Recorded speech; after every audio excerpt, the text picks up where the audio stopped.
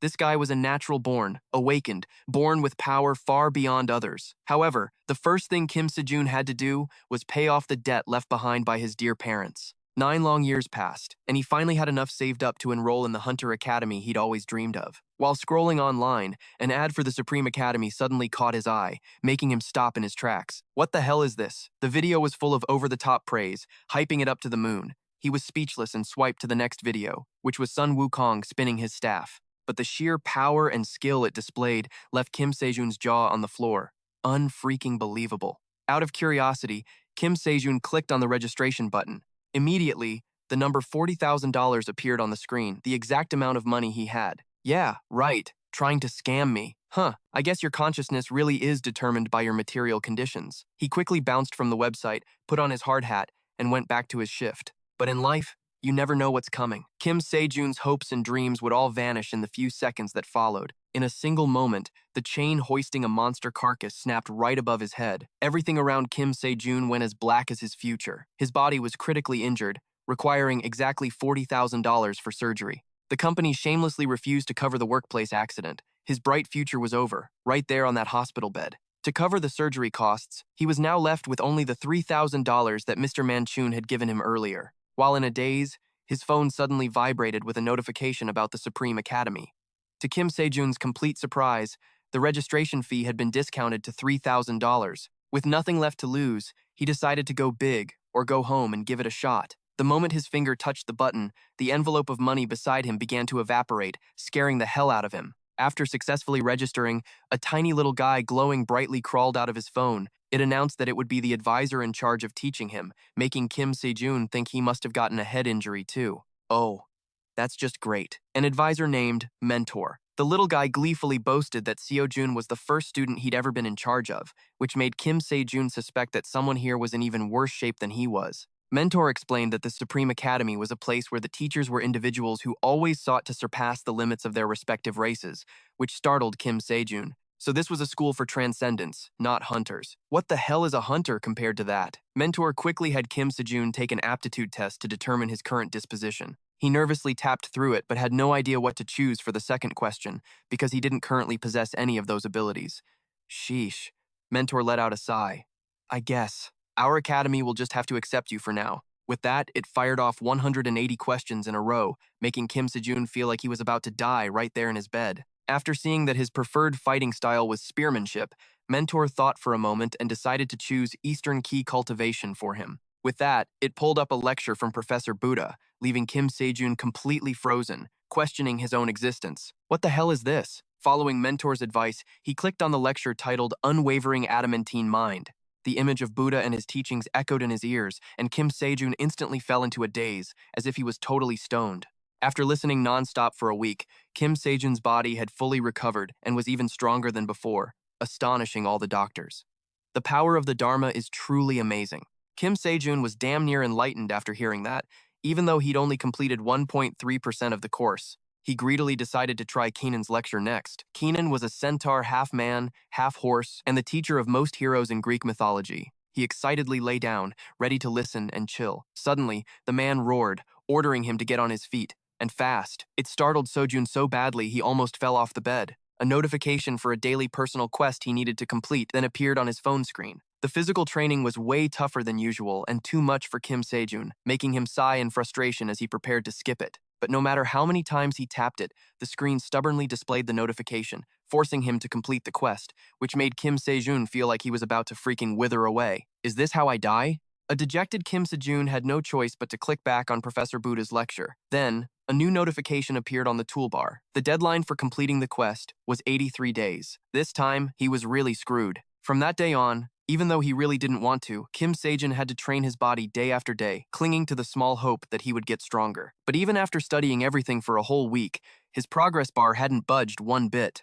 Well, it had been a while since he last exercised, so Kim Sejun took this as an excuse to train his body, huffing and puffing through 300 push-ups until he felt like jelly. Just as he was about to switch to a different exercise, he noticed the screen only showed 81 reps. Turns out, it only counted them if his form was perfect. That was just plain evil. Crying without tears, Kim Sejun gritted his teeth and cursed under his breath as he trained. He worked himself to the bone from morning till night and finally met the quota. He was so tired he could have coughed up blood, rolling around on the ground and cursing non-stop under the confused gazes of the people around him. Are you kidding me? From now on, Kim Sejun would have to do the exact same quest every single day and listen to lectures on top of that. Just thinking about it made him want to pass out.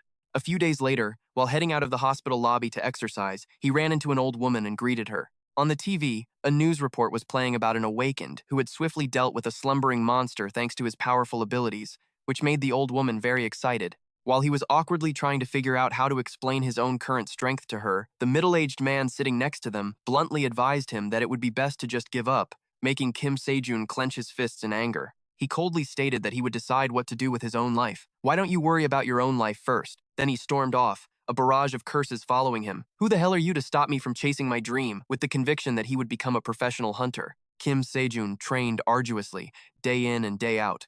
Meanwhile, at the academy, an earth-shattering battle was taking place between a female teacher and a massive, ferocious beast. After a thunderous clash, her sharp sword strikes had sliced it to pieces. The metallic stench of fresh blood sprayed across the courtyard, mixing with dust and smoke, leaving behind a scene of utter devastation.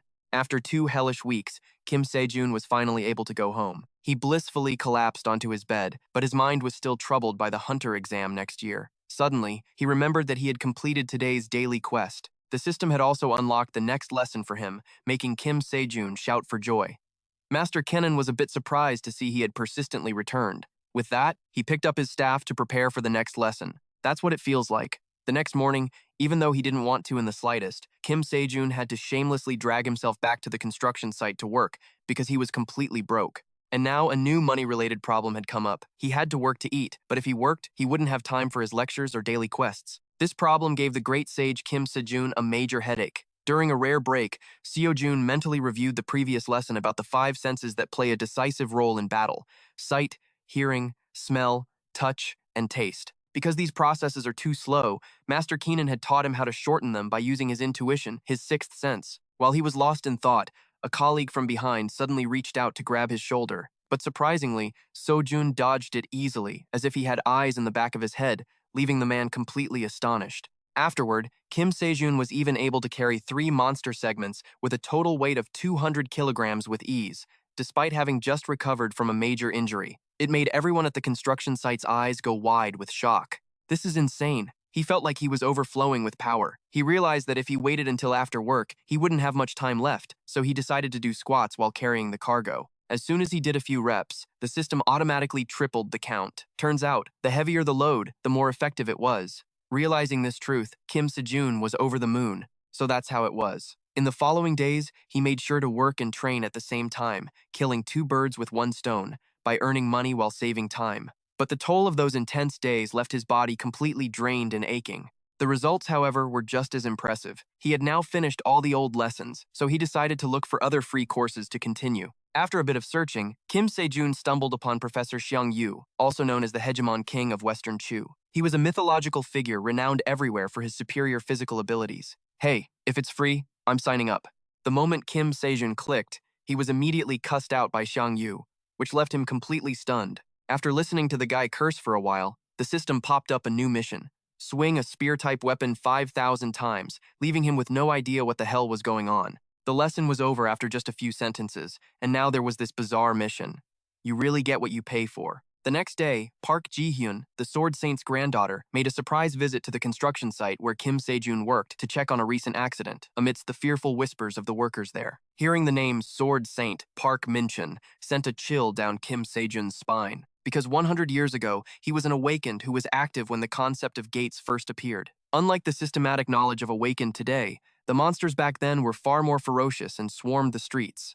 It was a time when humanity's survival wasn't guaranteed, and Park Min-chun was an awakened who arose in such a world. He was also one of the people who rebuilt this world's civilization, a hero who saved the world. Though he was old now, he was still a powerful force on this planet, which made Kim Sejun respect him immensely. With that thought, he started hauling goods with even more effort. His unsightly appearance caught Park Ji Hun's attention. Just like any other day, he was constantly using the monster carcasses to train his body. While he was talking with a colleague, one of the monster corpses suddenly twitched and lunged at the other man in a flash, catching them both completely off guard. A few minutes earlier, Park Ji Hun, exhausted from being surrounded by the workers, had escaped to a dark corner, thinking to herself that she really wasn't cut out to be a principal here. Hearing the whispers about her abilities only reaching B rank couldn't help but sting, because he was the Sword Saint, a hero respected by all. But to her, that name was nothing more than a heavy title weighing on her shoulders. Even though Park Ji Hun had been trained by her own grandfather to be a hunter since she could walk, the wall known as the Sword Saint was still too high to climb, and she didn't have the ability to overcome it. As someone constantly compared to her incredibly talented grandfather, her original dream was to become a teacher, but that was crushed by him. Her compromise was a hunter academy, but after news broke that the Sword Saint wouldn't be appearing at the academy she founded, all the students lost interest and left. They hadn't enrolled for her, but for the Sword Saint. All she wanted was a suitable student. While she was lost in thought, the sudden clamor from nearby, signaling a monster's appearance, startled her. At that moment, Kim Sejun and the other man were being cornered by the ferocious beast. He could do nothing but scream helplessly at the sight of his colleague facing death. He was so horrified he froze, realizing that a normal person could never be stronger than a monster, not even awakened who couldn't use mana. Not to mention, that monster was a 4-star beast. Even professional hunters would have a hard time taking it down. By the time Park Ji Hun got there, it would be too late.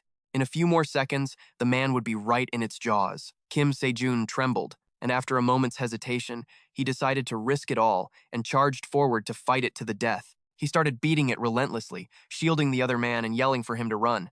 In a flash, it was just him and the savage monster. Kim Sejun tried to calm himself, telling himself he just had to hold out until the pro hunters arrived. Easier said than done. His body was still shaking uncontrollably with fear. In his panic, the teachings of Gautama Buddha suddenly echoed in his mind, calming his thoughts and bringing him peace. His fear and his trembling heart were gradually suppressed, giving him the courage to face the evil beast that was winding up for a strike. Realizing that if he waited to think before reacting, it would be too late, Kim Sejun had to act on instinct. And just like that, he easily dodged its solid punches. With that, he channeled Xiang Yu's mountain uprooting skill, aimed for its weak spot, and brought his weapon down with all his might. The rod in his hand flashed for a moment. Less than a second later, a deafening explosion erupted. Hearing the commotion, Park Ji Hun rushed over. Through the dust, she could faintly see the charismatic figure of Kim Sejun standing next to the monster's blood-soaked corpse. It seemed he had successfully applied the professor's lessons. That's my boy. What the hell just happened here? Park Ji Hun couldn't believe her eyes. Someone who wasn't even a hunter, who didn't have any decent weapons, using only a steel pipe. How could someone like Kim Sejun pull this off?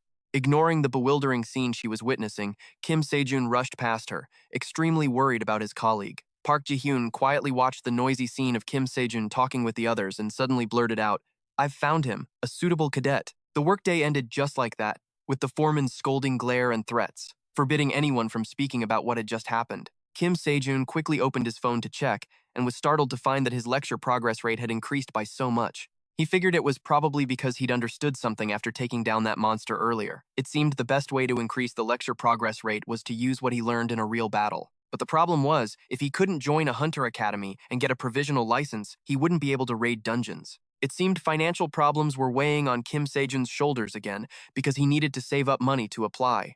While he was racking his brain, Park Ji Hun suddenly appeared behind him. She said she wanted to talk to him. As soon as he saw her, Kim Sejun immediately recognized her as the Sword Saint's granddaughter and couldn't help but wonder why someone like her would want to talk to him. Park Ji Hun didn't hesitate and got straight to the point. She wanted to invite him to meet her grandfather, but unfortunately, contrary to her expectations, Kim Sejun flatly refused and walked away, leaving her completely flustered. As a 31-year-old, Park Ji Hun was experiencing something she never had before, so she was a little bewildered. Kim Sejun spoke coldly, saying he simply couldn't believe in an academy of hers that had no cadets. It sounded sketchy as hell just hearing about it. Park Ji Hun was at a loss for words, unsure how to explain it to him. After seeing him do those strange exercises, and even while in a severely weakened state, still managed to slice that 4-star monster in half, she felt it was obvious he was trying to become a hunter, plain and simple. She hurriedly ran after him, promising him the equipment and facilities there, but he still adamantly refused. Backed into a corner, Park Ji Hun had no choice but to play her final card, her grandfather. With that, she said she would ask her grandfather to teach him swordsmanship, which made Kim Sejun pause for a brief moment, but the answer was still no.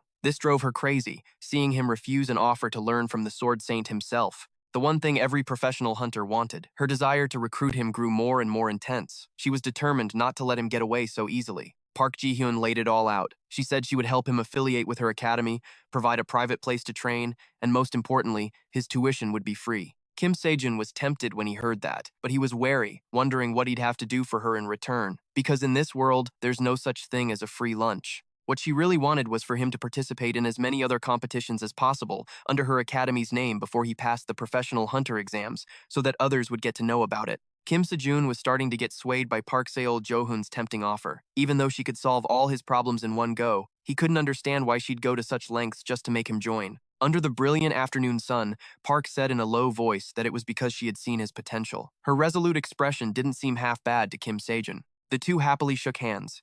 On the surface, their goals seemed to be one and the same, but deep down, it was a relationship of mutual exploitation. The next day, Kim Sejun received news that the construction foreman had been fired because he himself had asked Park Ji Hun to take care of it. This made everyone incredibly happy. And today, Kim Sejun's joy multiplied as it was his first day at the Hunter Academy. As soon as he arrived at the gate, Park Ji Hun was already there waiting to hand him a certificate. Kim Sejun took it, looking bewildered. He felt that even though he wasn't a professional hunter yet, this was the first step on the journey to achieving his dream. Before beginning his training, Park Ji Hun told Kim Sejun he had to first choose a weapon in preparation for entering a dungeon she had reserved for him. In a flash, he had chosen a staff for himself and followed her into the pitch-black rat's nest. Are these all just rank 2 monsters inside? This was the perfect place for someone with no experience like him to test his skills. Suddenly, a rat fiend lunged at him, but Kim Sejun deftly dodged it. With that, he immediately swung his staff again and again, striking the monster squarely and sending it staggering. After a bit of fighting, Kim Sejun was thrilled to discover his progress was steadily increasing. It seemed this place was perfect for him, where he could both increase his power and earn money. It was just like grinding for experience in a game, making him more and more excited, and his speed and power grew faster and stronger than ever. Park Ji Hun started to wonder if she'd picked the wrong guy. She already knew he was a strange kind of crazy, but to come right back from clearing a dungeon and immediately bury his head in his phone, muttering to himself like that, she'd never seen anything like it. In Park Ji Hun's eyes, Kim Sejun looked just like a patient who had escaped from a mental hospital. She had no idea how many hours he'd been staring at that black screen. And the bigger problem was that his eccentricities didn't stop there. Kim Sejun, a cadet with no proper training, had somehow managed to slaughter a horde of rat fiends on his first dungeon clear like a hunter with over 10 years of experience. It truly made her jaw drop. After clearing the scene, he started doing some bizarre exercises while moving the corpses himself. The fact that he was doing a job he could have solved simply by calling a corpse removal service was just mind-boggling, beyond anything she could imagine. But what worried Seon just as much right now was how she was going to explain his sudden appearance to him. With that, she buried her head in her hands in frustration, listening to Kim Sejun's yells. It was already past midnight, and he still hadn't finished all his lectures. Things were really getting complicated. The next day, Kim Sejun grinned from ear to ear, staring at his bank account screen, which was now filled with a whole lot of zeros. See? All my hard work paid off. Still, he couldn't help but feel that cleanup jobs like this were a waste of his precious lecture time. Kim Sejun suddenly wondered if he should ask his coworker, Mr. Manchun, to come and work with him. Then again, thinking about the nearly $10,000 he had just earned, Kim Sejun briefly wondered what he should do with it. Clearing the dungeon had helped him earn money and increase his lecture progress, but it wasn't happening as fast as he'd hoped. Suddenly, in a moment of thought, Kim Sejun remembered the legendary Great Sage, Heaven's Equal Lecture. With that, he excitedly tapped the register button. But what the hell? The price jumped all the way up to $27 million, making him want to smash his phone and cry his eyes out. My God, you damn capitalists. Just what I'd expect from the Supreme Academy. At a price like this, I'll be drowning in debt even after I become a professional hunter. Kim Sejun moped and whined for a while before finally pulling himself together and continuing to scroll, seeing if there were any decent items for sale. After a bit of searching, his jaw dropped when he saw they had every damn thing on here, from holy water and divine shields to even the spear of the holy dragon genus. Even though they were just replicas, they were all legendary-grade equipment, enough to leave someone like him, who knew nothing about weapons, completely stunned. The thought that equipment created by such transcendent beings could be bought and sold so easily made Kim Sejun's eyes light up like headlights. He immediately tapped to buy the spear of the holy dragon genus without a second thought. However, that was just the intention. Whether or not he could actually afford it was another story. The number $100,000 appeared, but it only made him train even more furiously. At the same time, Kim Sejun was crying without tears, having no idea how he'd ever dig up that much money. Looks like he'd have to wait until his next life to watch that $27 million Great Sage lecture. Park Ji Hun gave a strained smile as she quietly approached and handed him a folder about the academy race. It was a competition between academies where countless students participated to show off their elite skills. She explained that the academy race was a Tier 4 tournament. The winner could earn the right to participate in a higher tier tournament, be permitted to enroll in the academy, and receive government authorization. Because of this, The Hunter Academies didn't hesitate to pour all their brightest talents into the competition, and Seon's intentions were written all over her face. She laughed heartily and said she wanted Kim Sejun to participate as a representative for her Hunter Academy. After a moment's hesitation, he agreed to give it a try for the experience, which made Seon overjoyed.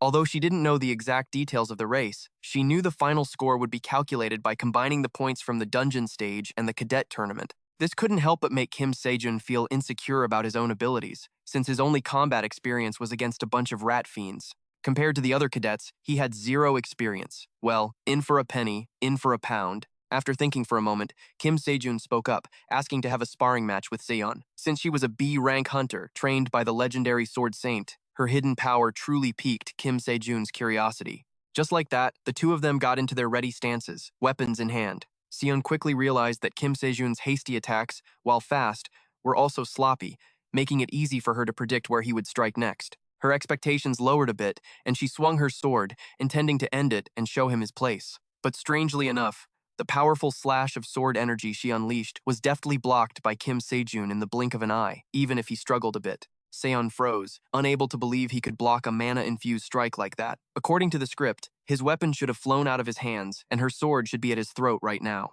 Seeing Seon's dazed expression, Kim Sejun let out a cocky little smile and charged forward again, swinging his staff. This is unreal. All of a sudden, the force of Kim Sejun's attacks became much faster and sharper. His speed was a world apart from before, causing Seon to stumble slightly. In the heat of battle, a voice suddenly echoed in his head, ordering him to quickly change his tactics. The voice guided his every move, from how to attack and defend, to even how to spin his staff and his overall fighting method, all in minute detail. The very moment Kim Sejun swung his staff, putting all his strength into one final blow, a terrified Seon also used every ounce of her power to counter. With a massive crash, the result was a scene of utter devastation, with Kim Sejun lying flattened in the opposite corner, his head cracked and bleeding. She cried out in fright and rushed over to see if he was all right. Just then, Kim Sejun managed to push himself up, scratching his head sheepishly. He couldn't believe he'd actually lost to her in the end. Was this really a fight between a B-rank hunter and a mere cadet? It looked like Kim Sejun still had a long way to go before he could touch the title of professional hunter. Suddenly, he quickly checked his phone and was delighted to see his points had increased. Just as he'd predicted, it looked like he'd have to bother Seon to spar with him again in the future. Of course, she agreed. With that, she casually mentioned the competition's prize money, worth $100,000, which caused the monster inside Kim Sejun to awaken faster than ever before. A fire suddenly filled his eyes, his entire body seething with fighting spirit as his hot blood pulsed, and he threw himself into training like a madman, so determined to win that even Seon was at a loss. 2 weeks gradually passed, and today was the day of the tournament. The assembly point was already noisy, with countless people coming and going, including a strange, bespectacled guy who was standing there constantly muttering to himself. He had also come here today to compete. After settling into the waiting room, he was trembling so much that his hands and feet were already knocking against each other. His body froze like a rock when he saw with his own eyes the countless muscular soldiers and the pile of seriously wicked weapons they possessed. The more he looked, the more his eyes were dazzled. Suddenly, his eyes fell upon the sight of Kim So-run with his crappy weapon and a wound patched with a piece of clothing, looking so pathetic that he seemed completely out of place, which made the guy's jaw drop even wider. The people around him also began to notice how different he was and started whispering amongst themselves. Kim So-run continued to act as if he were deaf, still watching his lecture. This pure, I don't give a damn style of his made the nerdy guy feel a sense of camaraderie, like finding a kindred spirit when you're the new kid in class and no one wants to hang out with you. Just like that, a one-sided comradeship bloomed, much to Kim So-run's confusion. He shyly approached to introduce himself as Lemon, 19 years old, a natural awakened. After a few greetings, he immediately revealed to him that the two people arguing loudly not far away were the incredibly strong Kang Deok-chul from Gochuri Academy and Lee Chun-min of the Academy. This attitude left Kim So-run completely baffled, wondering what the hell this was about. Who the hell asked him to spill all that information? The noisy argument was quickly shut down by Lee Dong-hwan of Recruitment Academy. The moment he spoke, the atmosphere became dead silent, as if nothing had ever happened. According to Lemon, he was apparently the champion of this tournament thanks to his own immense power, and he had even rejected an offer to join from Seon before. He was currently furious, slamming the table and chairs because he had to compete against these low-level runts around him. As he spoke, he felt a slight regret for rejecting Seon's offer, meaning his chance to use her was now gone.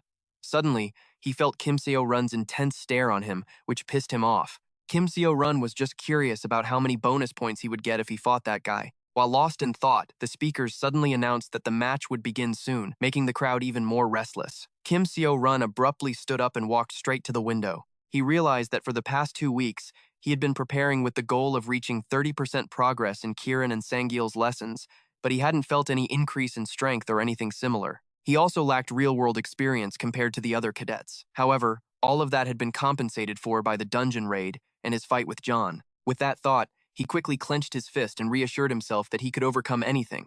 $100,000, here I come. After all that, Kim Seo-run felt like he was going to faint when the announcer declared that the dungeon maze competition was about to begin. It had just started, and he was already being thrown into the deep end. Kim Seo-run really had the lousiest luck. The first round of the tournament officially began amidst the deafening cheers of the crowd below. The first round of the tournament was a dungeon maze race. Other than the requirement to not attack other cadets and to escape the maze, there were no other rules. The audience was a bit confused because even for the lowest level tournament, they wouldn't create a maze so simple that you could escape through sheer luck. They secretly guessed there would probably be monsters in the maze, and hunting them would be the way to find the exit, making it a test of a hunter's most important skill when raiding dungeons. On the big screen now was the image of Deng Huan with a deadly gaze, relentlessly swinging his blood-soaked sword, met with the enthusiastic cheers of the audience. No one noticed that Sion had secretly snuck in to scout the situation at some point. Deng Huan's presence in the tournament utterly surprised Sion, and a sense of worry for Kim Seo-run's safety immediately welled up inside her.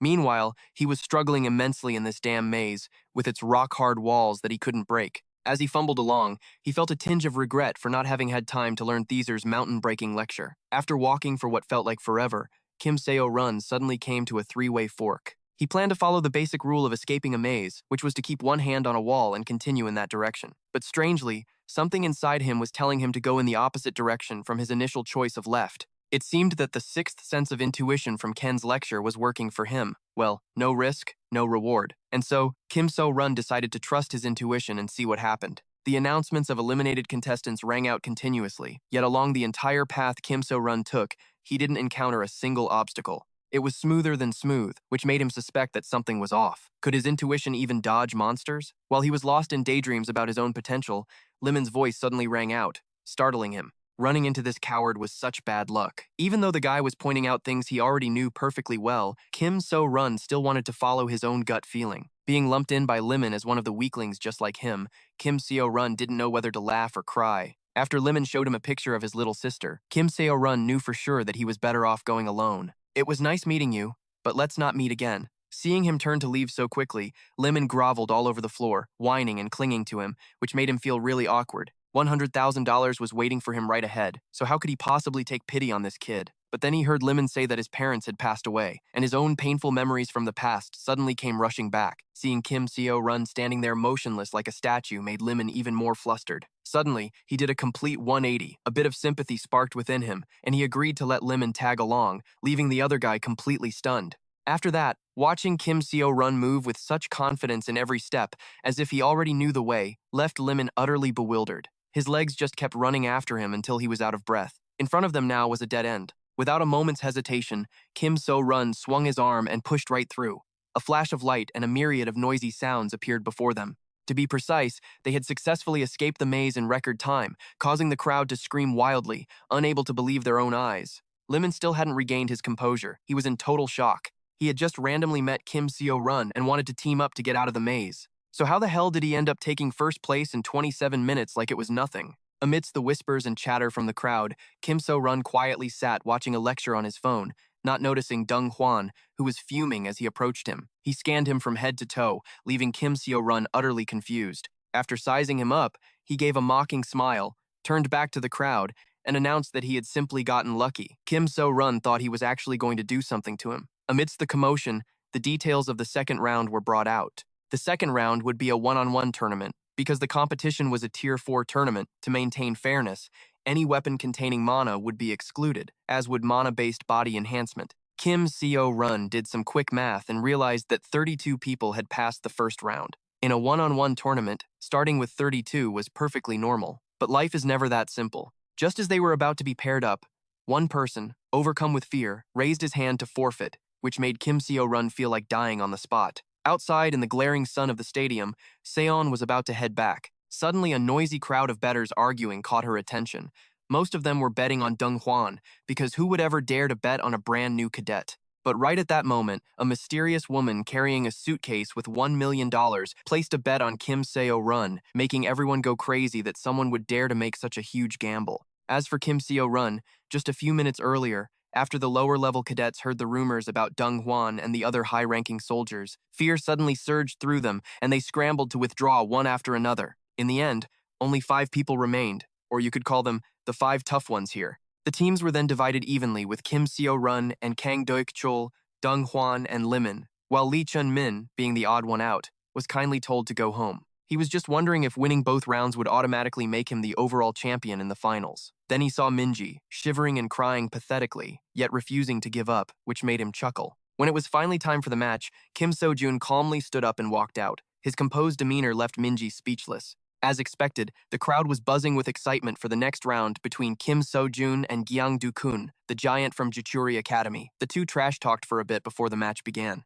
Without a moment's hesitation, that guy charged forward at full speed, meeting Kim Seo-jun's arrogant gaze. Minji, sitting in the waiting room, was trembling just as much. He was nervous for Seo-jun, and also for himself, because the dark look on Deng Oan's face was enough to scare him to death. Just as he was about to give up hope, the screen suddenly showed that Kim Seo-jun had won, giving Minji a new surge of strength. All the fear he'd been feeling vanished into thin air. A few minutes earlier, while Du-kun was relentlessly slashing his sword, Kim Seo-jun was dodging with an effortless grace that made it look like child's play, gradually draining his opponent's stamina. After a while, in a fit of rage, he unleashed his final move, only to be sent flying by Kim Seo-jun's slash. He was so shocked that he trembled and collapsed pathetically at his feet in defeat.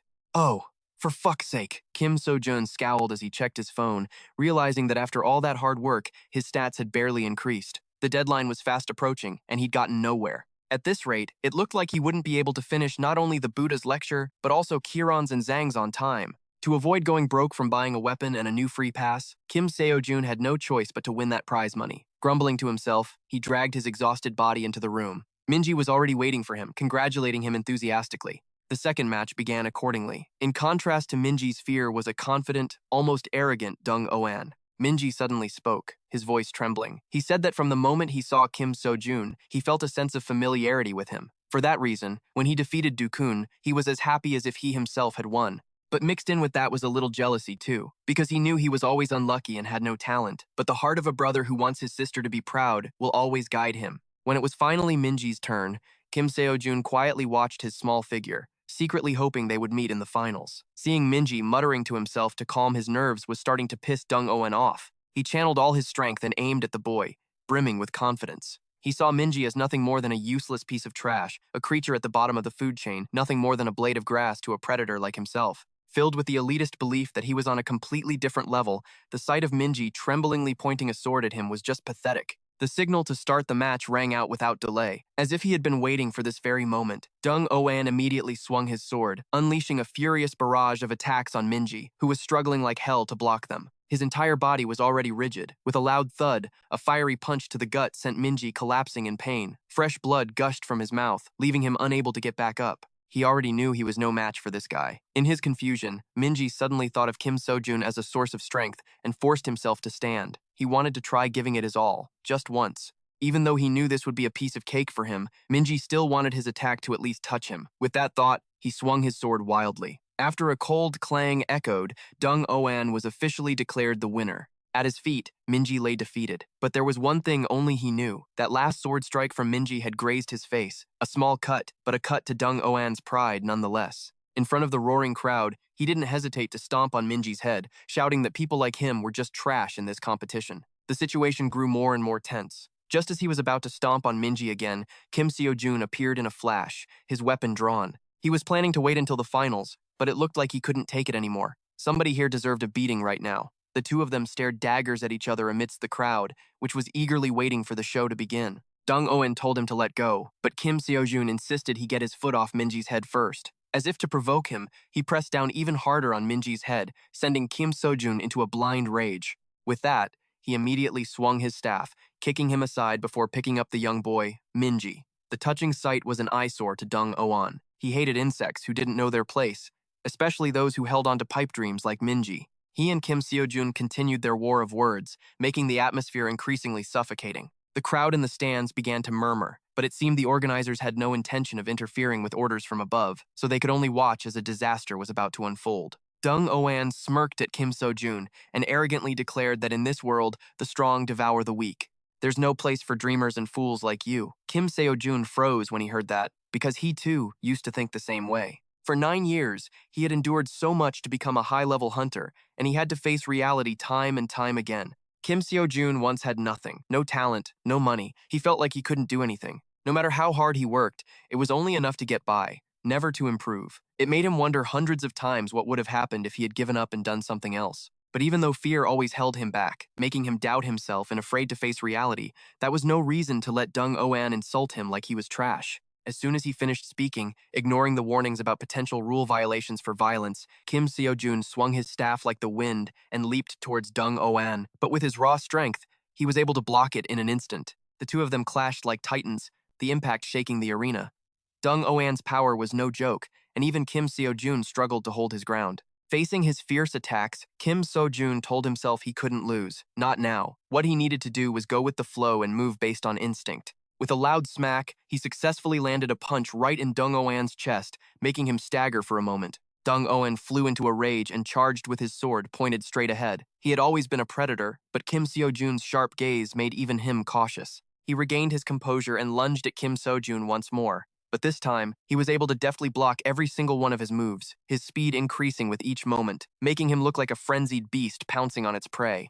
In a moment of carelessness, Dung Oan was knocked back by Kim Seo-jun's staff, a huge humiliation for him.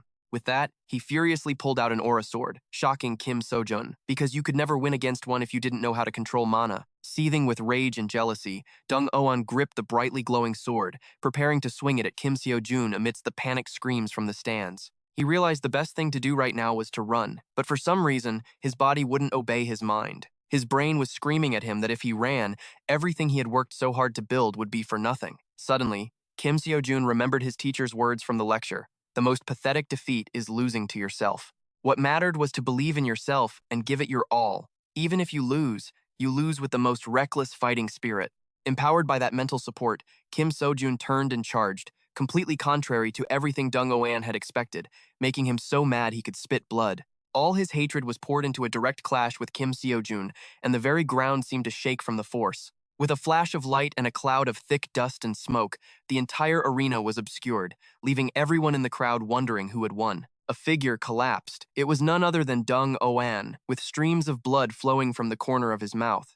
Beside him, Kim Seo-jun panted heavily, the air thick with an unspeakable tension. And just like that, Kim Seo-jun had successfully defeated Dung Oan, met with a roar of countless cheers from the crowd.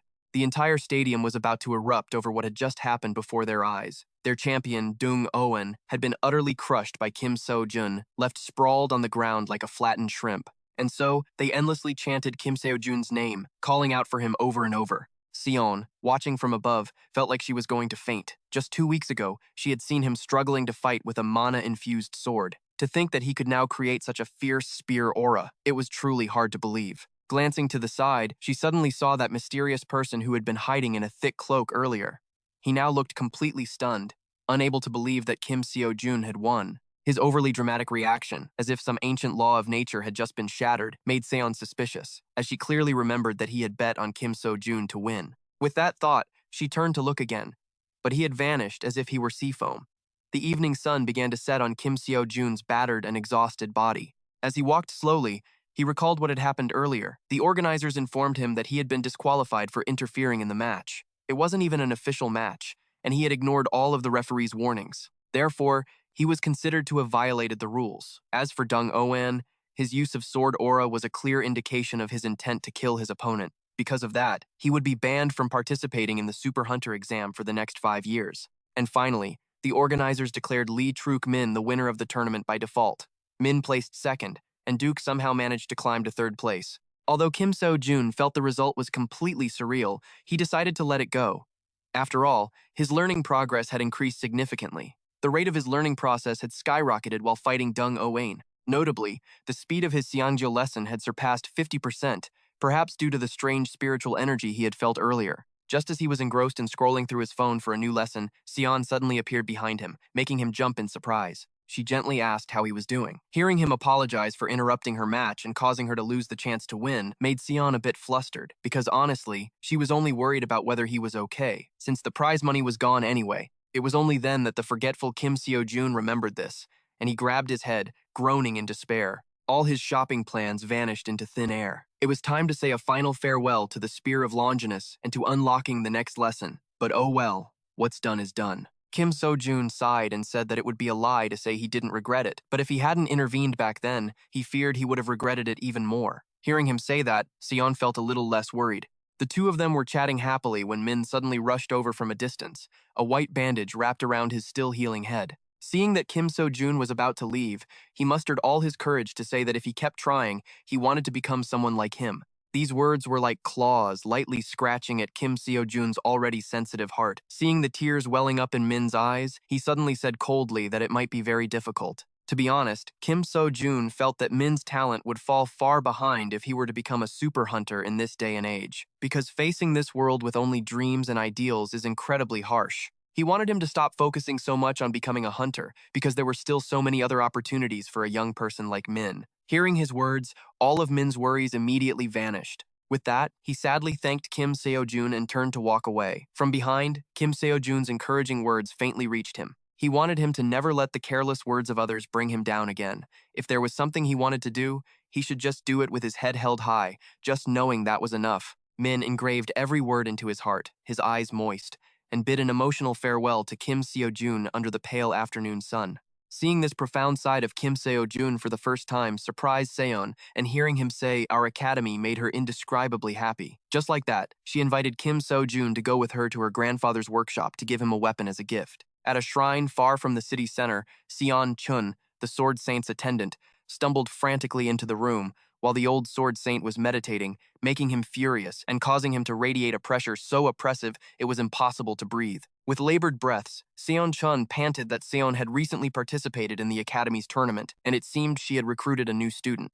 These words successfully piqued the curiosity of the Sword Saint, Park Ji Hun, making him feel that he had to go there himself to see what kind of person he was. Seeing Kim Seo-jun working so diligently day after day, doing missions to achieve his dream of having money to buy equipment, drove Seon crazy. She had clearly taken him to the shop, but the ever-picky Kim Seo-jun ended up not buying anything. He was really something else. Kim Seo-jun's face turned pale. He couldn't believe she could read him so well, like an open book. It was just that he was unsatisfied with normal weapons after seeing firsthand those created by one of the Transcendents. He then thought about the soaring prices and realized it was probably the influence of the law of causality. If money isn't truly earned through hard work. Then Seon spoke up, curious, wanting to know how Kim Seo-jun could control mana so incredibly well. Because watching how he fought monsters proved that Kim Seo-jun could control it with no ordinary skill, even though she had never once seen him practice. It was only then that Kim Seo-jun vaguely remembered that he had never learned a single control technique. It was known as a technique that helps the user control and use mana more effectively. Based on its effectiveness, it was divided into high level and low level. Every hunter had their own mana control technique, and they were even patented. This was also the reason why Kim Seo-jun had tried so hard to get into a high-level school like the Hunter Academy. Seon said that her grandfather had strictly forbidden her from learning those techniques at school. Instead, she could teach him a technique that she herself had invented, which greatly surprised Kim Seo-jun. He hadn't expected her to be talented too, but after thinking for a moment, Kim Seo-jun realized she was right. A control technique was a fundamental for a hunter, and he felt the primary difference between being able to use mana or not in the fight with Dung Oen not long ago. Now that he had free time, Kim Seo-jun thought to himself that learning about mana was a good thing in this harsh world, ruled by the law of causality. Mana was the way to rise up and fight against the world's rules. After Seon left, Kim Seo-jun immediately took out his phone to watch a lecture on mana taught by the Archmage Merlin. After watching for a while, he felt like his brain was melting. In a flash, the mage finished his explanation and said that each person would have to find their own mana, which left Kim Seo-jun dumbfounded. Hello? How am I supposed to do the exercise when I haven't even understood the lesson yet? He tried to focus his mind. Thanks to the sensory perception he learned from Ken, his body could feel and control mana more clearly, but for some reason, he still couldn't give it a physical form. Remembering the mage's lecture from earlier, that the transformation of mana was like an aura, Kim Seo-jun focused all his strength and compressed it. In a flash, he had unexpectedly created a mana stone, a success beyond his wildest imagination. Although it was a little small, he told himself he would get the hang of it over time. Suddenly, a voice rang out from behind him, making Kim Sejun jump. It was none other than the Sword Saint, Park Ji Hun. He had come to see who Seon's new academy student was, not expecting to witness him creating a mana stone with his own hands. Although it was slow, he was undoubtedly a genius because it was a very difficult thing to do. A genius like Kim Sejun joining Seon's academy made him suspect that he was targeting his granddaughter. With that thought, he radiated a fierce, hostile aura and demanded to know his name. Without a hint of fear, Kim Sejun quickly introduced himself. He never expected Seon's grandfather to show up here and told him she had gone out, which made the color drain from the old man's face with each passing second. Park Ji Hun stared at him intently, revealing that the killing intent he'd been radiating was more than enough to make Kim Sejun drop dead, unless he was an S-rank hunter. And yet, Kim Sejun acted as if it were nothing, which was truly suspicious. He looked around, stunned, still not understanding what the man meant. Park Ji Hun could no longer contain himself, drawing his sword and striding toward him in a furious rage. The killing intent scared him out of his wits, and he tried to explain, but it seemed the old man had no intention of listening. With a whoosh, a blast of energy shot from the man's hand, sending Kim Sejun tumbling and fearing for his life. Meanwhile, Seon was on her way to see her grandfather, to tell him about Kim Sejun, but was a bit disappointed when she couldn't find him. Little did she know, her grandfather was at the academy, intending to deal with Kim Sejun himself. Seon was overjoyed to unexpectedly run into Guard Seo. It was perfect timing, as she was just about to contact him to ask where her grandfather was.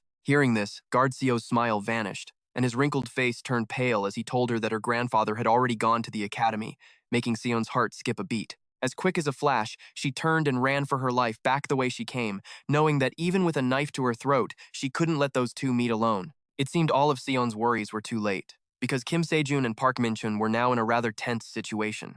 He suddenly noticed that the man swung his sword without even drawing it from its sheath, and realized he only meant to stop him, not kill him. With that, he said in a trembling, flustered voice that it was all just a misunderstanding. But his opponent didn't believe him one bit. Endless waves of energy slammed into Kim Sejun, and he struggled to fight back, exhausted to the point of collapse. Park Ji Hun was acting like a complete madman. His entire body was shrouded in a pitch-black murderous aura as he inwardly decided that Kim Sejun was full of lies. His stubbornness left Kim Sejun helpless. Fine, do whatever you want to me. He knew that even though the old man looked fierce, he didn't seem to actually want to kill him.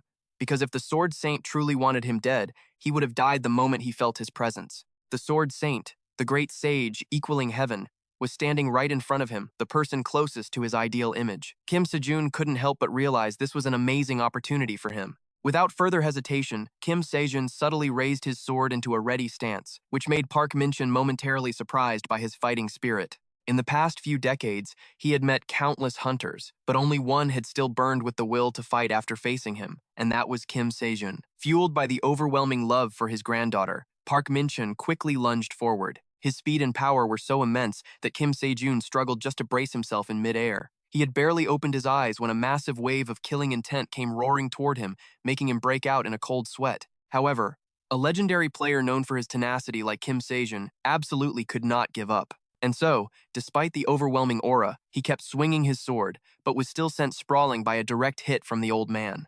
Kim Sejun felt that something was off. He couldn't let this one and only chance slip by, especially while the man was still going easy on him. He stubbornly got back on his feet, determined to end this with one more blow. His body was continuously being beaten to a pulp by Park Ji Hun, but he faintly recalled the advice from the mage Merlin's lecture. Kim Sejun mustered all his remaining strength and lunged forward, swinging his staff with a whoosh. After the thick clouds of dust settled, he had been beaten so badly, he couldn't even get up. Even after being beaten to this state, Kim Sejun kept calling out Seon's name, which really gave the old man a headache. His rage flared up again as he prepared to give him another thrashing. Fortunately, Seon arrived right in the nick of time. How ironic. Luckily, the old man finally calmed down and stopped, along with Kim Sejun, whose face was already bruised and swollen. Seeing the two of them bickering like children really gave Seon a headache. She had never seen anyone dare to talk back to the Sword Saint like he was. Park Ji Hun overstepping his bounds today made Seon both angry and embarrassed that Kim Sejun had to endure it all. With that, she shyly bowed her head and apologized to him, which made Kim Sejun a little flustered. He looked up and saw the look in Park Ji Hun's eyes, immediately understanding that he wanted to speak with her alone. So he tactfully made the excuse of going to the hospital and slipped away, making Seon a bit grateful that he understood. After he left, she slowly turned to face her grandfather directly and coldly said she wanted to talk things out, though her heart was pounding. Park Ji Hun spoke first, stating that Kim Sejun was very suspicious. His words, "What could you possibly know?" made all of Seon's old resentments come flooding back. She had been hearing those overbearing words from her own grandfather for the past 31 years. She couldn't even escape him at the Hunter Academy, where he would always cause trouble whenever she got a new student. And so, they all left soon after. She knew why her grandfather acted that way, as well as the motives behind why people came here. That was why she could never stop them when they wanted to leave. However, Kim Sejun was different. She didn't want to lose him. With that, she screamed furiously, as if yelling right in his face. "I don't want to!" Just like that, all her years of pent-up frustration finally had a chance to explode. Sion cried and screamed that this was her academy, and she wouldn't do what he wanted anymore. It wasn't like they had made precious memories together, nor did she have any special feelings for him, but whenever she saw Kim Sejun, she got a strange feeling. It made her want to be with him longer, even though she didn't understand why. She angrily declared that she couldn't live under his shadow forever, because that's not what she ever wanted. After saying her piece, she didn't let him say a word. She just turned her back, opened the door, and walked straight out, leaving Park Min-chin still in shock. Memories of that fateful day came flooding back to him, the day his son died after a dungeon break. From then on, he had raised Sion. He decided he had to give her the strength to protect herself, which was why he was so strict, even though he knew she hated swordsmanship and just wanted to be a teacher. Only now did he understand the result of his tyranny. A few days later, Kim Sejun stretched as he walked down the street, thinking about today's mission. The day the Sword Saint came looking for him, 2 days ago, he really thought he was toast. Luckily, Sion arrived in time, otherwise it wouldn't have just ended with bruises. He remembered how she had called him last night and explained the situation, her relationship with her grandfather, and what happened with the previous students. He was sure that wasn't the whole story, but he understood how she felt and why the Sword Saint hated him so much. Still, getting beaten up for no reason really pissed him off, but no matter what, he had to go see the man today and apologize so this would never happen again. He was fearfully opening the door when he saw Park Min-chin already sitting there waiting for him, which made Kim Sejun's face go pale. Was he planning to beat him up again? The two of them just sat there together as if nothing had happened, though Park Min-chin still didn't quite trust Kim Sejun. He said in a strained voice that he had nothing to hide. After listening to him drone on for a while, it seemed to the old man that he was telling the truth, but the power and talent that were constantly radiating from him was a real headache. Not to mention, he got annoyed just by looking at him, for no reason at all. It was so confusing. Suddenly, he shot up saying he wanted to go train, which startled him. He realized that was it. If he just watched him train, he might be able to figure out what he was trying to hide.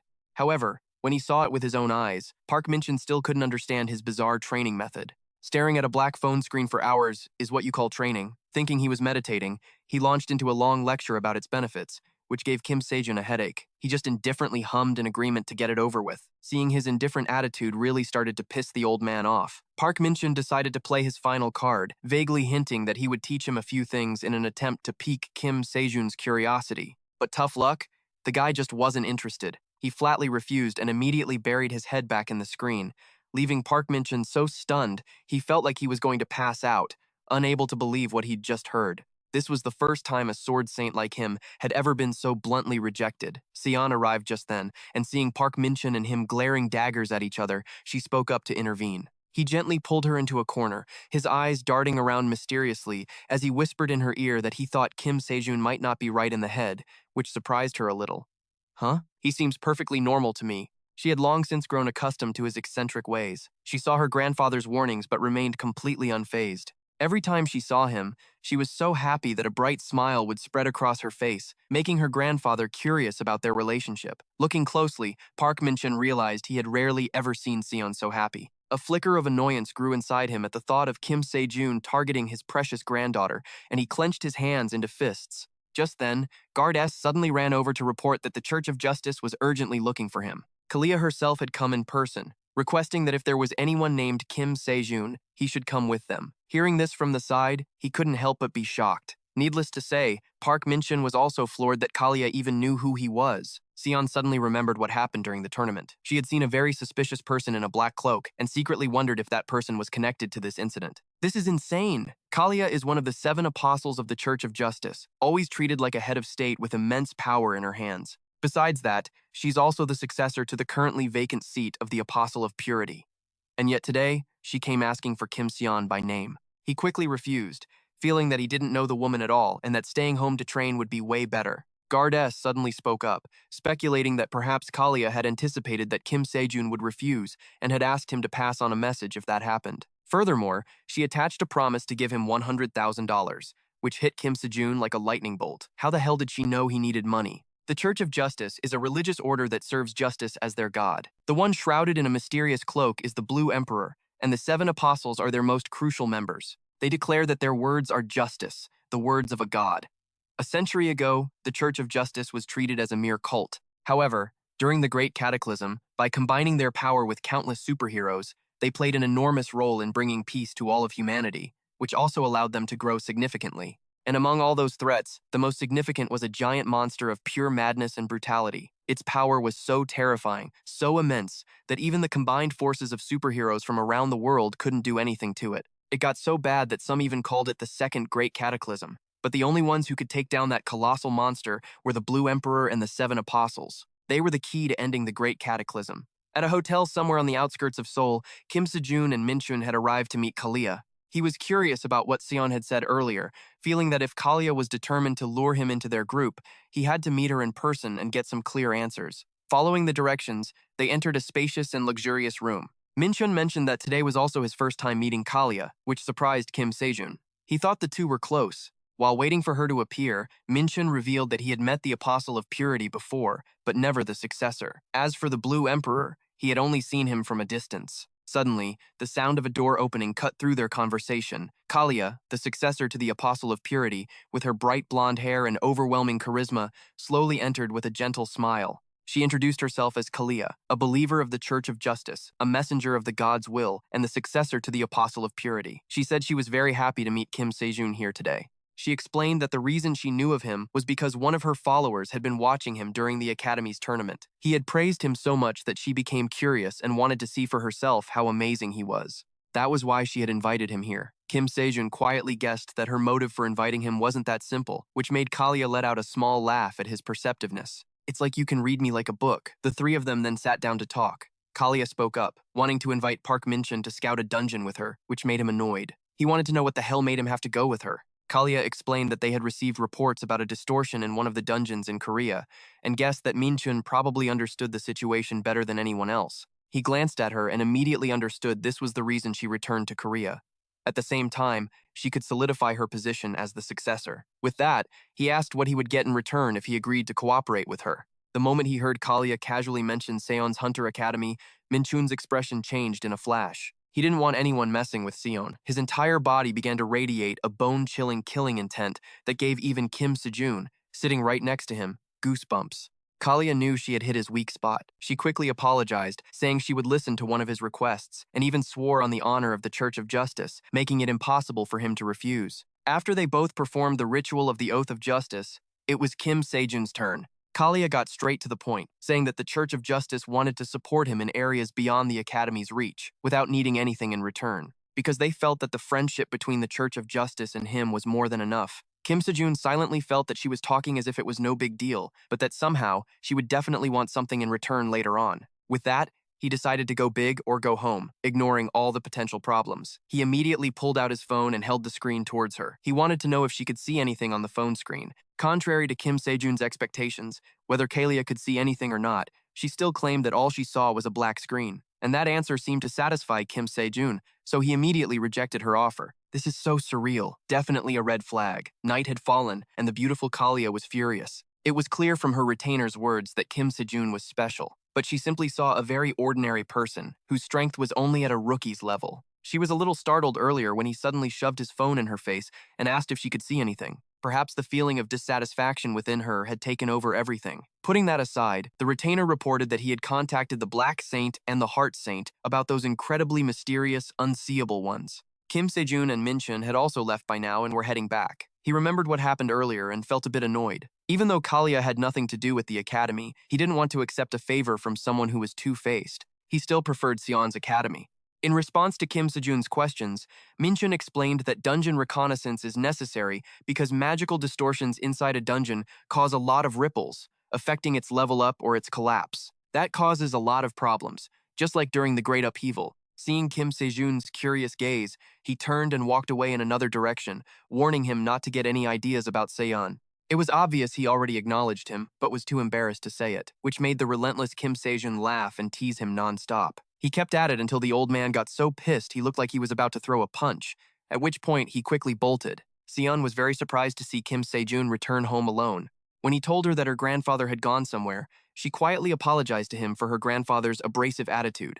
But to her surprise, she heard Kim Sejun defending him, trying to strengthen the bond between her and Minchun, which made Seon feel a little happy. Knowing he was in need of money, Seon immediately showed him an announcement for the dungeon clearing competition happening on the upcoming 24th. Seon explained that the competition was designed to clear out neglected dungeons. These dungeons aren't profitable, are usually low level, and are a pain to raid. If they aren't cleared in time, they'll eventually break, and monsters will spill out. No matter how low level the monsters are, they're still a danger to ordinary people. Initially, government-employed hunters were in charge of clearing dungeons like these, but assigning high-level hunters to such places was a waste of resources and completely inefficient. So, the government came up with a different method, this very dungeon clearing competition. Most students can handle these uncleared dungeons.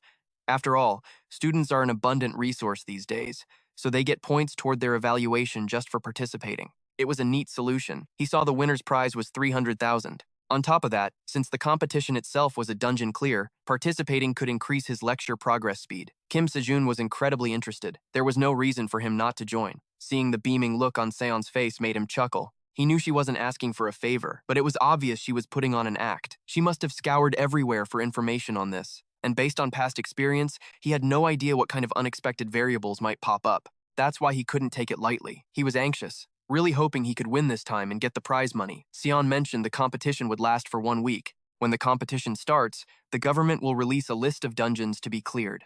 Participants will then check the list, reserve the dungeon they want to clear on an app, and then go clear it. However, you have to clear the reserved dungeon within 10 hours. You can only reserve one at a time, otherwise the reservation will be canceled. Basically, the evaluation criteria depend on how fast you are and the number of dungeons you clear. Speed is the key, so it wouldn't be surprising if travel costs ended up being more than the prize money. Kim Sejun thought for a moment. This was going to be a tough one, clearing the dungeon and processing the corpses. But speed is the main thing. It looked like he should focus on the prize money and just forget about the monster corpses that weren't worth much anyway. Then, suddenly, Kim Sejun shot to his feet, an idea seemingly striking him. A few days later, on the day of the competition, Kim Sejun logged on and discovered that thanks to his hard work, his lecture progress rate had increased quite a bit. But strangely, Karen's and Merlin's progress rates weren't increasing anymore. It looked like he was going to need something else. He had already downloaded the app. Now all he had to do was wait for the helper he'd called. After a short wait, the person finally arrived, and it was none other than Mr. Mancello, his old colleague from the construction site. A few days earlier, he had called him to ask for help with the competition. The main job would be to help transport the monster corpses he collected and to act as his driver. He desperately needed his help because dismantling the valuable monster parts was a job that required real skill. He trusted Mr. Mancello completely, which is why he had entrusted him with the task. Ping. A notification on his phone announced that the competition had officially begun. The two of them said goodbye to Seon and hit the road. Once in the car, Kim Sejun explained that there were two crucial factors in this competition. 1. How fast you clear the dungeon, and 2. How fast you get to the dungeon you've chosen. Basically, speed is everything. This competition mainly features dungeons with level 1 to 2 monsters. The clear time varies depending on the dungeon's layout, but what he was concerned about was how long it would take them to get to each one. Mancello glanced at the list of dungeon locations for the competition. When Kim Sejun told him he had to find the shortest route to each dungeon, he let out a weary sigh, wondering if he was up to the task. With that, he floored the gas pedal and they shot off. Meanwhile, the supervisor, Gujin, couldn't stop yawning. After seeing Kim Sejun from the mediocre Dream Academy head out, she silently guessed his power was probably average too. It would take him at least 1 hour. Seeing Mancello just standing outside observing, she felt at ease. But then, the gate suddenly burst open.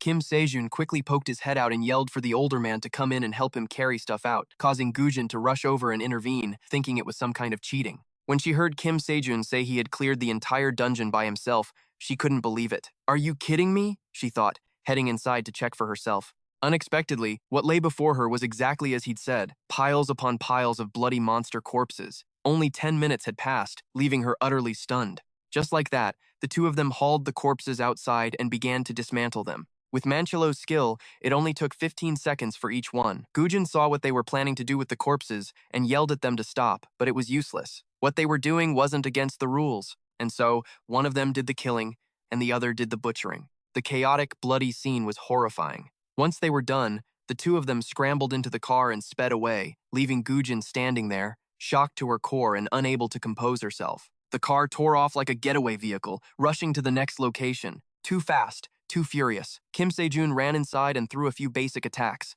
In no time, he'd finished them all off, then scrambled to carry them out for Mancello to process. With that, he vanished as quickly as he'd appeared, leaving the male supervisor completely bewildered. Meanwhile, at the dungeon management office under the Ministry of Security and Public Administration, the staff was in an uproar as they looked at the dungeon competition report. Kim Sejun was in the lead, having cleared a whopping 32 dungeons. It sounded completely insane, but after confirming, they reported it was true. He had cleared every single dungeon along his travel route. Furthermore, according to the proctors, his clear time was less than 10 minutes per dungeon, and he hadn't violated a single regulation. After hearing that Kim Sejun was a student at Dream Hunter Academy, the department head was startled. He remembered that was the academy founded by the Sword Saint's grandchild. Suspecting the Sword Saint might have had a hand in this, he rushed to investigate. In second place, Lion from Academy X was dejectedly apologizing to her father for letting first place slip through her fingers. When he pressed her, asking if she could clear 32 dungeons in a single day, she hesitated. He scoffed, saying it would be possible if someone were secretly helping. With that, he turned and left with a satisfied look, making her suspect that her father had been involved in some foul play from the very beginning. Her father was Lee Sokman, a former A-rank hunter and the current principal of Academy Y, as well as Lion's father. He always believed that gaining an advantage was the only thing that mattered. Everything else was secondary. With his own scheming mind, he hoped she wasn't foolish enough to believe she was completely innocent, which made Lion start to doubt herself. She quietly left her father's room, her mind drifting to memories of a boy from her past, a boy who always lived with integrity, the complete opposite of her own nature. Shame mixed with remorse welled up inside her, making her blood boil. By now, the sky had turned dark. Kim Sejun and Mr. Mancello were collapsed on a park bench, massaging their aching limbs. He told him that after expenses and taxes, they had earned about 78 million today. If they split it evenly, they would each get around 39 million. But Mancello wanted a 70-30 split instead, feeling that all the credit belonged to him. He was adamant about taking the smaller share, so Kim Sejun had no choice but to agree. He was a little curious why the older man didn't seem at all surprised to see him raiding dungeons. He was completely surprised to hear Mancello say that he had seen him fight at the academy before. He gave the man a slight smile. Though the man was a bit gruff, he was always there cheering him on from the sidelines, which was a huge source of moral support for him. On the second day of the dungeon conquest competition, Kim Sejun and Mancello had become known as the dungeon cleaners, with results that consistently ranked first. At this rate, he couldn't help but think about the victory that lay ahead. With only 5 days left, both of them were incredibly excited for what the future held. With victory in his grasp, he was hoping everything would go smoothly. But on the morning of the third day of the competition, Kim Sejun suddenly discovered that all the dungeons around him had been reserved at some point. The nearest dungeon was at least an hour's drive away, and all the others were fully booked. It seemed someone was trying to block his path. The two of them decided to just head to whichever dungeons hadn't been reserved to see what was up. But when they arrived at the next dungeon, and the one after that, the same thing happened. In the end, he only managed to clear a meager 10 dungeons that day. This was just too weird. Mon Cho suspected that the person in second place, Sion, was playing dirty tricks and urged him to report it to the organizers. This is seriously pissing me off. He thought for a moment and realized that even though he was still in the lead, there were still 3 days left. He feared that if what happened today repeated itself, he might lose the championship. Even if you put aside dismantling the monsters, the travel time was still a problem. Moncho said he would try to find the fastest route, but if they kept getting obstructed like this, even he was at a loss. Kim Sejun pondered for a moment, then let out a smirk saying he'd thought of an idea. The look on his face was unbearably cunning. It turned out that Sion's father had hired other hunters to take turns reserving all the dungeons around Kim Sejun while he was busy attacking one. However, a problem arose today when Kim Sejun reserved a dungeon right next to Sion's. So if they booked all the dungeons around him, Sion wouldn't have any dungeons to attack either. And just as Kim Sejun planned, using this method, both he and she only managed to conquer a small number of dungeons today, so she couldn't reverse the rankings. It was a classic case of mutual destruction. Her father never expected he would come up with such a counter strategy. He then reassured Sion to just keep fighting, and he'd take care of the rest. The next morning, on day 5, Sion was strolling along when she was surprised by the sight of Kim Sejun and Mon Cho strutting arrogantly toward her. He subtly hinted at her cheating, which made Sion's face turn purple with rage. She knew he was saying it to put her down, not out of any goodwill. Because, as far as she knew, the species called human was inherently selfish by nature. Whatever they did, they evaluated it based on their own self-interest. If it benefits them, they do it. If it doesn't, they don't. In that process, there's no such thing as good intentions or goodwill. With that said, she swung her sword and charged straight into the dungeon, stirring up a bloody storm. Just as she stepped out, she was startled to see that Kim Sejun had already finished his attack. He and Mon-cho were hastily transporting corpses, and he even asked for the corpses she had just killed, which made Sion wonder. He said he was doing it to make money, which she found a bit boring, and she turned to leave. She understood perfectly well that there was no such thing as good intentions in this world, and therefore no hunters with good intentions either. In her eyes, it was just a job. Meanwhile, Min-chun was busy dealing with the monsters in a dungeon with Kalina. A moment ago, it was said to be a level 6 monster den, but it turned out to be level 10, making him highly suspicious that the Church of Justice was up to something, just like 30 years ago, which made him furious, despite Kalina's protests. Suddenly, Yu So-min, a disciple of the demonic star, appeared. She also sensed that this was an abnormal flow of magic, something that had never happened before. It seemed they needed to re-examine the low-level dungeons the guildmaster was measuring. Back at Kim Sejun's competition site, 3 dungeon gates mysteriously appeared at the same time, leaving all the supervisors utterly astonished. My god, this is surreal. Wherever Kim Sejun and Mon-cho appeared, a crowd would instantly gather. It seemed their opponents couldn't use the old trick anymore, so they had immediately found a new way to obstruct them. Needless to say, Sion was fuming and swore she would file a complaint, no matter what. Give them an inch and they take a mile. And so, thanks to her, an announcement was made that if a dungeon pre-booked by a contestant was attacked without their consent, the turn could be transferred at the discretion of the dungeon supervisor, which temporarily put Kim Sejun's mind at ease. They would have no other way to stop him. But it seemed Kim Sejun spoke too soon, because if they couldn't use one method, they'd just think of another to block him. Specifically, they'd use excuses like a broken-down car blocking the road or 100 other reasons to hinder their movement. And then, the inevitable happened. The leaderboard was now topped by Sion. After some digging, Seo-jun learned she was from the academy, where Jolly Shikman, an ex-A-rank professional hunter, was the principal. He was one of the few people her grandfather acknowledged not for his skills, but for his silver tongue and vast connections, so it would probably be difficult to investigate anything. It seemed that now, only the Sword Saint herself could resolve this. But Seo-jun didn't hold out much hope. She didn't even dare to contact him anymore. Seeing that Sion had tried her best, Mon-cho boldly stated that the rest should be left for a real man, Kim Sejun, to handle himself. The moment his name was mentioned, a dangerous, cunning smile appeared on his face. He had definitely cooked up some wicked plan. And voila, your beloved Kim Sejun, with his traditional technique, also known as bribing the supervisor, successfully booked a dungeon and cleared it in a swift 5 minutes, leaving those guys no time to react because the management team was there supervising. When they heard he was from the academy, founded by the Sword Saint's granddaughter, they started a ruckus. Lockman, with his endless greed, aggressively ordered his subordinates to deal with him by any means or trickery necessary. After many grueling days, Kim, Seo-jun, and Seon ended up with the same score, forcing the organizers to hold an immediate meeting. Needless to say, it was the most chaotic meeting ever, with Seon and Lockman inside, furiously cursing each other out. The organizers stated that since they couldn't acknowledge a co-championship and there was no evidence to prove Sion's misconduct, they decided to propose the following. After a moment, Shin Kang-hyuk, the captain of the dungeon management team, saw that Kim Sejun and Seon were both present and immediately explained the rules for the final match to decide the winner between them. The rule was simple. Out of the 3 dungeons in front of them, each person had to choose one and attack it. Whoever of the 2 finished their dungeon faster and then attacked the remaining dungeon would be the winner. All the dungeons were level 2, so the difficulty was the same. Therefore, both would have to choose a dungeon for themselves. Kim Sejun thought for a moment. He knew the chances of her rigging this match were very low, but he still had to be cautious. With that, he spoke up and asked for the first dungeon on the right, which meant the dungeon on the left belonged to Sion. Suddenly, she whispered in his ear, "Don't feel too bitter about this," which left him stunned. Before he could even figure out what was going on, she had already zipped inside. Kim Sejun quickly rushed in as well, although his mind was still in turmoil over her words. Who cares? Winning was the most important thing. Huh? He walked and walked for a while, but the inside was still a silent void, which was confusing as hell. It had been 5 minutes, and he still hadn't seen anything. What on earth was going on? Asterisk rustle. Asterisk. A shrill, terrifying sound echoed loudly.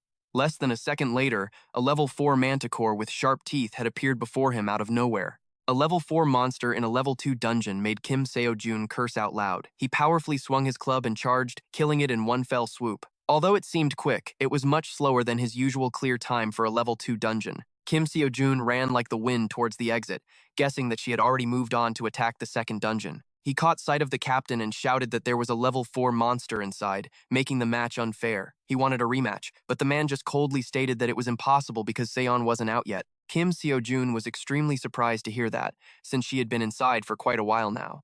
Little did he know, Seon was inside, preparing to face a monster species even more horrifying than that. Memories of the past flooded Soon's mind, like scenes from a slow-motion film. Back then, she still had her brother, still happily training and messing around with him. Though she always knew this brother of hers was a fool, always believing in justice and goodness. Compared to her, he was just incredibly naive. On that rainy night years ago, when she witnessed her own brother die protecting a total stranger, her entire worldview shattered. She swore she would never live like him again. And so, selfishness and hatred grew in her heart with each passing day.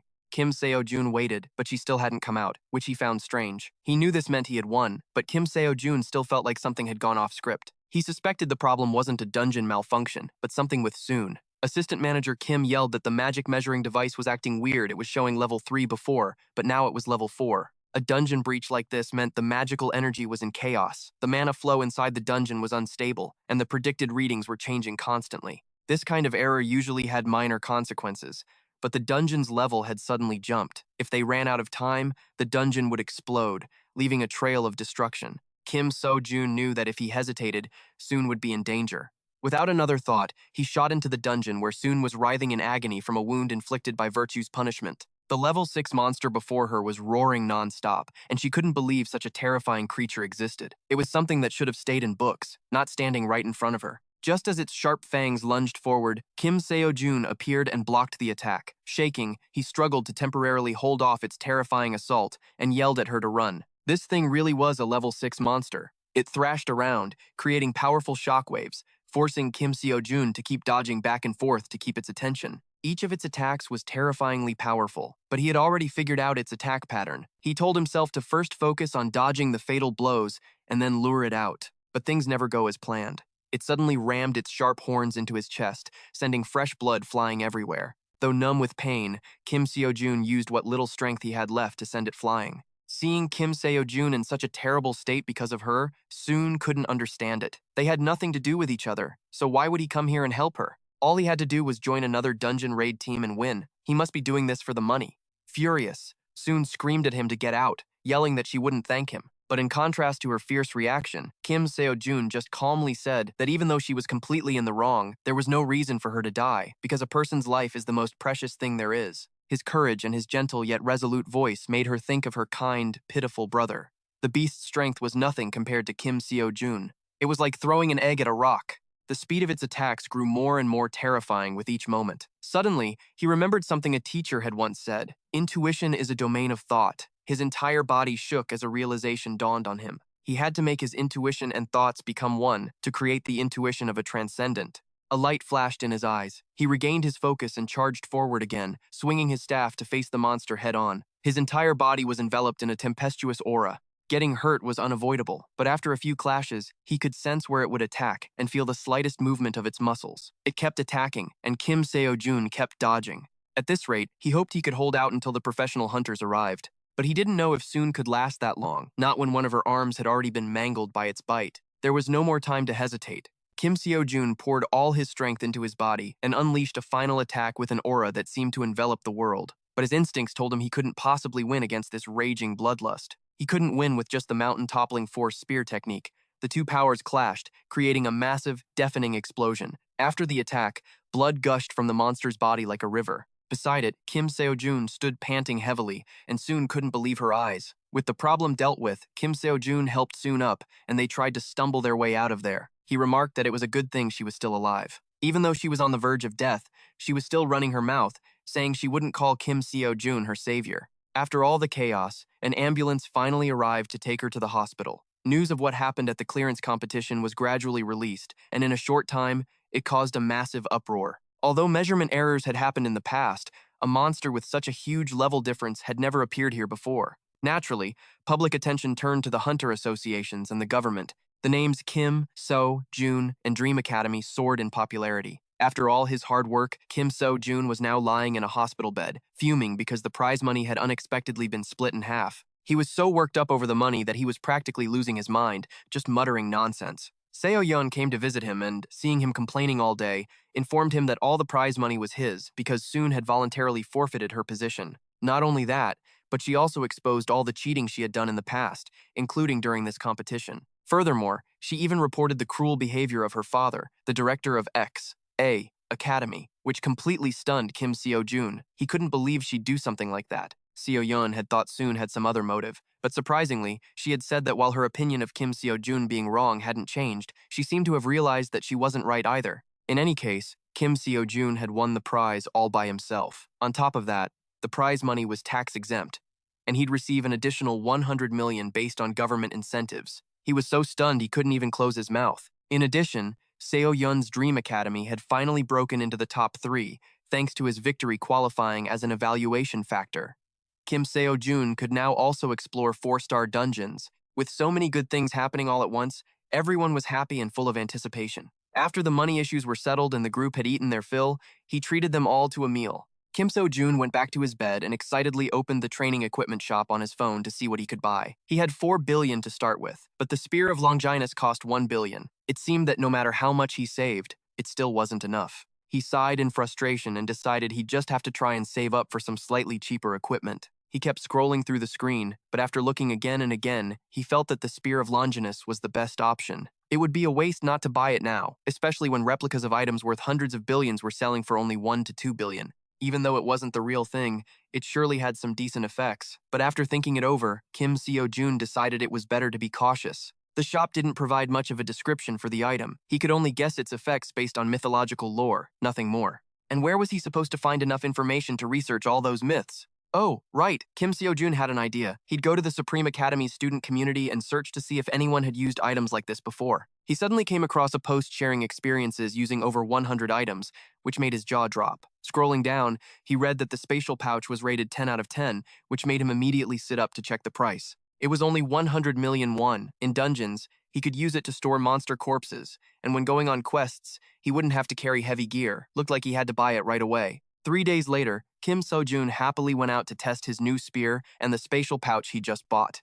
Even though his bank account was now empty, he figured investing in himself was worth it. Suddenly, Sion showed up. When she heard he'd spent the entire 4 billion prize money, she screamed in disbelief. Then she glanced at Kim Seon's shiny new equipment and immediately understood why. A moment later, the two of them were in a pitch-black dungeon teeming with grotesque, ominous monsters. Kim Seon figured the monsters here had level 4 defense, so he decided to take a gamble and test out his new spear. It seemed these golem guards, with their high physical defense, were the perfect targets to test the Spear of Longinus on. Kim Seo never expected that with just one swing of his spear, they'd turn to mush like tofu. He just kept slashing away, cutting through them like it was nothing. After chopping them to pieces, Kim Seon pulled out his inventory bag and stuffed their parts inside in a flash, much to Seon's amazement. She was incredibly curious about where he had bought such high-end items. When Seon heard Kim Seon say he bought it at a hunter's pawn shop near his house, she got excited and wanted to check it out. But when he told her the place had already moved, she looked completely deflated. Kim Seon gave an awkward laugh and scratched his head, feeling a little guilty that he couldn't tell her the truth. Suddenly,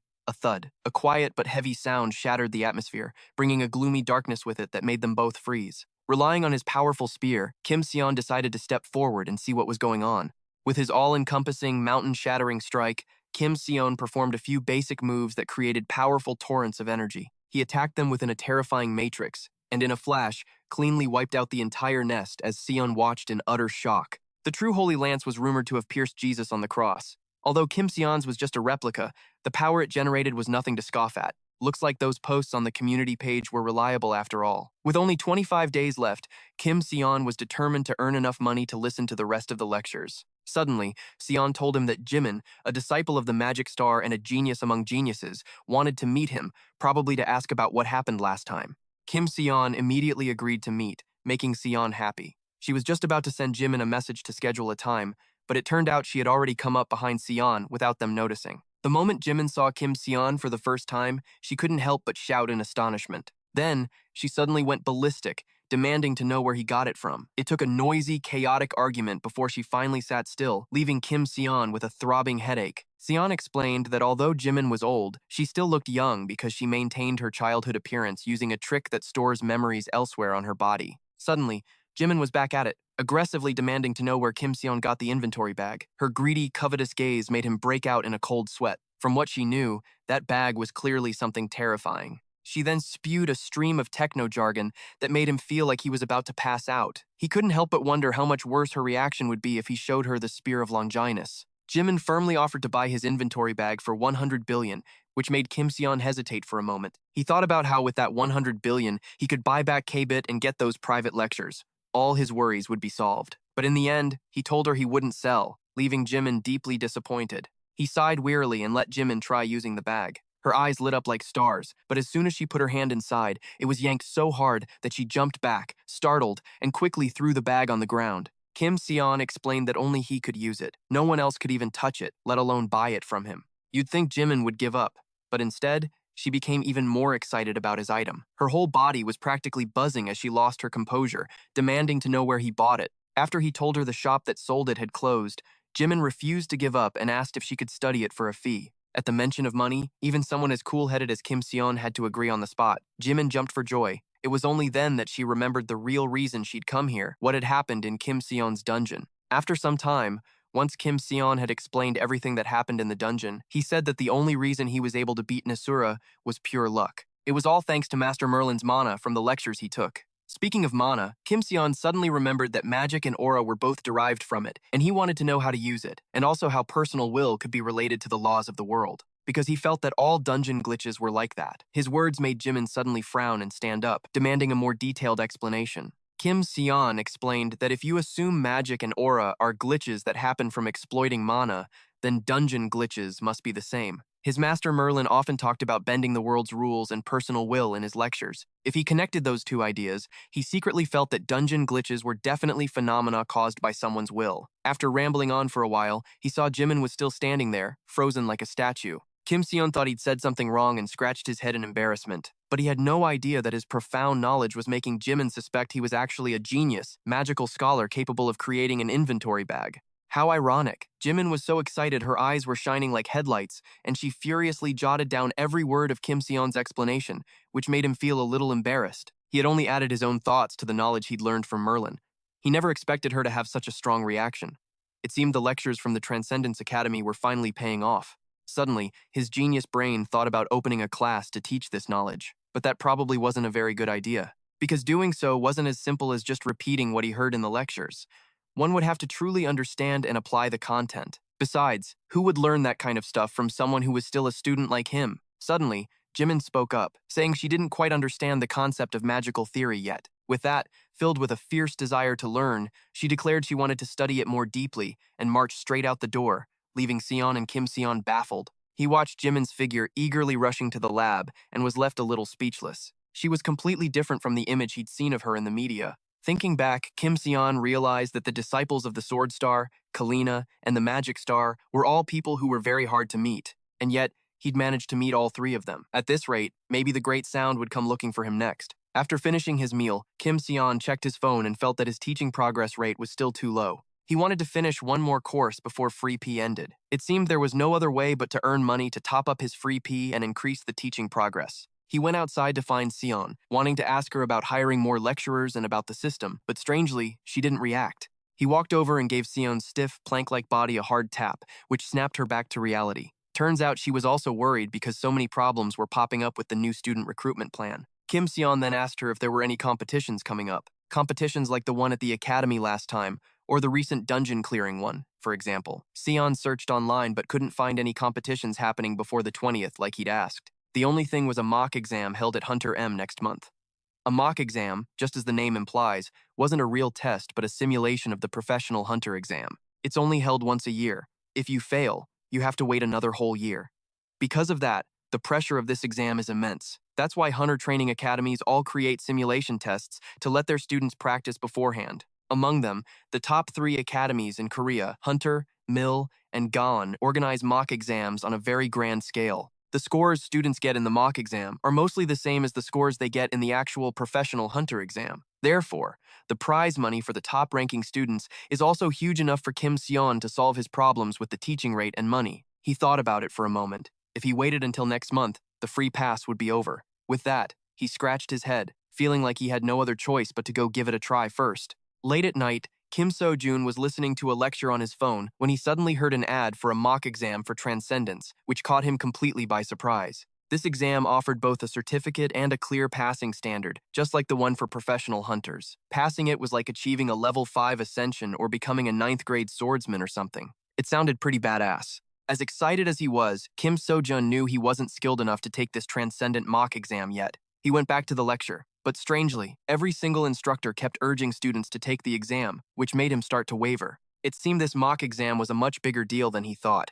So, Kim Sejun went on the forums to check the reviews from people who'd already taken it. He skimmed a few comments from people who had started in a situation similar to his, but whose learning speed had skyrocketed after the exam. This got him all fired up, and he decided to go all in and give it a shot. The next morning, he held his breath and pressed the participate button. The screen quickly displayed the rules and the various categories for the competition. The first test was combat ability. The atmosphere around Kim Sejun changed instantly after his first press of the button, and he was so shocked he couldn't believe the exam was administered this way. According to the description, there were 15 stages in total, based on the standards for Transcendence. The first stage was around level 5 or 6. Each stage went up by 1 level, so the 15th stage would be level 20. Just thinking about it made him a little nervous. While he was lost in thought, whoosh, a giant dragon leaped out of his phone, relentlessly spewing venom and spitting webs, which scared the hell out of him. Wait, what? It was only stage 1 and I already freaking failed? Kim Sejun couldn't believe his eyes. He rolled around on the ground, crying out to the heavens. It was clearly just stage 1, and the system was already using a dragon to measure combat power. And not just any dragon, but the damn destroyer dragon. Fafnir, of all things. If stage 1 is like this, stage 15 will probably be a fight against a god. After crying for a bit, Kim Sejun took a deep breath, sat up, and tried to calm down. In any case, he was lucky to still have 10 more chances after his first attempt. Even with 10 tries, it probably wouldn't make a huge difference, but Kim Sejun was determined to go big or go home. With that, he picked up his war spear and strode bravely back inside. So much for being brave. After countless failures, Kim Sejun only had 5 attempts left, which made him frustrated enough to cry. He had no idea how he was supposed to capture this thing. Kim Sejun realized that if the concept of a professional hunter was still a blur to him, then what the hell was a Transcendent? He knew he had to do something to increase his lecture progress, but the test was over before he could even try, so there was no way for him to advance. Suddenly, a notification popped up on his phone asking if he wanted to listen to a tutorial lecture for this, though his evaluation score would be penalized. He immediately considered it. Seeing that there was a lecture from his idol, the great sage equaling heaven, Kim Sejun had no reason to pass up this opportunity. He instantly slammed the accept button. He revealed that the secret was to simply dodge its breath attack. Then, he demonstrated a few special techniques against the dragon and pointed out its weak spots. After a few flashy moves, he made Kim Sejun's entire problem look like a piece of cake, which left him utterly fucking speechless. Was that supposed to be the helpful part? Was that the simple version? The Transcendent Academy's definition of tutorial seems way different from the norm, huh? He watched it over and over, but was still clueless about how to actually do it. It was a classic, just apply the formula and you'll get the answer situation, except the answer was that I was screwed. Suddenly, he saw the name Sigurd in the list of instructors, a hero from Norse mythology, like in The Lord of the Rings. He was both the wielder of the famous sword Balmung and the very first dragon slayer. In other words, he was the person who understood the dragon Fafnir best, so there was no way he wasn't going to watch. He said you just had to dodge its breath, which made a frustrated Kim Sejun want to close the video. But then, he began to analyze 2 strategies based on the dragon's traits, which made him pause. He explained that the first thing Fafnir does is unleash its breath, attack the moment it's summoned. So, if you hit the summon button and then run, the dragon will still breathe fire in that direction. The key is to have a block of gold ready at this moment. Although Kim Sejun found this method pretty strange, he still bought an ingot. Then he went back to the lecture. Sigurd revealed that when you summon it, you should throw the gold ingot right in front of Fafnir's eyes. It definitely won't use its breath attack right away because it's afraid the gold will disappear. Suddenly, he stopped right at the crucial part, saying he wanted the students to figure out the rest on their own. It really made Kim Sejun want to curse. Anyway, he had nothing to lose. He took a deep breath and shakily pressed the retry button. In a flash, the dragon appeared, roaring in front of him. Remembering the lecture, Kim Sejun immediately threw the gold ingot hard right in front of it. Seeing the gold, the beast's eyes lit up and it clamped its mouth shut. All of its deadly, pent-up breath vanished, making him charge forward in glee. He never expected it to realize this was just fake gold. It roared even more ferociously than before, and Kim Sejun was toast. Oh, that was real easy, wasn't it, you gods? As expected, he failed miserably and was sprawled out on the ground. Suddenly, his phone buzzed with a notification that his lecture progress had increased, leaving him stunned and bewildered. Kim Sejun zipped back and forth, trying to dodge the dragon's relentless attacks, But in the end, he still fell flat on his face because it was just too fast. He tried to find an opening in its attacks, but it seemed hopeless. Just as he was about to get wrecked, Kim Sejun had no choice but to pull the gold ingot from his pocket and throw it past its face, making it stare wide-eyed. After confirming it was fake gold, it roared ferociously and charged toward Kim Sejun, making him run for his life. With that, he threw out countless gold ingots from all directions at the monster. This made it stare, dumbfounded. Kim Sejun seized this opportunity, immediately channeling power into his spear and striking with his ultimate moves, mountain doubling force and chi uniting stance. With a loud boom, he landed a powerful blow that pierced its thick hide. It looked like he had succeeded this time, but don't count your chickens before they hatch, Kim Sejun. The monster took his hit without a single scratch or any damage whatsoever. And just like that, it made short work of Kim Sejun, and he failed again. Well, at least the small increase in his lecture completion rate gave him a little satisfaction. He sat up excitedly. Seeing that he still had 3 chances left, he was fired up again. He had to be persistent as a legend and keep trying. Lately, Sion was a little surprised that she hadn't seen him at the dungeon. Kim Sejun told her that he was temporarily focusing on training alone. He was a little worried inside, wondering if she'd be suspicious if she saw him glued to his phone all day. He had already flunked the first subject of the term, and the course completion rate was increasing slower than he'd thought. So, Kim Sejun decided it would be much better to complete the lecture and then apply it in a real fight. 3 days later, the second course began. Kim Sejun was a bit worried, wondering what this one would be like. After he finished preparing, a fireball that looked exactly like a Dragon Ball from Dragon Ball Times, suddenly appeared before his eyes, which surprised him a little. He was chuckling to himself when the system suddenly informed him that he had to hold on to it while escaping a monster's pursuit. After reading that, Kim Sejun felt like he was going to faint. He gave a strained smile while staring at the roaring monster in front of him. So this is basic physical fitness, huh? After countless near-death experiences, Kim Sejun moved on to the third course, which was to defeat a sphinx while his 5 senses were inactive. He stared blankly at the sphinx, moaning something in front of him. The moment he opened his mouth, it smacked him so hard he ascended to heaven. Next was the fourth course, which required him to restrain the gluttony of a pasasari. No matter how much power Kim Sejun used, he couldn't control its hunger. He couldn't take it anymore and had to make a run for it. For the fifth course, Kim Sejun successfully passed stage 1 after listening to a siren song, which made him think it would be a piece of cake. He never expected that having to listen to Hades' Requiem would make his ears bleed from its divine singing voice. After a grueling exam period, Kim Sejun finally got his mock exam scores, and they were more disastrous than ever. But on the bright side, his course completion rates had gone up, so it looked like he was about to pass 2 subjects. However, 3 days had passed, and he still hadn't received any notification about selecting a new course, which was making him freak out. There were only 5 days left on his free pass, and he was so close to finishing the last course. Kim Sejun wondered if he should just go back to the dungeon immediately, since returning was much better than this indefinite waiting. In the midst of his confusion, the mentor kid he hadn't seen in ages suddenly appeared, startling him. Seeing the kid after so long surprised Kim Sejun, and he spoke a little too loudly, almost getting caught by Seon. Flustered, he immediately grabbed the kid and ran straight outside. Hearing the mentor's explanation really pissed Kim Sejun off. The kid said he only came back after checking his records, because his results were just so pathetic. Hearing this made Kim Sejun freeze up completely in shock. The mentor stated that at his current level, any advice he gave would be useless.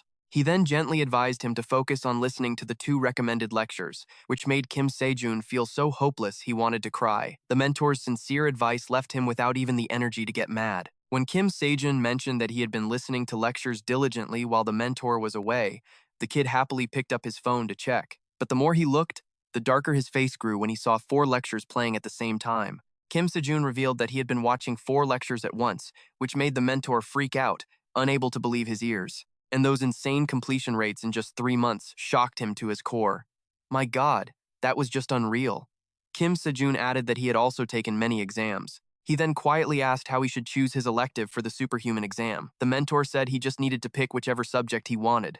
Suddenly noticing that Kim Sejun still didn't have an Ultimate Academy ID, the mentor was briefly surprised and guessed that something must be wrong. He said he'd go see the dean to ask about it. The moment he finished speaking, he vanished like the wind, too fast for Kim Sejun to call him back. He then resumed practicing his full-body mountain toppling force with his beloved azure spear, huffing out puffs of ferocious killing intent. Suddenly, a notification popped up on the screen asking if Kim Sejun wanted to listen to the concluding lecture, and he immediately clicked on it. With words of encouragement and sincere advice, Instructor Xiang Yu's lecture on the mountain toppling force officially came to an end. As evening began to fall, Seon saw him return and excitedly told him that registration for the Hunter mock exam had opened today and would last for a week. After asking his opinion, she happily and quickly helped him register. Kim Sejun thought to himself that although his scores in the superhuman mock exam were a complete disaster, that was the superhuman exam. He'd probably do better in this Hunter exam. Besides, he was extremely confident now that he had the power of the mountain toppling force, not to mention the spear of Longinus.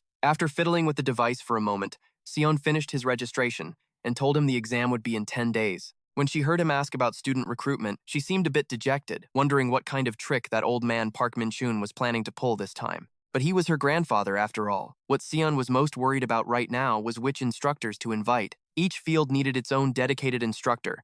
She couldn't just invite anyone, but hiring famous ones was expensive. Kim Sejun's interest was piqued, and when Seon mentioned that the salary for a top-tier instructor could reach several billion won, his greedy blood started boiling. Just like that, he was overcome with excitement and wanted to volunteer to help Seon, which left her a bit confused. 3 days later, Kim Sejun was thrilled to see that he had completed all of Xiang Yu's lectures. He was a little bummed about Ken's lecture, but since his free pass was still active, it seemed like it would be fine. The mentor then suddenly appeared again. When he heard that he had finished a course while he was gone, he was so shocked his jaw dropped.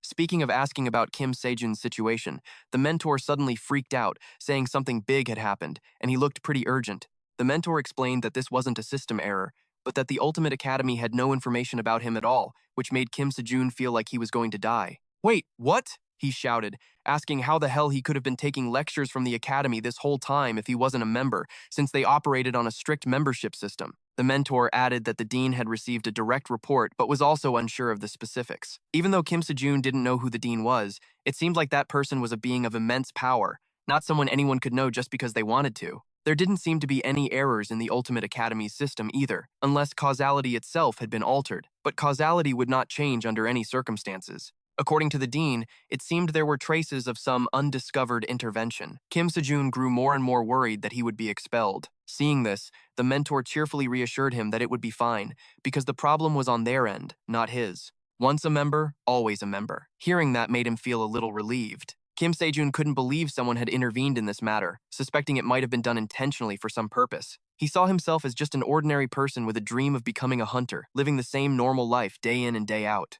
The mentor told him to just continue training as usual for now. He then said he hoped he would understand, because recreating an ID was a real pain. Putting that issue aside, Kim Sejun's free pass only had 2 days left, so he wanted some advice on what to do next. The mentor cleared his throat and explained that the curriculum at the Ultimate Academy was divided into 4 main parts: introductory, beginner, intermediate, and advanced. Kim Sejun was currently in the introductory stage. After completing the advanced level, he would reach a certain level of proficiency. From that point, each person would develop their own training methods to be more suitable and effective. The stage from advanced to transcendent was much more difficult than the stage from beginner to advanced, so it seemed Kim Sejun still had a long road ahead of him. With the mentor's help, he was shown 2 new lectures to solidify his foundation first. He was told to save everything else for the intermediate level. The mentor's firm attitude made it impossible for him not to trust him. As soon as he clicked to register, the tuition fee jumped to 2 billion, causing Kim Sejun's face to go pale. When he heard the mentor advise him to collect causality regularly, he grew curious about what it was. The mentor explained that it was simply one's status, just like how him meeting him right now was an instance of causality. He then said that later, when he studied at a higher level, he would understand what these words meant. In addition, the mentor revealed that besides him, the academy had many other students. It was currently the place with 4 students who had become transcendent beings. This was the highest number among all the academies. Each academy had its own unique courses and characteristics, but everyone agreed that if you wanted to learn magic, you went to the Magic Academy. If you wanted to learn weaponry, you went to G. And if you wanted to know a bit of everything, you went to the Hunter Academy. People often say that having no specialty means having no particular weakness. From this, one could guess just how famous the Hunter Academy was to be considered one of the top 3 academies in South Korea. And finally, the day of the mock exam to become a professional hunter, hosted by the Hunter Academy, had arrived. Kim Sejun, along with Seon, joined the bustling crowd to participate. This mock exam was a competition between the 4 departments, so the scale and the amount of money invested were on another level. The most outstanding person who took first place would receive a scholarship worth 1 billion. Kim Sejun had already calculated that a new free pass would cost around 500 million. Although he had been diligently grinding in dungeons, his savings didn't exceed 30 million. So to get that kind of money, There was no other way than to win first place in the mock exam. With that, the flames of ambition blazed fiercely within Kim Sejun. After checking in, he went inside and was a bit shocked by the massive crowd. He said a quick goodbye to Sion and hurried to get in line. Suddenly, rowdy shouts and curses broke out, making the crowd noisier. That was Kim Gang-cheol from the Hunter Academy. Because he was given priority and didn't have to line up, some other guy felt it was unfair and wouldn't stop yelling. Seeing Kim Gang-cheol here, the crowd started whispering amongst themselves, so the Hunter Academy sent him. Looks like he's a shoo-in for the top 3. Their eyes met for a moment. Kim Gang-cheol glanced at him briefly before walking on, leaving Kim Sejun to marvel at his overwhelming aura. He truly is a top prospect from the Hunter Academy, he thought to himself. While he was busy listening to people gossip about who would win this time, a piercing shout demanding to be let in made everyone turn to look. Before them was a kid with all sorts of weapons dangling off him, stubbornly demanding to get in without queuing. His arrogant attitude was enough to make everyone's blood boil. The entire hall erupted into chaos, loud as a fish market. Kim Sejun broke out in a nervous sweat, realizing that cadets from every academy in the country were actually here. Lost in that rowdy crowd was Park, a hunter apprentice from a second-rate academy. He was only studying there for one reason. Money is everything. Annual tuition at Korea's top 3 academies was easily in the hundreds of millions, so he had to grit his teeth and study at a second-rate school to get a scholarship. Dusok figured it was better to be the head of a snake than the tail of a dragon, and today, he was very pleased with the mock exam, all thanks to Kim Sejun. The Hunter mock exam consisted of 5 tests, none of which were written, unlike the professional Hunter exams. Basic physical fitness was the first event, and the main evaluation was how many laps one could run. After 15 grueling laps, only he and Kim Sejun were left on the track. I just have to beat him. I just have to pull ahead, Dusok thought to himself, panting heavily as he sprinted with everything he had. But what the? Who would have guessed that at the last second, the first one to cross the finish line would be Kim Sejun? Afterward, he even put on an insane, world-breaking weightlifting performance that left everyone's jaws on the floor. This isn't as heavy as I expected. I mean, I work out every day, but still. There's no way it should be this easy, is there? Could it be? Am I instinctively using the mountain uprooting strength after finishing Xiang Yu's course? He wondered. If the mountain uprooting strength alone is this powerful, I'll probably be a monster by the time I finish the HQ course. A passionate fire burned fiercely within Kim Sejun. Kim Gang-cheol, a cadet from one of South Korea's 3 greatest hunter academies, was also present today. This time, he was here on his superior's orders not to compete, but to monitor Kim Sejun's actions. What's with this sudden request? Who is this Kim Sejun guy? About a month ago, I think I heard his name mentioned in connection with that chaotic dungeon incident. Kim Gang-cheol wondered to himself as he walked. At that moment, the results board was displayed amidst the crowd's excited murmurs. Kim Gang-cheol froze when he saw that his score was a whole 11 points lower than Kim Sejun's. To make matters worse, he was ranked 3rd, not 2nd. Lee Min-yoon. Who the hell is that? There's no way I wouldn't know the name of someone good enough to beat me. This is the first time I've ever seen this name. Where did this guy crawl out from? After seeing the results, Kim Gang-cheol instantly became a depressed, sad boy. He told himself he couldn't let this continue, but then he remembered his superior's orders. Just observe Kim Sejun, nothing else. Kim Gang-cheol paused for a moment to think. The second test was mana manipulation.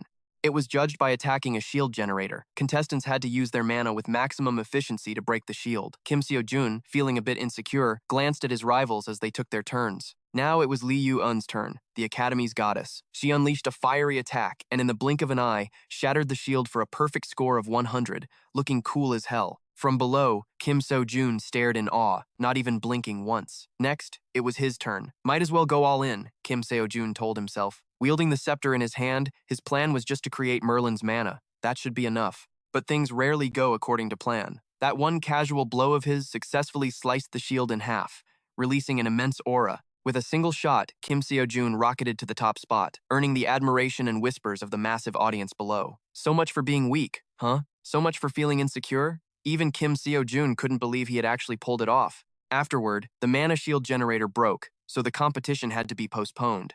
After all was said and done, the hunters from the 3 biggest academies all ended up ranked bitterly behind Kim Sejun. The audience below began to whisper that Kim Sejun was the one who had resolved the chaotic dungeon incident, that he'd also single-handedly taken down the grade 6 Nora. Hearing this, Park Ji Hun became a bit tense. She felt that if this kept up, the mock exam would be pointless. She had absolutely no intention of letting him lead by such an overwhelming margin. Nobody knew which way this professional hunter exam would go. The fact that Kim Gang-cheol was being left in the dust was a huge disappointment to his fans. They felt that, as things stood, only Lee Ha-eun had a chance of facing Kim Sejun.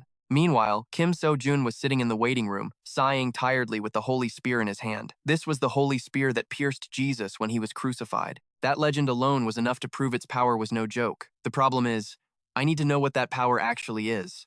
All I have to go on is the story. Just that one story, and no other explanation. Does that mean the Spear of Longinus has the power to shatter mana shields? Or does it just shorten distances? I don't know anything. Suddenly, his eyes fell on a strange kid. He had a bow slung over his shoulder and was singing obnoxiously. Kim Seo-jun suddenly remembered that was the weirdo who was giving the staff a hard time earlier. Noticing him staring, the kid cheerfully ran over to get acquainted. It was Lee Min-yoon, the one ranked second. Min-yoon's loud, hyper, and chaotic energy left Kim Seo-jun completely speechless. Just then, the announcement for the dungeon raid test suddenly blared over the speakers. Head held high, Kim Seo-jun confidently strode into the hyper-realistic virtual space. The monsters he had to eliminate today were 10 Inkuras. Around him, a pack of the beasts had already gathered, roaring their heads off. So much roaring. It's giving me a headache. He gave them a few gentle whacks with his staff. Every last one of them spewed blood and dropped dead on the spot. Still, their power was nothing to scoff at, totally different from before. Of course, these monsters are vastly different from a real Enkura, but then again, I feel like I've changed a lot since back then too. As he swiftly countered the beast's sharp claws with his staff, Kim Seo-jun thought, just 3 months ago, I was a total nobody, just struggling to get by. To be exact, I was just an ordinary person trying to survive.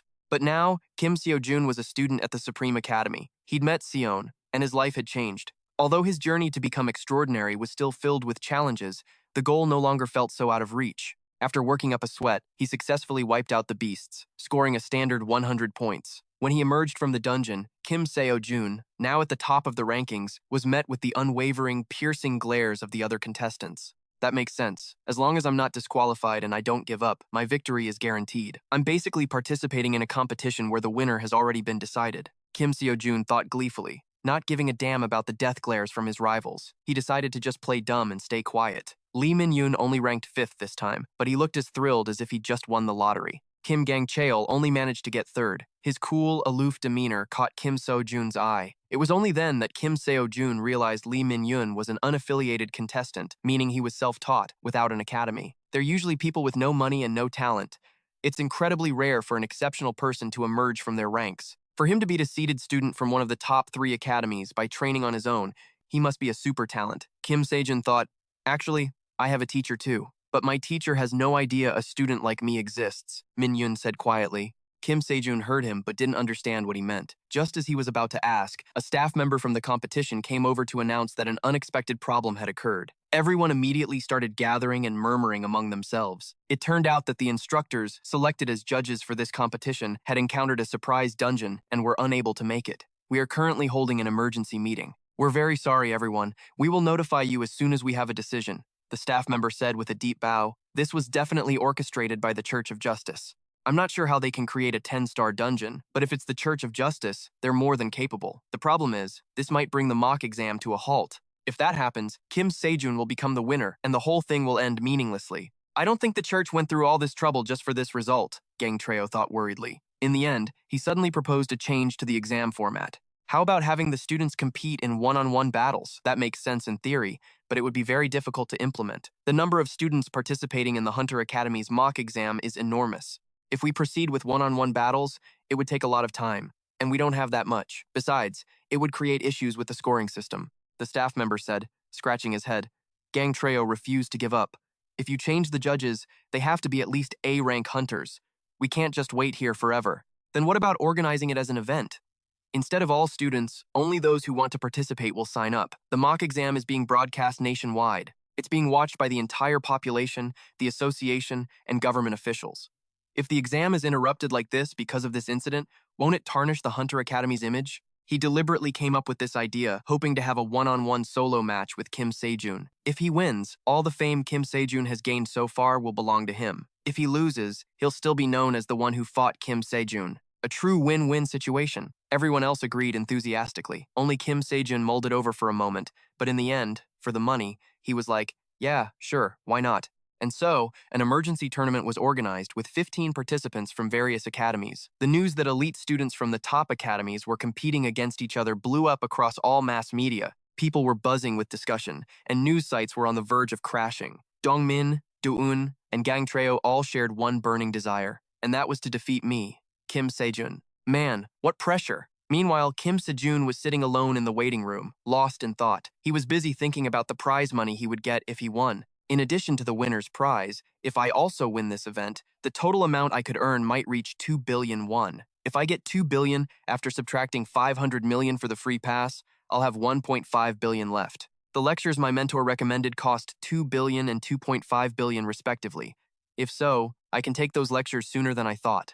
Of course, first I have to be the winner of this event. In reality, he wasn't worried about those three Dongmin, Do-eun, and Gang Treo. The only person he was worried about was Min Yoon. Sometimes people use auxiliary weapons, but I've never seen anyone use more than 3 types. Normally, people just focus on using one type to enhance their combat power and mastery. But when I counted earlier, it seemed like he had more than 8 different types of weapons. Could he possibly use all of them? The more he thought, the more confused he became. On the screen, a live match between Min Yoon and another contestant was being broadcast. A fighting style that was fast, brutal, and decisive, combined with various unpredictable weapons, Kim Sejun found it very intriguing. This is a free, unrestrained style of attack, not bound by anything. People who aren't formally trained to become hunters all have their own distinct fighting styles. Kim Sejun was the same. Min Yoon's fighting style was very similar to his own.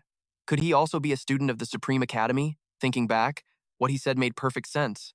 Because at the Supreme Academy, you learn everything through videos. The instructors have absolutely no idea who is watching their videos to learn. He became more and more convinced that his suspicion was right. The match on the screen ended with Min Yoon's victory. This final match is the one everyone has been anxiously waiting for, Do-eun of I Academy versus Kim Sejun of Dream Academy. The entire stadium erupted in cheers. Everyone held their breath, waiting to see this clash of titans. Do-eun is a genius. It's not an exaggeration. In fact, calling her a genius might not be enough. She is one of the 5 strongest students at her academy, one of the top 3 academies in South Korea. Her talent is recognized by Dongjin Min, the genius mage and magus scholar who is next in line for the mana crystal position. In her life, the word impossible doesn't exist. Right now, her entire body was blazing with firepower as she walked step by step toward Kim Sejun. But unexpectedly, before she could even launch her first attack, he cut her firepower apart with a single swing in an instant. Do-eun's jaw dropped. This couldn't be happening. A mage with overwhelming mana can dispel the magic of other mages, but that mage must fully understand the principles of that magic and choose the perfect moment to dispel it. He's not a mage. There's no way he could understand magic.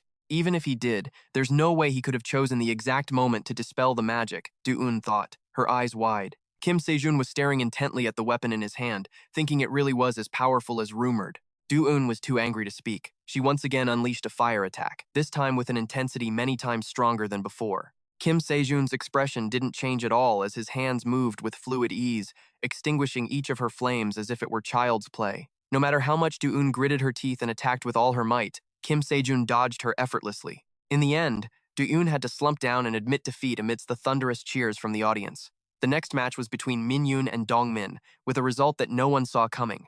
The two were locked in a struggle when Min Yoon suddenly pulled a broadsword from his weapon bag and threw it, startling Dongmin. He continued to pull countless weapons from his person and hurl them straight at his opponent. The speed and trajectory were simply something Dongmin could not predict. After disorienting Dongmin for a moment, Min Yoon landed a direct blow to his stomach, causing him to collapse instantly, unable to defend himself. Min Yoon's lawless style of combat made Dongmin so furious he was speechless. The audience below also felt there was something strange about his fighting style, but they couldn't pinpoint what it was. Kim Sejun also saw Min Yoon's victory on the TV screen. Even if Min Yoon hadn't fought Dongmin by constantly changing weapons, the result would have been the same. He thought decisively. Gang Treo now finally understood that the Church of Justice's goal was not only to keep an eye on Kim Sejun, but on Min Yoon as well. The ultimate goal of the Church of Justice is to use this mock exam to make Kim Sejun and Min Yoon fight each other. I don't need to interfere anymore. In any case, this tournament event has probably been a success. Could Min Yoon be a member of the Church of Justice? That's right. Otherwise, no matter how gifted he is, there's no way he could have defeated a student from a top academy through self-study. Gang Treo thought, trembling. His next match was against Kim Sejun. Gang Treo told himself that this time, he would absolutely not let the church have its way and turn him into a stepping stone for Kim Sejun's show. Our two opponents rushed at each other with immeasurable force. The ground around them was filled with thick dust, and the stone floor cracked into pieces. Gang Treo used a sword, while Kim Sejun used a staff. Neither of them would give an inch.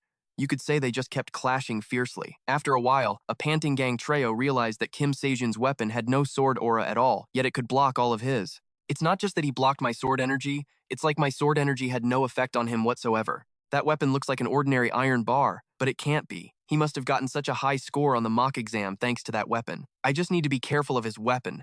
The difference in our actual strength isn't that great. With that thought, Gang Tae gritted his teeth and swung his sword with all his might at Kim Seo-jun. He relentlessly pressed his attack, giving him no chance to counter. With his mind fixated on the top spot, he fought like a madman without a moment's rest. Kim Seo-jun was also a bit surprised by Gang Tae's power. Then suddenly, */*, Gang Tae drew his sword again and started hacking away at the rocks around Kim Seo-jun, startling him. As expected, being in the top 3 of the Hunter Academy isn't just for show. If that's the case, I'll have to go all out. Kim Seo-jun smirked, and his entire body was suddenly enveloped in a dark aura, stunning Gang Tae. His jaw dropped as he watched Kim Seo-jun suddenly become visibly stronger. His entire presence completely changed. It was as intense as an erupting volcano. Each of Kim Seo-jun's powerful strikes flustered Gang Tae, slowly pushing him back. He broke out in a cold sweat, trying desperately to fight back. But how could he possibly stand against those swift sword strokes, whose paths he couldn't even see? Compared to the advanced swordsmanship and mana training exercises of the Hunter Academy, it was just a simple weapon swing. But how can he swing that weapon so effortlessly? Gang Tae was thrown back a good 10 meters by one of Kim Seo-jun's blows. Dazed and speechless, he thought through the pain. That last attack made Gang Tae, in his daze, think of Lee Ha-eun. He had been defeated by her back then, forced to endure her taunts that cut him to the bone. Being defeated by Kim Seo-jun again today made Gang Tae seethe with rage. I will have my revenge, Nupakachi.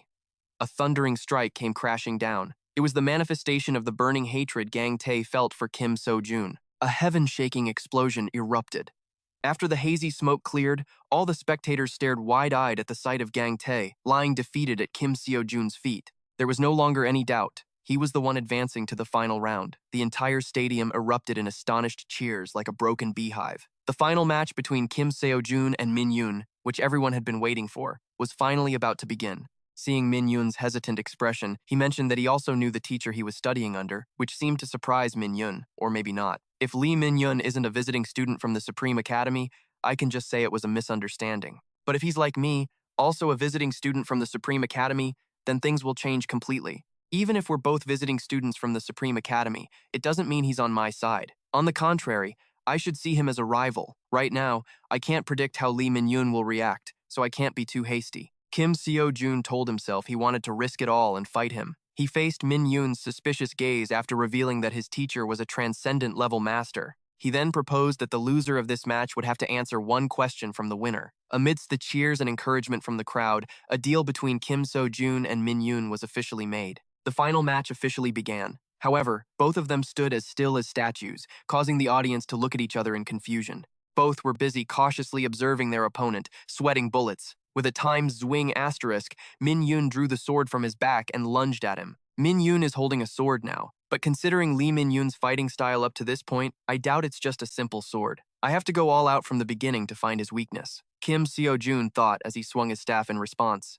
A flash of light shot past, and Min Yoon's sword instantly shattered into pieces before its owner's horrified eyes. Quick as lightning, Min Yoon abandoned his weapon and began to retreat. Taking advantage of Kim Seo-jun's distraction, a rain of arrows suddenly poured down on his head. Kim Seo-jun quickly brandished his staff, using the force of the wind to blow all the arrows away. Witnessing this display, Min Yoon was utterly astonished, with a hint of admiration. That weapon you're using, I'm quite curious about it. If I win, you'll answer my question about that weapon, right? Of course, Kim Seo-jun agreed, but only if his opponent won first. They both burst out laughing and then rushed back in, clashing fiercely. Amidst Min Yoon's sword energy, Kim Seo-jun felt a very strange sensation. Contrary to his willingness to use underhanded tricks to win, he didn't seem to want to win at all. Occasionally, jeers came from the crowd, but he seemed completely unbothered by them. Kim Seo-jun couldn't understand what was going on in Min Yoon's head. Could it be that he doesn't want to beat me? Min Yoon chuckled, saying he was already trying his best. No matter how much others insult me, my value doesn't decrease. Seeing Min Yoon's firm resolve, Kim Seo-jun's fighting spirit ignited, and he drew his staff, ready to show him what he was made of. Hearing Lee Min-yoon's words just now reminded him of a teaching from Shakyamuni. This world has a rule of constant elimination, so we must be stronger than we were yesterday. Through those teachings, Kim Sejun suddenly thought about wanting to escape that world and see it from a different perspective. There is a story from when Shakyamuni's human name was Gautama Siddhartha, a tale from before he joined the ranks of the Buddhas and was still continuing his practice. One day, Shakyamuni saw a group of children in a running race. For some reason, they raced many times, and every time, there was always one child who came in last. But for some reason, the smile never left his face. Shakyamuni was very curious, so he approached the boy and asked, "Child, why do you run like that?" The boy replied, "Because I like it." But what if the others catch up to you like this? My finish line and their finish lines are different, so how can they catch up? Then what is the finish line you see over there? There are other people standing there, so I'm not sure if that's the finish line anymore. To me, it's just a point I pass through. That boy continued to finish last. And then, in the biggest race held in the young monk's country, the young monk heard that the boy had achieved an incredible result. At that time, the young monk thought it was like building a tower, putting in a little effort at a time, building one's self, building one's own life. So, the young monk repeated this arduous training to build a more perfect tower than before. But while quietly listening to the boy's words, the young monk suddenly had this thought. That tower I'm building, I don't actually need to finish it. It's okay even if it collapses. Why had the young monk never once thought of that? Kim Seo-jun's society is a competitive one. If you don't strive every day, you'll be eliminated. Just falling behind means you disappear. It's survival of the fittest. The big fish eats the small fish. So every day, he had to push himself, thinking that by growing quickly, he wouldn't be left behind. But the more he did so, the more anxious he became, and he realized he was obsessed with the Supreme Academy. Kim Seo-jun was consumed by obsession, the need to strive so he wouldn't be eliminated, so he wouldn't be left behind, so no one would surpass him in order to survive this competition. It's okay, there are other people standing there, so I'm not sure if that's the finish line. No matter how much others curse at me, my own value remains unchanged. Word by word, mixed with the image of Min-yoon's face, flashed through Kim Seo-jun's mind. Only now did he clearly understand the words from Shakyamuni's lecture. Why had I never thought of it that way? If I use the Spear of Longinus, I can win easily. No matter what tricks Lee Min-yoon uses, I just have to break through them. My desire to win hasn't changed. Kim Seo-jun's eyes shone with determination as he gripped his weapon with both hands. He wanted to be the one to decide his own value. Suddenly seeing Kim Seo-jun's blazing fighting spirit, Min-yoon was a little surprised. The corner of his mouth twitched into a smirk. With that, he took off all the weapons he was carrying, then picked up a small dagger, the one he was most confident with. Both of them, as if they'd been shot full of adrenaline, got back into it, even more formidable than before. In contrast to Kim Seo-jun's tense expression, Min-yoon was messing around, half fighting, half joking, but the speed of his attacks was like a flash of lightning. If that were Longinus's spear, every one of its attacks would pose a major threat to me. Moreover, it was really hard to deal with Min-yoon's sudden and ever-changing attacks. Kim Seo-jun tensed up, using all his strength to counterattack Min-yoon. In a flash, he flicked his hand, sending Min-yoon stumbling back. It wouldn't matter if I lost, but I'll do my best to win. Who knew fighting could be this much fun? Kim Seo-jun thought with a private smile, as Min-yoon once again tore through the air, charging at him while panting. But it ain't over till it's over. He spun around for a moment, and then abruptly vanished without a trace in a hazy cloud of dust, leaving Kim Seo-jun alone, bewildered by this insane, high-level stealth technique. Although it's not perfect yet, if I don't focus, he'll disappear from my sight in an instant. Anyway, it seems like Min-yoon wants to settle this with this move. Kim Seo-jun thought to himself and planned to use Merlin's mana technique. But right at that moment, images of the opponents who had been defeated by Min-yoon's hands suddenly flashed through his mind. Kim Seo-jun suddenly realized that he had been too rigid during his fights. The words of his teacher echoed in his ears. Learning many new things is a wonderful thing, but learning forms habits, and those very habits become an obstacle to expressing oneself. Because learning is absorbing what others have expressed. Learning gives you the illusion that you're doing well, but in reality, you're just imitating others. You must not feel satisfied with just learning. You have to use your own way. Learning must exist as a means to express yourself. Kim Seo-jun focused all his life force, combining the knowledge of Merlin, the senses of Ken, and the mountain-toppling strength of Xiangyu. In an instant, he unleashed a thunderous blow of his own creation, throwing heaven and earth into chaos. Everyone below couldn't believe a student could reach such a level. From within the brilliant flash of light that Kim Seo-jun emitted, Min-yoon's figure gradually appeared behind the tip of his blade. I lost, Min-yoon said with a grin. The news that the final winner was Kim Seo-jun reached Kalia's ears. When she heard he had switched weapons at the last minute, her face darkened for a moment. She said she would report this unexpected development to the apostles. Is there any reason for us to go this far? I know Kim Sejun is a person we should keep an eye on, but the Korean Association has already begun a full-scale investigation into the appearance of this 10-star dungeon.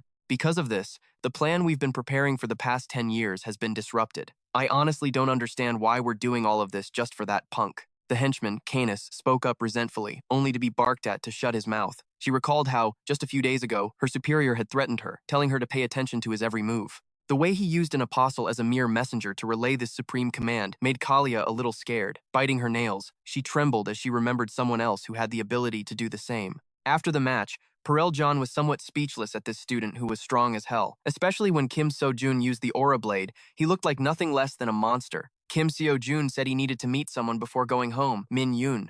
Right now, he was surrounded by countless students from various academies, like a top idol. Even though he lost to me in the final match, the mere fact that he's self-taught and doesn't belong to any academy, yet reached such a level, was enough to attract attention. From the academy's point of view, it's true that everyone was dying to get their hands on him.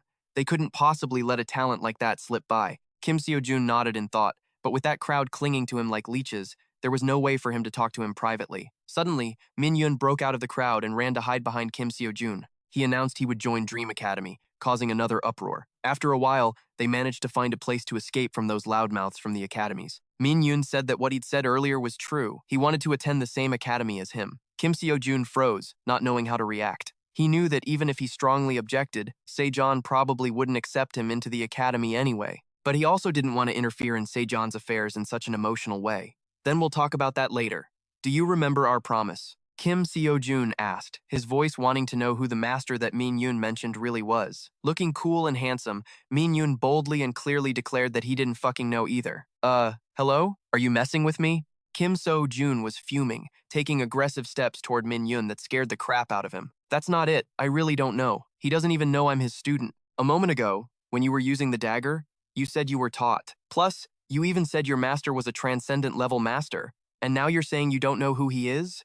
Kim Sejun raged. No, because he never taught me anything.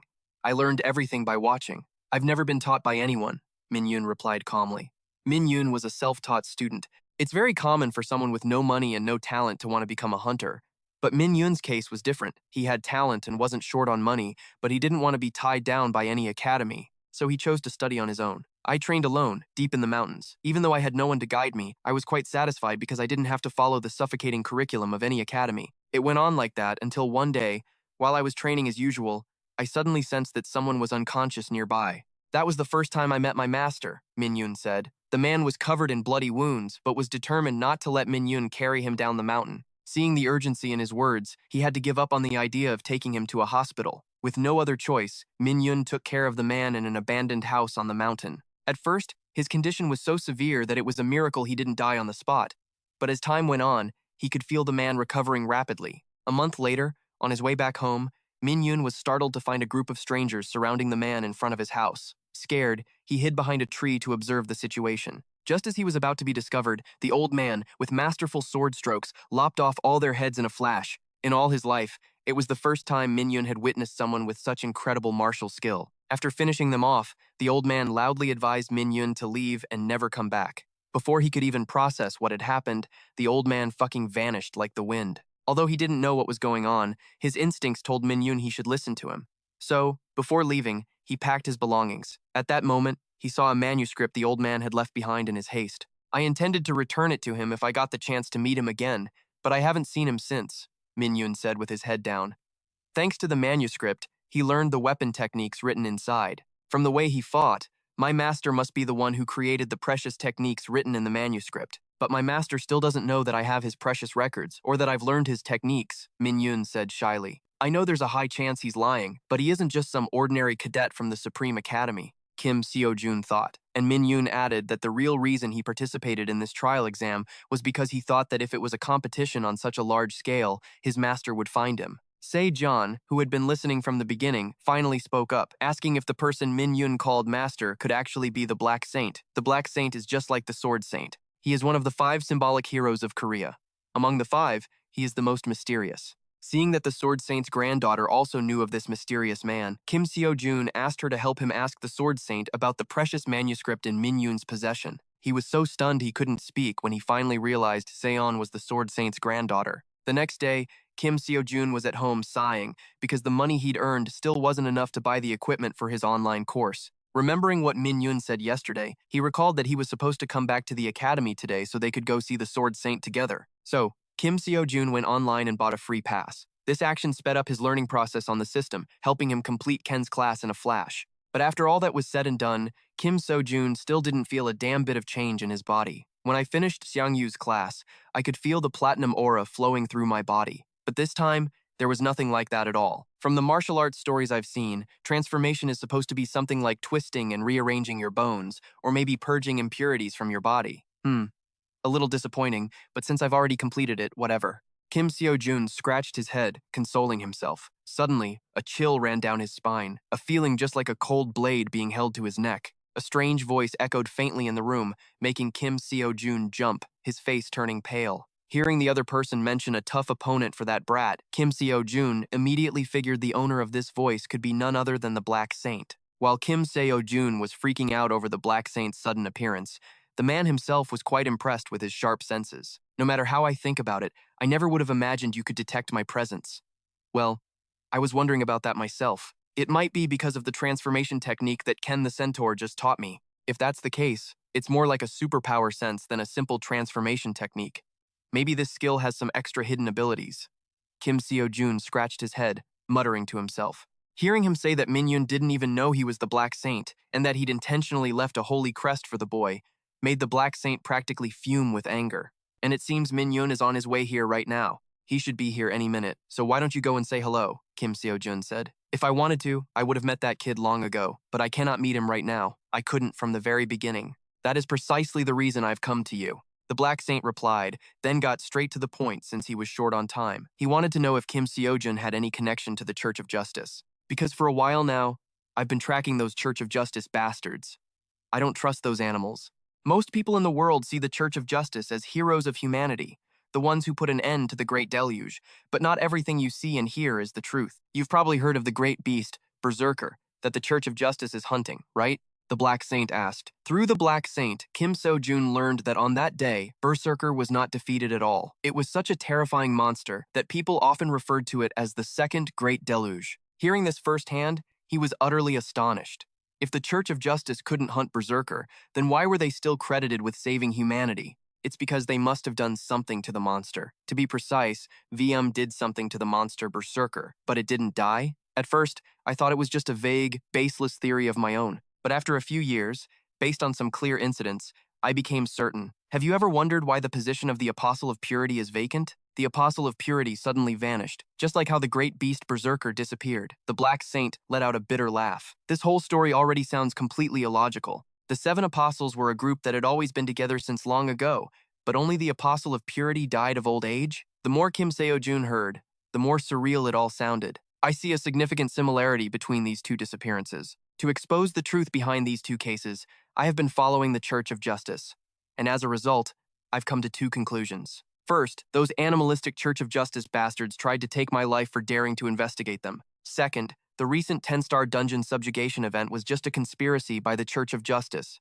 and you are the reason behind this conspiracy. The moment the Black Saint spoke, it was like a lightning bolt struck Kim Sejun. He had no damn idea what the hell the Church of Justice was doing. The Black Saint revealed these secrets to Kim Sejun in the hopes of asking him to take care of Min-Yun in his stead. If I could, I would have raised and educated him myself. However, as long as the Church of Justice is lurking around, it's impossible for me to raise the boy personally. The Church of Justice has a special method for observing their targets. Although I don't know the exact method, when their targets act, they can see the entire result of that action. That's also why those bastards call this an observation. I am one of the targets that those bastards observe most closely.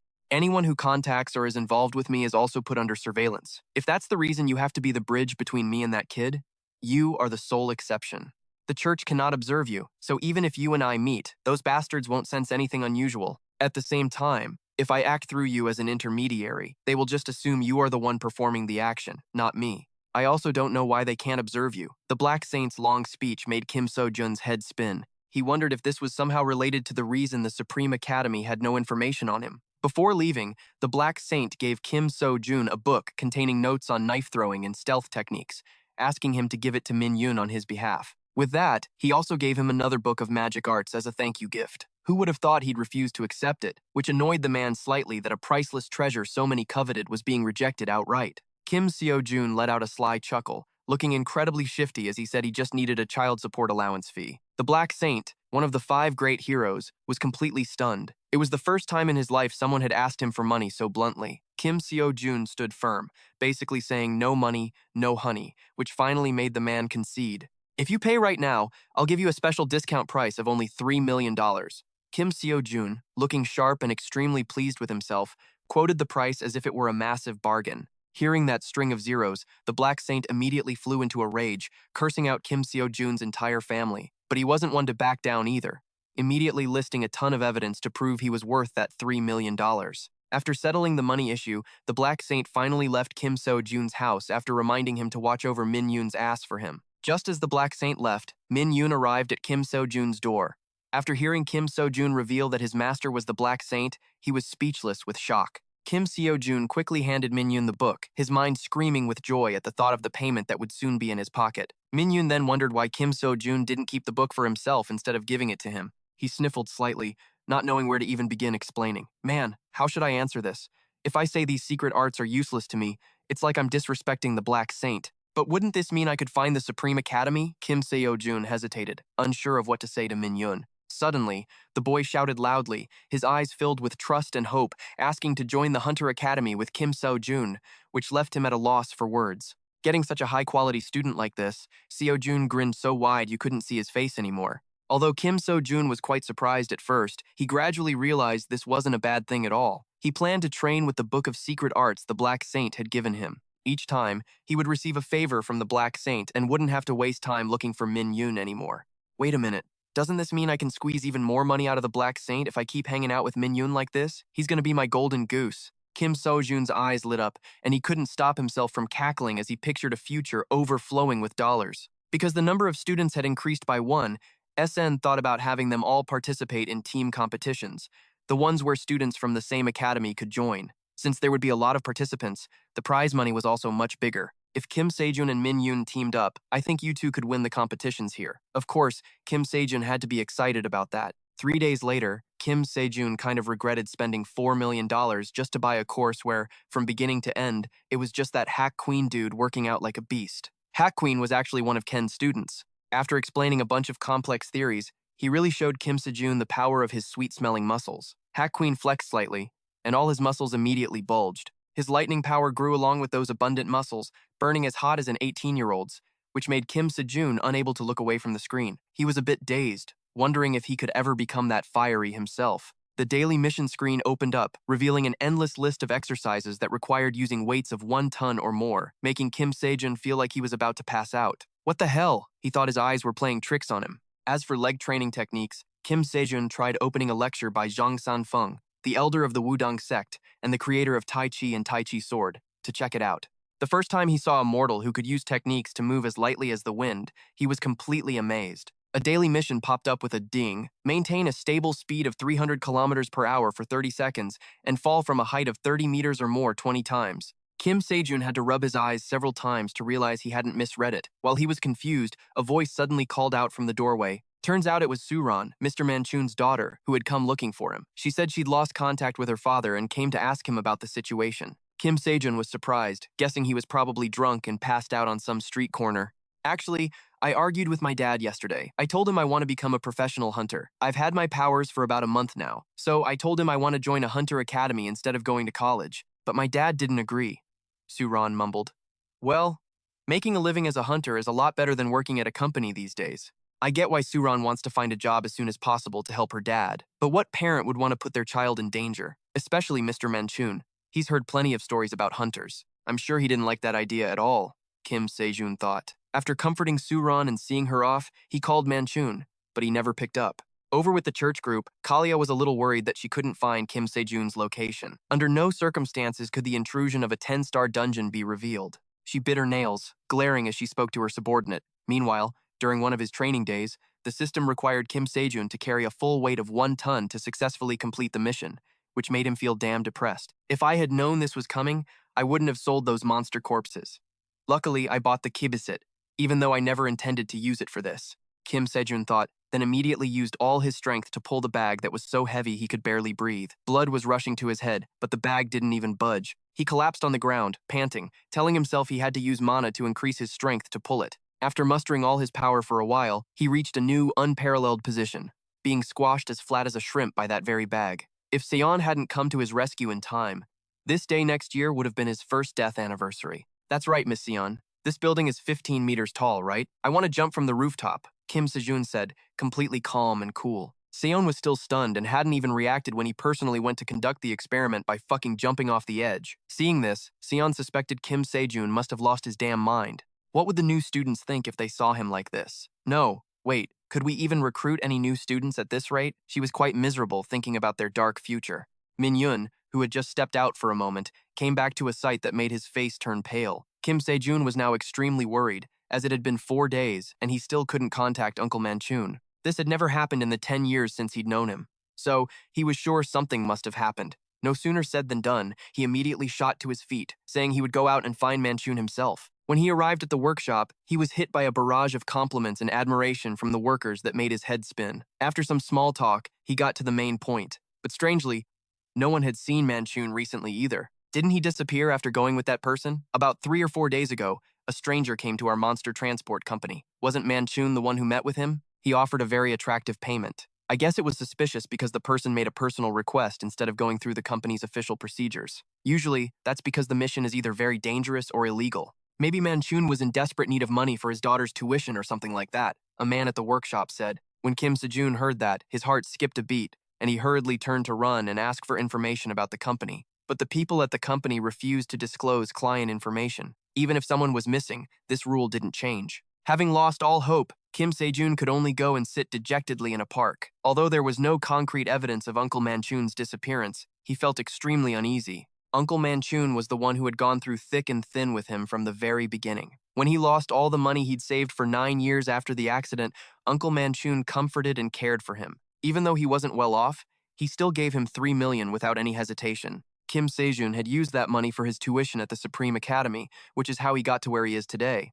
He gritted his teeth, telling himself he couldn't just sit still and do nothing. Suddenly, Kim Sejun quickly picked up his phone and called SN, asking her to help him meet the Sword Saint right now. But when he met him, he proposed a challenge to fight him. Seon and the others around them were dumbfounded, thinking he had gone crazy from grief. If I win, I want you to intervene in this incident directly, not just simply provide help. On the other hand, if I lose, I will drop out. I can't win against you fair and square. That's obvious. So if I can give you a wound, even a small one, I hope you will consider it my victory, Kim Sejun said calmly. He knew with the current situation that something must have happened to Manchun ever since he met that suspicious person. And again, the company wouldn't give him any information, citing it as confidential. But it would be different if the one asking was the Sword Saint, one of the 5 great heroes representing Korea. It's a real gamble, but this might be the only way I can save Uncle Manchun. The Sword Saint thought for a moment, and then immediately agreed. He turned and walked into a small room, gently and affectionately, taking out a sword that had been carefully stored inside. Legend has it that when Kim Yusun, a great general of the Silla Kingdom, was still training on Mount Wuren, he received a sacred weapon, a divine sword, along with a book of military strategy, and subsequently achieved a resounding victory. Even though it's just a replica of the original Blue Dragon sword, it's still a masterpiece created by the greatest blacksmith in Korea. There's only one scenario where the Sword Saint uses the Blue Dragon sword, when he decides to kill his opponent. The secretary turned pale and was about to step forward to stop him, but was held back by the sword's aura. I'm sure he wouldn't dare challenge me with mere determination alone, so I should at least entertain him seriously, right? Outside, Seon was now fearfully trying to stop Kim Sejun. Stop it. Here. A true man does not go back on his word. He wanted to put an end to all these mysterious things involving him. I still don't have enough power or authority to protect the people around me. That's why the Sword Saint will act directly if anyone related to Kim Sejun is involved. I need to drag the Sword Saint into this, to drill this very fact into everyone's mind. Kim Sejun thought, and his confident eyes, determined to win, even moved Seon. The duel officially began with fiery spirits from both sides. The Sword Saint wasted no more time, quickly drawing the Blue Dragon sword from its sheath. After he was allowed the first move, I gathered all my strength and swung my staff forward, but all my efforts were shattered by that Blue Dragon sword.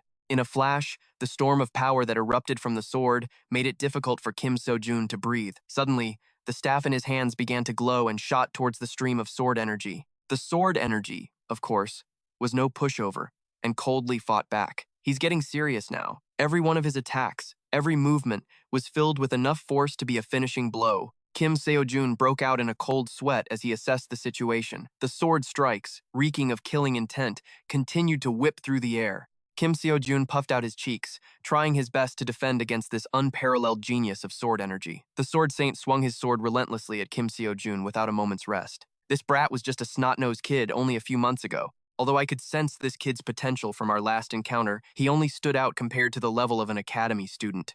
But what I'm witnessing right here, right now, with every passing moment, this kid is trying to grow even stronger. The Sword Saint thought in amazement as Kim Sejun was busy parrying his attacks. He swung his hand, creating a wave of aura that caught me off guard. The weapon in my hand was quite interesting to him, as it could still withstand the cataclysmic storm of blows from just now. This match would have been over a long time ago if not for that weapon. I wasn't planning on using my full strength, but maybe I should put in a little more effort, he thought to himself. And with that, he once again unleashed a holy crap level of killing intent that brought Kim Sejun to his knees. Damn it, I was too arrogant. I thought I could do this just because I beat a few other promising students. However, students are still just students. They're still green, inexperienced, and haven't faced the cruelty of the world yet.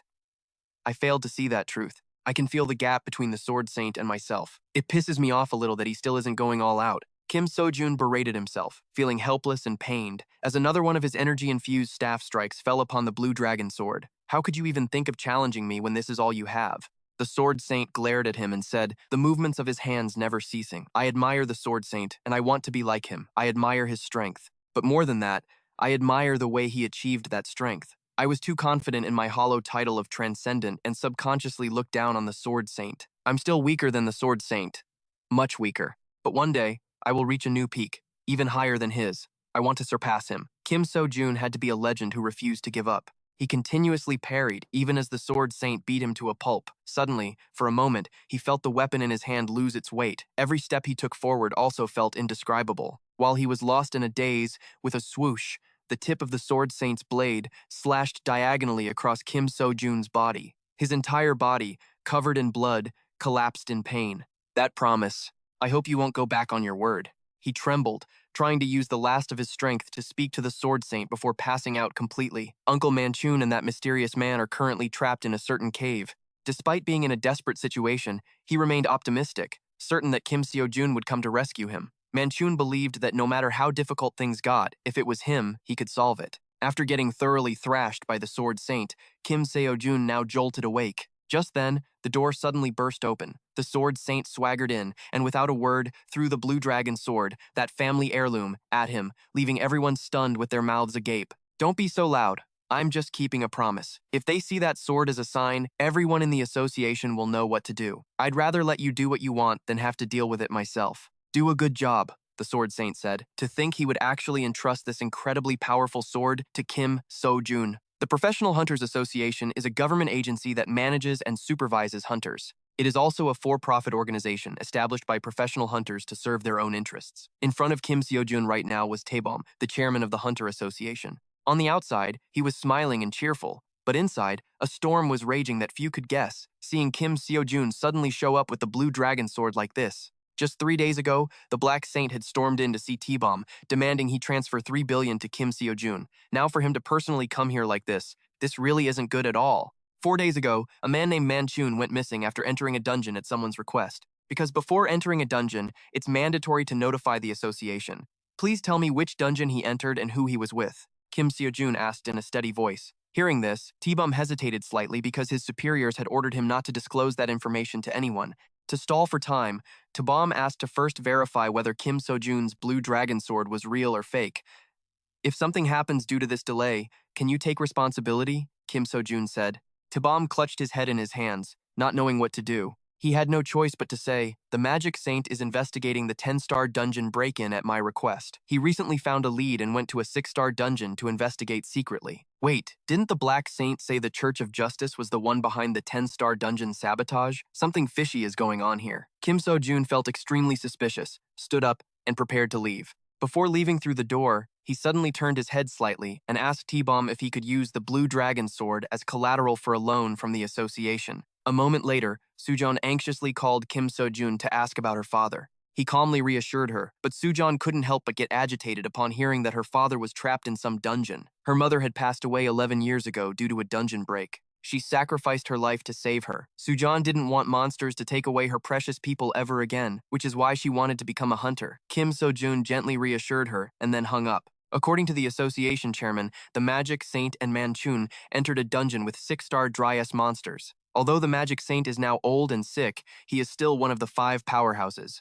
There must be a reason why they got trapped in a 6-star dungeon. Perhaps it was a trap set by the Church of Justice to eliminate the Magic Saint. In this situation, no one can help them but me. Kim Sejun's mind was a tangled mess. Suddenly, his phone pinged with a notification of a transfer from the Korean Hunters Association. How awesome. He only used the Blue Dragon sword as collateral, and unexpectedly, those people agreed to loan him the money.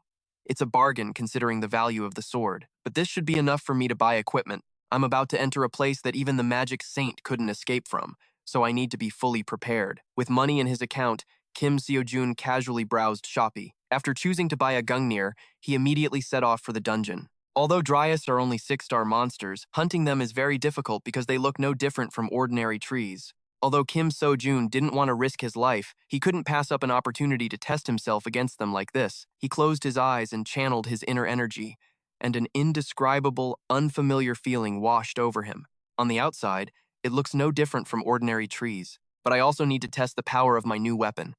Kim Sejun took a deep breath, then immediately drew his weapon and threw it straight at the tree. Just as the tip of the weapon was about to touch the tree trunk, it was instantly blown to the side. This Dryas had actually dodged his attack. Not only that, but it also knew how to use force to launch it back at him. Its speed and destructive power were enough to make even someone like Kim Sejun stare in awe. Gungnir, the spear that Odin used to dismember Ymir, the first giant who created the 9 realms. After a while of hard work with that weapon, Kim Sejun successfully turned the Dryas monster into a bare, withered tree stump. Look at its destructive capability. It must have been forged from transcendent materials. Kim Sejun thought to himself as he tried to wave his hand and command Gungnir back to him. He had to gather every last bit of mana in his body just to get the weapon to return to its original position. The energy drain was insane, leaving Kim Sejun completely exhausted. He was so wiped out he could barely breathe. According to legend, Gungnir is supposed to return automatically, but a replica always has its limits. At my current level, I can only call it back once, but I'm sure there'll be a day when I can use this power freely. Until then, this ability is basically a one-time use item. Good thing I already pawned off the Azure Dragon Sword. Kim Sejun chuckled at the thought. After a few basic energy circulation exercises, he went deeper into the cave to continue his search for Manchun. The man was currently carrying that strange guy on his back. He was scrambling to escape from the Gumia that were hot on his heels. In his haste, he tripped and fell flat on the ground, his whole body trembling as he braced for the wrath of those monsters. Just then, that old man suddenly woke up and quickly used a temporary barrier to block their dark energy. Leave me and run. I'll hold them off. I've already got one foot in the grave. If I hadn't brought you here in the first place, this never would have happened. Now run, he yelled at Manchun. After holding them off for a while, he couldn't take it anymore and collapsed to the ground in pain. Manchun hugged him tightly in fear, sobbing. His heart ached at the thought of Chiron being without him in the future. Suddenly, a blinding light flashed, and the figure standing there was unmistakably Kim Sejun. I found you. After telling Manchun to stay put inside the sword formation, Kim Sejun immediately charged toward the Gumia to draw their attention to himself. Man and monster clashed in a flurry of punches and kicks, and the amount of damage being thrown around was just, holy crap, damn it. No matter how many times I slice it, its body just keeps regenerating. At this rate, I can't even get close to it. I'll throw Gungnir to pierce its weak point. Kim Sejun gritted his teeth, ran to get some distance, and quickly grabbed Gungnir, which was lying on the ground. But as luck would have it, Manchun and the Saint hadn't managed to get out of the area yet. Kim Sejun's face went pale with panic because that meant he couldn't throw Gungnir. The beast grew more ferocious by the second, spewing a torrent of dark energy that rushed forth like a flood, making it harder and harder for Kim Sejun to keep up. After noticing the other two had run far enough away, he seized the opportunity and made a bold thrust with Gungnir straight toward the monster. It roared in agony before cracking and shattering into pieces. The force shot out with the power of a hurricane. This time, Kim Sejun was able to flexibly use his mana to call Gungnir back to him. Smooth, very smooth. Kim Sejun had successfully earned the admiration of the Dryads. Oh, look at that! Have they learned how dangerous this thing is after getting hit a few times? Kim Sejun said with satisfaction. The tree monsters had truly submitted to him now, but it seemed they were all trying to stop him from picking up Gungnir. What could I do? I had no choice but to give them a few basic hits, Kim Sejun thought. A moment later, Manchun arrived at the rendezvous point, carrying the Saint on his back. The saint's condition isn't looking too good right now. Time to use the emergency pill I always carry with me. This is just a stopgap measure, but it should help him feel better. Kim Sejun gently lifted the saint's head and poured the medicine into his mouth. The saint slowly regained consciousness and was a bit stunned to see Kim Sejun there. You really came here to save us? How did you know we were here? Wait, what happened to the Ross? In response to the saint's barrage of questions, Kim Sejun cheerfully informed him that he had already taken care of everything. He wanted to know why the old man brought Manchun to this place. To study the monsters, I needed someone to move the corpses. And for some personal reasons, I needed to do it discreetly, but I couldn't do it alone with this old body of mine, the saint explained. You were doing it secretly because you were afraid the Church of Justice would find out, right? Kim Sejun's words hit the nail right on the head. The saint's jaw dropped, wondering how he knew. Suddenly, the ground began to shake violently, stunning everyone for a moment.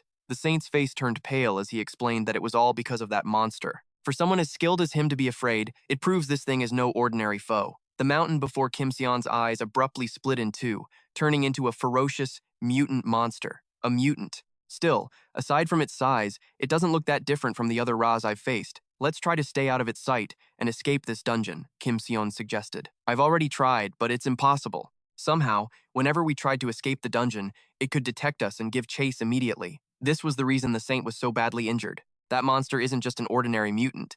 Its shell is too hard for magic to penetrate. Even if I could break it, its regeneration speed is so fast that it recovers instantly. I even thought it might be an evolved monster, one that had its weaknesses removed and its strengths enhanced, the saint said grimly. He added that he was old and not as strong as he used to be. Hearing him say he just needed one powerful blow to finish it, Kim Sejun suddenly had an idea. Then while you're weakening it, I'll destroy its core. When the saint heard this, he became frantic, as if someone had poured boiling water on him, worried that he wouldn't be able to hold out. That's right, he only has the strength to talk because of my emergency pill. It wouldn't be a surprise if he collapsed right now.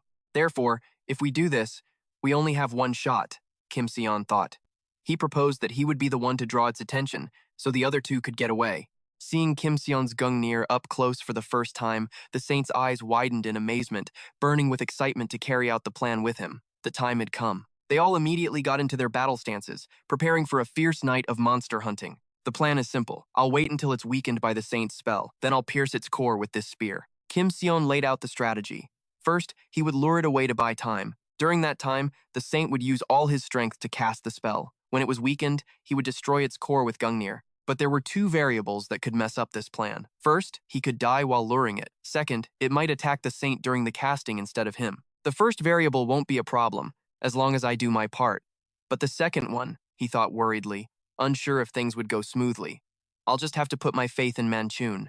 The three of them cheerfully encouraged one another, bracing themselves for a brutal night. That evening, Kim Sejun stood with Gungnir gripped tightly in his hand. Beside him was Manchun carrying the saint on his back. You two should stay here. Don't get too close, just in case it detects the saint while he's casting the spell, he said. Seeing the determined look in Kim Sejun's eyes, the saint and Manchun could only wish him luck. Kim Sejun smiled cheerfully in reply and immediately leaped like he was flying toward the opposite branch. Seeing the monster up close like this was a little unnerving. More importantly, I can feel the immense energy surrounding it. Now I get why even the saint struggled, Kim Sejun thought. He took the opportunity while it wasn't paying attention to tiptoe closer, then let out a loud shout to grab the monster's attention. Seeing Kim Sejun deliberately provoking it, it furiously whipped its branches at him with lightning speed. It's attacking more violently than I thought. I've ended up pretty far from Manchun and the saint. Isn't the weakening spell ready yet? Kim Sejun thought, running for his life as he frantically looked around. The monster's power was so immense that the surrounding ground was already reduced to rubble, and Kim Sejun himself was thrown high into the air like a ragdoll. He glared, turning his body to face the monster again, but the pressure it emitted made him tremble uncontrollably. What other choice do I have besides trying my best to dodge? Kim Sejun gripped Gungnir tightly, preparing to charge. Just then, he sensed that the saint had successfully cast the spell. Talk about perfect timing. He immediately dashed out, stood before it, and yelled to draw all of its attention to himself. Kim Sejun ran for dear life, with the monster hot on his heels.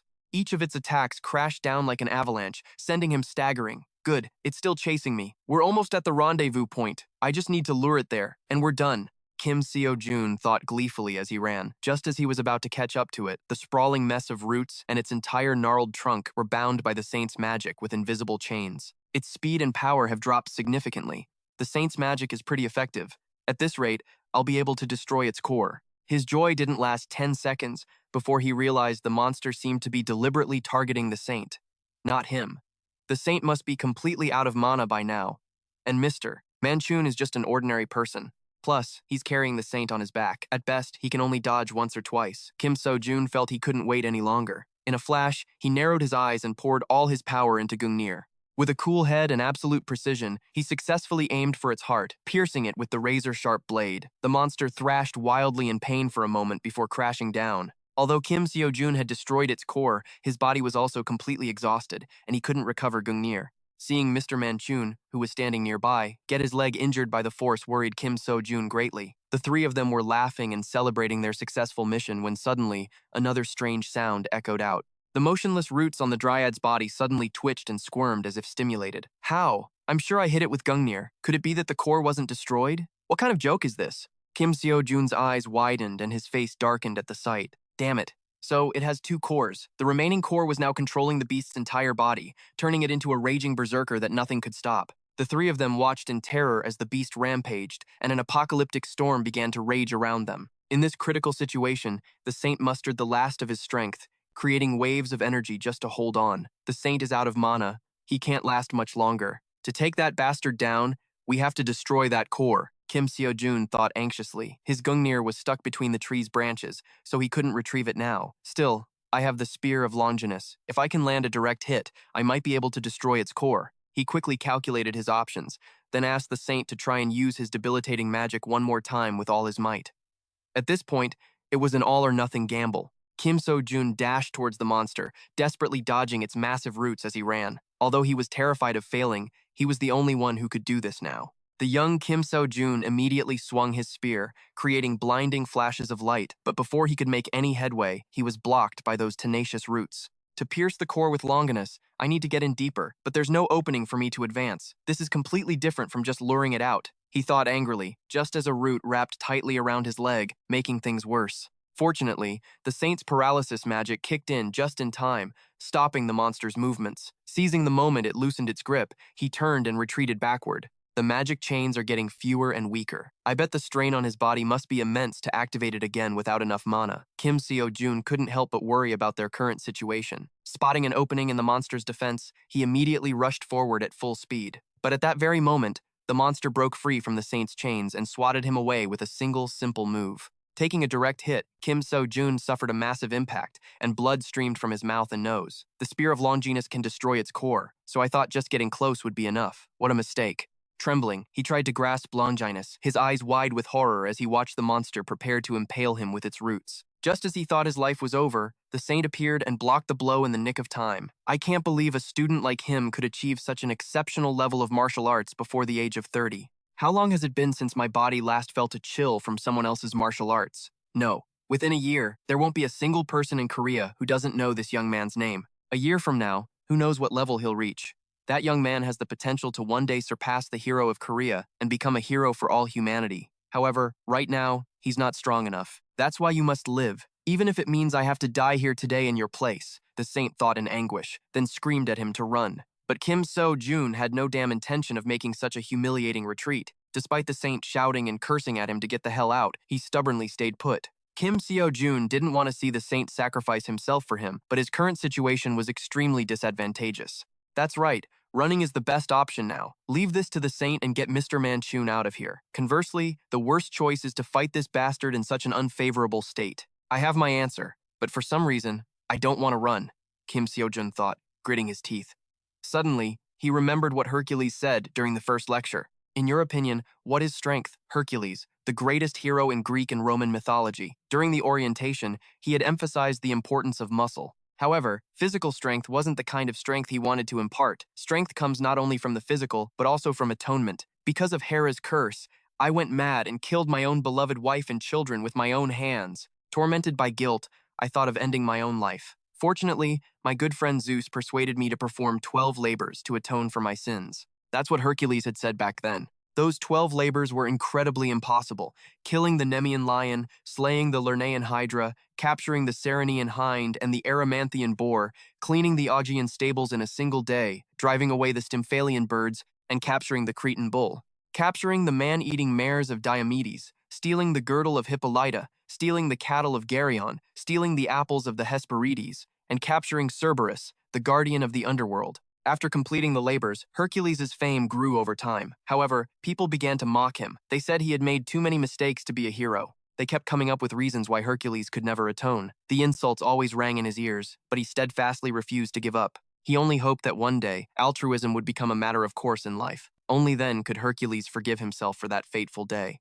And so, he completed the 12 labors and was honored as a true hero. Furthermore, Hercules saved the Olympian gods during the war against the giants. Hercules, the man who had lost his mind and killed his family, became the greatest hero at the end of his journey of atonement. The strength that guided me on my path was the will to atone. When you try to do something or become someone, people will often tell you that it's impossible. As someone who has been through it, I hope you have a personal reason of your own that compels you to succeed. That alone is enough to become a hero. Each and every one of Hercules' words cleared Kim Sejun's mind. The fear that had been clinging to him like a heavy weight on his chest was now gone. There are 1,000 reasons why I can't win. I have 1,000 reasons to run away. To an old and experienced saint, the actions of a 28-year-old like me must seem reckless. But I want to live a meaningful life. I don't want to give up and destroy my future. Kim Sejun bit his lip hard, determined to move forward. Hercules' encouraging words echoed in his ears again, instantly transforming into a divine force that paved the way for him to unlock his latent power. An overwhelming force that destroyed all obstacles surged forth and erupted, filling the entire space. Under this furious gale, the monsters could only bow their heads and await death. Its destructive power was so strong it blew away dirt and rocks, and even blew away the boss monster's core.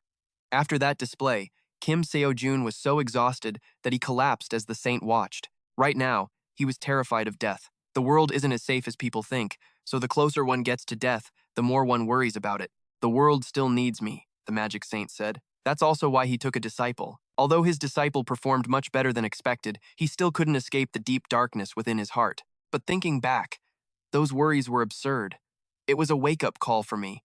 Even if I die, my disciple will carry on this mission in my place. I see in this tenacious young man the beginning of a new generation of heroes, the Sword Saint said, looking at Kim Sejun with pride. The next morning, Kim Sejun jolted awake in a hospital. The two old men had only suffered superficial wounds and nothing serious. He freaked out when he learned he'd been unconscious for 6 straight hours. At least it seemed like everything had been resolved without any setbacks. Kim Sejun thought with relief. After getting the news from Sujong, Seon was also preparing to visit him in the hospital. Of course, she'd be concerned about him, the guy who disappeared with her grandfather's precious sword. When the magic saint learned that Man-chun had a daughter who wanted to be a hunter, he offered to become her mentor. Man-chun was stunned, speechless, thinking he had either misheard or his rival had gone senile. Isn't it time I passed on my wonderful knowledge to the next generation? I don't think I'll live past this year. Until then, I have nothing to do, so it's best to spend my final moments guiding your daughter as thanks for saving my life, the magic saint said with a hearty laugh. He also offered to guide Kim Sejun, but he refused. He just wanted money.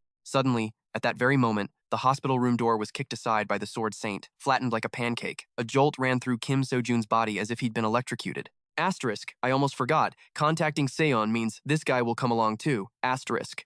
Kim Sejun hadn't anticipated that the Sword Saint would actually track him down here. His mind was a tangled mess, and his whole body was agitated, not knowing what to do. Luckily, the Magic Saint was there, which somewhat lessened the Sword Saint's anger. The two chatted happily for a while. The Magic Saint then revealed that he had almost died that day and was saved by Kim Sejun. The Sword Saint aimed the arrow of his resentment back at him, making the air as hot as a furnace. He never would have dreamed that Kim Sejun would dare to sell his precious sword. The kid had nerves of steel. The Magic Saint tried his best to persuade the Sword Saint to let him off this time, but upon hearing that he had actually pawned the sword, even the Magic Saint was struck dumb. The flames of hatred were already burning fiercely within the Sword Saint, making Kim Sejun tremble in fear. He quickly clarified that he hadn't sold it, but had only pawned it temporarily. Since you didn't sell the sword, and out of respect for the Magic Saint, I won't kill you. So, I'll let it slide if you can withstand one single blow. The Sword Saint, seething with anger, tried to swallow his rage and growled. Asterisk, I don't think he'll let me off with just one hit. It's more like he intends to finish me off with a single punch. Asterisk, he thought, trembling as he backed into a corner. No matter how much he pleaded, the Sword Saint couldn't contain his surging anger and threw a thunderous fist at him. After a deafening explosion that shattered the wall, Kim Sejun had managed to raise his arm in time to block the blow, though the pain was bone deep. Asterisk. He blocked it? More importantly, his arm is fine. Asterisk. Normally, it should have been broken. No, it should have been completely shattered. The Sword Saint's face turned pale, and he was about to open his mouth to ask how he could have done it. Kim Sejun thought he was about to punch him again and immediately bolted from the room with all his might, leaving everyone staring in bewilderment. The Sword Saint clicked his tongue, sat down by the Magic Saint's bed, and then asked to know exactly what had happened there that day. The Magic Saint told the Sword Saint everything that happened in the cave. The Sword Saint still couldn't believe Kim Sejun could actually do such a thing. The Magic Saint felt that the Sword Saint still didn't truly acknowledge his talent. That's right, even if what you say is true, I will not acknowledge that brat. I haven't seen anyone truly talented among those hailed as S-rank hunters. That bunch is completely useless, the Sword Saint said. The Magic Saint shared his friend's sentiment, believing that such talent was still not enough to be called true talent. The Sword Saint and the Magic Saint were both heroes who had saved the world from the Great Cataclysm. Thus, they both shared the same thought. Being a professional hunter meant something different in this new era. It was simply a well-paying job. They didn't deny that a new era would come because they were the ones who desired peace more than anyone. However, they still worried that once all the heroes disappeared and that threat awakened, would the world have enough strength to fight back? I don't know. In any case, that was the purpose of establishing the Church of Truth. But Sword Saint, among the 8 billion people in the world, one person has appeared who makes the impossible possible. Our era has ended, the Magic Saint said with a smile. Kim Sejun was outside, joking around with Seon and Manchun. Suddenly, Suyeon rushed over, tears welling in her eyes, and hugged her father tightly. The father and daughter embraced, overcome with joy and relief. Manchun looked toward Kim Sejun and expressed his sincere gratitude. People often say that the most beautiful sight in the world is seeing everything return to its original state. Time passed, all three of them were discharged from the hospital, and their lives returned to their proper tracks. However, there were a few changes. The first was that the Magic Saint had taken Suyeon as his disciple. The next was that Kim Sejun received the promised reward for saving the Magic Saint's life, a total of 10 billion. He used 500 million to get the Azure Dragon sword back and return it to the Sword Saint. Although he was nearly sent to the afterlife by the old man, everything eventually fell into place. Kim Sejun didn't originally intend for this to happen, but as fate would have it, he obtained Gungnir and a large sum of 9.5 billion. With those items, he increased the progress of Haken's course to 47.3%. It had been a long time since Kim Sejun had seen Min Yoon at the academy. He hadn't even visited him in the hospital, believing he would recover soon. Even if all things change, one thing remains the same. This dream academy. This place now felt like home to him. Afterwards, Kim Sejun continued to follow Haken's lectures. This time, thanks to his belief in the power of the gods, his learning progress increased rapidly. Haken's teaching style was the same as ever, muscles over mind. Kim Sejun grimaced as he watched, feeling that his current body couldn't handle that kind of power. Since he was finishing Haken's course faster than usual each day, he planned to use the remaining money to buy the elixir. Asterisk. If I have enough mana to summon Gungnir, I'll become a literal walking disaster. Asterisk. Besides, the Transcendent store is selling a ton of elixirs that can help me replenish my mana. Kim Sejun thought for a moment, then decided to go back to the lecture. Everything's fine except for the fact that from now on, I can't fully absorb elixirs anymore. Even though I studied and practiced seriously with Merlin, it was all about mana theory and had nothing to do with skill training. In order to fully absorb the energy from an elixir, I'll need to learn mana skill training. If I have to learn it anyway, now is probably the best time. Kim Sejun muttered to himself as he sent a message to the advisor, asking him to recommend some good lectures. The advisor immediately recommended a series of top-tier lectures to Kim Sejun, which left him broke again. When Seon saw Kim Sejun dragging his pathetic, withered self over to ask for money, she was at a loss for words. She flew into a rage and chewed him out like a mother scolding her child. It was quite a masterful tirade. He painfully swallowed his tears. He was just 500 million won short of the lecture registration fee. Seon sighed, telling him that in one day, there would be a competition with a prize of 3 million won for the winner. But there was one major problem. Kim Sejun needed a team to participate in this competition. Right now, there were only 2 students in the Dream Academy, him and Min Yoon. If it's Min Yoon, he'll be able to handle his part without any problem. However, according to the rules, we can't participate because we don't have the required 3 members. Moreover, whether a new person can be trusted is also an issue. Is there anyone trustworthy we can invite? Someone we can rely on to join the competition with us. Someone who wants to become a hunter, but hasn't enrolled in an academy yet. Is there anyone out there? I'm not expecting much. Just one person. For a moment, an image of that kid Suyeon flashed in his mind. Seon was a bit surprised to hear the idea of recruiting Suron into the academy to participate in the competition. Despite her confusion, Kim Sejun was a man of his word and immediately ran outside to find the girl. He went straight to the Magic Saint's residence and felt a pang in his heart, seeing the old man walking out with a weary posture, leaning on his staff. The Magic Saint chuckled, saying that Suron had been traveling all over the place ever since she learned elemental magic. Really? She had only become the Magic Saint's disciple 2 days ago. At the Hunter Academy, the first things you learn are mana mastery and mana training. And if this was her first time practicing mana mastery, I was sure it would take 2 to 3 weeks to learn. Kim Sejun's eyes widened in disbelief and astonishment. The Magic Saint shared his sentiment, having witnessed the Girl Master mana training in less than a day. He had only intended to dedicate the rest of his short life to helping her grow, but he never expected her to be so interesting. Kim Sejun then told the Magic Saint everything that had happened at the academy. He used Suron's safety to persuade the Magic Saint to let her enroll in the Central Academy with him. The Sword Saint and he were being watched by the Justice Church.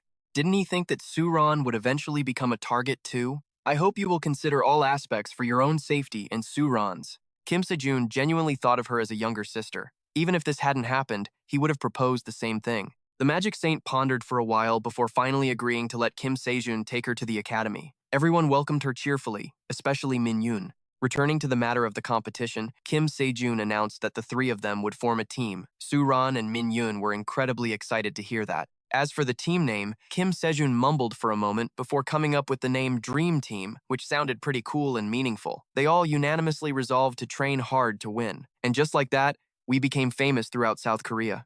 Our names were mentioned everywhere, and that was how Dream Team was formed.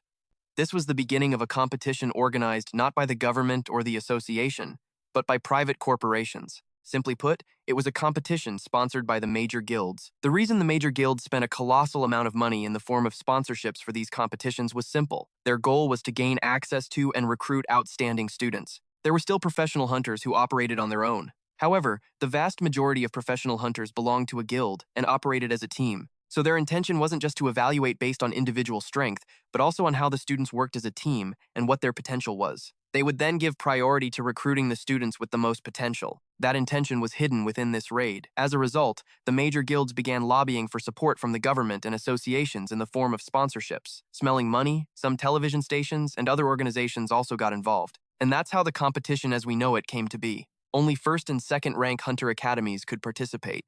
So, you could say this raid competition is where all the money and attention is focused. It was a competition for the elite.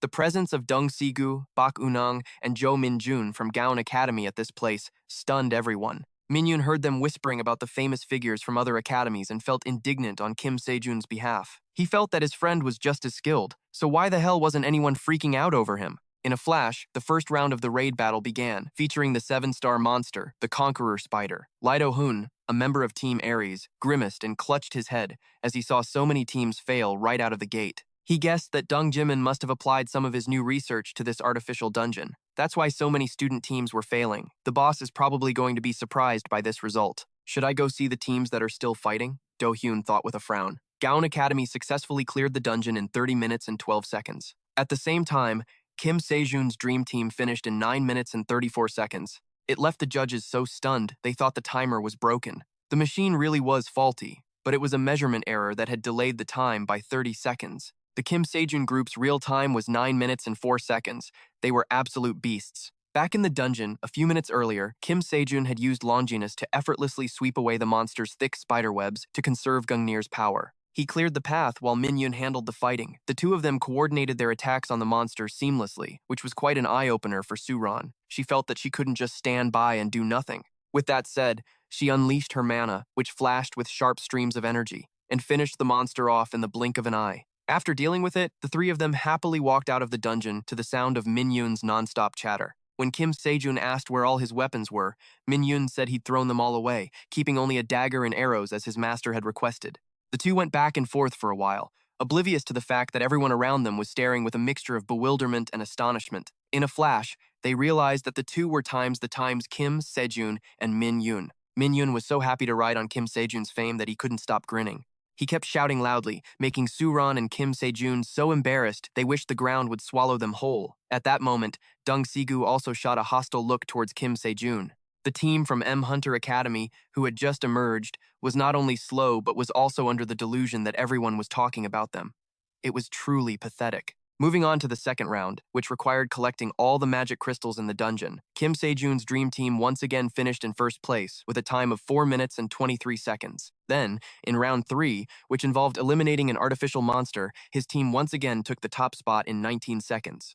Next up was round 4, the Dryad Forest. Kim Sejun and Min-yoon split up the attack zones. He pulled Suran behind him, his hands tightly gripping his sword as he relentlessly slashed at their tree roots. The monsters kept regenerating. They didn't disappear completely, but their numbers had decreased significantly. Kim Sejun thought to himself, then suddenly noticed something glowing floating in the air, and moreover, it contained a colossal amount of mana. Don't tell me it's the core of the dungeon or some kind of medium that helps the monsters regenerate. He was startled by the thought when a screech echoed from behind him. He immediately used his staff, aiming for the mysterious glowing mass to shatter it. But when his Gungnir touched it, it passed straight through, as if it were air, which was incredibly strange. The mass of dryad roots continued their relentless attack. Kim Sejun froze for a moment, realizing that all this time, he hadn't fully grasped the power of Longinus. The spear of Longinus can't be inferior to Gungnir. With that thought, Kim Sejun gathered all his strength and ran towards the glowing mass, wanting to try one more time. Over on the Gaon Academy team's side, after a long struggle, they finally finished with a time of 44 minutes and 51 seconds. They were extremely confident, feeling that their performance this time would surely overwhelm the other teams. Our judgment was good, and we didn't make any mistakes. We also lasted twice as long as the previous record of 20 minutes set by the Hunter team, and we broke our own limits. That was the best result we could achieve, Deng Sigu told himself resentfully. As soon as they reached the exit, they saw Dream Team already standing there. They entered at the same time as us, but came out first. I think we've definitely won this time, the girl in their group said gleefully. Deng Sigu felt that was to be expected. Kim Sejun's team's achievements up until now had all been due to luck, but the leaderboard that appeared at that moment suddenly shattered his arrogant demeanor. Dream Team was in first place with a time of infinite. This absurdity made the entire stadium feel like it was about to erupt. Do-hyun's eyes widened. He guessed that with this result, Kim Sejun's group could step into the world of professional hunters as soon as the competition was over. He broke out in a sweat, telling himself that he had to recruit them at all costs. Kim Sejun himself couldn't believe he had done it. At first, I speculated that the Spear of Longinus had the ability to penetrate mana barriers, but Gungnir can do that too. In the end, I could only convince myself that they were of different tiers. I have a feeling that's not really the unique effect of the Spear of Longinus. Gungnir had no effect, but the Spear of Longinus passed through. Kim Sejun recalled the moment he appeared like a phantom and shattered that sphere. Perhaps the Spear of Longinus has the ability to land a direct blow on a target's true entity. I still need to run more tests before I can come to a conclusion, he said to himself in a daze. Min Yoon and Suran, standing beside him, also couldn't believe that Kim Sejun had made all the dryads vanish completely in that moment. Seething, Deng Sigu went to find Kim Sejun. He cockily asked what kind of tricks he had used. He admitted that Kim Sejun was a rare talent. Not long ago, he'd heard about what happened at the Hunter team's simulation test. However, achieving an infinite score in the fourth round was absolutely impossible. If it were Li Hun, maybe it would be possible. He was probably so disappointed that he'd compared that idiot to her. Her level is completely different from ours. Deng Sigu stood there, dazed for a moment, then turned and walked away under Kim Sejun's confused gaze. Min-yoon furiously cursed after him, fuming. The final round was about to begin. Kim Sejun felt that his group would probably win because they had ranked first in every round so far. These challenges were a lot easier than he thought. Suddenly, a loud voice called out from behind them. A man approached and stammered, "I've come to make you all an offer. If you agree, we will give you tickets to a competition with a prize of up to 6.5 billion. The man said, and this enormous sum of money shocked Kim Sejun's group, who couldn't believe their ears. In return, I have one condition. You know there will be a 9-star monster on stage 5, right?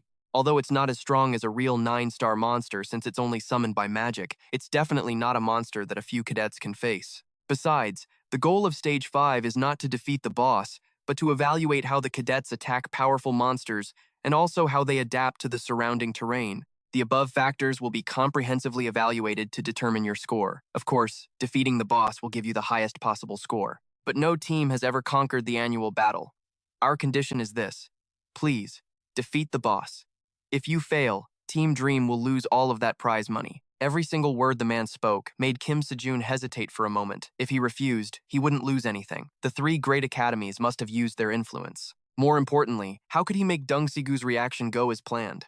The other academies probably think I cheated. The 3 great academies are definitely trying to eliminate Team Dream and restore the honor they lost with this offer. Kim Sejun looked at Min Yoon and Suran for a moment, unsure of what to do. What should I do? If we succeed, we'll get 6.5 billion. If we fail, we'll lose even the 3 billion we could have had. He lowered his head in thought, and a moment later, he made a new proposal to the man. Use your influence to get them to increase the total prize money to 10 billion, and we will accept their offer. This one sentence from him made Min Yoon, Suran, and the man stare in wide-eyed astonishment. I need 500 million won right now. If the 6.5 billion prize money is divided among 3 people, each person will receive more than 2 billion won. After spending 500 million won, the remaining 1.5 billion won won't be enough to cover the ever-increasing law of causality. But if the prize money increases to 10 billion, I'll be able to buy both lessons and elixirs. That's enough for me to take the risk, Kim Sejun thought cheerfully. The man could only dejectedly return to relay his offer to Duel Hyun. They've seen through the organizers' intentions. I think their combat senses are really good, but I thought they would refuse. Honestly, Team Dream doesn't need to take such a risk. It just shows how confident they are. The surrounding staff whispered amongst themselves. Duel Hyun, on the other hand, was always certain that Kim Sejun's group could do it. After all, the monster this time is just a mummy. Nothing too difficult for Team Dream. The final round of the competition quickly began. For the goal of 10 billion gold, Team Dream excitedly shook hands, their steps even more energetic as they entered the dungeon. As soon as they stepped inside, a bizarre, dark aura filled the air. Outside, Duel Hyun was so horrified he spilled his coffee when he realized that inside the dungeon now was not a 9-star monster, but a ferocious 10-star monster, the Dao. It seemed there had been a malfunction. Duel Hyun didn't want to witness cadets dying so senselessly. He immediately climbed over the barrier, rushing inside. After all, there had been a case where a cadet died from a magically summoned monster due to a mental attack from a psychic-type monster. A mental attack means the brain will be damaged. In the past, the psychic-type monster that caused the accident was only a 5- or 6-star summon. The psychic monster before them now was also the Dao, an extremely powerful 10-star monster. That's not a monster a cadet can handle, Duel Hyun thought in terror. Min-yoon and Suran were currently being mind-controlled by the monster, their minds agitated and frantic. If this continues, the entire Dream Team will die in disgrace. The machine operators were also struggling to find a solution due to the system overload. Duel Hyun angrily cursed the useless staff, pulling at his hair as he thought of Kim Sejun, when suddenly, the system screen showed a scene that left everyone stunned. Kim Sejun was facing the monster directly, but his mind was as calm as if nothing was happening. Suran and Min-yoon had already fallen to the monster's mind control. They were clutching their heads, rolling on the ground and screaming non-stop. The monster now shifted its target to Kim Sejun. You must be enjoying your winning streak. But for how long? Don't you know you're nothing? How shameful. Do you think you'll keep winning even after you become a pro? As it was rambling on, the monster suddenly froze when it realized Kim Sejun was completely unfazed. It was all thanks to his rapidly increasing enlightenment progress from before. Taking advantage of its distraction, Kim Sejun immediately grabbed his staff and charged. The panicked monster tried to counterattack with corrupting words that burrowed deep into his mind. Kim Sejun's subconscious thoughts were being tainted by the Dao's evil thoughts. They were the seeds of doubt and anxiety that he had nurtured in the deepest darkness. It was his teacher's old lessons that had helped his enlightenment process skyrocket, but the monster's malicious words still echoed endlessly in his ears, clinging like a leech, venomous and vicious. One who is in despair speaks of their past, while one worries about the future. But the one who speaks of the present is the one who finds peace in their heart. If a painter lets greed cloud their eyes and paints recklessly, the painting will end up stained black. Sometimes, you must know how to let go of the burdens in your heart. If you feel confused, accept the present. Climb the green mountain and lie down. Listen to the sound of the water and the blue clouds in the sky. Like the mountains, the rivers, and the earth around you. Are you not also a child of the universe? You deserve to belong where you belong, even if you don't feel like it.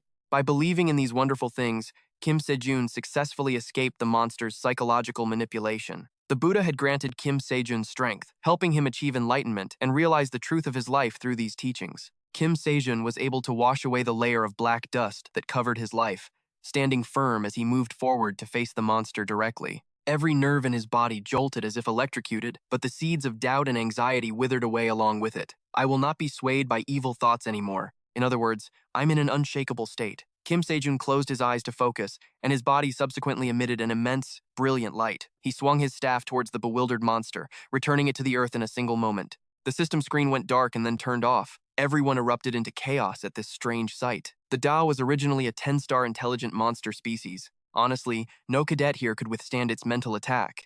Furthermore, physical attacks are ineffective against it because it's a spirit without a physical body. That's why only Holy Heart could handle the Dao dungeons that have appeared in Korea before. But Kim Sejun took it down in a single blow. To be honest, he's not someone our association can handle, is he? Duel Hyun said with a chuckle. In the player waiting room, Sigu's eyes were wide and his mouth was agape as he witnessed Kim Sejun's last feat, a 10-star monster. Even if it was summoned by magic, it had to be at least an 8-star or 9-star monster. And for a 9-star monster, unless you're an S-rank hunter, attacking it is pretty much hopeless. Maybe if it were Hyun, it'd be possible, but this is impossible. After a life-or-death battle with the strawberry, Kim Sejun's limbs were so shaky he couldn't even stand up. Is it because my enlightenment progress increased? It took 90 days to get to just 17.5%, but now it's at 31.7%.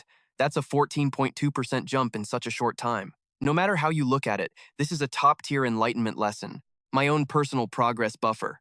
While Kim Sejun was still dazed, Min-yoon and Suwon came to. They were so shocked to hear that Kim Sejun had taken down the monster by himself that they nearly fainted again. The three of them hugged each other excitedly and walked out the gate. As soon as they appeared, they were swarmed by recruiters from famous universities.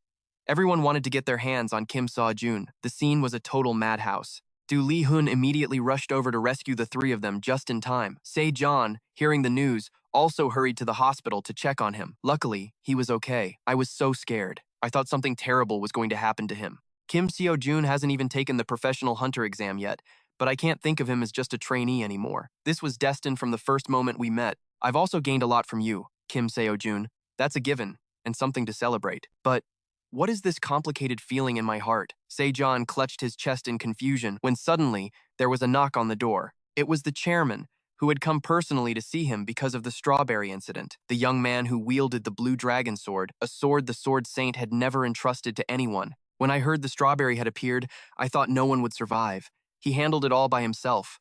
I finally understand why the Sword Saint is so interested in him. On top of that, even the Sword Saint's beloved granddaughter is by his side. It's a good thing I came here myself, the chairman thought with a satisfied smile. Kim Sejun, just now remembering what happened, quietly asked why the boss was the strawberry and not a mummy. It was all because the dungeon's mana core was overloaded when Deng Jimin applied her mutation research results to this competition for the first time. Mutation. If the reason the dungeon's mana core overloaded was due to mutations, that means we can create an artificial distortion. And if we can really cause an artificial distortion, does that mean the Great Deluge was also a distortion? Kim Sejun bit his nails, thinking. The chairman apologized directly for the incident and then offered to grant any request he had. Kim Sejun immediately held up 3 fingers, hinting at 3 billion. And not just that, but 3 billion for times each times person in the group, which left the chairman completely speechless. The raid, full of unpredictable surprises, had finally come to an end. Kim Sejun had displayed skills far beyond the imagination of the elites from the 3 great academies, and it was all because of the 9-star monster incident with the strawberry caused by the overloaded mana core. From guilds to ordinary people, all of South Korea was buzzing about Kim Sejun's dream team. Suwon, however, insisted on refusing the prize money, feeling she hadn't contributed nearly as much as Kim Sejun and Min-yoon. I didn't really do anything.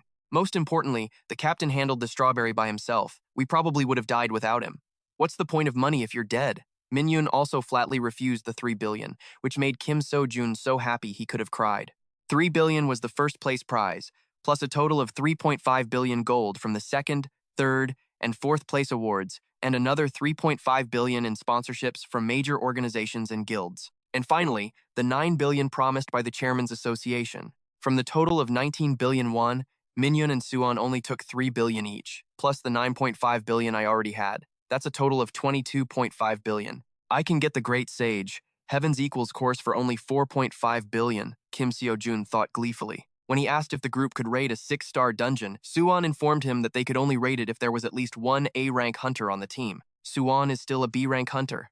At this rate, we won't have the right to raid the dungeon, Kim Sejun thought, flustered. Suwon, worried this would disappoint him, started apologizing profusely, which made Kim Sejun a little awkward. So what should I do now? Since I can't raid a 6-star dungeon, I can't make a lot of money. Should I wait a bit longer to earn the 4.5 billion, or should I just buy the mana course first? It'd be best to learn both.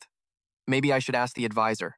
Kim Sejun pondered. The moment he picked up his phone, the advisor suddenly shot out of the screen, nearly giving Kim Sejun a heart attack. Not funny. Kim Sejun was pissed. Hearing that he was struggling with which course to take first, the advisor told him he could get both if there was a causality discount, which stunned Kim Sejun.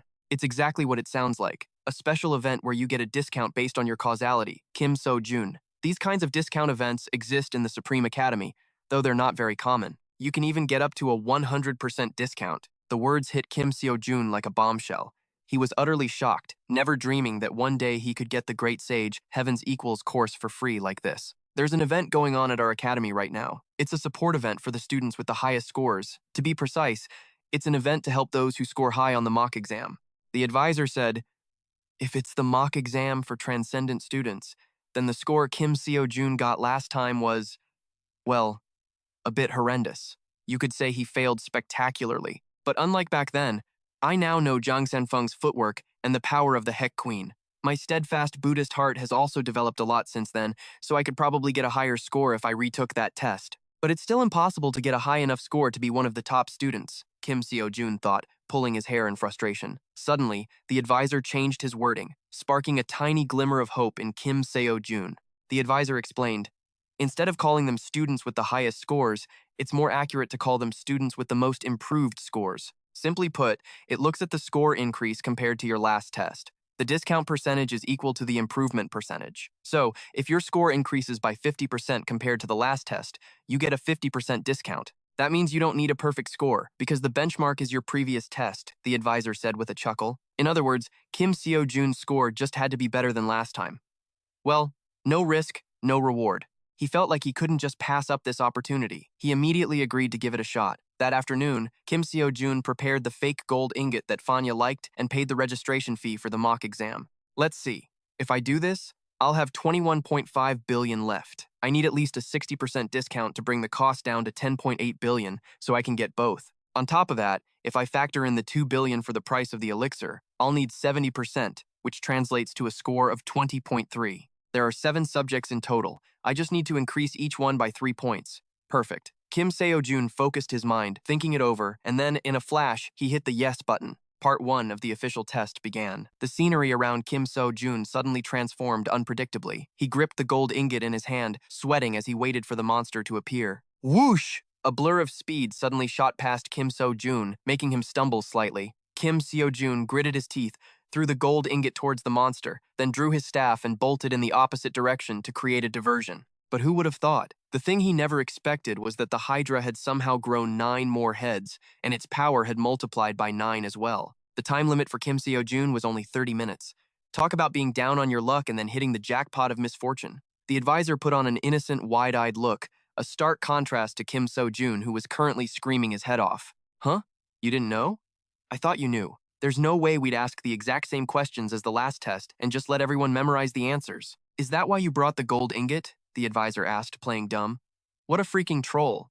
What good is telling me this now? He had no choice but to keep running for his life while trying to withstand the barrage of magic the monster was spewing like rain. I just need to increase each subject by 3 more points.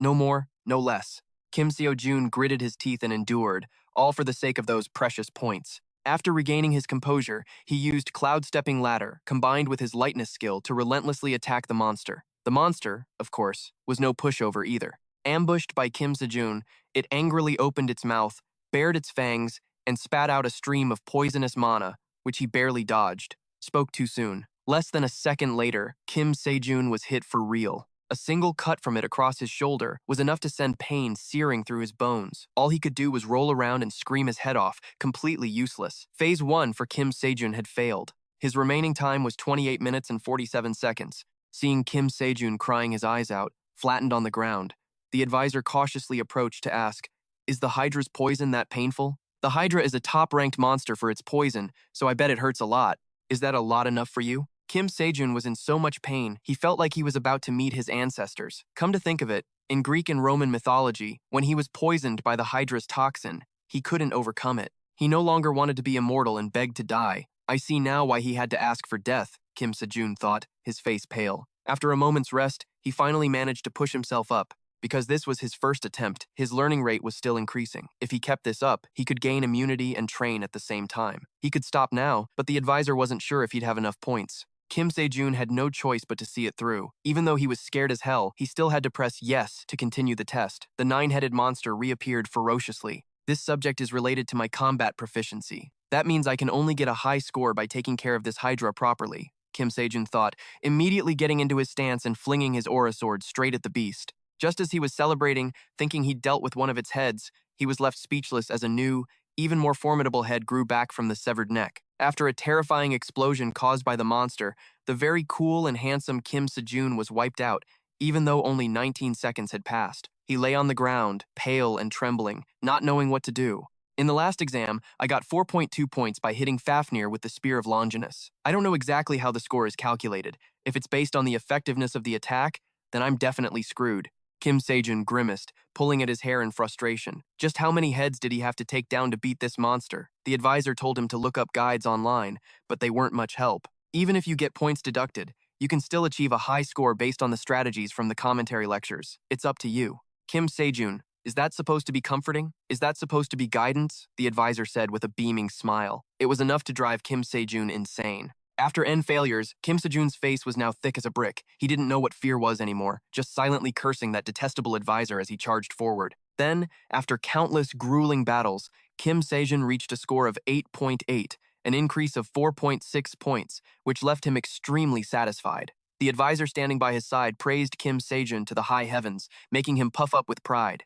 Although this punk liked to mock him more than praise him. Anyway, I've achieved my goal of getting 3 extra points in the first subject. Let's keep going. Kim Sejun steeled his resolve and told himself, I've messed everything up. Kim Sejun, his face pale, dropped to his knees in a daze. 9 days ago, he had taken the second test, basic endurance. The requirement was to hold up the sky in place of the incarnation of the god Atlas for 1 hour. Kim Sejun felt like his shoulders would dislocate and his spine would shift, barely managing to get a score of 5.9 points, a plus 2.2. 6 days ago, he had a staring contest with the incarnation of a god, until his eyeballs almost fell out. In the end, he got a reflex score of 4.2 points, a plus 1.9. Then, 3 days ago, Kim Sejun had to endure Arlich's mana drain for a set time, scoring 1.6 mana points, a plus 0.4. After adding up all his scores, he was utterly shocked to realize he only had 9.1 points, a whole 11.2 short of his 20.3 goal. The advisor grinned and informed him that his score improvement had to exceed the 50% mark to receive the event reward. Kim Sejun was sweating bullets. His face crumpled like a wet rag as he tremblingly clicked on the 5th test. He was determined to pass this time. The requirement was to listen to Erich's requiem for the specified duration. Luckily, thanks to his strong mind, Kim Sejun peacefully passed the challenge after having his ears cleansed by that song. Level 2 appeared with a challenge requiring Kim Sejun to expel a demon from the 9th circle of hell that was controlling his mind. This challenge was a piece of cake for Kim Sejun. He didn't even bother listening to that demon's rambling. Level 3 followed with the requirement to resist the seduction of the goddess Aphrodite. The woman swayed as she approached Kim Sejun, but what he was more concerned about was how she wasn't cold despite wearing so little. The fact that a hero could actually pass the trial of a beauty like this made the advisor's eyes widen in disbelief. Level 4 appeared with countless screams from the depths of hell. It forced him to endure it for a set amount of time. Kim Sejun, a player who fears no evil, managed to shut up the loudmouth demons with just a few nonsensical questions. The advisor was frozen, stiff, unable to believe how awesome he was. Level 5 forced him to resist the temptations of the Demon King, Mephistopheles' incarnation for a set time. The Demon King appeared instantly, manifesting human sins before Kim Sejun's eyes, making him break out in a cold sweat. Though he didn't know how, he was ultimately able to resist it. However, at the final sin of pride, Kim Sejun failed miserably. After trying again N times, he was fortunately able to succeed. The test for the next subject will be held in 3 days. The advisor was shocked to the core to hear that Kim Sejun's Unwavering Mind progress, which was at 15.5% just last week, had now risen to 31.7%. Not only that, but the progress of the Black Monkey King's lecture had also increased to an absurd level, making the advisor unable to believe it. Kim Sejun claimed it was all just due to his good luck. After today, the mental score he achieved was 22.8, a plus 13. Such a sweet number made him shout for joy. A few days later, they finally announced the results for Kim Sejun. He had done it. His goal was to increase by 70%, but instead, he had actually increased by a whopping 80%. In other words, it was equivalent to an 80% discount coupon. He could finally listen to the lecture of the great sage, equal to heaven. If it weren't for his strong heart, he would have fainted over and over again lifetimes ago. I'm just curious. What score do I need to not fail? Kim Sejun turned to ask the advisor. The young advisor informed him that he just needed to score above 60 points in each subject. But even if Kim Sejun's total score exceeded the standard, if even one subject was below 60 points, he would fail immediately. In other words, Kim Sejun needed to achieve a total score of 630 or more. The news hit him like a bolt from the blue. Oh, I'm screwed. Kim Sejun's total score was only 52.2, not even a fraction of the required score. After getting the discount coupon, he decided to register for the Great Sage, equal to Heaven's class right away. Finding the Meteor Staff Technique section quite appealing, Kim Sejun tried clicking on it to check it out. The system reported an error because to join this class he needed the Great Sage, equal to Heaven's ultimate skills, parry, block, thrust at level 5. One day, I'll definitely be able to learn the Meteor Staff Technique, So for now, I'll just learn what I can. Kim Sejun thought, then immediately clicked on the Great Sage, equal to Heaven's basic spearmanship and staff techniques. The 5.4 billion won tuition fee made his hands tremble violently, but in the end, he had to swallow his tears and register. The moment he clicked the play button, his phone screen suddenly froze, making Kim Sejun slightly worried. If anything happened to his 5 billion, Kim Sejun's life might as well be over. Just then, a magical spell shot out from the position of the Great Sage, equal to Heaven. He finally appeared to teach Kim Sejun. He taught him basic spear and staff techniques, parrying, blocking, thrusting, as well as demonstrating the movements with complete mastery. Kim Sejun watched with wide-eyed admiration and awe. The system then set a requirement for him to perform the Great Sage, equal to Heaven's ultimate technique, the parry motion, 100 times. Kim Sejun sighed, wondering if he could even do it.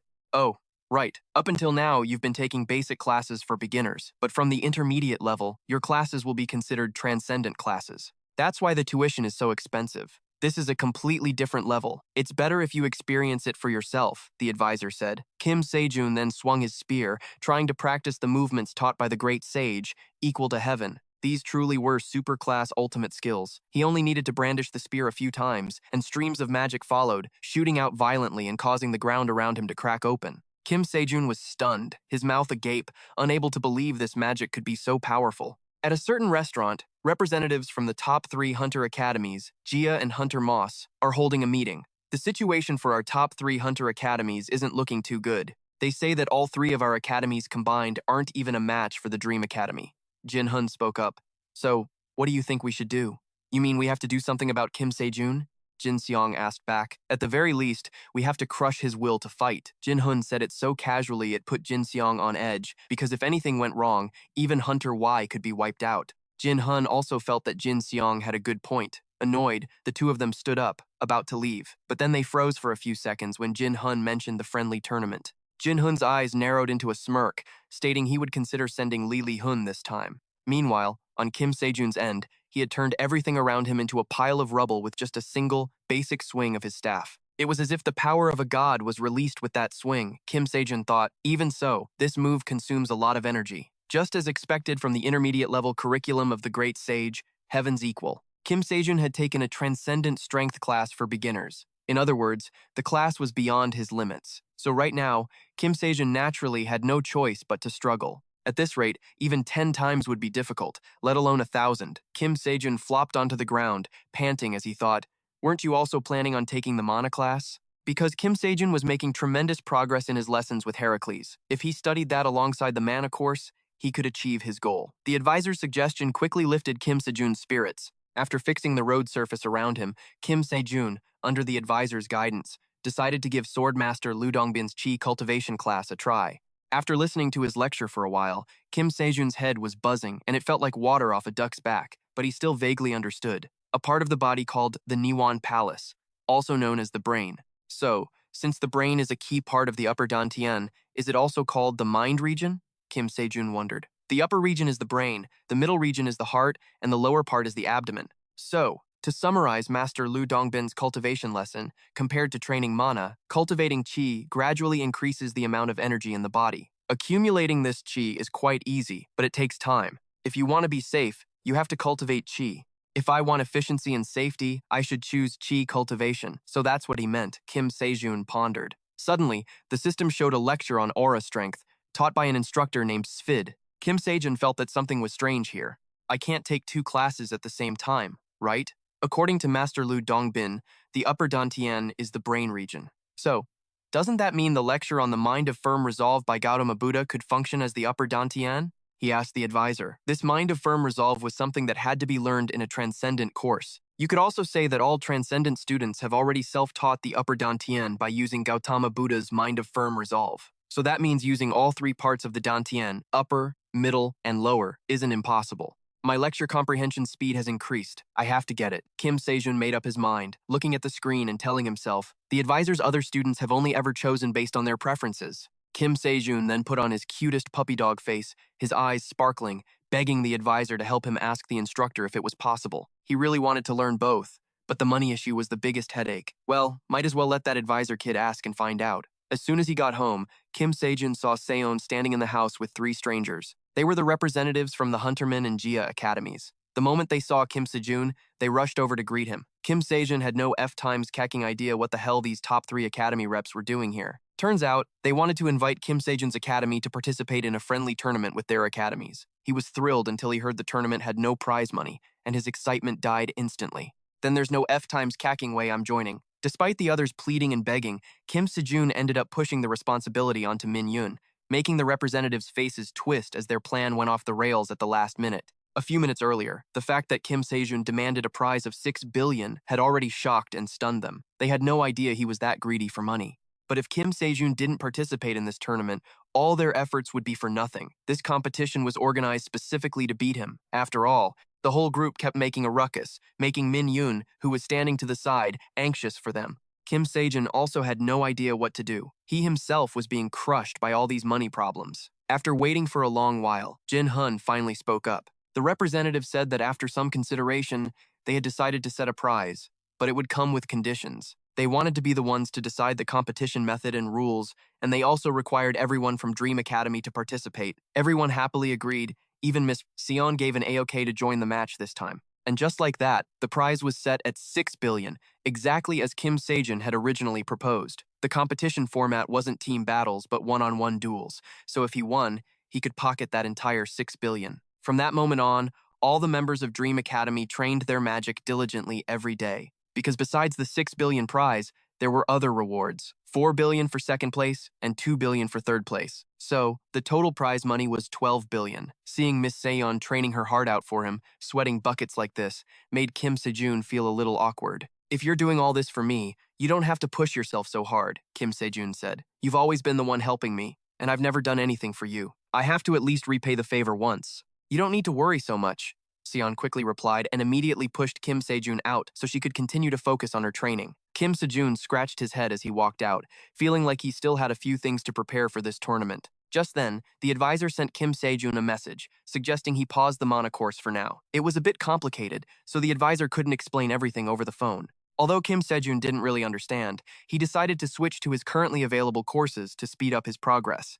A few days later, on the morning of the friendly tournament, Kim Sejun's group arrived at the venue, which was as huge as a battlefield. As expected of a competition organized by the top 3 academies, a crowd of reporters had already gathered around the entrance. Seon opened the match schedule and saw that the first round was an elimination tournament between students from the various schools. Over on the side, Suran and Min Yun were bickering loudly, but immediately shut up when they heard the reporters suddenly erupt over the appearance of a certain figure. The girl surrounded by reporters and journalists was Lee Hyun.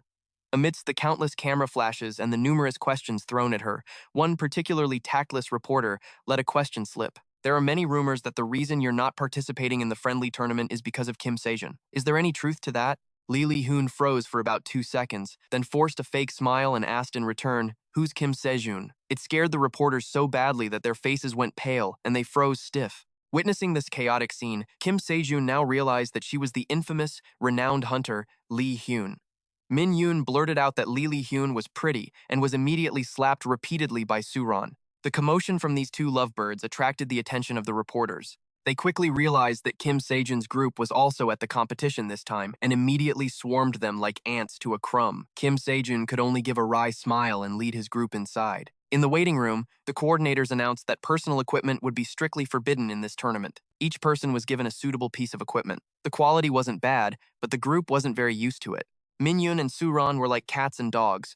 Whenever they were near each other, they'd cause a commotion, leaving Kim Sejun speechless. Kim Sejun, for his part, held the spear provided by the organizers, feeling a bit worried, wondering if he could even use it properly. The first round was between Kim Sejun and some blonde guy. He looked at Kim Sejun's scrawny figure with annoyance, feeling resentful at the thought that his friend, Dung Sigu, had dropped out of the competition halfway through just because he heard Kim Sejun was participating. Who the hell is this guy that they had to make a rule banning personal equipment? That idiot Dungsu actually chickened out just because he was scared of him. He sighed to himself, and with a fierce surge of determination, he swore he'd show Kim Sejun who the real super rookie was. What a total greenhorn. After the signal to start, Kim Sejun vanished like the wind, leaving him completely baffled, wondering what the hell was going on. Then, a moment later, Kim Sejun suddenly appeared right in front of him for a surprise attack, scaring the piss out of him. The massive shockwave from Kim Sejun slammed into him, making him tremble uncontrollably as rocks and debris were kicked up into a cloud of dust. With the final, direct knockout blow facing the razor-sharp point of his spear, he was frozen stiff with fear, with no strength left to resist.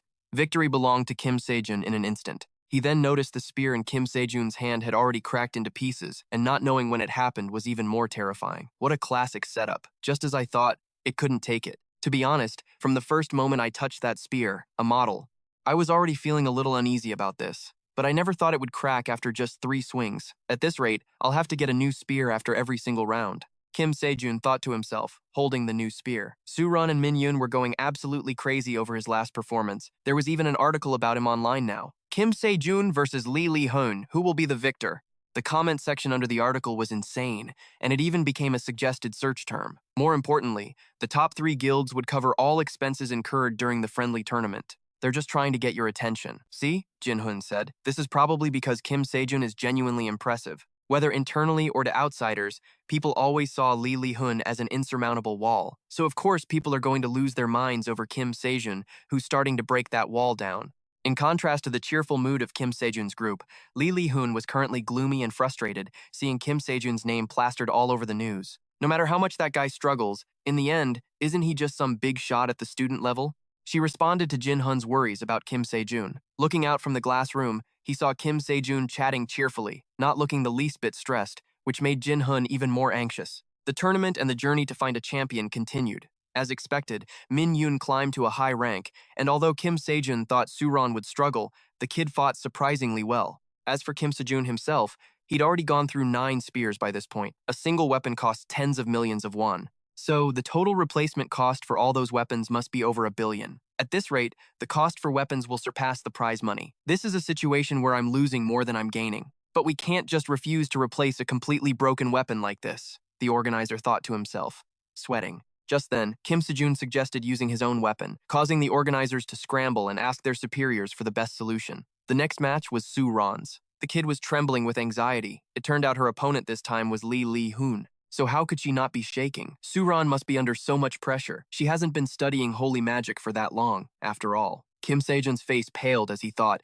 and seeing Chiron's anxiety, he tried his best to reassure her. Winning or losing doesn't matter, but I wasn't much help during the last raid. The feeling of accomplishing something together, of being recognized by everyone, and the sense of achievement after improving my skills. That whole process felt so good. That's why I can feel the gap between us more clearly than anyone else. I have to show that I can do something too, that I'm worthy of fighting alongside you guys, Chiron thought, her resolve hardening. The announcer's voice echoed, and Chiron quickly said goodbye to Kim Sejun to enter the arena. Just as she took a deep breath to calm herself, Lee Hun appeared, towering over her, and Chiron's anxiety returned. After the start signal, Chiron quickly used her magic to shoot backward like an arrow. In contrast, Lee Hun didn't move a single toe, just stared at Chiron with a contemptuous gaze, challenging her. Go on, try everything you've got. That way, you'll realize just how insignificant you are. So, do your worst, Lee Hun said arrogantly. Provoked, Chiron was furious, grinding her teeth, and swung her arm with all her might, wanting to teach Lee Hun a lesson. Why does everyone say the same boring things? Lee Hun remained calm, as if nothing had happened, and sighed. Chiron, on the other hand, braced herself and unleashed a fear spell in all directions, while also activating a target lock spell that shot towards Lee Hun. The organizers around them stared, wide-eyed in astonishment. They couldn't understand why a mage like Chiron would engage in close-quarters combat with an opponent like Lee Hun. Chiron charged forward, unleashing a flurry of attacks as countless magic spells radiated outwards. The onlookers grew more astonished as they watched, never expecting a mere trainee like Chiron to be able to cast spells with such unpredictable and slick movements. Usually, a mage's role in a party is just to stand in the back and cast spells, but is that how a real battle actually unfolds? What if your mana is disrupted? What if the mage is in a mana-restricted state? What happens if there's a mana explosion and the world has no mana left? What if there aren't any hunters to protect the mage? The reality is,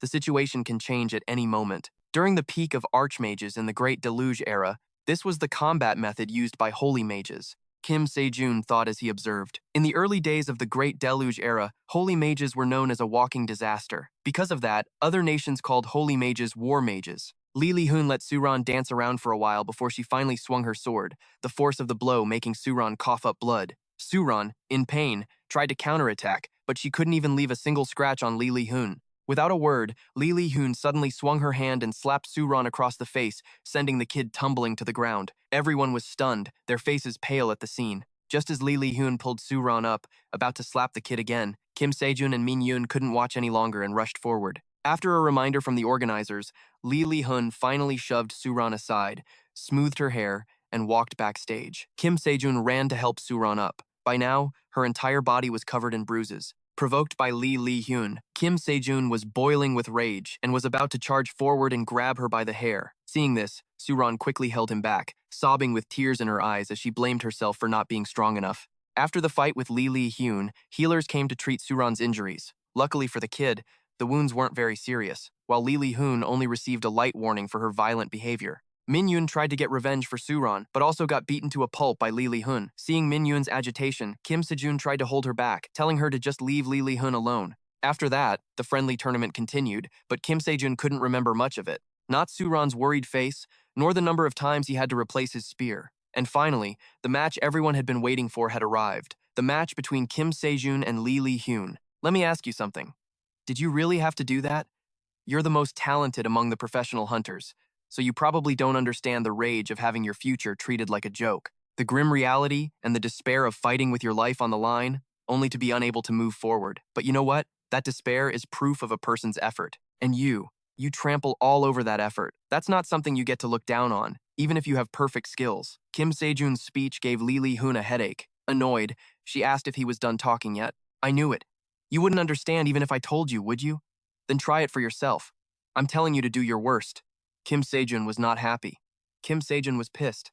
His jaw tightened, his eyes sharp as daggers, vowing to make Lee Hyun taste that same terrible defeat. Getting a little praise from everyone made you think you're something special, huh? Where was all this sanctimonious bullshit when you were beating up weaklings to get here? Lee Hyun shot back with contempt. Enough with the trash talk. The match officially begins. Lee Hyun was unbelievably fast, instantly taking her stance. Kim Sejun, in contrast, still looked nonchalant and dazed. This made Lee Hyun's blood boil, and she fiercely drew her sword and charged straight at him. Kim Sejun quickly stepped back, nimbly dodging every one of Lee Hyun's slashes as easily as breathing. His condescending attitude towards his opponent infuriated Lee Hyun even more, and she increased the force of her attacks to the maximum, but to Kim Sejun, it was nothing. Seeing Lee Hyun desperate enough to use her sword aura, Kim Sejun was only now starting to warm up. His terrifying, fierce power made Lee Hyun stumble a bit. A super-damaging bolt of mana shot towards her, sending her flying like an arrow. For someone as powerful as Lee Hyun, this was a grave humiliation. Seeing that Lee Hyun still had the strength to get up, Kim Sejun unleashed another shocking technique that gave everyone goosebumps. Lee Hyun was special. Without having to struggle and bleed like everyone else, she could still reach the top. In other words, it was an extraordinary talent. A genius always overwhelms the mediocre. In truth, when people hailed her as the greatest hunter in human history, she felt neither pride nor satisfaction. To her, it was simply a matter of course. But right now, in this one-on-one fight against Kim Sejun, she felt herself being pushed back. Faced with Kim Sejun's rotating power, Lee Hyun was attacked so fiercely she coughed up blood. Kim Sejun had only spun his spear lightly, and she was already this dazed. His next block, which churned the very earth and sky, sent Lee Hyun collapsing to the ground. The finishing blow was a thrust from Kim Sejun that shattered her spear, leaving Lee Hyun with no way to fight back. No way. Impossible. It can't be. This is absurd. Illogical. How is this possible? There's no way he's stronger than me. He can't be. Is there really someone in this world more skilled than I am? I'm the greatest hunter in human history. I can't accept this. Fuming, Lee Hyun gritted her teeth, tightened her grip on her sword, and prepared to stab Kim Sejun directly. But instead, she was met with a solid smack to the face that made her blood boil. Given the current situation, Hyun, being armed, clearly had the advantage over the unarmed Kim Sejun. More importantly, it seemed Lee Hyun had no intention of giving up. Kim Sejun was now relentlessly punching Lee Hyun as if she were a punching bag. You probably don't know this, but there are many people out there who endure agony just to push themselves to get stronger. Life isn't easy. They don't have the innate talent you do, so they have no choice but to train every single day, Kim Sejun said. Lee Hyun didn't want to hear it, swinging her sword wildly, but none of her attacks landed. But you know what? Those people don't care about fighting back or winning, even if they're tormented every day. What they care about is how far they've come, not whether they win or lose. So no matter how many hits they take, those people never fall. They move forward, step by slow step. They endure blow after blow and keep getting back up, battle after battle. To an outsider, it might look like a calm sea, but underneath, the currents are raging. The only way to win a seemingly impossible battle is to keep fighting with resilience. That is true genius. Kim Sejun stared at Lee Hyun's swollen face and spoke coldly. Seeing that Lee Hun was still stubbornly insisting that she was the best hunter in history, Kim Sejun retorted, "How ridiculous! I made you stumble with just my bare hands. What kind of genius are you? Those people are not for you to trample on and mock." Using the power of a god, Kim Sejun knocked Lee Hyun out with a single punch. The moment Lee Hyun collapsed at Kim Sejun's feet, everyone in the vicinity was horrified. The first round of the friendly tournament, Kim Sejun was the official winner. With things having come to this, the three representatives from the top academies were on edge. As much as they hated to admit it, they had to concede that beating Kim Sejun was impossible. He had dazed Lee Hyun in just 3 moves. This wasn't the level of an ordinary student. While everyone else despaired at the thought of ever facing Kim Sejun again, Jin Hun suddenly had an idea on how to exploit the situation. "I may have been defeated by Kim Sejun, but I haven't been defeated by the Dream Academy, have I?" he said, flashing a sinister grin. After that historic match, Kim Sejun was hounded by countless reporters like a top idol, forcing him to run for his life. Seeing him return to his room, Seon eagerly told him that all of Korea was in an uproar because of him. Comments and posts on social media were flooding in like a storm. Everyone was singing his praises, but alongside those, there were also mocking comments. Even though Seon was the Sword Saint's granddaughter, she was only a B rank, and some were saying she was just leeching off Kim Sejun's fame.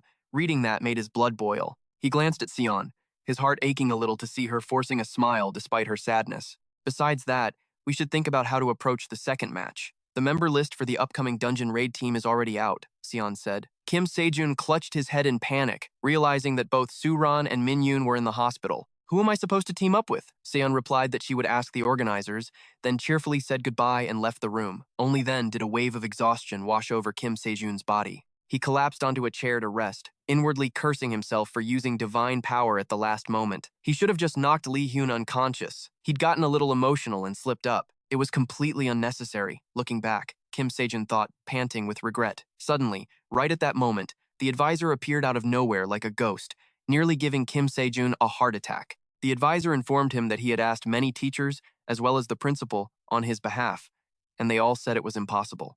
He shook his head.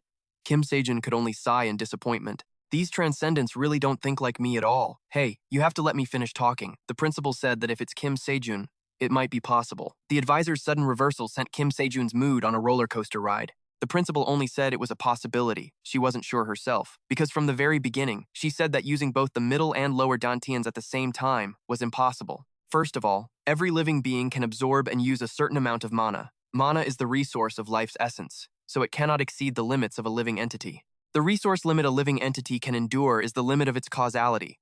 It could be the middle dantian or the lower dantian. Just one of the two is enough. An entity that surpasses this pre-existing causal limit will likely wither away or vanish into nothingness. However, even if you, Kim Sejun, were to use both the middle and lower dantians, it's possible your physical form wouldn't wither or disappear. That's because your causality, Kim Sejun, has not yet been measured. No matter what your situation was before, your causality has never been measured.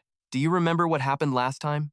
There was a time when your data was blank, so I reported it to the principal. In any case, because your causality hasn't been measured, you don't have any fixed limits. Therefore, if we consider keeping both dantians active, it's possible your body won't dissipate. Those were the principal's exact words. She also said you need to be careful about a few things when using 2 dantians at once. First, you have to open both at the same time. Second, you must be able to withstand the immense burden of causality. The kid advisor rattled off to Kim Sejun. If you open both dantians like this, the amount of mana needed to fill them will also increase.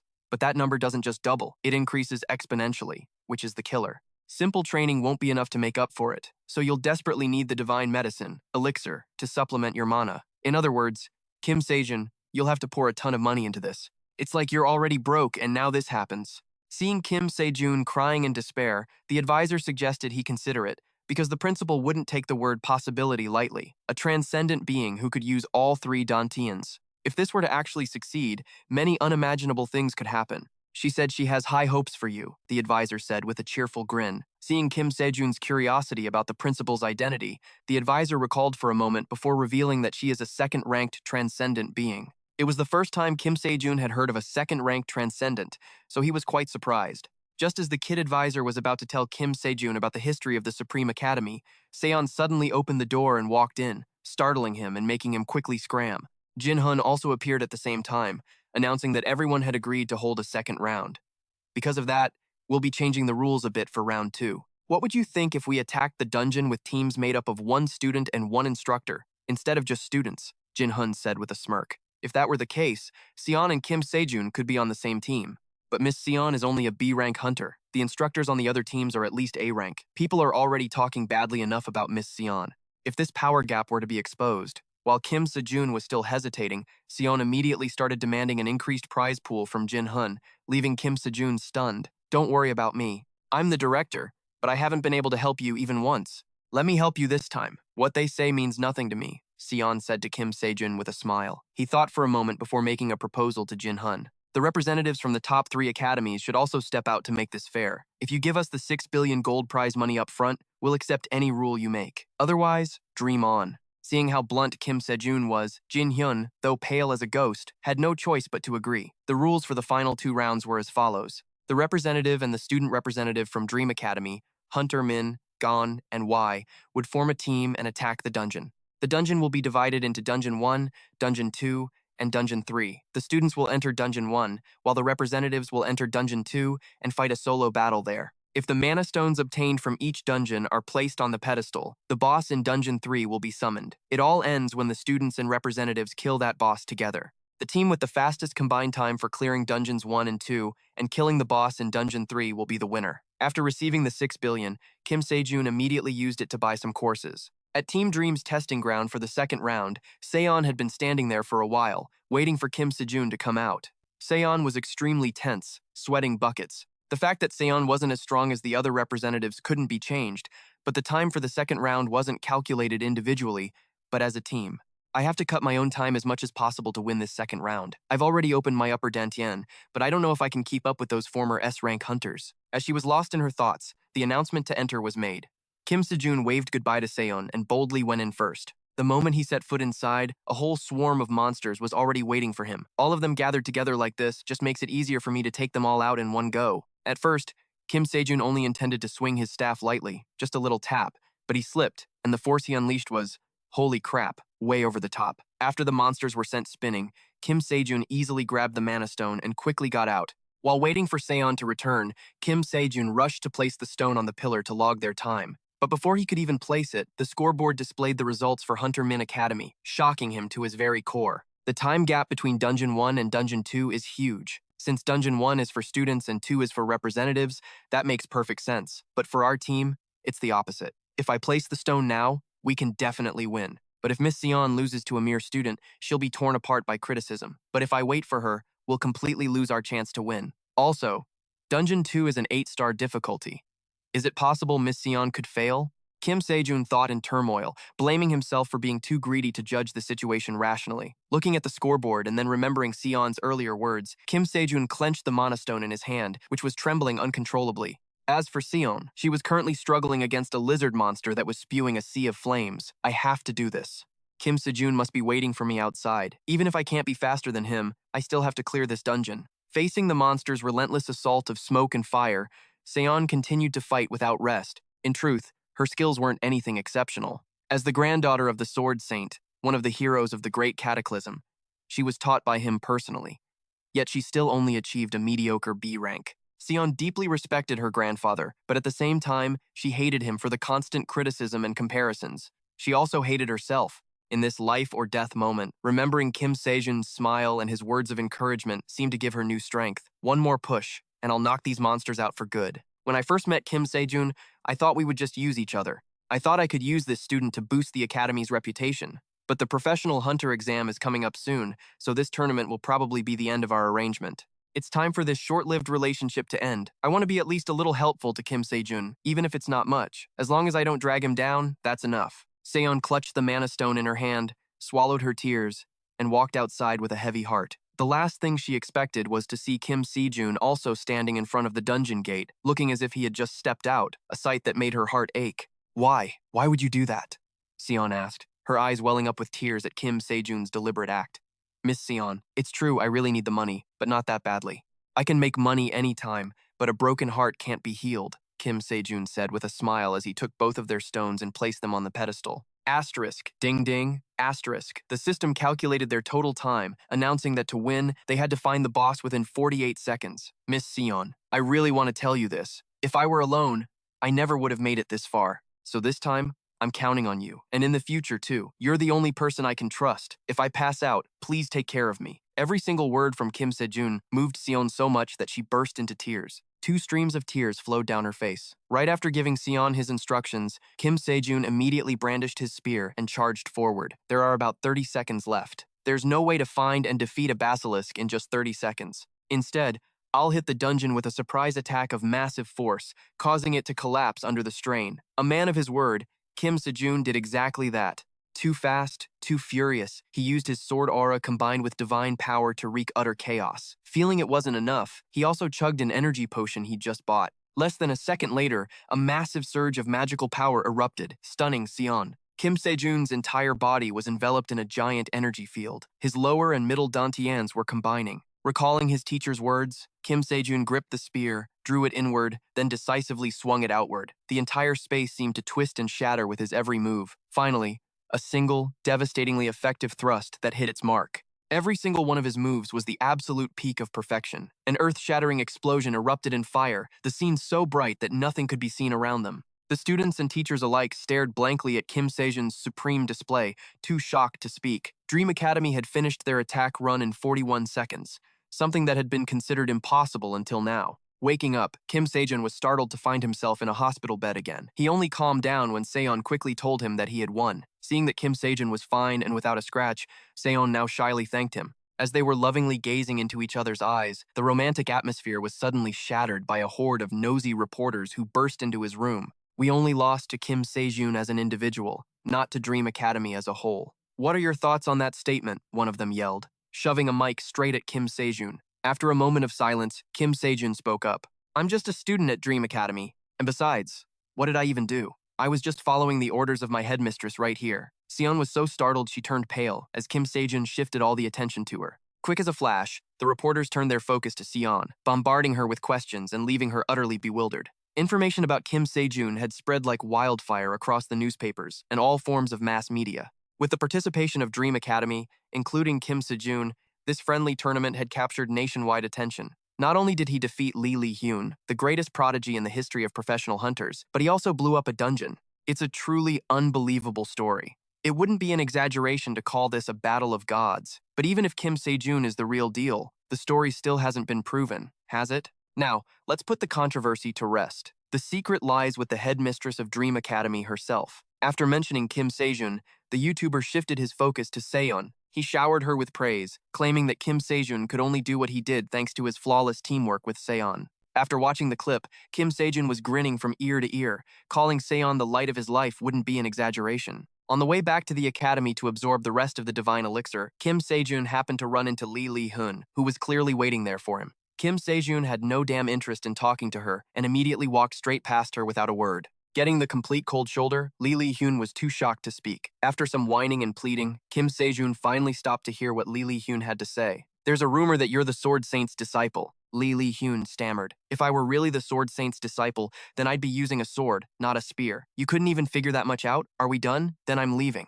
Was frozen and, without needing a reason, quickly turned to leave. From behind, Hyun didn't give up. She tried to call out to Kim Sejun, asking him about everything from what Dream Academy usually teaches to what he likes to eat. Fed up, Kim Sejun couldn't be bothered to answer and leaped into the air. Unexpectedly, Lee Hyun managed to stay right on his tail, which pissed him off to no end. He let loose a torrent of insults. Damn, she really knows how to get on someone's nerves. What else is she curious about? Is she just trying to find an excuse for why she lost to me? Is she planning to use the Sword Saint as a scapegoat? An excuse, right? No, I was just curious. Lee Hyun waved her hands in confusion. What the hell? She seemed so much colder and more arrogant before. Kim Sejun scratched his head, perplexed. When Lee Hyun mentioned she had something to discuss with Seon, Kim Sejun immediately went on high alert, warning Lee Hyun not to follow him before striding straight ahead. Thinking back, after the friendly tournament, Kim Sejun also had no idea where Seon had rushed off to. Right now, Seon was kneeling at the home of her grandfather, the Sword Saint, requesting to wield a sword once more, which took the Sword Saint by surprise. This wasn't the first time she had asked to hold a sword herself, Seon gave. 2 reasons, one of which was that she wanted to stand shoulder to shoulder with Kim Sejun. You mean you want to abandon your dream to follow that punk and become a professional hunter? The Sword Saint asked. No, I'm not abandoning my dream. I want to walk a different path. I want to hold a sword again, Seon said firmly, recalling Kim Sejun's previous words. That a dream is a verb, while a career is a noun. Currently, Kim Sejun was flat broke. The cost of the Clear Dew Spirit Chi elixir was 2 billion. At the time, Kim Sejun had thought the cost would at most double, but he never expected. It wouldn't just double, but triple. What the actual hell? While he was stressing about money, the Black Saint suddenly appeared like a ghost, scaring the daylights out of Kim Sejun. Every time I meet you, I can't help but be surprised. Even that bunch from the Justice Wind Church didn't notice my presence here, so how do you manage to see me every time? I guess it's because I've gotten old and my skills aren't what they used to be, the Black Saint said in a low voice. Is something wrong? How's the job of monitoring the Justice Church going?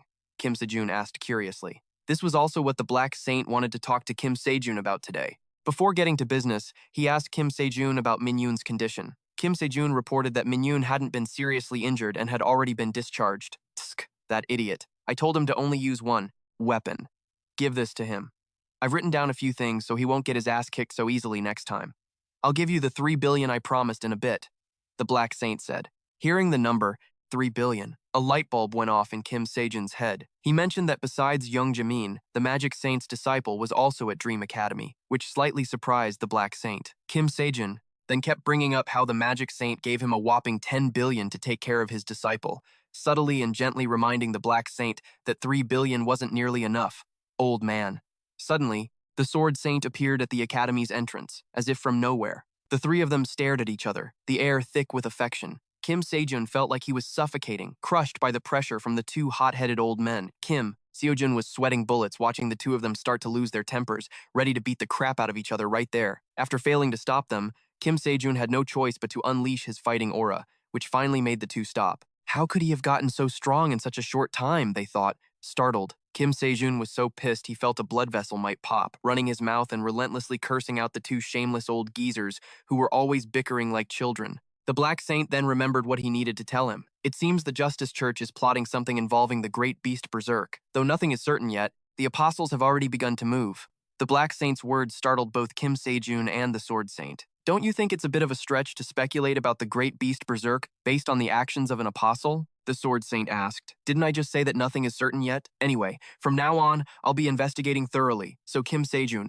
can you help me? The Black Saint asked Kim Sejun. He couldn't handle this job alone. According to what the Black Saint had found so far, those bastards had been repeatedly conducting those dangerous experiments, targeting specific dungeons. Aren't you about to take the professional hunter selection exam? Once you pass, you'll be able to enter any dungeon you want, the Black Saint said to Kim Sejun, who still had a clueless look on his face. The Sword Saint wanted to know why the Black Saint wanted to ask Kim Sejun for help, but the Black Saint didn't feel like answering. Seeing the two old men getting bloodthirsty and ready to attack each other again, Kim Sejun could only sweat profusely as he tried to hold them back. Putting that aside, why are you here, Sir Sword Saint? You must be looking for Sion, right? She said she had something to do and left ahead of me. I don't know where she went either, Kim Sejun said. The Sword Saint stared at Kim Sejun without blinking, completely baffled as to what the hell was so great about him that Sion admired him so much. Suddenly, a sound rang out, making all three of them instantly bristle and power up on high alert. A figure from afar came charging toward Kim Sejun.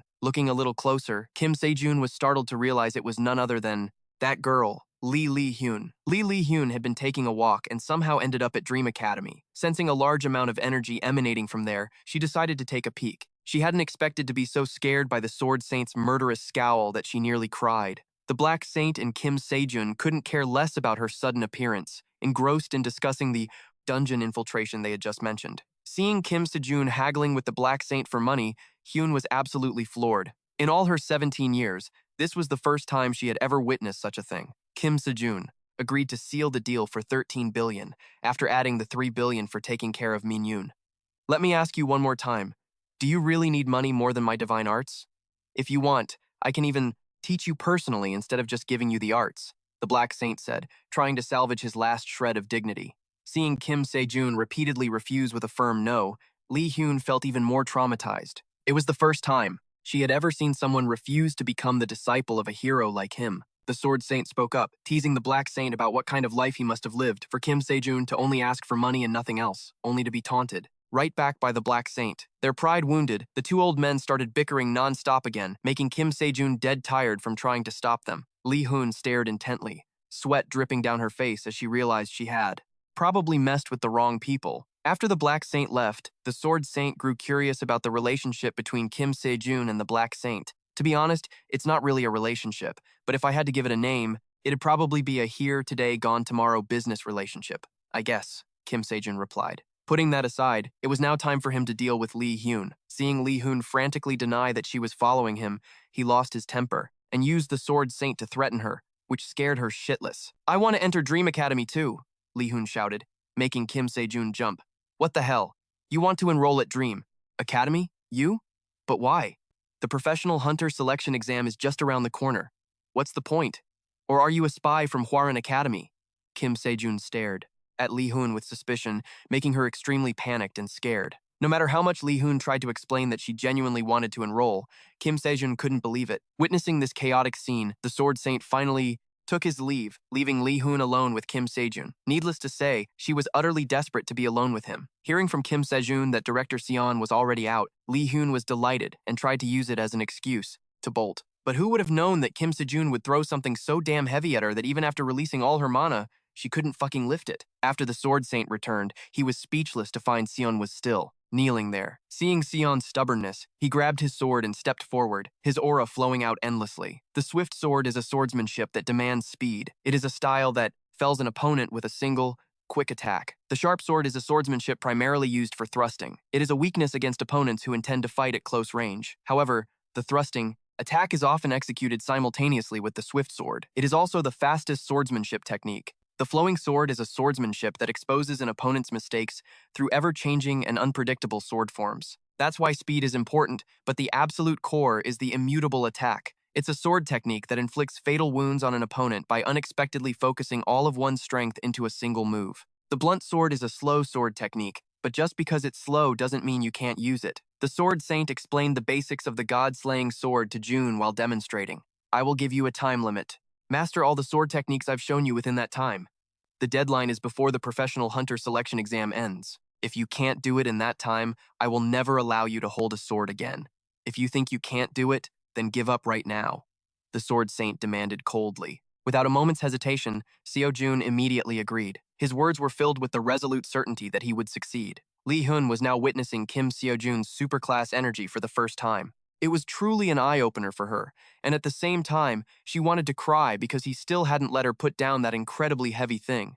When is the director getting here? Lee Hyun could only wonder, crying on the inside. After finishing absorbing the energy, Kim Seo-jun turned around, realizing he had completely forgotten about Lee Hyun struggling behind him all this time. To hell with her, he thought, venting his frustration before turning to leave. Suddenly, he slammed on the brakes when he realized Lee Hyun had been holding that thing this whole time and still had enough strength to try and hand it back to him. Lee Hyun finally let out a sigh of relief, stretching her arms and legs while panting heavily. But when Lee Hyun picked it up again, she was still crushed by its weight. That's weird. Why didn't the seal activate? It activated when Dung Dui Min held it. Isn't it supposed to be that others can't touch it or something? Now that I think about it, didn't Sion help me pick up Kibiseat when it was pinning me down? And it was the same when I fainted in the dungeon after using the god's power to fight that giant tree. I couldn't retrieve the weapon myself, so Chu Man Chun and the Magic Saint brought it out for me. Or maybe the seal only activates when someone tries to steal or use my equipment? Kim Seo-jun wondered, as he asked Lee Hyun to try putting the item in her bag. The moment she put it in, the aura inside gushed out, crackling and zapping her, just as Kim Seo-jun had predicted. Min Yun and Suran had now returned together. When they saw Lee Hyun here, their faces soured. When Min Yun heard that Lee Hyun wanted to enter the Dream Academy, he immediately objected strongly. Oh, right, Min Yun. Your master told me to give this to you. He also said to stop getting beaten up by nobodies all the time. Kim Seo-jun cheerfully handed the item to Min Yun, paying no mind to Lee Hyun behind him, whose arms and legs felt like they were about to fall off. The reason I'm following that guy is to find out how to get that kind of power. This is my chance to see how he trains every day.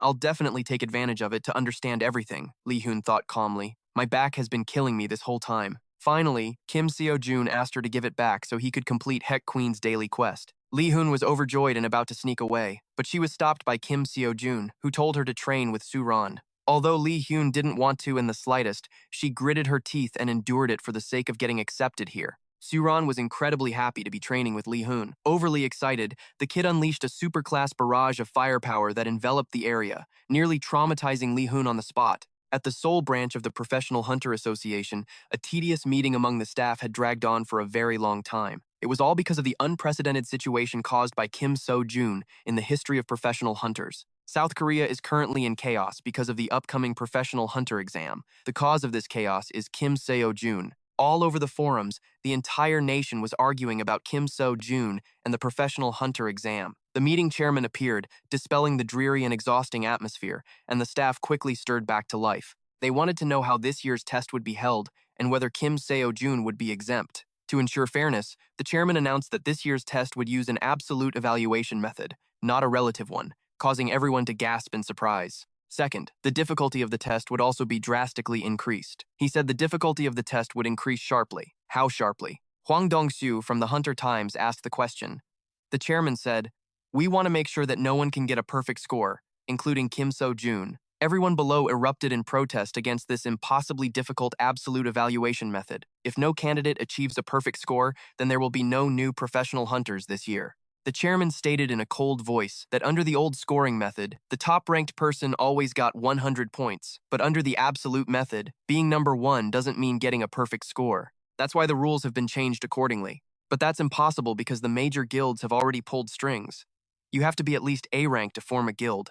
That's why the major guilds don't want Kim Sejun to get his A-rank hunter license, so they can try to lure him into their own guilds. But they don't know that Kim Sejun is an untamable dragon. They probably think they can sit securely on their thrones forever. The moment Kim Sejun enters the world of professional hunters, the entire world will enter a new era, the chairman thought to himself. He also announced that those who become A-rank hunters this year will be given priority for dungeon attacks next year. This year's test will also be broadcast publicly. Seon returned to find his house a complete and utter mess, leaving him slightly shocked. Sitting and chatting with Kim Sejun, Seon said that he wouldn't be able to come to the academy regularly until the professional hunter exam period was over. Kim Sejun didn't want this at all. He hesitantly asked if he could still come here after he became a professional hunter. Because his house is tiny, there's basically no space to train. Actually, I have something I need to talk to you about too. What would you think if I turned the academy into a guild? Seon? Kim Sejun was quite surprised. Didn't you once say that clearing dungeons was your dream job? However, I have one condition. You have to be the leader of this guild. Seon continued.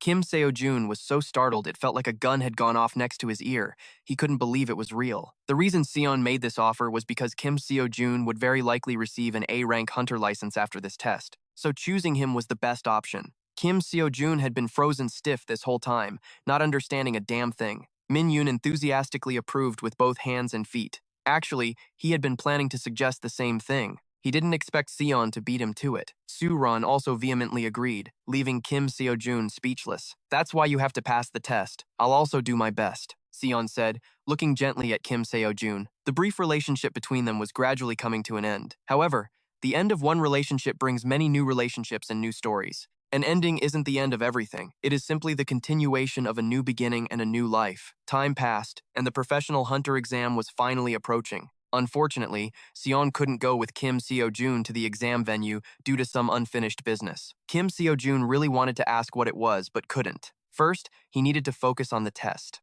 Accompanying Kim Sejun this time, besides Min-yoon and Suran, was also Lee Hun. Although Lee Hun hadn't been approved by Seon to join the academy, she shamelessly tagged along with Kim Sejun, which annoyed him quite a bit. Min-yoon and Suran had to step in and speak up for Lee Hun before Kim Sejun would shut his mouth. The surrounding crowd had now begun to notice Kim Sejun's appearance and started whispering among themselves. Feeling that this was not good, Kim Sejun immediately shot off like a flash, leaving Min-yoon and Suran speechless at his insane speed. In the VIP room of the Proctor Center, the proctors were sipping tea and gossiping about Kim Sejun. Except for Ju Jin Cheol, the leader of the Black Dragon Guild, the rest of them didn't believe Kim Sejun would actually become an A-rank hunter. But if he did pass, Jin Cheol declared he would snatch him up at any cost. The people around him broke out in a cold sweat, guessing that Kim Sejun probably wouldn't pass the exam. First was the written test, which had an extremely high difficulty level, designed to be unsolvable by the students. Who would have thought Kim Sejun would rank first with a freaking perfect score? All the guild leaders were frozen like statues, too stunned to say a word.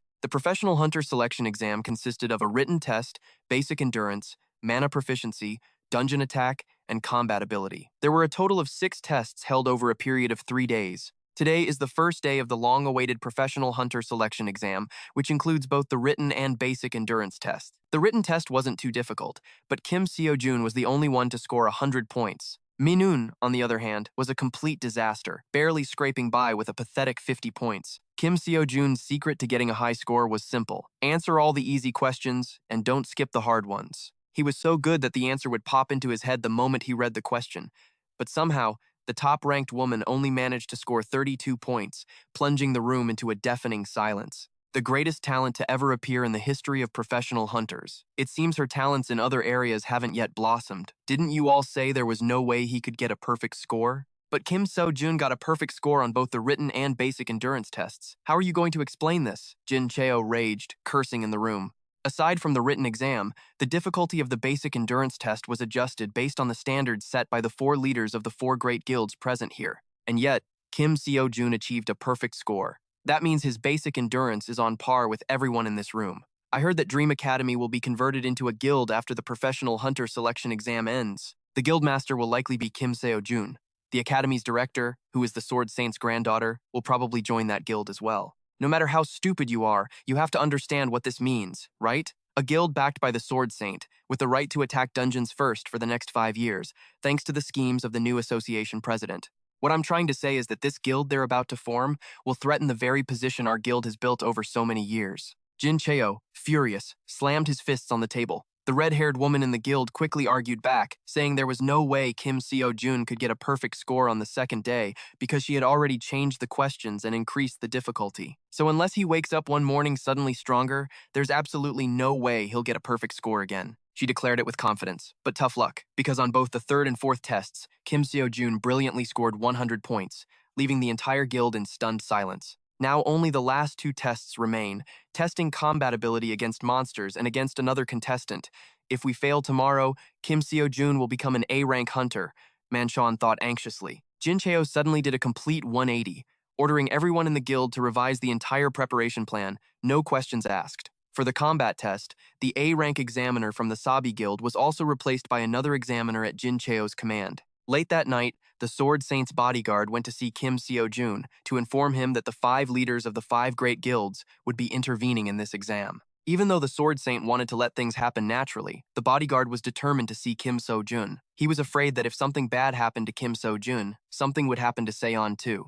As soon as he arrived at the door, the flow of mana radiating from Kim Seo-jun's body enveloped the area, astonishing him. Seeing the bodyguard, Kim Seo-jun became extremely worried, running over and frantically asking if something had happened to Seon. What was that aura just now? It's on a completely different level than before. Did he reach this level in just a few months? Could it be that the Sword Saint knew about this from the very beginning? He thought, his face pale. He then told Kim Seo-jun what was happening. The next day was the 3rd and final day of the professional hunter selection exam.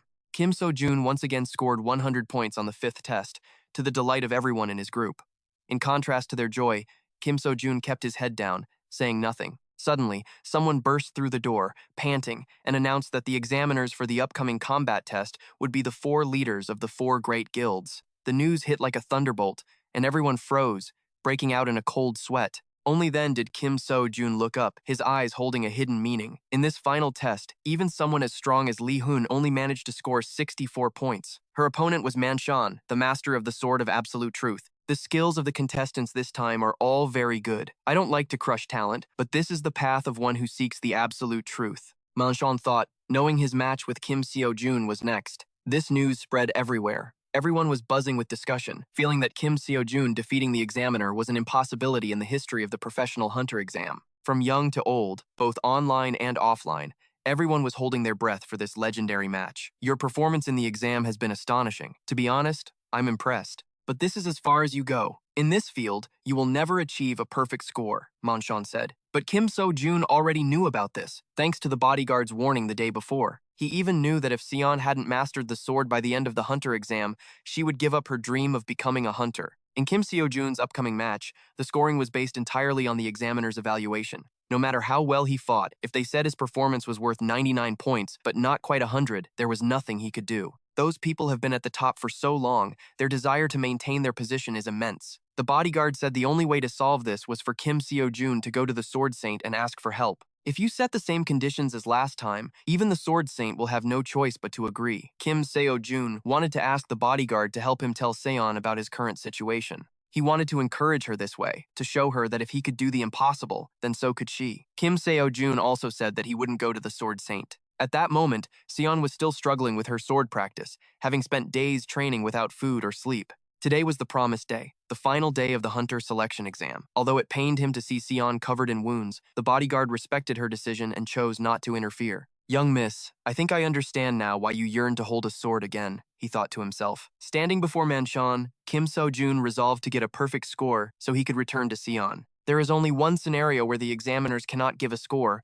and that is when they lose to the contestant. "I'm sure you won't die, but you might be bedridden for a month," Kim Sejun said confidently. Hearing these arrogant words, Manchon was so angry he could spit blood. Seeing Kim Sejun in position, he gritted his teeth, drew his sword, and swore to make Kim Sejun regret this. The force from both of them quickly clashed.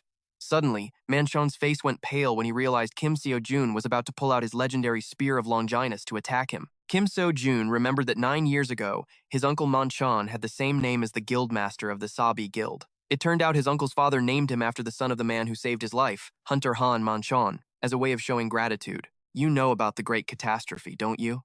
I heard that at the time, the shelter was completely surrounded by monsters. The government and the army decided to abandon that shelter due to a lack of manpower. The people inside were just left there to die. It was a situation where not even the 5 heroes could stop the horde of monsters. At the very moment everyone thought it was over, the only person who still dared to stand up and face the monsters was the founder of the Sword of Absolute Truth and the father of Hunter Manchon. Manchon recalled thoughtfully how, with the power of his ultimate technique, one man with a single sword wiped out the entire monster army and saved 50,000 people. Unfortunately, after saving everyone, he died from exhaustion.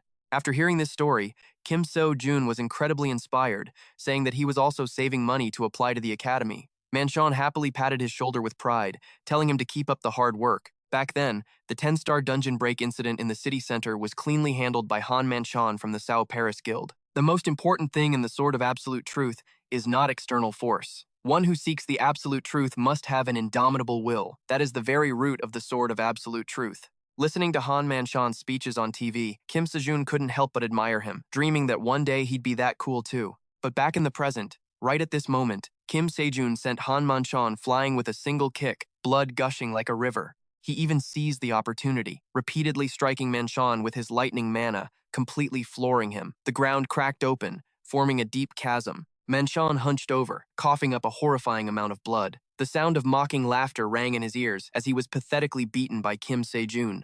"Huh, I once thought this fight was a joke, but now I'm forced to admit it," Manchon said, his voice trembling. "If Kim Sejun had used a finishing blow just now, I would have been a goner. Though I've lost, I still want to continue this fight. An examiner is obligated to continue the test unless the candidate is incapable of fighting. Someone who accepts defeat and gives up is no seeker of the ultimate truth. If you wish to walk the path of the ultimate truth seeker with your true self, then ask yourself these questions. Have you truly given it your all?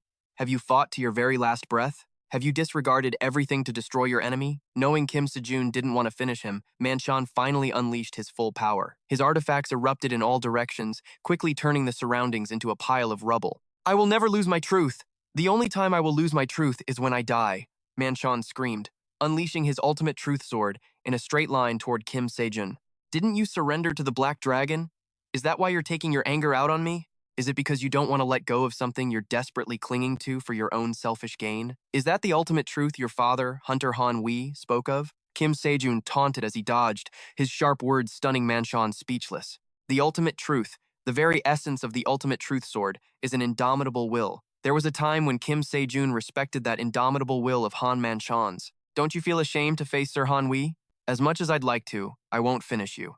Like I said before, you'll be bedridden for the next 2 months, Kim Sejun said arrogantly. Enraged, Manchon flew into a rage, surging with magical power as he flew straight at him. Kim Sejun gently returned the favor with an explosive, excruciatingly painful blast of fire that truly left Manchon gasping for air. What the hell? How is he so strong? What did he hit us with? His fists? Dazed and dizzy, Manchon pried his eyes open. Terrified, he bolted forward, trying to escape. But it wasn't that easy. Quick as a flash, Kim Sejun was right on his tail with a powerful, decisive punch. Manchon was like a punching bag, getting pummeled by Kim Sejun without a single missed blow. One punch stunned him, a second one left him reeling, and a third made his eyes roll back. In the blinding light of Kim Sejun's power, Manchon's body convulsed, blood pouring out as his eyes went white. He realized this wasn't a fucking fight anymore. He knew Kim Sejun was strong, but he never imagined this strong. He couldn't even get close enough to touch him. This overwhelming power gap was completely demoralizing. Just as Kim Sejun was about to bring his fist down on Manchon's face,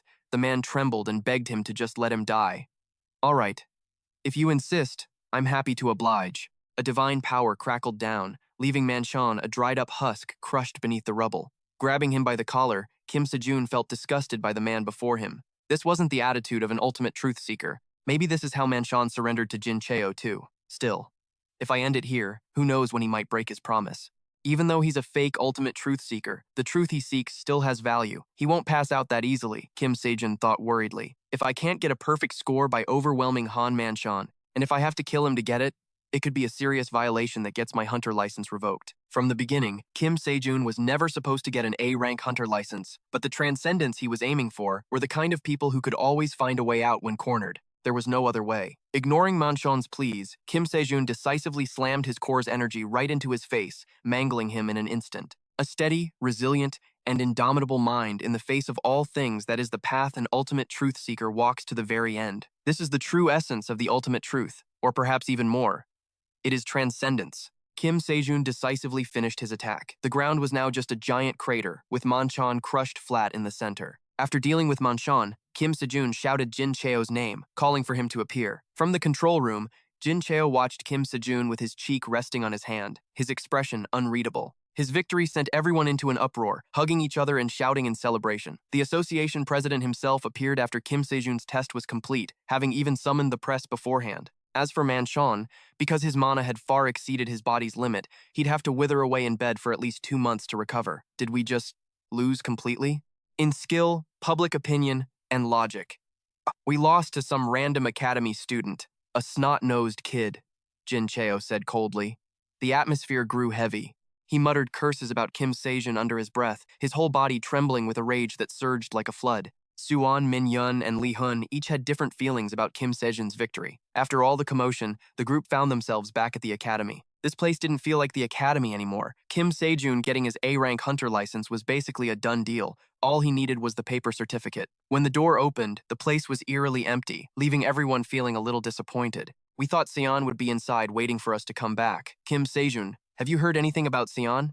Suran asked, but there was no answer. Kim Sejun had already bolted for the Sword Saint's house. The deadline the Sword Saint gave Sion was the end of the hunter selection test. The more he worried about why Sion hadn't come to the academy, the faster Kim Sejun moved. As soon as he arrived, he saw the Sword Saint already had someone waiting to turn visitors away. While he was hesitating, Guard Seo suggested letting Kim Sejun in, saying he would take full responsibility. Following Guard Seo, Kim Sejun nervously stepped inside. Sion, covered in wounds, was completely panicked to see Kim Sejun there. I told you not to let anyone else in. Do my words mean nothing to you? The Sword Saint thundered, his body radiating a murderous aura that made Guard Seo tremble and collapse to his knees. Only Kim Sejun seemed unaffected, saying calmly, My sincere apologies, Sir Sword Saint. I know this is rude, but I had to come here. There are a few things I need to say. This brat, he's gotten this strong in such a short time. He's not the same pathetic kid he used to be. Now, he's strong enough that I'd have to go all out just to deal with him. Maybe even stronger than that. The Sword Saint broke out in a sweat, silently sizing up Kim Sejun. The deadline has passed. The Sword Saint's voice was cold as he ordered Seon to return. What I asked for was the bare minimum.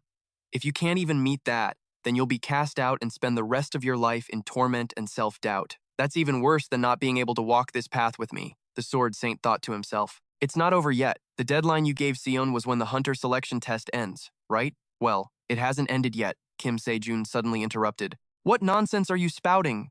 The exam is over. The proof is that you're standing right here, isn't it? Therefore, the deadline I set has also passed. My score hasn't been officially confirmed yet.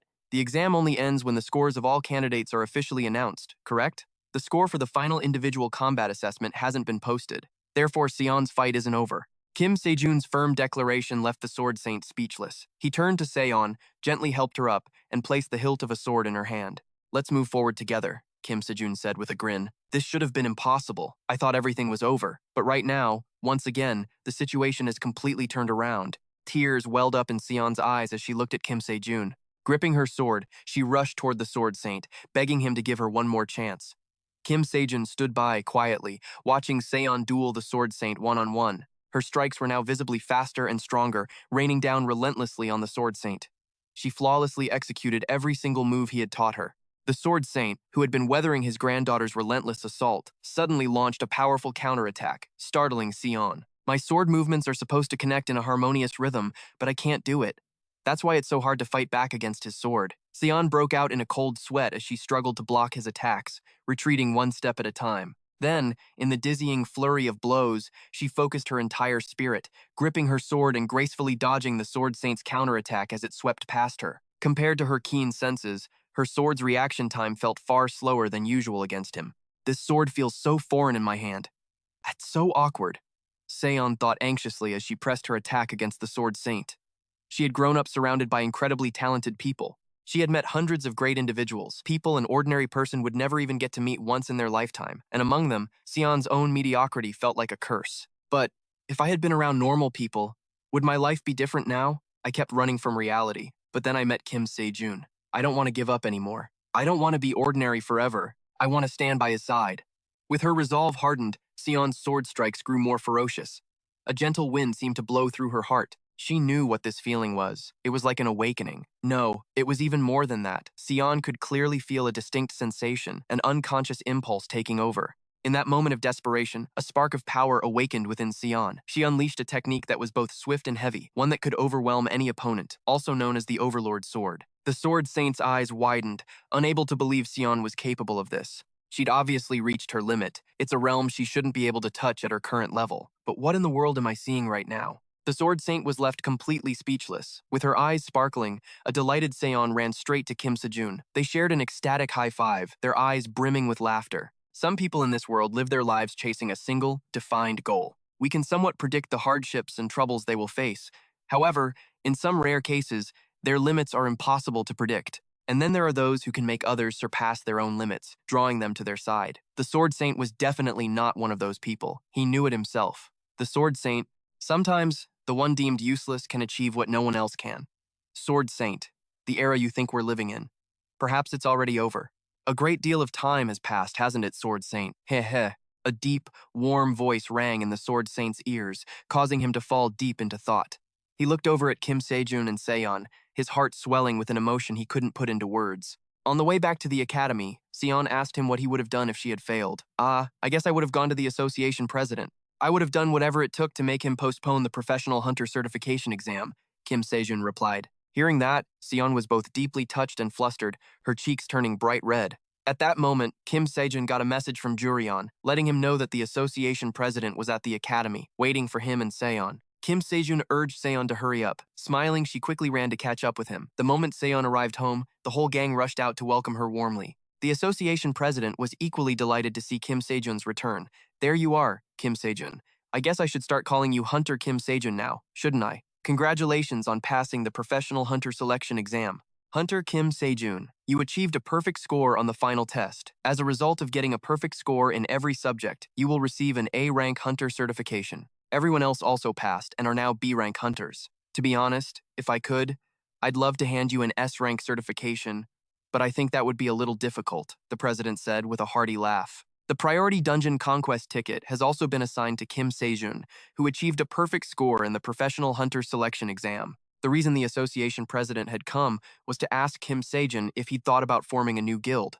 When Kim Sejun agreed, the president eagerly volunteered to handle the establishment process himself. It's quite complicated to start a new guild. Preparing the documents and applying for the license takes a considerable amount of time, but if I take care of it personally, it won't take long at all. Now, everyone, please write the names of the guild's members here. The president quickly took out a pen and paper. After the group wrote down their names, he remembered there was one more problem. To establish a guild, you need 5 professional hunters ranked B or higher, but you're still short one person. If you can't find anyone, I can use my authority to push the guild's formation through, but things could get a little complicated if the 5 major guilds find out. Kim Sejun knew the president was right. Those guilds were already looking for any little thing to criticize. Who knew what kind of schemes they were plotting? Still, he couldn't just randomly pick someone to join. While trying to figure out what to do, Kim Sejun suddenly remembered Hae-yoon, and just like that, it was a done deal. Hae-yoon was added to the guild. Kim Sejun's new guild would be called the Dream Team. While the guilds were in an uproar about Kim Sejun forming his own guild, the Sword Saint appeared like a god to put a stop to their plotting. The killing intent he emitted caused every last one of them to collapse in agony, as if poisoned. I believe you're all under some sort of misunderstanding. I have absolutely no reason to spare any of you. It's just that if we got involved ourselves, we'd be stooping to the same disgusting level as you. We were the ones who ended the Great Deluge and defeated the monsters, allowing you to sit where you are today. To hear you talk, one might think you were the ones who did it. Jin Cheol. The Sword Saint strode past the men writhing on the floor and stopped directly in front of Jin Cheol. It had been a long time since the two had met, and the mood was slightly unstable. So, Kalia finally decides to crawl out. That's far enough. Even if you are the Sword Saint, you can't just swing your sword around wildly in another person's home. You don't seem surprised in the slightest. Did you know we were involved? She asked with a sly smile. These pathetic insects dared to use my azure dragon sword to trick that boy. How ridiculous. If they had half a brain, they would have known their place and begged for my forgiveness on their knees. However, given that they lack the courage for such a thing, there must be someone behind the scenes, pulling the strings. And who else could that be but you? The Sword Saint shot back. Smiling brazenly as if nothing was wrong, Kalia asked why the Sword Saint had come. I'm just trying to act like a proper grandfather for once, he replied. I knew you people would cause trouble if that kid tried to form a guild, and I'm guessing that's why you're all gathered here, to scheme about how to prevent that. But let me warn you, whatever it is, you'd better not make a move. As he spoke, the Sword Saint brought his power crashing down, causing the entire group to scream in alarm. Having said what he came to say, the Sword Saint simply turned his back and walked away, leaving the guild members in a state of panic. Cancel all plans. Hearing her order, Jin Cheol was confused. He had expected more from the heir of the Apostle of Purity. To think that even Kalia was afraid of the Sword Saint. Annoyed, Kalia pointed a finger in Jin Cheol's face and whispered threateningly, "Watch yourself around the Sword Saint and lose the attitude, because even a hero of the Great Deluge like you is nothing compared to the Sword Saint's power. And even if we can't interfere with Kim Sejun directly, there are other ways. Because destiny cannot be changed," Kalia said with a mysterious smile. At that moment, Kim Sejun was at the academy when his phone chimed with a notification. He opened it, and his eyes shot wide open in shock. Today was Team Dream's very first raid, so everyone was incredibly excited. Getting to raid a dungeon right after getting our professional hunter licenses. This is awesome, Min Yoon said, stretching refreshingly. Su Ran, on the other hand, was a little worried, afraid that she wouldn't be able to handle it. Lee Hyun immediately comforted her, saying it was no different from the practice dungeons. The only real differences were the higher difficulty and the very real possibility of dying. There was one other difference. Unlike virtual dungeons, you could actually make money from this one. All Kim Sejun could think about right now was money, so ecstatic his mind was buzzing. Min Yoon and Su Ran whispered to each other, trash-talking Kim Sejun, thinking he'd completely lost it. The truth was, the system had notified him last night that his free pass had expired, but he'd forgotten. He'd already used his money to buy a mind key potion, so he didn't have the full 100 million left in his account. Seeing that Kim Sejun had caught them talking about him, Min Yoon and Su Ran put on innocent faces, pretending they knew nothing, and quickly changed the subject, yelling for everyone to get going or they'd be late. Kim Sejun was still waiting for one more person. Speak of the devil, and he shall appear. It was none other than Uncle Manchon, Su Ran's father. Su Ran was completely shocked to see her dad. With everyone now present, Kim Sejun ordered them all to move out. When Min Yoon asked which dungeon they were raiding this time, Kim Sejun gave a mischievous grin. He said it was a super beautiful place. At that moment, in the outskirts not far from Seoul, within the Black Dragon Guild's territory, Kim Sejun had already used a priority pass to enter the dungeon first. The members of the other guild broke out in a cold sweat when they heard the name Team Dream, quickly swallowing the curses that were about to leave their mouths. Inside, Kim Sejun and his teammates were working in perfect sync, unleashing a torrent of power to wipe out the monsters within. With everyone pitching in, they cleared the dungeon in a flash, emerging to the astonished gazes of the other guild members. After the slaughter, it was Uncle Manchon's turn to transport the corpses. The sight of Kim Sejun looking over at them with a blood-stained knife made the other guild members scatter and run for their lives. A little while later, Manchon had finished transporting the pile of monster corpses. The team let out a cheerful sigh of relief, surprised at how easily and smoothly everything had gone. If they sold all this, each person in the group would get at least 100 million. Making 100 million in a single day made the whole team so freaking happy they were speechless. What are you all cheering about? This is just the beginning. Kim Sejun suddenly spoke up, shattering the lively atmosphere. After that, the team became like dungeon destroyers, clearing every dungeon they came across. Everyone was dead tired, except for Kim Sejun, who was still full of energy thanks to his motivation for money. Seeing the team whining and wanting to go home, Kim Sejun went on an annoyed rant. For the corpses to sell at full price, you have to actually capture them, not turn them to dust. You guys also need the experience to become A-rank hunters. Don't you know that the guild's rank affects our taxes and profits? Besides, you all need to get to A-rank. The more famous our guild becomes, the more money-making opportunities we'll get. Kim Sejun had now turned into a money-crazed demon with nothing but cash on his mind. Chiron cried and complained to Lee Hyun, but to her surprise, Lee Hyun was already standing behind Kim Sejun, looking not entirely thrilled but resigned. Even Chiron had to admit that Kim Sejun had a point, so she said she had no freaking objections. And just like that, Kim Sejun rallied the group to continue on their path to riches. The presidents of the various guilds were stunned when they looked over Team Dream's activity log for the past few days. Not only were they conquering 7 to 8-star dungeons, but it seemed they were also freely raiding dungeons inside the Black Dragon Guild's territory. Even if the Black Dragon Guild wanted to stop them, the raids happened so fast they couldn't react in time. Moreover, Team Dream had a priority pass, so there was nothing Black Dragon could do. The Black Dragon Guild's funds were about to be completely drained. The president chuckled softly, just as his assistant burst through the door, frantically announcing that the draw dungeon had appeared, causing the president to become gravely concerned. The only person in Korea who could handle the draw was Mind Saint, but he was currently unreachable. Waiting would be too late, so the president immediately thought of using money to hire Kim Sejun's team to raid the dungeon. At that moment, Kim Sejun was pissed as hell because his teammates had all run off on him long ago. He pulled up his account, which held over 2 billion, and casually bought a free pass. 2 billion vanished into thin air in an instant. If this keeps up every 3 months, it'll take forever. The reason I buy a free pass every 3 months is because of the awakening progress. Does this mean my awakening progress won't increase at all? It would be better if I just bought the individual lessons. But whatever, who knows what will happen to my fate. There are just too many lessons I want to learn, so it's a hassle. I also have to keep drinking elixirs. The Dark Saint still owes me 13 billion, and I haven't heard a thing from him. Is there a way to quickly increase my awakening progress and get tens of billions at the same time? As he was walking and muttering, Kim Sejun suddenly stopped when he saw the association president approaching him. He stated that he had something to discuss with him. Actually, we've recently received a report about the Draw Dungeon appearing in South Korea. With all due respect, I hope that Hunter Kim Sejun can help us deal with that Draw Dungeon. Of course, we aren't asking you to do it for free. We can also provide you with some financial support.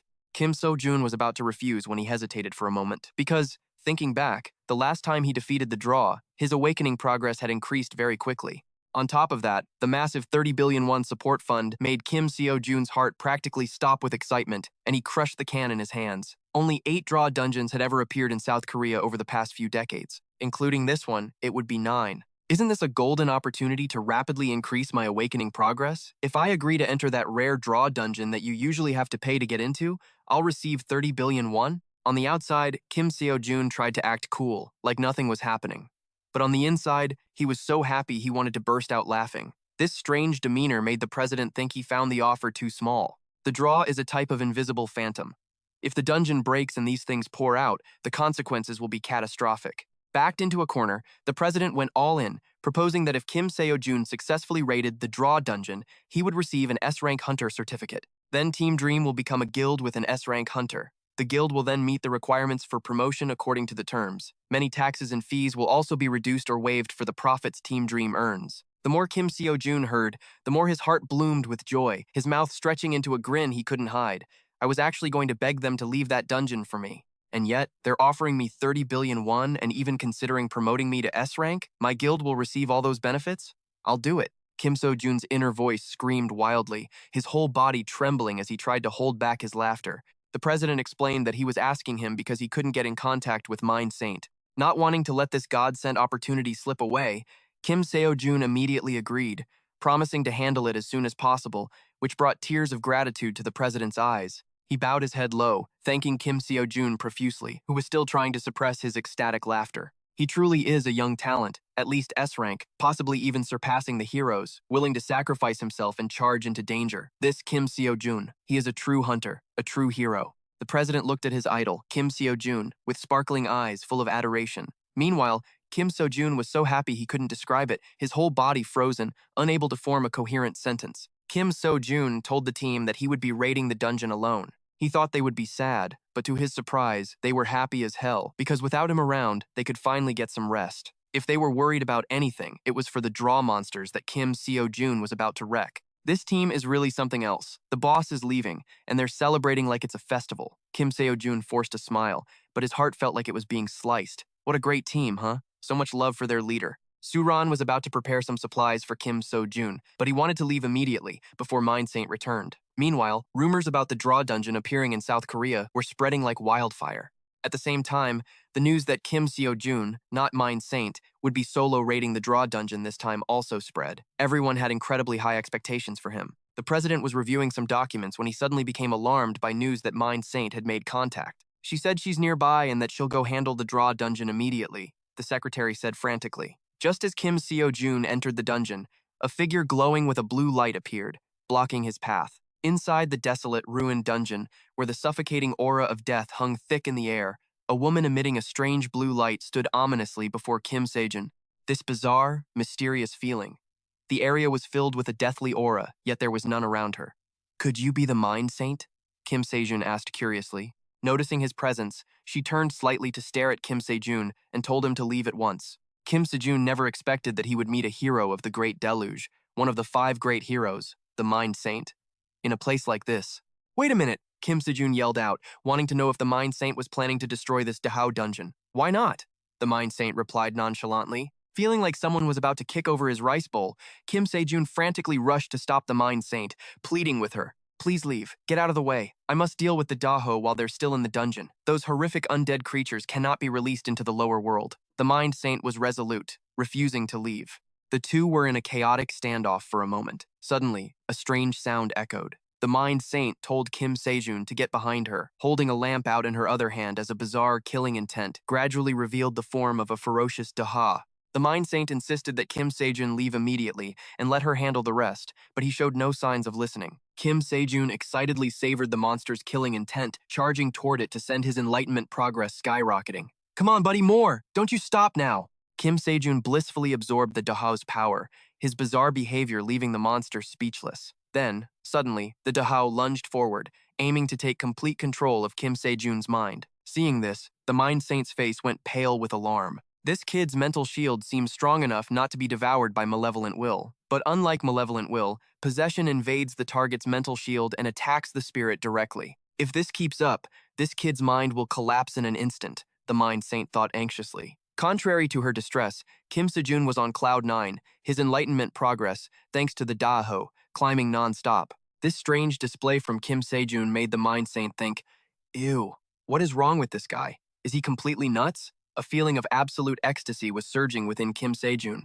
But the Dahao, after getting lost in Kim Sejun's spiritual world, was successfully enlightened by the Buddha within his consciousness. A moment after emerging from Kim Sejun's body, the monster had become a Buddhist on the path to nirvana. The deathly aura withered and dissipated. Let's see now. Before entering the dungeon, my progress was at 33.8%, and now it's shot up to 38.1%. That's a whole 4.3% increase.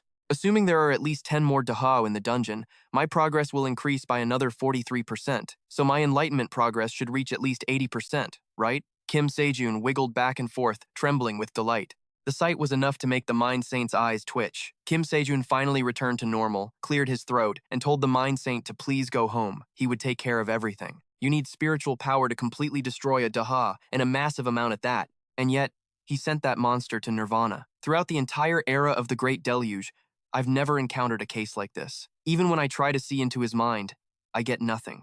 I can't see through him at all. That means there's only one possibility. This child's spiritual realm is at least on par with mine, or perhaps even greater. Can he really pull this off? Never mind the other heroes, but his spiritual power is on par with me, the Mind Saint. The Mind Saint fell into deep thought, but she stated that she still had something to check and couldn't leave. She wasn't clear on the details herself because the Black Saint only spoke in generalities, so she only had a vague idea.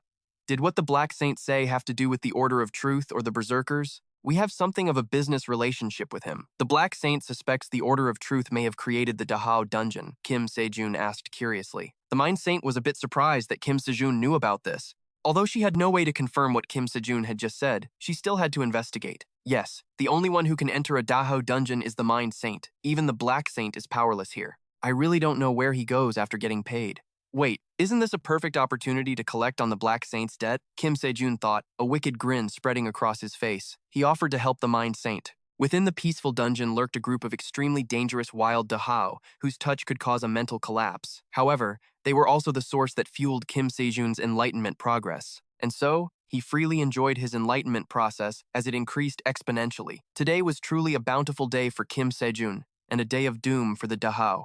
At the Black Saint's hideout, an army of shadows, also known as the Disciples of Punishment, had descended to capture him.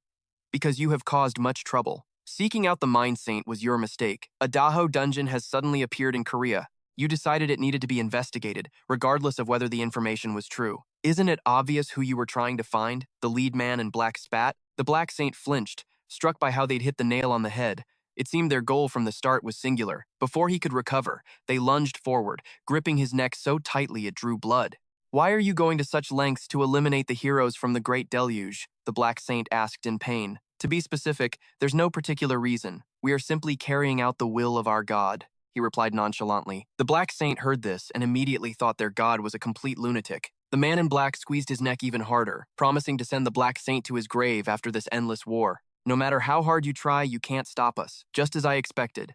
That kid is truly invisible to you all. The Black Saint suddenly let out a cocky, defiant smirk. Then, taking advantage of the man's inattention, he broke free from his grasp in a flash. The man swung his hand, unleashing a wave of killing intent to stop the Black Saint, but he had already vanished without a trace. No wonder it was so hard to pinpoint his location. His concealment technique has reached the state of selflessness, hasn't it? Just leave him. No matter what he does, he can't change her fate. Today is the day the Mind Saint will die, the man in black said with a sigh. The Black Saint, gritting his teeth, was now racing towards the Mind Saint's location. After Kim Sejun dealt with a horde of Dao, his enlightenment progress suddenly stalled, no longer increasing, which left him quite bewildered. As he was moping, the Mind Saint approached with her lamp, causing him to awkwardly state that he hadn't found anything yet. But this is really strange. Even though I've just been messing around this whole time, we haven't run into any major trouble, have we? Could it be that there's nothing wrong with this dungeon? Because neither I nor the Mind Saint feel anything unusual about this dungeon, I was wondering if we should try to think more broadly. For example, a distortion, Kim Sejun mused. The Mind Saint replied, I've already considered that, but I couldn't find any traces of distortion. Have you tried looking for other kinds of distortions? Actually, I was once trapped inside a dungeon related to the Church of Justice, just like the Law Saint. But back then, there was a different kind of distortion.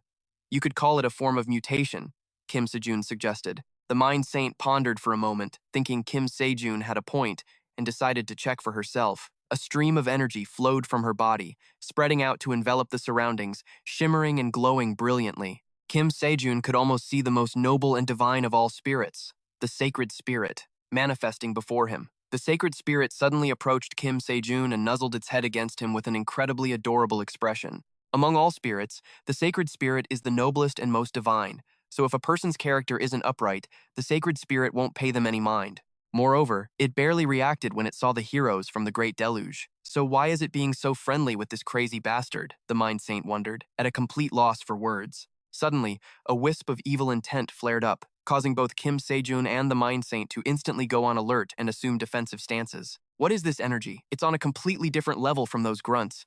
I didn't feel anything at all just a moment ago, so how did it suddenly? Is it targeting the sacred spirit? Kim Sejun thought anxiously as he glanced at the sacred spirit, which was now trembling from head to toe in fear. It's massive, enough to be truly terrifying. Even during the Great Deluge, I've never encountered malice on this level. Well, maybe once, from that monstrous beast, Berserker. Sacred Heart broke into a sweat, urgently telling Kim So-run to get back. Although Kim So-run didn't know what it was, he was certain it was stronger than the usual lackeys. And the stronger it was, the more experience points he would get. Just the thought of it was thrilling. Kim So-run refused to miss this golden opportunity, immediately charging forward despite Sacred Heart screaming herself hoarse behind him. But as he flew, he felt that something was off. Why is it targeting the Holy Spirit and not Lady Sacred Heart? He couldn't give a damn. Whatever the reason, he just had to take care of it before it got near the Holy Spirit. And of course, it would increase his enlightenment progress too. After a short chase, Kim So-run found the source of the evil intent, which was coming from a monster perched on a rooftop. A legendary class existence, an absolute challenger to the gods, a dweller of the highest of the six heavens, it was the ruler of the demon heaven, David. It flew right up to Kim So-run's face, flashing a sickeningly sweet and hideous smile at him. Hey, is this all you've got? My progress hasn't increased at all. And get your filthy face away from me.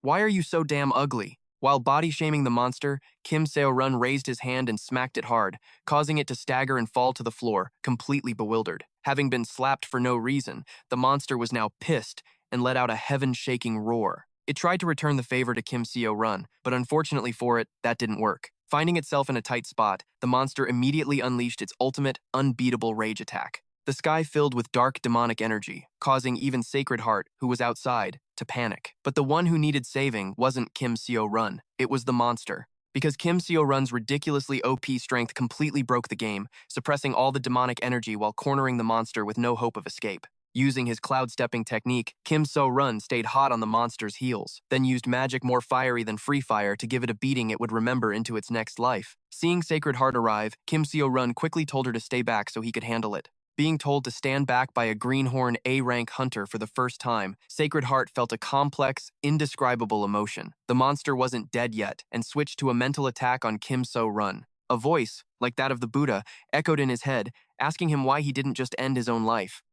Hello? Kim Sejun is handsome, not stupid. You think this bullshit is going to control my mind? The monster tried to use the last of its strength, repeatedly planting the question in Kim Sejun's head, but it was useless. Kim Sejun just stood there, completely baffled, not understanding why it was asking such a ridiculously stupid question. After being toyed with by Kim Sejun for a while, the monster was completely exhausted. Finally, it changed its target to Sacred Heart, who was standing nearby. Seeing Sacred Heart stunned, it let out a satisfied, roaring laugh. Before Kim Sejun could even finish it off, it vanished. Preoccupied with Sacred Heart, Kim Sejun only now remembered that he hadn't seen the Holy Spirit this whole time. He quickly spun around and dashed back to where the Holy Spirit had been standing. I don't know why, but from the very beginning, the demon was targeting the Holy Spirit. If it managed to invade Lady Sacred Heart's mind for even a short time and find the Holy Spirit's location, then Kim Sejun thought frantically. But by the time he arrived, it was too late. The Holy Spirit's entire body had already been infiltrated by the demonic power. The Holy Spirit was glowing bright red, and a single scream from it was enough to make Sacred Heart grow dizzy and collapse. Kim Sejun, who had been wondering why the demon was targeting the Holy Spirit, now realized it had been a demon from the start, and its real target was Sacred Heart. Its target had always been Lady Sacred Heart. The Holy Spirit is an entity that has a spiritual link with Lady Sacred Heart. Was its plan to invade Lady Sacred Heart's mind directly through the Holy Spirit? Kim Sejun thought in terror. He tried to support Sacred Heart's body, which was now damaged and in pain, as dark energy billowed out of her, causing her to scream endlessly. If this continues, Sacred Heart's life will be in grave danger. The progress doesn't matter anymore. Kim Sejun told himself he had to deal with that demon as fast as possible. The question is, how? Is it even possible to attack the demon without harming the Holy Spirit while the two of them are linked? There was no more time for Kim Sejun to hesitate. He decided to go for broke, raising his scepter and advancing toward the demon for a one-on-one fight. At that very moment, its firepower surrounded Kim Sejun in an inescapable circle. Sacred Heart, under the demon's control, suddenly shot to her feet, her eyes lifeless as she attacked Kim Sejun. He was relentlessly barraged by the combined force of two powers. Gasping for air, Kim Sejun struggled to find a way out, but every path was blocked by the deadly chaos created by the demon. To defeat it, I have to defeat Lady Sacred Heart first. But is that even possible? Kim Sejun looked at the resentful, murderous aura radiating from Sacred Heart before him, thinking with dread that she was a hero of the Great Deluge. Even if he gave it his all, he wasn't sure he could win. More importantly, would she be safe if he won? And what about him and the remaining evil spirits? So many questions flooded Kim Sejun's mind.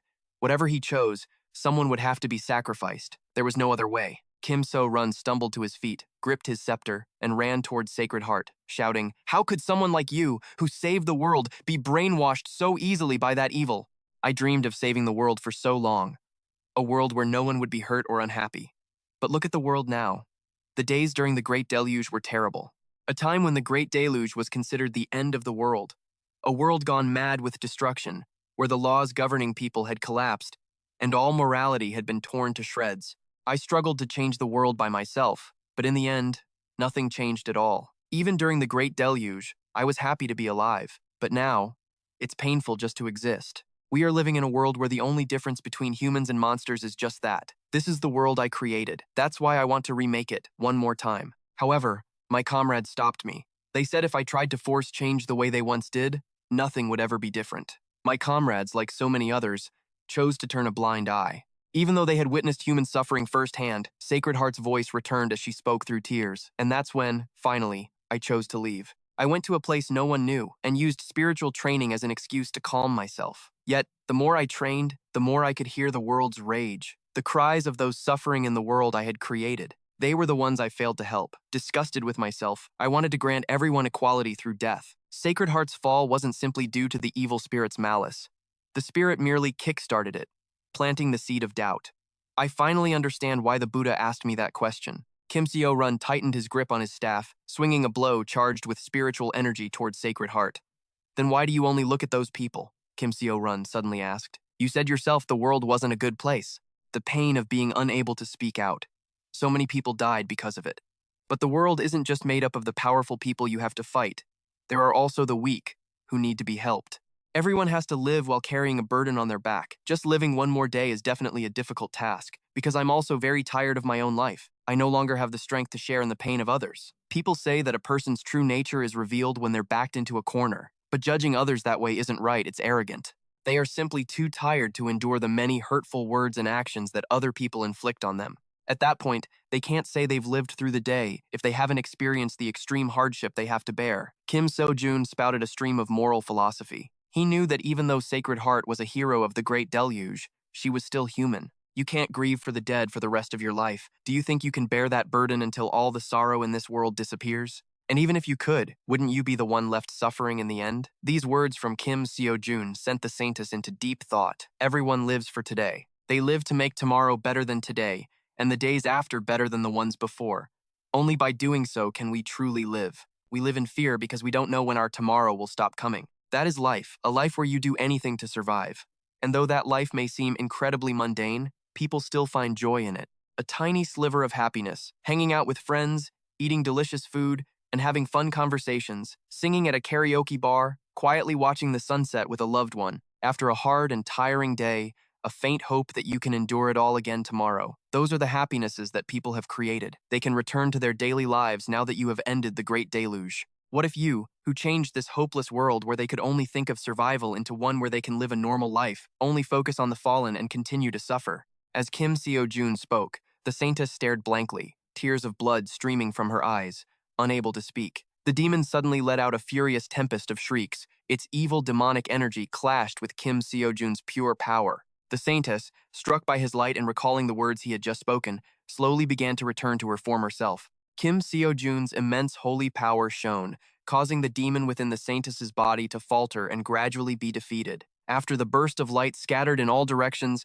the Saintess slowly regained consciousness. The demon had been completely and utterly vanquished by Kim Sejun. The Saintess was back to her usual adorable self. I was worried that the Saintess herself would disappear when the demon did, but it turns out the Buddha's unwavering mind only destroys the demon's soul. Now I can use the unwavering mind. Plus, the efficiency of my middle and lower dantian has expanded so much, Kim Sejun thought cheerfully. The Saintess stared intently at Kim Sejun, feeling that his power could rival that of the heroes from the Great Deluge. If this child's power develops in the wrong direction in the future, who will be there to stop him when he turns against the world? She thought with worry.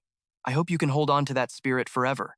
It may sound strange for me to say this, but although this world seems absurd, I want you to know that this is unavoidable. The Saintess began to speak. I don't understand what you're saying, but it's not absurd at all. People are starting to care for each other more and more. I think things are gradually getting better. In a world of equals, the weak are cared for without any discrimination. If the values of this society are nothing more than the hypocrisy you speak of, then why would someone like Hong Gil-dong, who couldn't overcome the differences in status and had to become a thief, even exist? I believe that's not the case. And even if it is, I'll do everything in my power to change it, Kim Sejun replied firmly. Hearing his words, the Saintess's eyes welled with tears, and she broke into a joyful laugh. Perhaps she had worried too much about him, and had been drowning in sorrow for so long that she blamed herself for her own weakness. Is that why you are still alive? This question was not just for Kim Sejun, but for everyone living. Although he didn't have an answer right now, the day would come when Kim Sejun completed his path to enlightenment. He would have his answer then. Meanwhile, Kalia was speechless with shock upon hearing that the demon had been destroyed.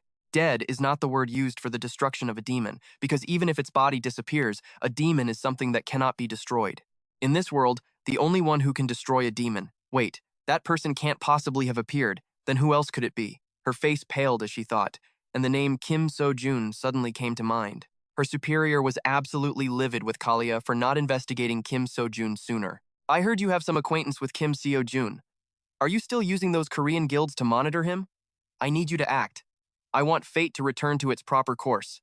The sinister man in black ordered Kalia. After leaving the dungeon, the Saintess still didn't know where to go. Seeing this, Kim Sejun happily invited her to stay at his guild until she made a decision. I also need you to verify the matter concerning the Black Saint. Kim Sejun, his head full of schemes, thought cunningly, I'd feel bad just freeloading at your place. The Saintess offered to teach him psychic arts to repay him. That won't be necessary. Kim Sejun, playing it cool, turned her down flat, leaving the Saintess stunned and so embarrassed she wanted to dig a hole and hide in it. Did he just refuse me? The chance to learn psychic arts is a once-in-a-lifetime opportunity. Even S-rank hunters do everything they can to change their class to a spirit user. But who am I to try and teach him? The Saintess cried a river, telling herself. On the outside, Kim Sejun said he didn't need any repayment, but on the inside, he was thinking about the 10 billion. All he needed was the Saintess's money. Seeing the Saintess agree to pay up, Kim Sejun was ecstatic but tried not to overdo it.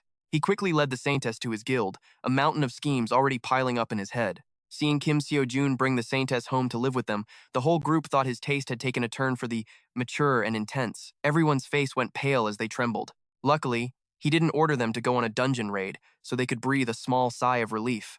The Saintess became super stressed after learning that in addition to the Sword Saint's granddaughter, the disciples of both the Black Saint and the Magic Saint were also present in this guild. While the kids were training, Kim Sejun sat in a corner, busy counting his money. With the money he just collected, he could now afford another lesson. Each lecture cost 40 billion or more. I thought it would be a while before I could take another lesson. I can't believe I reaped the rewards this fast. Now I want to learn both at the same time. I wonder if I should ask the Saintess for 40 billion. Would that be too much? But I did save her life after all. As he hesitated, Kim Sejun suddenly noticed a strange presence nearby. He quickly led the Saintess to the alley behind the guild. There, the Black Saint appeared, much to the Saintess's astonishment. While the Saintess hadn't detected the Black Saint's concealment technique, Kim Sejun had sensed it easily. Seeing the Saintess hesitating, as if she had many things to say, the Black Saint first wanted to know what had happened in the dungeon. This young man saved my life.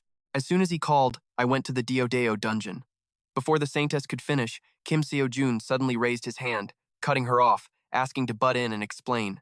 Kim Sejun began to tell the Black Saint everything that had happened in the dungeon, though more than half of it was heavily exaggerated, making the Saintess feel like she would faint on the spot. So, 10 billion. 10 billion to keep quiet about the fact that the Church of Justice is targeting Lady Saintess. Kim Sejun hinted, not so subtly. Faced with his determined demeanor, the Black Saint had no choice but to agree. The Saintess was utterly shocked to hear she was being targeted by the Church of Justice. It's just as this kid said, in the Diodeo dungeon, they were the ones who attacked you. To be precise, it seems they don't just want to eliminate you. They want to kill every single hero of the Great Deluge. I don't know the reason, but I've also been threatened by the Church of Justice. An apostle of the God of Judgment came to me. The Black Saint's words sent a shiver down both Kim Sejun's and the Saintess's spines. It seems those people are hunting down the heroes so aggressively that they've directly mobilized the apostles. Is the reason the Church of Justice wants to kill the heroes related to Burke? This is just my speculation. I'm not sure, but listen to this. Last time, the Black Saint said that Burke only disappeared. He isn't dead, right? You said it was the combined effort of the Great Sound and the 7 apostles. At that time, how strong was Burke? Kim Sejun asked. An invincible monster. He was so terrifying that even if all the heroes in the world joined forces, victory would not be guaranteed. The Black Saint replied, exactly. Your victory would not have been guaranteed. No one knows when the end will come or if Burke will die before it happens. And yet, the Church of Justice seems to know. So, what is the decisive factor? If they can see the future, even if it's not perfect, but if they can foresee things, then it's a different story. It's possible that their eyes and ears are just one part of this whole thing. The Church of Justice knew Burke would be defeated in the future, even though the heroes would suffer immense damage, which is why they made that decision. They know Burke hasn't appeared yet. In other words, could the Great Sound and the 7 apostles have intentionally made Burke disappear? Kim Sejun's words sent a shiver of fear down the Black Saint's spine. The Heart Saint wanted to know what the Church's purpose was in doing this intentionally, and more importantly, how it was related to the murder of the heroes. Because only the heroes can fight against Burke. Therefore, instead of releasing Burke right away, they wanted to buy time to eliminate those who could fight him first. Once no one is left to fight Burke, assuming he's released again, the apocalypse will come. Just that one threatening remark from Kim Sejun was enough to make the Heart Saint and the Black Saint turn pale. But even if what you say is true, they don't need to do that. They just need to stall for time, right? The Heart Saint asked again. That's right. As time passes, the heroes will also die of old age. So my guess is, the Church of Justice itself can't keep Burke imprisoned forever. In short, they don't have much time left. Don't you find it strange? Suddenly, so many distortions are happening. Could it be the effect of the power ceiling Burke weakening? Right now, I can think of 3 possibilities. First, because the seal on Burke has weakened. Its power has been released, causing the distortions. Or, the Church of Justice has found a way to harness Burke's power. It could also be both, but I'm not sure. What I've just said is based solely on the assumption that they are the ones who want the apocalypse to happen. But what the Church of Justice does isn't like that at all. If they had malicious intent, they could have just sat back and done nothing during the Great Flood era. They wouldn't have needed to make sacrifices to save people alongside the heroes. A lot of things still don't add up because we don't know much about them. I can't think of anything else either. Kim Sejun took another sip. Although the Black Saint and the Heart Saint felt that what Kim Sejun said was ridiculous, they were also worried just in case what he said was true. If that's the case, then one day, Burke will be released again. Will this world have the strength to stop that apocalyptic monster?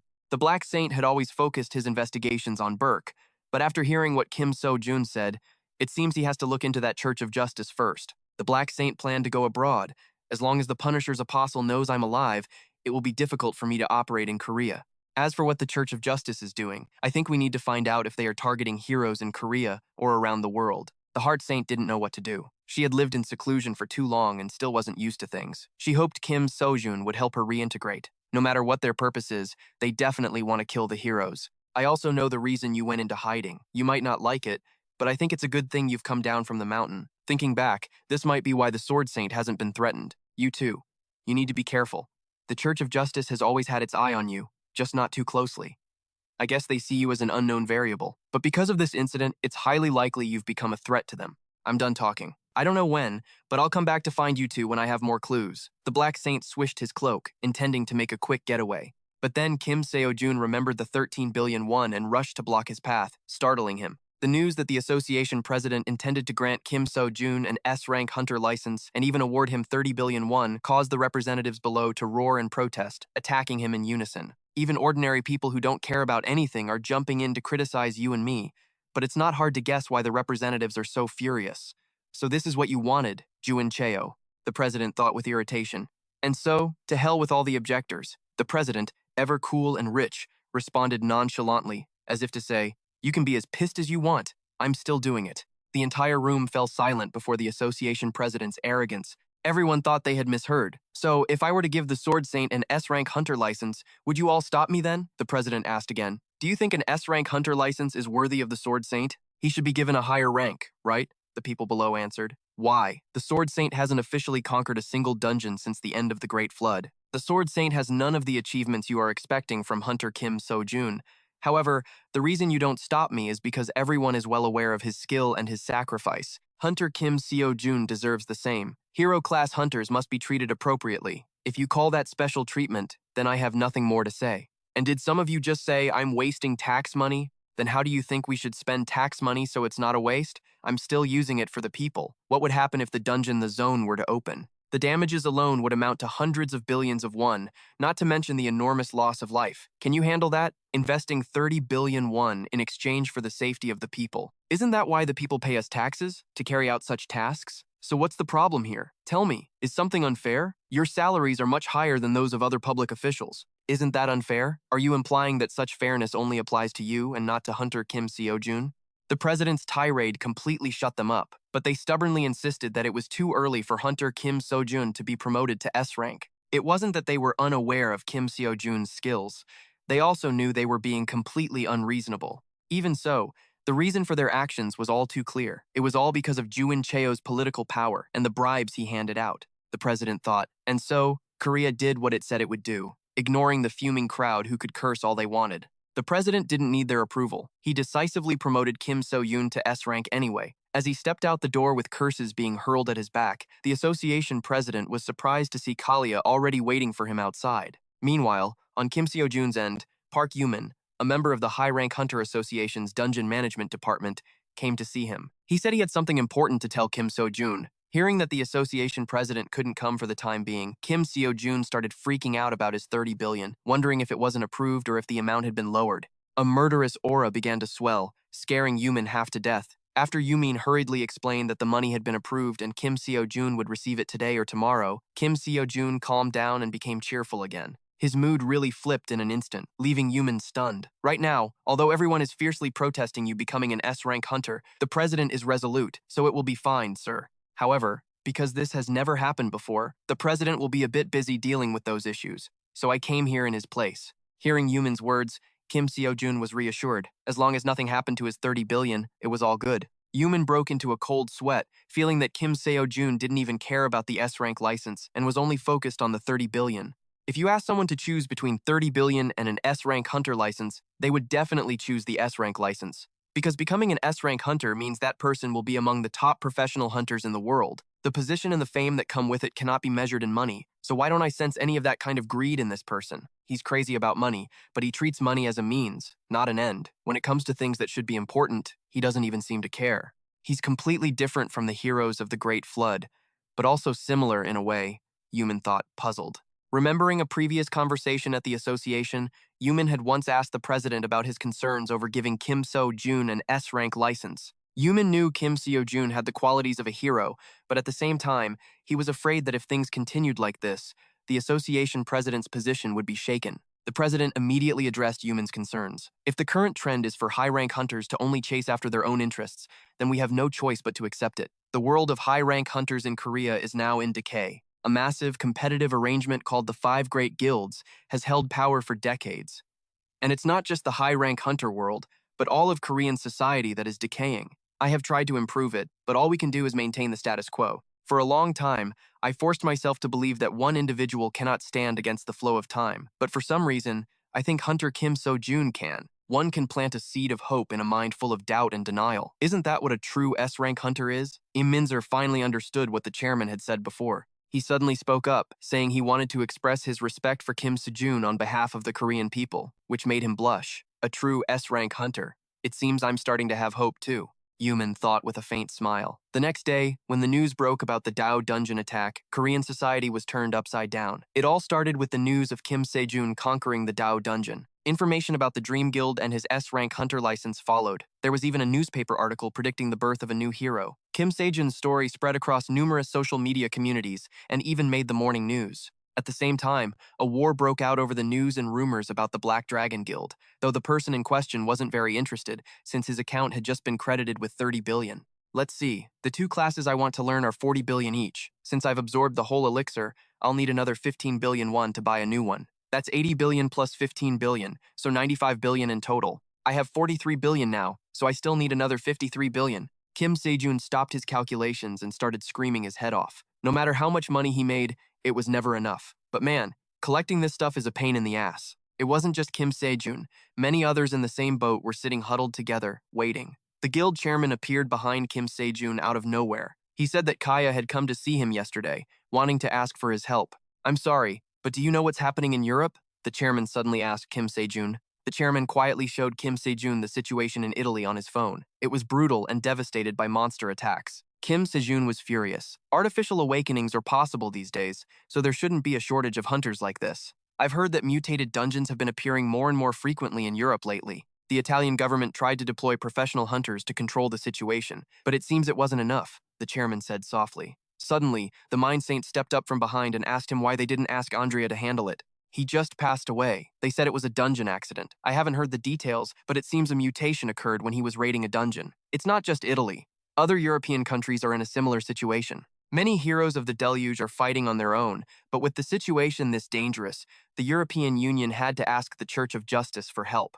Miss Kaya has asked me to intervene. She wants to save Italy, the chairman replied. For Italy, the grave situation wasn't the only reason. Andrea's death also played a part. Andrea was not only a hero of the deluge, but also a mafia boss of the Sicilian mafia. He was the first to unite the mafia world, an international criminal organization. Andrea was a lunatic, always shouting that he would revive that criminal organization. Everyone thought it was just talk, but he actually did it. Of course, there were people in the mafia world who opposed him, but they were nothing to a hero of the deluge. Now that the chains controlling those mafia organizations have broken, Italy must be in utter chaos. The chairman added that the Italian government had secretly asked the Church of Justice for help, but they all claimed to have their own problems. So you're asking this kid to do something that even a hero of the deluge couldn't handle? Do you really think that's a good idea? The Mind Saint replied angrily. Of course I refused, but Miss Kaya asked me to pass on the message, so I'm just letting him know. You don't have to do anything, Kim Sejun. I don't think you should go to a strange and dangerous country like that. the chairman said. Kim Sejun thought for a moment and then made a decision. Kaya later informed her superiors that Kim Sejun had agreed to help. It was all because he's crazy about money.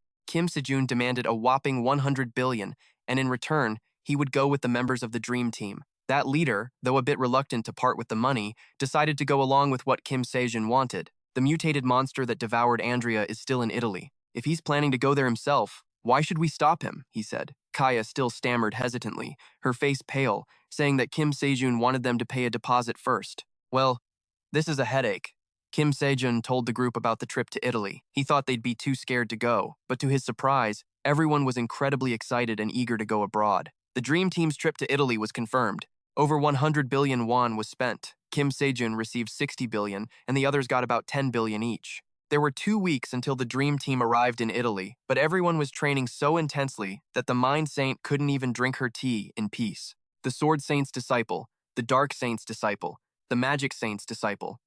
Each of them immeasurably talented, yet they all gathered together under the light of one person. Except for that child who feels a bit out of place, the Mind Saint silently assessed everyone, then her eyes turned toward Li Hyun. With her spiritual eyes, she could see that Li Hyun's soul was only black, meaning her sense of self was extremely poor. Normally, a soul has different colors depending on one's mood. What was unusual was that the girl's soul was completely black. If so, it should have slowly collapsed over time. However, the collapse of her soul had now stopped. Perhaps Kim Sejun had destroyed the small world she once knew and allowed her to step outside with new hope. A child who always doubted herself and tried to change, but was lonely because she didn't know how to navigate this life. The Mind Saint stared at Li Hyun again, making her blush with embarrassment. Then she softly called for Li Hyun to follow her. Seeing Li Hyun hesitate, she forcefully flicked her right on the forehead, leaving a big, painful bump. Then she flicked her again, making the girl yelp in pain. You have 2 weeks until you go to Italy, and now I have to deal with the most troublesome one. From now on, I will only accept one answer. Yes, ma'am. Understood? The Mind Saint suddenly turned into a roaring tiger, switching to drill sergeant mode to put Li Hyun through her training, scaring her half to death. 2 weeks later, the news of the Dream Team's trip to Italy had spread throughout South Korea. Leaving behind the worries and expectations of many, the team departed for Italy in high spirits. At the airport, countless thugs and shady characters had their eyes on Kim Sejun's group. Just then, Elena, a member of the Italian Professional Hunters Association and the manager for hunters from Asia, approached to welcome the Dream Team, 1 A-rank hunter and 4 B-rank hunters. Since the Church of Justice sent someone, I thought there would be at least an S-rank hunter, Elena thought with some disappointment. Those thugs approached, pointing directly at Kim Sejun, laughing as they spouted a stream of foreign words that Kim Sejun didn't understand a damn thing of.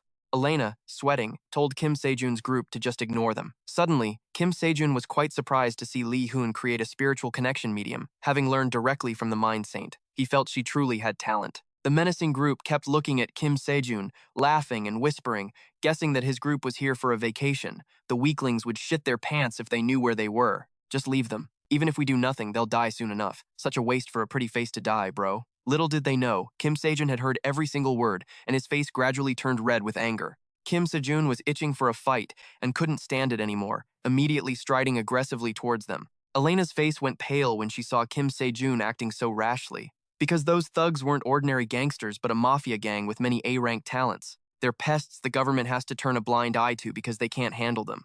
Wait, you're no match for them, Elena shouted, trying to stop Kim Sejun. Suddenly, Seon's arm blocked Elena. He smiled cheerfully at her and said it would be fine.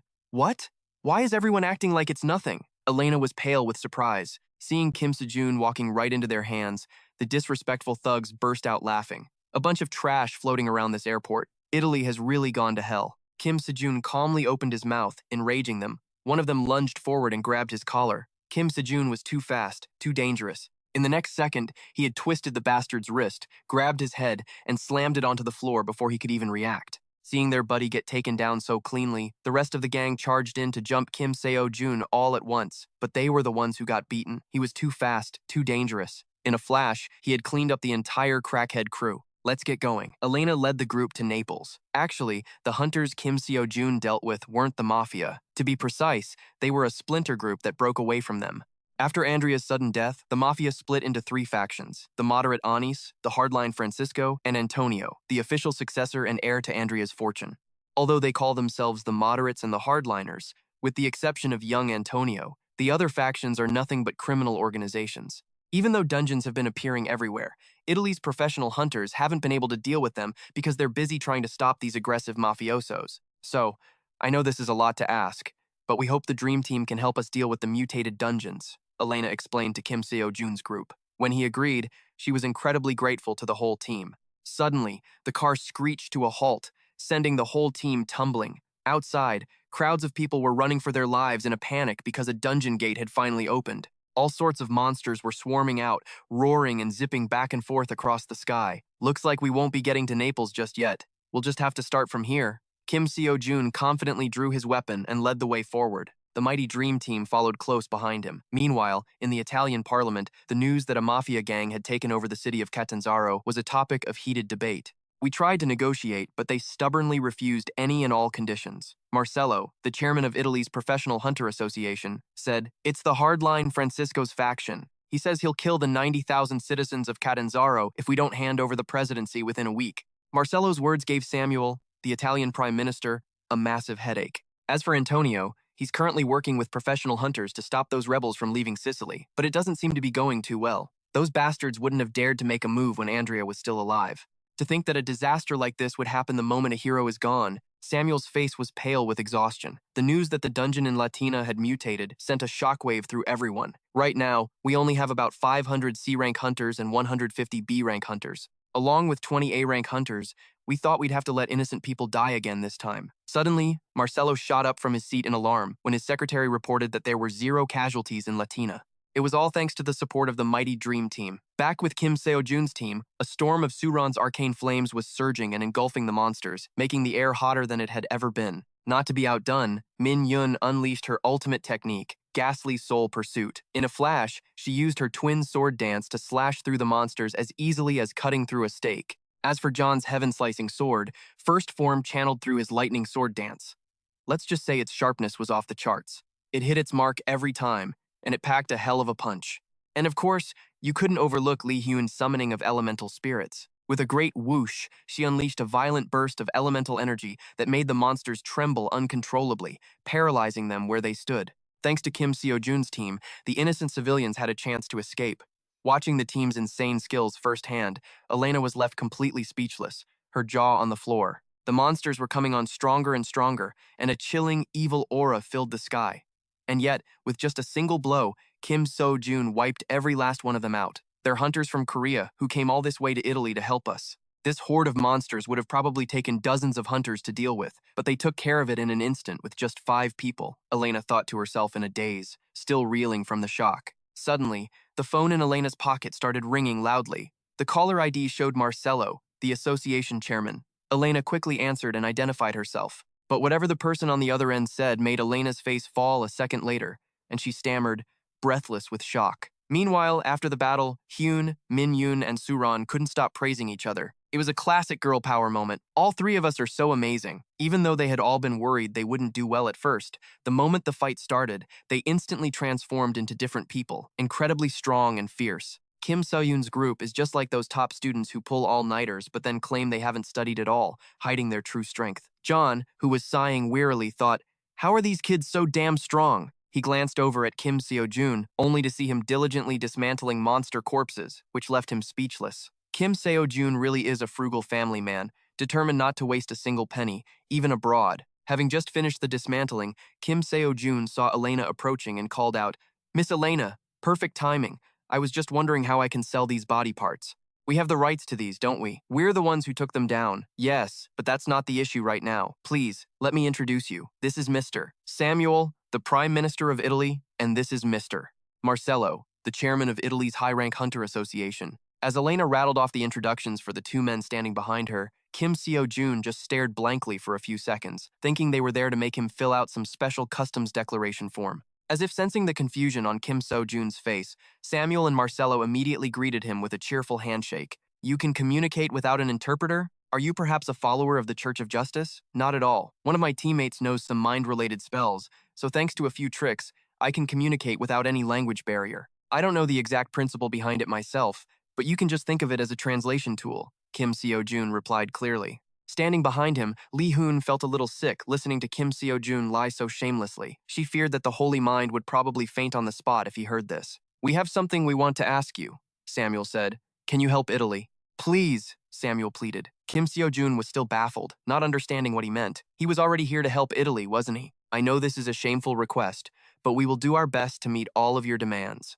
If it's about money, you can have as much as you want. In addition, we won't take any fees for the monster corpses you collect. Furthermore, we will cover the entire cost for dismantling and processing the monster corpses. We will also give you the absolute best treatment, so please, help us, please. Samuel had nothing but money, and as he kept rattling off his pleas, Kim Sejun had to clench his fists, struggling to contain himself, flexing so hard he felt like he might burst, just trying to keep the joyous grin off his face. Of course, this was an offer Kim Sejun could never refuse. Seeing him put on a dignified act, pretending to hesitate before agreeing, even though he was ecstatic on the inside, the kids on his team had to cover their faces and look away out of secondhand embarrassment. Kim Sejun was happy, the rest of the team was not. This meant that the whole group would have to grind even harder than before. The color drained from their faces, leaving them speechless. Then I'll leave the Lazio region to the Dream Team. Lazio is a key political region where our capital, Rome, is located. You could compare it to Gyeonggi in South Korea, Samuel said. Kim Sejun froze for a second. He thought they wanted him to take care of everything pouring out of the dungeons, or something even more outrageous. While lost in thought, Kim Sejun saw a helicopter fly overhead and immediately requested its use from Samuel, much to his team's dismay. In a flash, Kim Sejun's entire team was on the helicopter, zipping past countless cities to deal with the monsters. After countless battles, everyone was dead on their feet, but their boss, Kim Sejun, kept pushing them onward, again and again, without a break. He really knew how to exploit his workers. When Samuel received the report from Central Command that the dungeon outbreaks across the cities had completely ceased, he was so shocked he couldn't move a muscle. He couldn't remember the last time his heart had pounded so wildly. The last time was probably when he heard that Andrea, the hero of the Great Cataclysm, had died. Andrea, I truly thought this would be the end of Italy without that hero. Now, I can't let this opportunity these Asian hunters have given us go to waste. Samuel made up his mind and ordered Marcello to entrust the safety of the citizens to the Dream Team and to mobilize every professional hunter to deal with those detestable gangsters. News about the Dream Team was plastered on the front page of every newspaper. Of course, the mafia boss Francisco wasn't about to let this slide. Get Albano in here. Now. Looks like it's time to pay a visit to that lioness, Agnes. As for the hostages in Catanzaro, just wipe them out. Meanwhile, a lavish banquet was being held at a hotel to celebrate the Dream Team for their great achievements. While Hyun, Min-yun, and Suran eagerly rushed to the feast, Kim Sejun quietly asked Elena how much their group had been paid. About 42 million euros, which converts to around 57 billion in Korean won. The moment Elena finished speaking, Kim Sejun felt an ecstatic, paralyzing bliss. It was like a jolt of electricity shot through his entire body. Even if he split the money 5 ways, each person would still get 11.4 billion.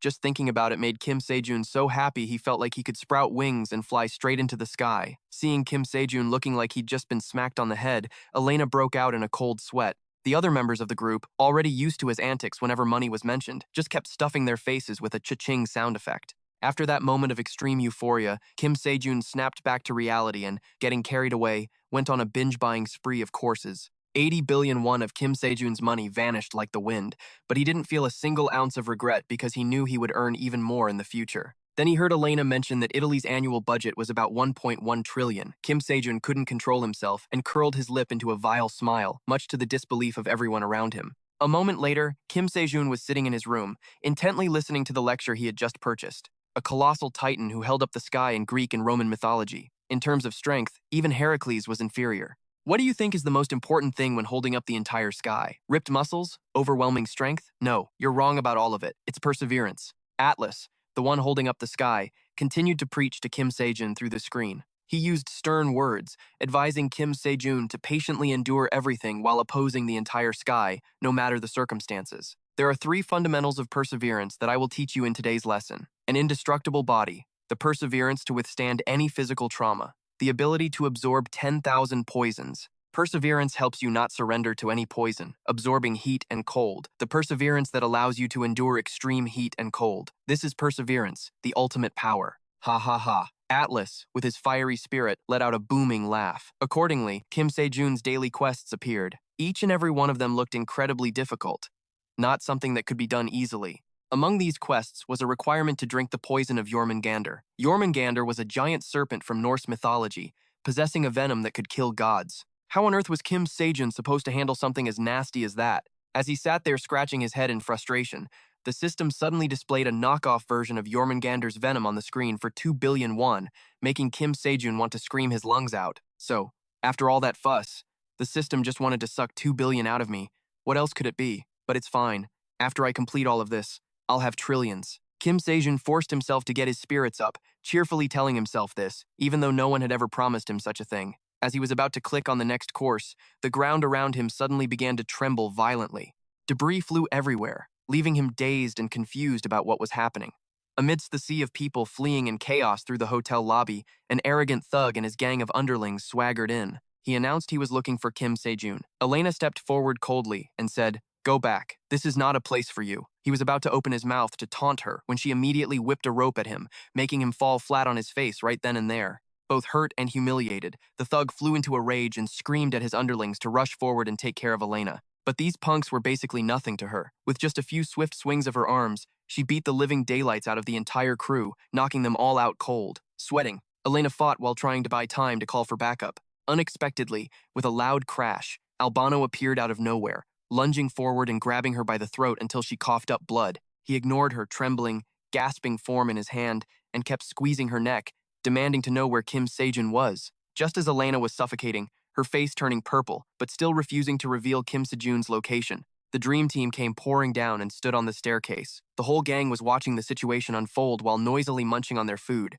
letting Albano know that Kim Sejun was standing right behind him, so there was no need to look. "Who are you?" Kim Sejun, who had appeared out of nowhere, whispered in Albano's ear, startling him so badly that he fell backward. Kim Sejun seized the opportunity, instantly rocketing forward to rescue Elena from Albano's grasp. Seeing Kim Sejun's ferocious power and incredible speed, Albano couldn't believe Kim Sejun had reached such an insane level. Faced with this increasingly tense situation, the dream team just stood by and watched, cool as cucumbers. The mafia boss Francisco proposed a truce to Agnes while carrying the bloody corpse of the traitor who had been secretly colluding with Antonio. "Albano went to see Kim Sejun a little while ago," Francisco said. "Kim Sejun? You mean that Korean hunter? If Albano has already gone there, he won't make it out alive, will he?"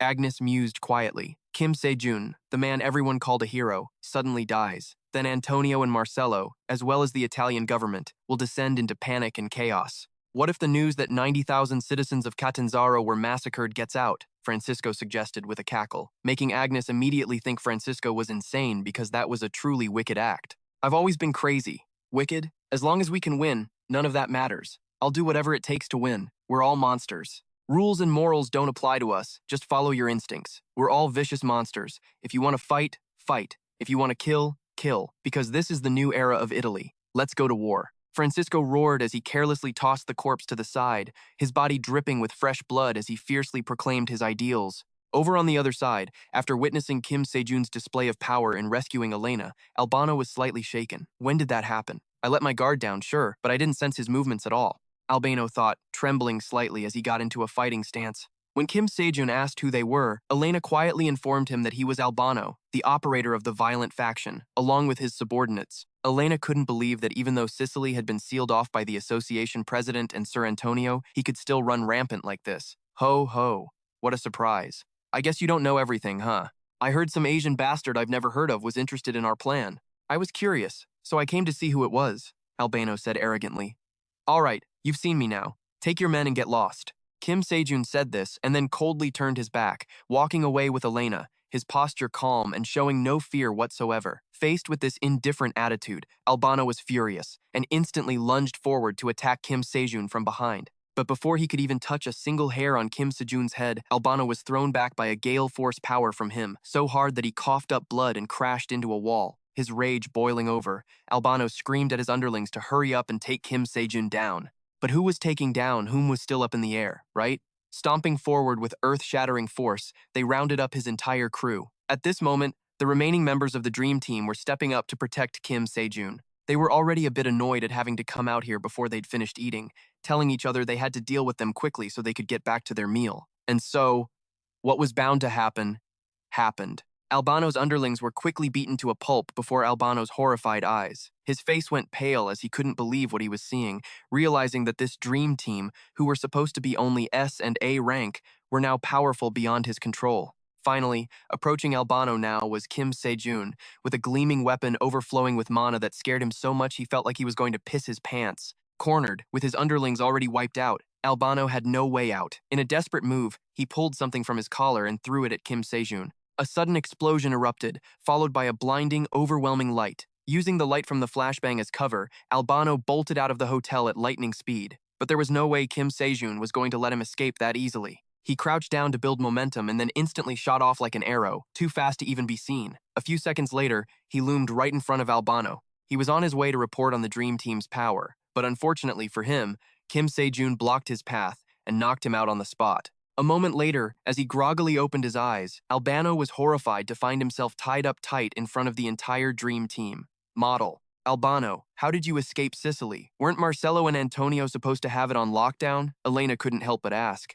You really think this is over? Catanzaro is too late. Albano's cunning threat made Elena's blood boil until she finally lost it, rushing forward and punching him repeatedly like a heavy bag. Seeing Kim Sejun's confusion about what Albano had just said, Elena sighed and explained, these guys are threatening to take 90,000 hostages in Catanzaro and force the president to resign. They only gave me until the end of the week, but thanks to the tricks of those bastards in Parliament, the order was given before I even got here. The magic bomb has probably been activated by now. It won't be long. 90,000 people will go boom. Albano laughed, gloating. You bastard. You still have the nerve to call yourself human? What makes you any different from those monster scumbags? Elena was furious, cursing Albano out. His tone became so unbearably smug that Kim Sejun had to be the one to knock him out of his chair with a single punch, sending blood flying, just to finally shut him up as he fell unconscious. I didn't kill him. It seems we still need to ask him a few things.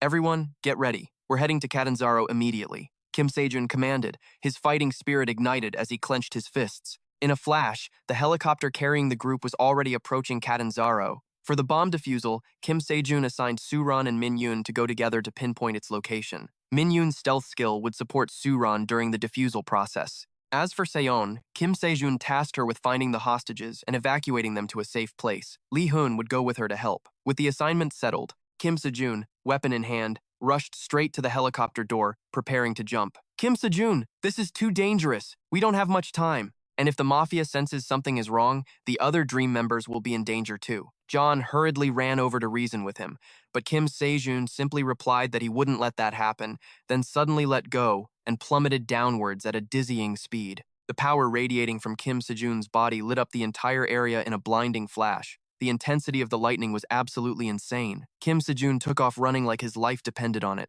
He activated the Godspeed skill for 5 minutes, pushing himself forward with every ounce of his being. Although he felt a pain like his body was being torn to shreds, Atlas's physique thankfully helped him endure it. Besides, he was out of time.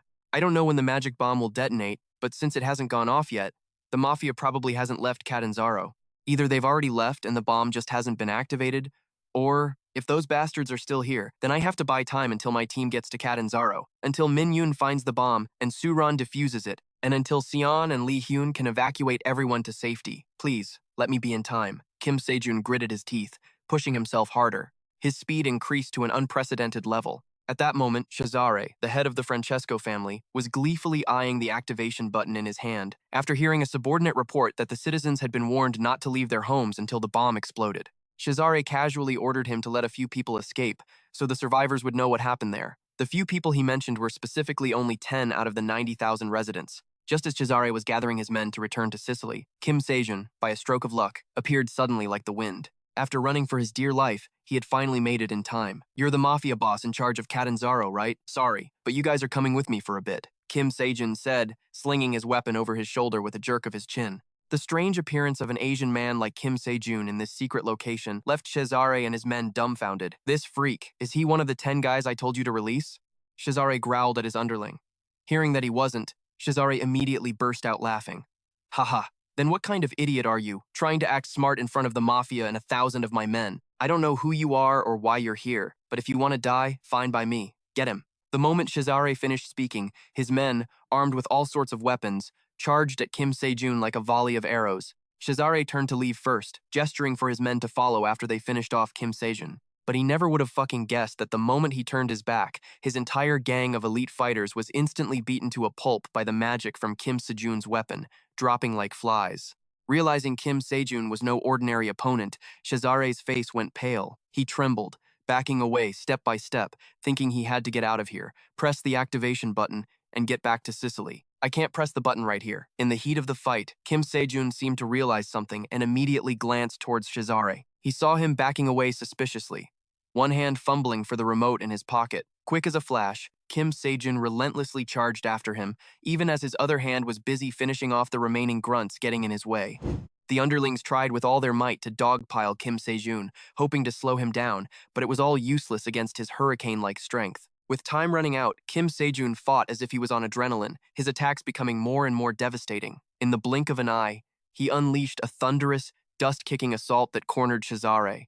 Just when he thought he had escaped, he was caught by Kim Sejun. Cesare was so scared his eyes were about to roll back in his head, stammering incoherently. The ferocity and intense killing intent coming off Kim Sejun made Cesare feel like he was about to piss himself right there. At the very moment the sharp weapon was pointed at his face, Cesare frantically pulled the activation button from his pocket and growled a threat. "Haha, just as I thought. You know about the detonator. If you take one more step, I'll press this button immediately. You know what'll happen if I press this, don't you? If you press that button, you'll die too," Kim Sejun replied calmly. "Dying together is better," Cesare said stubbornly, slowly inching away, using the button to threaten Kim Sejun to stay put. His men had caught up by now. They pressed their blades against Kim Sejun from all sides to intimidate him. With a cold blade at his cheek, Kim Sejun just smirked, then suddenly unleashed a whirlwind attack that sent them all flying. Seeing that Kim Sejun was really going all in and was about to bring his spear down on him, Cesare's only option was to press the button and take everyone down with him. The button was pressed, but the air around them remained eerily silent. Cesare broke out in a cold sweat, mashing the button repeatedly, wondering if he'd somehow done it wrong. Only Kim Sejun let out a sigh of relief, his eyes shining as he mentally praised Chiron for a job well done. Waking up in a dark warehouse, Albano clutched his face, swollen like a pig's head. He vaguely remembered being kidnapped by the Dream Team and getting beaten up, and he was absolutely livid. Suddenly, the door swung open. Albano saw Cesare striding in, and his face lit up with joy, assuming he was there to rescue him. "That's right, I knew it would be like this. No matter how strong Kim Sejun is, he can't handle so many mafia members all by himself," Albano thought smugly. Little did he know that a second later, Cesare, his own face just as bruised, informed him that he had also been captured by Kim Sejun, causing Albano to freeze completely. "Looks like a family reunion." Kim Sejun and Elena walked in, spear in hand, and demanded they answer a few questions. "Your plan failed. So talk. How did you get out of Sicily?" Kim Sejun asked in a low, threatening voice. While Albano stubbornly kept his mouth shut, Cesare hastily spilled everything about a secret passage, which made Albano fume. To stop Albano from interfering, Kim Sejun gave him a gentle slap, successfully knocking him out for a nice, long nap. With Albano no longer babbling, Kim Sejun had a much easier time interrogating Cesare using a very effective method involving his dominant hand. A while later, Albano trembled and opened his eyes, having recovered from Kim Sejun's earlier punch. Seeing Cesare now unconscious and sprawled to one side, he figured he must have told Kim Sejun everything. "If you let me go, I'll give you 70 million euros. Albano suddenly blurted out a price, surprising everyone with how much money he had. "Who do you think I am? We're not your average criminals. We're the mafia. Our mafia has pulled off countless jobs involving drug smuggling, gambling, and loan sharking. Through those illegal activities, we rake in 53 billion euros a year, which is about 78 trillion won. All of this is just the tip of the iceberg of what we've been doing right under Andrea's nose," Albano explained in a low voice. Seeing Kim Sejun burst out laughing as he listened, he figured that even though the guy was a hero, he was just another sucker for money. But what he didn't expect was that Kim Sejun wasn't just a sucker for money, he was a true slave to it. If he wasn't going to make money, fine, but if he was going to make a hell of a lot of it. The reason Kim Sejun was chuckling like that was because he couldn't believe Albano, who made 78 trillion won a year, was only willing to give him the spare change. This was just beyond imagination, beyond the pale, beyond love itself. This won't do. Where's your boss? The guy who calls himself Francisco, what's his name? Whatever. He's probably in Sicily right now anyway. You guys do human trafficking too, right? Well, I'm about to traffic you for cash right now," Kim Sejun said as he rolled up his sleeves, a demonic grin spreading across his face, before instantly swinging his spear and bringing it down thwack times on Albano's head. Albano had seen Kim Sejun smiling and talking this whole time and thought his plan had succeeded. Who would have thought the guy would pull a complete 180 and make a move so unexpected it was mind-blowing? Even as he was blacking out, he had to give it up for Kim Sejun's insane, daredevil brand of capitalist evil. The Dream Team was all too familiar with Kim Sejun's personality. When it came to things like this, they could only sigh in exasperation at Albano's naive inexperience. Albano's piercing scream echoed mournfully through the air. Lee Hyun got goosebumps watching. She'd been on the receiving end of Kim Seo-jun's methods before. When Elena heard that Kim Seo-jun was preparing to meet Francisco, she rushed to stop him. It's too dangerous. Sicily is the mafia's stronghold. They say there are as many as 150,000 mafia members gathered there. And besides, Francisco is a renowned S-rank hunter. He's practically reached the level of a great deluge hero. Even for you, it's too risky. This will never end unless we deal with the mafia syndicate. That's the lesson we learned from the Catanzaro incident. The problem Italy is facing isn't the mutated dungeons, it's the damn mafia. It's not like I haven't planned ahead. Isn't there a secret passage those guys used to use? I plan on going there to make a deal with them. A human trafficking deal, Kim Seo-jun replied with a vile smirk, meeting Elena's bewildered gaze. Messina, the city next to Sicily. It was home to many professional hunters and was the city that connected Sicily to mainland Italy. In the meeting room, Marcella was discussing Francisco and Agnes's strange movements with Samuel and Antonio. It seemed the two of them had likely joined forces. It looks like Francisco and Agnes are preparing for an all-out war. The spies we planted in their organization have stopped reporting. They've probably been exposed. We can't just sit here and watch. We have to act. Marcello growled emphatically, while Antonio, Andrea's official heir, sat with his arms crossed, deep in thought. Samuel was so furious after hearing Marcello's report that he looked ready to smash the table and chairs on the spot. The situation is getting worse. The Dream Team is responsible for protecting the safety of all of Italy. I thought we were finally returning to a state of balance, but it seems we're only making this bomb tick faster. If Francisco and Agnes's mafia syndicates join forces, their numbers will reach up to 150,000. Against our army of 200,000, the battle will be incredibly fierce, with unimaginable casualties. And all 90,000 citizens are hostages. Samuel was so shocked by his own thoughts that he sat there, completely stunned, not even noticing Samuel and Antonio calling his name. Suddenly, a sharp knock on the door broke the tense atmosphere of the meeting. Everyone in the room was a bit surprised to see Elena appear, as they thought she was with the Dream Team. Hunter Kim Seo-jun would like to see the president and Mr. Antonio, Elena announced. Hearing that Kim Seo-jun wanted to see Italy's leaders so suddenly, Samuel's heart skipped a beat, guessing that something big must have happened. Samuel's group rushed out to meet Kim Seo-jun, only to find him standing there, laughing heartily and waiting for them, with someone slung over his back. Kim Seo-jun's cheerful demeanor was completely different from what Samuel's group had been expecting. It was Antonio's first time meeting Kim Seo-jun. Seeing that he could use auto-translation, he asked suspiciously if he was a member of the Noon Church of Justice. "It's just my telepathic translation," Kim Seo-jun replied with a smirk. "You said you wanted to see us," Samuel said, impatiently getting straight to the point. "Ah, yes. It's nothing much. I have a business deal in the works, but I'm not sure about the prices here in Italy. I mean, doing business with those bastards." Kim Seo-jun replied to the sea of stunned, confused faces of Samuel's group, who had no idea what he meant. It wasn't until Kim Seo-jun threw the two men he'd been carrying, Albano and Cesare, to the ground with a thud that Samuel's group gasped in even greater astonishment. "I don't get why Francisco's men are here. They said they'd pay a ransom of about 70 million euros, or 100 billion won. Let's get down to business. I want to ask you all, for 150,000 people, what price should I set?" Kim Seo-jun asked with a jerk of his chin as he pulled a massive, shimmering purple orb from his pocket, to the utter bewilderment of everyone around him. Seeing that the situation was getting out of hand, Elena stepped forward to explain to Samuel's group what Kim Seo-jun had been up to. A moment later, once everything was clear, Samuel immediately bowed his head respectfully to thank Kim Seo-jun. "Thank you so much, Hunter Kim Seo-jun. As the president, the one who is supposed to represent Italy, I could only turn a blind eye to 90,000 innocent citizens. If Hunter Kim Seo-jun, no. If the Dream Team hadn't shown up, I would have been reading news of a massacre, not this good news. Thank you, truly." Kim Seo-jun was sick and tired of hearing these thanks. Right now, all he wanted to know was what price to set for these 150,000 mafia members. "This is the magic bomb from Catanzaro. It hasn't detonated because a member of our team already drained the mana from inside it. But as soon as mana is channeled back into it, the bomb will be reactivated. I plan to use the secret passage to Sicily to repurpose this bomb and make those bastards pay for what they were planning to do to Catanzaro. You can consider this my Clean Up Sicily operation," Kim Seo-jun said in a single breath. "No, if you use that magic bomb, the mafia will certainly be wiped out, but you'll lose your life as well." "Hunter Kim Seo-jun, besides, after detonating the bomb, how do you plan to escape? This is no different from a suicide bombing," Antonio protested fiercely. Samuel also felt that Antonio had a very good point and immediately tried to stop him forcefully. "Don't worry about me. I have my ways. Besides, shouldn't we put an end to this situation as soon as possible?" Kim Seo-jun replied nonchalantly. Why are you going this far? You have no connection to Italy. No one would say a thing even if you ignored this. Not to mention you're risking your own life. You didn't even have to come here in the first place. So why are you risking your life to help us? Antonio voiced his confusion about Kim Sejun's excessive kindness. Do you need a reason to help people? I'm helping because I want to. Antonio was completely blindsided by Kim Sejun's firm, decisive answer. Stunned for a moment, he broke out in a cold sweat, vaguely recalling his grandfather's teachings from long ago about how people will follow you not for power, but for your ideals. It's been a long time since I've seen someone like this.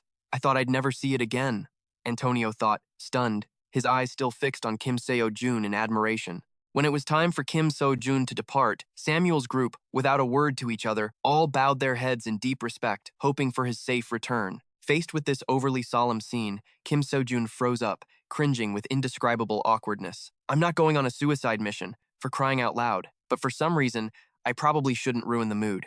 Kim Sejun was speechless at the sentiment everyone was showing him. Not knowing what else to say, he just dropped a promise to be back soon and quietly left, carrying Albano and Cesare with him. Samuel's group watched Kim Sejun's straight back disappear into the distance, their eyes welling with tears, like wives sending their husbands off to war. He walked away without a backward glance, leaving a trail of sunlit leaves in his wake. In this emotionally charged atmosphere, only Elena's mood was as normal as could be, because she'd known all along that Kim Sejun was on this path for money, not for some noble fucking cause. At the Sicilian Mafia's base, Agnes, under Francisco's orders, had dispatched 100,000 men to Messina, the gateway to Sicily. With the current situation, Francisco could attack whenever he wanted. Do you really have to be in such a rush, Francisco?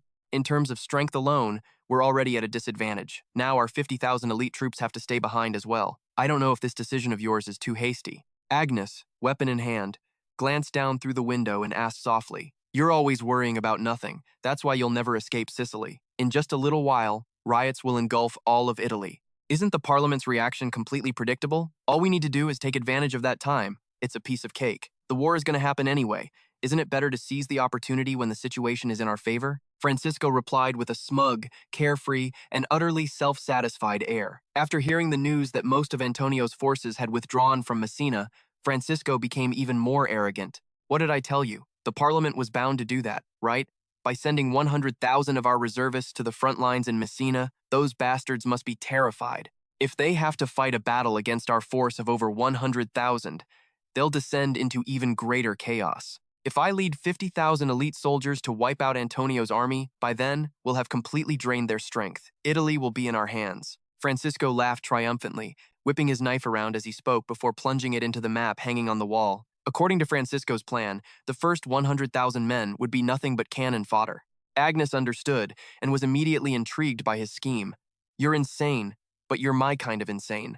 A devilish smile spread across her face. Aha ha ha, Italy will begin a new era. Francisco shut his eyes, tilted his head to the sky, and burst out laughing. He was completely fucking oblivious to the fact that Kim Sejun had been standing there and had heard everything. What a load of bullshit. Kim Sejun pursed his lips and uttered a single phrase that instantly silenced the room. His appearance here was something Francisco and Agnes had absolutely not anticipated. They could only stare at him, wide-eyed and dumbfounded. Ah, my bad. Slipped out. You're that Francisco guy, right? Kim Sejun asked with a jut of his chin. The situation felt more and more absurd to Francisco. He was sure he'd already sent men to take care of him. How was he still alive and standing right here? As if understanding the question marks filling Francisco's head, Kim Sejun immediately threw the battered, half-dead bodies of Albano and Cesare in front of him. It's understandable that Albano was captured, since I sent him to assassinate Kim Sejun. But Cesare was supposed to stay behind to activate the bomb in Catanzaro, so how was he caught? Francisco stared blankly at his two subordinates tied up miserably before him. Panicked, and noticing that Kim Sejun could communicate without a translator, Francisco guessed he might be a member of the Church of Justice. But before Kim Sejun could even correct him, Francisco continued, Ah, no.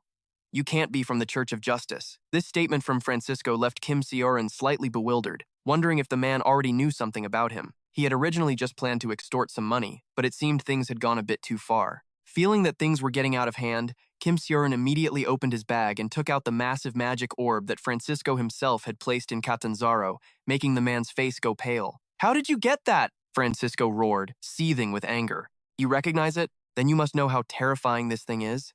Kim Sejun replied with a smirk. Everyone here knows that if this thing explodes, this entire region will be turned to ash in an instant. Maybe I should just set it off right now? Kim Sejun threatened cheerfully. But unexpectedly, Francisco showed no fear at all. Ha ha, you think you can scare me with a disarmed bomb that has no magic left in it? Do you think I'm an idiot? What can you do with a bomb that has no magic? Oh, is that a challenge? In a flash, Kim Sejun used his own magic to power the orb. His aura was so powerful that in an instant, it swept away everything around them, sending it all flying. Seeing that Kim Sejun could confidently threaten to activate the orb without any regard for his own life, Francisco guessed he must have had a plan from the start, and growled, asking what he wanted. I hear you guys make a lot of money, something like 78 billion a year. That's what they say, Kim Sejun said evasively. Figuring Kim Sejun's goal was money, Francisco let out a sigh of relief and smugly told him to name his price. He knows my plan? As I thought, I can't let him live. I'll just give him some money and take advantage of him when his guard is down. Francisco schemed while waiting for Kim Sejun to calculate his price. Let's see, these two said their funds were around 70 million euros, and there are also 50,000 elite troops here, right? Since 100,000 have already been sent out, that comes to a total of 7 trillion euros, doesn't it? Kim Sejun calmly stated his final, enormous figure. His casual demeanor, as if he were haggling for vegetables at a market, made Francisco's eyes widen in disbelief. He had met his fair share of greedy people, but in all his years, Francisco had never met someone as avaricious as Kim Sejun. He thought he had an easy mark, but instead, he ran into a reckless bastard like Kim Sejun who'd pick him clean to the bone. Francisco would rather die than deal with this. Being called out directly by Francisco for his own outrageousness, Kim Sejun could only pout pitifully, looking bizarre. You just said any amount would be fine. Hearing this, Francisco let out a weary sigh, a muscle in his jaw twitching. Fine, I'll give it to you. But before he could finish, Francisco suddenly unleashed a torrent of fiery magic, trying to ambush Kim Sejun. Luckily, he was quick enough to dodge it. Seriously, old man? What if I'd made this magic sphere explode? Kim Sejun blocked the sphere, speaking with irritation. Go on, try it. You think I'm scared? I don't give a damn what you're plotting, but you sure as hell won't make this thing blow up that easily. 7 trillion euros, right? Come and get it if you're good enough. Francisco roared like a madman, and once again unleashed a furious barrage of magic blasts at Kim Sejun.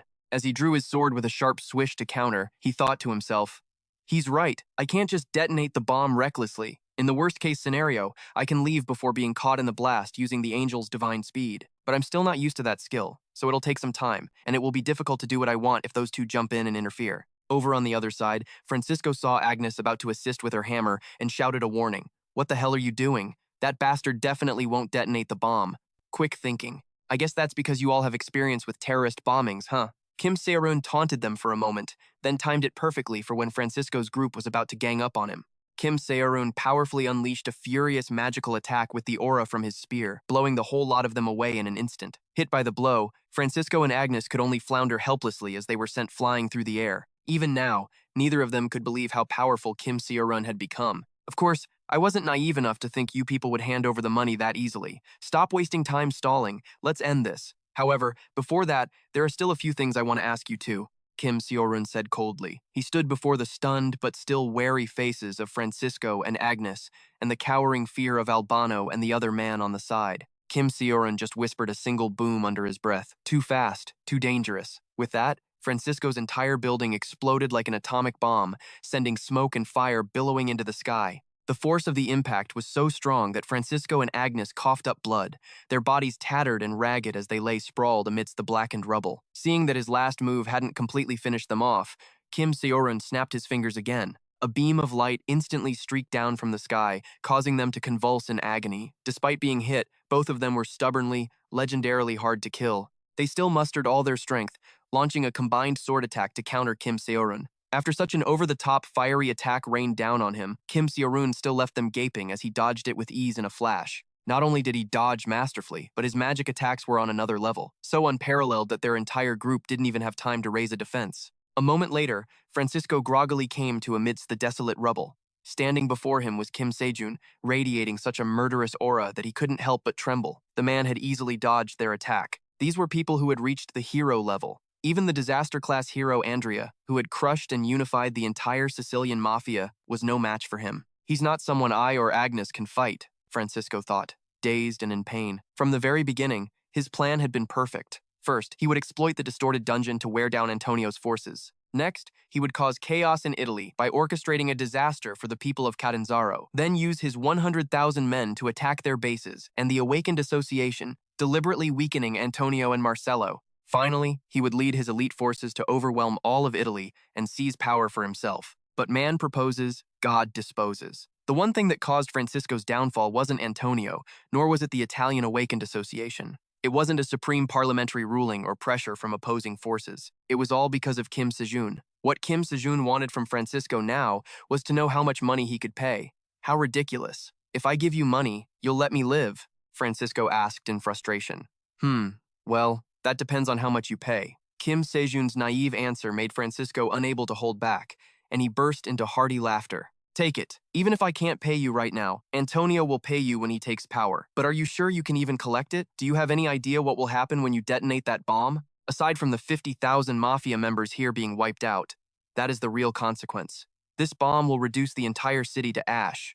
And who do you think I got that bomb from? Do you really think we could create a bomb like that? Hearing Francisco's veiled threats, and recalling how he had earlier suspected him of being with the Church of Justice, Kim Sejun slowly realized Francisco was one of them. Seeing he'd been found out, Francisco simply gave up, lying back on the ground with a laugh. I knew it. You already know the true face of the Church of Justice, don't you? Those hypocrites. I dealt with Andrea. No, to be precise, I goaded the Church of Justice into dealing with him. They were very clever, making it look like a dungeon accident. And that bomb was originally meant to deal with the monster that killed Andrea. The plan was to let Andrea be wiped out and then place the bomb in the dungeon to destroy the monster. That was the only way to destroy that fearsome beast. But I didn't do it. I thought it was a waste to use such a beautiful and terrible bomb just to destroy some insignificant monster, so I decided to use it in a better way. Hearing this, Kim Sejun understood he was deliberately referring to the Catanzaro incident. His expression instantly darkened, his hands clenching into fists, blood boiling with rage at this bastard Francisco. What a pity.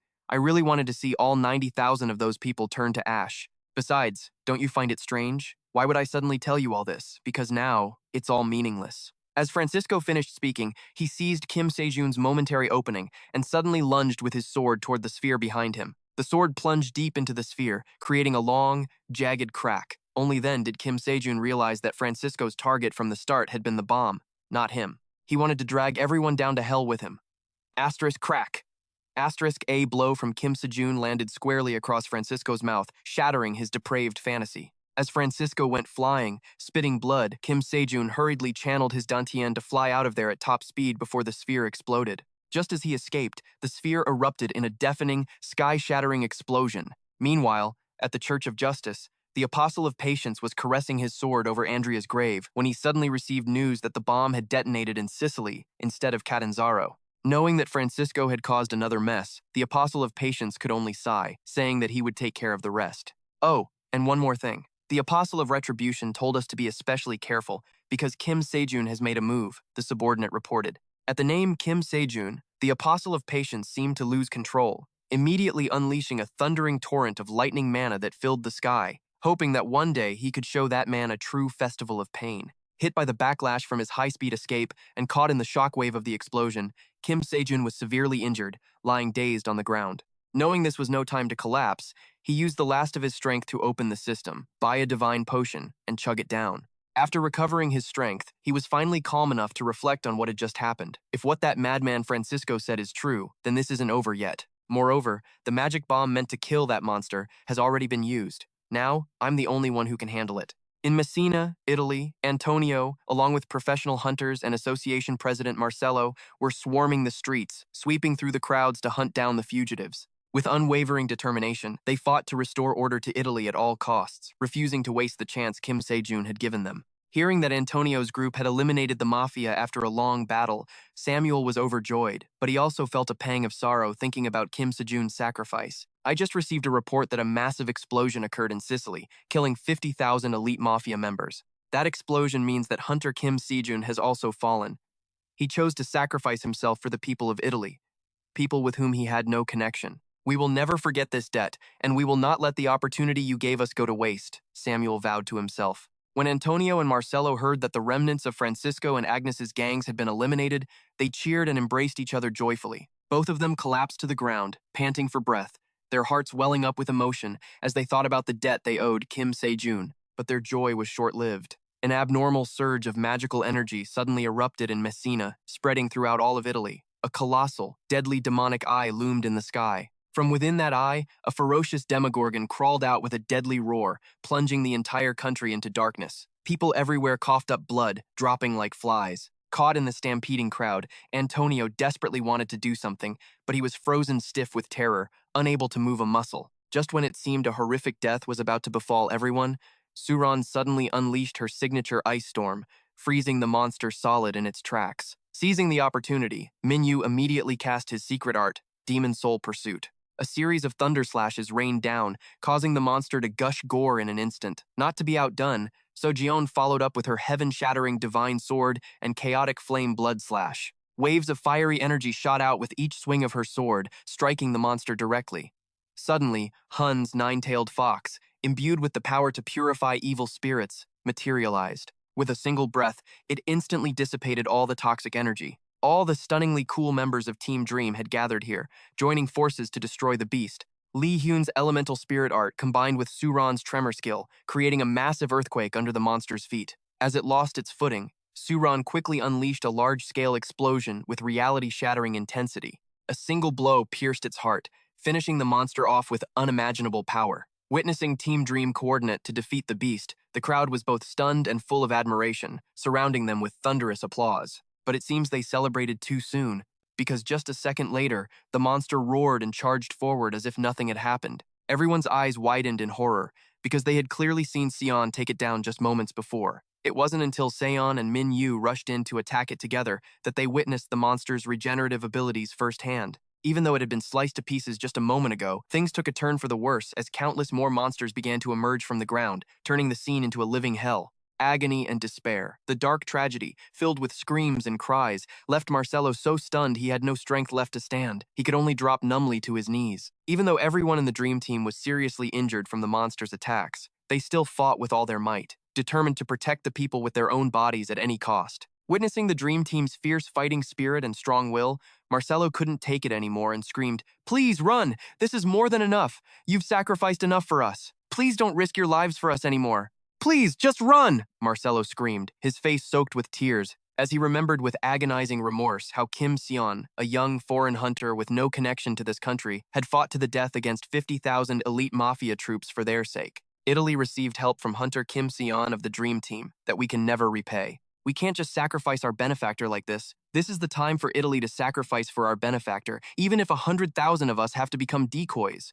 Marcelo sobbed bitterly, thinking to himself, but the Dream Team was still fighting on as stubbornly as ever, which made Marcelo wonder, could they be waiting for Kim Sejun to return? If you're waiting for Hunter Kim Sejun, it's useless. He's not coming, because he's already dead. Marcelo's words were heartbreaking, but the Dream Team didn't believe him one bit. They were certain that someone as strong as Kim Sejun couldn't possibly be dead. Besides, he hasn't even gotten his paycheck yet. The only things that could kill Kim Sejun are a massive economic recession and the end of the world. Min Yun joked around with the rest of the team, much to Marcelo's astonishment. He couldn't understand how the Dream Team could have such unwavering will and optimism. Whoosh! Elena, whip in hand, suddenly rushed up to Marcelo. She told him to hang on just a little longer because Kim Sejun was almost here. With that, she charged in to join the Dream Team, leaving Marcelo even more confused and bewildered. What is this faith they have? He's dead. There's no way he could have survived an explosion that big. That's an undeniable fact. Even if he did survive and come here, it wouldn't change anything. But why? Why on earth do I want to believe what they're saying? Tears streamed down Marcelo's face as he sat trembling on the roadside, blaming himself in agony while the Dream Team was still getting pummeled by that stubborn monster. Antonio gently approached and put a hand on his shoulder to comfort him, his eyes shining with resolve as he said, "If our benefactor can't do it, who can?" Marcelo was deeply moved by his words, tears flowing like rain. As if realizing something, he immediately regained his spirit and stood up fiercely, declaring that he and Antonio would help the Dream Team fight the monster. No matter what it takes, we have to stop that monster here. Nobody dies before Hunter Kim Sejun gets here. Don't back down, don't run, fight. If we fail, Italy is finished. Protect Italy with your own hands. As Marcelo and his men charged forward to support the Dream Team, he heroically sang out a call to arms. Everyone fought the monster. The entire nation fought the monster. Right now, they were all striving for one common goal, to take down this ferocious beast. The battle had dragged on for a long time, but the monster showed no signs of fatigue or weakness. Its attacks were still incredibly decisive, sending countless people flying. Nearly everyone in the Dream Team was injured, Only Seon was left, trying to hold on with what little strength he had, wiping the blood from the corner of his mouth with his aching hands. Seon thought in agony, I thought I could hold out a little longer. I hope the boss doesn't yell at Kim Seon too much for this. But then, just as everyone was at their most desperate, Kim Seon appeared right on time, like a god. His entire body was covered in blazing magical energy as he shot down from the sky like a falling star, here to fulfill his mission of wiping out the monstrous horde. Everyone who saw Kim Seon appear was overjoyed, and they immediately started shouting and cheering. But Kim Seon didn't have time to respond to their feelings. He was busy dealing with this incredibly persistent monster. Realizing his opponent was no pushover, Kim Seon immediately unleashed his full power. A flexible force that alternated between constricting and dispersing. It then erupted in a final explosion that left onlookers staring in stunned disbelief. Everyone cheered, thinking the monster had been defeated, but Kim Seon knew it was never going to be that easy. In a flash, the monster regenerated back to its original state as if nothing had happened. Its massive pincers shot forward, speeding after Kim Seon. No matter how relentlessly Kim Seon hammered it with his constricting and dispersing strikes, the monster's recovery speed just kept shooting up like the numbers on his scale. It was giving him a hell of a headache. Unable to keep up with its recovery speed, Kim Seon let his guard down for a moment and took a brutal hit, causing blood to gush from his mouth. This is the first time I've faced something that can withstand 3 strikes from the great sage, Heaven's equal. Kim Seon trembled as he thought, facing the monster's bloodthirsty, battle-hungry form, which was just waiting to charge. You don't have to carry everything on your own. Captain, just give the order. What should we do? The unified voices of the Dream Team suddenly rang out from behind him, stunning Kim Seon for a few seconds. A nearly immortal being. Even the 3 constricting, dispersing strikes of the great sage, Heaven's equal, are ineffective against it. At my current level, there's no way I can handle this thing. It's completely impossible. I know that. But the path I walk, and the person I want to become, is someone who forges a path when there is none. Someone who overcomes the impossible. After a moment of thought, Kim Seon suddenly spoke up, asking the Dream Team to buy him some time until he could recover his strength. That's the easy part. After receiving their orders, the Dream Team coordinated with Marcelo's forces. Without a word, everyone gathered their strength and charged forward ferociously, their goal to protect Italy, to protect Kim Seon. This scene of a desperate, chaotic battle made those in the control room, including Samuel, turn pale and tremble. Everyone, please, get out of here. Go and warn the others. Italy has fallen. Request aid from the neighboring countries. Beg them not to abandon the refugee fishermen. If you have to kneel, then kneel. If you have to slam your head on the ground and beg, then do it. Beg them. Don't let them abandon our people, Samuel said with hopeless resignation, his exhausted legs carrying him slowly towards the door. He wanted to stay here with everyone else, where 200,000 professional Italian hunters and the mafia were still fighting to protect this land. Thanks to the Dream Team and everyone else buying him time, Kim Seon was able to channel all the strength in his body, focusing with all his might to disperse and constrict the immense power he possessed. He used the divine speed of Tianfei, adding to it the thrust of the great sage, Heaven's equal, pushing past the limits of speed and clenching every muscle in his body to overcome the monster's regeneration. The strike, containing the power of a true immortal sage and unleashed at the risk of his own life, successfully blew the monster away like sea foam. The magical reaction and the monster vanished, returning the clear blue sky and freedom to the people of Italy. Everyone immediately erupted in thunderous applause and cheers, feeling as if Italy had been born again. It was all thanks to Kim Seon. The news that the Demogorgon had been destroyed reached the ears of the Apostle of Patience at the Church of Justice. Needless to say, when he heard, he was so shocked his jaw dropped and wouldn't close. The Demogorgon was a demon born in the underworld long ago. Just mentioning its name was considered taboo. It was a monster from chaos and a predator from the inverse world, a vicious beast that the fallen angel Lucifer called by the terrifying name of Demogorgon. And yet, a monster that fierce was defeated by Kim Seon in the blink of an eye. Just thinking about it, the Apostle of Patience couldn't keep his cool and flew into a rage, screaming and smashing tables and chairs. Witnessing the Apostle of Patience madly unleashing such violent power, his underling's face went pale. He thought to himself that this guy didn't seem like an Apostle of Patience at all. Kim Sejun's consciousness felt like it was floating on water when he suddenly heard the whispering and commotion of the Dream Team from within his dream. He quickly snapped his eyes open, only to be stunned by the sight of the Dream Team members surrounding him in hospital gowns. Seeing that Kim Sejun was awake, those troublemakers quickly huddled in a corner and started arguing noisily about something, much to the bewilderment of the poor guy. "You're awake?" They were all competing to wake you up since you've been unconscious for a while. Suron figured that even if you croaked, you'd wake up right away at the smell of money. Seon explained with a chuckle. "Is that why there's a banknote stuffed in my nostril?" Kim Sejun asked irritably. while Seon roared with laughter, his face turning red. As he pulled the bill out of his nose, Kim Sejun looked around the hospital room, guessing that everything was settled now. If I hadn't followed Tufo's lesson, I probably would have been toast. No, surviving that explosion in Sicily was impossible from the start. I must have overused the disperse, pincer, and pierce technique. Kim Sejun thought to himself, ruffling his hair in frustration as he quietly took out his phone, planning to ask his mentor for some advice. Who knew he'd be busy with something else right now?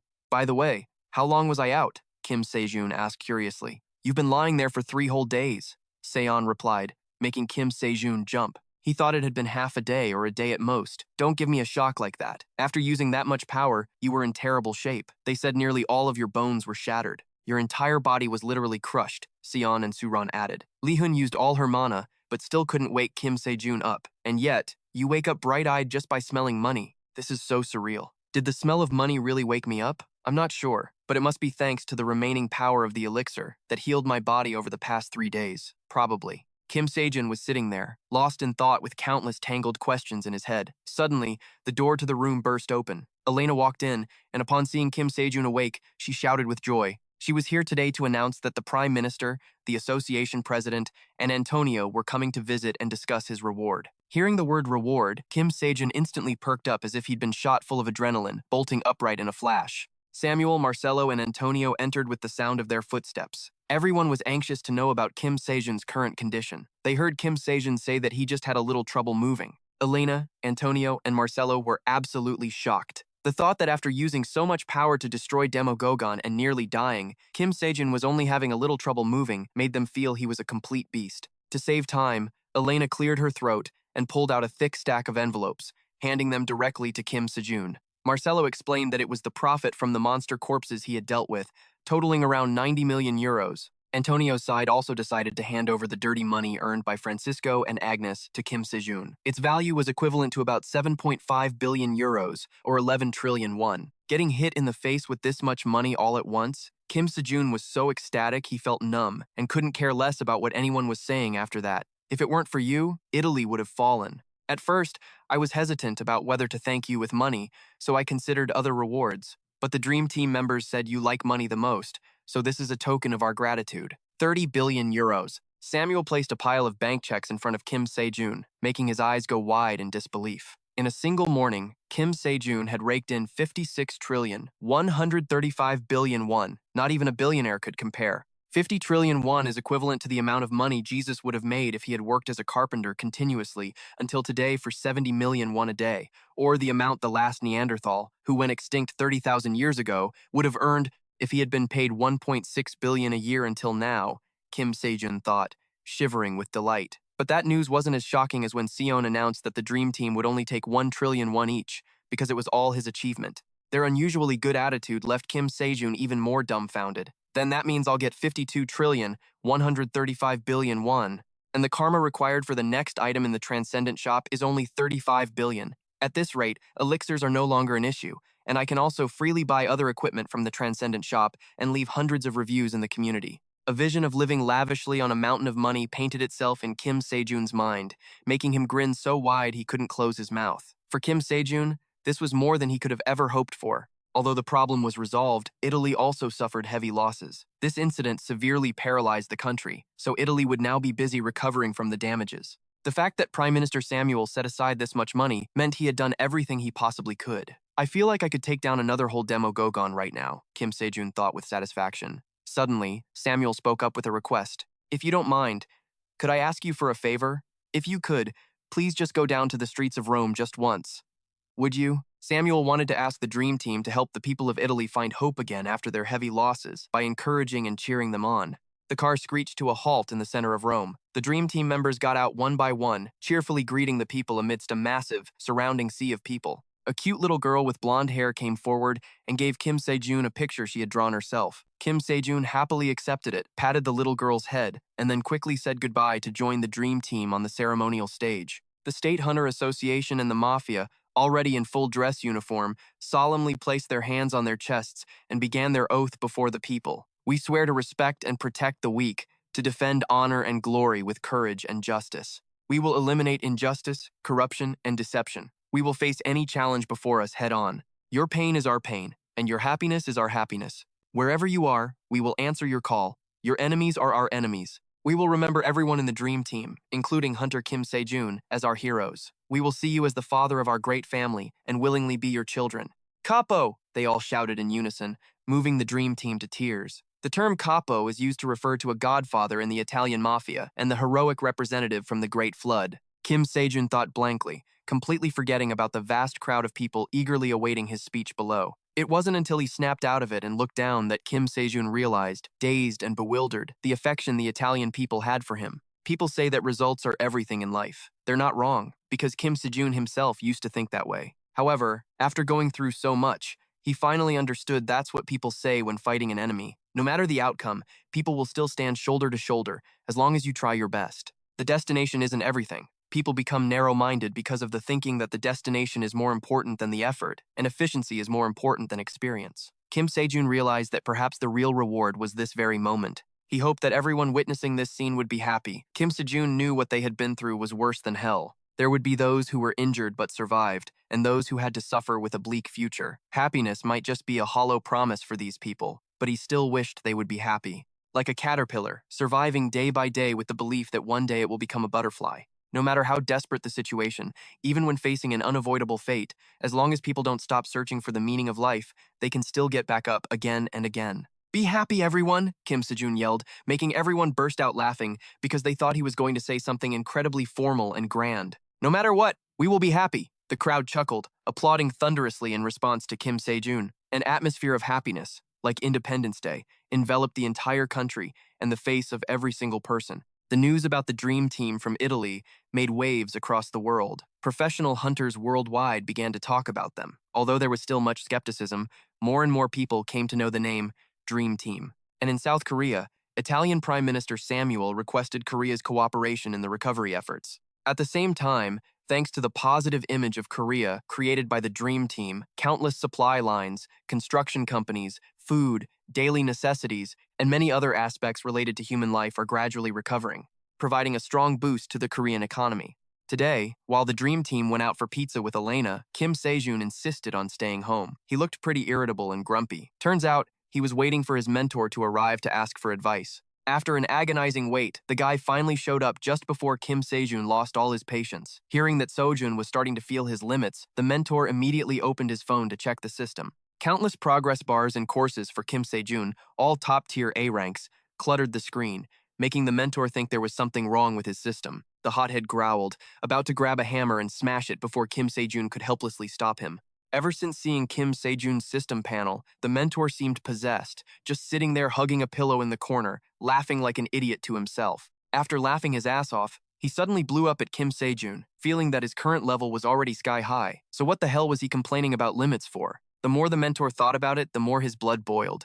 He felt like he was being trolled. You're just like those straight-A students who get a 97.5 and still cry because they didn't get 100. So, what exactly are these limits you're talking about? After fuming for a bit, the mentor gradually calmed down and asked Kim Sejun in an exasperated tone. To be honest, I want to learn the Great Sage, Heavens equals Meteor Staff technique. The technique behind thrust parry dispersion. When I was trying to learn it, a notification window popped up saying I had to complete thrust parry dispersion first. But as you can see, the Great Sage's lecture progress is really slow. Kim Sejun explained with a sigh. Don't you realize you're learning incredibly fast? The mentor shot back with a smirk, making Kim Sejun a little flustered. I am? Well, whatever. It doesn't have to be the Great Sage. I've stockpiled a lot of causality this time, so any technique is fine. Just give me the best method to break through my current level. If there's no limit on causality, I can suggest 2 methods for your current level. The first method is to increase your magic capacity. Unlike other cadets, you can use internal energy from all 3 dantians upper, middle, and lower, right? Just by increasing your magic capacity, you can easily break your current limit. Simply put, it's like using all your causality to buy elixirs. The second method is to learn the Meteor Staff technique from the Great Sage, Heavens Equal. Like you said, this doesn't require completing thrust parry dispersion. It's about learning directly from the Great Sage, Heavens Equal, as a tutor.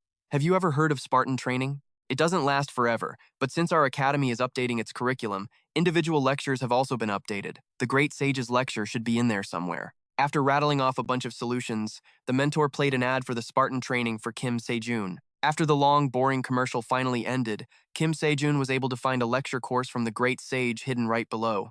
The mentor firmly assured Kim Sejun that if he signed up for this course, his progress on thrust parry dispersion would increase accordingly. What's more, you won't just have the chance to learn the meteor staff technique, but also other abilities of the great sage. However, since the instructor is invited directly, the price is going to be steep. Although he'll only be in spirit form and won't have any physical influence in this dimension, his mere presence consumes a colossal amount of causality, so your causality will be consumed by the hour. Just hearing the mentor's brief explanation was enough to get Kim Sejun incredibly excited and interested, but his excitement vanished like a flickering neon light after the mentor told him the course fee, 1 trillion guan for 1 hour. Then, after thinking long and hard, the notoriously stingy Kim Sejun decided to study for just 1 hour, even though his wallet was crying its eyes out. He tried to reassure himself that for a chance to learn directly from the great sage, heaven's equal, 1 trillion guan was still a bargain. Even though he said that, tears just kept streaming down his face for some damn reason. It seems he was feeling the economic pain deep in his soul. Just as Kim Sejun finished speaking, the great sage, heaven's equal, appeared silently behind him out of nowhere, making Kim Sejun jump. I couldn't even sense his presence. No entity should be able to escape a centaur's senses, Kim Sejun thought, stunned and bewildered. Seeing him just standing there frozen like an idiot, the great sage, heaven's equal, growled, "Are you the first-year student who wishes to face me?" The great sage's tall, dark, and imposing figure scared Kim Sejun so bad he almost pissed his pants, leaving him stammering and speechless. He turned pale and silently cursed the mentor behind his back, because the guy had clearly said the great sage would teach him directly, not come here to fight him one-on-one. Hold on a second. Kim Sejun's face went white as he remembered the system notification just now only showed one-on-one with the great sage, heaven's equal, and didn't fucking say anything about teaching or lessons. Oh, it's over. Looks like he has to go head-to-head with the great sage. Kim Sejun's about to get his ass handed to him. The mentor, realizing he'd given Kim Sejun bad advice, quickly scurried away, putting on an innocent me face. The great sage, who had been waiting, was starting to get annoyed. He leaned in close to Sejun's ear and repeated his earlier question, making Kim Sejun freak out. The great sage, heaven's equal, Sun Wukong, is a sage equal to the heavens, a title Sun Wukong claimed for himself. He wreaked havoc in the heavenly palace to have his name recognized. The Jade Emperor couldn't stop him and had to acknowledge the title. After becoming the guardian of the peaches of immortality, instead of guarding them, the great sage ate all the precious peaches. Finally, the Jade Emperor became furious and sent his best generals to deal with him, but ironically, they all lost. After that, he was sealed by the Buddha for 500 years under the Five Elements Mountain. After being rescued by Tang Sanzong, his contributions on the journey to the west were recognized, and he came to be known as the victorious fighting Buddha. This was Sun Wukong, one of the gods whose immense power Kim Sejun couldn't possibly fathom. Because of this, he was certain that if he fought the great sage, his life was over. Faced with his relentless questions, Kim Sejun broke out in a cold sweat, about to open his mouth to refuse. Suddenly, that meddling mentor popped up out of nowhere, running his mouth and confirming that Kim Sejun was indeed the one who wanted to go one-on-one with him, so fast that Seojun couldn't shut him up in time. The great sage, thinking it was true, enthusiastically snapped his fingers, transforming the scene in Kim Sejun's room into a vast, virtual grassy battlefield. Kim Sejun looked around in a daze, heart pounding out of his chest, after the great sage announced this was their arena. It looks like Kim Sejun can't escape his fate of getting beaten to a pulp this time, and it's all thanks to that goddamn troublemaking mentor. After using his powers to create a virtual space, the great sage didn't keep Kim Sejun waiting. Quick as lightning, he swung his staff and landed a devastatingly painful blow on him. Oof! Kim Sejun grimaced as he tried to block, completely bewildered. The mentor had clearly said that in spirit form, the attacks couldn't affect him, so why did this hurt so damn much? The instructor's attacks can still affect you, Cadet Kim Sejun, because you are the origin of this causal relationship. The mentor suddenly appeared at just the right moment to let Kim Sejun know. His announcement, though a bit late, came just when he needed to hear it. By now, the great sage's few basic moves were enough to leave Kim Sejun flattened on the ground, beaten to a pulp. Being called weak by him dealt a serious blow to his pride. Kim Sejun quickly jumped up, raised his spear, and charged from behind the great sage, hoping for a sneak attack. But before he could even touch a hair on him, he was sent flying dozens of meters by the great sage's power, much to his own shock. And he saw the great sage catch his dragon spear, Gynus, with his bare hands. Kim Sejun was so pissed he couldn't stand it. He gritted his teeth and forced himself to stand, activating Frenzied Lightning Shadow, crackling with electricity. Oh ho, not too bad. Wait, are you that cadet whose causality couldn't be calculated?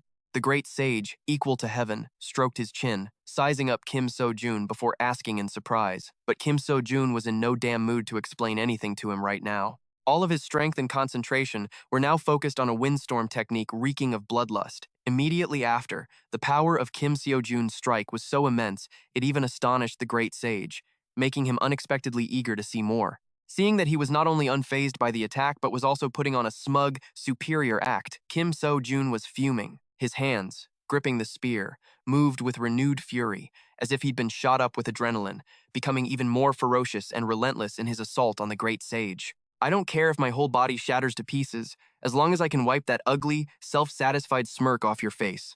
Just once. Kim Seo-jun told himself as he gathered every last ounce of his strength, his sturdy hands locking in for a fatal thrust aimed straight down at the great sage. At the very moment he was struck by Kim Seo-jun's blast of power, the great sage remained calm, smiling as if nothing had happened. It felt like the gut-wrenching attack Kim Seo-jun had unleashed was nothing more than a rusty nail to him. Amidst the blinding flash of power, the great sage simply curled his lip and said one short sentence: Meteor Staff, First Form.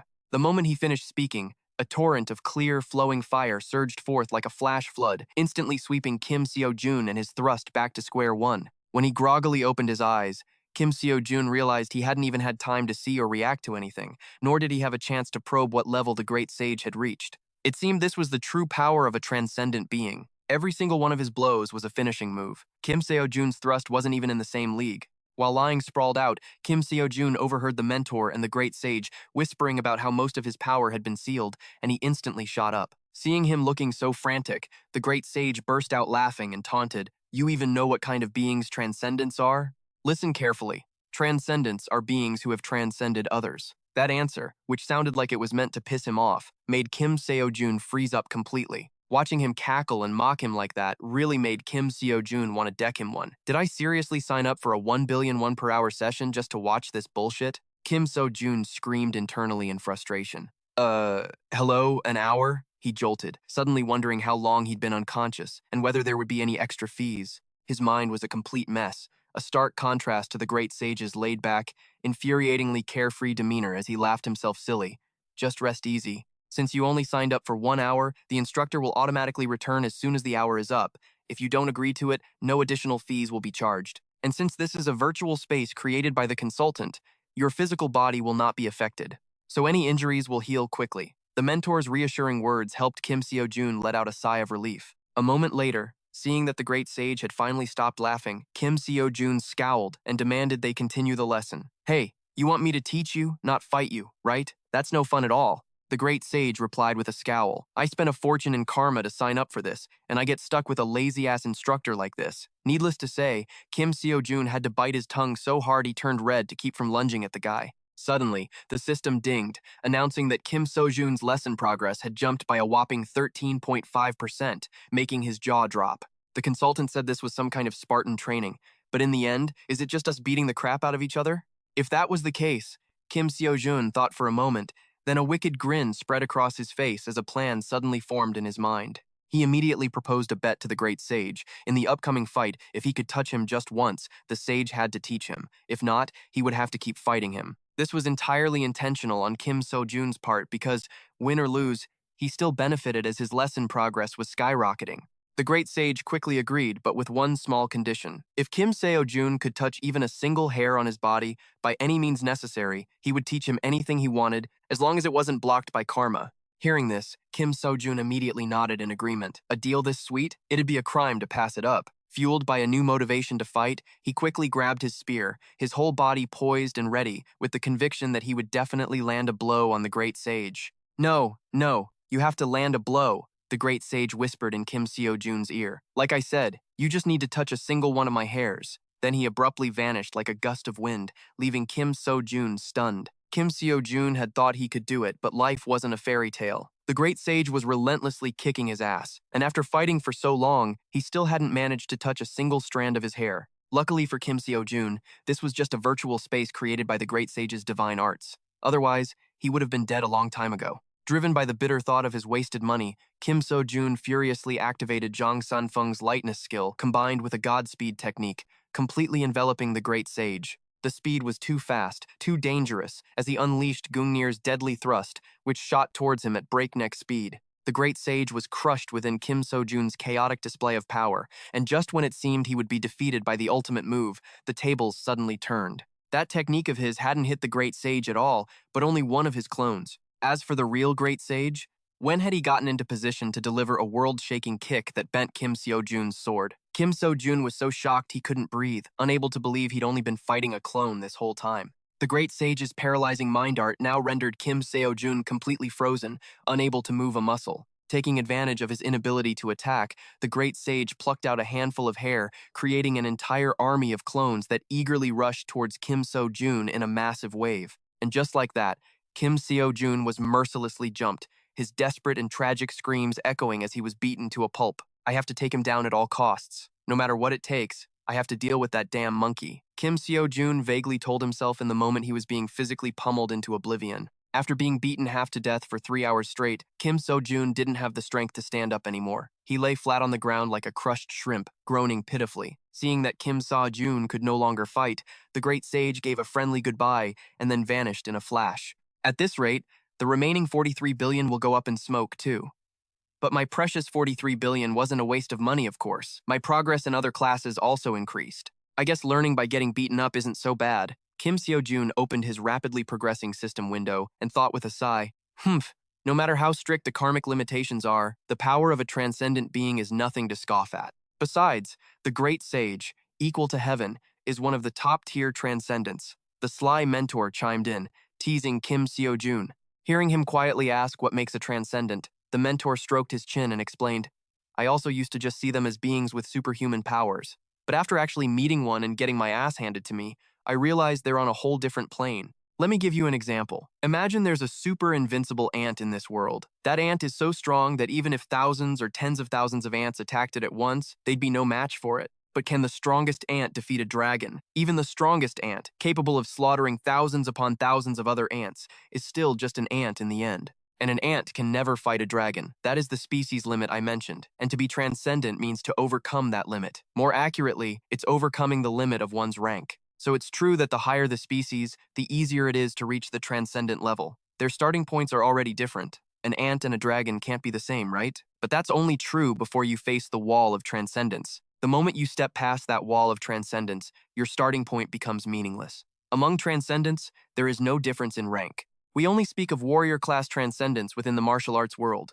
Do you understand now how the Great Sage, heaven's equal, can wield such power even with his abilities almost completely sealed? Cadet Kim Sejun, you're also an exception. If you become a transcendent, you could be the first in history to achieve a completely different rank because you are the only one who can use mana in all 3 dantians. So just do your best, okay? The mentor's long-winded explanation only made Kim Sejun more confused. As he was wondering if there was a theory class on the Great Sage, similar to the Transcendence exam, Kim Sejun suddenly remembered the Buddha. But the mentor flatly stated that the Buddha doesn't give private lessons. Besides, even if he did, Kim Sejun probably couldn't learn from him because it requires a great deal of karma. The price was around 10 billion per hour, and hearing this made Kim Sejun's limbs go limp, like a deflating balloon. In the end, all I can do is close the gap with items. But there's no way they'd sell cheat items like that. Buying too many elixirs also increases the karma requirement, so that's a huge burden too. If only there was something I could buy that doesn't accumulate karma. Kim Sejun hesitated, scrolling through the system for a moment before stopping, as if he'd realized something. Just 5 seconds later, countless vials of Surjak Mun's deadly poison, bought in bulk by Kim Sejun, came crashing down onto the floor. The look in his eyes as he confirmed the purchase was so crazed and deadly that even the mentor standing beside him was spooked, having no idea what kind of plan he was hatching. When the Great Sage returned and saw Kim Sejun still lying pathetically flattened on the ground, he had to say, "Oh my God," at his own excessive force. Although Kim Sejun was pissed at the Great Sage for being such a bastard, he had to swallow his anger and endure the humiliation. While asking the Great Sage for a few minutes' rest, Kim Sejun pulled some bananas from his bag and started munching on them noisily, making both the Great Sage and the mentor gulp. Before Kim Sejun could even offer, the Great Sage, with absolutely no manners, shot forward, snatched a banana, and leaped up high to eat it like a monkey. The moment the sage took his first bite, Kim Sejun, sitting below, secretly smirked. As soon as the Great Sage swallowed that first piece, his eyes widened and he grabbed his throat, unable to breathe, feeling that something about the taste was off. And then, with a boom, a fiery explosion thundered from the very pillar he was standing on, enraging the Great Sage. "So, Master, how'd the banana taste? An explosive flavor, right? A taste as concentrated as hundreds of vials of Long X's deadly poison. Enjoy it, because my poison is now running rampant in your stomach." I guess that means I win, huh? Kim Sejun cackled gleefully, taunting him. Clutching his aching stomach from Kim Sejun's trick, the great sage, face purple with rage, growled, tore at his hair, and used his cloning technique to surround Kim Sejun. He knew the sage would use this old trick sooner or later, so he quickly swung his spear, shattering rows of poison vials with a crash. If you touch the poison, it's the same as me touching you. After all, this is my technique. The banana was just a distraction. This is the real attack. Have you ever heard of the art of poison? Kim Sejun guffawed as he spoke, splashing poison all around himself to create a matrix, making it impossible for the Great Sage's clones to get close. No matter how powerful the Great Sage was, he couldn't possibly avoid all the poison in the air. Kim Sejun thought triumphantly, beads of sweat on his brow. But he never expected the Great Sage to play dirty and recall all his clones, rendering his cloud of poison completely useless. One had been poisoned, the other had been beaten to a pulp. Kim Sejun and the Great Sage just launched into a loud shouting match, leaving the mentor standing by utterly speechless, not daring to interfere. Kim Sejun's meteor staff finally unleashed Azure Skyflow, forming a shield that enveloped his entire body. Ha ha ha, see? You can't touch me. That banana must have been pretty effective. Kim Sejun laughed insolently, taunting the Great Sage. He was lucky he'd used Godspeed. Any slower, and he'd have been dead meat. Goaded by Kim Sejun's mockery, the Great Sage's killing intent flared as he glared, looking like he wanted to eat him alive. Kim Sejun's sword was now covered in poison.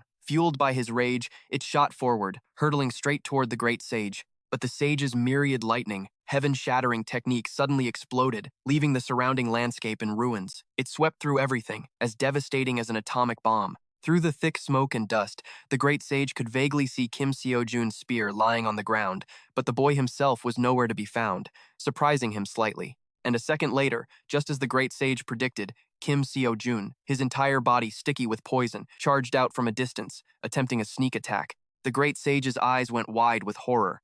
It was the first time he'd ever met someone as reckless as Kim Sejun, who would dare to cover his entire body in poison just to face an enemy. I have to admit, this is the first time in my life I've met someone crazier than this old monkey. The Great Sage let out a breath and swiftly brought his staff down hard, right on top of Kim Sejun. Caught by the surprise attack in the middle of his frenzied charge, Kim Sejun was knocked out cold on the spot. The poison on his body splattered all over the Great Sage. In Greenland, at the headquarters of the Church of Justice, on a day of heavy snowfall, the Azure Emperor of the Church made a cold declaration to his subordinates. The current plan is in motion. We will hold an apostle ritual. The location is South Korea. Prepare meticulously. As soon as he finished, someone spoke up, asking the Azure Emperor if he would be attending the ritual. But he did not answer.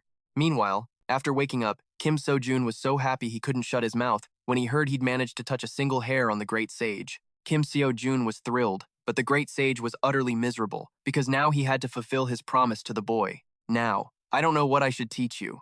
Of course, besides the meteor staff technique, there are many things I can teach. The cloning technique summons clones with abilities identical to the original. The command sorcery gives orders to low-level earth gods. The wind riding technique lets you ride the wind and clouds to move through the sky. The earth shrinking technique shortens distances, allowing you to travel far in the blink of an eye, and many other transformation spells. It's a pain to explain every single one of my divine arts, so just know that much for now. Hearing the Great Sage list off his abilities, Kim Sejun was so astonished his jaw dropped, unable to believe he could learn all of them. Seeing his curiosity about the meteor staff technique, the Great Sage clicked his tongue and explained, "You could say the meteor staff technique is the very core of my arts."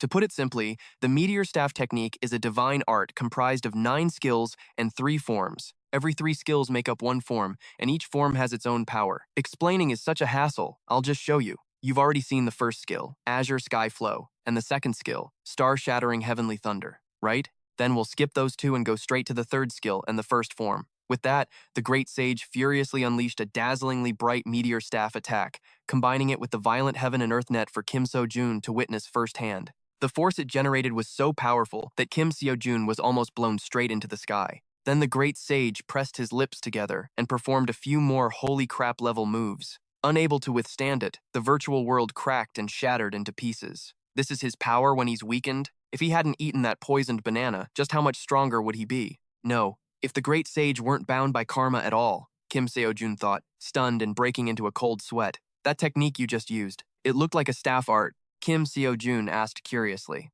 That's because I only showed you the final movement. In truth, each skill holds its own unique wonders. Forget Meteor Shower, just Azure Skyflow alone is enough to give you a headache, understand? the great sage stated. Kim Sejun's account currently had 41 trillion. If he used it all, he could learn for 41 hours. After going back and forth, Kim Sejun finally resolved to give it a try. He was all fired up, but it didn't take long for him to get crushed all over again.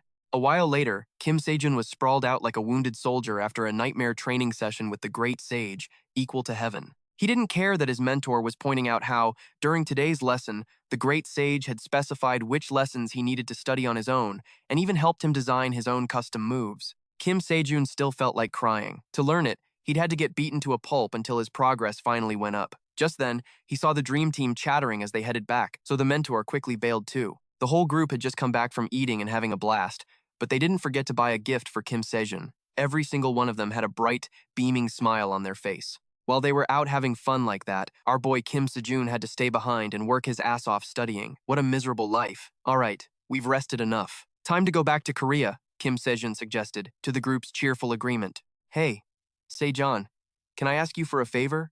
Could you lend me some money? I don't have enough for a plane ticket. Actually, the Sword Saint still owes me some money, so once we get back, I'll collect it and pay you back right away, Kim Sejun stammered, sweating bullets. The entire dream team instantly froze solid, thinking they had to have misheard him. How could a guy like you be out of money? The room instantly fell into a terrifying silence, where the only things you could hear were the drip of Kim Sejun's sweat and the murderous aura coming off Sejun's face. They thought he had to be joking. They scratched their heads, looked at each other, and tried to break the tense atmosphere with forced smiles. But one look at Kim Sejun's face, and it was clear he wasn't kidding in the slightest. Sejun put on a warm, friendly smile and walked over, asking Kim Sejun how much he had left. The thing is, I don't have a single one left. I spent all 46 trillion. I met someone, Kim Sejun stammered shakily in reply. And with every word, Sejun's blood boiled and a nerve started to twitch. Thinking Kim Sejun had blown all the money on some girl, Sejun started screaming bloody murder and was about to draw his sword to finish him, but luckily, the dream team managed to stop him just in time. Meanwhile, Kim Sejun thought Sejun was about to attack the great sage, equal of heaven, so he fought back with everything he had, turning the room into a chaotic mess.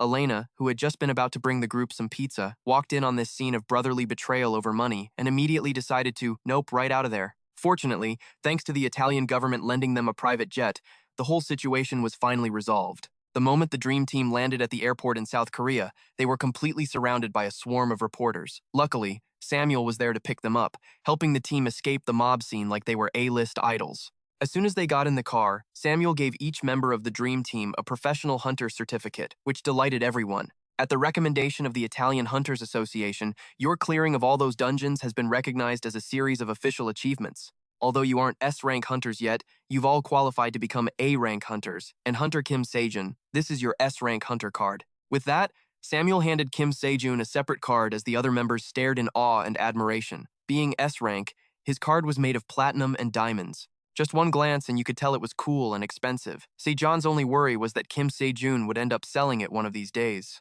To think he can handle things that would make others give up, things that even disaster-class heroes couldn't do. Perhaps Hunter Kim Sejun is finally ready, Samuel thought to himself, touched as he watched the dream team's boisterous horseplay. The next morning at the academy, Kim Sejun was listlessly chewing on a replica of an immortal peach, feeling dejected. The 35 billion he'd received from the Holy Spirit upon returning to Korea had just vanished into thin air. All to buy this one peach. Suddenly, the Sword Saint appeared at the door, making the entire group's eyes go wide with surprise. He hadn't come to see Kim Sejun, but to deliver some bad news. The Magic Saint is in critical condition. After hearing the shocking news, the whole group rushed to the hospital with the Sword Saint and the Holy Spirit. The Magic Saint's disciple was already waiting at the entrance to lead them inside. The moment he stepped inside, soon burst into tears and approached the Magic Saint, who was lying in bed. His entire body was covered in a tangled mess of tubes and wires, a truly pitiful sight. You all didn't have to come visit a dying old man like me. The Magic Saint's face was pale as he trembled, trying to force his lips to move. We're here because you're dying, you get it? If you were still healthy, why the hell would we be here? The Sword Saint retorted. Magic Saint, I heard you'd returned. I thought you would never show your face again. If a certain kid hadn't chewed me out, I probably wouldn't have, the Holy Spirit said gently, her eyes welling with tears as she glanced at Kim Sejun before turning back to the Magic Saint. In this moment between life and death, the Magic Saint used the last of his strength to confide in Soon. I'm scared too. I'm scared now that death is so close.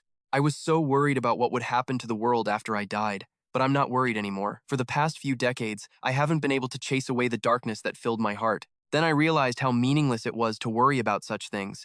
Even if I'm no longer in this world, won't these kids be here to carry out our will? Thank you, Kim Sejun. Thank you for allowing me to leave in peace. I've always wanted to say. The magic saint trailed off and passed out, as Soon cried out his name in a panic. Don't worry, I think he just fell asleep. Could we speak for a moment? Lord Sword Saint, the Holy Spirit, and you as well, Kim Sejun, the magic saint's disciple, suddenly spoke up. Once they had stepped out of the room and she had closed the door firmly, she said, the magic saint probably won't last another week. The Sword Saint suggested she find the medical saint for help. After all, she is one of the 5 disaster-class heroes representing South Korea. She's known as a miracle doctor who can save anyone, as long as they aren't dead yet. I've already contacted her.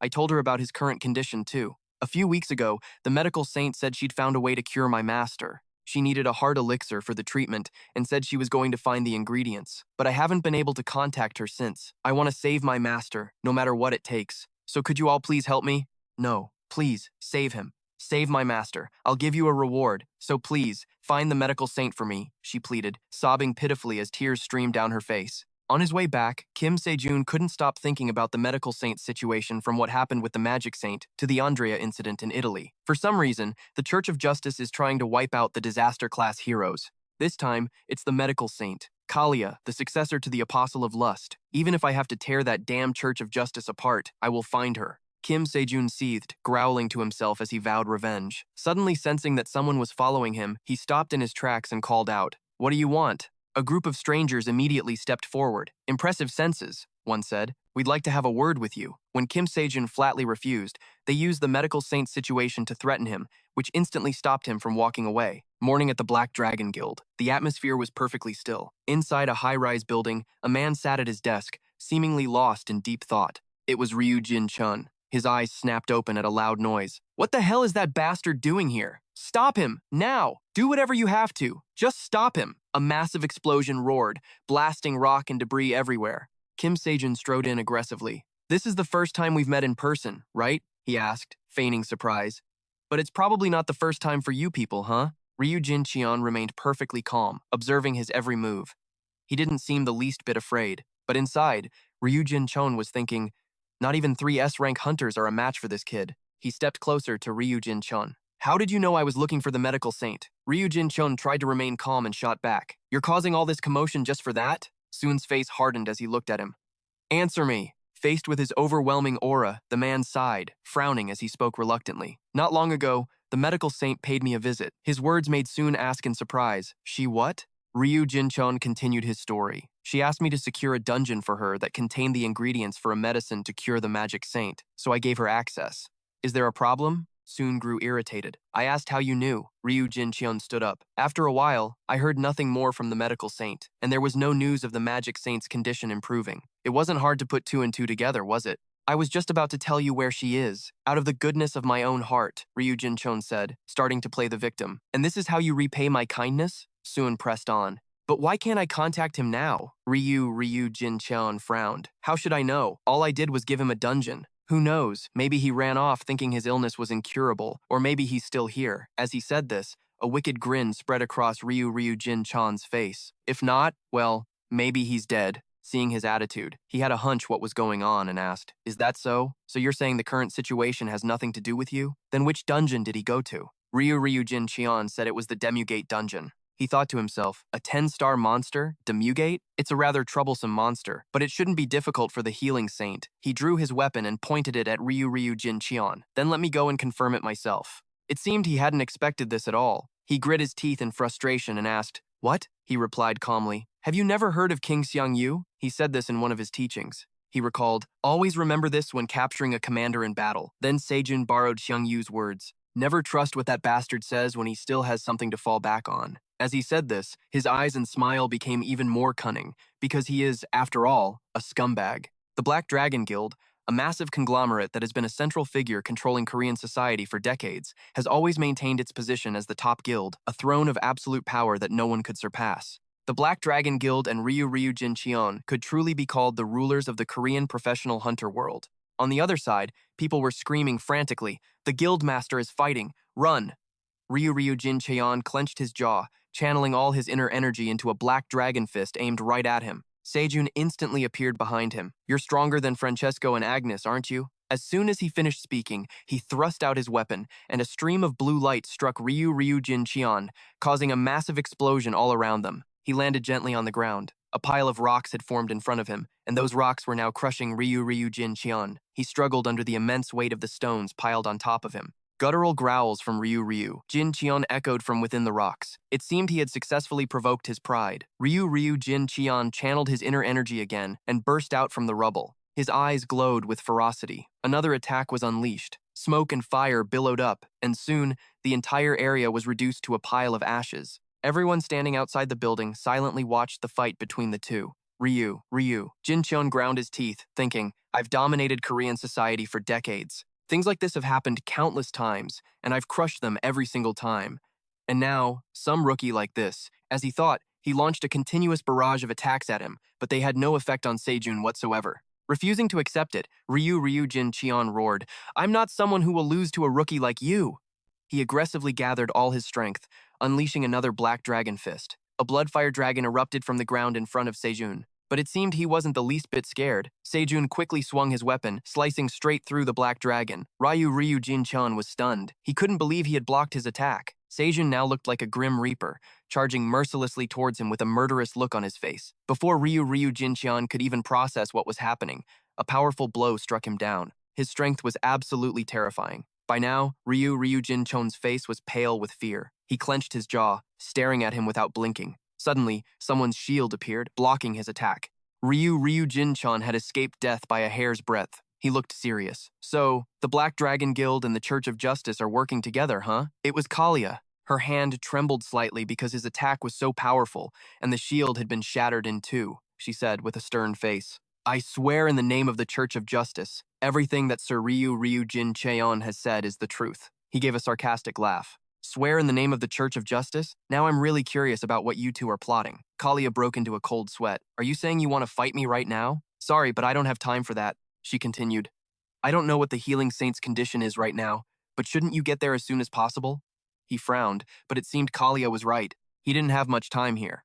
Besides, Sejun wasn't a warmonger. He knew how to weigh his priorities, so he sheathed his weapon. Right now, finding the healing saint was more important, as he was likely in danger. Sejun turned to leave. Before he left, he didn't forget to cast a dark glare back at the two of them. See you later. With those words, Sejun quickly vanished before Kalia and Ryu Jin Cheon's eyes. Ryu Jin Cheon stood there, dazed, his body trembling uncontrollably. For so many years, he had been used to standing above everyone else. To be humiliated like this today, he couldn't accept it, but there was nothing he could do to him. Kalia helped him outside as his underlings shouted, The Guildmaster is here! Doctor, what are you doing? Help him, quickly! Seeing that Ryu Jin Cheon's condition didn't look good, a subordinate stammered in panic. Sir, Kalia turned around at the shouting, but it seemed he had already passed out on the spot. This incident startled even her. She never imagined that a figure like Ryu Jin Cheon could be defeated by him like that. She thought, the decision to confirm the Apostle of Purity's innocence has been made. There's no turning back now. In any case, Ryu Jin Cheon had achieved his goal. Once Kim Sejun enters the Demugate dungeon like this, suddenly, an unexpected voice rang out, startling Kalia. Good thing you're still here. Kalia spun around in alarm. Sejun wiped his face and let out a long sigh. She tried to remain calm. Didn't you already leave to go rescue the healing saint? Sejun flashed a cunning smile. Of course I have to go. Her eyes widened in shock when she saw the person who emerged from behind him. Sword Saint, Sejun asked her. Kalia, do you remember the first time we met? She recalled the words she had spoken before. Let's do this. I will do the same to fulfill your request. Sir Sword Saint, if you wish, I can swear it in the name of the Church of Justice. Suddenly, Sejun broke into a wide smile as he looked at her. I told you I'd see you again. The Sword Saint lunged forward, grabbing Kalia by the collar and lifting her off the ground. Fulfill your oath of truth, Kalia. He glared fiercely at the deceitful woman before him. You will enter the dungeon with us too.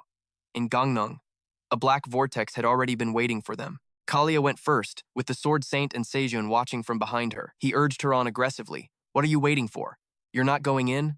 Are you planning to break your oath of truth? Kalia hesitated at the dungeon entrance for a moment, then reluctantly stepped inside. The Sword Saint and Sejun watched her go in, then stood there for a moment, thinking. He looked at the Sword Saint. You know, we can't put any more pressure on Kalia, right? The Sword Saint gave a firm nod and said, Kalia is the successor to the Apostle of Purity. If anything happens to her, the Church of Justice won't sit by quietly. Sejun began to enter as well. On the other hand, as long as Kalia is with us, the Church of Justice can't pull any tricks. Still, Kalia must be terrified. He turned his head and looked cheerfully at the Sword Saint. So let's find the Healing Saint quickly. Seeing the two of them step inside, Kalia immediately raised her guard and swung her sword. Sejun said nothing and began to draw his weapon. Kalia panicked. "What are you doing?" Sejun answered calmly. "What else?" Immediately after, a powerful attack flew towards Kalia, severing a few strands of her hair. "We have to find the Healing Saint, don't we?" It turned out he was killing a monster that had been standing behind Kalia. Looking at her expression, Sejun continued cheerfully, "So, where is the Healing Saint now?"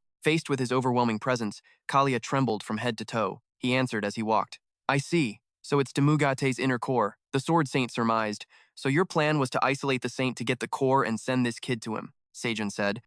"Let's put aside how they plan to isolate the Healing Saint for now. The chance of a core appearing is pretty low, right?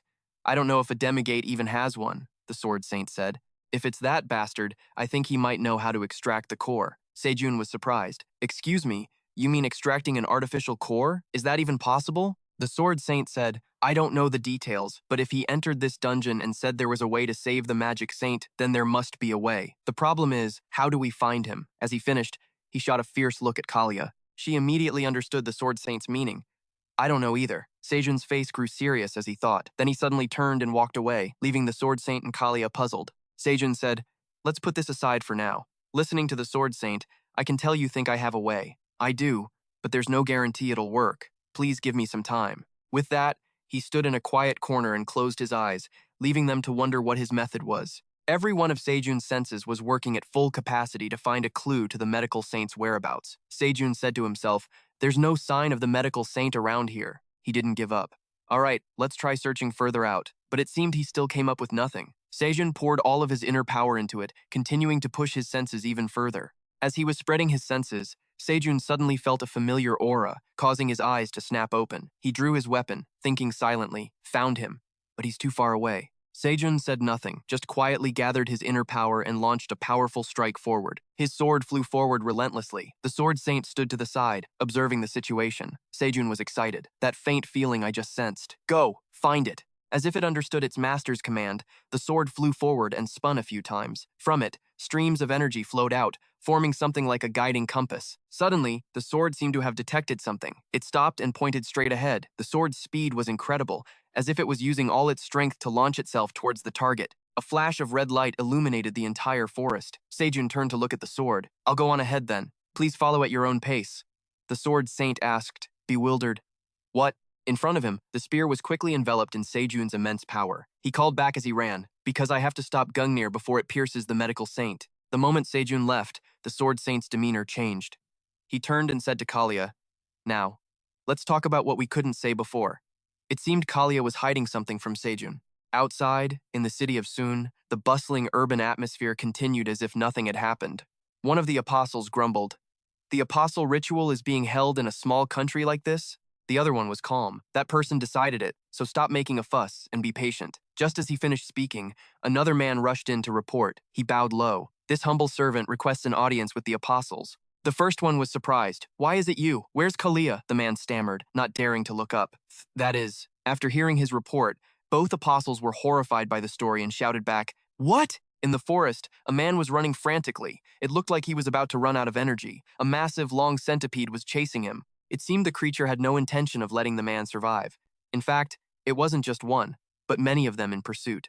The man's life was hanging by a thread, and he was none other than the medical saint, the one Sejun and the Sword Saint were desperately searching for. From the medical saint's hand, several needles shot out toward the giant centipedes. The medical saint's sky-filling flower rain technique quickly pierced through their hard scales, but it seemed his attack didn't do any damage to them. The medical saint grew anxious. "I'm out of needles." He clenched his teeth, sweating as he thought, "Is this the end?" But luckily for the medical saint, Sejun's sword arrived just in time.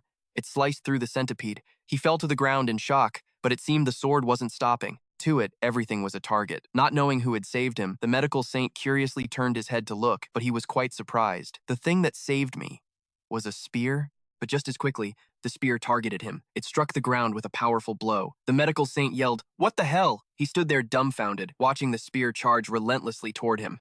"Am I its target?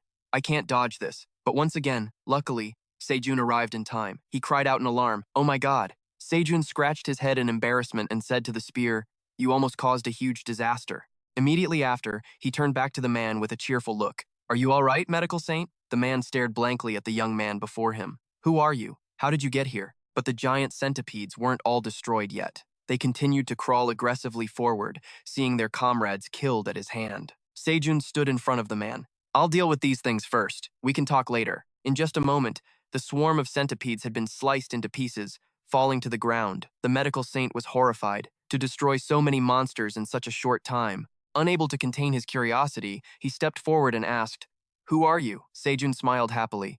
"It's a pleasure to meet you. I'm the guild master of the dream team, Kim Sejun. The magic saint sent me." The medical saint immediately realized, exclaiming in surprise, "You're the young man the magic saint mentioned?" Sejun laughed. "I don't know what he said, but that's probably right." The medical saint cheered with excitement. "Just as I expected." Sejun jumped down from the back of a centipede. "You came here to find the medicinal ingredients to cure the magic saint, right? Have you found them yet?" The man said, "I've already gotten them, but for some reason, I couldn't escape the dungeon." The medical saint suddenly remembered. "Now that I think about it, how did you get in here?" Sejun thought, "They isolated the medical saint by sealing the dungeon? Well, now that I'm here, they can't do anything stupid." "That problem has been solved," Sejun told him. "You can get out now, so let's go together." The medical saint spoke up. "If that's the case, can we extract some more of the Demigate's heart core? I already extracted some, but I was in a hurry, so I'm a little worried if I have enough." Sejun scratched his head. "But the magic saint is in critical condition right now."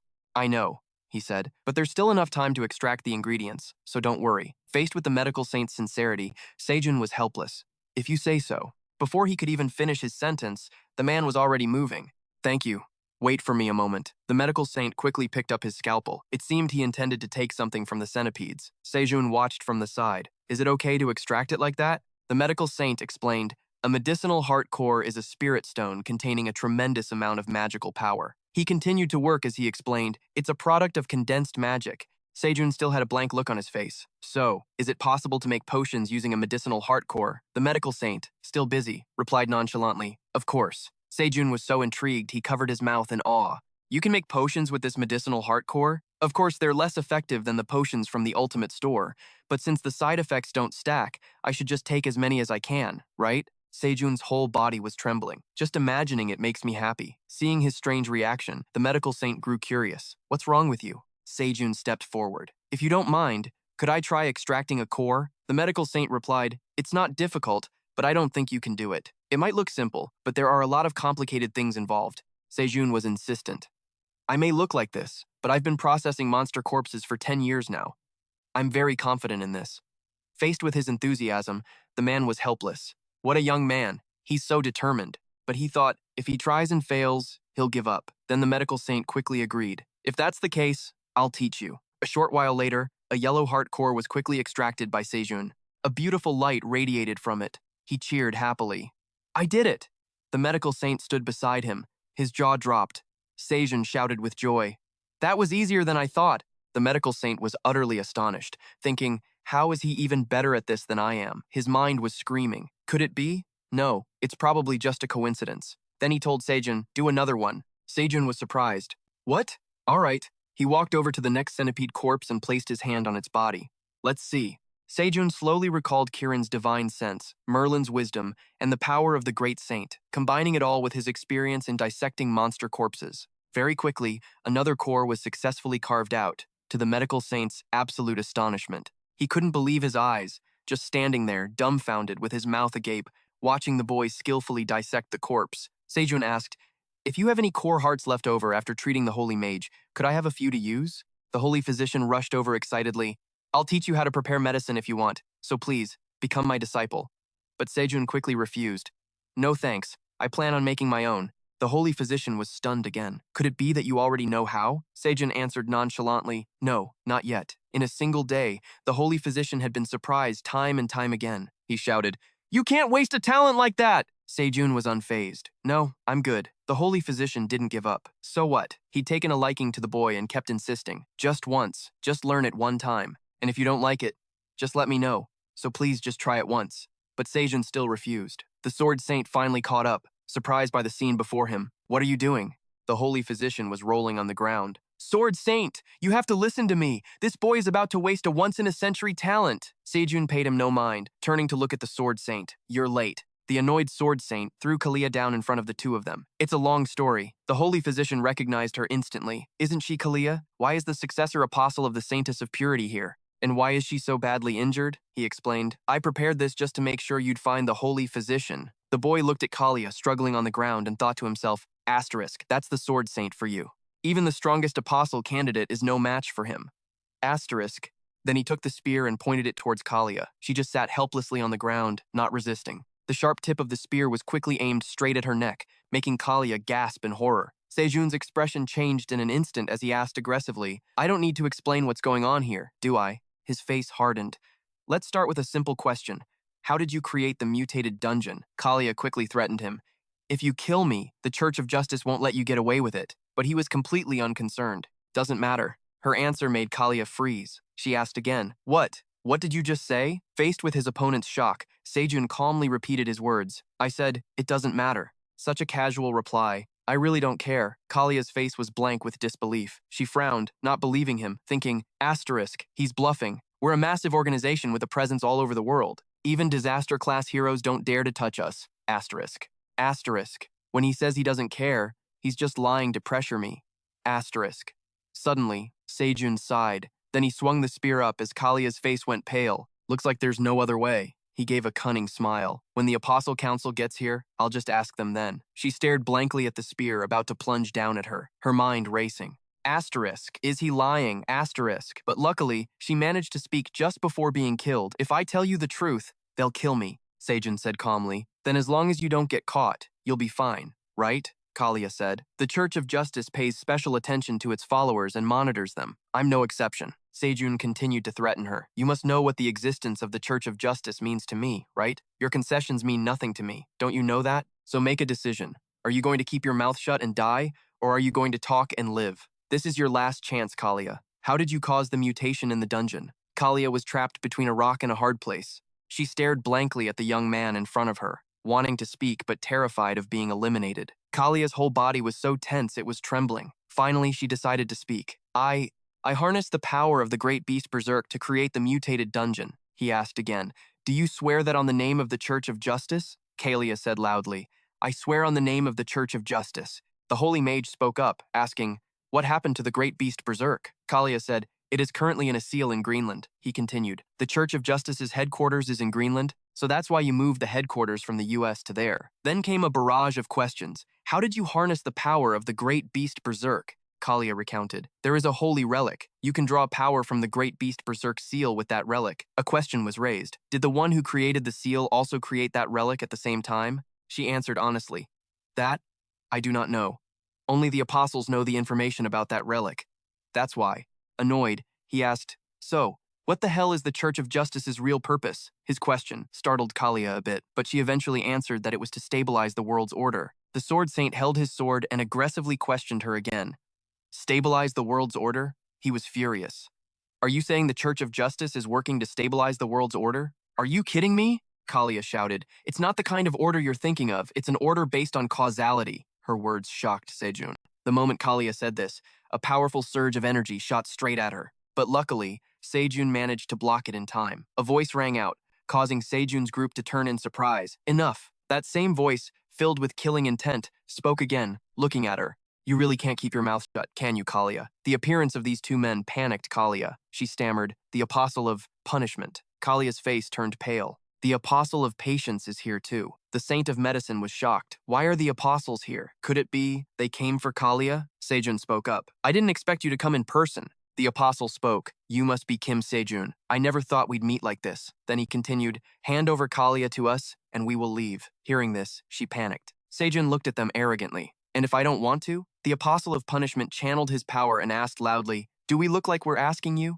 Not to be outdone, Sejun also began to get into a defensive stance. I guess not. He didn't drop his mocking smile. Sejun continued, but I'm not asking you, either. Faced with his confidence, the apostle's face darkened, and he glared angrily at the opponent before him. The Sword Saint grumbled, what are you trying to do? Sejun said, we can't just hand Kalia over like this. He shouted, you're going to fight an apostle just for that? Do you even know what an apostle is? Sejun remained calm. I do. but this is the first time I've met one in person. How reckless. It looked as though he was scolding him, but a faint smile appeared on the Sword Saint's lips. The Apostle of Punishment looked at him, frowned, and said loudly, "Sword Saint, I never expected you to be as stupid as that brat." He taunted from above. The Sword Saint charged forward, not backing down. "I never liked you bastards anyway. Your self-righteous faces make me sick." The Sword Saint then moved forward. "Ripping those masks off to show people your true nature right now doesn't sound like a bad idea." He turned to ask him, "I'll take the Apostle of Patience. Can you handle the Apostle of Punishment?" Sejun said. "Seriously, I'll try." The Apostle of Patience chuckled lightly. "How much more ironic can fate get?" The other man replied. "However, fate has already been decided. The attack unleashed by the Apostle of Punishment was so powerful it forced the Saint of Medicine and Kalia to their knees. In this chaotic scene, Kalia quickly seized the opportunity to escape. But unfortunately for her, the Saint of Medicine noticed in time. He quickly shouted, "Stop!" and she was immediately paralyzed by a pressure point strike. Sejun turned, satisfied, and praised him. "Nice one, Saint of Medicine." He turned and shouted, "Don't worry about us." On the other side, the Apostle of Patience was still focusing his all-out attack when Sejun suddenly charged towards him at an astonishing speed. He was stunned, and the two opposing forces clashed, creating an incredibly blinding spectacle. The Apostle of Patience was still baffled, wondering to himself, since when did he? From his position, the Apostle of Punishment aimed straight at his target. He said smugly, "Still sticking to that foolish decision of yours, huh?" Suddenly, a powerful attack struck him, startling the Apostle of Punishment. The immense force of the attack caused an explosion of rock and debris everywhere. He was sent flying far away. The Sword Saint was aggressive. "I'm standing right here, yet you dare act as if I'm not? You must have more than one head on your shoulders." He glared fiercely at the Apostle of Patience. "I'll be your opponent." He gritted his teeth in anger, looking at the Sword Saint and growling out each word. Sword, Saint. Over here, he and the Apostle were still fighting relentlessly, with rocks and debris flying from the impacts. The two seemed to be evenly matched, neither willing to yield. From the hands of the Apostle of Punishment, he unleashed a powerful bolt of lightning toward him. The scene was now seemingly engulfed in the Apostle of Punishment's terrifying power. But Sejun showed no signs of being at a disadvantage. In a flash, he had closed the distance to his opponent. The spear in Sejun's hand struck down fiercely, the light from his power illuminating the entire space. Like this, a long time passed. The two of them continued to trade blows, one attacking and the other defending, still unable to determine a winner. The Saint of Medicine watched the fight, completely stunned. He thought in terror, "My God, there's absolutely nothing I can do in a battle of this scale." A decisive attack was launched, and another massive explosion rang out, shaking the entire forest. At this moment, both he and the Apostle stood still, silently observing each other. The Apostle was also terrified internally. Impossible. I knew he was strong, but I never imagined he'd be times this time strong. With that thought, he spoke up, threatening him. "Give up and hand over Kalia. This fight will only end when one of us is dead." His expression remained unchanged. As Sejun looked at him, he thought to himself, "I know that overloading the magic of the three Danjins can generate transcendent power, but it's incredibly difficult to control." At this point, Sejun began to be wary. Actually, punishment is the one with the upper hand right now. Moreover, before he could finish his thought, the Apostle of Punishment shouted again, "The Holy Mage doesn't have that much time. Don't you care about him?" Sejun's expression turned grim. "I'm also at a disadvantage when it comes to time. The Saint of Medicine said that only if we get there within a day can he completely cure the Holy Mage." He calculated back and forth. "Can we overcome this obstacle and get back in time? Even if I defeat the Apostle of Punishment, there's still the Apostle of Patience. We could have gained an advantage if one of us had eliminated their opponent and we teamed up to deal with the remaining Apostle. But in this situation, it's hard to expect any support. Clearly, if he just handed over Kalia, everything would be over. But the problem was, Sejun didn't want to do that. He gritted his teeth in frustration. Damn it. Suddenly, a powerful blue light erupted from Sejun's entire body, surprising the Apostle. Now, he seemed to be a little scared. Feeling his own anxiety, the Apostle grew annoyed. "What is this feeling of restlessness? To think a mere S-ranker could make me feel this way." He adopted a threatening tone. "You want to keep fighting without a care for the Holy Mage?" Then, a fierce wind began to blow, and dark clouds covered the entire sky. The scene now looked incredibly eerie. The Apostle frowned. He said aggressively, "As you wish," and then attacked Sejun with his full power. He remained standing there calmly, not moving an inch. "I didn't intend to use it here." A look of reluctance appeared on his face. "Who would have thought I'd have to use it this soon?" Like a hurricane rising, The storm raged with increasing intensity. From Sejun's position, power was being released in a massive torrent. It was so strong that the ground began to shake. The giant centipedes he had killed suddenly flew into the air. The Apostle of Punishment now seemed to be faltering. He couldn't help but take a few steps back, his expression becoming more serious. He was terrified and said to himself, "What the hell is this power?" Sejun stood his ground, the spear in his hand pointed straight at the sky. Then, he opened his eyes and glared fiercely at the Apostle, confusing him. No one knew what Sejun was doing, but they could see him continuously spinning the spear in his hand, his mouth constantly murmuring something that no one could hear. Sejun remembered the words of the great sage, "Heaven's equal. What's so hard about it?" He was learning at the time. "You just go whoosh whoosh like this," he said, "and then bam, like that. That's how I do it too." Seeing him lying motionless on the ground, the great sage sighed. "I'll say this one last time, so listen carefully. The 9 techniques and 3 forms. The basic movements aren't that different, but you use a spear, and I use a staff. Crown Prince Neja's spearmanship, the spearmanship of the war gods Ares and Athena. What I mean is, my technique is an improved version that combines the spearmanship of other gods. I've never taught anyone as diligently as you. Back then, you were crying your eyes out, saying, 'You mean I'm gonna get my ass kicked by him 100 times? You've learned 3 techniques and 1 form. Even so, you've only just begun to learn the 3rd technique. And thanks to the illusionary world created by the sacred arts, your recovery speed is extremely fast. As for the 1st form, you've only mastered the theory. At this rate, you won't be able to learn my techniques in the real world because of the backlash.'" At this, the great sage's expression suddenly turned serious. "Even so, if you learn it, even I will be in danger." The Apostle of Temperance couldn't believe his eyes. "Impossible? Are you really a human like me?" Sejun's face now looked bizarre and wicked, like a demon from hell. The medical saint knew at a glance that this was a sacred art. He stood there, stunned for several minutes. The patient apostle, who was fighting the sword saint over here, noticed the abnormality and was forced to turn back and look at Sejun, who seemed to be borrowing strength from an outside source. He recalled the move that the great sage, equal to heaven, had taught him. Meteor Staff, 1st form, star annihilating thunder, came crashing down viciously toward the patient apostle. The Apostle of Temperance on the other side was gaping in astonishment. He couldn't seem to believe his own eyes. He was stunned, but the attack didn't give the Apostle of Temperance a chance to compose himself.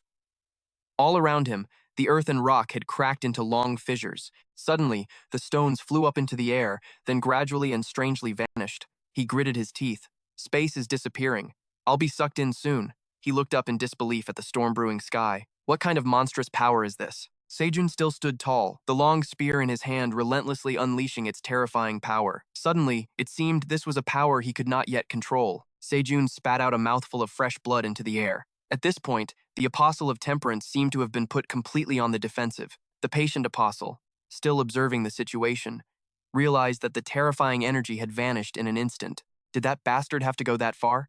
The sky began to return to its normal state. Both Sejun and the Apostle of Temperance fell heavily to the ground at the same time. He panted, his power spent. Damn it. If I had just raised my magic power a little more. After the fight between the two ended, the patient apostle moved closer to observe the situation. She thought, "Just as I figured, he's exhausted. In the end, there's no way he could use that much power without paying a price." The patient apostle quickly seized the opportunity. "Now then," but the sword saint was faster. I know what you're thinking. From afar, the medical saint ran worriedly toward Sejun. He was worried. The young man, the patient apostle observed. The Apostle of Temperance seems to still be alive, but he won't be of any help. On the other hand, there's Kim Sejun and the Sword Saint. She calculated her odds again, looking at the aggressive Sword Saint, who now had the medical saint's support. The Sword Saint was currently worried about Sejun. "Young man, are you all right?" the injured young man asked with concern. "How is Kalia?" he replied. "I've hidden her." Feeling the unfavorable situation tipping against her, the patient apostle gritted her teeth in anger, but in the end, she spoke up, conceding. "Let's negotiate. Let us go, and we'll take Kalia with us." Sejun remained stubborn. "And what if we refuse?" The patient apostle let out a breath. "I don't think that's something you should be saying after almost dying." He began to channel his energy again. "You really think I was going to die?" she scoffed. "Me? A weakling?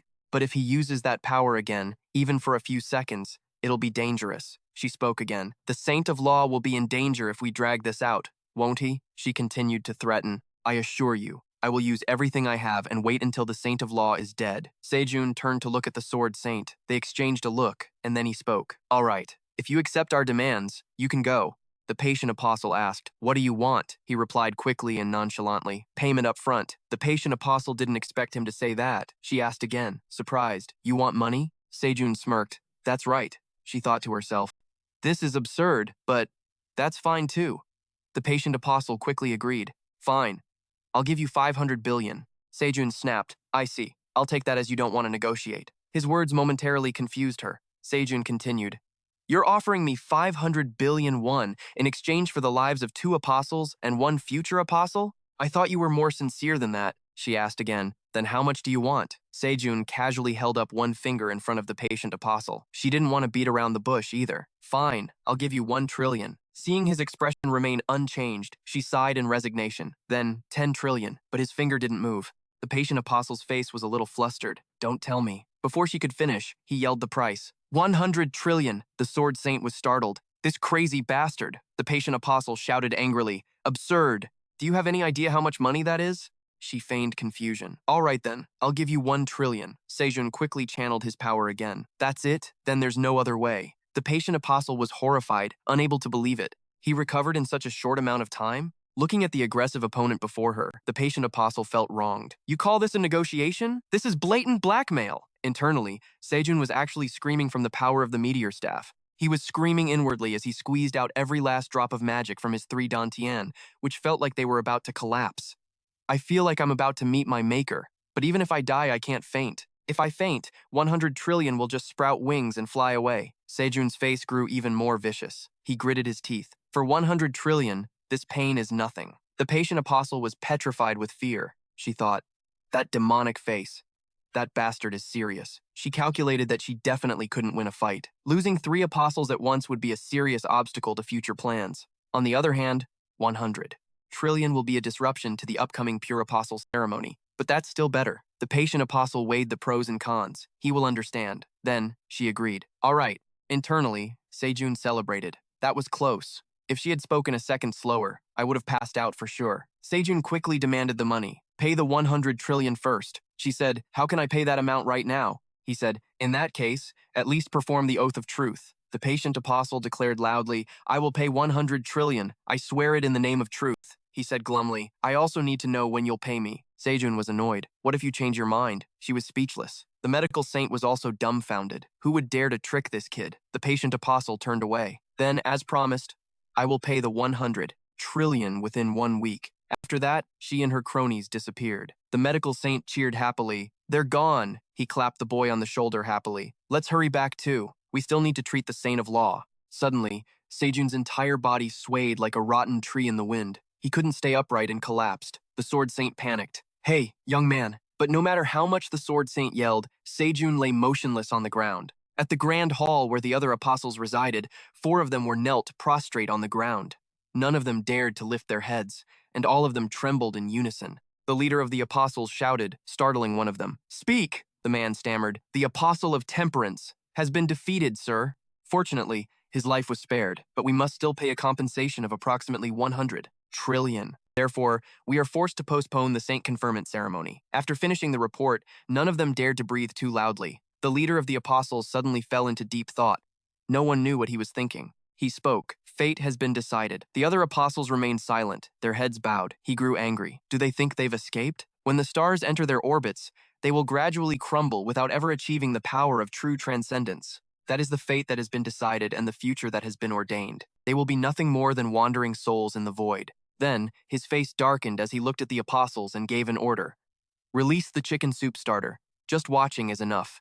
For Mr. Sejun, there's nothing better than this. Trust us, this is the captain's cure-all." He coughed. "I can't believe he's still not awake even after being treated with my medical arts." Sejun opened his eyes, wondering to himself, what is this familiar, unpleasant smell? Seeing him awake, everyone was stunned. Sejun was also surprised. The thing Sujin had stuffed up his nose for him to smell was a rolled-up 50,000 won bill. She cheered happily. "What the hell? See? I told you this would work." The healer saint's jaw dropped. "Impossible. My healing arts have no effect." "Sejun, are you awake?"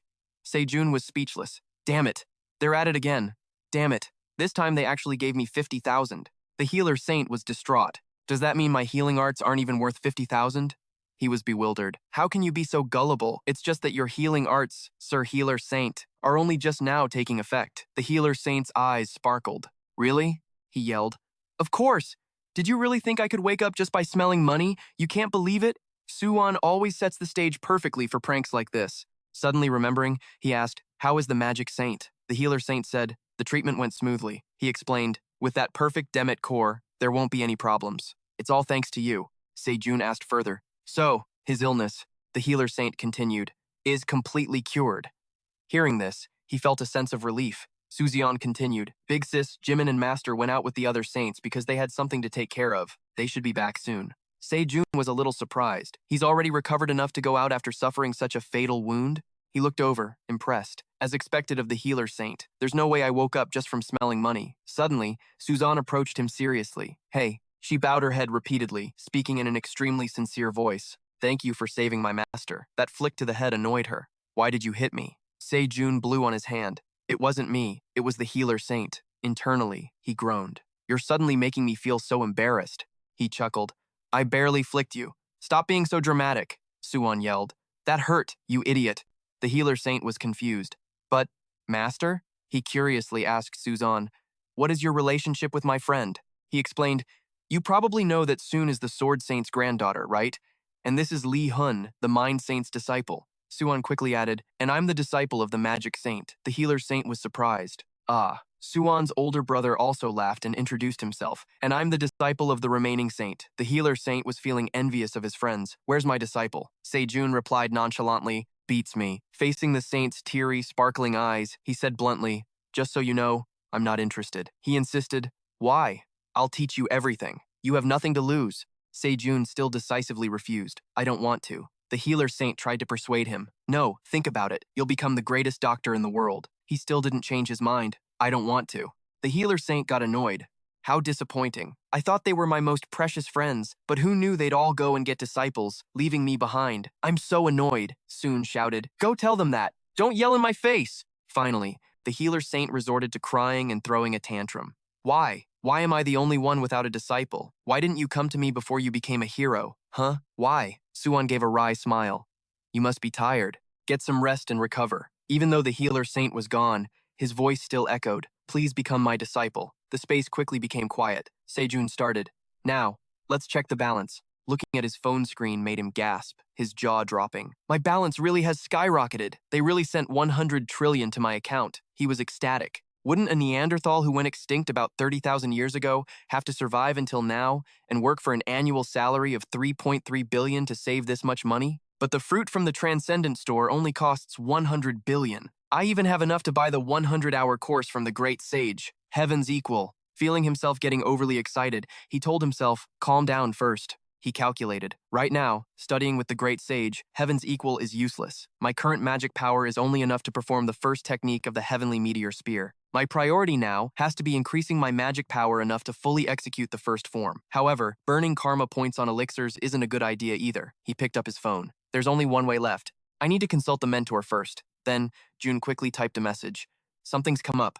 I need your urgent advice. So, can you come right away? Very quickly, Mentor appeared from the phone, shouting, What is it? Sejun yelled. You scared the hell out of me. Mentor was amused. I finally managed to scare Sejun. Sejun said, annoyed, can't you just appear normally for once? Mentor asked, are you planning to learn alchemy to craft your own elixirs? He said, I want to learn it as fast as possible. Mentor pondered. I wouldn't recommend it, but if you insist, there is a way. There's something called an advanced class. If you use it, you'll learn faster. Sejun was surprised. An advanced course? Mentor asked while focused on his phone. Do you remember that Spartan course you got last time? It's similar to that. According to my calculations, the amount of karma you'll have to pay Huatuo for the advanced class is about 10 billion per hour. Sejun's face was blank. Huh? That's not very expensive. Hand me the phone so I can pay. Seeing him being so decisive, Mentor was a bit startled. Mentor said loudly, I'm not finished yet. The production lab isn't just about theoretical lectures. It's more hands-on. There are also countless tools for the practical session. Instructor Huatuo said you'll need 100 tools to learn alchemy. At your standard, it'll cost about 5 billion for each item. So, his face was nonchalant, without a single change in expression. That's dirt cheap. As soon as he finished speaking, he quickly paid. Faced with this situation, Mentor was so stunned, he froze. Where could he have gotten that much money? Even a dedicated advisor like Mentor was so shocked his jaw dropped and he fell to the ground. What the hell is going on? For a very long time, humanity has longed for one wish: immortality. In the kingdom of God, a place all living beings yearn for, two researchers appeared, venturing and exploring. These two researchers were born with a purpose. An old man with a long white beard and hair appeared and asked, "Do you want to learn potion making?" "You're the miraculous pharmacist, Hua Tuo," Sun said seriously. "Yes, I want to brew the elixir, Elysia." "Myself," the pharmacist asked again in surprise. "You said the elixir, Elysia?" The pharmacist explained, "Actually, potion making is not a method for inventing the elixir, Elysia." Sun was surprised. "Really? What do you mean?" He continued. "I suppose we should begin with the basics of potion making.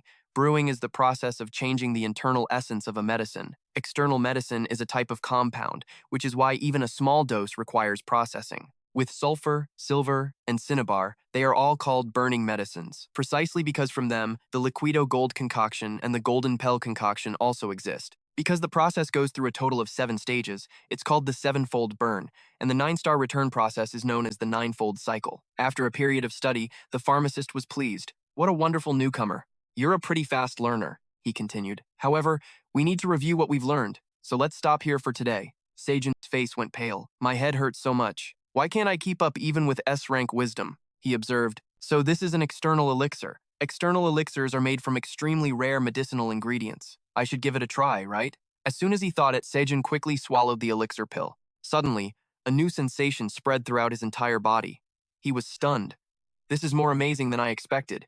Even 1/10 of the effect is having an enormous impact." At this moment, he felt so happy that he burst out laughing. Sun was so happy he could cry. He was truly proud of himself. "I did it. I can finally say goodbye to the days of worrying about karma points and start a new life without having to worry about money anymore. As a reward, I can ask Miss Passes, Young Jimin, to create a magic device for me to complete the daily Atlas quest. At first, I planned to ask for a reasonable amount of money, but now I have so much. System notification. Daily quest. Endure a temperature of 1000 degrees Celsius with your entire body for 10 minutes. Daily quest. Endure a temperature of -100 degrees Celsius with your entire body for 10 minutes. Sejun was excited. Is a dream like that too small? He was overjoyed. "Ah, I'll buy all the surrounding land to build the Dream Team headquarters." Mentor finally woke up. "Is the lesson over?" Sejun said excitedly. "Yes, the lesson was great." Seeing his expression, Mentor asked, "You seem to have really liked it, huh?" "Of course, how could I not? Thanks to it, I don't have to worry about medicine or money anymore." Soon, still unable to contain his joy, threw his head back and laughed like a madman. Mentor continued, "I think it's time." Kim Sejun asked back, "Time for what? You mean it's time for me to go show off and brag?" Mentor pointed at his spear. "Do you see this?" Sejun said nonchalantly. "How am I supposed to see anything when I'm this hyped up?" Sejun wondered why on earth there were cracks all over it. Mentor asked again, "Have you used the Heavenly Star Arts recently? Do you know that the items sold in our Transcendent store are made by top-tier Transcendent craftsmen? You might think they're made by pseudo-transcendents, but in reality, the items are crafted by master weaponsmiths. To be precise, these are things that first-year students who are approaching Transcendence use for learning and practice. Of course, the level right before Transcendence is also incredible, so those items have pretty good qualities too. But they are items from a different world, and they were truly made by pseudo-transcendents." Sejun was confused. "What do you mean?" Mentor continued. "The items in the Transcendent store can't withstand Transcendent reinforcement and restoration techniques. It wasn't this bad at first, but I think it's because the power of the Heavenly Star Spear was too strong, so the restoration was already quite powerful." Sejun was dumbfounded. "So, if I want to keep using the Heavenly Star Spear, I have to buy a new Transcendent version?" Normally, sending a request to Transcendent Craftsman is simple, but for the Longinus Spear that you used, Mr. Kim Sejun, please wait a moment. It seems you can buy the genuine article. I think the creator of this spear might be willing to sell it. How much is the genuine article? Mentor traced his causality. It costs 103 trillion. Sejun couldn't believe his ears. He asked again, "I seem to have gotten a little distracted. Sorry, but could you tell me again how much the genuine Longinus costs?" Mentor repeated, "You need 103 trillion won to buy the genuine Longinus Spear." The smile on Sejun's face instantly froze. Only then did the words register. His mind felt like it was about to explode as Sejun shouted, "What the hell?" Mentor was helpless. "Oh, for crying out loud." Sejun's face turned pale. "Are you serious? Do you think a trillion is just a piece of paper? Even if the genuine Longinus Spear has the power of an entire nation, don't talk such nonsense." Faced with his fierce reaction, Mentor also broke into a sweat. "If you put it that way, you could just buy it later," Sejun fumed. Later? How can you say that looking at the state it's in now, huh? Look at these cracks. In this condition, it'd shatter into a million pieces if I even tried to swat a fly with it. Mentor scratched his head. You're right, Mentor continued. But the genuine product is definitely different from the replica. The power of a transcendent device will surely exceed your imagination. You definitely won't regret buying it, Sejun calculated. That's something I couldn't buy even if I had 100 trillion won in the first place. Even if I had the money, the price is just too absurd. He wondered how many people in the world even have hundreds of trillions. Wait a second. As if remembering something, he quickly said, Advisor, don't go anywhere and wait for me a bit. Mentor was prompt. All right. Se-So-Yoon saw him and was a little surprised. Sejun, shouldn't you be resting a little more? He quickly got to the point. Miss Se-So-Yoon, could you try this? Se-So-Yoon was puzzled. What is it? A piece of a pill, he explained. It's called an outer core. Try a little. Se-So-Yoon listened to him and quickly put the pill in her mouth. Suddenly, a stream of golden power seemed to be released from within her body. The healing saint also grew curious. He approached him. Give that to me. The thing in his hand surprised the healing saint. Huh? How can an outer core of this level exist? The healing saint asked him. Where did you get this? Sejun answered nonchalantly. I made it myself. Swan was jealous. How come you only care about Se-So-Yoon? Appa, me too. Give me some. The others also stirred. Captain, me too. Me too. Satisfied with this result, he asked, You want my outer cores, huh? I can give them to you for 500 billion each. Hearing the price, everyone suddenly fell silent. He continued, By the way, 500 billion is cheap. I'm selling it at this price because we're a team. This kind of item is so rare you can't even find it on the market, right, Sir Healing Saint? He was flustered. That's right. Sejun was cunning. Didn't you just receive 1 trillion from Italy? What were you planning to spend that kind of money on?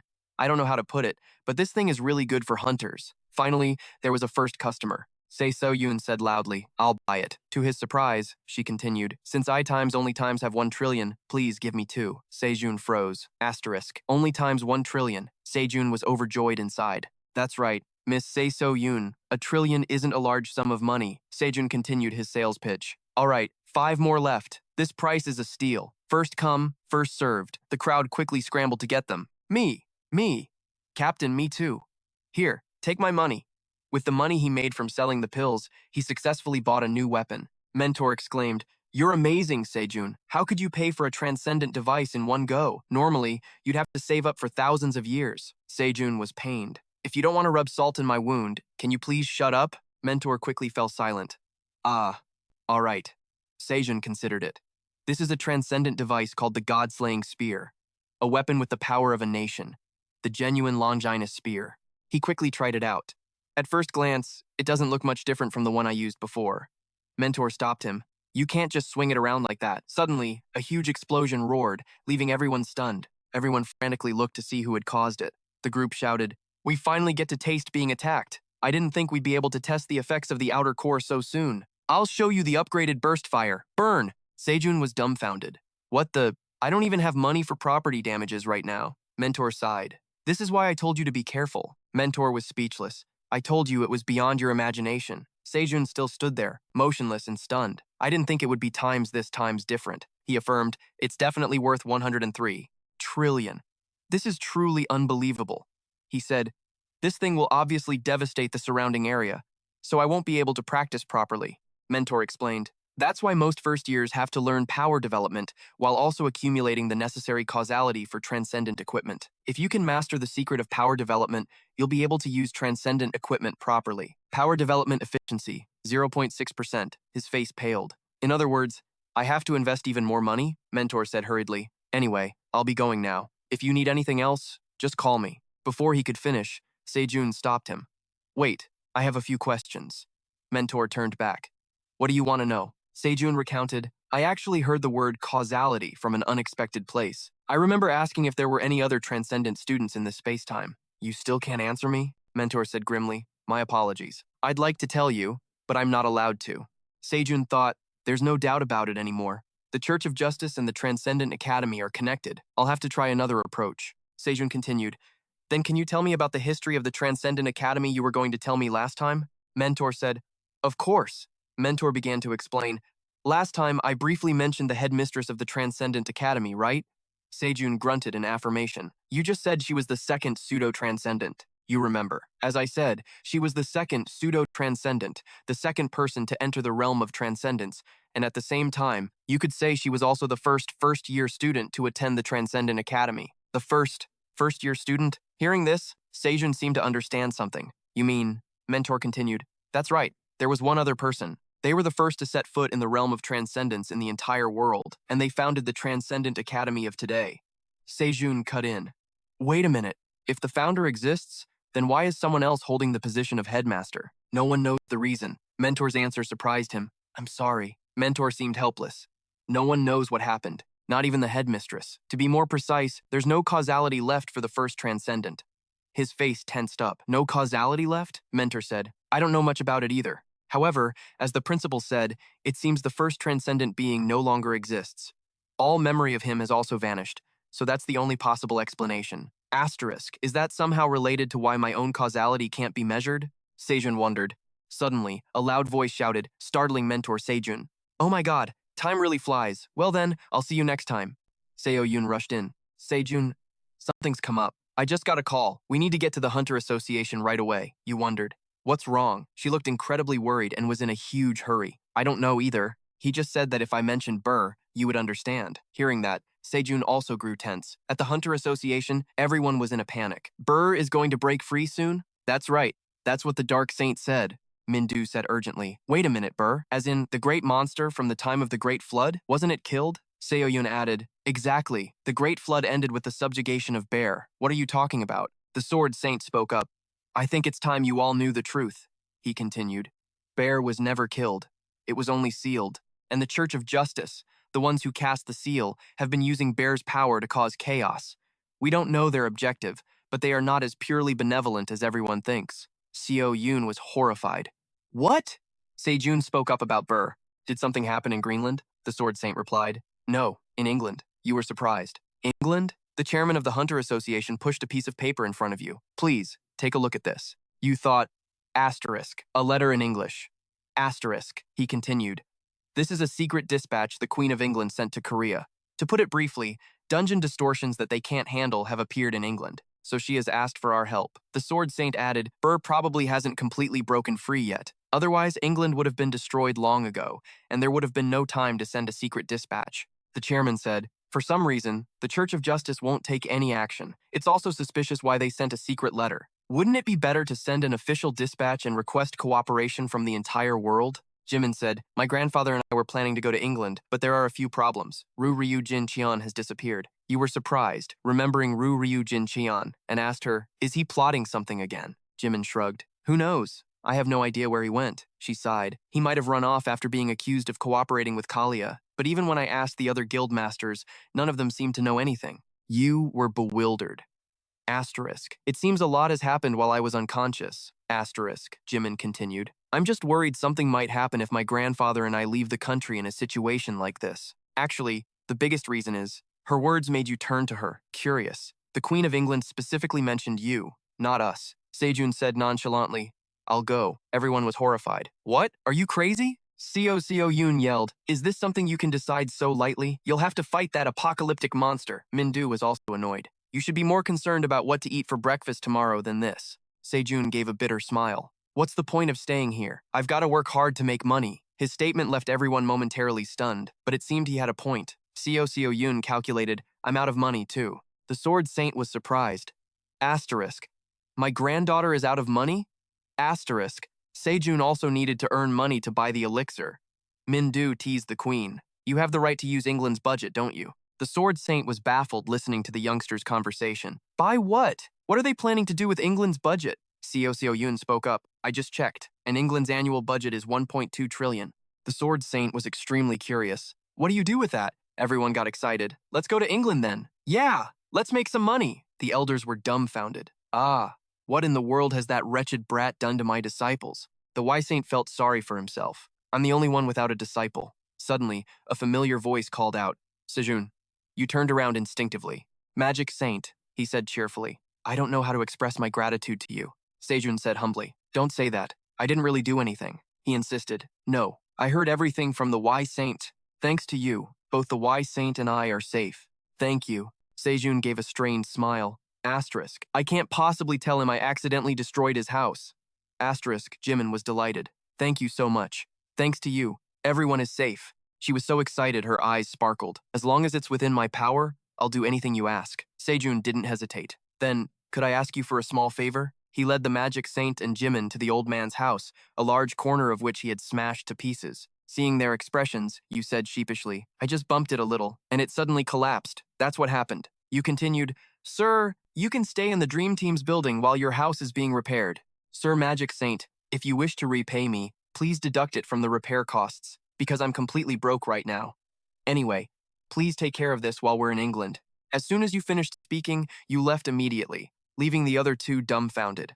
The Dream Team heads to England. In London, the capital of England, people were in a panic. It's a dungeon break. A man ran frantically, aggressively shoving a woman down. Get out of my way! Just as the monster was about to pounce on her in a life-or-death moment, a man suddenly defeated the monster with a single punch. The citizens cheered with joy. It's Count Robert! We're saved! He called out. Everyone, take this chance to escape! The woman was moved. Thank you so much, my lord. The blonde girl was quick-witted. Everyone, please calm down and run this way. Robert fought the monsters alone, but it seemed he was outmatched. Very quickly, he appeared to be exhausted. Haven't the reinforcements arrived yet? Suddenly, a loud explosion echoed from out of nowhere. The immense blast of power shot straight towards the monster. Robert was thrown back, staring dumbfounded at the scene before him, surprise written all over his face. The monster roared ferociously in front of him. A drake? The blonde girl from before screamed in terror. It's a level 11 monster! Somebody help us! My father has fallen.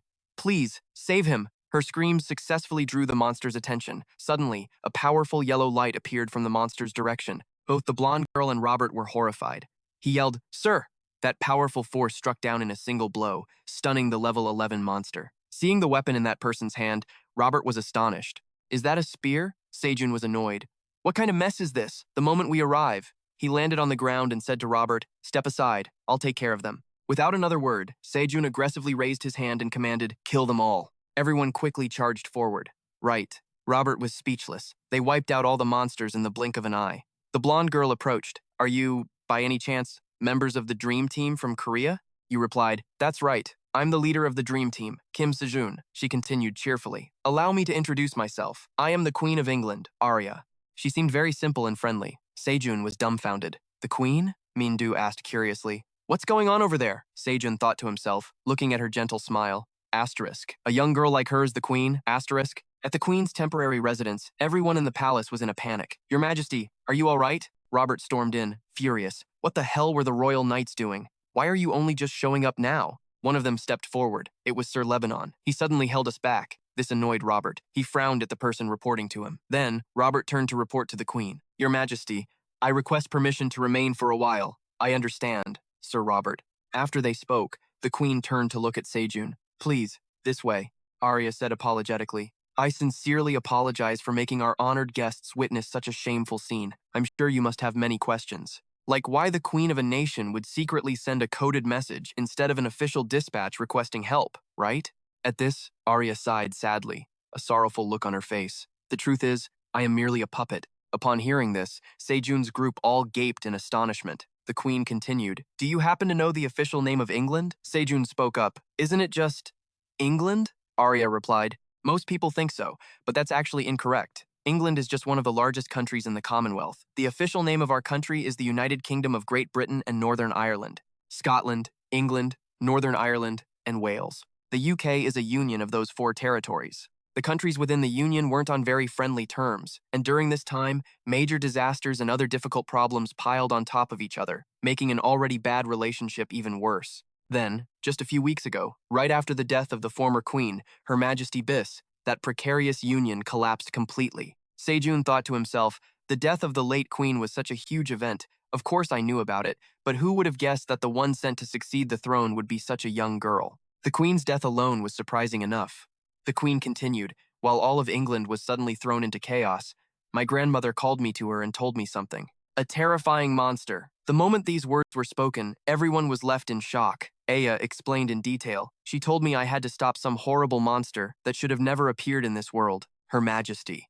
My grandmother left to stop that monster and never returned. The Prime Minister also passed away suddenly. The newly appointed Prime Minister also unexpectedly lost his life in a dungeon clearing accident. And so, After the successive deaths of the country's leaders, I was the only one left, the one who had to succeed my late grandmother without even a proper coronation ceremony. You could say it was only natural for this country, the so-called United Kingdom, to fall apart. And from that point on, the two heroes from the other territories demanded to be crowned. This took Lee Hun by surprise. They demanded to be crowned? Yeah. Lee Hun and Seon guessed. If they're heroes from the UK's territories, then they must be Sir Lebanon and Lady Alice, right? The Queen replied, That's right. Sir Lebanon from Scotland and Lady Alice from Northern Ireland. They are living witnesses who overcame the difficult times with my grandmother, Biss. Veteran hunters from other regions began to gather around those two heroes, and they started ignoring the tragedies happening in other parts of the country. They even declared they wouldn't help me until I abdicated the throne. I truly am useless. Unlike my grandmother, I'm not an awakened. I have no experience, skills, or connections to call upon for help. Aya recalled sorrowfully. I never even wanted to inherit the throne in the first place. I even thought that maybe it would be better for the people in this country if a powerful monarch, like one of those two heroes, steered the nation instead of a useless person like me. But that's when I discovered that those two were the masterminds behind everything. The Queen pleaded. Mr. Kim Sejun, I've heard about the miracles you've performed. I know it's shameless of me to ask you this. The Queen's entire body was trembling, but I promise to grant any request you make, whether it's wealth, fame, or something even greater. So please. At this, the Queen clenched her fist tightly. Then she said loudly, Please stop Sir Lebanon and Lady Alice, the two heroes from the other territories. Aya's eyes, brimming with tears, looked at Sejun. She looked so pitiful. I can't imagine what terrible things this Queen has had to endure over the past few years. The Queen was about to say more. Heroes. The atmosphere was incredibly tense. Seon cut in. Wait, so you want us to? Suddenly, a soldier rushed in from outside, panting. Your Majesty, there's trouble. Captain Robert and Sir Lebanon are in a standoff in front of the palace. The situation outside doesn't look good. Lebanon was aggressive. You're getting a little too full of yourself, Robert, daring to block my path without knowing your place. Robert was no match for him, he sneered. As expected, the foolishness of that puppet queen has spread to her underlings. Lebanon is also the disaster hero, the dragon slayer. Robert breathed heavily. Only those with verified identities are permitted to enter the palace. Lebanon boasted arrogantly. Ridiculous. Why can't I enter the palace that will soon be mine? Robert shouted. So you're not even trying to hide your dark intentions anymore. The man didn't bother explaining further and directly raised the blade in his hand. I was going to give you a chance, but I have no need for a barking dog that doesn't recognize its own master. Robert squeezed his eyes shut. He had prepared himself, ready to face death to prove his loyalty. The last thought in his mind was, Your Majesty. But luckily, Sejun arrived just in time. He jumped in front of Robert, knocking the vicious blade away. Lebanon looked at the young man before him, completely shocked, and thought, An Asian. Before he had a chance to react, Sejun swung his leg and landed a kick straight at Lebanon, sending him flying. It seemed like that attack took him no effort at all, yet his opponent was heavily injured. Then Sejun looked over at Robert. Are you all right? He was surprised, but managed a grunt. Lebanon's voice echoed from within the rubble. It seems the Queen has decided to do something. How shameful of her to involve a foreigner in our internal affairs. Sejun spoke up. You're a disaster hero. Why are you doing this? Lebanon was surprised. Even though you're not speaking English, I can feel your words speaking directly into my mind. Could it be that you're a believer of the Justice Church? Lebanon said to him. I think there's been some kind of misunderstanding here, Sejun thought. A misunderstanding? Disaster heroes fundamentally don't believe in the Justice Church because they know its ugly side, which goes against the world's perception of a religious church that saves humanity. Lebanon continued.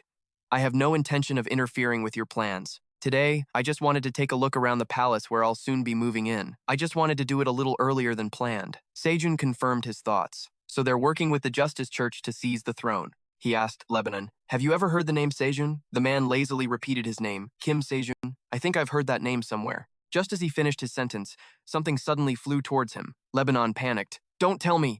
That would be me. As Sejun spoke, he closed the distance. One punch sent Lebanon flying. Before he could even react, Sejun launched another attack, leaving him no chance to defend himself. Lebanon was truly furious now, roaring, You arrogant brat! The two continuously unleashed lethal blows, seeming to be evenly matched. Robert's men were terrified. He was sweating bullets. Damn it, shouldn't we stop them? One of them spoke up. How are we supposed to stop them when we can't even get near them? Lebanon was ferocious. He glared at Sejun like an arch-nemesis and shouted, I will not accept this, he thought. For me, fighting is hunting. It's simply about hunting the targeted prey and taking the loot. But now, before he could finish his thought, Sejun spoke.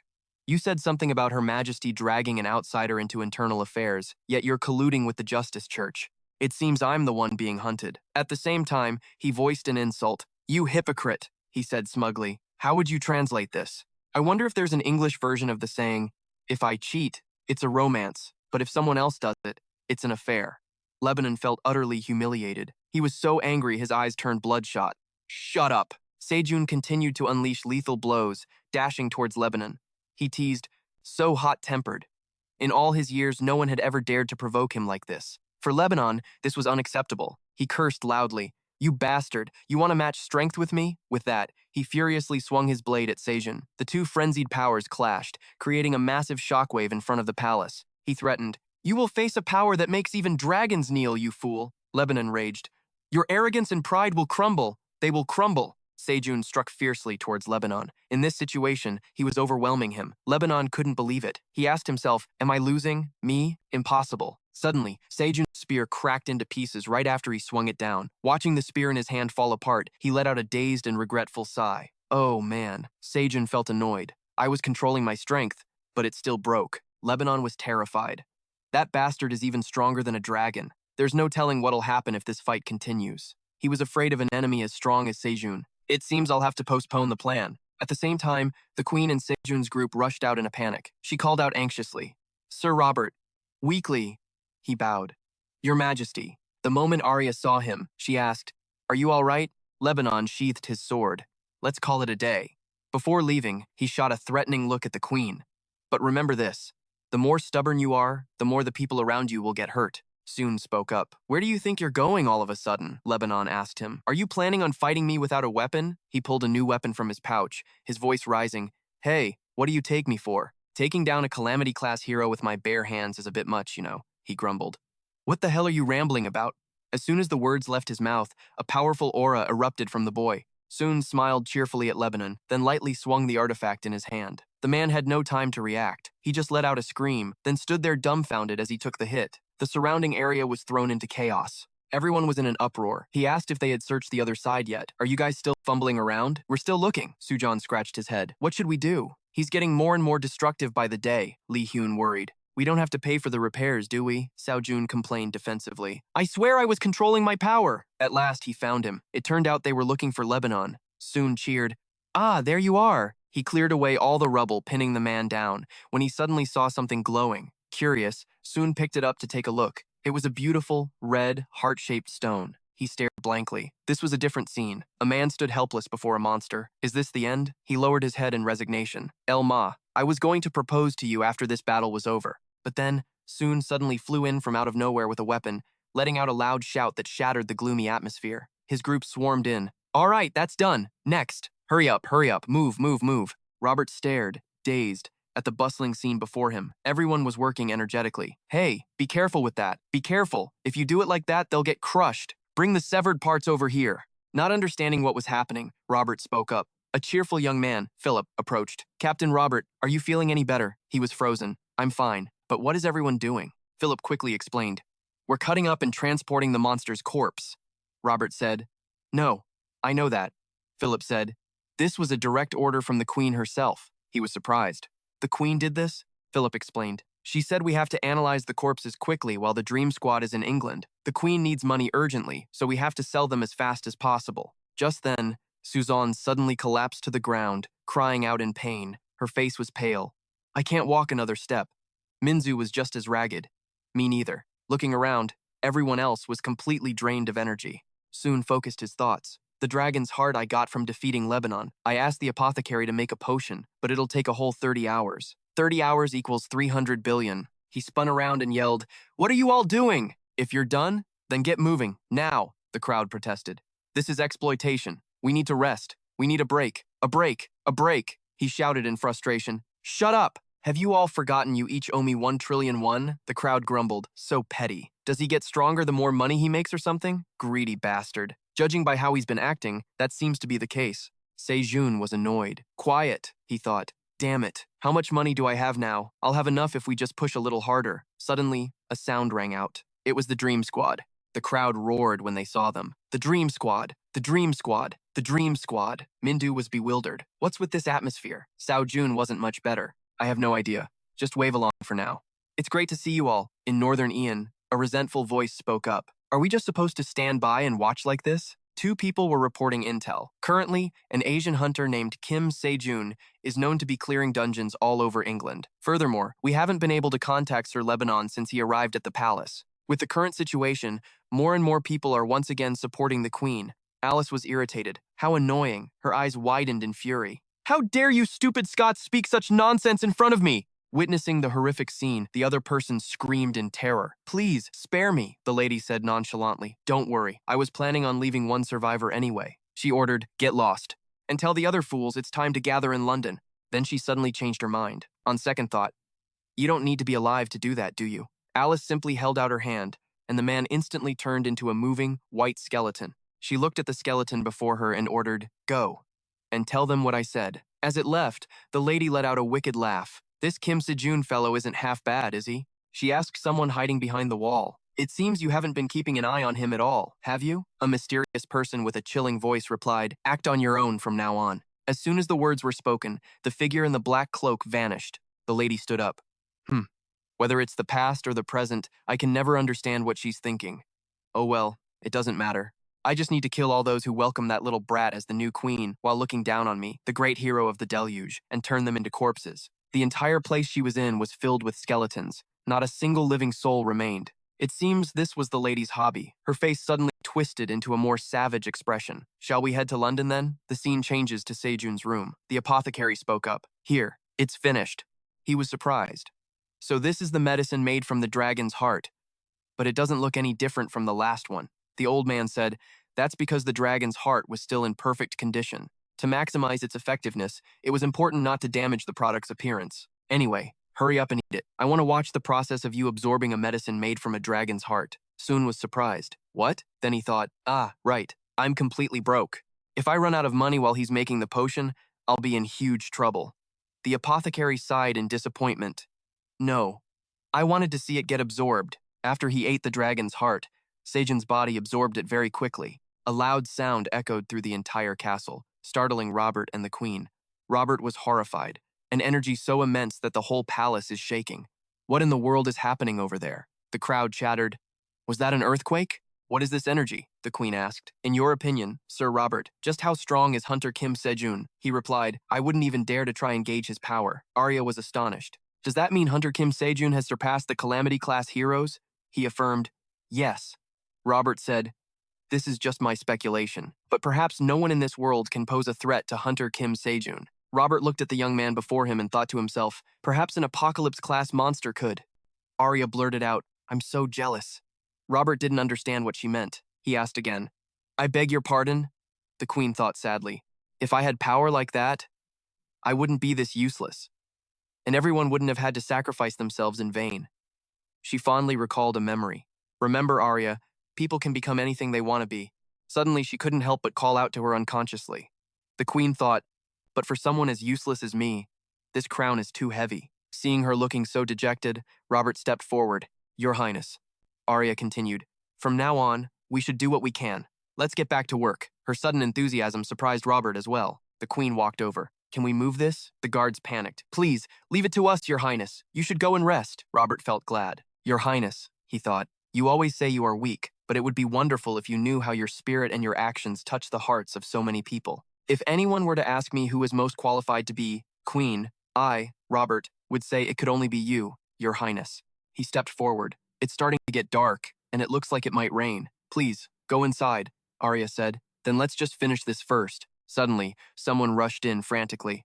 Your Highness, we have a problem. They're saying that all of Scotland's professional hunters and Lady Ellis's army of the dead are gathering in London. Outside, the atmosphere had grown stormy, with thunder rolling in. All over London, things were being brutally destroyed, with smoke and fire rising thick in the air. Wherever the army of white skeletons went, everything is in ruins. Get out of the way, you aggressive minion, you damned bastards. Philip was gravely injured, trembling as he bled profusely from all over his body. He stared blankly toward the lady, as if unable to believe his eyes. Lady Ellis? Why? Why would a hero of the Great Flood like you? That witch only answered him with a wicked smile. A skeleton minion swung its sword aggressively toward Philip while he was defenseless. Suddenly, a frantic voice screamed, Stop! Hearing the voice, the skeleton immediately halted its attack. Alice scoffed as she looked at the Queen. Well, if it isn't our dear little puppet? Arya stared at her, her eyes filled with indignation. It seems she had endured so much for all these years. Alice said with contempt, "If you're a puppet, you should have stayed quiet in the palace.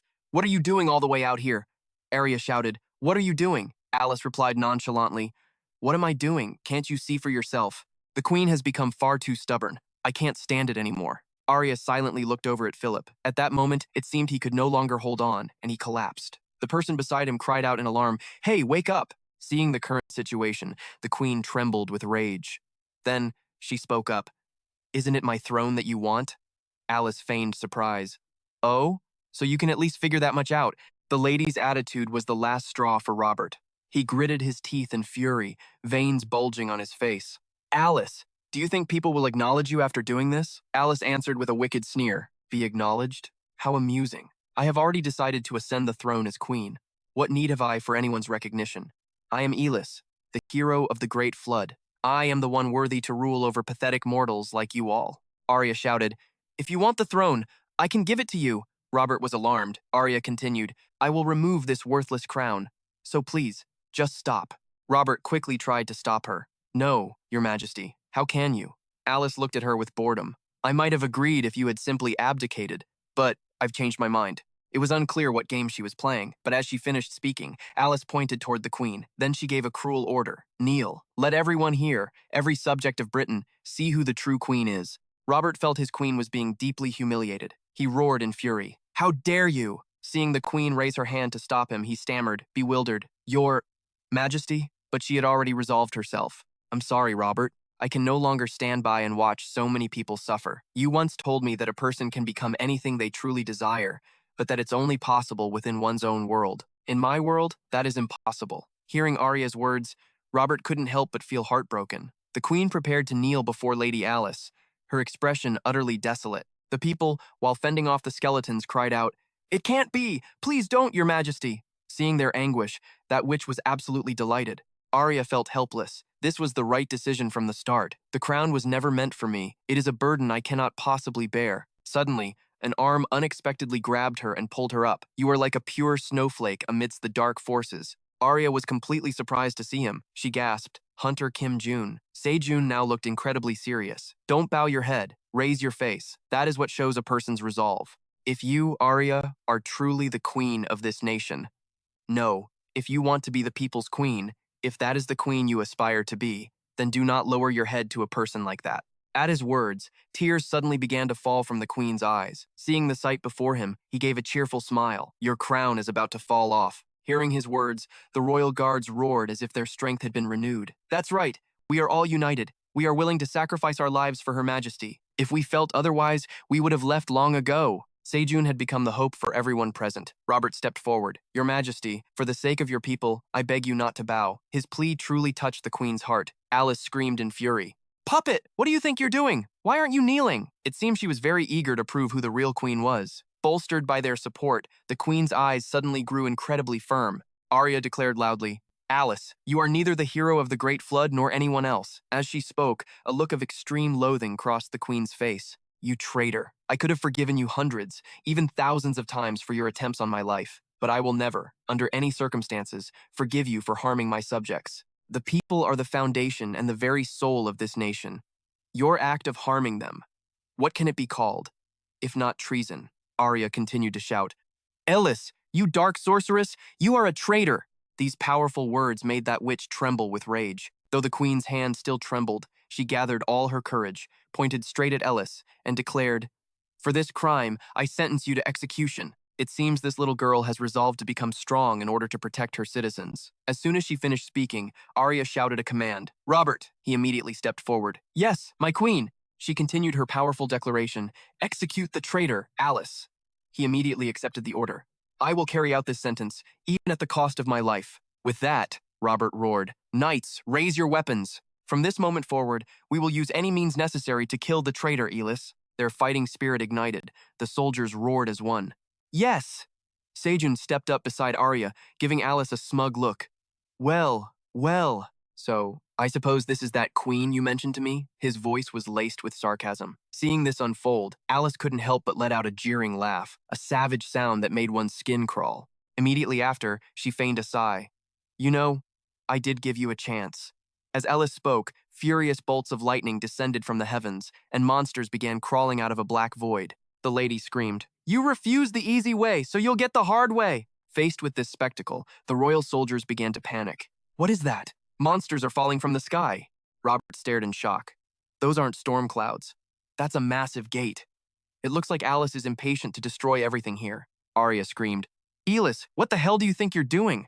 That witch tilted her head back to the sky and let out a crazed laugh. Arya continued, "A queen. Why would you slaughter innocent people?" The smile on her lips slowly vanished. "I don't care. Where do you think all these undead came from?" Arya's face fell. "Don't tell me." Lady Alice gave a twisted, wicked grin. "Where else? From the people of North Island." Arya was utterly devastated by this news and collapsed to her knees in despair. "What can I do now?" Suddenly, a voice spoke again. "People can change based on their thoughts. You said that there are many things in this world that cannot be changed. Then it's the world itself that needs to change." Once again, Sejun's words gave strength to the queen. Ellis shrieked, "It doesn't matter what you want to do. It's too late. Go, Burke. Absorb all of my magical power and the dragon's heart within the royal palace." But everything remained eerily quiet. Nothing was happening. Alice was baffled. "Huh? Why isn't anything happening?" Sejun spoke up. "The dragon's heart? Ah. You mean that thing from Lebanon? I ate that a long time ago." As he finished speaking, his expression turned ruthless. Sejun began to channel his inner energy. Before Elis could comprehend what was happening, a blinding blue surge of energy erupted. She was stunned. What? The blue light engulfed the entire space, sweeping over every last skeleton. In a single moment, more than half of her skeletal army was annihilated. But Sejun looked confused. Why? I should have been able to destroy all of these undead. Why was it only half? Is something restricting my power? The only thing that could interfere with transcendent power. Could it be? At that thought, a cold sweat broke out on his brow. All around him, the royal soldiers began coughing up blood. Some clutched their ears, screaming in agony. As if he'd figured it out, Sejun cursed. Damn it! He quickly activated his immovable mind, and a magnificent lotus flower bloomed around him. The people nearby seemed to feel better, looking around in a panic. What just happened? I thought I was dead for sure. Look, up in the sky. Following the direction a soldier was pointing, everyone saw a blood-red orb materializing in the heavens. Everyone looked up in a commotion as the red orb began to condense into something. No one had ever seen it with their own eyes except for the heroes of the Great Flood, but instinctively, they all knew what it was. The creature at the pinnacle of the draconic food chain, the strongest dragon that ruled over all dragonkind. Its face was incredibly grotesque, unlike any dragon anyone had ever seen. It was the Dragon King, the Dragon Emperor. Soon's eyes widened at the sight of such a massive dragon. Damn it. The Dragon King viciously opened its maw and let out a huge roar. The ground and rocks around it shattered from the force of its cry. Seo quickly grabbed his long spear and moved forward to block the dragon. All around him, people were struggling just to stay on their feet. He thought to himself, it hasn't been completely released yet. It's probably because I swallowed that dragon heart. I have to deal with this thing before the seal is completely broken. Elisa's deadly voice rang out. You think I'd let you go that easily? Another voice called out. Go, now! A large-scale explosion technique was launched toward the horde of skeletons. Seeing this, the lady looked bewildered as she turned to check the situation. What the hell? His group had quickly arrived to provide support. Mindu shouted. Your opponent is us. The captain won't let us down. The others chimed in. Seo-jun, leave this place to us and go take care of that giant dragon. Captain, with us here, don't you trust your friends to take down this disgusting woman? Sejun quickly replied. All right, I'm going then. Elise stared in disbelief, then screamed, Who said you could leave? Mindu moved closer to his target. I already told you, your opponent is me. Robert, quickly regaining his composure, gave an order. All units listen up! Eliminate the traitor, Elise! The two sides clashed, and the most terrifying explosion yet quickly erupted. Elise screamed, What are you standing around staring for, you Scotsman? Fight! At least try to be useful. But I was never told about turning the people of North Island into undead, or about that dragon. We just wanted to overthrow those English bastards and put a Scotsman on the throne. How did things turn out like this? Suddenly, a massive rock fell from above him. But luckily for him, the queen managed to push him out of the way just before the boulder hit, shouting, Watch out, he asked in a daze. Queen Arya, why did you save me? We were trying to overthrow you. Arya spoke with all sincerity, because I understand how you feel. You felt it was unjust, and believed I was unworthy, but to get through this, we must unite. He was astonished. You, forgive us? Arya was magnanimous. Of course, we're all one people after all. Just as the queen's innocent smile appeared, a skeleton crept up and attacked from behind her. The man quickly drew his sword and charged, slashing at the undead to protect Arya. If I kept following her, I'd be no different from those undead. I will do my utmost for my new queen. At last, she had truly and rightfully earned the recognition of her people. Fight for our country! Seeing this, everyone's spirits were restored, and they all charged forward aggressively. Elise saw the scene before her and screamed in frustration. You insects! Soon quickly closed in on the dragon. It spoke gloomily. You've arrived, the foolish entity bound by death. Soon was stunned. This is bad. That was the first thought that went through my head when I looked up at it. Fear, terror, negative thoughts flooded my mind. Its presence was so overwhelming that the thing in front of me was merely a remnant of its full power. Its true power was unbelievable. I can't afford to waste any time. The difference in our levels is just too great. Even now, Burke's power is still growing. It looked at him like a corpse standing before the Grim Reaper. There you are, Soon thought. Before it can regain its full strength, the dragon bellowed, a foolish mortal existence such as yours cannot escape death. Even when facing such a ferocious monster, Sejun could still smile and call out its name, Burke. It was surprised. To think that another being who wields transcendent power would appear in a world whose fate I have already sealed. However, you have not yet reached transcendence. How can you wield so much power? He replied. What the hell are you talking about? It continued. You've surely heard of the concept of will before, so don't pretend you don't understand. However, I am curious as to why you ask that question. Are you asking about the predetermined fate of this world? Or are you asking about the transcendent beings? The moment it uttered those words, Sejun was slightly taken aback. He gripped his weapon tightly in frustration and yelled, What do you know about the transcendent beings? Well, the moment it opened its mouth, he aggressively thrust his spear at it. The force of the blow was astounding, but it seemed unable to inflict any damage whatsoever on the dragon. Soon was shocked. Even the dragon spear, Gungnir, a transcendent weapon, couldn't pierce it. Breast ferociously opened its massive jaws, forcing him to back away. But Sejun wasn't one to back down. He channeled all his power and charged straight at the dragon. It asked him curiously, Is that what you want to know? Soon shouted, And if I say yes, will you answer me? He calculated inwardly. The seal is slowly weakening. The longer I'm bogged down in this fight, the more of a disadvantage I'll be at. Sejun said in frustration. Stop wasting my time and get lost, it roared. How foolish. But this future is already set in stone. I will make you understand that myself. Then, it suddenly vanished before Sejun's eyes in a flash, leaving no trace behind. He stood there dumbfounded as the black hole closed on its own. Soon stared in that direction. The space itself vanished. Suddenly, he remembered something and panicked. Don't tell me. It's the spirit word of death. Just as Sejun finished the thought, the black hole erupted in an explosion. He was sent flying by the shockwave.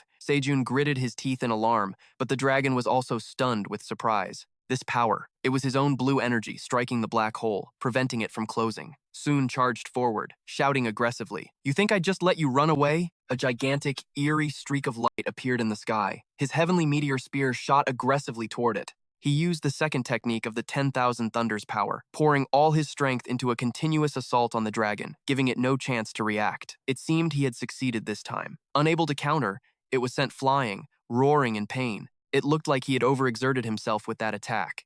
Sejun quickly coughed up a mouthful of fresh blood. A massive burst of golden energy exploded, causing the dragon and the horde of skeletons to struggle. Immediately after, Sejun landed on the ground. Dust and smoke billowed up around him. His breathing was a bit ragged as he thought, My power has stabilized again. He calculated, I've improved significantly thanks to the dragon heart, but if it completely breaks the seal, I can't win. I can only use the heavenly meteor spear one more time. I have to finish it with that one last blow. It screamed, You dare! This time, the dragon took the offensive, launching a fatal attack towards Sejun. He remained calm and stood his ground. However, the look on Sejun's face quickly changed. He took a firm stance, gripping his spear, and swept it across to block the dragon's power. It was astonished. What? He can destroy my incantations one by one? One of which was dragon's tongue mixed with a curse? Brez wondered, how can a mere, low-grade human be on the same level as me? A glint appeared in Sejun's eyes. I can see it. A shallow opening, thin as a thread, in Brez's defense. Looks like that's its weak spot. If technique number 1, Scouring Lightning, holds the secret of dispersion, and technique number 2, 10,000 Thunders, holds the secret of convergence, then technique number 3, he thought as he charged straight at the dragon. Sejun's entire body seemed to glow. His movement speed was now so fast that it couldn't react in time. Soon yelled, Spear that pierces the heavens! It seems this time his attack truly succeeded in wounding it. The people watching the fight from below were all overjoyed. The Queen and Robert couldn't help but stare in awe at the young hero. A massive hole had been punched through the dragon's body. Its blood splattered everywhere, dyeing a whole section of the sky red. Model, Arya shouted excitedly. He did it! He defeated the berserker monster! At the same time, Lady Alice, having been defeated by Sejun's group, fell pitifully to the ground. But for some reason, she flashed a cunning, terrifyingly sinister smile. Sejun quickly appeared before her, startling Alice for a moment. "Damn it, you bastard!" he sneered mockingly. "So the great Cataclysm hero is nothing special, huh?" Sejun scoffed. "Hey, saying that while you're bleeding like a stuck pig isn't very convincing, you know." Feeling called out, she suddenly yelled, "Shut up!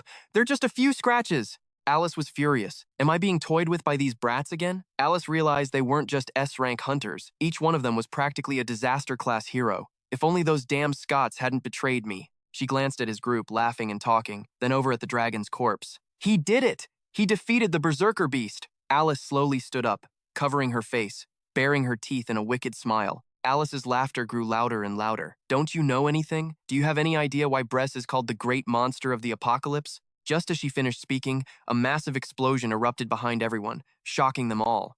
Startled by the loud noise, they whipped their heads around to look. Overwhelmed from overusing his energy, Sejun suddenly coughed up another mouthful of fresh blood. The dragon, which they thought had vanished, had now reappeared. That was close. If I had shifted the spatial axis even a fraction of a second slower, my heart would have been torn to shreds. His body trembled. Damn it, that was a mistake. I should have been more careful. That was the final, third technique, but I was too reckless. Brez, now even more ferocious, launched an aggressive attack aimed right at Sejun. The two terrifying powers clashed once again. It spoke. A long, long time ago, there were many insects in this world who wished to stop me. However, insects are merely insects. I will reverse your predetermined future and bring the apocalypse down upon you. Sejun was struggling to resist the dragon's immense power with everything he had. Seeing him struggling like that, everyone else quickly moved in to help. Sejun! Alice, pleased and satisfied, shouted, "You see this? This is the apocalypse. You're all finished. Now let's see, just how many will survive this second great cataclysm, suffer in regret and despair." Suddenly, the queen shouted from behind, "Stop!" Alice was surprised to hear her yell like that. She turned her head. Arya, channeling all her anger and courage, thrust her sword toward Alice. "Stop spouting such nonsense." Blood sprayed from the wound, following the queen's ferocious blade. It seemed the queen felt her people growing anxious because of that woman's words. At that moment, she shouted, "Everyone look! Hunter Kim Sejun is still fighting with his very life on the line. So for all of us here, our fight is not yet over!" Her presence was overwhelmingly powerful. Alice screamed in horror. "No! My body is breaking apart! My beautiful body!" The queen's voice still rang in her ears. "So, stop your ridiculous talk of despair." With that, the queen viciously ripped her sword out, and Alice's entire body quickly shattered and dissolved into the air. Over with Sejun, it seemed the dragon was gaining the upper hand. It gathered its power, preparing for an all-out assault against him. Sejun was immobile, fighting a battle within himself. "I have to move." He gritted his teeth, watching helplessly as the wave of dark power rushed toward him. "I'm out of mana." Suddenly, one of the people from his dream group stepped forward, protecting him with a spiritual art enhancement barrier. Sejun was surprised. The person shielding him was Haeyun. Everyone else quickly charged forward to help, fighting together against this dark dragon. But its power was too great. She was no match for it. The sword in her hand shattered into pieces. At the same time, the queen's soldiers also charged forward together. "Knights, attack!" Fight alongside Hunter Kim Sejun. Pathetic insects. It seemed their attacks didn't even scratch it. They were quickly sent flying. The weaker ones were injured. Sejun tried with all his might, telling himself, "Get up, get up." His comrades were now struggling badly, getting torn apart by the dragon. Sejun told himself he had to wring out every last drop of mana from every single cell in his body. "Keep going." Seon was also injured. She coughed up a mouthful of blood right in front of him. Sejun gritted his teeth. "Don't think about whether I can do it or not. I have to do it, no matter the cost." Brez let out a massive roar. It opened its enormous mouth and shrieked, "Insects! Die!" Under the dragon's fury, everything around them was reduced to a pile of rubble. People lay scattered everywhere. Sejun's entire body was enveloped in a blue light. Suddenly, an arm reached out in front of him, as if trying to protect him. It was the queen. Her small but resilient figure stared defiantly at the arrogant dragon. Brez spoke, insulting her. "Your existence is even worse than those insects." "Humph." It sneered at the queen, then shouted, "I will end you." Tears streamed down her face, but a contented smile appeared on Arya's lips. "Now, I can finally become the person I've always wanted to be." She remembered her meetings with Sejun. "I think the true queen you mentioned is the girl standing right next to me. Didn't you say that in your world, it's impossible for someone not to become who they want to be, Lady Arya? Then all you have to do is change that world." She felt a warmth in her heart. Thank you so much for telling me those words, Hunter Kim Sejun. Suddenly, a familiar figure rushed forward, surprising the queen. It was Sejun. He could finally move again. He said nothing, simply walking forward alone. Arya watched his retreating back. He recalled his conversation with the great sage. How strong is the first form, you ask? I'm curious too, but if you can help it, don't use it. He had been confused at the time. Huh? Why not? Is it because my body can't handle it at my current level?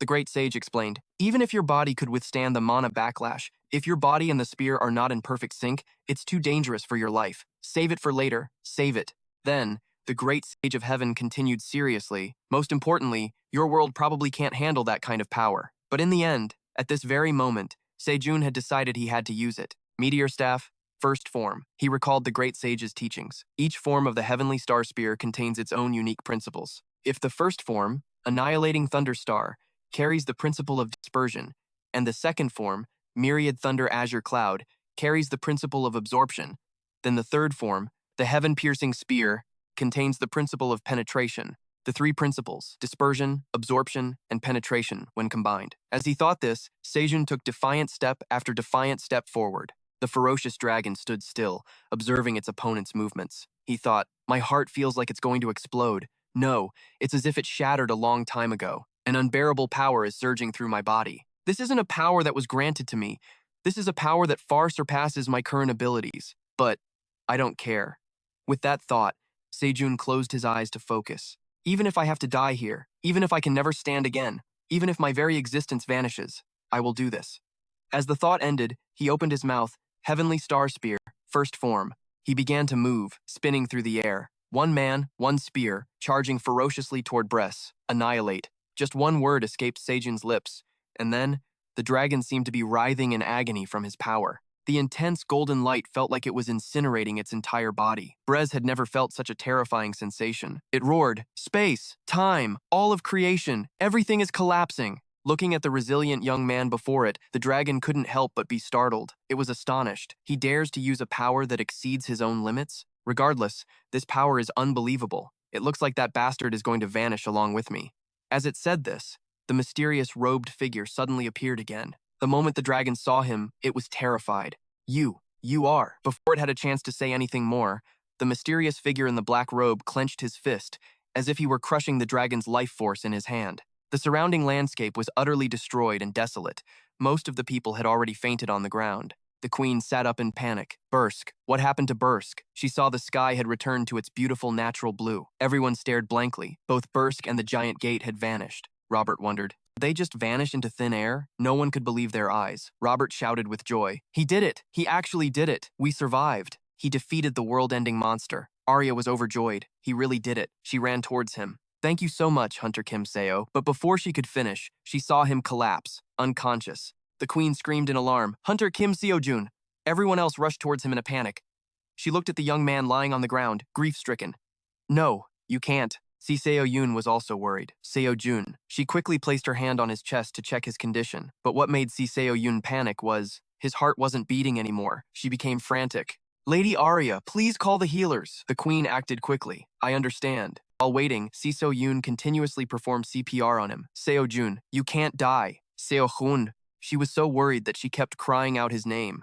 A sudden voice echoed, making Si Seo-yun freeze. It's useless. In front of her stood that mysterious cloaked figure. He looked down at Si Seo-yun coldly. That cold voice rang out again. Move aside. Seo-jun's soul was floating in the void. His eyes were shut tight, but his mind was still thinking. So, I'm dead? Right. It would have been weirder if I'd survived after taking all that backlash from the attack and using up all the energy from my 3 dantians. But I have no regrets. I saved everyone and my comrades. Maybe my only regret is that I haven't gotten my reward money yet. He began to speak. I was planning to use that money to summon Sun Wukong and fight him with my ultimate move, the Starfall Spear. Suddenly, a voice from nowhere made him jump. Are you the new Transcendent? How strange. You seem far too shabby to be one. He snapped his eyes open. The voice continued, You are not a Transcendent. So how did you get here? Wait, don't tell me. Seo-jun's face was still blank with confusion. The being continued to question him, even though he hadn't answered yet. What is your relationship with the first Transcendent? At this point, he regained his composure. Can I ask who you are first? He thought to himself. Asterisk. What the? I thought I was dead. What is this black and white space? Asterisk. Asterisk. And who is this guy? Asterisk. The man didn't answer his question. Asterisk. How strange. He's not yet a transcendent. So why can't I see it? This shouldn't be possible. Asterisk. Sejun shouted, "Hey, wait a minute. You've just been monologuing this whole time. Can I please ask who you are? And what do you mean by my relationship with the first transcendent?" The being seemed puzzled. "You don't know of the first transcendent?" He quickly retorted. "Of course not. I've only heard of him." The being judged, "It seems you are not lying. Did you just ask who I am?" Sejun grew annoyed. He's monologuing again. "I'm the one trying to ask questions here." The being was surprised. "Impossible. A student of the Transcendent Academy cannot possibly be unaware of me." This statement surprised him. He knows I'm a student at the academy? Could he be related to the Transcendent Academy? The being said, "No name can define me. However, the Transcendents call me the Observer." Sejun was taken aback. "The Observer? So, what exactly is your job?"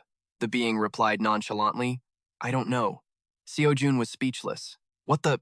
he asked again. "Anyway, do you really not know the first Transcendent?" Sejun raised his voice. "I already told you I don't know. Why do you keep asking?" The Observer said, "Because I can feel the energy of that bastard coming from you." "In which timeline do you exist?" Sejun was confused. "Timeline?" The Observer explained. "I mean the name of the world you live in." Sejun quickly understood. "Ah, are you talking about Earth?" Then, the Observer released Sejun, an action that slightly surprised him. The being introduced himself. "I am the manager of all timelines, ensuring they operate correctly." Sejun shot back, "Didn't you just say you didn't know what you do?" The Observer replied, "Now I know." Sejun was annoyed. "Is this guy nuts?" he asked curiously. "Are you related to the Transcendent Academy?" The Observer said, "No." Sejun asked again, "Then who are you?" The being said, "Did I not just tell you I am the manager of all timelines, ensuring they operate correctly?" He continued to press. "So what exactly do you manage?" The being grew irritated. "Things that go against the laws of the universe. Can you not shut your mouth and listen to my story first?" The Observer began to explain,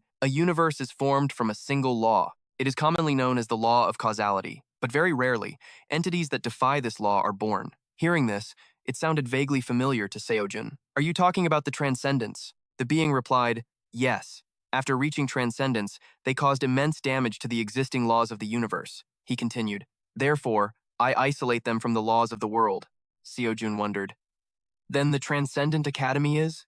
The Observer said, "A thorn in my side." Sejun thought, "I don't know what kind of entity this Observer is, but he's definitely on par with the Transcendents, and his role is to manage all timelines to ensure they run correctly. One of his duties is to isolate the Transcendents from the world. Based on his story, it seems the existence of Transcendents is more of a threat than a help to the world. If that's the case, then why? Why does the Transcendent Academy train people to become Transcendents?" After thinking it over, he asked, "Then aren't I also a thorn in your side? I dream of becoming a Transcendent too. Why are you telling me all this?" The being explained, "There are entities in your timeline who have abandoned Transcendence. Simply put, they could have become Transcendents, but chose not to." Sejun wondered, "Why?" The Observer replied nonchalantly, "To destroy your timeline, of course." Back in the outside world, Robert's group was desperately trying to save Hunter Kim Sejun, but no one could get near the mysterious cloaked figure. Si So-yoon fiercely swung her sword at him. She gritted her teeth and yelled, but just then, he turned to look at her with glowing red eyes. That mere glance was enough to make Si So-yoon cough up a mouthful of blood. Faced with such horrifying power, Si So-yoon slowly collapsed. After dealing with everyone, he turned to look at Seo-yoon.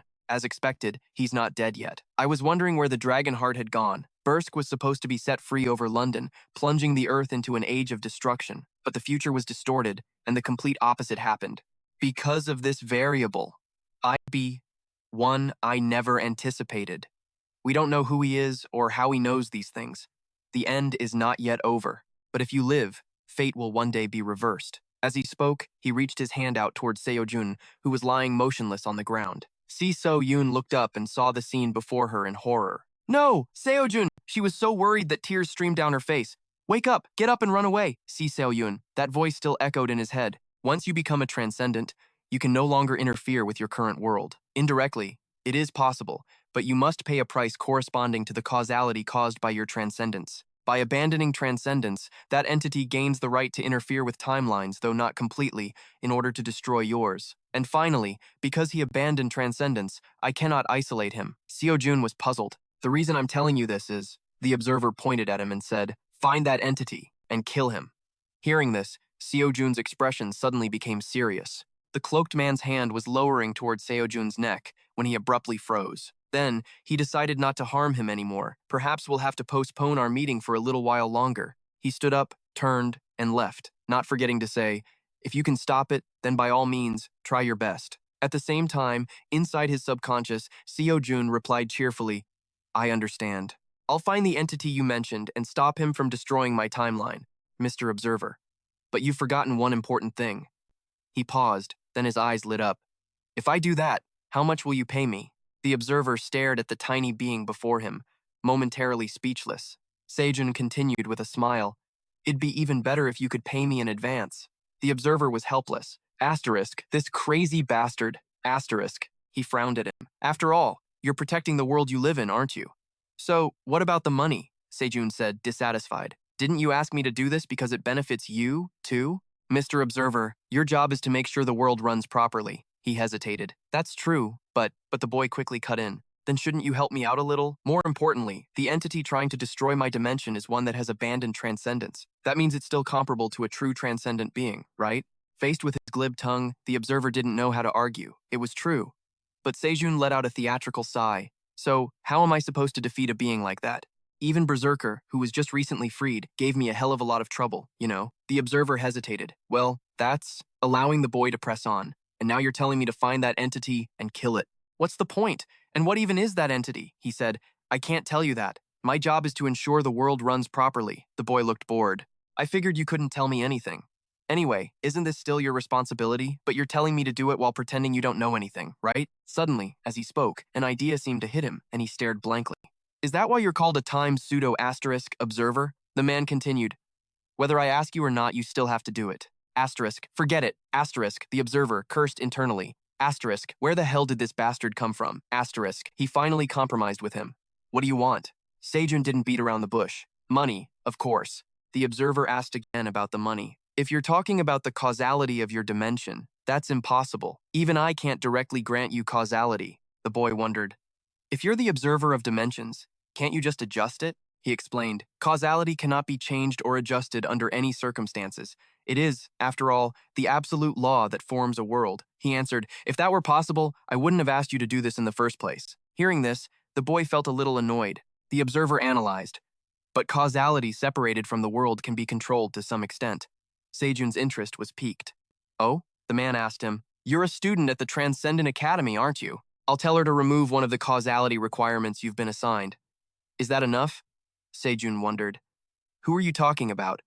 The principal of the Transcendent Academy. Of course. The boy was surprised, thinking to himself, asterisk, so he knows the principal. Asterisk, speaking of which, he asked himself, it's still about causality? Causality. Causality, Sejun continued. You'll remove one of my causality requirements? Does that mean I can do anything I want for free, just one time? Not just limited to lectures, but any causality requirement from the Transcendent Academy? He nodded. That's right. The boy was ecstatic. No matter how much it costs? The observer said he didn't like to repeat himself. Sejun's body was trembling with joy. That means his eyes suddenly lit up. Sejun was so excited he shouted, thinking of it as a free pass. He still couldn't believe it. This must be one of those emotional scams I've only heard about. The observer felt helpless. Asterisk, I've never felt this way before. But suddenly, I feel really sorry for the principal. Asterisk. Suddenly, he remembered something. His face instantly paled, and he let out a shout. Wait a minute, I'm already dead. I was so blinded by greed that I forgot. What do I do now? The observer said. You're not dead. Sejun stared blankly. He explained again. You are not dead. So hurry up and go. Talking to you makes me feel like my very existence is collapsing. Sejun laughed and scratched his head. But how do I do that? The observer sighed. The boy asked curiously. By the way, how did I get here in the first place? Didn't you say I'm still alive? So where is this place? Anyway, he explained. This is the border space, and there are two main ways to get here. One is through transcendence, or by acting against the laws of the world. Since you can't transcend, you must have done something against the laws of the world. It seems the world's laws judged your power as a form of transcendence and brought you here. He remembered that he had used destruction. Sejun thought of a way. So if I do that again, can I come back here? The observer's reply was short. No, he explained. An act that violates a law simply means it cannot be judged by the current laws. To put it simply, the first time you do it, the destruction of the world's law is judged as an error, and you are expelled. The boy was confused. What? I've never heard of that. the man continued. But once it has been performed, it accumulates as a cause and is then applied as an effect. In the terms of your dimension, you could say data is being accumulated. The second time you use destruction, nothing will happen, because it is no longer recognized as an error. Sejun quickly understood. Asterisk. Oh, I've seen that before. Asterisk. The observer continued to explain. So, what you did has become a law.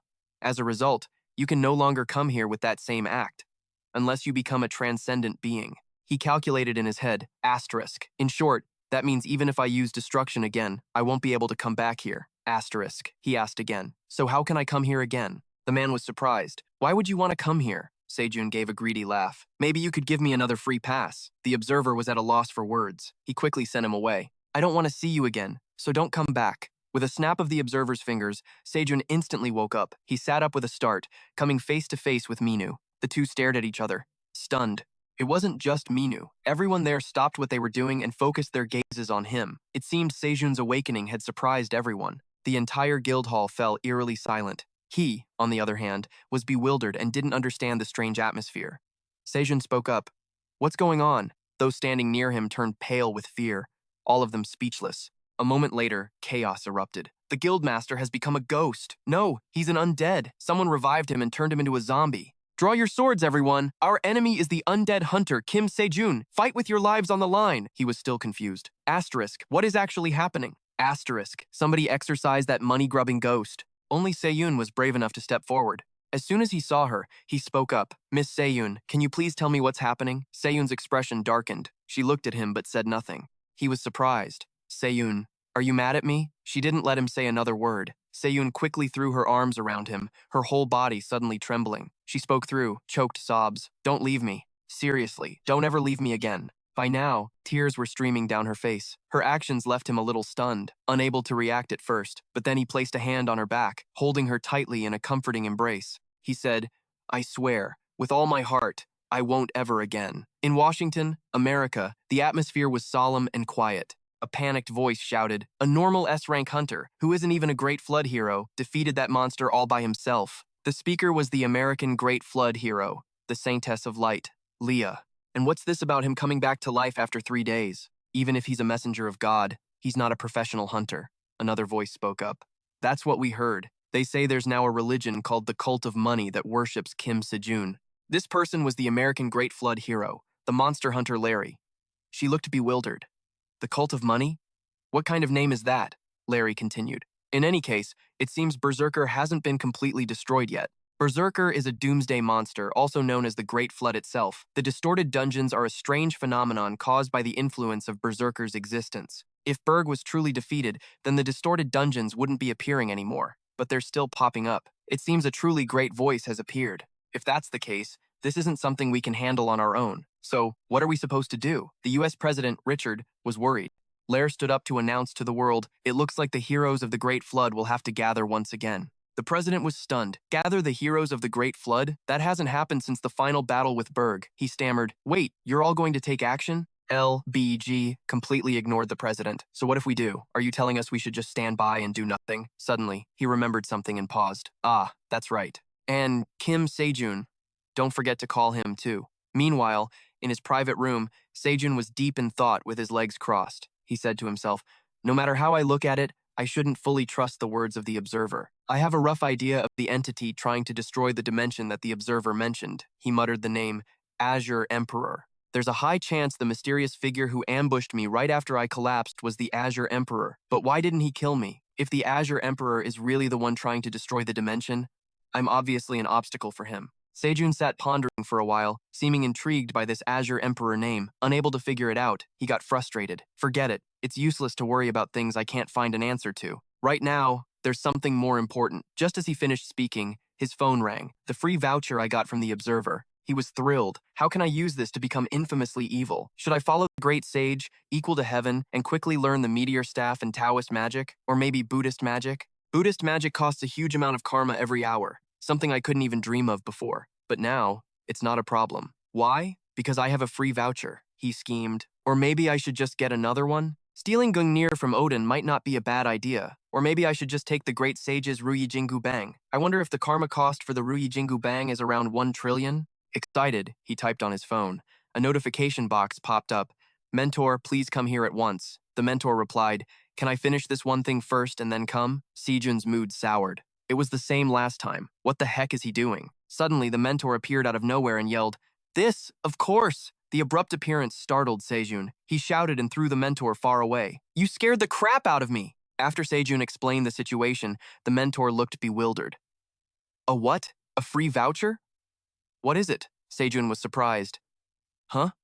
Didn't the headmaster tell you? The mentor replied, no, he didn't say anything. Sejun was shocked. No way! The observer clearly said he would tell the headmaster. The mentor asked again, wait, what did you just say? Sejun repeated, I said he would tell the headmaster. The mentor replied, no, who did you say? Sejun said he had met the observer and had already explained what happened next. The mentor panicked and shouted, how do you even know about the observer? Sejun wondered, am I not supposed to know? This made the mentor lose his composure. It's not that you're not supposed to know, it's that you can't know. How in the world did you manage that? Sejun asked, is it because I met him in person? This made it even harder for the mentor to believe. What? In person? The mentor couldn't believe his ears. Oh my god, what the hell just happened? Kim Sejun, are you insane? How could you even think of extorting a free voucher from the observer? Sejun scratched his nose. Seems like the observer is a more powerful being than I thought, huh? The mentor explained. From what you've said, the reason Chonsung Academy requires students to contribute karma is because of the observer. To put it simply, we are asking the observer for permission to interfere with the students. Sejun replied nonchalantly, but it seems he doesn't like this academy very much. This made the mentor freeze. That is. Suddenly, the mentor turned his face away, not knowing what to say. Sejun grew curious. Is there a secret? The mentor snapped. You're driving me crazy with all these questions. It's so annoying. But just trust me, I really want to help you, Kim Sejun. So please, transcend as soon as possible. If you transcend and escape karma, you'll know the whole truth, he sighed. I understand, Sejun continued. So, back to the main topic. Say, about the free voucher I got. The mentor thought for a moment. You want to exchange the free voucher for a lesson. That's a bit difficult. Hearing this, Sejun's face went pale with surprise. Huh? Why? The mentor said. Because the lessons are divided by hours, the free voucher can't be applied, he stammered. Then what about Gungnir and the Ruyi Jingu Bang? Why can't I exchange it for them? The mentor explained to him, because they already have owners. Besides karma, transcendent grade equipment isn't something you can just get whenever you want. Sejun looked devastated. Then what about commissioning a piece of equipment with performance equivalent to Gungnir? The mentor continued, that would also be quite difficult. Equipment like Gungnir and the Blue Dragon's Gynus are legendary transcendent grade items, and equipment created by transcendents can't achieve equivalent performance. As the burden of karma increases, the observer's burden also increases. Perhaps the observer calculated all of this before giving you a free voucher, Kim Sejun. Ah, he gritted his teeth. He tricked me? No wonder he gave me a free voucher so easily. Just as he was about to curse the guy's name, he suddenly remembered something. Sejun quickly asked, Mentor, in that case, is it possible to create a custom lecture just for me? The mentor didn't understand. A custom lecture? What do you mean? Sejun elaborated. The great sage created the meteor staff just for me, right? I'm wondering if it's possible to create a lecture designed specifically for me. The mentor thought for a moment. A custom lecture. That might be possible if you consult directly with the instructor, but I don't think it would be meaningful. The karma consumption to create a lecture is enormous, especially if it's limited to a specific student. It would require a completely absurd amount of karma. Realizing he had said too much, the mentor quickly covered his mouth. But Sejun had already heard the loophole, a cunning glint flashing in his eyes. The scene changes to Queen Arya's study, where she is intently writing something. Suddenly, the sound of the door opening made her pause her movements. Someone was coming, it was Robert. He reported, Your Majesty, Hunter Kim Sejun wishes to see you. She quickly stood up. Let him in. As Sejun entered, he smiled cheerfully at the queen. My apologies, he said guiltily. You must be very busy. Arya spoke up. Even if I'm busy, if it's Hunter Kim Sejun, I will always make time for you. Sejun covered his mouth. Still, I shouldn't take up your time. I'll get straight to the point, he said shyly. Could I possibly receive the reward we discussed last time a bit earlier? The queen said, We have the money. Do you need it right away? Sejun quickly replied, Yes. If you can't give me all of it right now, at least 1 billion. Then would it be all right if I received at least 750 million euros? The queen was curious. This is a personal question, but may I ask what you plan to use the money for? Sejun stammered. Well, he quickly fabricated a reason. To sponsor the Silver Wind Guild. She didn't ask any further. I see. I will give you what I can right now. Sejun beamed. Thank you, Your Majesty. Suddenly, he remembered something. Sejun looked at the glowing necklace on his neck. I'll also sell the necklace you gave me for a low price. After all, it doesn't make sense for me to hold on to a royal treasure, right? Back in his private room, the mentor was comfortably eating snacks and looking at his phone. Sejun burst in from outside, shouting, "I brought back 10 trillion karma." The mentor was stunned. "What? Where did you get that much karma?" He walked over. "Isn't it strange that so much karma disappears over a single station? Give me the phone." He quickly took the phone and accessed it with a single touch. From his phone, a voice rang out, "Long time no see." Sejun and the mentor turned to look. "You don't seem very happy. It has been a while, hasn't it?" The great sage, equal to heaven, stood imposingly, looking towards Sejun, his troublesome student. The moment the great sage saw him, he observed him intently, thinking to himself, "You've gotten a lot sharper than the last time we met, haven't you?" Sejun didn't understand. "Sharper? What do you mean?" The great sage exclaimed with excitement. "Who would have thought you could perform the first form when you haven't even mastered the scattered candy thrust techniques, let alone achieving Spearman Union?" Soon was on guard. "How did you know?" The great sage observed him more closely. "I could tell just by looking, but when I used the first form, I'm pretty sure I only barely survived, right?" He scratched his head. "Well, clinically speaking, I actually died. I just came back to life afterward." After hearing his story, the great sage took a puff and yelled, "What? You met an observer?" Seo-jun was stunned. The mentor's reaction earlier and the great sage, equal to Heaven's reaction now, were almost identical. It seemed an observer was a far more terrifying being than he'd ever imagined. The great sage still couldn't believe what he'd heard. "How is that even possible, mentor? You agree, don't you?" The great sage pressed on. "So, that's how you managed to keep your life, is it?" He scratched his head, confused. "Huh? What do you mean by that?" He asked again. "The power of the heavenly flowing star spear's first form is completely beyond what you can handle right now. You experienced it yourself, so you must have figured that out, right?" Sejun replied.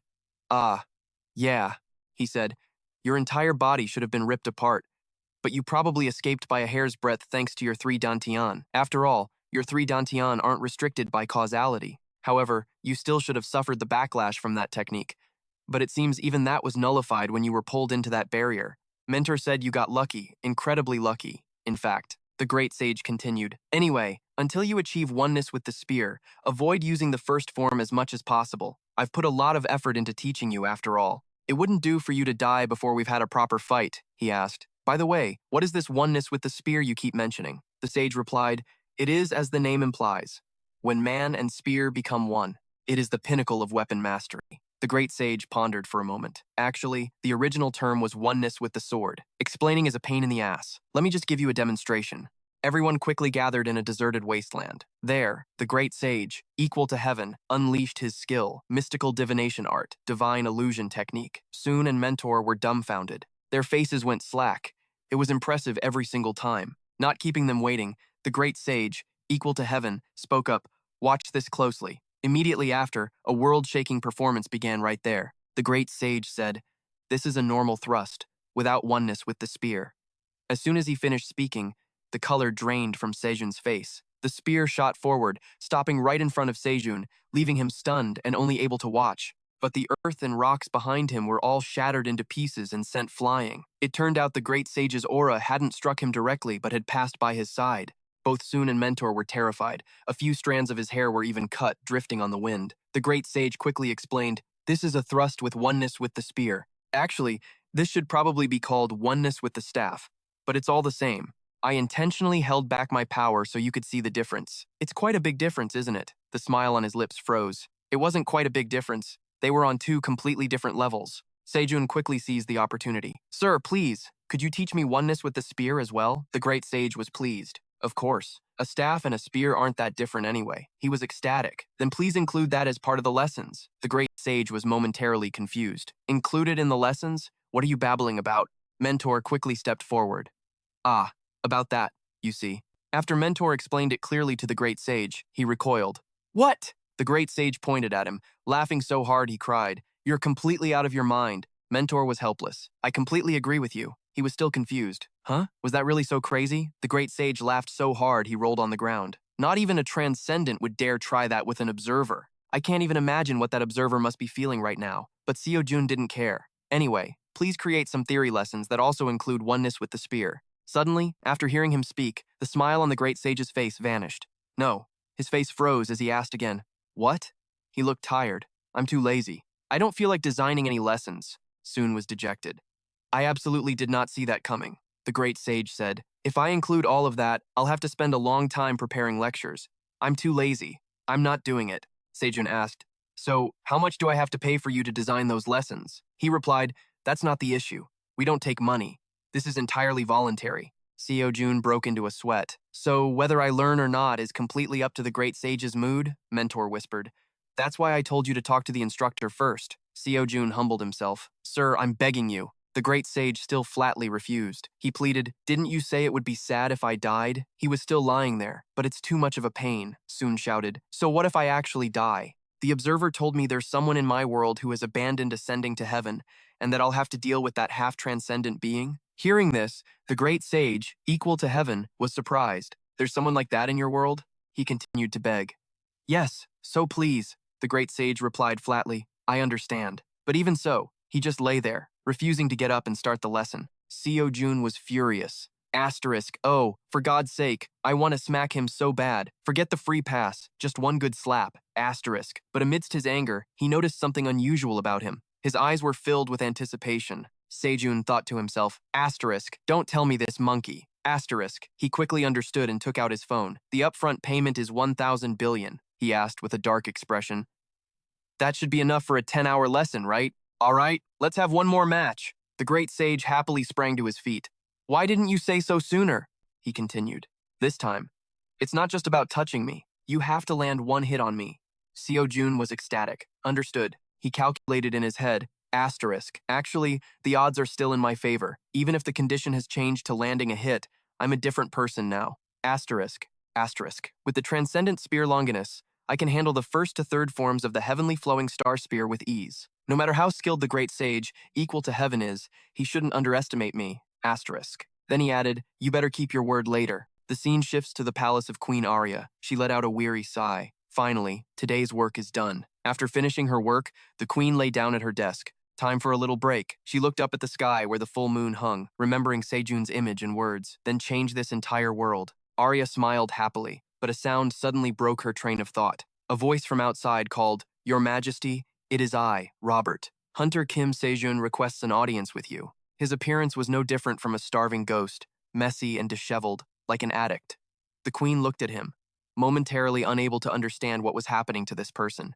His face was downcast. Could I possibly get a small advance on my payment? The queen was dumbfounded, her fantasy shattered. The Seo-jun in her imagination was a handsome young man who had said, let's change the world. During the training, the great sage laughed loudly. This time is even more satisfying than the last. Seo-jun spat blood. Asterisk. Damn it. Berserker is the beast of the apocalypse. What the hell? If Berserker is the beast of the apocalypse. Asterisk. He looked at him in terror. Asterisk. Then this great sage, equal to heaven, must be the #1 great sage of chaos. Asterisk, he looked at him smugly. If I gave you another 1,000 years, you could surely stand up to my power. As he spoke, the staff came crashing down viciously towards him, sending Soon flying. He thought to himself, asterisk, I don't need to win. I don't need victory. Just one hit. Asterisk. With that thought, Sejun gripped the spear in his hands firmly. He told himself, asterisk, by any means necessary. As long as I land one blow, this will all be over. Asterisk. On the other side, the great sage, equal to heaven, smiled cheerfully. Your weapon looks pretty scary. I don't think I can block it with my bare hands like before. Seo-jun gritted his teeth and launched a ferocious strike toward the great sage, equal to heaven. For a moment, he was caught off guard. Asterisk. Not bad. The way you can so smoothly combine feints and attacks. That's impressive. Asterisk.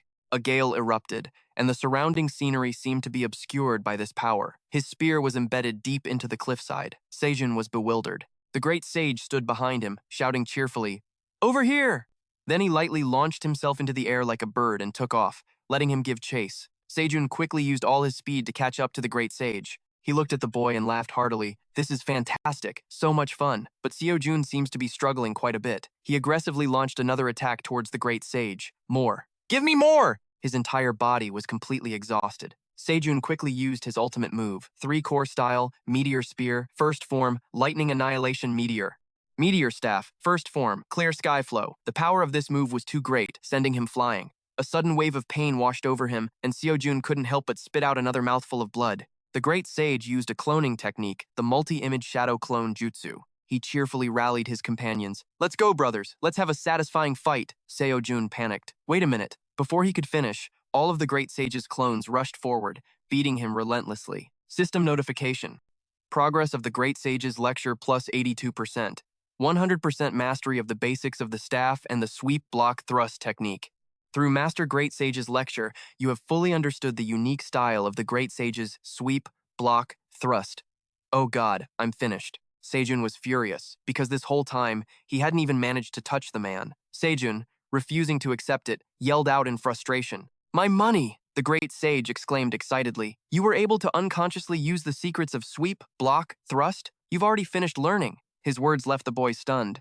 "What have I learned this whole time besides getting beaten up?" Mentor was at a loss for words. As I said before, don't underestimate the power of a Transcendent. Moreover, Master Great Sage is a top-tier Transcendent among Transcendents. So, just think about the fact that you can fight someone like the Great Sage to this extent.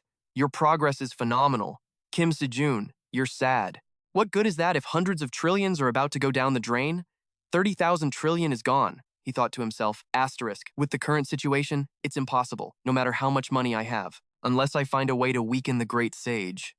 Asterisk. Sejun schemed that it would be great if he ate a poisoned banana like last time, but would he really fall for the same trap again? But that thought was quickly dismissed. He'll be suspicious the moment he sees a banana. He turned to look at Mentor. The guide asked, puzzled, "Why are you suddenly staring at me like that?" It seemed he didn't hear a word, Mentor said. A malicious grin quickly spread across Sejun's face. It turns out he was just recalling what had happened before the lesson began. The Great Sage looked at him in surprise and asked, "What is this? Why are you still lazing around over there?" Seo-jun asked, "Why don't we celebrate finishing the sweep block thrust lesson a little by letting you beat me until you're satisfied?" He sat up. "Anyway, we can relax for a bit and then start again." The Great Sage looked at him, slightly surprised. Sejun was slowly peeling a banana and said, "I like bananas, you know. So, you want one?" The Great Sage was delighted. "Well, if you're offering," but the hand he reached out to take it suddenly stopped. "No, I don't want it." As soon as he finished speaking, he turned his face away, refusing to look at him. Everything was going according to his plan. Asterisk, I was expecting that reaction. The real plan starts now. Asterisk, Seo-jun continued. "So, you're just gonna wait for me to eat?" But he didn't eat alone. He turned and asked his mentor, "Would you like one while you wait, advisor?" Mentor was pleased. "Me?" Sejun replied. "Of course. Now that I think about it, I've always received your help but haven't been able to repay you for anything. These bananas are delicious. Go on, try one." Sejun's face now held a threatening look. Mentor broke into a cold sweat. He gave a forced laugh. "Really?" It seemed this whole scenario had been planned by Sejun. The smile on Mentor's face froze. "This banana looks terrifyingly delicious." It seemed Mentor wasn't a fan, but he still tried to play along with Sejun. "Thanks for the fruit." But as soon as he took a bite, a sweet flavor flooded his mouth, and Mentor found it delightful. He exclaimed, "Whoa, this is actually really good!" Seo-jun pressed his advantage. "See? I told you so." In the end, the Great Sage still couldn't resist the temptation of food. "If you have such delicious food, why not share it?" Seo-jun was satisfied with this result. "So, would you like one?" The Great Sage shouted. "No, I don't want to eat anything you give me." Suddenly having his food snatched, Mentor yelled, "Hey, my banana!" He cursed in frustration. "That hateful master." Sejun was stunned. The Great Sage said, "If it's the banana times your time's eating, then there shouldn't be anything wrong with it." He ate the banana while grinning smugly. "You can't fool me a second time." The Great Sage happily ate the prize he had just snatched from Mentor's hand. "Well then, I'll enjoy this." As he was chewing the banana, he suddenly noticed something strange. This taste. Before he could finish, Sejun appeared from behind him with a cunning look. "It's a poisoned banana." Immediately after, a huge, earth-shaking explosion occurred right where the Great Sage was standing. The Great Sage was startled, but it was too late. Needless to say, he was wondering why the advisor ate the same fruit and was perfectly fine. Seo-jun said smugly, "I knew you'd be wary, so I only poisoned half of it." The Great Sage yelled in anger. "Hey! Are you really going to play tricks with food? And what about my banana?" Sejun said slyly, "You said I could do whatever it takes to land a hit on you. Who told you to get tricked again?" Mentor looked at the master and student, feeling helpless. Honestly, why are they like this? Then, Sejun aggressively charged forward with his spear. "Now, just shut up and die." The Great Sage, also annoyed, thought to himself, "You're finished." He used the technique Meteor Spear, first form, Lightning Annihilation Meteor, while the Great Sage used Meteor Staff, first form, Clear Sky Flow. Sejun was pleased. "Good. I'm not being sent flying like last time." He laughed loudly. "Master, it seems stolen bananas really are quite poisonous. You're not as overwhelming as before." Seeing him act so smug, the great sage felt an unspeakable frustration. Sejun attacked aggressively, but still couldn't manage to land a hit on him. Where his attacks missed, the ground and rocks exploded. The great sage was stunned. Asterisk. Can he really improve this much just by completing the misdirection lecture? If the condition was to touch a single hair like last, asterisk, asterisk, time, I would have already lost. Asterisk. At the same time, from behind Sejun, an aggressive wave of power aimed for him. The first form, meteor technique, was unleashed with incredible destructive force, but the strange thing that surprised the great sage was that it didn't feel like lightning annihilation, and this time, he had easily dodged the attack. The great sage looked at the boy's smug face, bewildered, not understanding what was happening. He cursed in frustration. "You little brat! You tricked me into thinking you were using the first form." Sejun said, "I'm not crazy enough to use lightning annihilation again."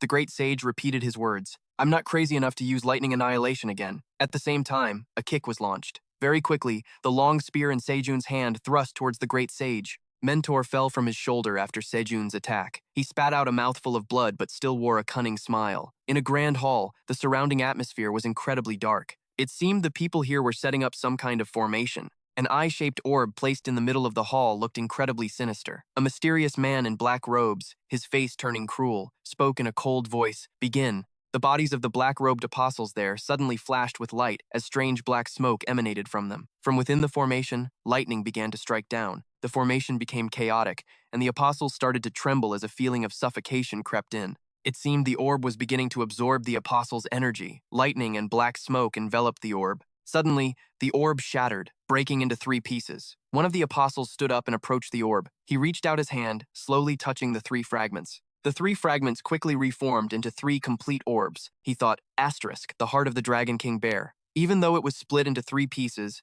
its magical power is still terrifying. Now that Bear is dead, this is nothing more than a source of power. Asterisk. Asterisk, a great power that transcends even causality, which no one can claim. The hunters attracted by this power will fight and destroy each other, unable to escape their predetermined fate. Asterisk. The scene shifts to the observer. He stood in deep thought, wondering to himself, how did it end up like this? Then, something appeared that surprised him. He cried out in alarm, "Where did all these points come from?" Back with Sejun, Mentor was screaming and crying. He said in a sulky voice, "I can't live like this with you, Kim Sejun. I thought you had really died." The great sage, heaven's equal, said, "You absolutely must ascend to heaven. Even though I like to fight, I really want to introduce you to the Jade Emperor." Soon got excited, "Then I'll definitely ascend for sure." Before he could finish, the great sage, heaven's equal, spoke up. "A promise is a promise. You'll be satisfied." After speaking, he let out a long yawn. "I'll probably be busy recording lessons for a while, but this is actually pretty interesting." Then the great sage wondered, "What should I teach you?" You were delighted. "Anything you can teach, I can learn. Please, just teach me," he said casually. "Everything? Well then, the points will be insane. But who cares?" He began to calculate. "If it's something you can learn," Mentor chimed in. "Master Sage, I can help you with that." The great sage was surprised. "Well now, if you're going to do something, you've got to go all the way." Soon, the two were busily working together. Mentor cheered excitedly. "This is so awesome!" He held the phone in front of you. "This should be more than enough for you to learn." Sejun's eyes lit up. 7 techniques in a single lesson? And they're all S-rank and SS-rank skills too, he thought with deep satisfaction. Taking that beating was worth it. Mentor spoke up. "Wait," the principal suddenly called me. The observer was. Before he could even finish explaining, another aggressive voice rang out. "Hey, you bastard! You seem to be furious." Sejun was so stunned he froze. He asked, "Didn't you tell me not to come back? What's this about?" The man exploded with rage. "You're the one who forced me to drag you back here." Sejun was bewildered. "Huh?" The observer yelled. "Huh? You and that damn free pass from the monkey. What the hell did you do to get such an insane amount of karma points?" Hearing that, he immediately understood the problem. "But how could you not know the importance of karma points?" He answered calmly. "So what? Hurry up and send me back. I have to attend that lesson." The observer was dumbfounded. What's wrong with this guy? I want to destroy him right now, but I can't. He saw the boy's mouth muttering, "Just send me back already," he thought in frustration. If only that entity didn't want to destroy the dimension and bear the karmic debt for its destruction, I would have erased this bastard 100 times over. But now there's no way. Balancing or erasing that many karma points is impossible. Sejun was alarmed. "Why are you only telling me this now?" the man said, annoyed. "Get real. What kind of psycho would manipulate the causality of an entire dimension?" The boy replied nonchalantly, "That would be me." This made the observer even more insane. He roared. "Hey, you crazy bastard," Soon complained. "Seriously, Do you have any idea what I had to go through to get this lesson? The man explained in frustration. The amount of karma points you want to erase already exceeds the capacity of this dimension. If you eliminate it, you'll destroy the entire dimension, he yelled. The boy yelled back, "That's your responsibility, so why are you arguing with me? If that was the case, you should have set a limit from the beginning. What do you expect me to do now, listening to all your nonsense?" Seeing that the boy had a point, the observer was flustered. I never imagined a situation like this back then. The boy raised his voice and argued again. "Did you forget the time you gave me that blank check and said, 'Just take it'?" The man stammered. "But that many karma points." He wasn't pleased. "Anyway, no way. It's impossible." The boy got annoyed. "You keep saying you can't do it. So how many karma points is it exactly?" "Your dimension's karma points are at 214 million. Trillion. The boy was stunned. It seemed the number left him completely dumbfounded. The young man just stood there, dazed for a long while. Soon asked again, 13 million what? Is that even a number? The observer asked back, "I want to ask you personally. How do you plan to erase 379 million trillion and 77,782 billion points?" The boy broke out in a sweat. "You just said it was 213. Why did it go up?" The observer roared with anger. "Because that crazy monkey just added another lesson. That's why." Outside of reality, Mentor quickly tried to stop him. "You can't add any more." His entire body was trembling with rage. These psychos, Soon thought blankly. As expected of the great sage, heaven's equal. He really goes all out. But still, this is impossible. A look of disgust appeared on Sejun's face. Suddenly, the man remembered something. That's right. Not even you can make this entire dimension collapse. Seeing the boy's "I don't give a damn" expression, the observer felt something was strange. He asked him, "What is it now?" Sejun replied nonchalantly, "I'm doing it right now." Suddenly, he yelled in frustration, "Go on, sue me." The observer yelled, "Hey!" He roared in anger. "You lunatic! No matter how hard you try, you'll never be able to erase that many karma points," the boy continued. "Then I should at least be able to erase some of it, right? So why don't you give me that number? If you say the free pass is invalid, then all the trouble I went through was for nothing," the man stammered. "Well, the boy continued. "I don't know anymore. If you keep this up, there's nothing I can do. How can I fight a transcendent being who wants to destroy a dimension? I won't do it. No, I can't do it." In the end, he had to compromise. "All right, what do you want?" Sejun said quickly. "I have an idea. First, tell me how much you can waive for free." He thought, "I have to put up with it. This bastard is the only one who can stop the dimension from collapsing. One technique per lesson. It can't be more than that." At his proposal, the boy smiled happily. "Sounds good." The observer began. "All right then." Before he could finish his sentence, the boy sprawled out languidly. Sejun said playfully, "Or, maybe not." The observer was at his breaking point. He thought, should I just erase this whole damn dimension and get it over with? The boy made his offer, 2 free coupons and a refund for the causality I used before. "If you don't give me these things, I can't work either." The observer was speechless. I don't need to meet his demands. If this bastard wants to live, he has no choice but to stop the entity that wants to destroy his dimension. So I can just take back the remaining free coupons and forcibly kick him out of this boundary space. However, that's only possible if he hasn't used that free coupon yet. He's already used those coupons, so his dimension is bearing the causality to recall it. The owner of that causality has to give permission, the boy asked casually. "Tell me the truth. Why do you operate causality this way? This is clearly your side's fault, so you should compensate me." The man explained, "Causality intertwines and connects dimensions. If a problem appears in one dimension, it will naturally affect the other dimensions, and everything will collapse." The observer thought to himself, "If I send him back like this, that terrifying causality will disappear." Thinking this, he was secretly relieved. "Thankfully, this bastard doesn't know that," he said to the boy. "Giving you those free coupons was a gesture of my goodwill. I have no further obligation to do anything. Besides, as I mentioned before, this is about protecting your dimension, right? Even if I don't help you, you'll have to take care of it eventually." Sejun remained unafraid. "Sue me." His words had no effect on the boy. In the end, the observer gave in. "So how much causality have you used?" Sejun answered, 79 quadrillion. The man felt that he had spent quite a lot. The boy explained, "It's because landing a single blow on the great sage, Master Taethian, isn't easy. Anyway, I need you to refund me 80 quadrillion.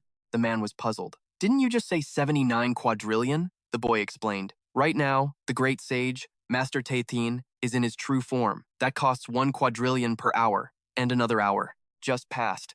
So the total is 80 quadrillion. Hearing this, the observer couldn't help but open his mouth to curse again. You crazy lunatics! The boy was calm. Getting angry now is pointless. If you don't give me the refund quickly, it will just keep increasing. The man said he understood.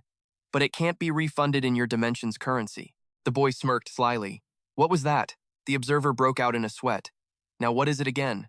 Soon yelled. What do you mean? What is it? Of course you have to refund me in the same currency I used. Why are you forcing me to accept something different now? The man wouldn't back down either. How should I know if it doesn't work that way? Hearing this, the boy showed his dissatisfaction. Aren't you a being higher than an awakened one? Why can't an observer of causality do so many things? It seems you're more incompetent than I thought. He thought to himself, should I just erase his dimension and everyone in it? The boy greedily made a condition. Then give me 3 coupons instead. Seeing his cunning face, the man was secretly on his guard. Model, I can't. If I give him 3 coupons, who knows what he'll do? The observer said, what about an item valued at 80 quadrillion from the Transcendent store? Why does June get a chance to haggle? You're forcing my hand again, he continued. I won't apply the karmic accumulation. I'll give you 5. But it seemed the young man was still not satisfied and asked for more. Neither of them would back down. Someone started haggling. 5, 10, 7, 10. In the end, the observer had to give in. All right, 10 it is. Stop pushing. The young man thought, satisfied. So, 2 free coupons and 10 items from the Transcendent store. Not bad at all, he asked again.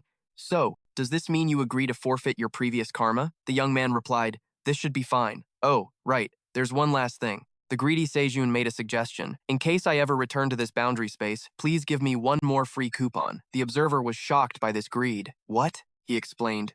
I know nothing is happening right now, but what if it's a critical moment? Summoning me just like that, without my consent, won't do.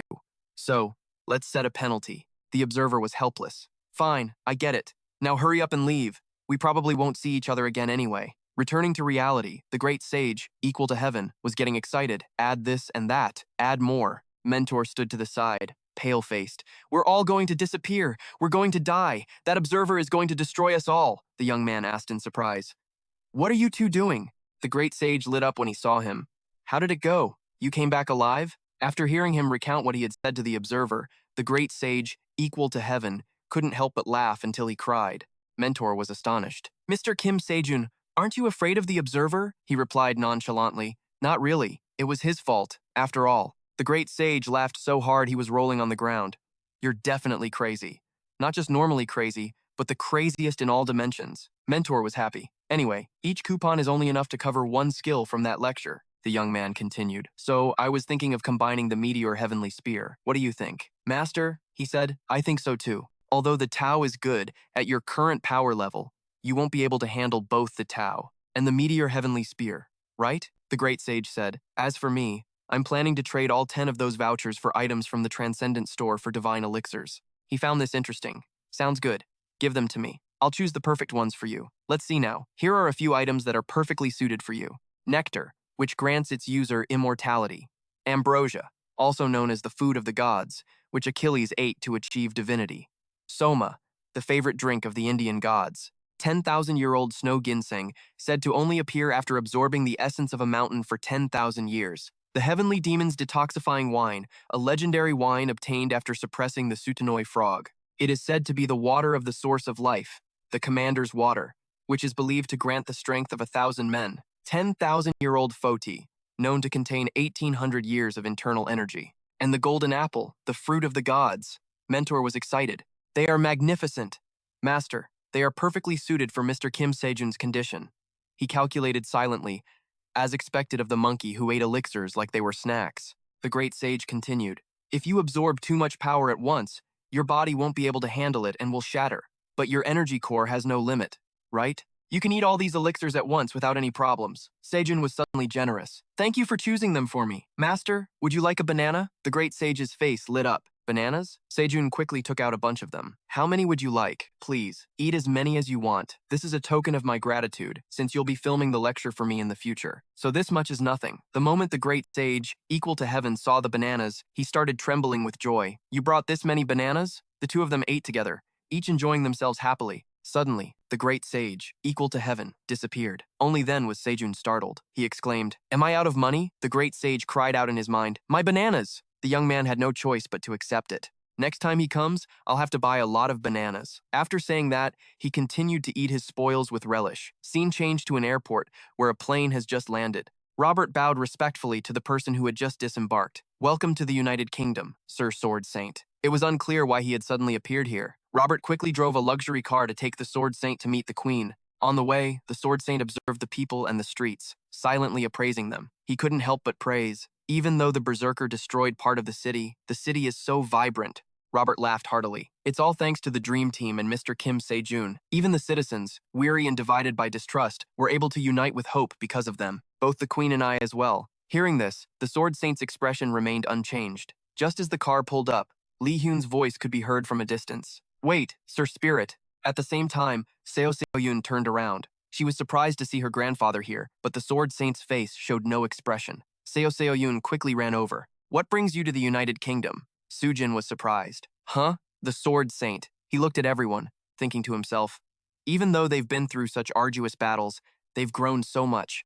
That would be utterly impossible if they weren't drinking elixirs like aperitifs. Minju wondered why Lee Hyun was lying on the ground. Sujin gave a bitter smile. It seems that Spirit rejected her again. Seeing her grandfather looking dazed, Seo Seo-yun stepped forward. Grandfather. Before he could finish his thought, a voice rang out. I came after sensing a familiar aura, and it really is you, Sir Sword Saint. He looked at the young man. This brat has become even more of a monster. Then, the Sword Saint turned to Seo Seo-yun and said seriously, I came to get you. Everyone was stunned. The Sword Saint explained, the U.S. Professional Hunter Management Bureau has urgently summoned heroes from all over the world for the Great Cataclysm. At the U.S. Professional Hunter Management Bureau, a voice rang out. I can't believe they're letting a bunch of rookies from the East into a meeting of the heroes for the Anti-Cataclysm Hero Team. A black man shouted in frustration. What is wrong with you, Lisberry? That cunning Lisberry. Hey, Colin, don't waste your breath on decisions that have already been made. Weren't you the one who initially chose not to attend the meeting with the president because you found it troublesome?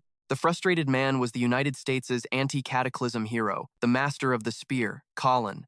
Anyway, this is a meeting of heroes from all over the world, so you should cool down a bit. Hey! Before he could finish, Colin stood up angrily. I can't accept this. The one he defeated must have just been a fairly strong dragon, not the real berserker. We could never kill that monster. The person who had just left, LG, muttered to himself.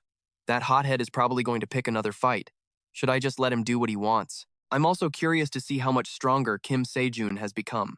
Scene change. At a grand church, a voice rang out.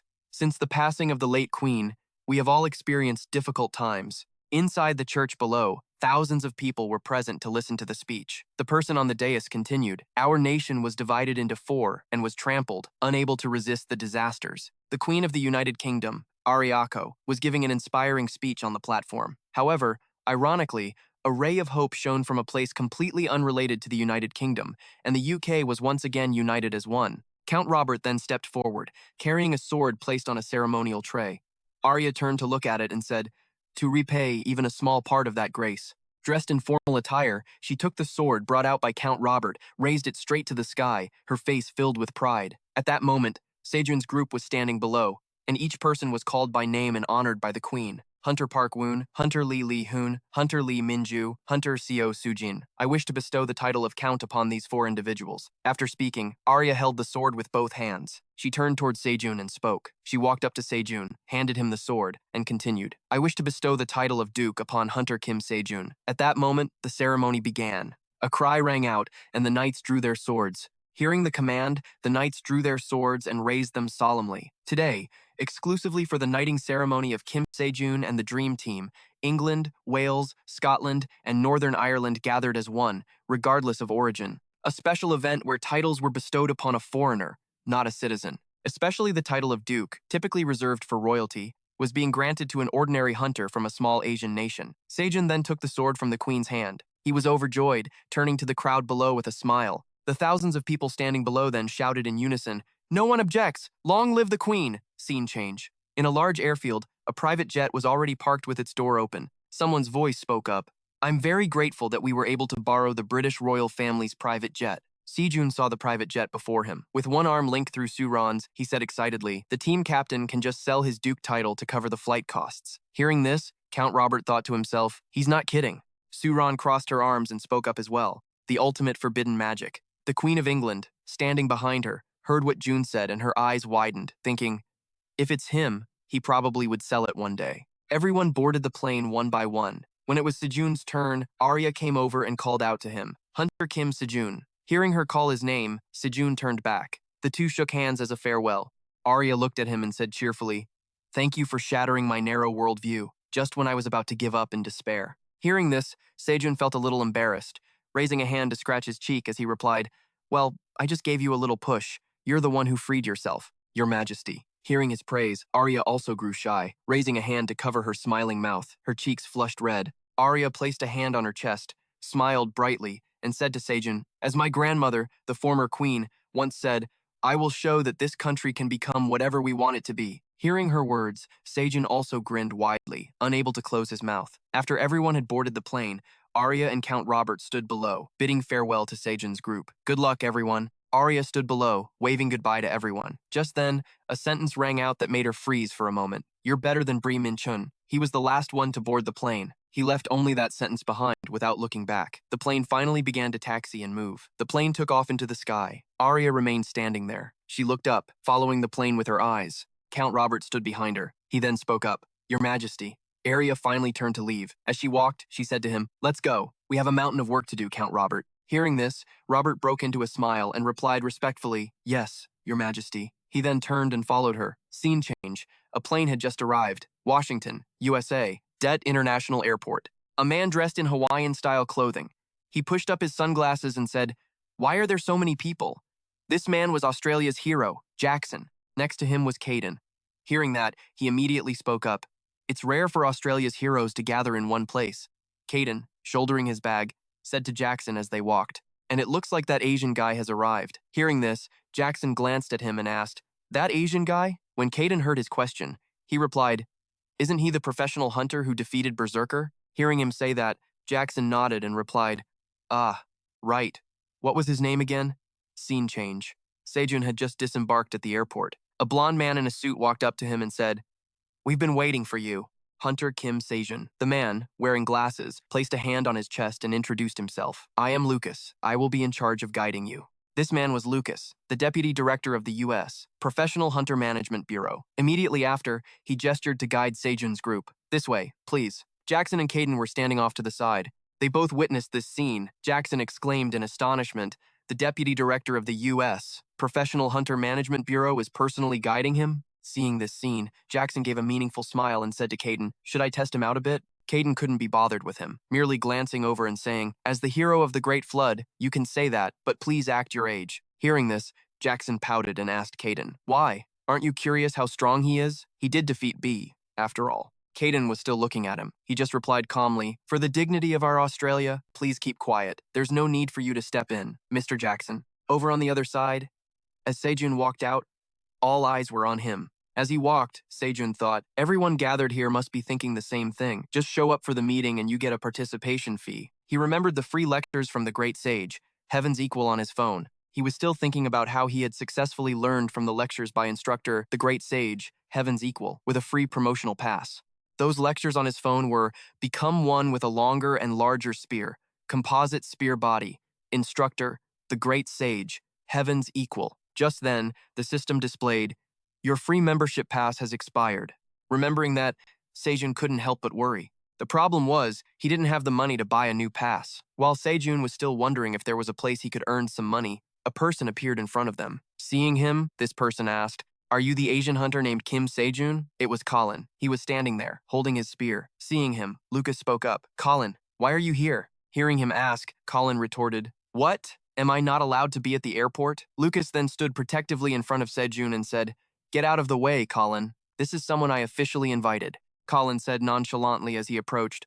Oh, please, you can't stop me. He walked up, looked Sejun up and down, and said, what a shame. I came to see who this hunter that defeated Berserker was, but it looks like you're not strong at all. Hearing the man say that about him, Sejun frowned, looking displeased, but his mind was completely blank. What's he saying? Sejun fundamentally didn't understand what he was saying because he had turned off the translation spirit. Seeing Lucas and Colin arguing intensely, not yielding an inch, he just thought, I don't understand anything because it's all in English. Sejun then raised a hand to rub his head and interrupted their argument.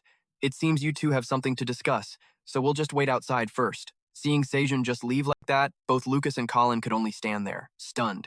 A big question mark appeared over both their heads. Colin could only utter a single word, what? After speaking to the two, Sejun walked over to his group and said to everyone, let's go, quickly. Lee Hoon, can you turn on the translation spirit? I have no idea what they're saying. Sejun then turned back and gave a smiling greeting. Nice to meet you. Goodbye.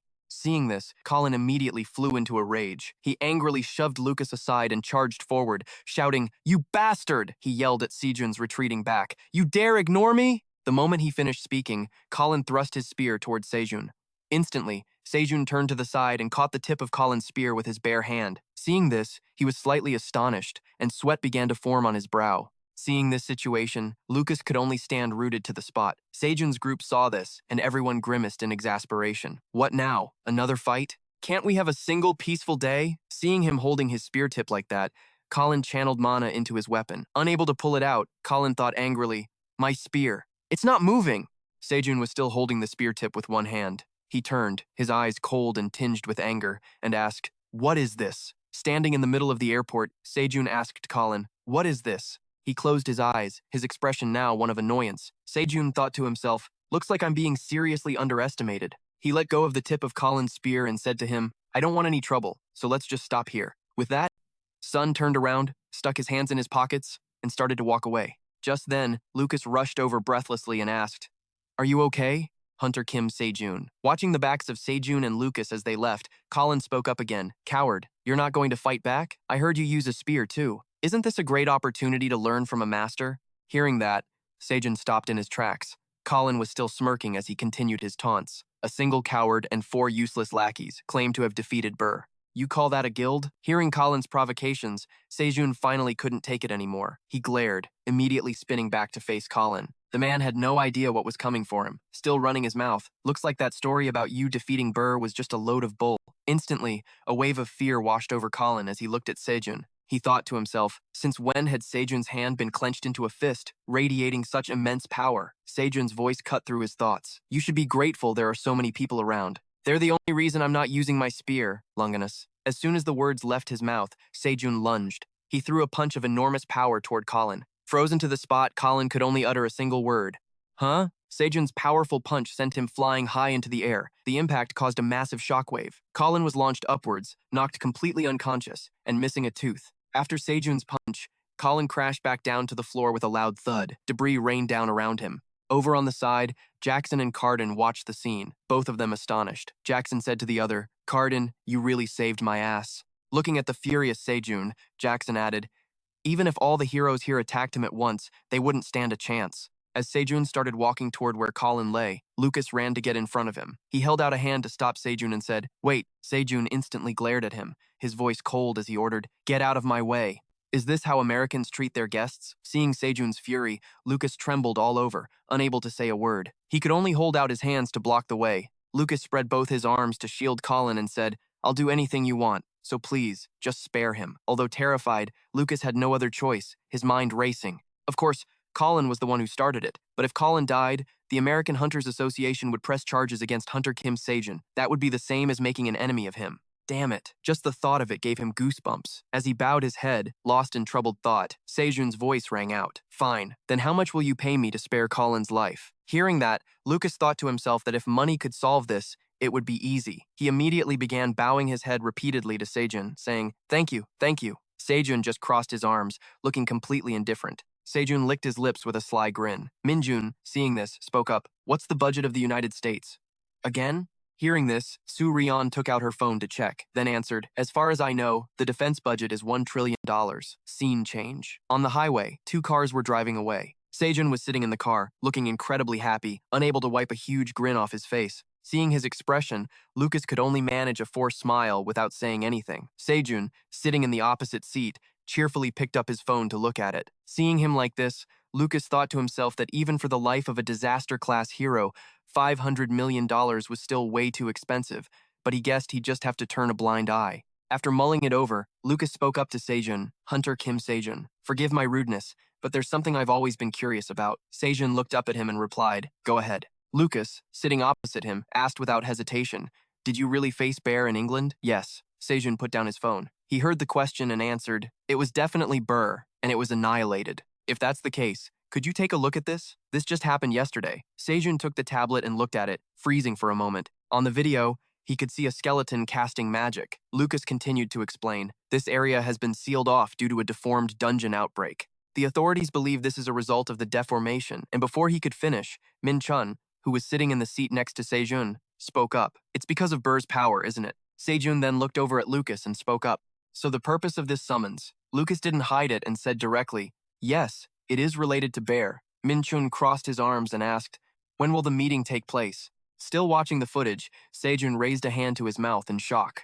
Lucas heard the question and replied, in 2 days, but we still haven't gathered enough people. Hearing that, Min Chun frowned. Why are you dragging your feet at a time like this? Sejun remained silent, a hand on his chin in deep thought. What the hell is going on? Did I really not defeat Burr? Or did it get reborn? The thought was unbelievable to him. With that thought, Sejun looked up and hurriedly asked Lucas, where exactly is this? Wait, where did you say this was? Scene change. In an area shrouded by a vast, dark power, a man stood with a sword in his hand and a radio attached to his shirt. A voice immediately came through the radio. Alpha Team, what's your status? Is everyone all right? The man was Logan. Hearing the radio, he responded, this is Alpha Team. The monster from the video Sejun had just watched was here. Logan continued his report. We are engaging a 14-star lich monster. We have heavy casualties. Requesting backup. I repeat, requesting backup. We just contacted the director. Everyone is doing their best to hold on against the elder monster's attack. The radio crackled again. If you can just hold on a little longer, the director will. Logan looked at the monster in horror and muttered, damn it, it's regenerating again. Immediately after, the monster launched a fierce attack on Logan's team. Everyone was killed, leaving only Logan.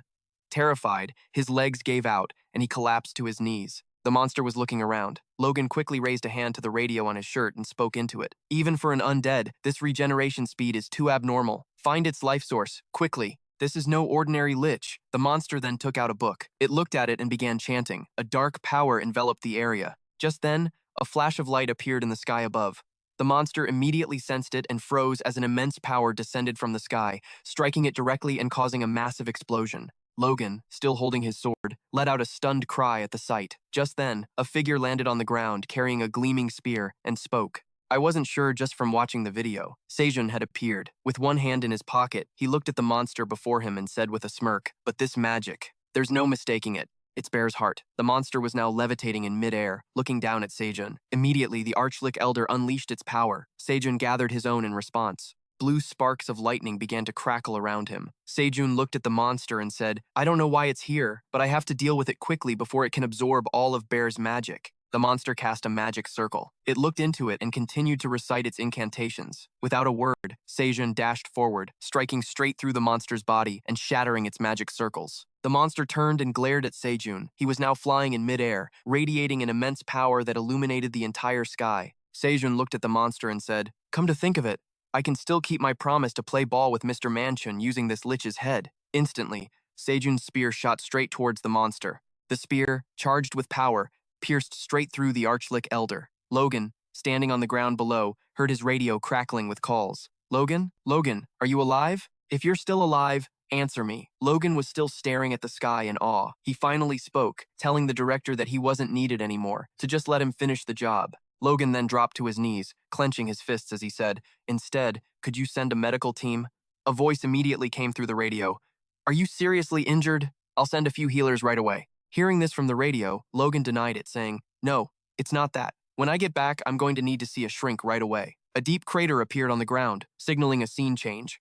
At that moment, Lidberry had arrived. Looking at the scene before him, a thrilled smile spread across his face. Lucas was following behind him. He and Lucas stood on a rock outcropping. Looking down at the massive hole in front of them, he spoke up. Is there some tourist spot here I don't know about? He smiled with his hands in his pockets, then asked Lucas again, so, what is Hunter Kim Sejun doing? Hearing the question, Lucas just replied, honestly, I'm not sure. It looks like he's searching for something. Down in the deep crater, Sejun was holding the Arch-Elder's skull in one hand. He was bent over, searching for something, cheerfully muttering, where's Burke's heart? He licked his lips gleefully, talking to himself. Just eating one dragon heart boosted my energy this much. If it was Burke's heart, how much stronger would I get? Sejun was still enthusiastically searching for the heart among the bones when he suddenly froze, unable to believe his eyes. Sejun stood motionless, his eyes wide as he said, it's not here. Burke's heart isn't here. Sejun couldn't help but suspect, running theories through his head.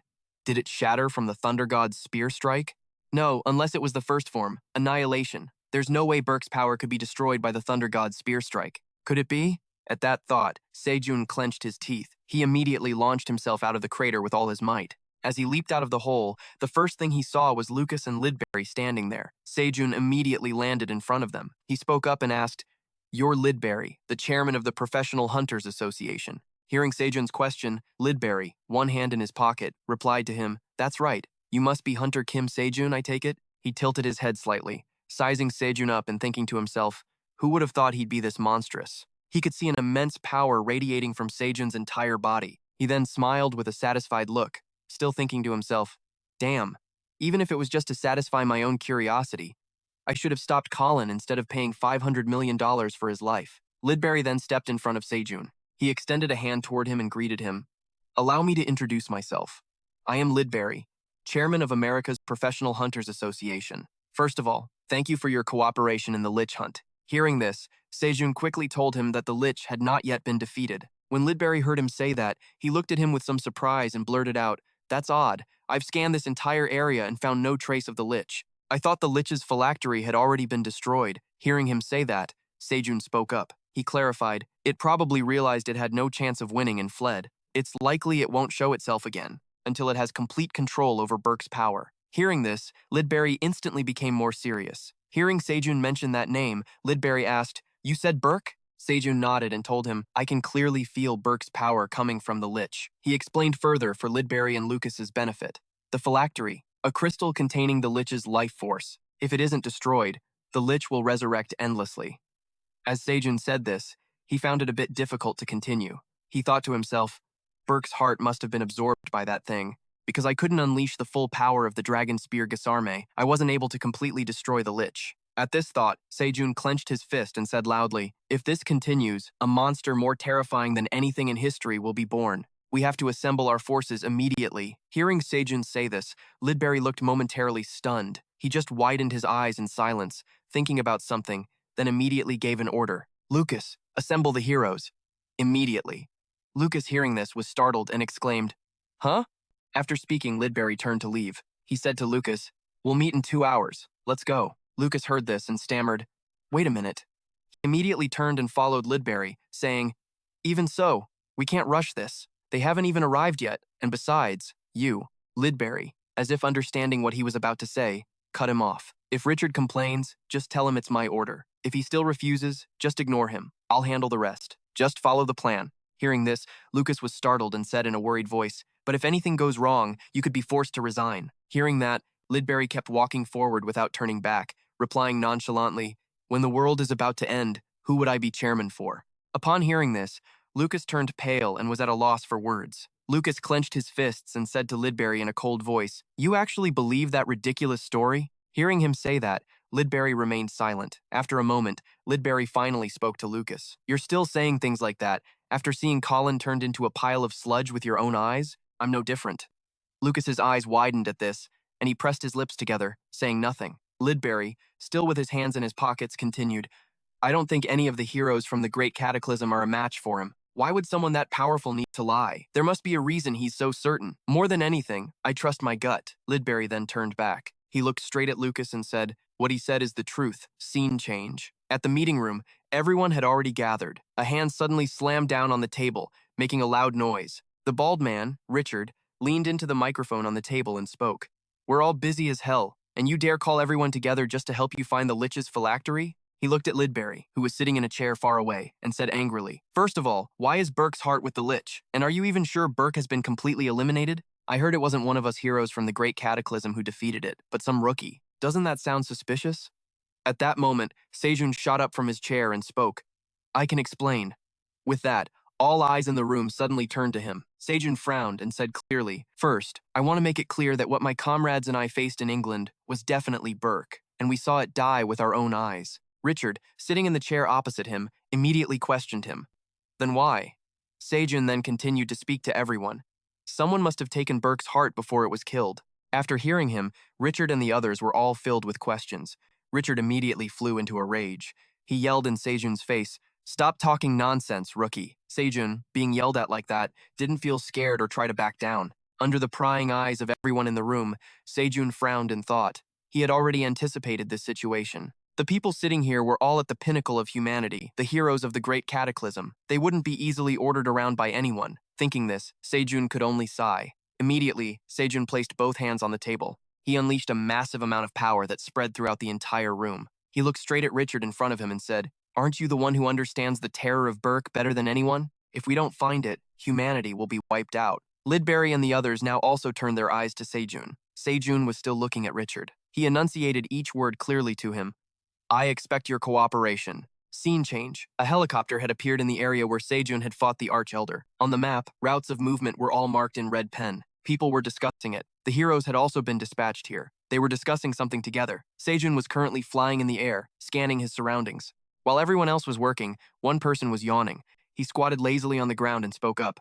"What the hell is this? Suddenly gathering all the hunters, and I can't even find a single monster hare, let alone an emergency." The girl standing next to him also raised a hand to scratch her head wearily and added, "That's what I'm saying. This Burke's heart thing is just a load of crap. Seriously, all this trouble for us just because of some psycho brat." Just then, a source of dark power emerged from a nearby cave. Deep inside, a crystal formation encased a red gem, emitting plumes of black smoke. The scene changes. It's now dark, and the helicopter has returned to the city.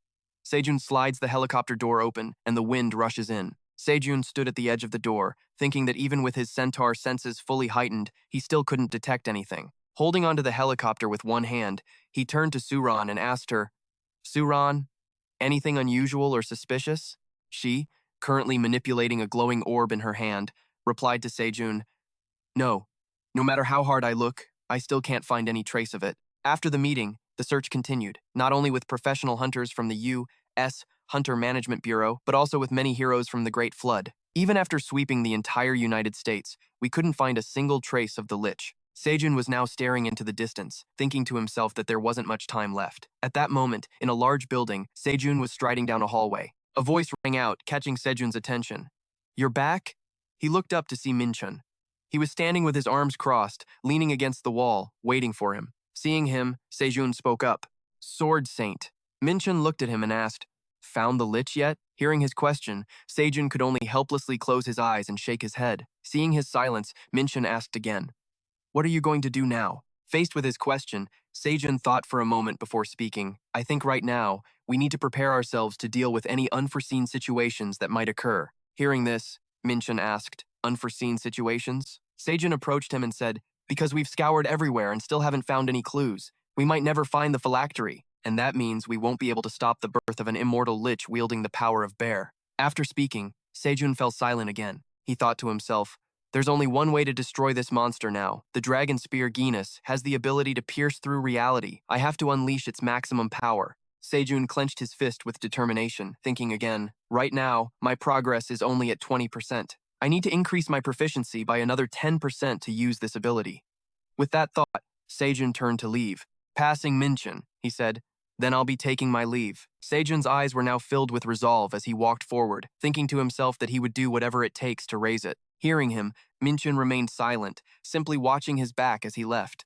The scene changes to the Grand Canyon, Arizona, USA, a place of rocky mountains. People have all come here to hang out and take pictures. A couple is traveling, and the man raises his phone to take a picture of his girlfriend. "Honey, take one of me here." A girl walking by exclaims, "The view is so beautiful." In the distance are two heroes. They're taking a break and talking to each other. "So peaceful, huh?" "Yeah, hard to believe we've been searching all over the U.S. for the past few days." The one with his hands on his hips continued, "Who would have thought just one professional hunter could cause such a commotion across the entire U.S.? Just then, the person next to him looked up at the sky, having spotted something. Everyone else was drawn to it and looked up. A little boy pointed into the distance and asked, "What's that?" Seeing something hovering in the sky, everyone wondered, "There's something floating up there. It's that skeleton. It's back." The people looked up at the sky, confused and murmuring, "What is it? What?" Immediately, the Archelder used its power to launch an attack. A circle appeared above its head, adorned with various large and small stones. The Archelder's eyes also glowed red. A man looked up and saw the monster. His face turned pale, and he could only utter one word, "Run." Immediately, everyone there fell into a panic. As they scattered and fled, people screamed, "Run for your lives!" Just then, a running man turned his head back, his face instantly draining of color. Right after, a flash of light was seen about to overtake him. A massive explosion erupted instantly, creating a terrifying flash of light. The hero immediately collapsed to the ground. He was terrified, his whole body trembling uncontrollably. A giant arch-elder was standing before him. Terrified, he could only let out a weak cry. The monster reached its long, spindly hand toward the man, his face ashen, and said, "You're not the one." Immediately after, the monster's hand grabbed his face. The man, in absolute terror, could only utter two words. "Oh God!" A harrowing scream rang out immediately after. The scene changes to Lowbury walking down a street. As he walked, he asked, "Casualties?" Lucas, running behind him, replied, "Can't be assessed yet." Lowbury quickened his pace and asked again, "And what about that bastard's location?" Hearing that, Lucas immediately reported to Lowbury, "It's moving from the Grand Canyon toward Phoenix, Arizona." Lowbury's face filled with alarm. He glanced at Lucas and said loudly, "It's already on the move. What about the heroes nearby?" In his office, Lowbury was extremely troubled. He thought, "They've all been taken down," then asked Lucas, "What about Hunter Kim Sejun?" He answered directly, "It's been reported that he's been holed up in his residence for the past few days and hasn't come out. I managed to contact him, but all I got back was a message asking me to buy him more time." Hearing Lucas's words, Lowbury raised a hand to his mouth, carefully considering those three words, "buy more time." At that thought, he immediately gave an order. "Lucas, summon all professional combat hunters. I'll talk to the heroes." Hearing this, he immediately replied, "Yes, sir." After speaking, Lowbury began to equip his gear. He tucked two short swords into the back of his belt. Lowbury frowned, gritted his teeth, and muttered to himself, "This really brings back memories." It was Seo Yoon. She ran hurriedly down the hall, saying, "Grandfather, we're coming with you too." Min-chun walked on hastily. Without turning back, he just told his granddaughter, "No, you all stay here." Hearing her grandfather, Seo Yoon looked displeased and protested, "Why? We can fight too!" Seeing his granddaughter's stubbornness, he shouted loudly, "Enough!" He then turned back to look at Seo Yoon and told her sternly, "This is an order. This is not a battlefield you can interfere in.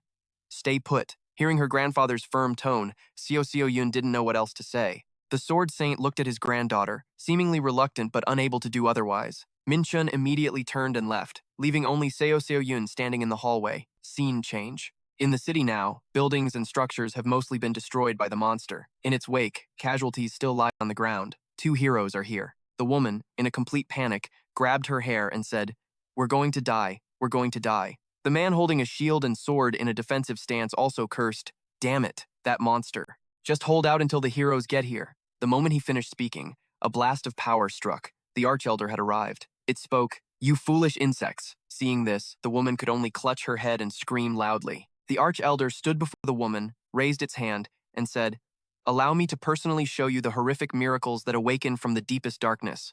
Go on in despair in the face of your inevitable death." With that, it immediately conjured a magic circle in the air. The heroes on the ground below looked up at it, trembling ceaselessly in despair. "It's over." Just then, someone rushed out from nowhere. It was Lowbury. He stood protectively in front of the two heroes, his entire body emitting blue sparks of electricity. He immediately used his power to confront the monster. He unleashed bolts of lightning that converged together. In an instant, Lowbury's hair turned from black to white. His eyes began to glow. Lowbury drew his two short swords. The man who had been critically injured by the monster was suddenly enveloped in a golden light. Seeing this, the woman beside him slowly began to calm down. She stood up and saw a giant figure transferring power to the hero. Just then, the others began to appear. Archelder looked down from above and spoke. "I can see something that had vanished forever within these ephemeral lives, a faint glimmer of hope." Standing before him now was Lowbury, along with the once famous heroes. Lowbury raised his blade, his gaze fixed intently on the monster. The girl was supporting the hero on her shoulder. Seeing the others appear, she cried out in joy, "We're saved! It's the heroes! The heroes of the Great Flood are here!" One of the heroes spoke up, "It's been a while since we've fought side by side, hasn't it? It must be 20 years. The swordsman standing next to him chimed in, "Yeah, brings back a lot of memories," the group of heroes said in unison as they stretched. "Finally, after all these years, we can really stretch our legs." With that, they all charged forward, coordinating their attack on the monster. It immediately unleashed its dark magic, knocking several of them back and roaring, a swarm of flies, all banding together. Just then, a streak of brilliant blue light crackling with electricity shot towards Archelder. It was Lowbury. He charged, his body crackling with electricity, and threw a punch at the monster. It dodged instantly and caught him. Archelder brought Lowbury before its face, its maw opening to form a ball of energy. Lowbury could only stare, unable to resist. At the critical moment, a stream of golden energy struck down on the monster's head. Minchun pierced Arch-Elder's skull with his sword. It immediately released Lidberry. Seizing the opportunity, Lidberry gathered his strength and unleashed a flurry of powerful slashes at the monster. Another stream of sea blue energy shot towards it. The person on a tall building peeked out, laughed heartily at Lidberry and Minchun, and said, "How's that for ya?" Seeing that the elder was still unaffected, the same person spoke again. "It took my cannon shot right to the head and is still completely unharmed." Lidberry gritted his teeth, staring at the monster and thinking, asterisk, it's not that it wasn't injured, it just regenerated the damaged parts of its body in an instant. Asterisk.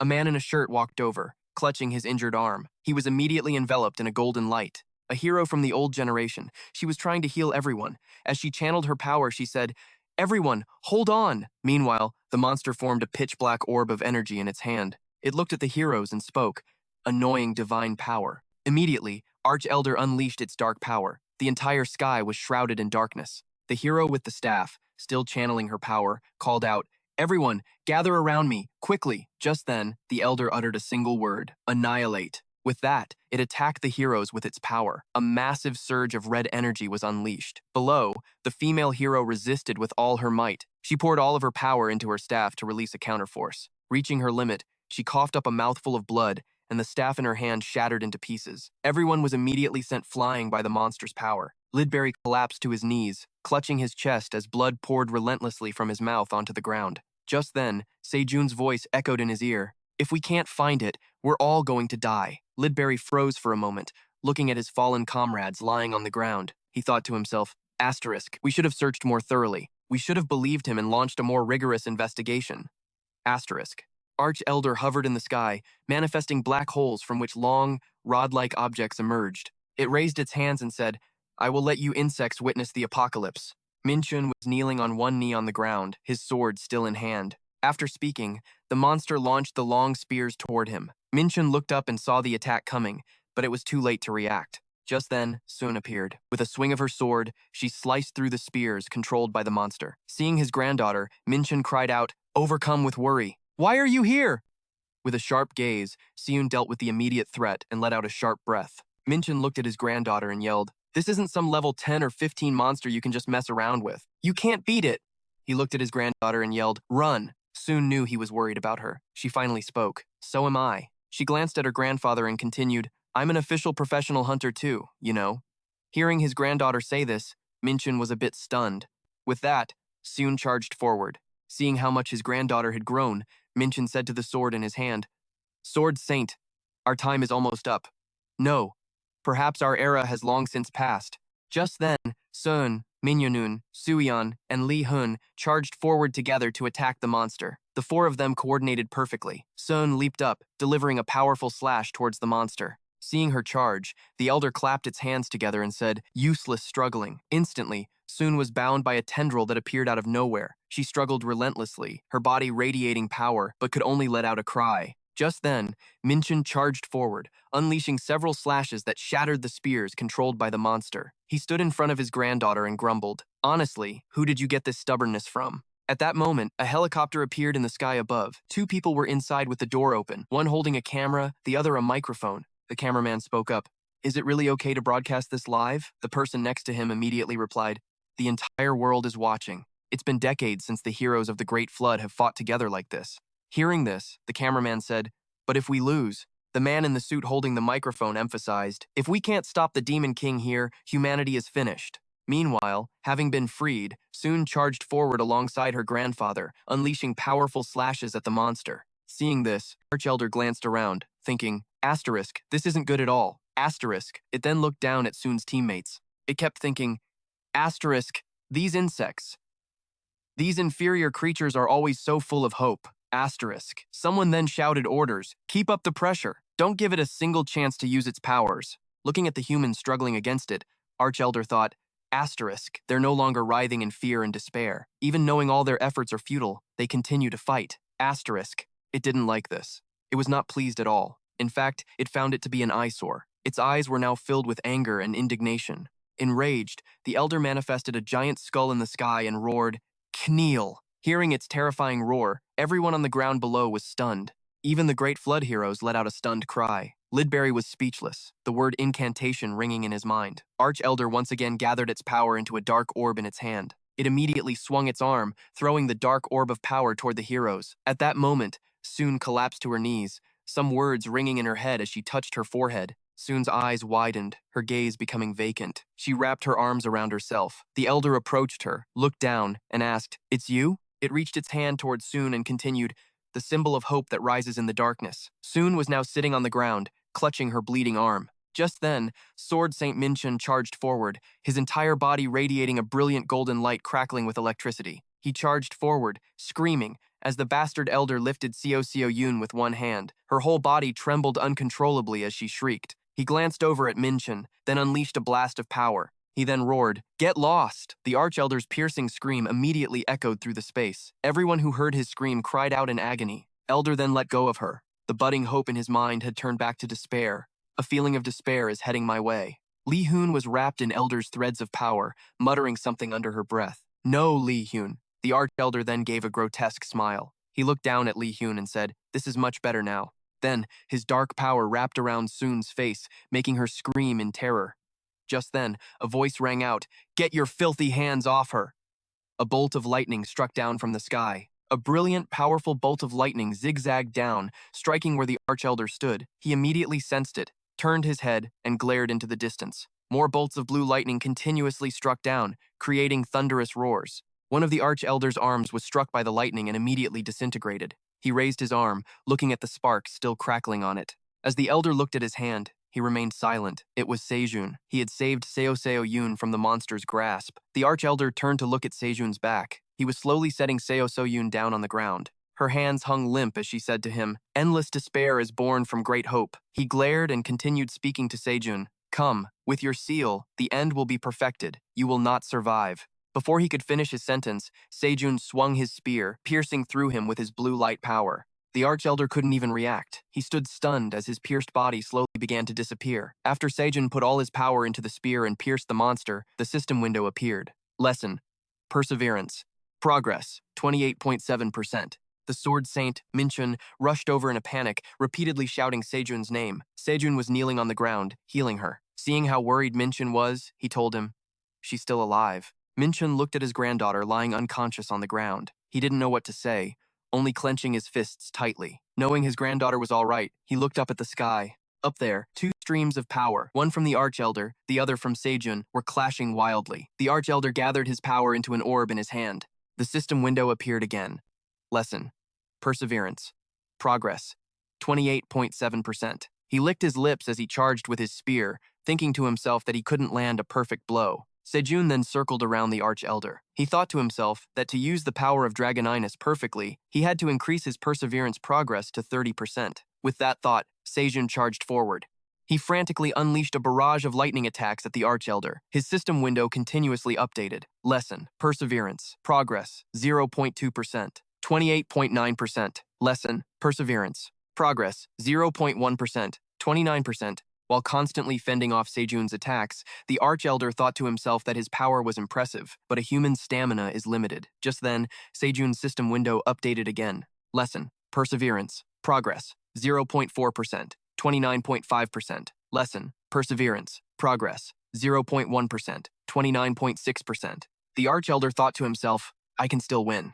With that thought, two glowing yellow X's appeared in his eyes. He opened his mouth and roared, "Stop!" Immediately, Sejun was affected by his shout. His movements suddenly froze in midair. Elder reached his magical arm towards Sejun, intending to grab him, and said, "I know what you're trying to do." Seeing him reach out, Sejun struggled to escape the monster's control. He glared back at him. Instantly, his divine eye activated. Sejun immediately swung the spear in his hand. He unleashed a lightning attack that shattered the space around him and said, "It seems you're delusional." Seeing this, the Archelder was completely shocked and thought to himself, "He broke my incantation." Before he could even react, Sejun brought down a bolt of lightning that tore space itself apart. He said to the Archelder, "Time is not an advantage for either of us." Struck by Sejun's attack, the Archelder could only remain motionless. His skull was now cracked in one corner. Sejun's entire body was covered in crackling lightning. Remaining progress until perseverance, 0.1%. Seeing how powerful he was, the Archelder couldn't react in time and could only watch in silence. After a moment, he spread his arms, uttered some strange sounds, and released a cloud of black smoke into the area. Sejun saw the smoke coming towards him and raised an arm to shield himself, wondering if it was some kind of fog. He immediately charged towards him, thinking, he's trying to run away, just like last time. Sejun yelled at the elder, "You think I'm just going to let you?" Seeing him charge without hesitation, the arch-elder let out a loud laugh that echoed through the space. At that moment, Sejun suddenly froze. He was stopped by vines controlled by the fiend. The monster immediately swung its arm, launching an attack at Sejun. He was instantly sent flying. Hit by the attack, Sejun clutched his bleeding wound. He coughed up a mouthful of blood. Sejun immediately thought to himself, I miscalculated. I thought I had already reached the level of perseverance during my previous fight with the Lich Elder. Even if it's the same 0.1 second, it's not the same. What's needed to reach a specialized level isn't the progress of the lesson, but rather the process of the student understanding and absorbing the principles for themselves. Sejun was now sitting on the ground. The Arch-Elder was holding his staff, raising it high. Sejun was still silently blaming himself. It was his fatal miscalculation. The Arch-Elder looked at him with a terrifying gaze and said, "It's over." Bound tightly by his power, Sejun couldn't struggle. He looked at him and thought, should I try the second form? No, the second form is too unstable. In his eyes, he could see the Arch-Elder's dark power striking towards him. He couldn't stop thinking, even if it means I die, there's no other way but the first form. Annihilation. Just then, a piercing scream rang out. Snap out of it, you idiot. It was Minchun. He had run over and pulled Sejun out of the monster's attack. Seeing that it was the Sword Saint, Sejun looked at him and called out, Sir, Sword Saint. But ignoring his calls, he just kept carrying Sejun on his shoulder. At that moment, Liduri and the others below took the opportunity to set up a magic formation. He commanded the heroes, shoot him down. Immediately, streams of light-based power attacked the monster. The power of the heroes clashed against the dark power. Sejun was thrown to the ground by Sword Saint Minchun, letting out a cry. After dropping him, Minchun flew into the air. He didn't forget to tell him, go and recover. Hearing him say that, Sejun sat on the ground and said loudly, please wait, this is... Just then, a hero walked over and held out a hand to heal Sejun. The other heroes were combining their efforts to fight back against the Demon Elder's power. Ugh, everyone, hold your positions. Don't give him a chance to breathe. Attack. After a moment of healing, Sejun spoke up again. I'm fine now. He stood up and started walking again, calling out for Seo Yoon. As he walked, he turned his head back to glance at Seo Yoon, who was still lying unconscious on the ground. Just then, a tear streamed down Seo Yoon's face as she cried out, don't go anywhere. Please, don't leave me. Sejun heard Seo Yoon's call. He just stood there silently, thinking, after making one foolish decision, I'm about to make another. The answer isn't set in stone yet, Seo Yoon's voice continued. I already told you last time. Sejun thought to himself, I knew the answer from the very beginning. He turned his head back, gave her a bright smile, and said to Seo Yoon, I won't go anywhere without you, Miss Seo Yoon. He was still thinking to himself, I knew it from the very beginning. The Lich Elder can't be killed by physical strength alone. Sejun recalled what Merlin once told him. Learning is a wonderful thing. However, when it becomes a habit, it prevents you from expressing your true self, forcing you to just follow in the footsteps of others. Is it learning, or is it just imitation? Sejun, spear in hand, took a step forward. He still remembered Merlin stroking his beard and telling him, remember, in other words, learning isn't just about knowing things, but about forging your own path. Recalling this, Soon thought to himself that he couldn't use the celestial star spear, just like the great sage. He looked at everyone fighting the Elder and thought, but I can use it my own way. The Arch-Elder swung his staff, unleashing dark power toward the heroes. He bellowed, get lost, you insects! Instantly, heroes began to fall before the monster's might. Just then, the Elder saw something before him and froze. Soon stood before him, spear in hand. He swung his spear, unleashing its power, and as he turned, a purple light appeared. Soon stared at the Elder, a fire igniting in his eyes, a will to destroy him. As the Elder saw Sejun erupt with such power, his whole body trembled as he thought, I have to run, right now. No matter what, I have to survive. The Elder raised his hand and looked at it, thinking, my magic. It won't gather. Sejun gripped his spear, his entire body emitting wisps of black smoke. Sejun was concentrating, thinking, this is strange, this feeling. Am I even holding the Longinus spear anymore? Normally, the ultimate state, the pinnacle of spearmanship, is when the spear is one with the user, and the user is one with the spear. Sejun's spear invisibly grew in size, stabbing straight toward the Arch-Elder. The creature was frozen stiff on the spot. The Arch-Elder's eyes widened in shock as he exclaimed, this is... Inside the Arch-Elder's eyes was a crystal containing a gem, which cried out, how is this possible? The crystal containing the dark gem was monitoring everything through the Arch-Elder's eyes. Sejun's spear pierced through every boulder in its path. This technique was called man-spear unification. Sejun's spear went through his head, shattering his skull. The Arch-Elder suddenly let out a roar. I am an ancient demon, a supreme being. The Demon King Elder Lich. I am the Apocalypse, eternal death. As he spoke, he controlled dark magic iron chains to wrap around Sejun, startling him. He controlled the sharp-tipped iron chains to stab straight at Sejun, shouting angrily, I'll kill you. Down on the ground, Sujan saw this terrifying scene and screamed, Brother Sejun. Minu stood below, looking up and murmuring, What's going on?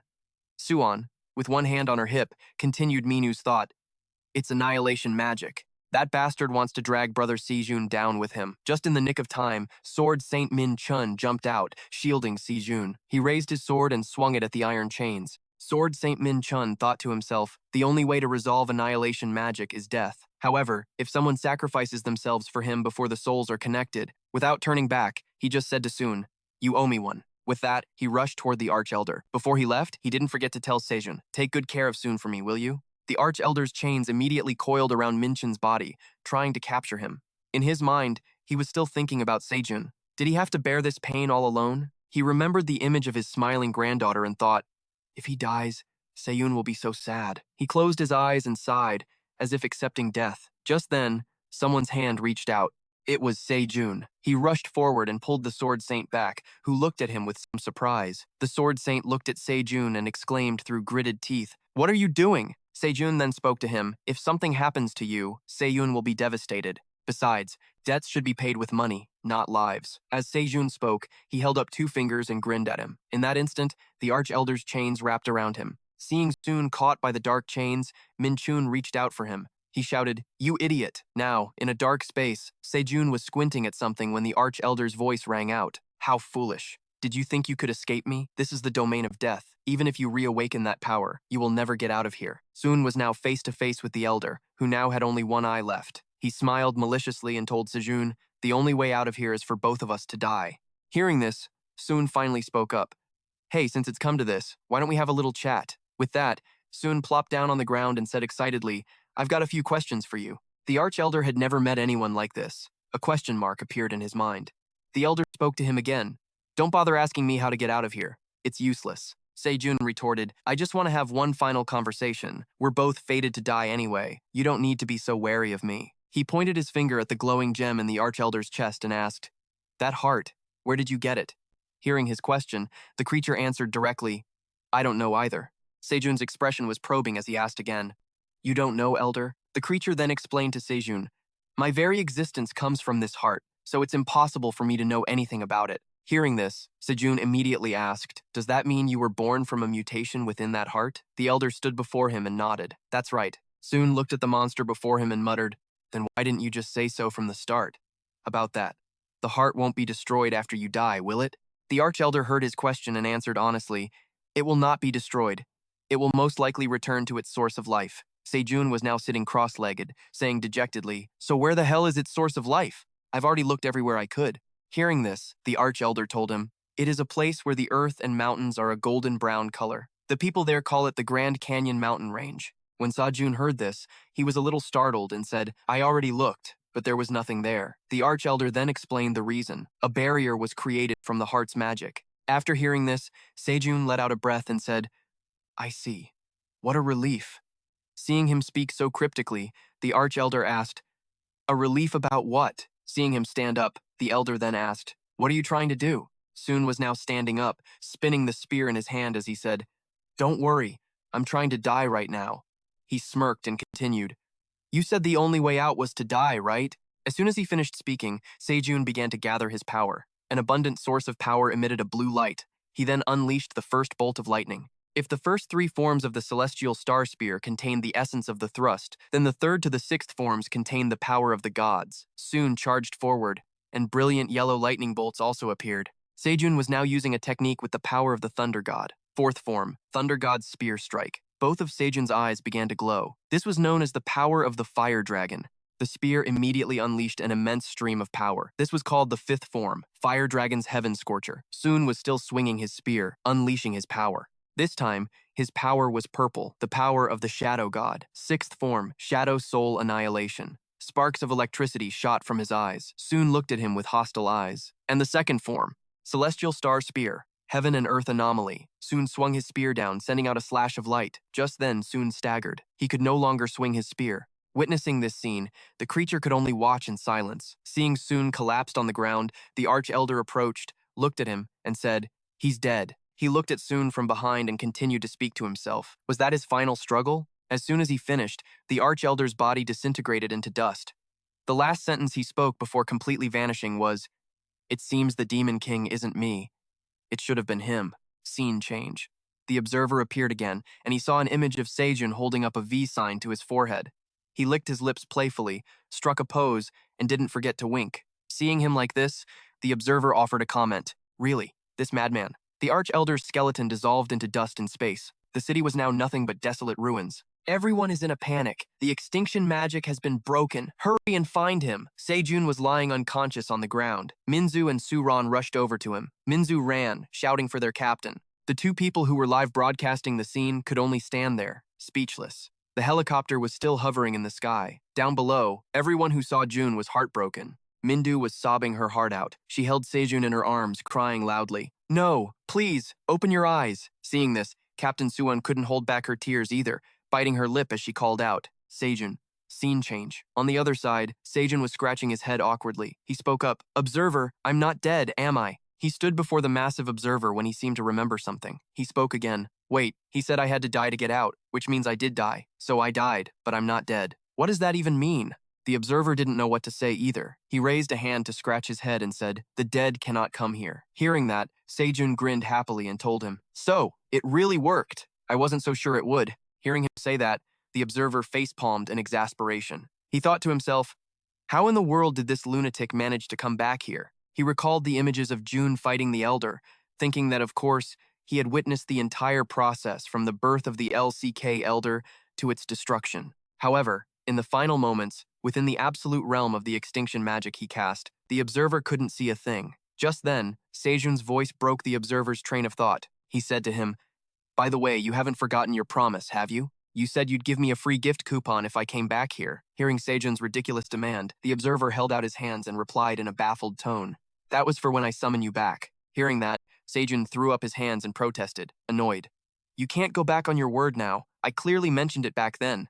Are you trying to weasel your way out of it, observer?" Hearing June, the observer pointed a finger, irritated, and said, "What? Let's check the causality records, and we'll see." Immediately, the scene was replayed. And indeed, Sejun had said to him back then, "If I return to this boundary space, please give me a free gift coupon each time." At the time, finding it too troublesome, the observer had immediately agreed with him. "Fine, I get it. Now hurry up and get lost." After watching the replay, the observer could only cover his face, wondering why he'd said that. After watching, Sejun got all fired up and started making a scene. "See? I was right. So hurry up and give it to me." Hearing him, the observer could only curse inwardly. "Damn it, I can't cancel the terms of the agreement." "Helpless," he said to Sejun. I know. Just stop it." As he walked, he continued to ask Sejun, "More importantly, I have something to ask. How exactly did you manage to return here?" Sejun threw his hands up and answered nonchalantly, "Weren't you watching everything?"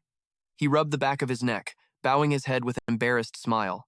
"How I got back. Is that really important?" Hearing this, the observer's mind was in turmoil. It is important. Incredibly important. More important than anything else in the universe. Nothing that happened in there was recorded. That means he could come back here by repeating that sequence of actions. I must prevent that at all costs. With that thought, he held out a hand and said, "If you tell me, I'll give you a free gift coupon." Sejun heard him and immediately replied, "But it's incredibly complicated to explain." Hearing this, the observer placed a hand on his chest and said softly, "It's all right. I'm prepared to listen. Take your time." Sejun, sensing an opportunity, raised a finger with a sly look and made a condition. "So, if I tell you, can you give me another free pass?" Hearing this, the observer thought extremely annoyed. This little bastard gets it. The observer had to change tactics. He turned back to June and said, "Forget the coupon. How about an item from the Transcendental shop that doesn't accumulate causality, like last time?" Hearing that, Sejun seemed a bit hesitant, sighing as he replied, "Well that." Seeing this, the observer raised the price for Sejun. "I'll give you 15 of them." Hearing that, his eyes lit up and he clasped his hands together, exclaiming, "Now we're talking." But just then, Sejun suddenly changed his mind. He crossed his arms, looked the observer in the eye, and said, "Forget it. Just give me one coupon. I'll take that and go. That's enough." Sejun turned away, licking his lips and thinking to himself, that was a close one. I almost took a huge loss. After all, besides the coupon I get, there's also the emergency rescue pass.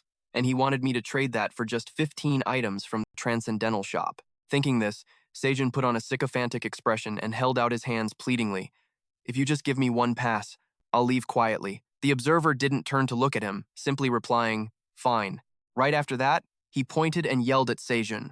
I'm not giving you anything until you tell me how you got here. Seeing this, Sejun just lay down on the floor to throw a tantrum. Okay, when the observer didn't react, Sejun acted like he was going crazy, shouting, I'm really not gonna do it. No, I can't do it. Seeing his reaction, the observer said, then don't. I won't let you leave until you talk. Hearing that, Sejun screamed, you think that scares me? I have my own plans. Then do as you wish. Scene change. Sometime later, the observer was casting magical circles, muttering to himself, I should have done this sooner.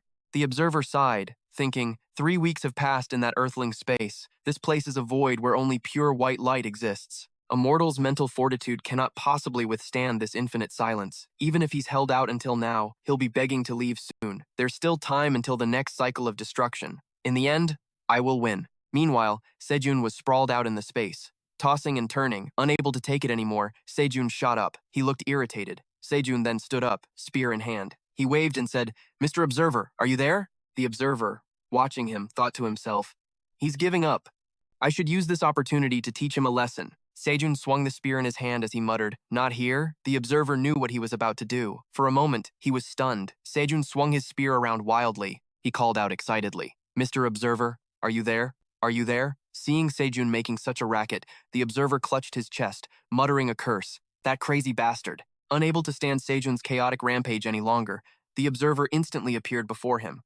The moment he saw him, he said angrily, Stop it. Just stop. I'll give you 2 coupons. Just stop. Seeing the observer appear, Sejun stopped what he was doing, turned to him and said, So you were there after all. Sejun put a hand to his chin, feigning deep thought. Observer, I've been thinking. If I tell you how I got here, that means I'm giving up my emergency rescue pass, right? The emergency rescue. Okay, so including the emergency rescue, how about 2 gift coupons and 10 items from the Transcendental shop? The observer couldn't take it anymore, holding out his hands to reason with Sejun. That's ridiculous. No, 2 coupons and not a thing more. Hearing that, Jun questioned him. Is that all my life is worth to you? The observer then told Jun, what's not allowed is not allowed. If you don't like it, you can stay here for the rest of your life. Hearing that, Jun yelled, You're threatening me again. Just then, the observer spoke up. Forbidden transcendental art. The observer was startled and shouted loudly, These lunatics! No, wait, but the causality required to perform that transcendental technique must be immense. Sejun just stood there, looking bewildered. Sir, I used the gift voucher you gave me. At that moment, the observer raised his hand again, making noises as if he was adjusting something. Sejun spoke up again. Sir. Seeing the observer adjusting the matrix circles, he asked, While we wait for the causality record, may I ask a few questions? Hearing this, the observer mocked him. Even if I said no, you'd end up chatting anyway. Go ahead and ask. Sejun sat cross-legged on the ground, propping his face up with one hand, the creature, trying to destroy my dimension. If that's what it wants, why isn't it acting? Hearing his question, the observer replied, I cannot explain in detail, but you can consider it a reason similar to my own. Control beyond that of causality is impossible. Sejun hugged the spear to his chest, looking pensive. That's also why he's trying to kill me. The observer heard this and simply remained silent. Sejun then asked again, why is it trying to destroy the dimension? He sighed and closed his eyes to think. Is this something he isn't willing to answer either? Just as he thought that, the observer spoke up, I am not clear on the details. Hearing that, Sejun's eyes snapped open. He looked at the observer with a puzzled expression, thinking to himself, asterisk, it's not that he doesn't know, but rather that he isn't clear on the details. Asterisk.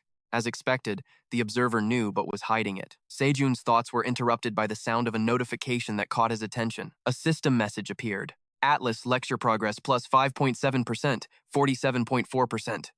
Atlas lecture progress plus 2.4%, 49.8%. Atlas lecture progress plus 3.9%, 53.7%. Seeing the sudden increase in his lecture progress, Sejun asked himself, asterisk, why did the Atlas lecture progress suddenly go up? Asterisk, he took out his phone, looked at it, and then asked the observer, by the way, what's my current state in reality? Hearing his question, the observer answered, all beings who come here transcend the laws of causality. Simply put, time for your physical body has stopped. Hearing this, Sejun furrowed his brow and did some quick calculations. Then there's no reason for my progress to increase, right? The Elder Lich has already been dealt with. Wait, Elder Lich. The frenzied heart. Sejun walked towards the observer and said, "Sir, please send me back quickly." Hearing his request, the observer immediately replied, "The causality record isn't complete yet." Once it is. Hearing that, Sejun cut in urgently. "I won't even ask for the gift card when I return with my supernatural powers. So please, just send me back right now." Hearing this, the observer raised a finger to instruct him. "I will hold on to your things. Be careful of the observer." Just then, Sejun heard a voice ring in his ear, leaving him a bit puzzled. Asterisk. What was that? Whose voice is that? Asterisk. Sejun thought. The voice echoed in his ear again. "If the time comes to choose." As the words ended, flames erupted. Sejun returned at that exact moment, his entire body being consumed by intense flames. Sejun cried out, "Fire!" His phone was ringing non-stop with notifications. He was currently lying inside a sealed, burning coffin. He shouted out, "This is why the progress improved." The system sent him another notification. "Atlas lecture mission. Endure a temperature of 1,000 degrees for 10 minutes with your entire body." The coffin then exploded. Sejun leaped out from within. He was wearing a suit as he jumped into the air. Sejun looked down below. Everyone from the hero organization, along with his team, was present. Seeing Sejun break out of the coffin and jump out like that, everyone was stunned. Sejun, in particular, stopped crying the moment she saw him and called out, "Sejun! Sejun Oppa!" From the sky, Sejun said to everyone, "Sorry, everyone, but I have to go. Something urgent came up. I'll be right back." The crowd, unable to believe their ears, screamed in shock. Cut to the ground below. Suran looked completely stunned, raising her hands to the sky as if in surrender. Asterisk Suran, Dream Team. Asterisk Lee Hyun shrugged and said, "See, that's the power of money. What we spent these last 3 weeks paid off." Asterisk Park Minchin, Sword Saint. Asterisk. He was sitting on the stone floor, hand to his forehead in exhaustion. "We were handling everything when an explosion happened. Before he disappeared, he said he had something urgent to do." Asterisk Parun, Dream Team. Asterisk. She looked into the large camera and screamed, "Sejun, are you watching? Are you coming back right now or not? Get back here. You get back here and see how I deal with you. I mean it." Asterisk Lee Minin, Dream Team. Asterisk. He was tightly hugging a frantic Sejun, his own face panicked as he said, "I don't know what's going on, but come back right now if you don't want to die. No, don't come back." The scene changes. Sejun has arrived somewhere else. He looked around at the empty surroundings and muttered, "It's not here." He was searching for something in an area outside the city. As Sejun walked, he said, "I've been searching for hours and still can't find it." Just then, a huge, perfectly round ball rolled down from behind him, not far away. Sejun ran a hand through his hair, his expression serious. "If I'd known, I would have asked for its exact location. Or maybe it's already been taken. I need to confirm if it's actually here first." Sejun was holding something in his hand, wondering if he should try the same method he used to find the holy relic here. With that thought, Sejun immediately threw the object in his hand forward. The released magic staff spoke up. "What do you want me to do?" Hearing it, Sejun gestured with his hands and replied directly, "Find the Heart of Fury." Sejun was using body language to describe it, a heart that contains magic power. "If you can sense a source of magic, lead me to it." Hearing this, the staff nodded vigorously. It immediately flew straight at Sejun. Luckily, he leaned back and dodged it, shouting, "You found a madman." "I said the heart, not me." After a bit of a struggle, a corner of the staff was now swollen. Sejun took out his phone and scratched his head. "Anyway, it's not your fault. It's my fault for not being able to find it." Sejun scrolled through the system on his phone. Everything was empty. He couldn't help but exclaim, "Is there really nothing useful in the Transcendent shop?" Just then, something caught his eye. A white scroll appeared. Its name was Tracking Talisman, Seller, the jester with a sewn mouth. The system then provided more information about the scroll, as its name implied. It can help you track a target. Think of the concept and shape of the target you want to find. Then, tear it, and you will know the target's exact location. Of course, the higher the target's level, the more talismans are needed. While it doesn't guarantee finding the target with a small number, it's still a worthwhile product. Reading this, Sejun said aloud, "A tracking talisman? I wish I'd found this sooner." Sejun then held the scroll up high, his face filled with satisfaction. He held the paper in one hand and brought the other to his chin, muttering to himself with some suspicion, "It just looks like a normal piece of paper." Right after that, Sejun tore the magic paper he had just received in half. As he tore it, he mumbled, "Well, it is an item from the Transcendent shop. I can't underestimate it." Sejun finished tearing the paper, but nothing happened. He was frozen to the spot. Sejun muttered to himself again, "What the?" It didn't do anything. One of Sejun's hands was now holding the glowing piece of paper up in the air. Sejun observed it and spoke. "According to the seller, the number of papers used also depends on the target's level. At that moment, a Buy More button appeared on the system display. Immediately, Sejun bought a large number of skill papers, but there was still no reaction. Just then, Mentor appeared and said to Sejun, "You've been scammed." Hearing that, Sejun let his arms fall to his sides and replied, "What? But I bought it from the Transcendent shop." Hearing him, Mentor asked, "The seller's name was the Jester, with a sewn mouth, right? That's Master Loki's nickname. It seems this is another one of his pranks on the cadets. He does this sometimes when he's bored. Even though the principal has reprimanded him several times, nothing can stop him." Hearing this, Sejun put both hands on his head, ruffling his hair in frustration, not knowing what else to say. Right after, Sejun asked Mentor, "So, will I get compensated?" Hearing that, the Mentor floating in midair replied, "I'll tell the headmaster, but there probably won't be any compensation." Just as Sejun's hopes were rekindled, those words struck him like a bolt from the blue. Sejun stood frozen on the spot. He thought to himself, 10 items bought with causality from the Transcendent store? How did this happen to me? A near-death battle with an elder lich. A long fight with an observer. Sejun's whole body was now trembling with rage. He let out a few bitter laughs, his mind still reeling. All the spoils of war he had accumulated for so long. Seeing him so dejected, the Mentor smiled, reached out a hand, and tried to comfort him. "Mr. Kim Sejun, don't be sad." Hearing him say that only made Sejun angrier. Veins popped on his forehead, and his pupils contracted nonstop. Sejun growled, "What did you say?" Seeing him like this, the Mentor tucked his tail between his legs, not knowing what to say. Sejun then spoke up again, asking Advisor Mentor, "Loki has a special class too, right?" Hearing his question, the Mentor couldn't hide it and had to answer, "He does, but what do you want to do?" Hearing the Mentor's question, Sejun replied nonchalantly, "Get him here." The Mentor heard this and immediately informed him that, being a special class, it would cost the same amount of causality as the class with the Great Sage, Master Sun Wukong. At your current exchange rate, that would be 5 trillion per hour. Do you still want it? Hearing this, Sejun immediately closed his eyes, cursing internally. Damn it, I've been pretty short on cash lately. Just then, Sejun opened his phone and immediately saw a notification for his account balance, which had a lot of digits.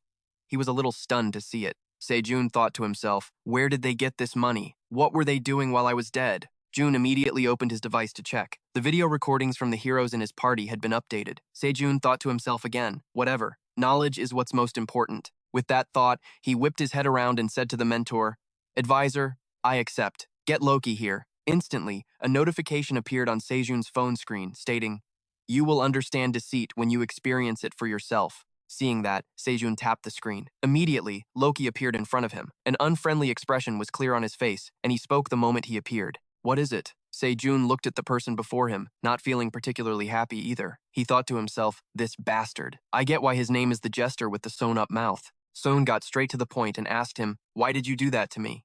"Do what?" Loki immediately pointed at Son and said with glee, "You're the fool I just tricked. I didn't force you to buy it. It's your own fault for not looking into it carefully. You idiot." Hearing him say that, Soon's face darkened. Loki danced gleefully in front of Soon, laughing as he said, "And you even spent a huge amount of money to hire me to come here. I'm not just going to stand still and let you hit me. What can you do? Anything else you want to say? Be more careful next time." After saying that, he immediately turned to leave. He didn't forget to wave goodbye. Seeing how arrogant he was, the Mentor's jaw dropped.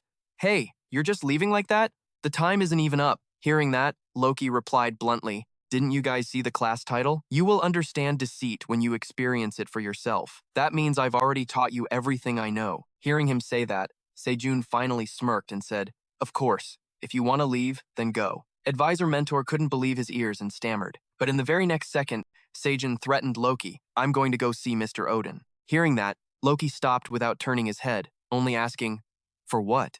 Sejun shrugged and replied, "Well, I have a few things to discuss with him, including this business with you." A thrilled smile spread across Sejun's face as he said to him, "I know something very interesting." The Mentor, standing in front of him, broke out in a cold sweat and asked, "Something interesting?" Sejun immediately said loudly, "I wonder if you know the real reason why Baldur died." Hearing him say that, Loki glanced at the Mentor, who spoke up as soon as he heard the name. Baldur is Odin's son. They all say he died in an accident. Hearing that, Sejun immediately shook his head vigorously and said, "That's not what happened." The narration text appeared again. When the witch of the underworld foretold his death, his mother, Frigg, made all creatures swear an oath not to harm him. The only exception was the mistletoe, because she thought it was too weak to harm her son. When Baldur was declared invulnerable, the gods, looking for some amusement, started attacking him with everything they had. While everyone was enjoying the game, Hod, a blind man, also joined in. Someone handed him a weapon made of mistletoe and said, "You want to play too, right? Here, take this. I made it especially for you." Hod happily threw the object, and that thing really did kill Balder. Thinking of this, Soon licked his lips, thinking to himself, that mistletoe, that was the weapon. Sejun then spoke up again. "The one who gave Hod that weapon was you, wasn't it, Loki? The reason was because you were jealous of Balder's radiance." At this point, he raised his hand to cover his mouth, as if he'd let something slip. The mentor was utterly astonished and had to speak up. "So, the one who killed Baldur was..." Soon turned his back and walked away, putting on a show as he said loudly, "Odin, enraged by his son's death, killed Hod immediately. And what do you think would happen if he found out that the mastermind of this whole affair was Loki?" Sejun then flashed a sinister smile and continued, "He'd probably tear him to shreds." Hearing that, Loki whipped around and called out, "Hey!" Hearing him call his name, Sejun held out a hand and said, "You haven't left yet? I thought you seemed busy. Hurry up and go." Loki looked at him and said in a cold voice, "Are you threatening me?" Hearing that, Soon put on an exaggerated expression and said loudly, "Oh my, a threat? How could you say that? I'm just telling the truth." Loki crossed his arms, his face showing concession. "I get it. I'll give you back the money for those 10 items. Hearing that, Sejun reminded him, "Hey, your math is off." Loki didn't understand why he was saying he miscalculated. Just then, Sejun held up his hand, pointed to his palm, and said, "Calculate the cost for 15 items, plus compensation for my mental distress and my time. And that's not all. You also have to include the money I spent to summon you here." Hearing that, Loki couldn't believe his ears and immediately shouted, "What?" Seeing his reaction, Sejun replied calmly, "You don't want to?" Loki heard him and answered bluntly, "Of course not! Your demands are ridiculous!" He whipped his head away and continued talking to Sejun. "Fine, do whatever you want. I just have to hide a few times and he'll cool off." Seeing his determination, Sejun still replied calmly, "Well then, there's no other way." As Loki was leaving, he put a hand to his head and said, "Damn it, my head is starting to hurt again." Just then, Sejun turned to the mentor and asked, "Hey advisor, does Mr. Odin still ride Sleipnir?" Hearing this, Loki froze in place. The mentor's eyes lit up at Sejun's question, and he replied, "He does. That's the most famous horse in the Supreme Academy. Master Odin treasures that horse." At this moment, Loki was trembling like a leaf. He shot a glance over, thinking to himself, "That guy. Don't tell me." Seeing Soon also staring at Loki, the mentor asked him, "What's going on?" A wicked grin spread across Sejun's face. He then said loudly for the mentor to hear, "The truth is, Sleipnir was born from." He had only gotten that far, but it was enough to make Loki scream. Scene change. Mentor appears, looking extremely tired, with dark circles under his eyes. Loki, on the opposite side, was forcing a smile. Sejun, standing at a distance from Loki, spoke up, "I knew you were quite mischievous, but I never expected it to be to this extent, Master Loki." On the other side, Loki was furious. He raised both hands to the sky in indignation and shouted, "Don't you dare run away, you bastards." Loki had no choice but to turn back and compromise with Soon. "Fine, I accept. I'll compensate you for 15 items. Hearing him say that, Soon shrugged and replied, I wonder if 15 is enough? I want 15 items and Gungnir." Hearing this, Loki's jaw dropped in astonishment as he said, "What did you just say?" Sejun just glared at him, raised one finger and said with a smile, "That's right. The Gungnir that belongs to Lord Odin." Hearing his demand, Loki immediately shot back. "That's absurd." Sejun put both hands on his hips and retorted, "Aren't you two as close as brothers? I'm not asking for it for free, am I? I just need you to convince him to sell it to me." Hearing this, Loki gave a blunt reply. "Even if we were sworn brothers, it would be impossible. Do you have any idea how much he treasures it? How could I possibly convince him to sell it?" Hearing this, Sejun couldn't care less. He just picked his nose and replied nonchalantly, "Why are you asking me?"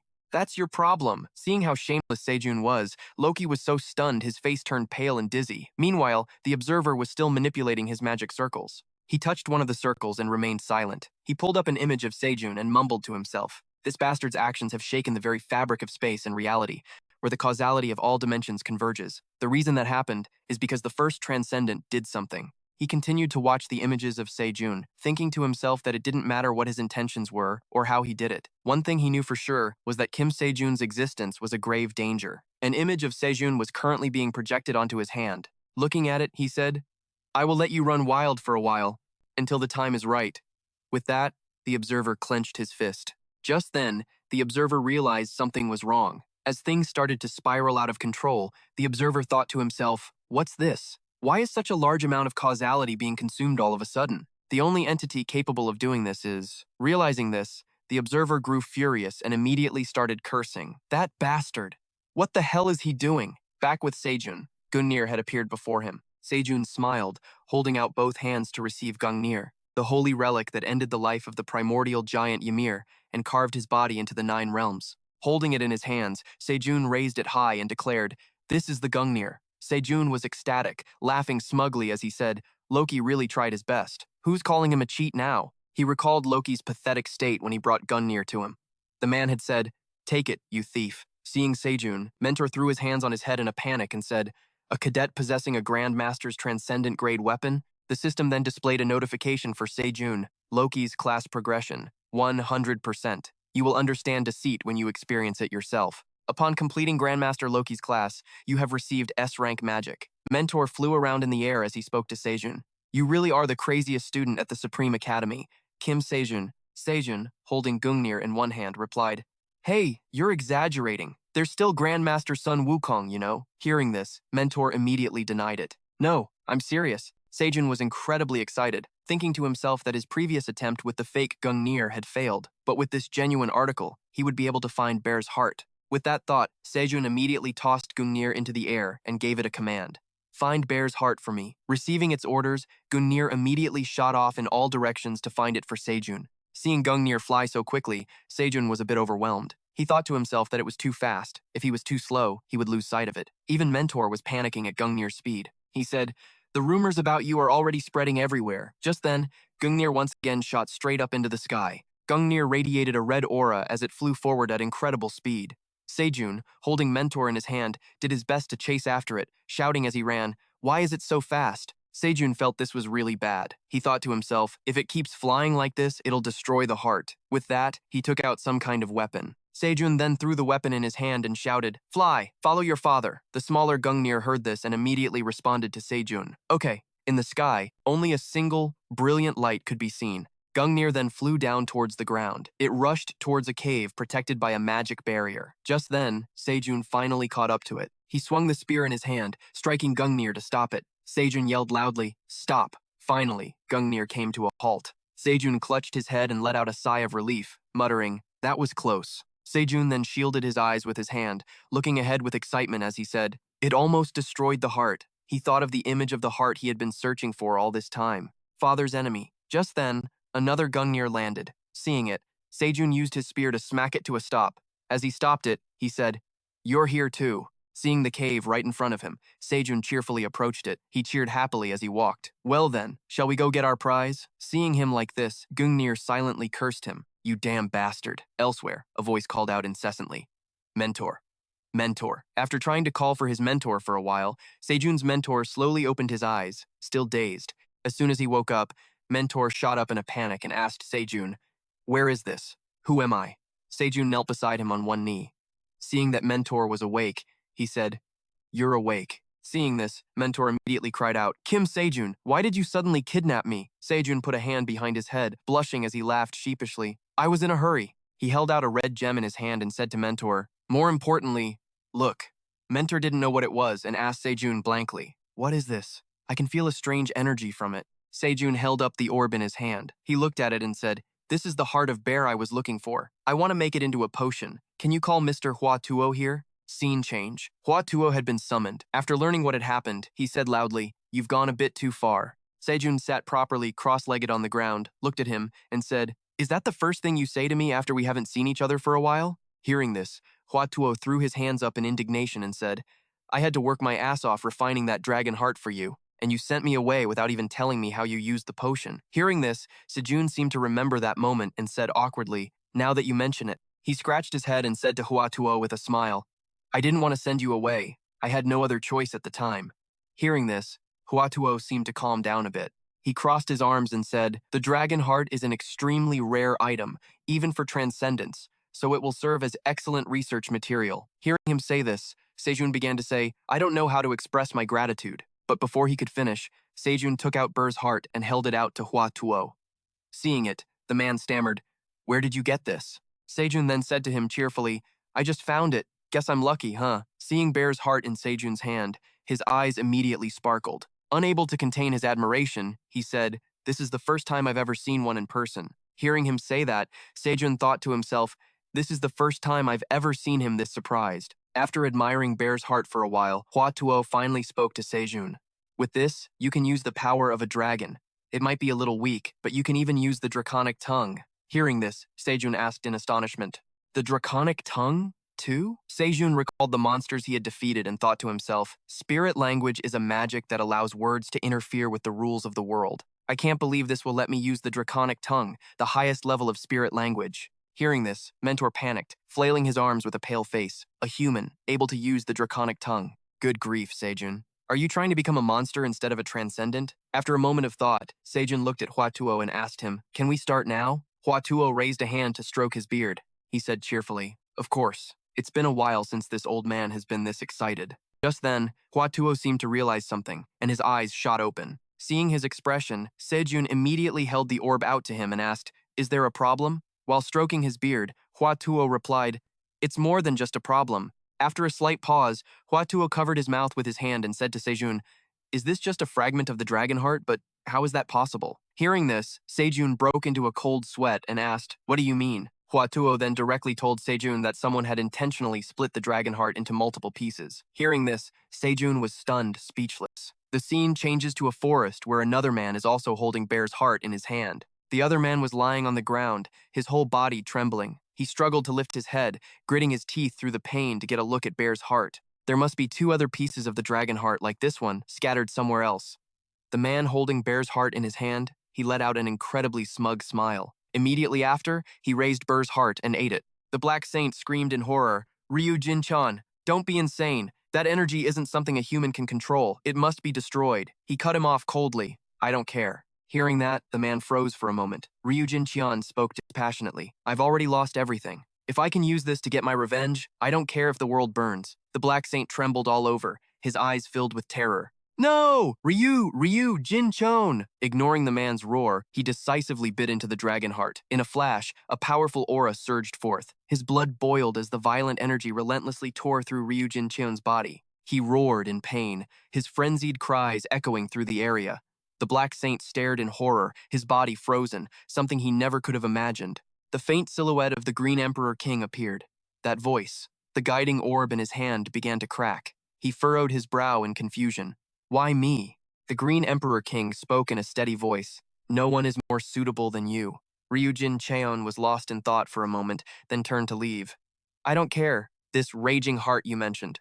It can destroy Kim Sejun, right?" He observed Ryujin Chan in silence, then slowly spoke. "It can." As he finished, his face filled with killing intent. "Not that it matters anymore anyway. Kim Sejun, if only I could drag you down to the abyss with me." Just then, the orb finally shattered. Dark energy engulfed Ryujin Chan's body, then merged into him. He slowly bowed. The Green Emperor King observed quietly. A contemptuous smile crept onto Ryujin Qian's lips, a strange and dangerous look on his face. A surprisingly good body, and the current amount of mana is quite abundant too. With this much mana, I can use my magic to its fullest extent. But can this body withstand such immense power? He spoke sternly. You don't need to worry about that. The Green Emperor King slowly approached the unconscious Black Saint. He gathered his power, concentrating it in his hand. The Green Emperor King flicked his finger, and his energy lifted the man's body. He warned, "You don't have much time left. Although you've borrowed a body, you fundamentally don't belong to this dimension. The observers will surely try to eliminate you." Ryujin Qian sneered contemptuously. "Observers? What pathetic bunch is that?" The Green Emperor King lowered his voice. "Therefore, I will entrust the phase that was originally my mission to you, the final stage of the end of days." Meanwhile, elsewhere, Sejun's jaw was still hanging open in shock. "Wait, this is the only piece left out of 3 fragments? Are you serious? But it doesn't look like a fragment at all." Hua Tuo pondered. "I still have my doubts, but I'm about 80% sure this is it. This dragon heart is exquisite, but it's incomplete. The part that was separated is the very power it contains." He looked doubtfully at the dragon heart in his hand. "This is just its base power?" He gently stroked his chin. "However, that just makes the task all the more challenging. I think it's best we consult 2 other masters." "All right." Just then, the mentor spoke up excitedly. "Please, leave that to me." A second later, a man appeared. "A pleasure to meet you. I am Bianque, the renowned physician of the spring and autumn warring states, period." The person next to him also introduced himself. "I am Paracelsus, an alchemist." Bianque rushed over to Hua Tuo. "Enough with the greetings. Please, tell me, is this a real dragon heart?" He clenched the dragon heart in his hand. "I'm so excited to refine it." Sejun let out a sigh. "Well, I'll leave the refining to the masters. I guess I'll just be attending the lectures." The mentor popped his little head out. Ah, Mr. Kim Sejun, you must be aware that your current hourly karma consumption is enormous, he replied calmly. Of course I know. Each of Huatuo's advanced courses already costs 10 billion points per hour, and there are 3 of us, so that's an estimated 30 billion, right? The little guy scratched his head in embarrassment. The courses from Master BNK and Paracelsus aren't just advanced courses, they're special courses. Sejun heard that and immediately felt a sense of dread. Wait, so, the mentor winked playfully. With the 3 of you, the price is 1 trillion per hour. Sejun froze, his face instantly turning pale.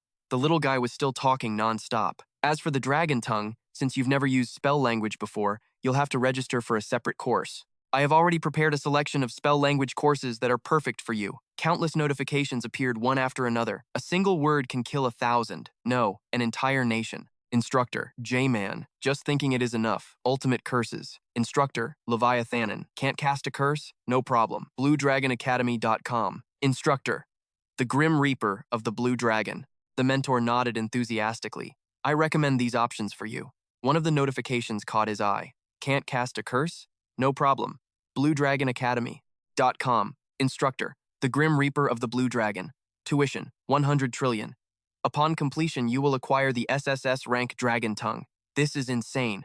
Just how many zeros is that? Sejun continued to scream internally. What kind of tuition fee is this? The little guy pouted. Even though you've already registered for high-level courses, the karma cost is going to get even crazier from now on.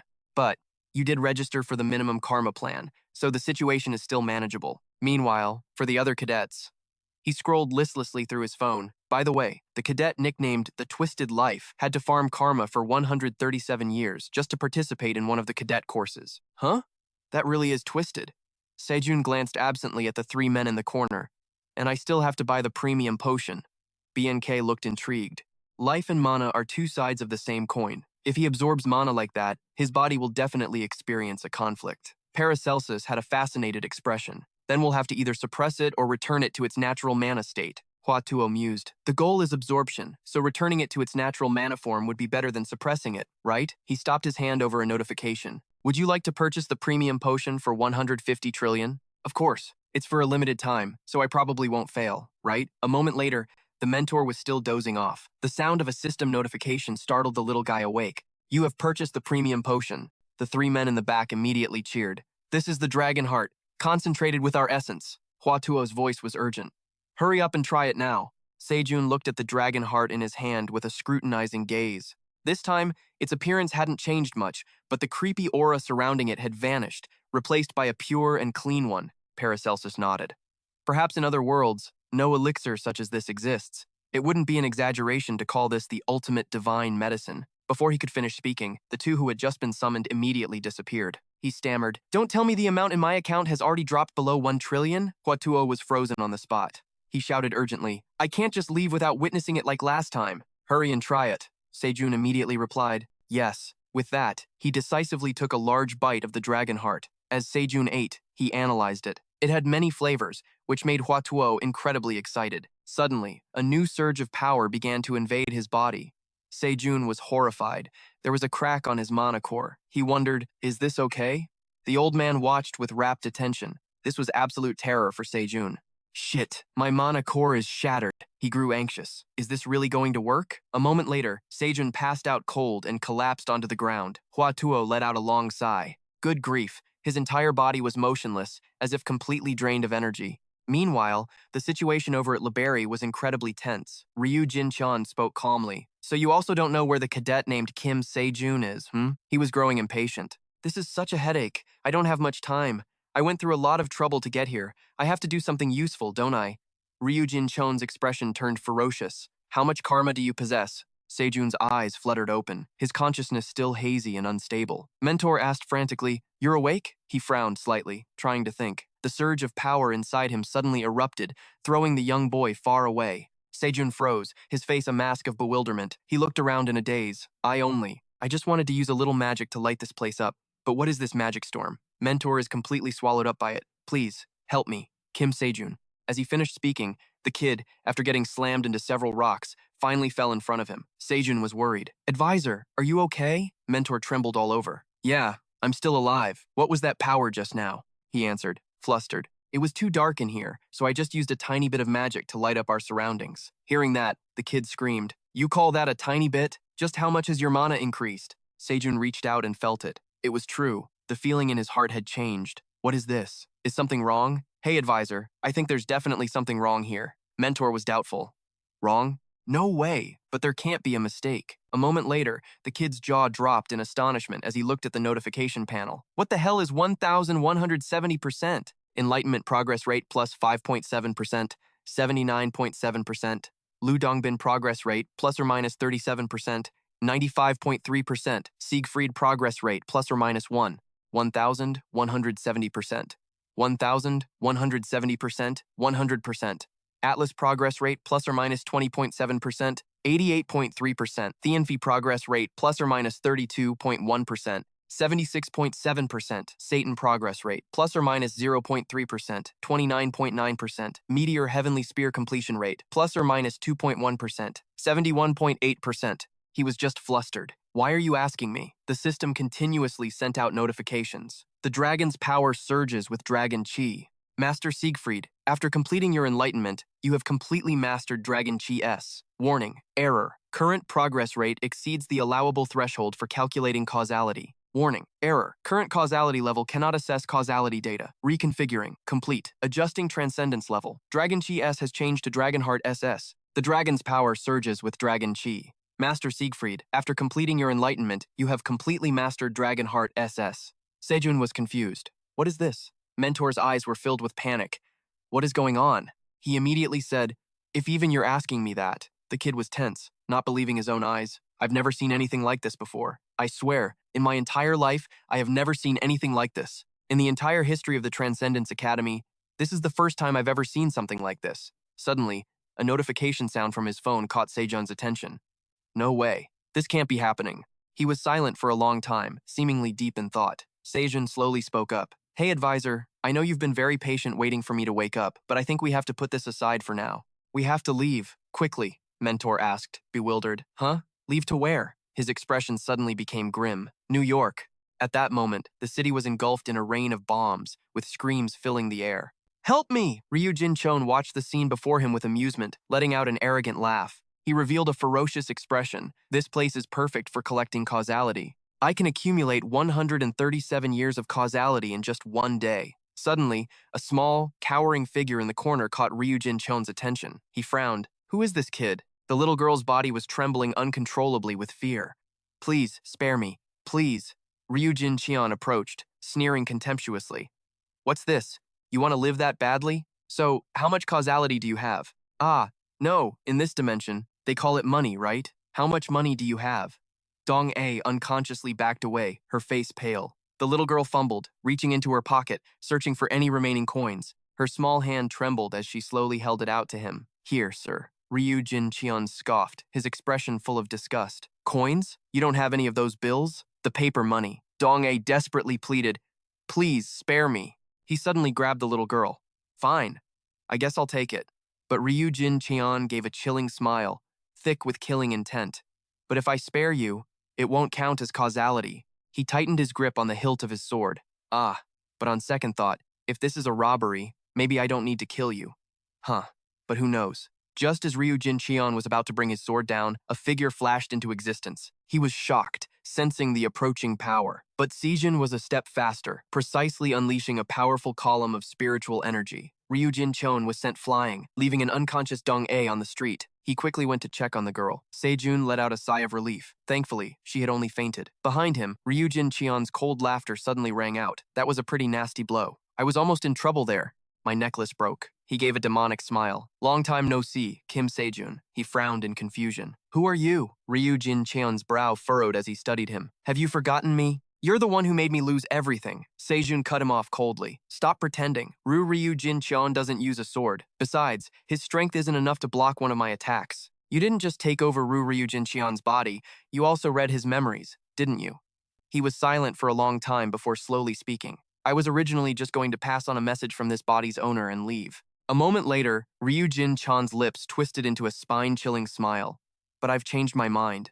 As he spoke, he suddenly shot forward to attack him. Sejun glanced worriedly at Dong-A, who was still unconscious behind him. He quickly swung his spear to block the attack just in the nick of time. Ryujin Cheon let out a loud laugh. I'll play with you for a bit. Sejun remained silent, focusing his entire mind on the battle. As waves of power surged, he channeled his strength and leaped forward. His figure shot down from above, forcing his opponent to take a step back. The attacks continued relentlessly. Ryujin Cheon constantly dodged, cold sweat pouring down his face. Sejun raised his long spear high, a powerful aura surging and locking onto the target before him. With one suppressive strike, blue light tore the ground asunder, and a shockwave erupted. Surprisingly, Ryujin Cheon just stood there laughing, enjoying the show. He was a bit surprised to see him still standing calmly to the side. A cold glint appeared in Sejun's eyes. He decisively swung his spear, but his opponent was a step faster, pulling Dong-A in front of him as a shield. Just as the tip of the spear was about a hand's breadth away from the girl, Sejun quickly stopped. He immediately retreated, his expression wary. Ryujin Cheon provoked him smugly. Looks like you really don't want this brat to die, huh? No wonder you kept trying to lure me elsewhere, Sejun growled. Let her go. He clicked his tongue contemptuously. This little brat is just a bundle of causality. Why get attached to it? He was confused. Causality. Ryujin Cheon's cold aura grew thicker and thicker. Could he be? Sejun spoke up. I have a proposal. Ryujin Cheon was wary. A proposal? I'm not interested. Ignoring his objection, he continued, I have two conditions. 1. Today is the first time I have ever seen that girl. She and I have nothing to do with each other, so don't use her life to threaten me or pull any tricks, because whatever you try to do, it won't work. Ryujin Cheon looked amused, just as I thought. It seems you also see this kid as just a bundle of causality. Sejun cut him off coldly. And 2. A sudden, powerful wave of energy surged forth. He emphasized every word. If you touch that girl, you will die. Ryujin Cheon stared in astonishment at the immense power before him, his pupils contracting repeatedly. A sudden shockwave hit him before he could react, knocking him back. Ryujin Cheon frowned. If I hadn't held my sword with 2 hands, I would have been sliced in half. I can't believe he was hiding his strength. Has he just been testing me this whole time? I don't understand why you'd go this far. What's the big deal if one little brat dies? After all, she's just a bundle of causality, isn't she? Sejun's voice was devoid of emotion. Is that why you're doing this? Just for a little bit of causality. He was excited. A little bit of causality? Just thinking about all the trouble I had to go through for it is enough to make me shudder. But this place is amazing. In just one day, causality is flowing to me like water. It's truly a paradise of causality. That's why I don't get you. For beings like us, causality is everything. If you can collect causality this easily, why wouldn't you? His face was a calm mask, a silent killing intent radiating from him. Ryujin Cheon was curious. More importantly, what kind of causality do your current actions contain? Sejun remembered Mentor's words. Causality is just an excuse for the Transcendence Academy to meddle in the affairs of the cadets. I knew it. The causality the Transcendence Academy requires is just a pretext. Whether it's stealing 100 million or earning 100 million through your own blood, sweat, and tears, the Transcendence Academy doesn't differentiate between the two situations. Right now, there isn't a single hunter on Earth who can stop me. If I robbed and plundered like this guy in front of me, I could take all the causality in the world. He bent down and placed Cho-rong on the ground. But Soon's expression was ice cold. I don't know what causality means to you, but I'm not interested. He took the coin from the little girl's hand. My causality. Soon smiled faintly, clenching it tightly. This is all I need. In the blink of an eye, he suddenly launched himself forward, his figure a blur. In an instant, Soon appeared before Ryujin Cheon, enveloped in a chilling, murderous aura. Meanwhile, in another part of the city, an evacuation was underway. Everyone, please remain calm and move carefully. Let me help you. Thank you, sir. Kang sighed. Damn it, we don't have enough people. Who would have thought the entire Professional Hunter Management Bureau would be taken down? Ba replied, clearly frustrated. Still can't get in touch with Director Lisberia. He nodded. Yeah, it seems she's... What about Hunter Kim Sejun? We haven't been able to contact Hunter Kim Sejun since he ran out of the funeral. Maybe he was also a victim of... B quickly signaled him to lower his voice. Hey, you, watch your mouth. Minu looked annoyed. Sis. Seo Yun spoke calmly. It's okay. Just do what you can. Du Yun looked suspiciously at the notification on her phone, then suddenly shouted, Sis, Sejun is back. Mindu was shocked. What? Seon quickly explained. Someone on social media said they saw him. Just as she finished, a sudden aftershock swept through. A few seconds after it settled, Seon asked worriedly, Is everyone okay? They all nodded. Yeah. Haru was stunned. What was that tremor? Is someone fighting? Hearing that, she suddenly froze, a sense of unease rising in her heart. Without a second thought, Sayun turned and left. I'm going to check it out. You two continue evacuating the citizens. He called out worriedly after her. Sis! Her figure zipped through the air, flashing between buildings. Sejun landed on a rooftop, cautiously observing her surroundings. Her eyes widened, momentarily speechless. The scene before her was a fierce battle, a relentless flurry of attacks and collisions. Soon, amidst the chaotic scene, Soon recognized a familiar figure. Wait a minute, the person fighting him over there is Ryu Jinchon. Why is he here, and how can he fight on par with Sejun? She gritted her teeth, a wave of helplessness washing over her. I want to jump in there right now and help him, but I know I'll just be a burden. I need to think calmly and not act on impulse. If I really want to help, what should I do? This is strange. Sejun's movements are unusually cautious, not like him at all. It's as if he's fighting while protecting something. She froze when she saw a little girl lying motionless on the ground. Soon struck in a flash, his blow landing squarely on his opponent. The lightning-fast attack sent him flying, giving him no time to defend himself. Ryu Jincheon clutched his body in pain. How can he use Tianfei's god speed so skillfully? When it comes to the concept of speed, no academy can compare to the speed of Tianfei across all dimensions. But most cadets don't learn it. The reason is simple. They can't handle the recoil from god speed. But that bastard isn't just using god speed. It's like he's breaking space itself and tricking my senses. That's the secret behind the changes in his movements. Sejun flew in to attack again, the powerful force piercing through a building. He was surprised to see Ryu Jincheon block his last attack. The man let out a sinister laugh. But you're not the only one who's gone through that process. Ryu Jincheon's dark energy radiated outwards, forcing Sejun to retreat. He swung the sword in his hand. Dragon-slaying sword, first form. Countless illusionary swords instantly appeared in the air. He gaped in astonishment. Transcendent energy. A powerful surge of energy erupted,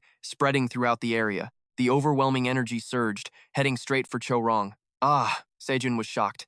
This is bad. The little girl is still there. Just as the dark energy was about to hit, a flashing figure grabbed the girl and dodged. Sejun held Chiron protectively in her arms. He gaped, his face a mixture of shock and amazement. Sejun murmured, "Miss Sejun," she replied calmly. "Please leave this child to me." Sejun's voice was filled with determination. "I will protect her at all costs." A faint smile hung on the corner of his lips. "Just as I thought. I have no regrets." Seeing this, Sejun slowly turned around. He focused his power, unleashing the energy within his body. A dense pillar of energy erupted, shaking the very ground, its pressure radiating through the surrounding space. Soon made a silent resolve. The transcendent path I want to walk, the kind of transcendent being I want to become. I want to walk it with people like this, not alone. So, let me be myself. At that moment, a subordinate was reporting the situation. "I hear the two of them are currently fighting on a military street in America.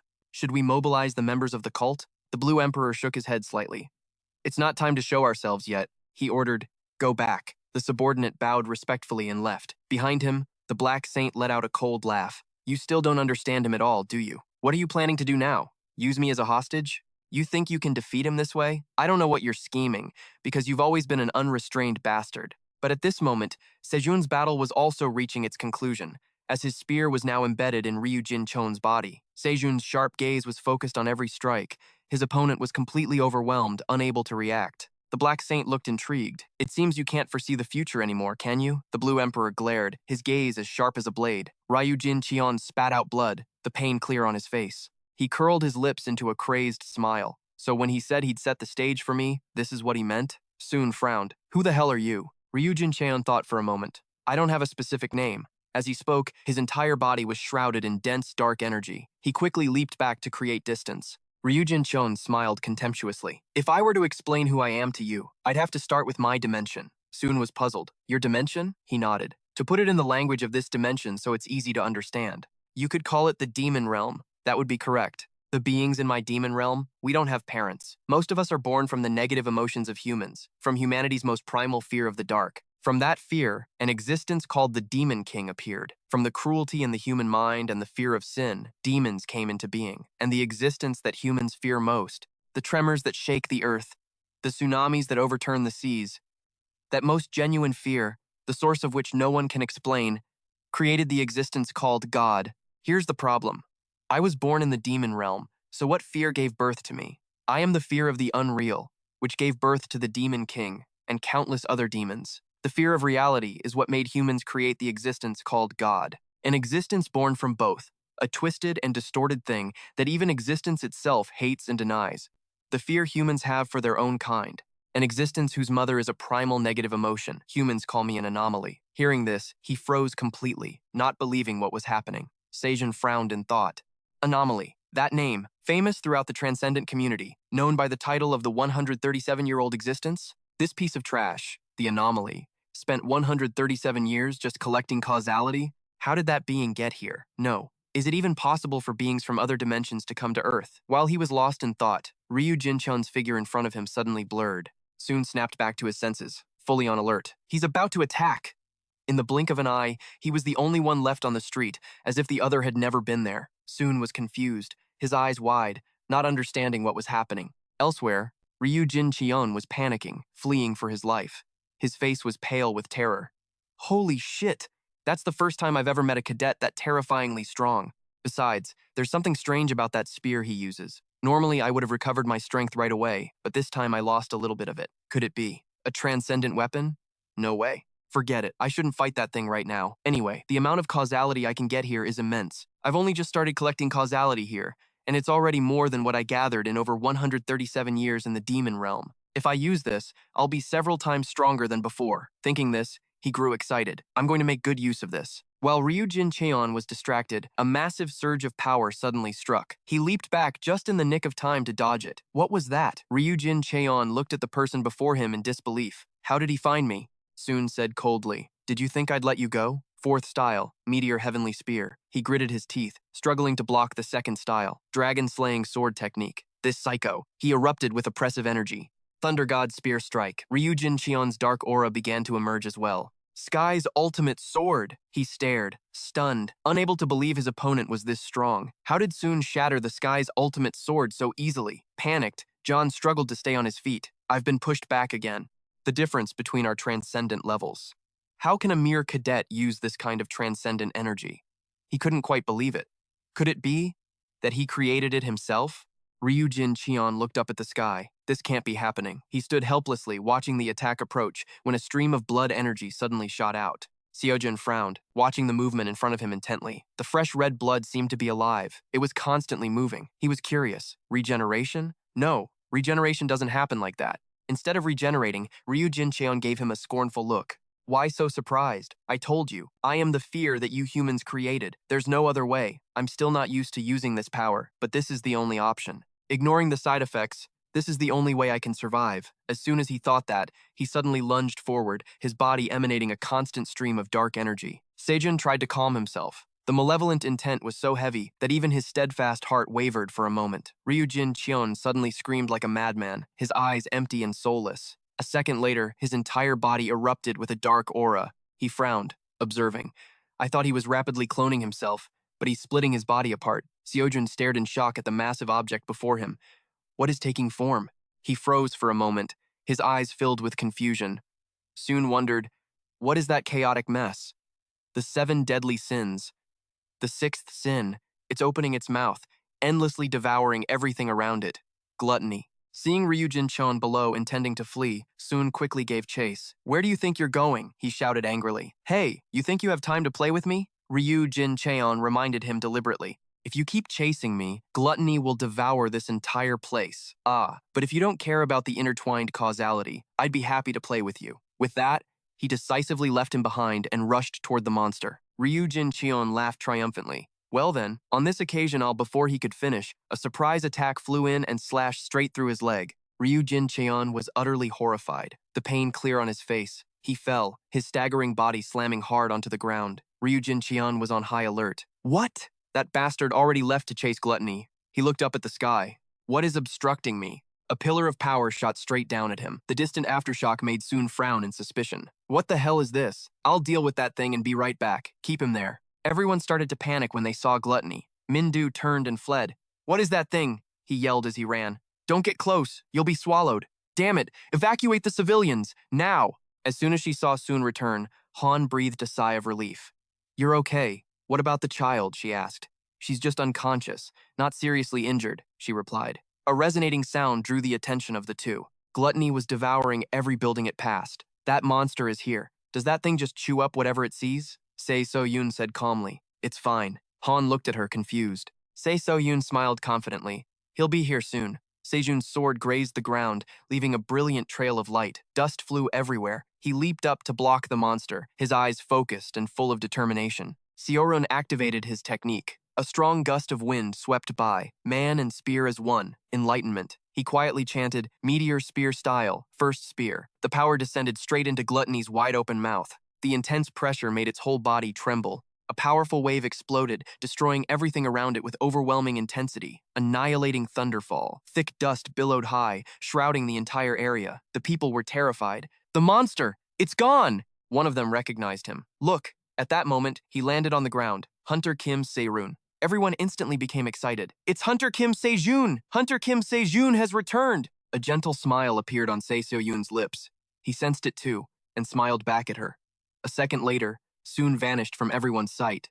Elsewhere, John was still screaming endlessly in pain. Why do you keep attacking me? Damn it, it just keeps destroying me over and over, and I can't do anything. This is bad if I stay stuck like this. Shit, is there no other way? He suddenly let out a crazed roar as his dark aura surged. John declared resentfully, I am made of 7 powers, the 7 deadly sins. Among them, I will abandon the 5th power. Luxuria, lust, and all the causality I possess to reveal my true demon form here. Another wave of power slashed into him again. As if completely drained of energy, Chiron collapsed to the ground. His body was completely still, his eyes like those of a soulless corpse. At that moment, Dian's true demon form also broke free, and it let out a loud laugh. John quickly turned and left, a triumphant smile on his face. Done. Just as I thought, it's not chasing me anymore. Losing all that causality is a real waste, but I had no choice. I'll just consider it an investment for a greater return. After all, that bastard promised to give me all the causality in this dimension. However, Sejun was in hot pursuit right behind him. As long as I survive, I can take it. He shot forward, putting power into every step, determined not to let him escape. Ducheon gritted his teeth in anger. This persistent bastard. Shit, if I get caught this time, I'm definitely dead. He had no choice but to use another technique. I will sacrifice the 7th deadly sin, sloth. A second later, Sejun's eyes seemed to perceive every movement as he swung the long spear in his hand, preparing to strike. Dian Cheon's figure began to blur just as he was about to land the blow. He shouted resentfully, next time we meet, things will be different. John gritted his teeth as he saw the attack was just a hair's breadth away. I, he roared, will definitely kill you. The technique he unleashed hit nothing but the empty space in front of him. Soon looked around, bewildered, but there was no sign of John. He clicked his tongue softly. He's gone. The Gumia was now lying on the ground. Soon walked over and picked it up. The mana trace is no longer connected. He sighed in frustration. I let him get away. I always thought I'd face another cadet someday, but I never expected it to be like this. It seems he's retreated for now, but he'll definitely be back. To defeat that bastard completely, it looks like there's no other way but to utilize the maximum power of Longinus. To do that, I'll have to attend the energy manifestation class again. So in the end, it still comes down to money. A notification on his phone caught Sejun's attention. Colin's eyes shot open. Elberry, sitting on the next bed, spoke up. You're awake, Colin? Colin looked around in a panic. Where is this? What happened? Elberry calmly replied, you can see for yourself. This is a hospital. We ended up like this all because of Kim Sejun. Colin shot up in alarm. Kim Sejun. That's right, Kim Sejun, he roared angrily. I let my guard down so I couldn't react in time. I won't be taken down so easily next time. Hearing this, the 2 people in the neighboring beds started snickering. Colin shouted angrily, what are you laughing at? Weren't you also defeated by Kim Sejun? Elberry, clutching his stomach and howling with laughter, replied, what are you talking about? If I had been defeated by Kim Sejun, how could I still be alive? Colin froze. But you just said we ended up like this because of Kim Sejun. Elberry replied, I said we're here because of Kim Sejun. I never said we were defeated by him. It's all because he arrived too late. Colin frowned, looking surprised. Elberry paid him no mind and continued, but there's something more important than that. Colin, I have something I want to give you. Elberry handed him a stack of papers. Colin jumped in shock as he read them. A bill? Wait a minute. $50 billion? What the hell is this? Elberry continued eating a banana, snickering. That's the added value of Lucas's life. From now on, you'll have to work hard to pay off that debt. The chairman was seriously injured, so there will be a lot of work to do for the time being. Make sure you handle it well. Kalinder glared angrily at the pile of papers in his hand. On the TV, a reporter suddenly announced that Hunter Kim Jun, who had defeated R a month ago, had saved America once again. On the screen, Jun was scratching his head, helplessly enduring Kim Sejun's scolding. Colin watched the TV tensely, his voice trembling. Who in the world did I manage to piss off? The scene changes to the building where Soon lives. The mentor's voice is heard. So you finally met the cadet from another dimension. The kid crossed his arms with a look of helplessness. Maybe it's just me, but it feels like weird things are constantly happening around you. Kim Sejun. Sejun, holding his phone, agreed. You can say that again. He held out the phone to the kid. Hey, can you take a look at this? The kid was astonished. This is, Sejun replied. When I checked my phone after letting the cadet from the other dimension escape, a large sum of money had suddenly appeared. No matter how much I looked into it, it doesn't seem like this money was sent by anyone, so I wanted to ask if you knew anything. The mentor thought for a moment, then answered, if it's you, it'll probably be fine. After all, you already know about the existence of the observer. Basically, cadets can steal causality from each other. This is a method established by the observer. Sejun was surprised. The observer? He wondered why the observer would let cadets steal causality from each other. The kid replied, you know that the relationship between us, Transcendent trainees, and the observer isn't very good, right? Because of the primordial pact, the observer can't interfere directly. Infighting among cadets from the same dimension is highly encouraged. In their minds, an image of the observer excitedly clenching his fists appeared. You all understand, don't you? From this moment on, kill each other. Sejun silently understood. He wants to reduce the number of cadets and, at the same time, reduce the number of potential transcendents. The observer is someone who wants dimensions to be stable, but the more I learn, the more it seems like that isn't his only goal. The kid's voice rang out, be careful of the observer.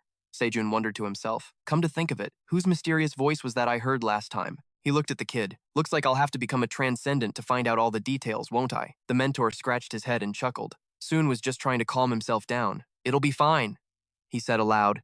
Hey, mentor, can you sign me up for a short lesson? The kid asked, puzzled. When you say a short lesson, who do you have in mind? Sejun grinned slyly. Master Satang.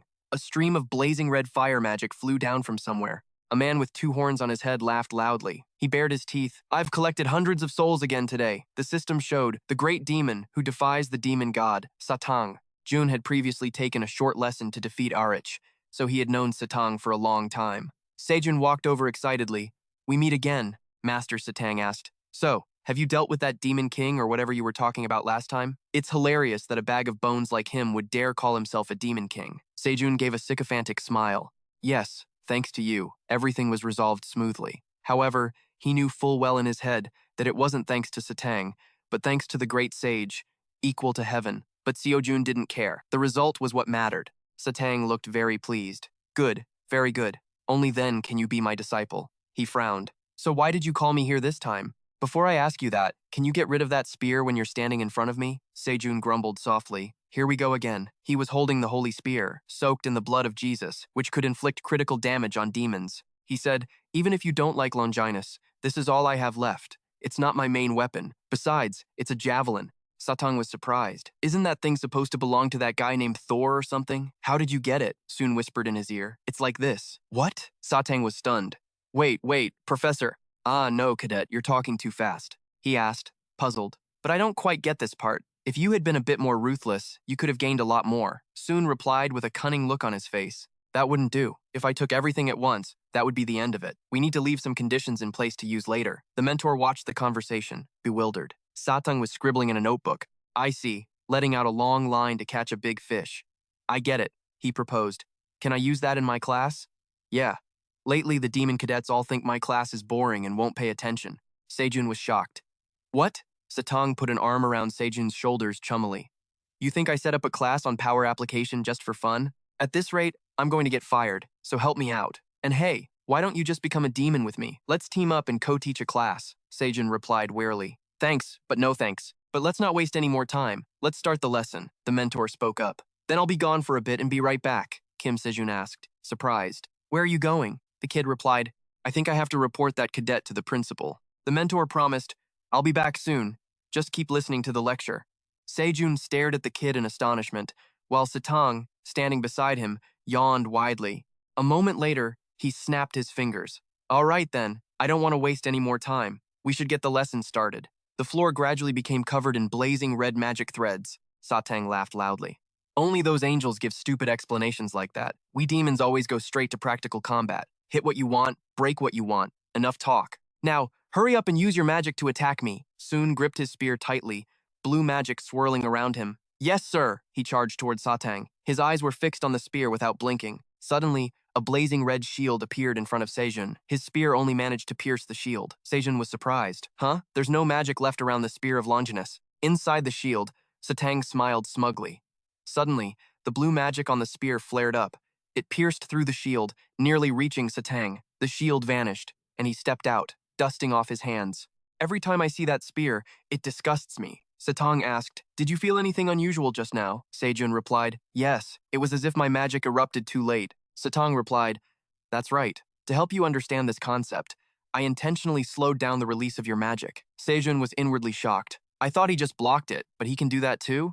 Satang described the attack process as consisting of 2 steps: the physical attack on the opponent and the magical attack used to amplify the power of the physical attack. "A moment ago, I intentionally reduced your magic output, which is why you were able to notice it. But normally, it won't be like that. These 2 forces occur almost simultaneously. The difference between them is so small that your senses can't distinguish it. But that difference definitely exists." Satang raised his hand and formed a 0 with his fingers. Power application minimizes the amount of lost magic by shortening this gap, and it's a way to use power effectively. The pinnacle of power application is called power release. He looked at Sejun.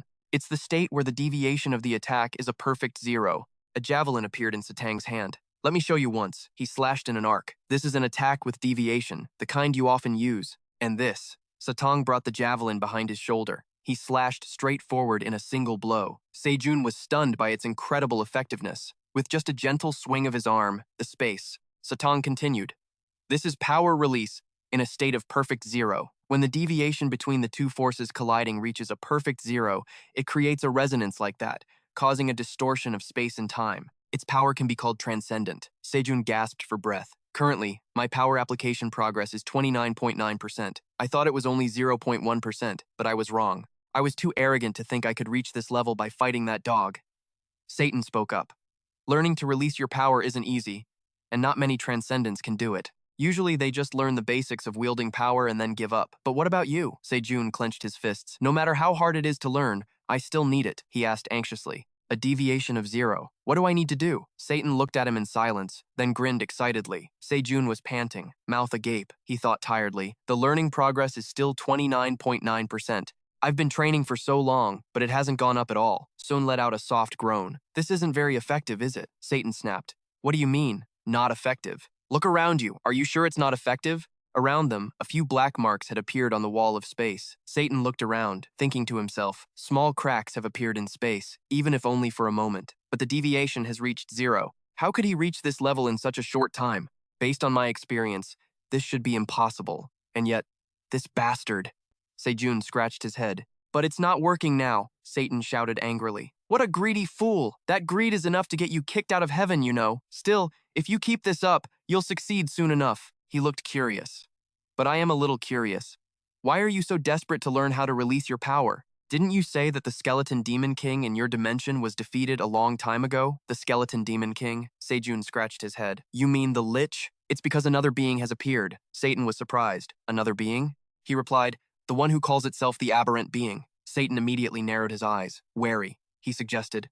"Tell me more." A moment later, Satan's voice rang out. A cadet who claimed to be from the demon world and revealed his name as the aberrant being. And a monster emerged from that cadet and devoured everything. Soon added, "The aberrant being called it gluttony." Satan said, "If that's the case, then that thing is probably one of the 7 deadly sins." Soon was surprised. "The 7 deadly sins? Are you talking about the original sins of humanity?" He answered irritably. "That's right, you little brat. To think you'd run into someone like that." Sejun looked thoughtful, thinking to himself, the 7 deadly sins: pride, gluttony, envy, wrath, lust, greed, sloth. These are the 7 roots of human sin. I see. The aberrant being said it was born from humanity's fear of each other. The origin of that fear is related to human wickedness, Satan warned.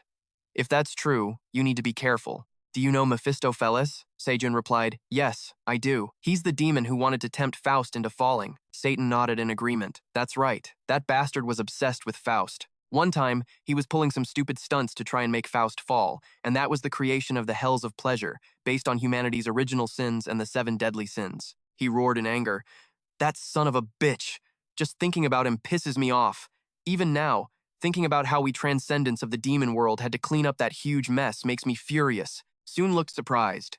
"The hells of pleasure. That sounds so familiar. Where have I heard that before?" A second later, he suddenly remembered, "Ah, a question on the Transcendent mock exam." Satan nodded. "Yeah, they use it in the exam because it's pretty novel. It's weaker than the real hell, but it's still quite troublesome. Hell is the space where we demons live, and it's also where demons train. In other words, if humans are pushed into hell, we demons also become stronger. But if hell is a place full of suffering, who would want to go there? So we came up with the opposite scenario, making humans fall into temptation and descend to hell. Even though Mephistopheles was just focused on tempting Faust, you get what I mean. And so, the demons created a hell that looked like a heaven where no desire is denied, the hell of lust, a world where everything you want is within your grasp, and you can possess everything, a heaven where nothing is lacking, the hell of greed, a heaven where even angels smile happily, the hell of sloth, a place where no matter how much you eat, you'll never run out of food, a heaven overflowing with food, the hell of gluttony, a heaven where you can torture those who bullied you and their parents who abused you as much as you like and release your anger, the hell of wrath, a heaven that can satisfy your longing for things you can't have, the hell of envy, Satan's voice continued. Basically, humanity's original sins all stem from pleasure. Demons would satisfy those primal desires in these hells. But then, an incident occurred. He looked at Sejun. You were there when it exploded, so you must understand, right? Sejun replied tensely. The hell of pride. Satan nodded. That's where the incident happened. It all began when a man entered the hell of pride. At the time, we didn't pay him much attention, because it was a place where no real desires existed. We laughed at the one who entered and called him a fool. But we were the real fools, weren't we? We underestimated him. We underestimated just how arrogant humans can be. We underestimated human pride. Soon's eyes widened in shock. Satan continued, that bastard truly wanted to become a god. He was incredibly arrogant. Time passed quickly. Soon continued taking lessons from Master Satan, and since that day, the aberrant being never appeared again. He also regularly checked the activities of other countries to see if it had made a move elsewhere, but he couldn't find any trace of the aberrant being anywhere in the world. The plane took off again. Everyone was incredibly excited as they disembarked. It's been so long since we've been home, Jin shouted cheerfully. Dad, Master, Sejun also spoke up. Master, no, teacher, a man's hand shook Jun's. You did very well. The chairman of the Hunters Association looked very pleased. On behalf of all Korean hunters, I want to express my gratitude to you, Hunter Kim Sejun. The man standing next to him asked in surprise. Isn't my disciple in America? Sejun looked towards Manchon. I have a gift for you, sir. He looked quite surprised to hear that. Soon took out a skull and handed it to him. He looked pleased with himself. This is that lich's skull. Didn't I promise I'd let you use that lich's skull to play soccer? Manchon tremblingly held the skull in his hands. His voice trembled. This isn't from the real one or something, is it? Sejun scratched his head.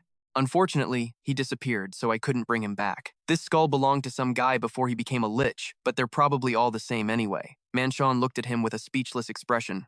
Are you going to bring me a dragon's corpse next? Sejun replied cheerfully. Actually, I could bring a dragon back. Butter appeared in England, but it disappeared too. Do you want to touch me? In a way, I'm a dragon too. An awkward silence fell over the rest of the group. It had been a few months since they last saw each other. Leaving behind their worries, Haeyun was with her master, Sejun's father, the saint of magic, and Park Ji-hun too. The man who hadn't found his disciple was still crying his eyes out to Sejun.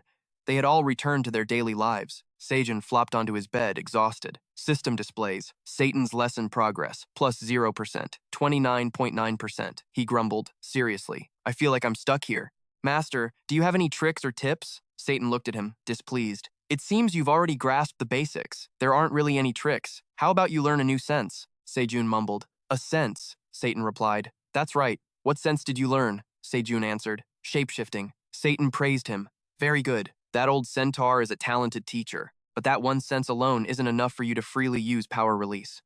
It's not that shapeshifting isn't strong enough, it's just that the difficulty of power release is too high. Sejun was silent, thinking to himself, the level of shapeshifting is A, with the exception of 2 transcendents, the Great Sage, Heaven's Equal, and Satan. There's nothing the centaur's sense can't grasp, but power release is a high-level skill that even transcendents find difficult. Just like Master Satan said, Sagittarius's perception has its limits. He wondered, if I learn a new perception, will it be easier to grasp power release? Of course, Satan answered firmly. In essence, the principle of power release is all about perception. Perfect zero deviation isn't something you can achieve intentionally. It's more like a habit formed from perception. As you said, you've hit a plateau. In your current state, you won't get any further. Sejun frowned, understanding what Satan meant. In other words, studying more would just be a waste of money. He stood up. All right then, I'll go learn a new perception and come back later. Satan nodded. Yes, causality is one thing, but we can't waste precious time. However, you won't be getting a refund for the remaining time. Then he disappeared. Sejun was stunned. Wait a minute, 1 hour is 1 trillion. The remaining time is 47 minutes and 17 seconds. A minute is. He calculated that around 800 billion had been wasted. His face trembled in utter panic. He yelled, "This is a blatant scam." Satan grinned, giving a thumbs up as if to say, "That's right." The scene shifts to another place, from which piercing screams erupt. Those sounds gradually become more distorted. Something falls to the floor. The man in the black cloak watched it in silence. He observed one of the 7 deadly sins before him. The 7 deadly sins, the original sins that gave birth to these aberrant beings. Of the 7 sins, 3 have been completely eliminated. Beyond my expectations, that guy coughed dryly. Damn it. He trembled as he looked at the man in black. "You said you'd prepare a stage for me. Hurry up and tell me, what do I have to do?" The man in black remained silent, thinking to himself, "Fortunately, Pride's most important power is still intact." He called Pride's name. "Follow me." The other one muttered, trembling, "I'll kill you. I'll kill you." The man in black was slightly surprised. "I didn't expect we'd lose 3 of the sins.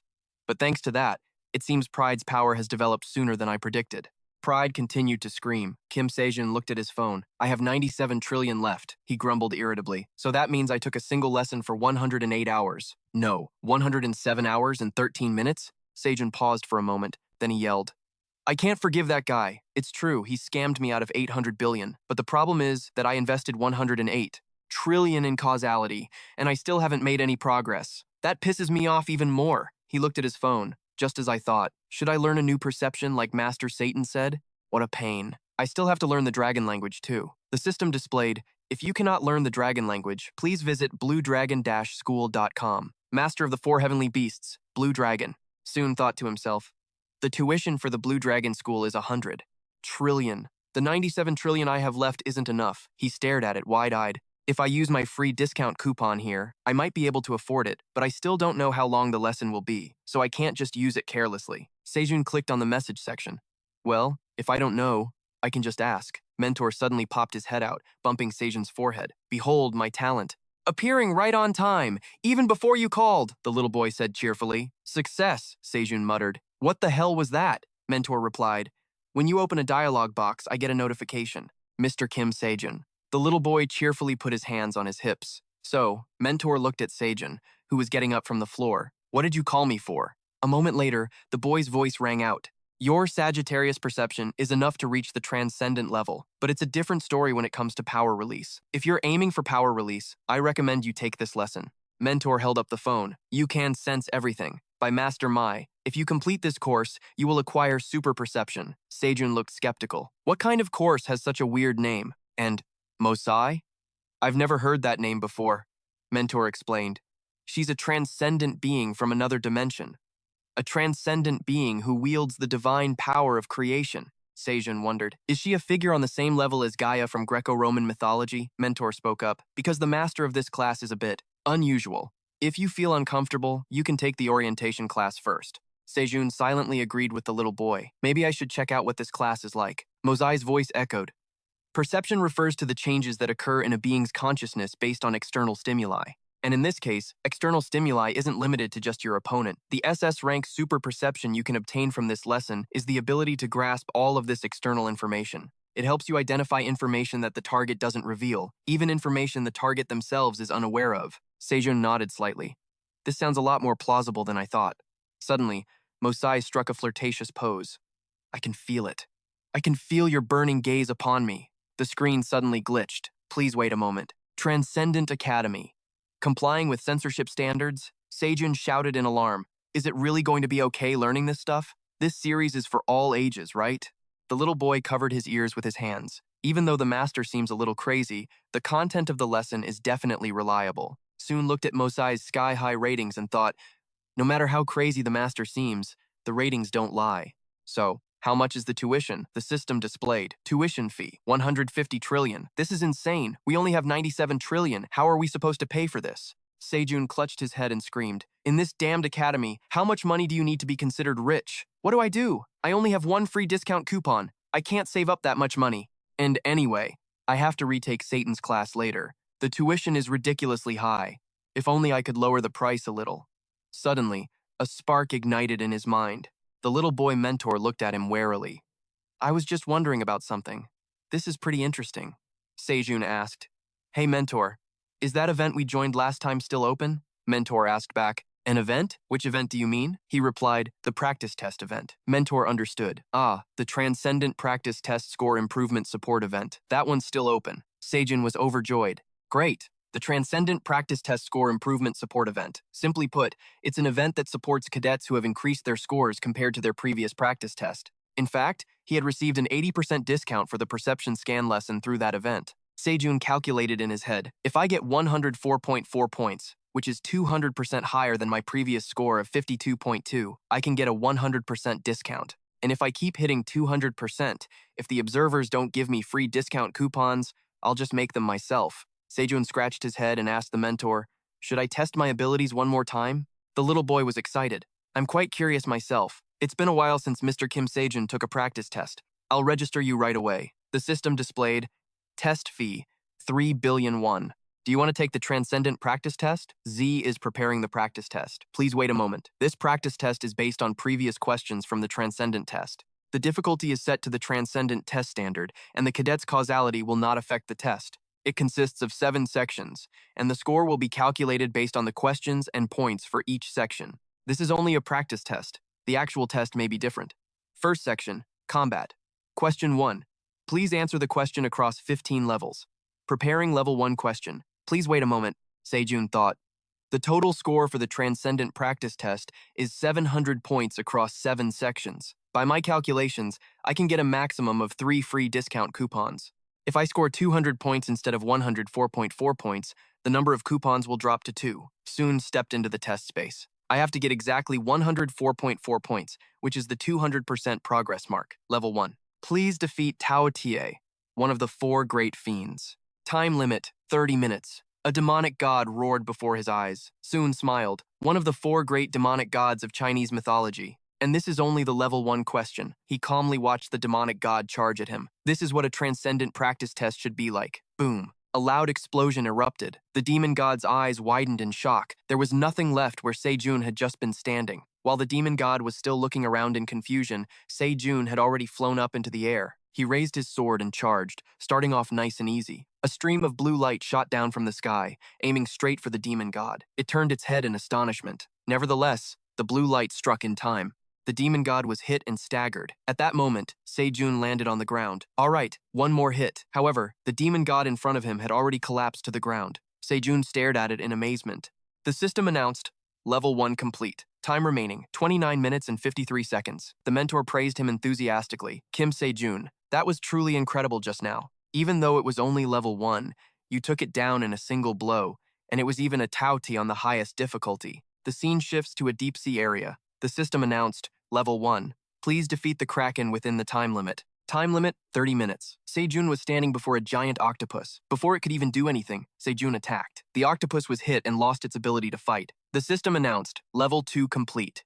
Time remaining, 29 minutes and 47 seconds. The octopus fell to the ground with a thud. Sejun stared at it, stunned. The mentor beside him clapped in praise. That was amazing. Sejun yelled, Wait a minute, counselor. Please pause the test. Stop, please. Just pause it for me. The kid was surprised. Pause? But you're doing so well. Why the sudden urge to stop? Sejun's voice was frantic. My stomach hurts so bad. I can't concentrate on the test. The mentor seemed reluctant. All right, fine. The system announced, as per the administrator's request, the placement test will be temporarily paused. After leaving the testing space, Sejun asked, Hey, counselor, do you know how many points I've gotten so far?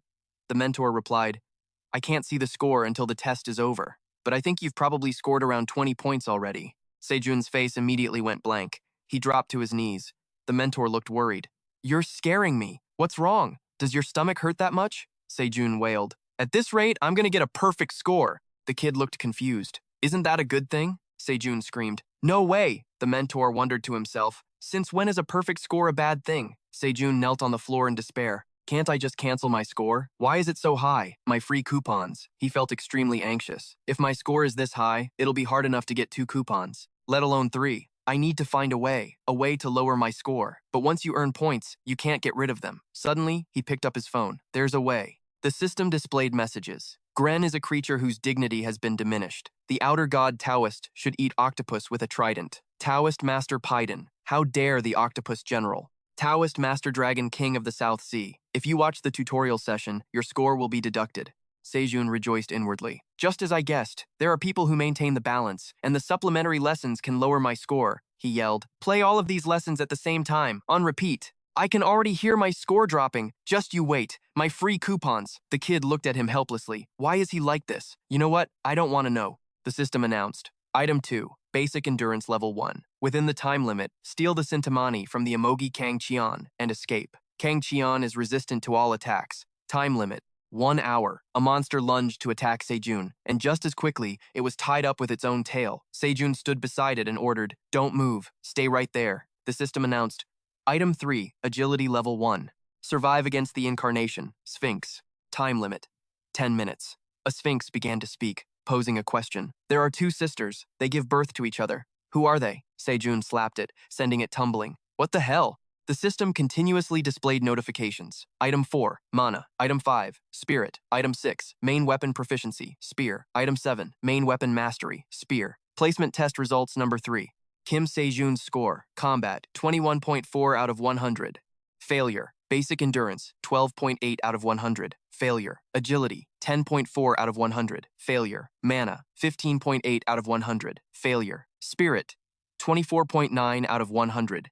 Failure. Main weapon proficiency. Spear. 12.5 out of 100. Failure. Main weapon mastery. Spear.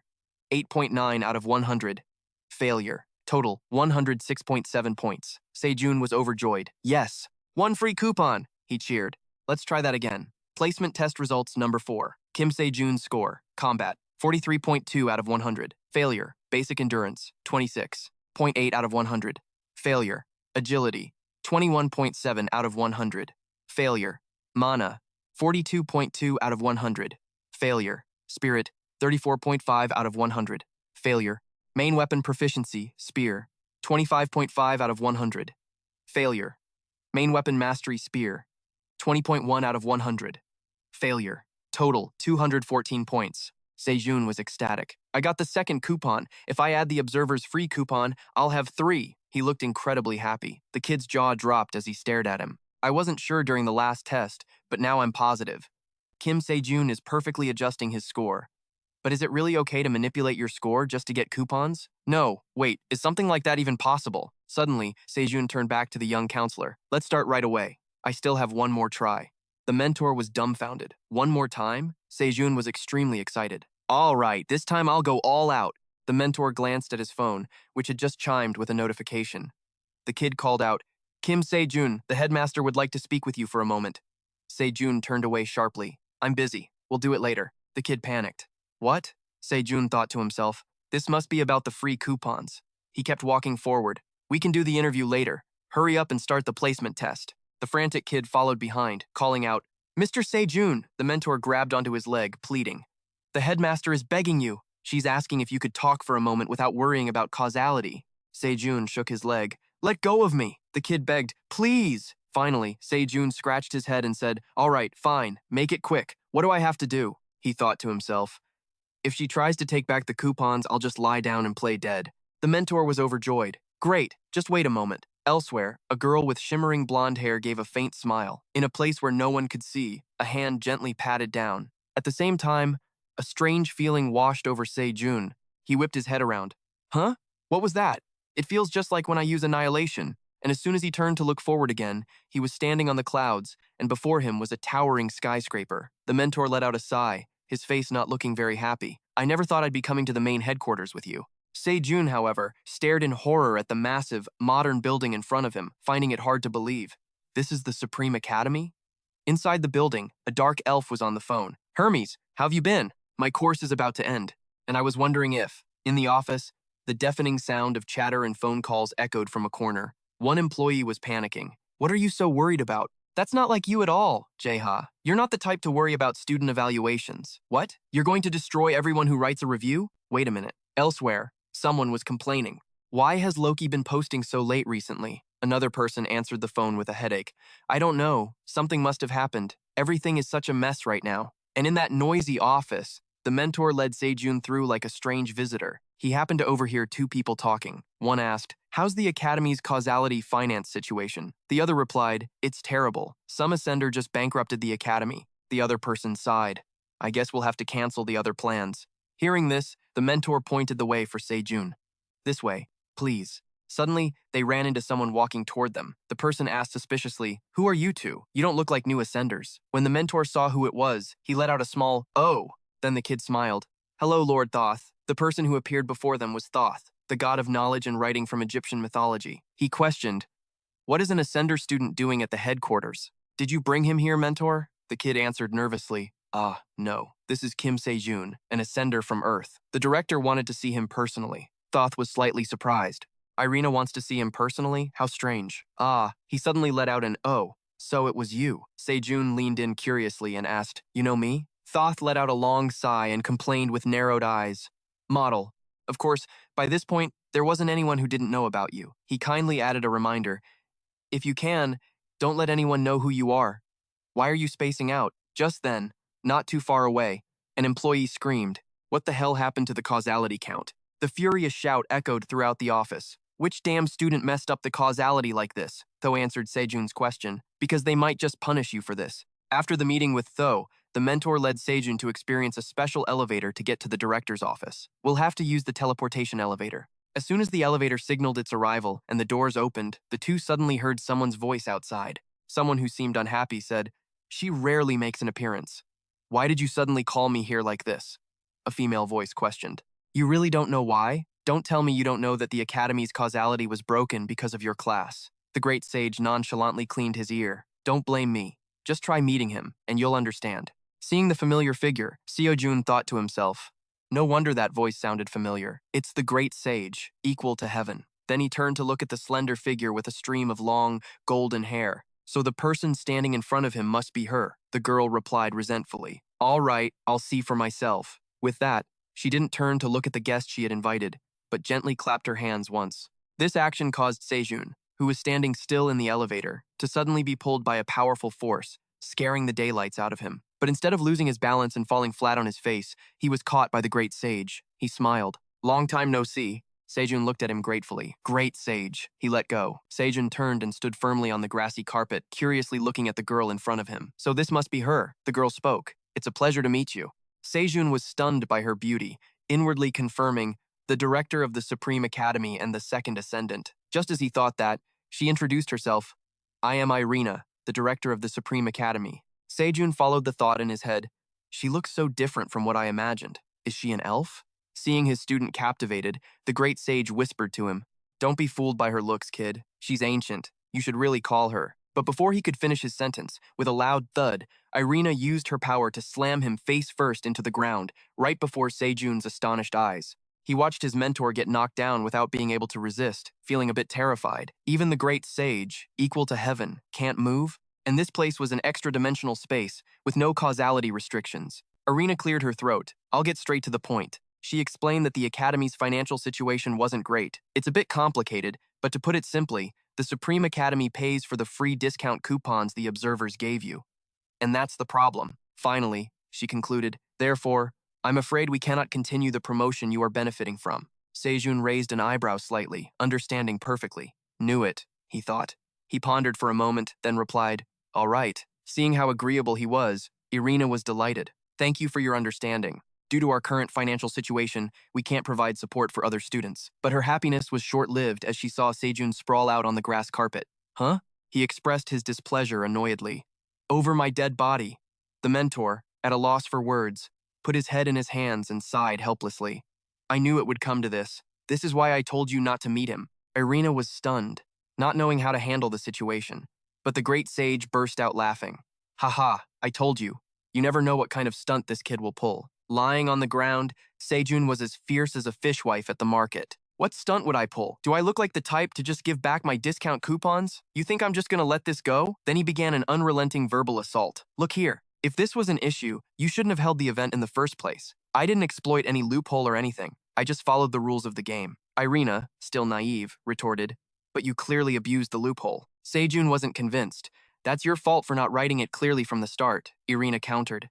"We allowed the use of the promotion to help students who couldn't afford the causality payments," and he stubbornly argued back, "Well, I did exactly that, by trying to get as many discount coupons as possible." As the two argued back and forth, the great sage and the mentor, who had gotten 3D glasses and popcorn from who knows where, were happily munching away while enjoying the show. On one side, Irina was so angry her hair was standing on end.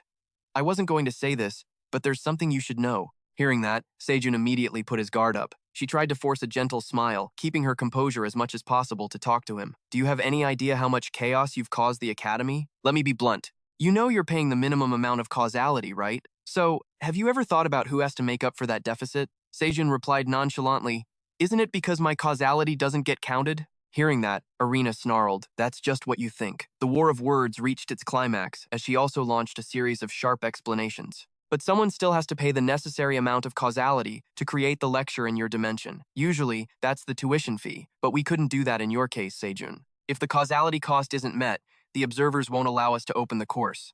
But the students need to attend classes, so we've had to cover the deficit. The great sage and the mentor were so focused they even forgot to eat their popcorn. Finally, Irina pointed her finger at Sejun, almost shouting, I'm just asking you to give in this one time. Is that so hard? Those words were like an arrow piercing his conscience. At the end of the fierce verbal battle, the mentor rang a bell. The great sage declared Irina the winner, as Sejun was now cornered by her questions, speechless and unable to retort. Unwilling to accept defeat, he still refused to compromise. What's that got to do with me? The mentor started sweating for him. Oh my God, this is unbelievable. Sejun was still lying stubbornly on the ground, over my dead body. These words made Irina even more furious. She raised her hand, using her power to lift him, suspended in midair. If you wish, I will grant it. Do you know where you are? Angering an elf is not a wise thing to do, especially when it's a powerful elf. Irina easily manipulated Sejun's body. She growled, You said over your dead body? The terrifying aura radiating from her sent a shiver down his spine, but he still gritted his teeth and endured, refusing to submit. Endure it. The director touched him with a single finger. So, why don't you stop whining and get up? Sejun trembled as he thought. Come to think of it, unlike the observers who need me alive, the director could kill me, couldn't she? He clenched his jaw. But I can't back down here. A stream of blue magic pushed him away from the director. The great sage looked surprised. Oh, you overcame the pressure? Now what? Are you planning to counterattack? Sejun was still enveloped by the blue magic. Then, to the astonishment of the onlookers, he collapsed to the ground. Sejun screamed, Whatever, just cut it all off. The great sage, the director, and the kid stared at him, speechless. The great sage laughed. You're just going to lie down again? Sejun remained sprawled on the ground. I don't know anything, he thought to himself. Actually, I do feel a little guilty. It's an undeniable fact that the Supreme Academy has played an essential role in my growth so far, and I guess they have been somewhat tolerant of me. But I also have lectures to attend, and I can't just tear up my free coupons like this. He spoke up. All right, I'll give up all the free coupons I earned from the mock exam. The mentor was shocked. What?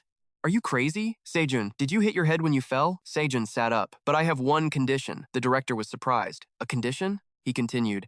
I have lectures that I want to take using the free coupons. Please, teach them to me yourself, director. The director shook her head. That's impossible. Sejun guessed. Because you're an observer? She nodded slightly. As expected, you've realized. Normally I can't meet with students. That's because the causality burden of an interview is too great. Sejun rested his chin on his hand, thinking. Based on what she's said so far, the Supreme Academy's financial situation isn't good. If they had plenty of money in the first place, they wouldn't have forced me to give up my free coupons. So, in the end, who's shouldering the causal burden for this meeting? The answer is simple. This meeting was requested by the observer, on the condition that he would bear the causal burden of the interview. The headmaster replied, That's right. He said he would bear the entire causal burden for our meeting, on the condition that I force you to give up your free pass, no matter what. Sun thought to himself, asterisk, spot on asterisk. He reasoned, Then doesn't the causal burden from you teaching me just become the observer's causal burden? Headmaster Irina sighed. Even so, there's no way the observer doesn't know that the causal burden won't just disappear. Sejun nodded. I know, but that burden will just fall on him. But, so what? The headmaster looked at him, stunned. Huh? Sejun spread his hands wide. What do you think this place is? The headmaster answered, a bit unsure. The Supreme Academy. Suddenly, she flinched. Asterisk, don't tell me. Asterisk, Sejun grinned with satisfaction. Exactly what you're thinking, he thought to himself. Asterisk. This is the Supreme Academy. It's a space that exists outside of dimensions, like a borderland, a place the observer's gaze can't reach. Asterisk. Sejun continued. What we do here, how would the observer know? If he complains, you just have to say you told me to give up the free pass. What's the problem? Looks like he already dumped the causality problem on you, so just pay him back. It might look like you're paying him back 1,000-fold, but who cares? The headmaster pondered quietly. The great sage looked extremely interested. Suddenly, the headmaster called out, "Counselor, could you go down for a moment and get Thoth for me?" The boy answered, surprised. "Huh? Yes, ma'am." The great sage looked astonished. "For real? You're actually going along with this crazy scheme?" The headmaster shrugged. "What other choice do I have? Without causality, we just have to get physical." Then she turned to June. "I can't teach you everything. I'm shifting the causal burden to the observer, but if that burden becomes too great, this dimension could collapse." He nodded eagerly. "I'm well aware." The headmaster asked, "What do you want to learn?" Sun answered, "Instructor Mosai's superhuman senses and the Azure Dragon Clan's lecture on the dragon language." The headmaster nodded. Then techniques related to sensory perception would make sense. She turned her head to the side. "Great sage, equal to heaven, could you lend a hand?" The great sage grinned in agreement, taking out his staff. "Can I get a little rough with him?" The headmaster replied, "Be my guest." The great sage, satisfied, slammed his staff down. The headmaster began to explain Instructor Mosai's superhuman senses. When considering the external environment that constitutes a target, Instructor Mosai limits it to the scope of her perception. But if you expand that a little further, it reaches a level where you can control the environment around the target. And when one's sensory domain reaches its peak, even something like that becomes possible. "Great sage, equal to heaven!" He leaped high into the air, raising his staff. "Here I come! Meteor staff technique, first form, heavenly starfall." A powerful stream of magic shot downward. Sejun stood below, horrified. "Hey, are you crazy?" he shouted. "If you suddenly use heavenly starfall like that..." Suddenly, Sejun felt as if multiple streams of light were piercing his body. He was shocked. "Huh? It feels like the entire space I'm standing in is targeting me. Even taking a single step, even the act of breathing, feels like I need someone's permission to do anything at all." The great sage placed a hand on his shoulder and asked, "It's hard to bear, isn't it? But you have to focus and watch closely. Among all the ascenders, only the headmaster can do this." The headmaster was now standing before them, calmly watching the fireballs fly toward her. Asterisk. She's an X-class after all. Asterisk. She raised her fist, and a faint white light shot out, causing the fiery red magic to gradually disappear. Sejun looked around in amazement, unable to believe his eyes. "What the? The traces of ascended energy are completely gone. It's like nothing even happened." The headmaster smiled and turned back. "How was that?" Sejun asked, puzzled. "Weren't you supposed to be teaching me sense?" The headmaster replied. "This times is times sense." The great sage chimed in. "She's not an X-class for nothing." Sejun pushed him away. "What the hell is X-class? Does that rank even exist in the Supreme Academy?" Another voice cut in. "No, X-class doesn't exist." Thoth stepped forward. "It goes beyond the records of causality, meaning it's already outside the rules." "Hey!" The great sage greeted him cheerfully. "Good to see you again." The bird-headed Thoth looked at the headmaster. "What did you call me for?" The headmaster replied, "To teach sense to student Kim Sejun, we might need to register the causality with the system." He froze. "Could you repeat that?" "I'm exhausted, so I'm not in the best state right now," the headmaster said calmly. "When I teach student Kim Sejun, I need to record the causality in your book." Thoth paused for a moment. "Who's teaching?" The headmaster repeated blankly. "I am. You're teaching." "Whom?" "Student Kim Sejun." He was silent for a moment, then reluctantly replied, "I understand." But a second later, Thoth screamed, "Understand? My ass! Irina, don't you know what happens when you teach a student?" The headmaster laughed. "Well, there are some special cases." Thoth trembled with anger. "The hell there are! Not unless the observer is taking responsibility for the causality." Irina cut him off. The great sage burst out laughing at Thoth's dumbfounded expression. "Just look at that bird brain's face." Suddenly, a hand landed on Sejun's shoulder. Thoth's eyes were sparkling as he looked at him. "Do you intend to record the lecture? This talent here?" He glanced over. "What do you think?" Headmaster Irina answered, "I thought about that too, but he's a student, so there are limits." Thoth replied firmly, "I'll definitely find a way." Sun stammered, "No, I just came here to listen to the lecture." The great sage watched them happily. "The academy is running smoothly, isn't it?" A book appeared in Thoth's hands, the Akashic record. Lines of text flew out from the book, swirling around. Sejun wondered, "What's he doing?" Irina replied, "He's registering the technique I just showed you into the causal record. Since student Kim Sejun hasn't reached Transcendence yet, there are still limitations." Thoth opened the book and mumbled something. A moment later, the book closed, and Sejun was surprised to hear a notification chime. Thoth looked satisfied. "Registration complete. System. Sense acquired." Sejun asked the headmaster, "So does this mean I can use sense now?" She replied, "Not quite. This is merely an ability that student Kim Sejun is times able times to learn. So that means..."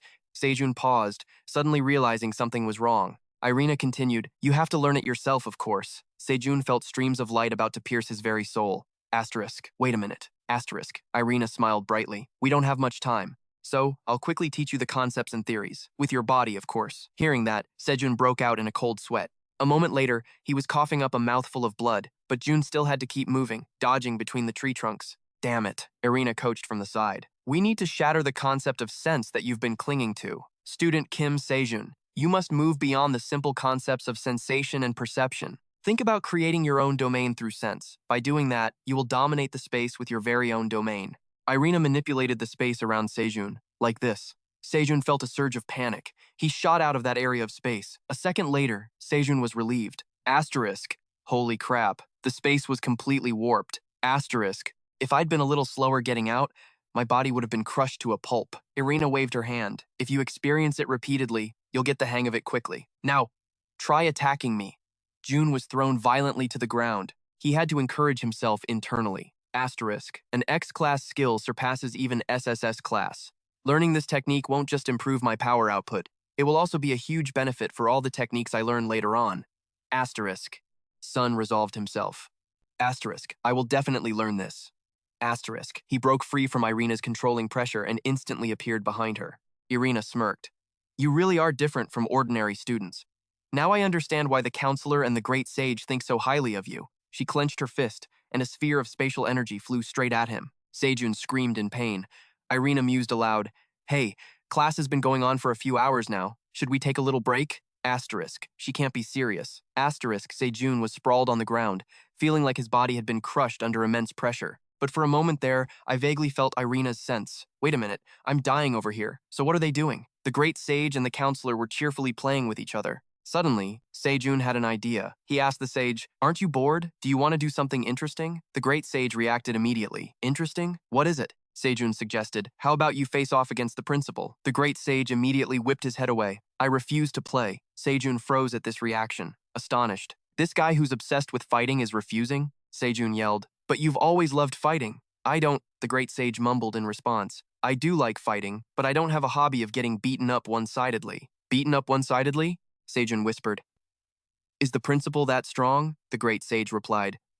Strong? Just calling her strong isn't enough. Even if all the Transcendents of the Supreme Academy attacked her, I can't guarantee she'd be defeated. Sejun's jaw dropped in amazement. Huh? Then just how strong is she? Furthermore, the great sage continued, I've never once seen her fight with her full strength. Mentor agreed. Come to think of it, I've never seen it either. Sejun stared blankly at the two of them. Then when is she ever serious? Suddenly, the great sage said, Ah, but there is one person who could face her. Sejun looked skeptical. Huh? Someone like that exists? The great sage chuckled for a moment. Then he said, You. Sejun's eyes widened, his face turning pale. Me? The great sage replied, Exactly. You can use all 3 Danjians. That alone is enough to fight her. Mentor also nodded slightly. The great sage continued, and your growth rate is also insanely fast.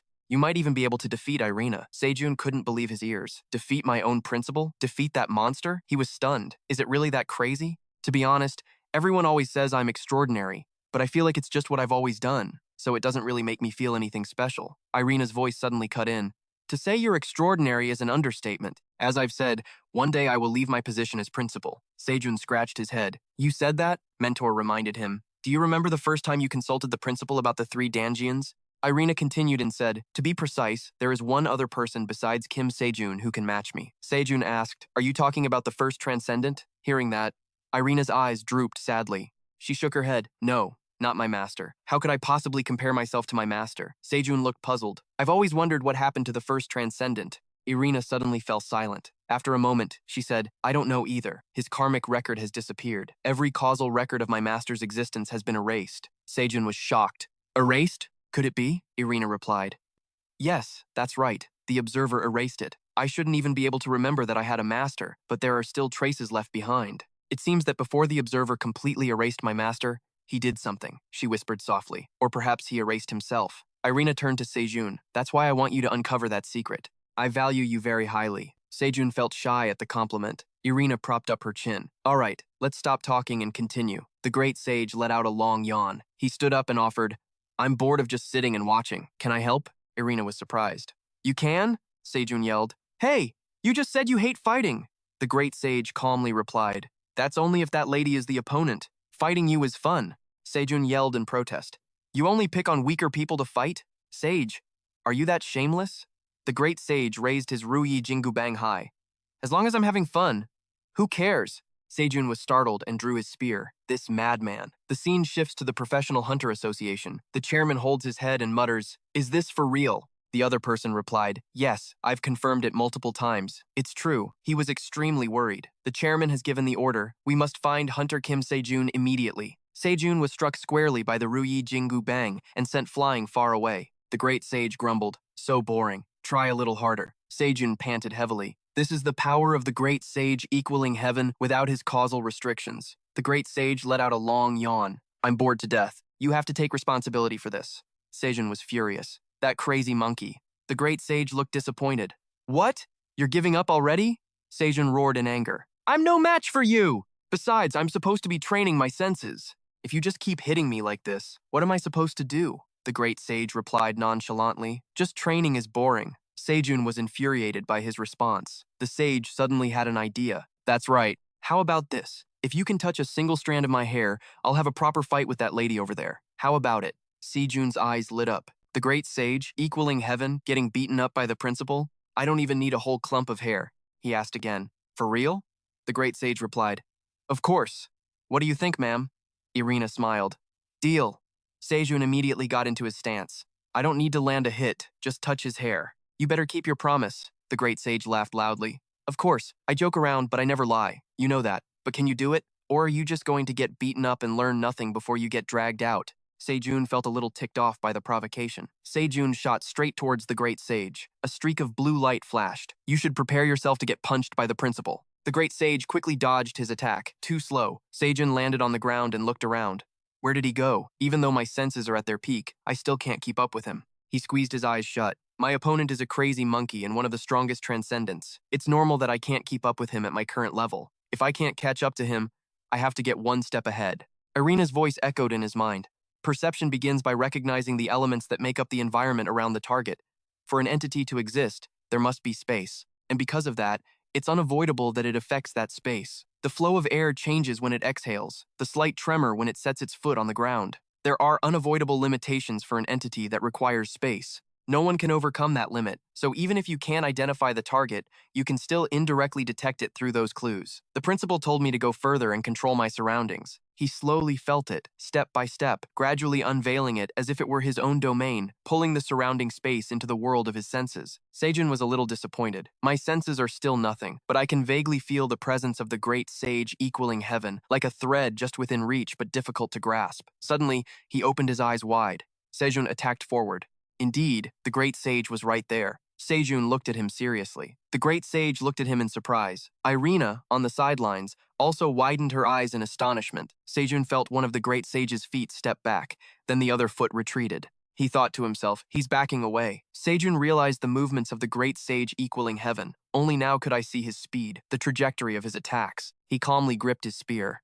I felt everything.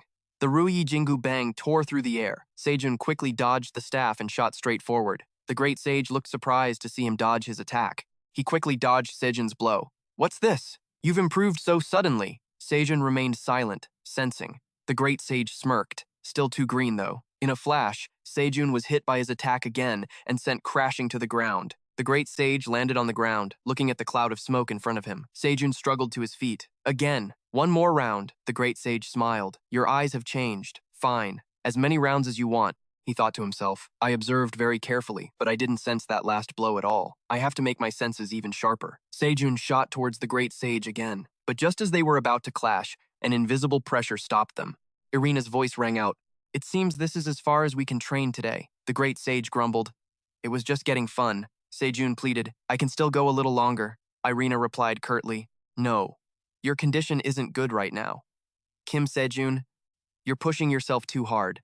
Even if there are no physical problems, relying on Buddha's mental strength has its limits." Sejun silently looked at his hands. He landed on the ground. Irina praised him.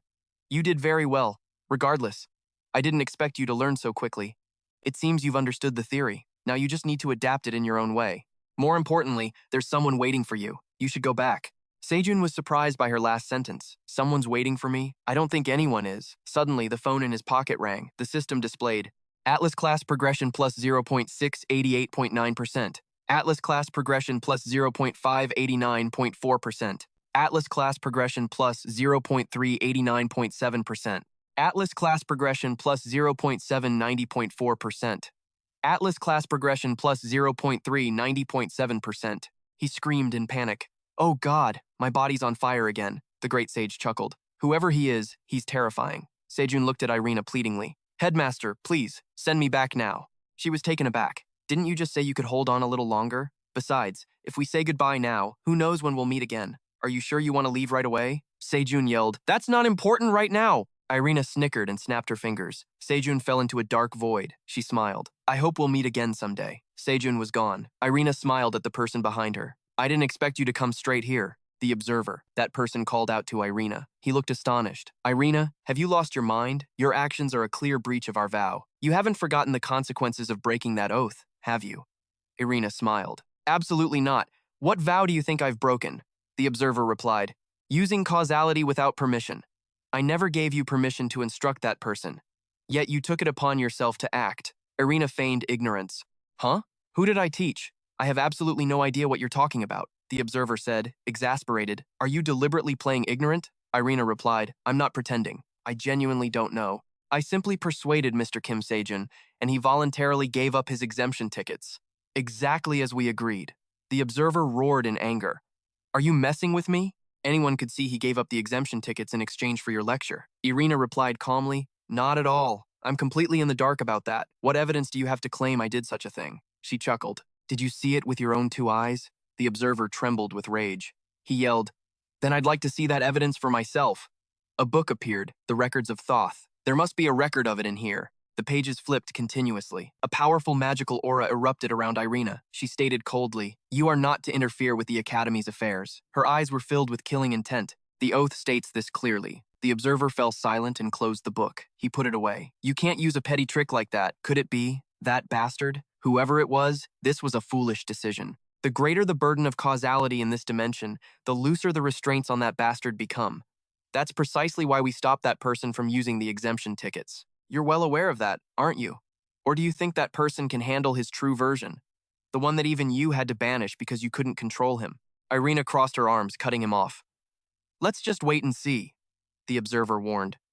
Don't be mistaken, Irina. Even if you're called the third Transcendent, you're just a latecomer. You can't accomplish anything. Irina frowned at him. I bet you said the exact same thing to my master, didn't you? But in the end, you couldn't handle him either and had to erase him. The observer replied curtly, Think whatever you want. But remember one thing. He turned his head. You will definitely regret the choice you made today. Outside, Jimin was commanding her fire magic. Burn, Inferno.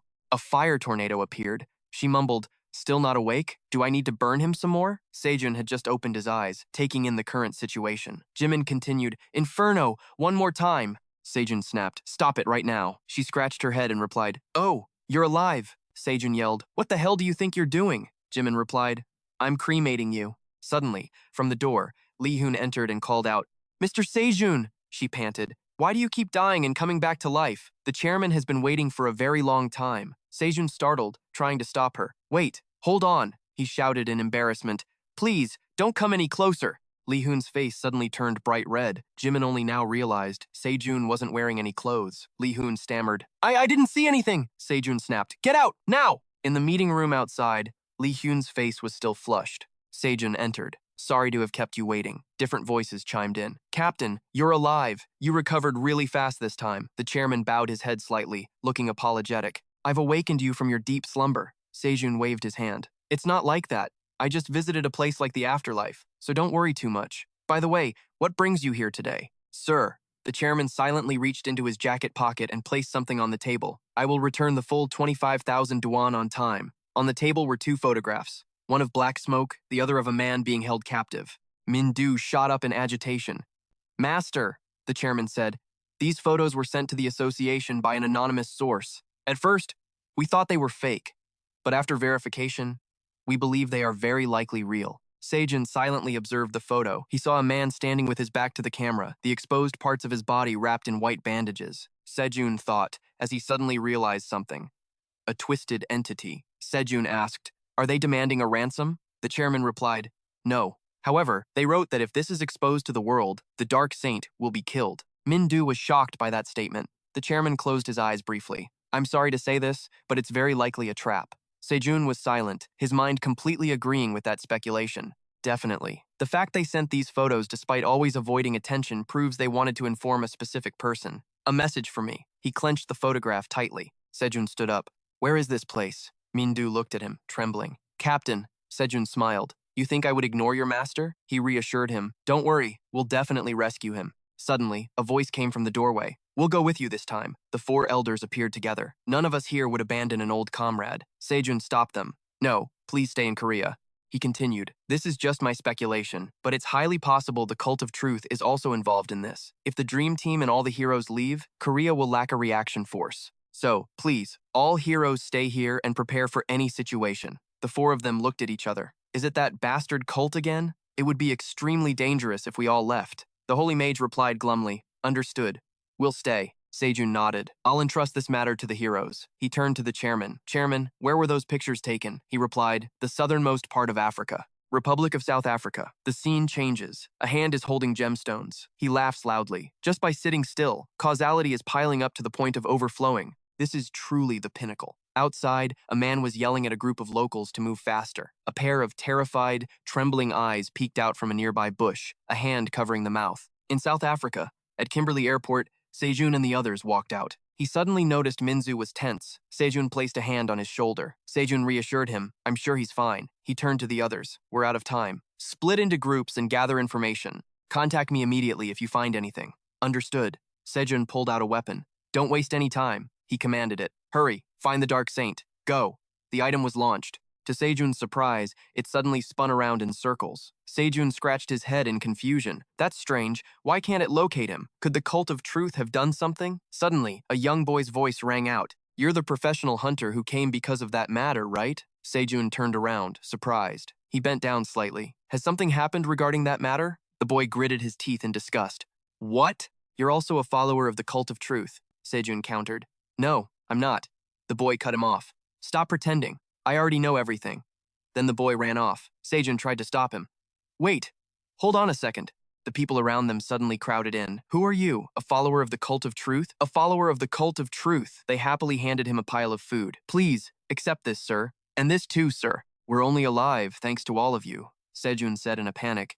But I'm not a follower of the Cult of Truth. He ran off to find the boy from earlier. Where did that kid go? I barely got away. Sejun thought to himself, just a quick glance shows that faith in the Cult of Truth here is extremely deep. But when that kid thought I was a follower, he immediately showed hatred, and he mentioned that matter. He must know something. Suddenly, a scream rang out. Kwabena was thrown hard against a wall. The boy yelled, I've paid off my debt. I paid it all back, so why are you still chasing me? We told you, that's just the interest. The men replied coldly. They eyed his basket. Are those medicinal herbs you're carrying? They must be valuable. Hand them over. Kwabena refused. No, I can't. One of them grabbed his shirt. Haven't you had enough of a beating? Sejun's voice rang out. Stop! The man looked at him. Who the hell are you? You'd better get lost before we decide to teach you a lesson. Sejun smiled. Can't do that. I have some business with this kid. The man let go of Kwabena. Business? What kind of business? Did you lend him money too? Sejun replied, not exactly. He scratched his head. I'm just considering what kind of business to create right now. The other guy flew into a rage. Are you messing with us? He lunged forward to punch him. Do you have a death wish? Sejun grabbed his arm. He twisted it back. Judging by your face, you've probably killed a few people before. The man screamed. What are you waiting for? Help me! Hurry up! You son of a bitch! Wait, sir. Kwabena stared at them, frozen. A moment later, Sejun had finished them off. He bent down and asked the kid, Are you okay? Looks like they hit you pretty hard. Yeah. Sejun glanced at the men with contempt. What kind of scumbag hits a kid like you? The boy replied. I borrowed money from them. Sejun was stunned. Money? How much did you borrow? 25,000 rand. I paid back the full 25,000 rand on time. But then they suddenly said that was just the interest and demanded another 250,000 rand. They're demanding 10 times the original amount in interest? Those damn bastards. Kwabena stood up. Anyway, thank you for stepping in. You're not really a believer of the truth cult, are you? Sejun replied, Of course not. Also, I wanted to ask, why do you hate the truth cult? Everyone around here seems to be friendly with them. The boy frowned. That's because they don't know the terrible things the truth cult is doing in my country. Sejun was certain this kid knew something. He suggested, Can you tell me in detail about the bad things the truth cult has done? Kwabena looked at him in silence. The scene changes to a residential area. Sejun and Kwabena walk past two men carrying weapons and speaking a foreign language. Then they pass another man examining the weapon in his hands. Sejun wondered, "Are there a lot of hunters around here? Has there been a dungeon mutation recently?" Kwabena answered irritably. "No, they're rebels. They just showed up in my village on their own and said it was a good place to hide." The boy pointed, "This way." Behind them, Kwaku suddenly took notice. He turned his head in surprise. A worried man asked, "Sir Kwaku, is something wrong?" He shook his head. "No, it's nothing. There's no way that person could be here." Meanwhile, Sejun was walking in the direction the boy pointed. Kwabena entered his house and said shyly, "We don't have much, but please, come in." Sejun was shocked at the sight before him. Kwabena walked over to a girl lying on the floor. "I'm home, Yuna." The little girl reached out a worried hand towards Kwabena. "What happened to you?" The boy replied, "I tripped on the road. It's nothing." Yuna frowned slightly. "Really?" The boy nodded. "Yeah, really." Yuna looked at Sejun curiously. Who is this?" Kwabena introduced him. "He helped me. I invited him over for something." Hearing this, the little girl smiled happily. "Thank you for helping my brother," Sejun replied. "It was nothing." Kwabena picked up a pestle and began to grind the herbs he had gathered. Sejun looked around and saw no sign of any adults. He looked down at Yuna. "Are they living on their own?" the girl asked him. "Are you a hunter?" Sejun replied, "Yes, I'm a professional hunter." Yuna asked excitedly, "In that case, have you ever met the hunter Kim Sejun?" Sejun was flustered. "I guess I have." The pestle in Kwabena's hand suddenly stopped. The boy's eyes lit up. "Really? You've actually met the hunter Kim Sejun in person?" Kwabena asked excitedly, firing off questions. "No wonder you're so brave. What's Kim Sejun like? Is he as handsome as his skills are amazing? His personality is great too, right? Does he have a glowing aura behind him?" Sejun was dumbfounded and replied, "Huh?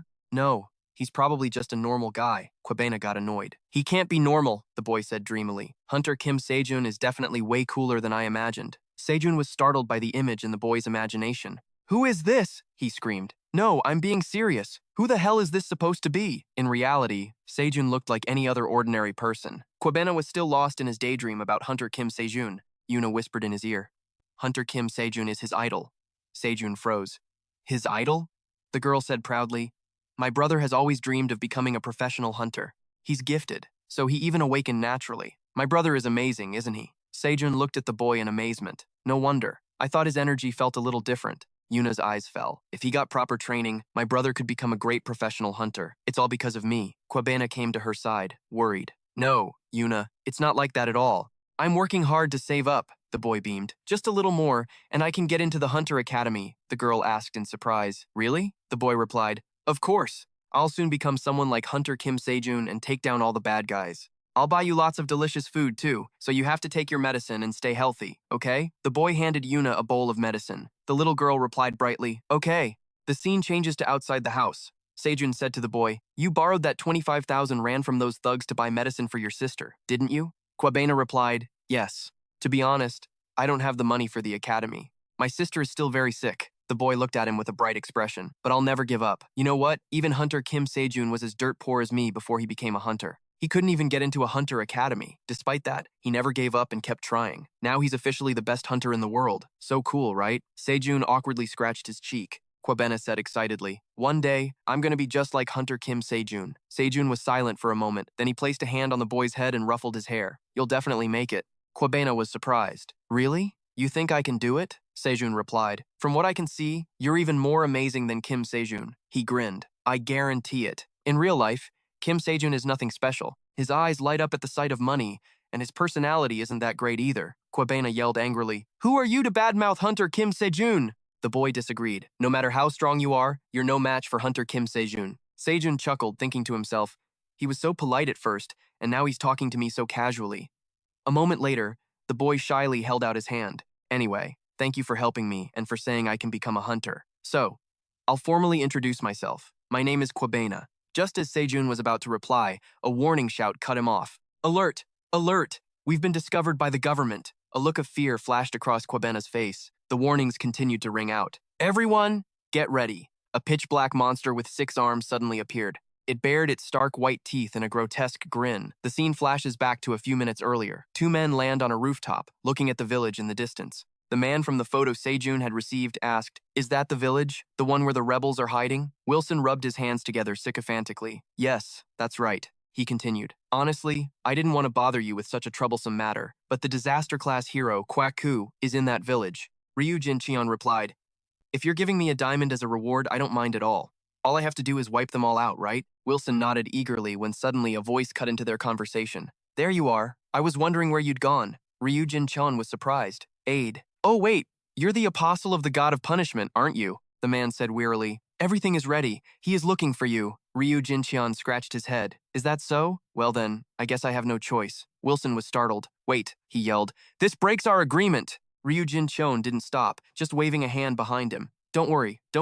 I'm not tricking you. You can't cheat karma anyway. I'll be back to take care of it later. Just wait, Wilson said angrily. If you leave like this, I can't give you the diamond. Ryu Jincheon suddenly froze. He uttered coldly, Are you trying to take my karma? Ryu Jincheon turned his head, overflowing with killing intent. Do you want to die? A bizarre, distorted magical space suddenly appeared. Wilson begged in fear. Please, spare my life. The apostle of the god of punishment stopped him. Don't kill him. We still need to cooperate with the government. Ryu Jincheon clicked his tongue, annoyed. Why are humans such a pain in the ass? He reluctantly let Wilson go. Fine, I'll spare you this time. Since I'm about to become a god, I will be merciful.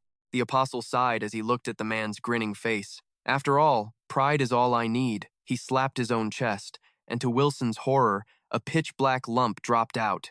A six-legged black monster appeared, baring its fangs and drooling. The second power of the seven deadly sins, avaritia, greed. Ryu Jincheon's voice rang out.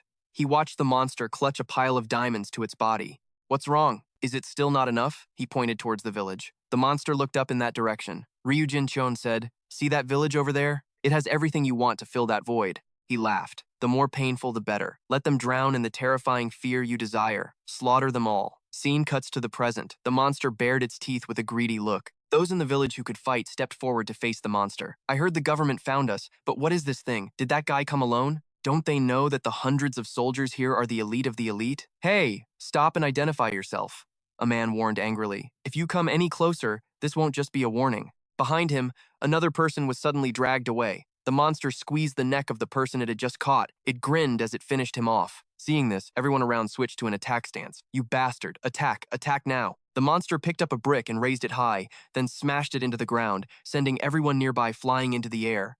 Then, it extended 6 long arms to grab them. Kwaku leaped up, a cloud of white magic smoke enveloping his body. He took aim at the monster and roared, Everyone, fall back! He slashed across its body, causing the monster to pause for a moment as tumors appeared on its head. The monster turned its head in anger. It grabbed Kwaku's leg and slammed him violently onto the ground. Kwaku coughed up a mouthful of blood in agony, and everyone around was stunned. Sir Kwaku, they called out in worry. The monster raised its arms towards him as screams of, No! Filled the air. Kwaku gritted his teeth and struggled to get up. Suddenly, a flash of light appeared, stopping the monster. A blue light targeted its head, and a second later, a blue bolt of lightning struck down. Meteor Heavenly Spear, Thunder God Spear Strike! I looked down, trembling, at the monster from which black smoke was rising. This unsettling aura, I've felt a similar energy before. It turned its head in shock. Sejun looked around. That twisted thing is here. Sejun stood on a roof with his spear, frowning as he looked down. Kwaku's eyes widened as he looked at him. I wasn't mistaken. Hunter Kim Sejun, why are you here? He wondered. He replied, I have my own reasons. The monster's bizarre cry cut their conversation short. It scraped its hands hard against the ground while 2 other hands twisted its own neck. The monster gave Sejun a demonic grin. He clicked his tongue at it. Kwaku's voice reached him. You're not the type to give a straight answer, are you? Sejun silently advanced towards the monster. The monster stretched out a long arm to grab him. Sejun dashed away as a streak of blue light appeared. He used another building as a springboard to launch himself at the monster. It grinned and reached its hand toward him. As Sejun ran, he suddenly realized it was about to attack. He drew his spear to block the monster's blow. As Sejun parried the blow, he thought to himself, it's much stronger than the gluttonous monster I faced before. It's incomparable. Is this proof that the power of sin within these twisted beings is constantly growing? This is a bad feeling. He stopped to confront the monster's flailing arms. Crash. A pile of rubble flew up from where the monster had punched. Sejun, now in the air, looked down at it. He raised his spear back. The monster was startled and looked up. Divine spear combination. A beam of light struck it directly in the face. Sejun landed on the ground, his brow furrowed in shock. Completely ineffective. The monster grinned with satisfaction. It pressed its body to the ground and charged straight at Sejun. He watched it calmly. It seems to be just like the other twisted ones. It can only be defeated by destroying its core.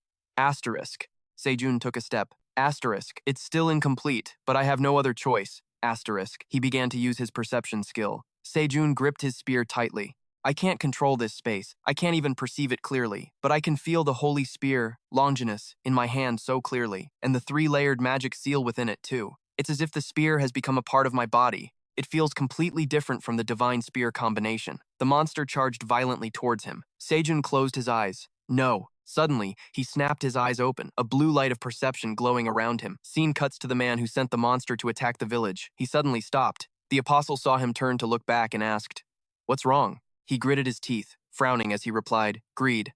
Scene cuts back to the battlefield. Kwaku was shocked. It's gone. The monster that even a full-force elite team couldn't budge had vanished so easily. Where the monster had stood just a moment ago, only a wisp of black smoke remained. He looked towards Sejun. Asterisk. This is humanity's strongest hunter, Kim Sejun. Asterisk. Sejun calmly withdrew his spear and sighed. Damn it, I still haven't gotten an answer as to where that twisted monster went. He scratched his head and walked toward the black puddle. I'll have to rely on what little traces are left for now. He looked at the diamonds in astonishment. Sejun picked one up. What is this? Behind him, Kwa Bena was trembling. Hyung, the boy was worried. Why? Behind them, people started cheering. It's Hunter Kim Sejun, they shouted excitedly. Hunter Kim Sejun came to save us. Kwa Bena was stunned. What did you say? A hunter? The boy turned his head to look at Kim Sejun. Hey, Kim Seo. He pointed at his own face. Immediately, the boy screamed in surprise. Sejun gave a forced laugh. Ha! Kwabena was frozen, unable to believe what had just happened. Kwaku bowed his head in gratitude. Thank you. I really don't know how I can ever repay this debt. Sejun was flustered. No, you don't have to do that. He gestured towards the black puddle. What should we do with this? I don't know why, but when we killed it, this stuff fell out, Kwaku said. A diamond. Since you, Hunter, were the one who defeated the monster, it naturally belongs to you. Please, feel free to do as you wish with it. Sejun scratched his head. Is that really okay? Kwaku replied, we didn't do anything. Just being saved by you is already a great blessing. Sejun chuckled. Heh, well in that case, I won't be shy. Kwaku's eyes widened as he watched Sejun happily gathering the pile of diamonds. Asterisk. Hunter Kim Sejun. Asterisk. Asterisk, I've heard many rumors, but I never expected his power to be this monstrous. Asterisk, he clenched his fists. Asterisk, if he's the one helping us, then maybe, just maybe, there's still hope for this country. Asterisk. Kwaku spoke up. You said you had a special reason for coming all this way. Sejun turned and replied, that's right. Kwaku continued. Could you tell us why you came here? Sejun answered. I came to find Seon, the hero of the Great Korean Catastrophe. He crossed his arms. I'm leading my dream team as its leader? Sejun was suddenly startled. Damn it! My team members! I completely forgot about them. Kwaku asked in surprise, Amseon, you're saying Amseon is here too? Kwa Bena reacted unexpectedly. Sir Amseon. The two of them, without planning to, fell silent and looked at the boy. Kwaku sighed, blaming himself. Asterisk, I can't believe this is happening. I've been keeping an eye on the cult of truth, but because they showed no suspicious behavior, I was afraid my thinking was too narrow. Asterisk. Asterisk, I should have taken the opposite approach. Asterisk. He placed a hand on his forehead, silent for a moment. Then Kwaku said to Sejun, our rebel forces are here to support you. Sejun was surprised. Pardon? Why so suddenly? I'd be happy to receive the support, but... Kwaku replied, my help isn't without reason. We are fighting against a corrupt regime. Kwaku continued, it's a terrible disaster. That rotten regime holds power thanks to the immense financial resources from diamonds, which they've used to hire professional hunters. People who only use their weapons for their own personal gain. He continued in a desperate tone. We gathered hunters who couldn't be bought to fight against the government, and we once believed that hope was beginning to dawn on this country. But one day, an entity beyond our control slaughtered everyone. Sejun muttered, an uncontrollable, aberrant entity. He thought of the monster from before. Asterisk. An aberrant entity. Asterisk. Kwaku clenched his fist. Listening to your story, it seems the cult of truth and the government are also closely related. If we support you, we'll eventually have to confront the government's army as well. In the end, our goals are the same. Sejun froze for a moment. So, does that mean? Kwaku made an offer. If you need manpower, you can use our forces as you see fit. We can start by looking for the Black Saint. So may we help you? He crossed his arms, and the group behind him also watched Sejun in silence. Sejun thought to himself, unlike you in America, we can't rely on the government. With Kwaku and the rebel forces helping, finding the Black Saint will be much easier. He quickly agreed. I'd be very happy to have your help, Kwaku replied cheerfully. Thank you. I'm truly grateful to you. He quickly turned back. I'll notify all our members across the country to look for the Black Saint. It probably won't be easy to find him, but at least we might find some clues. Suddenly, Kwabena spoke up. The one called the Black Saint. I think I know where he is. Sejun looked at the boy, completely shocked. You know where the Black Saint is? How do you know? The boy answered softly.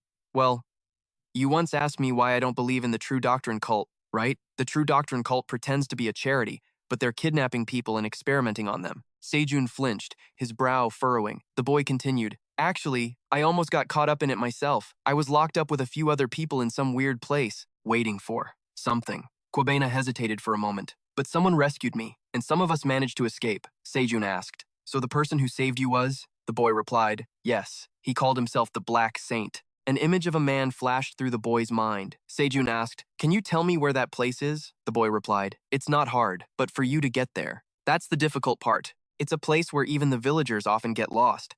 Sejun reached into his pocket. If you don't mind, could you lead me there? He offered the boy the handful of diamonds from the monster earlier. Will this be enough as payment?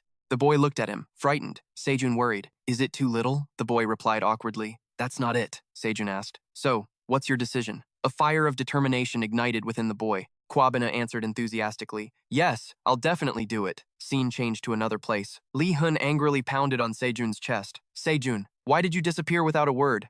Jimin chimed in too. Hyung, I thought you were dead. Sejun scratched his head awkwardly and replied, I just had some things to take care of. Li Hun snapped. Still, you should have at least told us. Sejun went over to the boy. Now that everyone's gathered, let's get going. You'll lead the way, right, Kwabena? Yes. A worried look crossed the boy's face. Sejun asked. You hate the rebel forces, don't you? The boy replied. To be honest, yes, Sejun whispered.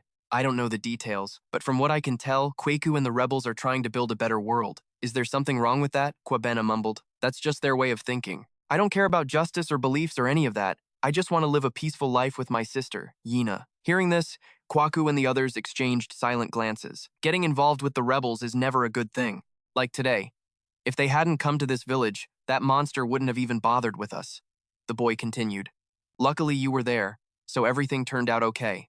If not, me, Yina, and all the villagers here might not have survived. I can't clearly tell what's right and what's wrong. In the end, it's just about the pain each person has to endure in their own situation. Sejun said cheerfully to the boy, There's someone in Korea, where I live, who's called the Medical Saint. He's a master of medicinal arts. He could probably cure your sister's illness. After all this is over, let's go to Korea together. I'll do my best to ask for his help.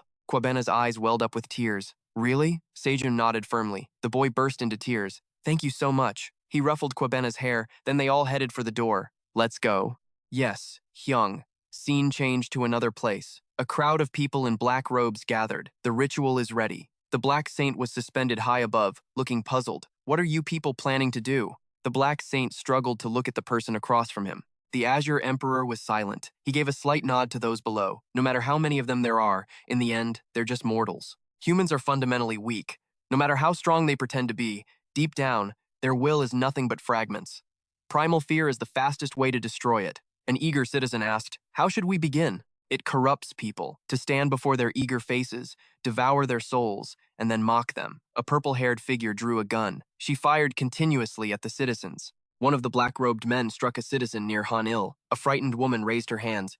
Why? Why are you doing this? Please, spare me. Sir, I beg you. A magic spell cut through the air, ending her life instantly. The Black Saint screamed, You're all insane. What are you doing? Stop it. Stop it right now. The white-haired disciple created a beam of white light. The beam shot straight through the citizen in front of him. He coughed up a mouthful of blood and collapsed backward. All the citizens fell to their knees in confusion. Did we do something wrong? Please, I'm begging you. Please spare our lives. A magic circle appeared beneath them. A voice rang out. This fear. He smiled faintly, satisfied. This despair is magnificent. Now, let the awakening begin. Sejun stopped in his tracks. In front of him and everyone else, a huge pit had appeared. Kwabena looked around nervously. This is strange. There should be workers here, but this is just too much. Kwaku turned and ordered, Secure this area immediately. Suddenly, Sejun sensed something strange. He felt a bit tense. What is this? Is my perception being blocked? No, it's more like it's being prevented from entering. It's as if I've crossed some kind of boundary, just like the first time I faced Irina's suppression. So this is Gungnir. Have we found it? Suddenly, an explosion rang out.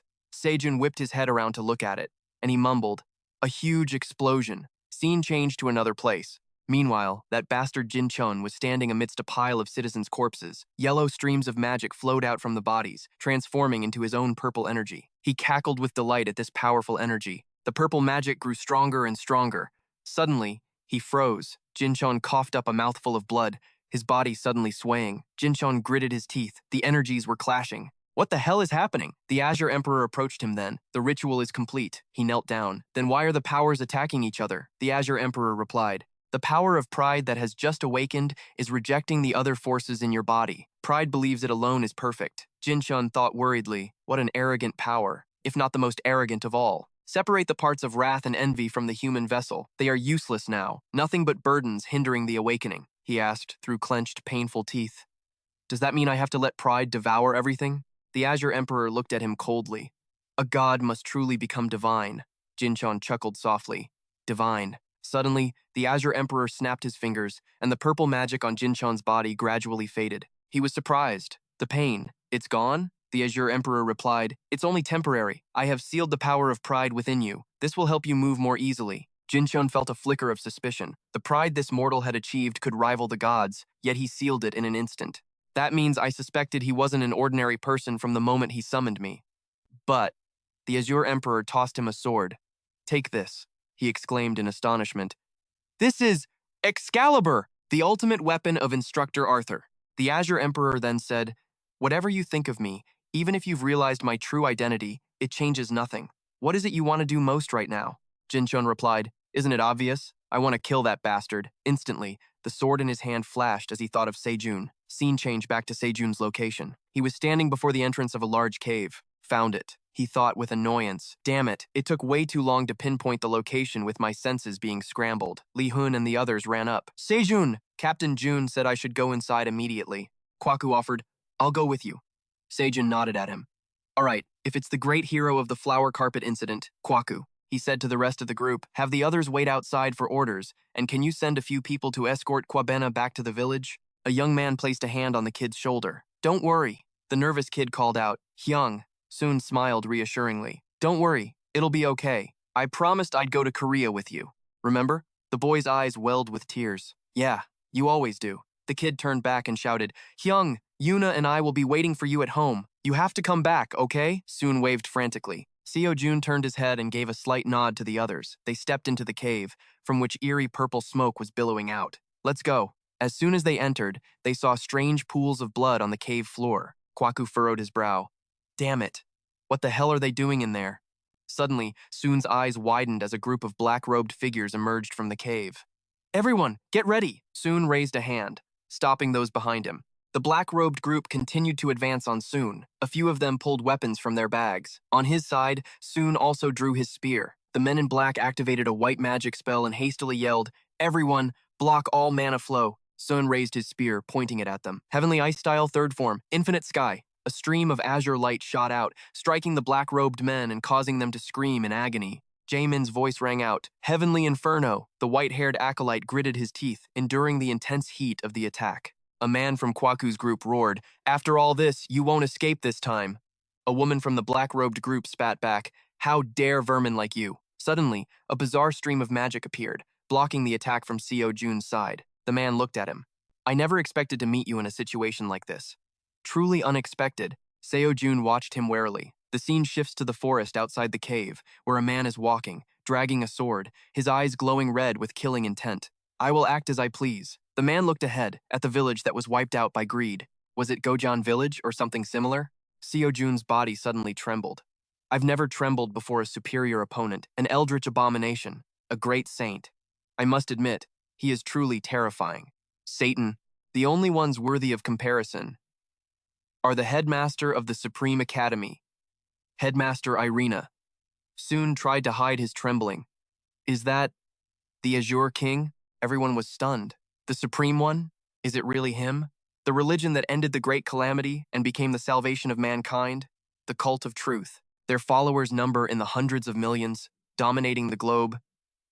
Therefore, the Black Saint must have had a hand in this. Could it be that chance and necessity have intertwined to forge a new destiny? Even so, your end will not be decided by me.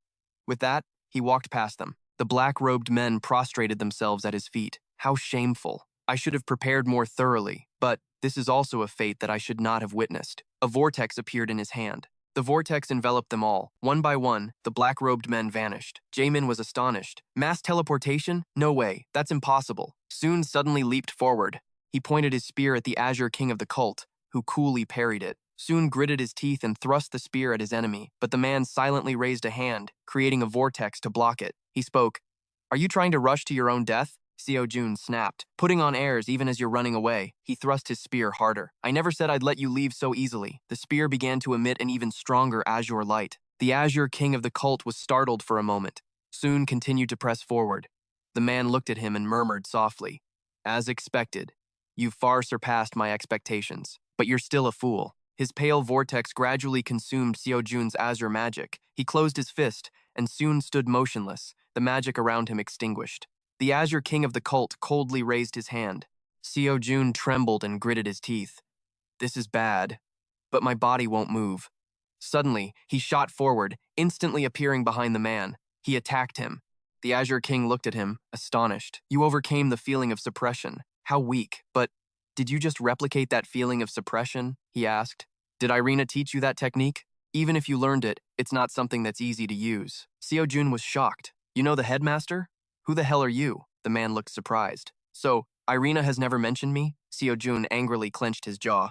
He raised his spear towards the man, thinking, "If she won't talk, then I'll force you to." Sejun darted away, shooting in behind him. The Azure King looked rather surprised at the spearhead rushing towards him. Asterisk, crash, asterisk, a tremor erupted. The Azure King quickly clenched his fist, fighting to keep from being thrown back. He swiftly created multiple flashing swords. Sejun looked worried. He quickly parried the attacks from it. The Azure King looked at him coldly. "I refuse to accept a fate that is constantly being twisted. I originally intended to use you merely as bait for this play. But now he throws out the Black Saint." Sejun was stunned by this sudden move. The Black Saint was thrown into him, slamming him against the wall. Sejun angrily gritted his teeth. "Get off!" Across from him, the black-robed men were preparing to teleport again. The vortex grew stronger, making it difficult for Soon to get out from under the Black Saint. The others could do nothing to help. The Azure King turned his face away slightly, muttering, "The first Transcendent of this martial world. In the end, your path was a failure. But I will be different." Soon trembled as he struggled, raising his spear and leaping towards the man. "You think I'll let you escape?" A blue magic light flared from his spear. The other man's voice rang out, "Let's end this here." He clenched his fist. Earth and rock flew everywhere as the cave began to collapse. The group outside the cave looked back in shock. The cave before them had caved in. "Kwaku! Dream Team! No time to gawk, move it! 2 hands, everyone, clear this rubble now!" Suddenly, a woman's voice called out, "Hey, everyone outside, step back!" They watched in surprise as a spark of fire suddenly flashed, then erupted violently a few seconds later. A hand reached out from the pile of rocks. Jin let out a sigh of relief. That was too close. Hun was on the verge of tears. "If we'd been just a little bit slower, I don't think I would have made it." The group outside ran anxiously to Kwaku. He answered, "I'm fine, so let's get moving." A girl helped Soon up. She asked worriedly, "Are you okay?" Sejun. He replied, "I can still hold on.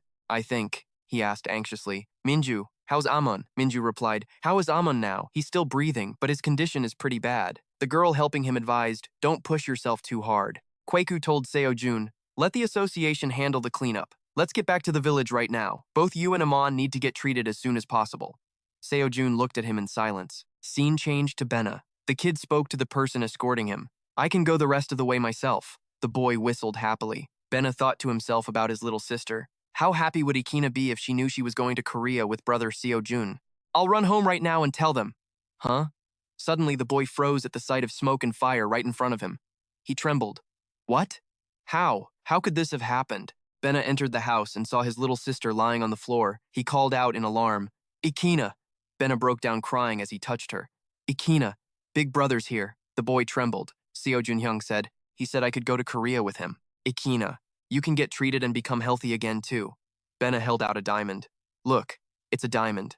I can give you everything you want and need now." So, tears streamed down the boy's cheeks. From now on, there's only happiness left. But why? Why? Suddenly, Wilson caught sight of the boy. The man spoke up. "What's this? I thought we'd taken care of everyone. There's still one left?" Wilson scolded the man holding a weapon. "Listen, do your job properly. This was a request from times that person, asterisk, you know. If you don't do it right, they might even kill us." Benna trembled with rage. The boy spoke up. "You? What did you do?" "To Equina?" Wilson asked. "What now? What are you gonna do, huh?" Just take care of him. Quick. The other man raised his weapon.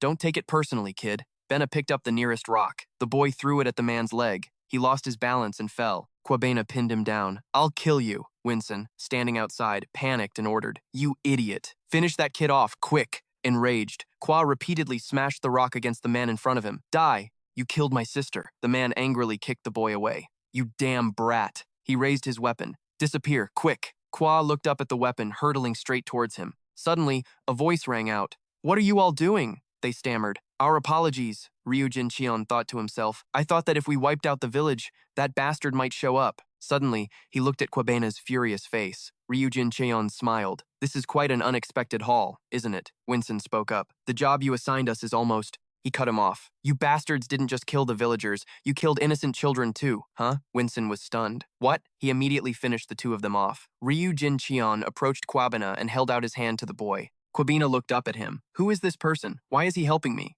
The boy placed his hand on his. Oh well, it doesn't matter anyway. He just killed the people who killed IQ. A blazing red light enveloped them both. Ryujin Cheon licked his lips in satisfaction. What immense anger. He looked at Kwabena. Anger towards the powerful, Era, the sin of wrath, envy towards the strong, the sin of envy. The sins within me are stirring as if they've found their resonance. This is it. A perfect nest for you. Scene changes to Kwaku's group, now standing stunned. This is the destroyed village, Kwaku ordered. Search for survivors. A hand grabbed his trembling arm. He said coldly, Please let go. The girl asked, Where are you going? In this state, you can't do anything even if you go. Sejun hesitated in his reply, but Lee Hoon said, Wait. She touched Yina's face. Lee Hoon declared, This child is still alive. She turned her head and said to Sejun, This child's soul hasn't left yet. Scene changes to a mansion. Suddenly, there's a shattering sound. A wine glass crashes to the floor. Damn it. It was Akodo Apo, smashing things in a rage. Why haven't those bastards from the Truth Cult contacted me yet? Have they eliminated the leader of the remnant army or not? His anger was surging violently, even after swallowing all those diamonds. Akudo Apo fell to the ground in terror, his face bewildered and anxious, his mouth stammering. What the hell is this? The man standing before him spoke in an incredibly sarcastic tone. Long time no see, huh? Ryujin Cheon flashed a malicious, scornful smile. By the way, it's useless to call for your bodyguards. I've already cleaned them all up. Akudo Apo backed away in fear. What do you want? Diamonds? If it's diamonds, I can give you as many as you want. Ryujin Cheon spread his arms wide and said in a breezy voice, Don't worry. I have no intention of making things difficult for you. He casually pointed behind him where a boy was walking in. It's just that someone wants to see you. A skinny figure in a tank top, his resentment plain to see. It was Kwa. If it weren't for you people, if it weren't for you bastards. Akudo Apo's eyes widened, sweating bullets, his fear palpable. Kwabena continued to advance with a murderous aura, as if wanting to devour him. IQ wouldn't have had to die. Akudo Apo kept backing away, his face drained of all color, his mouth stammering. Wait! If it's money, I can give you as much as you want. Just don't come any closer. In another scene, Yina was lying there, barely breathing, a gentle light surrounding her. Lee Hoon was using her magical power on Yina's body. Sejun was pacing anxiously, unable to stay still. How is she? Lee Hoon was also at her limit. I've managed to bind her soul to keep it from leaving her body, but one day is the absolute limit. Sejun crossed his arms, looking extremely serious. What about the others? Besides Yina, did no one else survive? Jimin's eyes were squeezed shut, sweat dripping down his face, his voice full of disappointment. I've searched everywhere, but... Jimin showed his frustration. Damn it all. Yina lay motionless after they had tried every possible treatment. Perhaps an ordinary doctor or healing mage can't save Yina. Sejun was thinking of another way. If only I could attend Hwada's advanced lecture. A Transcendent's influence only works on their own disciples. With Hwada's help, I could treat her myself. But I can't risk Yina's life like that. Sejun had already made his own calculations. The actual flight time from Korea to South Africa alone is 15 hours. He picked up his phone and contacted someone. The only person who could save Yina now was the medical saint. Kwaku, also worried, turned and asked Sejun, How are things going? The two of them stood discussing Yina's situation, and Sejun quickly shared his strategy. I've contacted the medical saint in Korea. He said he would come immediately. Kwaku seemed quite satisfied. Then we'll send someone to pick him up. Suddenly, a person rushed in, panicked and out of breath. Captain Kwaku, Chairman Akudo Apo has been captured. Kwaku was astonished. What did you say? The man was frantic. I just heard from a member in Johannesburg, so I don't have the full details yet. But right after a huge commotion at the DH mansion, Akudo Apo was dragged away, covered in blood. Do we know who did it? His voice grew even more urgent as he clearly recounted what he had heard. They said they saw their faces, but they were people they'd never seen before. All we know is that it was a man and a young boy. Sejun seemed surprised. Sejun asked the man, "Can you pinpoint their exact location?" The man seemed to hesitate. "That's not difficult to provide." But Do-eun stepped forward. "Are you planning to go there by yourself? We'll get ready to go with you." Sejun's firm refusal stunned them both. "No, this time I'm going alone." Kaden, who had stepped up ready to go with him, was extremely indignant at that answer. "What? But Captain, is it because we're too weak? Because we'll just get in your way?" Sejun, looking thoughtful and preoccupied, immediately clarified. "No, it's not that. You guys are strong and very reliable." Kaden didn't understand why they weren't going on this mission together. "Then why?" The Black Saint approached, his voice heavy. "Because it's a trap." He was being supported by Jimin, leaning on a crutch, his body covered in wounds. "When I was captured, I overheard the Truth Cult's plan. Their scheme is to use me as bait to lure you all out." He continued to advise, "Even if their plan has gone awry, you will be in real danger this time. You all might actually." Sejun remained determined to go no matter what. "I have a promise to keep." Sejun's face showed his absolute certainty that he would go alone on this mission. "That's why I'm going alone." The other four stood rooted to the spot at Sejun's answer. Meanwhile, Kwaku had pinpointed the location, his finger pointing at the map. "Based on all the information from our members, this is the most likely place they're hiding, Johannesburg." Sejun was grateful. "Thanks for letting me know, Kwaku." He replied, "No, I'm the one who should be sorry. I talked a big game about how I'd be able to help, and yet..." Kwaku, trying to lift his spirits, extended his hand to Sejun. "Good luck in the fight." They shook hands, a handshake of determination that showed their resolve. Do-eun expressed her feelings to Sejun in her own sullen way. "Sejun, if you die again, I'll never forgive you." He quickly ran off. After a while, he arrived at his destination. Sejun looked at the empty streets, not a soul in sight. Sejun saw a man lying face down on the ground. "So, this is the chairman they said was dragged away. Huh." Behind Sejun, Kwabena appeared. Sejun turned around and saw a boy. "Yina. She's dead. I can't sense any human presence from him at all." Kwabena's body radiated a murderous aura. "All I see is a twisted and grotesque sin. It's come to this. I just want everyone to die and get it over with." Sejun spoke softly to the boy. "When I heard about a boy accompanying a mysterious man, I prayed it wasn't you." The resentment and murderous intent enveloping the boy seemed unstoppable. Kwabena, the boy was resolute, his face devoid of any expression. "Stay away." "No, get out of here. I don't want to fight you, Sejun." Sejun knew why the boy had become like this. IQ is still alive. Kwabena didn't believe his words. Of course, he was very suspicious of it. Model. That's a lie. Sejun understood how the boy was feeling right now. "I know why you don't believe me." She was in critical condition at the time. Sejun gently tried to reason with the boy. The boy froze. Sejun continued, "But the Saint of Medicine is on his way from Korea right now to treat her." Only then did Kwabena calm down. "Really?" From the floor above, Ryujin Cheon spoke down to them, his voice dripping with sarcasm. "You don't actually believe that, do you, kid?" Soon was completely stunned. The man still had that same look of contempt for others. "You deformed creature, long time no see. It's been a while, hasn't it? But come on, this isn't a joke. Don't you think telling a lie like that is going too far?" He kept trying to persuade the boy. "Don't let those in power play you for a fool again. You saw it with your own eyes. Your sister is dead. That guy is just spouting nonsense to mess with you, just like all the others." He struck right at the boy's deepest pain, causing him to lose control. "So kill him." Ryujin Cheon continued his barrage of hurtful words, making the boy waver. "Give them back exactly what they did to you." Sejun was horrified, his fighting spirit blazing fiercely. Sejun couldn't hold back any longer. Ryujin Cheon charged forward in a rage. "How dare you interfere in this?" Sejun, seething with killing intent, charged in just as furiously, his eyes sharp and equally menacing. Kwa was still trapped in the chaos Ryujin Cheon had created for him, sitting there clutching his head. Ryujin Cheon provoked him. "What do you think? I put my heart and soul into preparing this special little show just for you. You get it?" He relentlessly mocked Sejun, talking about what he'd done to the boy. "What I planted in that boy's mind was envy and absolute rage. And yet, as you've noticed, those emotions haven't completely consumed him. The innate kindness in his heart has become a barrier, preventing the madness of his sins from erupting." Ryujin Cheon flashed a triumphant smile. "But do you understand this? There is an extremely effective trigger that will detonate and shatter that mental shield in an instant." While fighting Sejun, he never stopped planting terrible thoughts in Kwabena's mind, awakening the beast within. "What are you waiting for?" He focused on hypnotizing the boy. "Finish him. That bastard is just scum who doesn't deserve to exist in this world anyway." The boy was on the verge of being swayed. "That's right.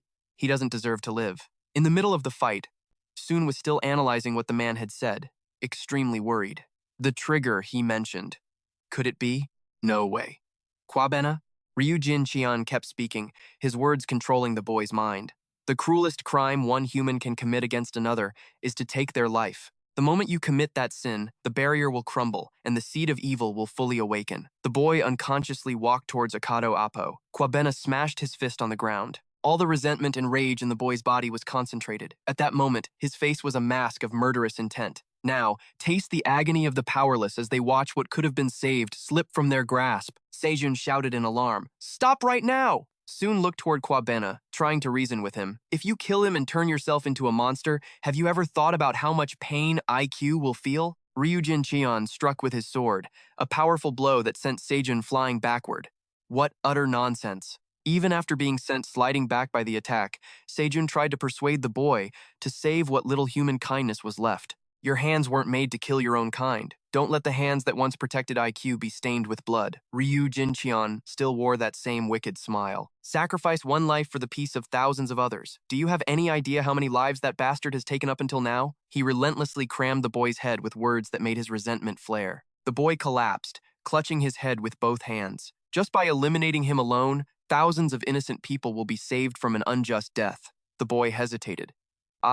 Seeing Kwabena's hesitation, he continued his taunts. You stupid little brat, you're still hesitating at a time like this? It seems his admiration for him runs deeper than I thought. Realizing he should press his advantage, Soon began to calculate. If that's the case, as he was calculating, an enraged Ryujin Cheon unleashed a fatal blow, a blazing red wave of energy that sent Sejun reeling backward. If he watches you get destroyed with his own eyes, perhaps he'll have a change of heart. Rocks and debris flew from the force of his blow. Sejun blocked the strike, worried. He's on a completely different level than before. The sheer power radiating from Ryujin Cheon was no joke. He was now an entity of a different caliber. To block it, Sejun had to summon another technique. Divine Spear Fusion, Mind's Enlightenment. Ryujin Cheon gave a truly contemptuous smirk. Sejun fought him in a state of confusion, launching a spear strike directly at him. Sejun was utterly surprised. He didn't understand why Ryujin Cheon stood there completely unaffected. He still had that cunning smile on his face. Did he really not even bother to defend himself? In the end, it was still useless. Ryujin Cheon unleashed a counterattack with immense destructive power and a wide area of effect. A vertical streak of red shot into the sky, like a bomb had just been dropped. Sun slumped down into the crater, completely bewildered. Sweat beaded on his face, his eyes filled with doubt as the man raised his sword arrogantly. You can't do a single thing to me. Ryujin Cheon's eyes were sharp. You understand that yourself, don't you? Debris from his attack rained down, along with invisible damage as he walked towards Kwabena, his footsteps growing closer. He spoke with that same superior, disdainful tone. Humans truly are foolish. Even when they know it's impossible, they still struggle in the depths of despair. Kwabena turned to look at him, stunned. Seizing the opportunity, he continued to drill his ideology into the boy's head. You see the result now, don't you? Impossible will always be impossible. That is the true face of this cruel world. It was ordained to be this way from the very beginning. By whom? By the very person standing before you now. A villain's smile. Ryujin Cheon cornered the boy. So, finish him, he continued. Killing him won't bring your sister back, but at least a tragedy like this will never happen to anyone else again. He drew closer, offering the hilt of his sword to Kwabena. The boy took it with both hands. The pain that IQ had to suffer will end forever. He leaned in close to the boy, goading him on. That's right, this filthy world, where every effort is meaningless. Just wipe it all away. Just then, Soon recovered enough to run over and stop them. Shut your mouth! Sejun, spear in one hand, struggled to his feet with the other. Ryujin Cheon's mocking voice returned. You still have the strength to get back up? Soon himself thought about everything he'd said. To be honest, what he said wasn't wrong. This world isn't as bright as we imagine it to be. Soon couldn't escape that thought. Living in a reality like this, there are times when you just don't want to care about anything anymore. They both died right on the spot. Soon remembered his teenage years. There were times when no amount of comforting words could soothe the heart. Mom. Then came a time when he worked a grueling job. Times when no matter how hard he tried, nothing ever went right. Saving up money to get into the gifted academy. How much do we still owe? Sun remained determined to follow his dream. No matter the circumstances. It'll be okay. If I work hard, someday the future will. Then he remembered when he was injured. Times when he just wanted to give up on everything. To fall and never get back up again. Times when he was forced to wear a mask and pretend that everything was fine. I'm fine, Uncle Manchon. I can start over from the beginning. Sejun remembered the boy's words. It's okay, IQ. I absolutely cannot give up. Sejun suddenly realized something he hadn't understood for a long time. Now I finally understand why Kwabena weighed so heavily on my heart. After seeing Kwabena like this, Sejun felt like he had returned to himself. When I look at Kwabena, I see a reflection of myself in the old days. Ryu Jin-cheon continued to provoke Jun with confidence. What kind of logic are you going to use to convince him this time? More of that self-deluding nonsense? Something like, even the darkest corner of my heart is beautiful? Those cheap platitudes? That's exactly why I hate listening to sermons, Sejun retorted. It truly has value. Ryu Jin-cheon's eyes widened in surprise. What did you say? Sejun continued to plead, his argument full of humanity. Even if a heart is filled with darkness and isn't beautiful, it still has its own value. You are still genuine because that darkness drives people to live with immense desire and effort. Suddenly, a powerful, blinding flash of light illuminated the silhouettes of the two men standing opposite each other. Ryu Jin-cheon seemed worried as he clenched his teeth. What in the world is happening? Is it lightning? He immediately refuted his own thought. No, that's Soon's face, clearly visible in that light, his fist clenched as if showing his resolve. It was something I'd never had to face before in my life. The light was so dazzling it even obscured Soon's image. Ryu Jin-cheon's eyes were wide with endless surprise as beads of sweat rolled down his cheek. What? In that moment, space itself was torn apart, creating a rift. He watched Seo Jun execute the technique. What on earth was that power just now? A blinding ray of light struck down towards him. Caught off guard, Ryu Jin-cheon gritted his teeth and blocked the blow. This bastard. Fine, let's settle this for real. Sejun quickly realized his own weakness. He couldn't just rely on the force of his attacks. He looked at Ryu Jin-cheon, deflecting the blow, and analyzed. The thing that regenerated the Twisted One's body was the magic of the Raging Heart. The magic contained within it is nearly infinite, but there's clearly a limit. A vortex of power. There's no such thing as perfect immortality in this world. That's where the thought begins. He unleashed a powerful palm strike, nearly overwhelming Sejun's previous technique. Useless, he boasted arrogantly. I am a god who has reached transcendence, who has experienced the pinnacle of arrogance. You think you're some harbinger of justice? Stop dreaming. You're nothing but a filthy and despicable human. Soon provoked his mind in return. If you're so human, then act like one and show off those filthy desires. Not everyone sells their soul to chase their lust like you do. Hit by the fatal verbal blow, he gritted his teeth in anger. Soon continued, how would a twisted being like you, who only knows how to manifest humanity's depravity, ever understand? Perhaps it's time to end this game. Ryu Jin-cheon turned decisively toward Kwabena, urging him on. Hey kid, what are you doing? Stop wasting time and finish him. The words relentlessly pressured the young boy. He had already raised the knife, preparing to end it. Kill him, Sejun shouted in panic. Kwabena! A single blow, filled with destructive power, was unleashed toward Sejun.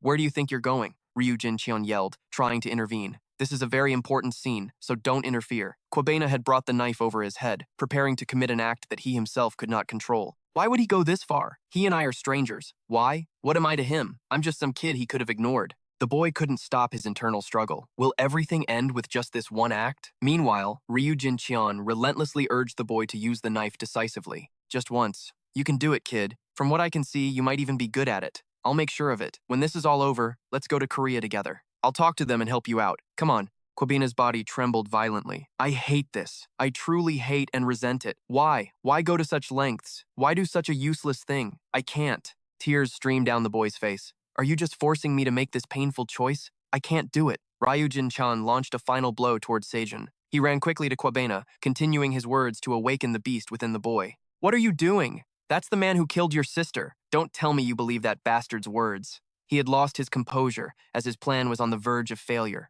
He shouted, Fine, let's just say the girl's still alive. Even if she didn't die, the fact that he tried to kill your sister doesn't change. So kill him. Ryu Jin-cheon pressed on. You've been granted power, so what's the problem now? But in contrast, Kwabena still couldn't muster the courage. The boy stammered. I. He had lost all patience. Enough. Ryu Jin-cheon touched the boy, transmitting his dark intentions to Kwabena. Die. Behind him, Sejun was launching a sneak attack on Ryu Jin-cheon. A finishing blow. Ryu Jin-cheon was slammed into the corner of the wall, taking out a whole chunk of it. In silent pain, he looked towards the boy, who seemed to be gravely injured and was now in Sejun's arms. Ikina, you said she's alive, right? Sejun replied softly. She's still alive. She's in critical condition, but once the Shadow Master arrives, she'll pull through, I promise. The boy was weak, thank God. Truly, thank God. Soon was worried. The forced activation of the power of sin is getting more violent. If this keeps up. Kwabena, with tears welling in his eyes, gave a guilty smile. I know I have a lot of nerve saying this, but please take care of my sister. Iquina. She's just sick, but she can do anything. The boy spoke his last words, as if he were about to leave this world. Sejun gritted his teeth in agony. I'm so glad I got to meet you. Sejun comforted him. You're not going to die. Kwabena breathed heavily.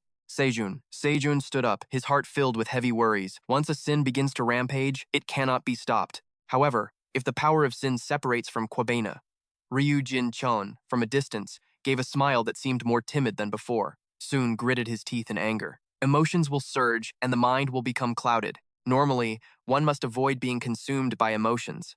But this time, I won't suppress these boiling emotions. Kwabena's body lay there, but it seemed like some power was pulling at him. An inviting voice hovered around the boy. Come here, Sins. There is a more comfortable place than where you are now. It seemed Sejun himself was also being affected. His head and body felt extremely uncomfortable as an aura enveloped him. Ryu Jin-chan stood on the opposite side, looking on smugly. What? I thought he was going to do something amazing. Turns out he's just absorbing the sins into his body to die in that kid's place? How foolish. He has underestimated the madness of sin. He analyzed what was about to happen. He doesn't even realize that when he's driven mad by sin, he might kill the very child he wants to save. The image of Sejun affectionately stroking Kwabena's head. Sejun's smile seemed to be gradually losing its humanity. It's okay. Don't worry. Do you want to go somewhere safe? Kwabena nodded quickly. Yes, I do. Over here, Ryu Jin-cheon was utterly bewildered. Things were not going as he had predicted. What the hell? How is he maintaining his sanity? He was going mad with rage. I can't sense the power of sin in his magic, but that isn't the look of someone consumed by madness. It can't be. The dark force surrounded soon, but he still stood firm. Ryu Jin-cheon was completely baffled. Is he suppressing the madness of sin itself? Sejun was slowly walking towards him. He looked frightened. Impossible. How can a normal human being control the power of sin? The wall of serenity should have crumbled by now. So what? It's not like I'm always thinking positive thoughts, Sejun asserted. As a human being, it's not just me, it's everyone. You wouldn't understand. He possessed an incredibly sharp and analytical mind. The roots of human sin, pride, wrath, envy, gluttony, sloth, lust, greed, and the ultimate mental barrier that prevents us from being swallowed by these negative thoughts. Soon calmed himself. I thought that was the meaning of serenity, but now I understand that serenity was never like that. The Buddha's teachings are based on the foundation of non-thought and impermanence, but that doesn't mean a state completely devoid of distracting thoughts. The serenity that Shakyamuni Buddha spoke of, the serenity that I have felt and realized, is not the disappearance of negative emotions, but the mastery of them. Sejun had almost completely absorbed the principle. It's not about being moved by any negative emotion. It's not liberation from negative emotion, but standing firm, unshaken by it. No one is perfect. Serenity may be the ultimate mental system, but ultimate doesn't mean flawless. The lotus flower that the Buddha cherished, paradoxically, blooms from the filthiest mud. A beautiful flower blooms from a filthy swamp. Likewise, the most brilliant hope always blossoms from the depths of despair. On the other side, Ryu Jin-cheon couldn't believe that Sejun had managed to do it. Sin itself is not evil. It is simply the emotions that humans inherently possess. Only when expressed through action does it become a sin. He was sweating bullets. Impossible. I can no longer feel the power of sin. Sejun was calm. However, if one doesn't dwell too long in those emotions, if one isn't swayed by them, Sejun's eyes radiated an incredibly firm power. Two sins were being completely subdued. Ryu Jin-cheon was utterly astonished, hypnotized in reverse. He trembled with anger, gritting his teeth. Am I afraid? Me? His fighting spirit erupted as he unleashed his dark technique. I am a god. Dragon-slaying sword style, first form, phantom sword. An invisible technique with lethal power. His mouth roared, die! Meanwhile, Sejun was still standing motionless. Sattang continuously analyzed the techniques. An attack consists of two main processes: the physical impact delivered to the opponent, and the magical force that amplifies that physical blow. An explosion of energy refers to the state where the margin of error between those two forces is precisely zero. I just wanted to use a little magic to light this place up, but what is this magic storm? Mentor is completely swallowed up by it. Please, help me. Kim Sejun. Sat also laughed scornfully. This is not a realm that can be easily reached. It's not a technique one can use intentionally. Even transcendent beings only succeed once before giving up. But what if, just what if, you could make the margin of error between those two forces absolutely zero? No. As Sat spoke and executed the technique, Ryu Jin-cheon's sword had already vanished as he entered a realm of infinite martial arts beyond understanding and reason. A powerful twisting of space and time would occur. And he continued, its power is nothing short of extraordinary. He gave a cunning smile. Even the word transcendent is not enough. This time, Ryu Jin-cheon's jaw dropped in passive astonishment. Finally, Sejun delivered a finishing blow. Heavenly Moon Cloudstone Spear, 7th form, 10,000 miles. Within the space of the technique, Sejun seemed to be sucked into that vortex. He tried to fight back. With a determined gaze, he was knocked backward. Sejun's face was aghast. Damn, I was almost dragged into that boundary space myself. The 10,000 miles technique that the great sage, Heaven's Equal, taught me wasn't supposed to be this strong. The weapon in his hand dripped with a thick, black liquid. Is it because I absorbed the power of the two great sins and reached the state of discharge? Ryu Jin Qian was beaten until he was twisted and deformed, his face unrecognizable. You bastard! A purple light mixed with black coiled into a web-like shape, spreading everywhere. It moved quickly, seeping into every nook and cranny of the house. He seemed to transform into another form, his face menacing, his hands sprouting long claws. I will show you the price you pay for daring to defy a god. Sejun had also anticipated his power. He replied calmly, as expected, you're truly arrogant. Sejun dragged his blade, which radiated an invisible power of brilliant red. He radiated a power that opposed Ryu Jin Qian's, the red suppressing the purple. The two rushed at each other, fighting fiercely, each with a face full of bloodlust. Sejun was proud of his sword. I had my suspicions about this sword. And it's true. It's a transcendent weapon. How did you get your hands on the real Excalibur, huh? Ryu Jin Qian was no slouch either. His weapon had also been upgraded from before. Unlike last time, there's no longer a gap between our weapons.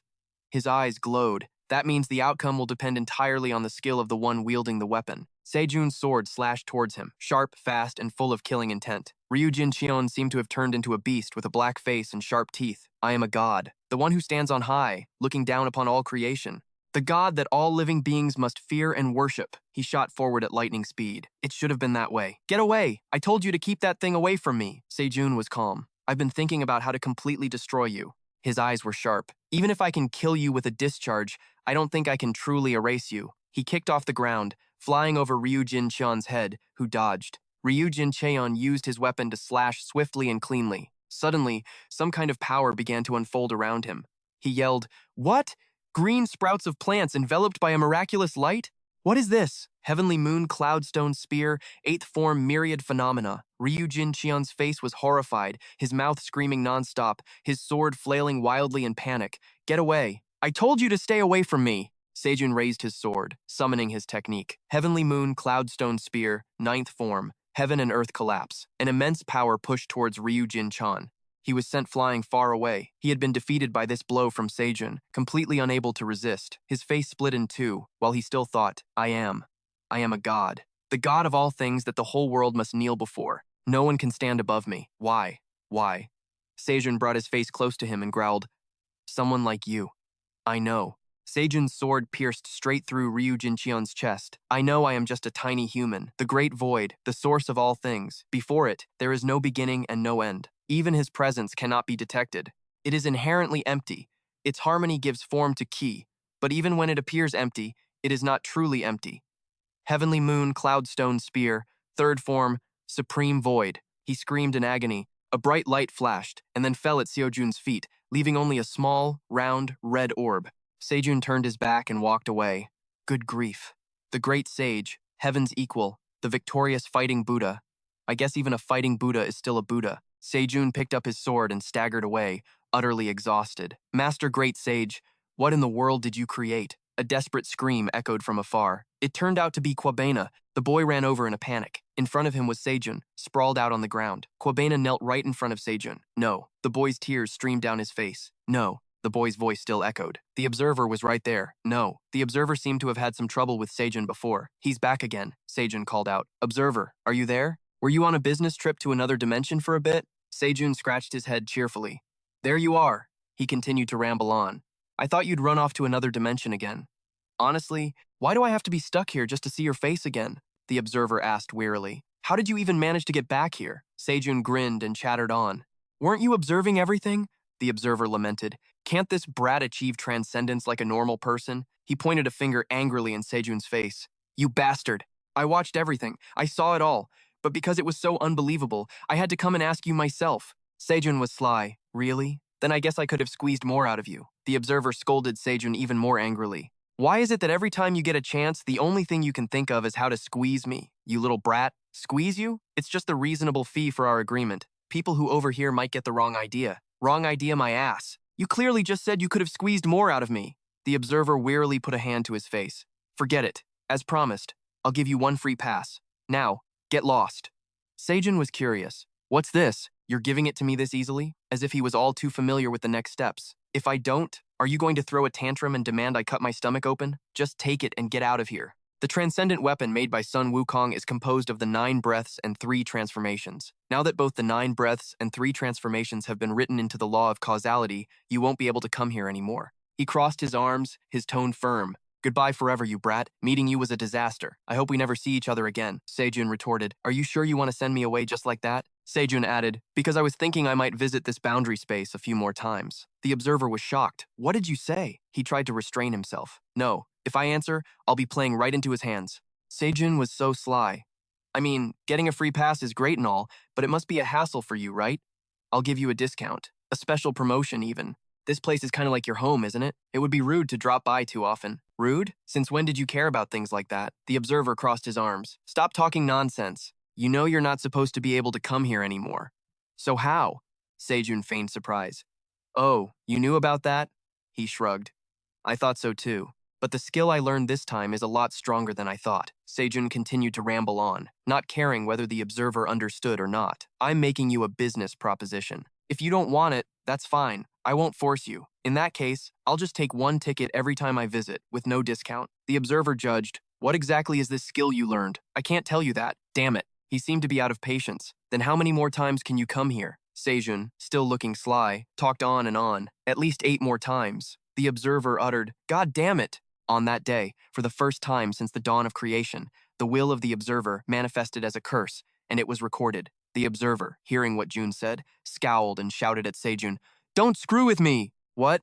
8 times? If you're going to lie, at least make it believable. Hearing that, Sejun licked his lips and thought, as expected, he's not going to let this go easily, is he? At that moment, Sejun recalled the time he was trapped in the boundary space. He had been terrified then. He was almost pulled into the boundary space when he used his 7th sense without having fully fused the mystery of impact into it. If he could completely fuse the mystery of impact into the celestial cloudstone spear, then theoretically, he could even violate the law of causality. Remembering this, Sejun thought, but the problem is, that's not a guarantee. Sejun's next words made the observer jump. You know I've been to the Supreme Academy, right? Sejun stood before the observer, held out his hand, and continued. I happened to catch a glimpse of what the headmistress was doing back then, and she performed the most unbelievable technique in the world. How incredible was it? The observer crossed his arms and listened to Jun. With one eye closed, he continued speaking to the observer. But don't get me wrong, I wasn't peeping. The headmistress has no idea. Sejun said this, but in his heart, he thought, he'll never believe me if it's just words. But there was one reason he hadn't kicked him out of this boundary space yet, because he was thinking, probably not. It can't be. But what if it's true? Hearing him say that, although the observer was furious, he had no choice. He still had to think carefully. A technique learned from Irina? If that's true, then forget 8 times. He might be able to come back 100 times. At that moment, as the two stood facing each other, Sejun spoke first. So, shall we start with about 5 tickets? 6. Hearing him say that, the observer remained silent, thinking, without answering. Seeing this, Sejun took the opportunity to raise the price. Or, how about you just make it 8? Hearing that, the observer grabbed Sejun by the collar and said hurriedly, 6. We'll settle on 6 tickets. Sejun, hearing this, immediately agreed with the observer. All right, fine. I'm taking a bit of a loss, but since you've had a tough time, I'll accept 6 tickets. The observer, seeing that he had agreed, quickly copied the moment and said, Then I will record the causality of what you've just said. Just as the observer finished speaking, Sejun cheerfully spoke up to remind him. Oh, right, that's for future cases. This visit is a separate issue, isn't it, right? So, 7 in total. The observer frowned upon hearing that and said, I will record the causality that you just mentioned. After reaching an agreement, Sejun immediately unleashed his power. He opened the Book of Light, and instantly, letters flew out of the book. After he was done, he handed the book to the observer and said, So, is it approved? It's the same as Thoth's book. The observer took the book from Sejun, held it up to examine it, and said, It seems to be done. I will verify what has been written in the records. The observer raised the book, meticulously reading every single page. After reading it, the observer spoke up and asked Sejun, Is this the thing you claim to have learned from Irina? Hearing that, Sejun put his hands on his hips and replied with a look of dissatisfaction. Huh? Learned from the headmistress? No, I only peeked. And I never said that the technique I peeked at was the one that helped me get to the boundary space. Sejun gave a thumbs up and continued speaking to the observer.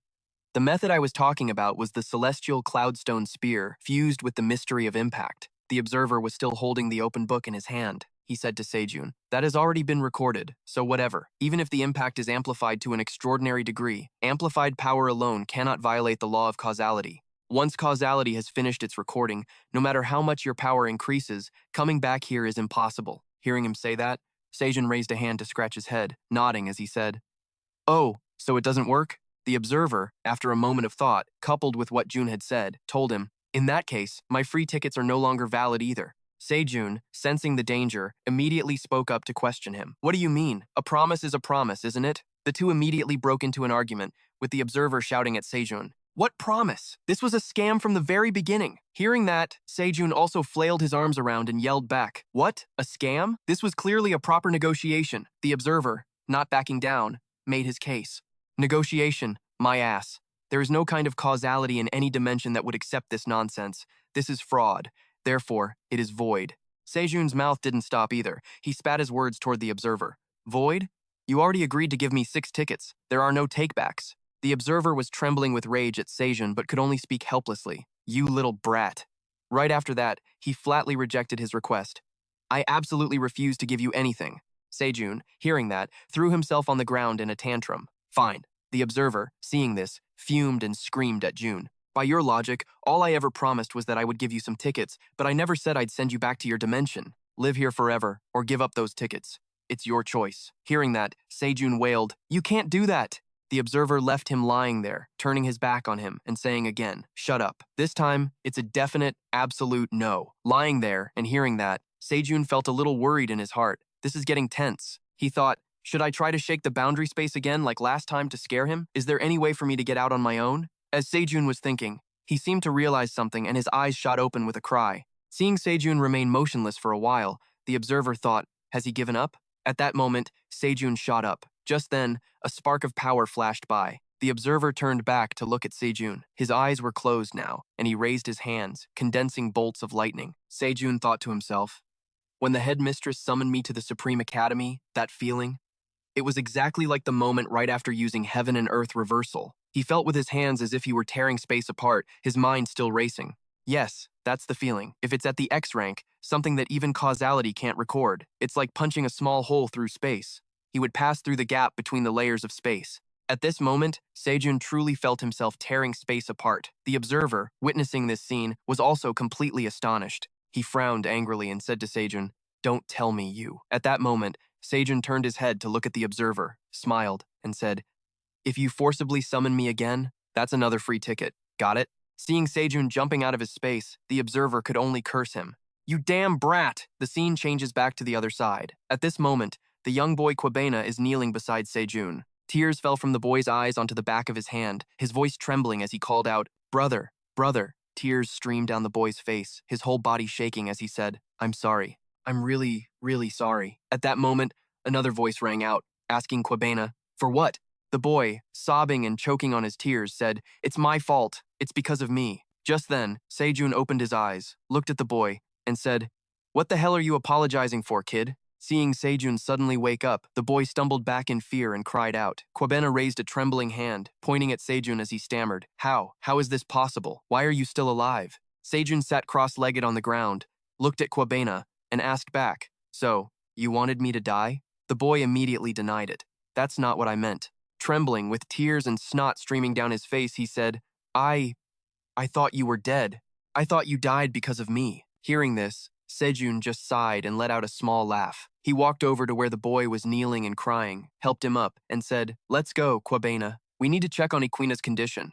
Meanwhile, elsewhere, Sejun's teammates were all in a panic. Minjun said to Sejun, "Will she be okay?" Sejun rested his chin on his hand and replied, "For now, all we can do is wait." Just then, Sejun and Kwabena returned. Sejun was carrying a Kudo Appo on his shoulder. Seeing him, everyone called out his name in unison. He saw everyone and raised his hand to wave. A man parted the curtain and came out, pausing for a moment at the scene before him. He walked over to where Sejun's group was gathered and greeted them. "You're here?" Sejun placed a Kudo Appo on the ground, and hearing the man, greeted him back. "Saint." He stood up, looked at the saint, and asked, "How's Ikina?" The man then told them about the girl's current condition. Her condition was very serious. Standing beside them, Kwabena's face darkened, and he was speechless. The boy immediately stepped forward, toward his sister. The saint also put his hands on his hips and said to Sejun, "If you had been any later." Kwabena went inside. At that moment, Ikina was also sitting up. Rubbing her eyes, she called out to her brother, "Big brother." Hearing her call his name, Kwabena couldn't believe his eyes, his body trembling slightly. Immediately, Kwabena ran over and hugged his sister tightly. Sejun and the others, standing outside, felt their hearts warm at the sight. Shakyamuni once said this, "If you ask what success is, I will answer that it is to laugh often and laugh much."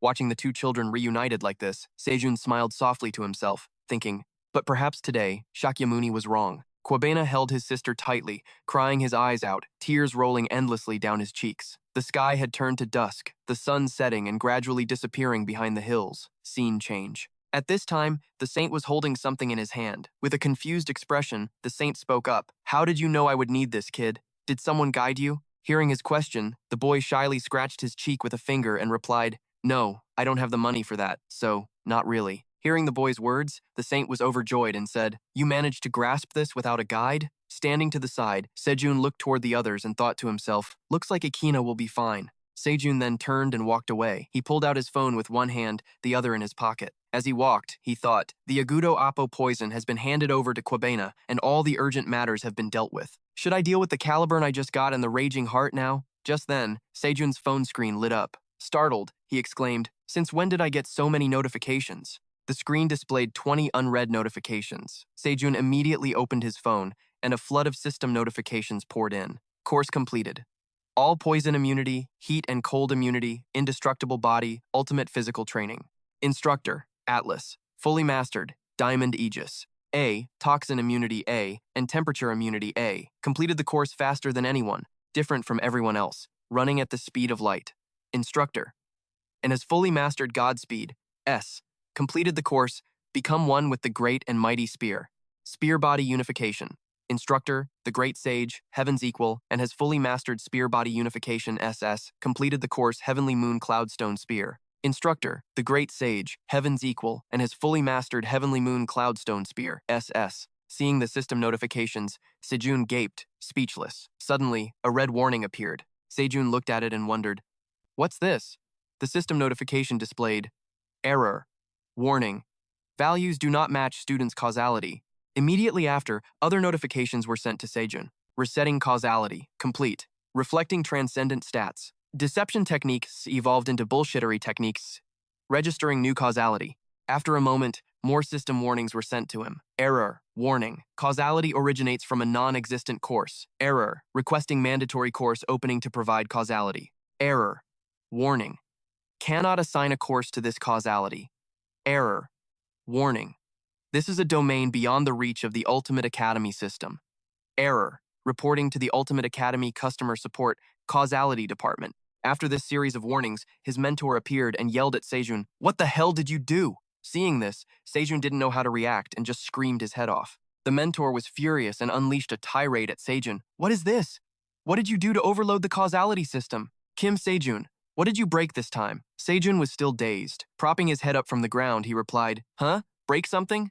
I didn't do anything." Hearing him, the mentor shouted loudly, "The entire academy is in an uproar." Sejun looked at his mentor, who stood with his hands behind his back, looking at him sternly. He broke out in a cold sweat and said, "If something happens at the academy, it's usually my fault. True. And yeah, I guess it must be me." Scratching his head, he handed his phone to the mentor to check. But all I got were these weird notifications. The mentor immediately snatched the phone from his hand and looked it over. His eyes widened as he checked every warning on Sejun's phone. After reading, he gaped and turned to Sejun. "Causality does not match the student's profile."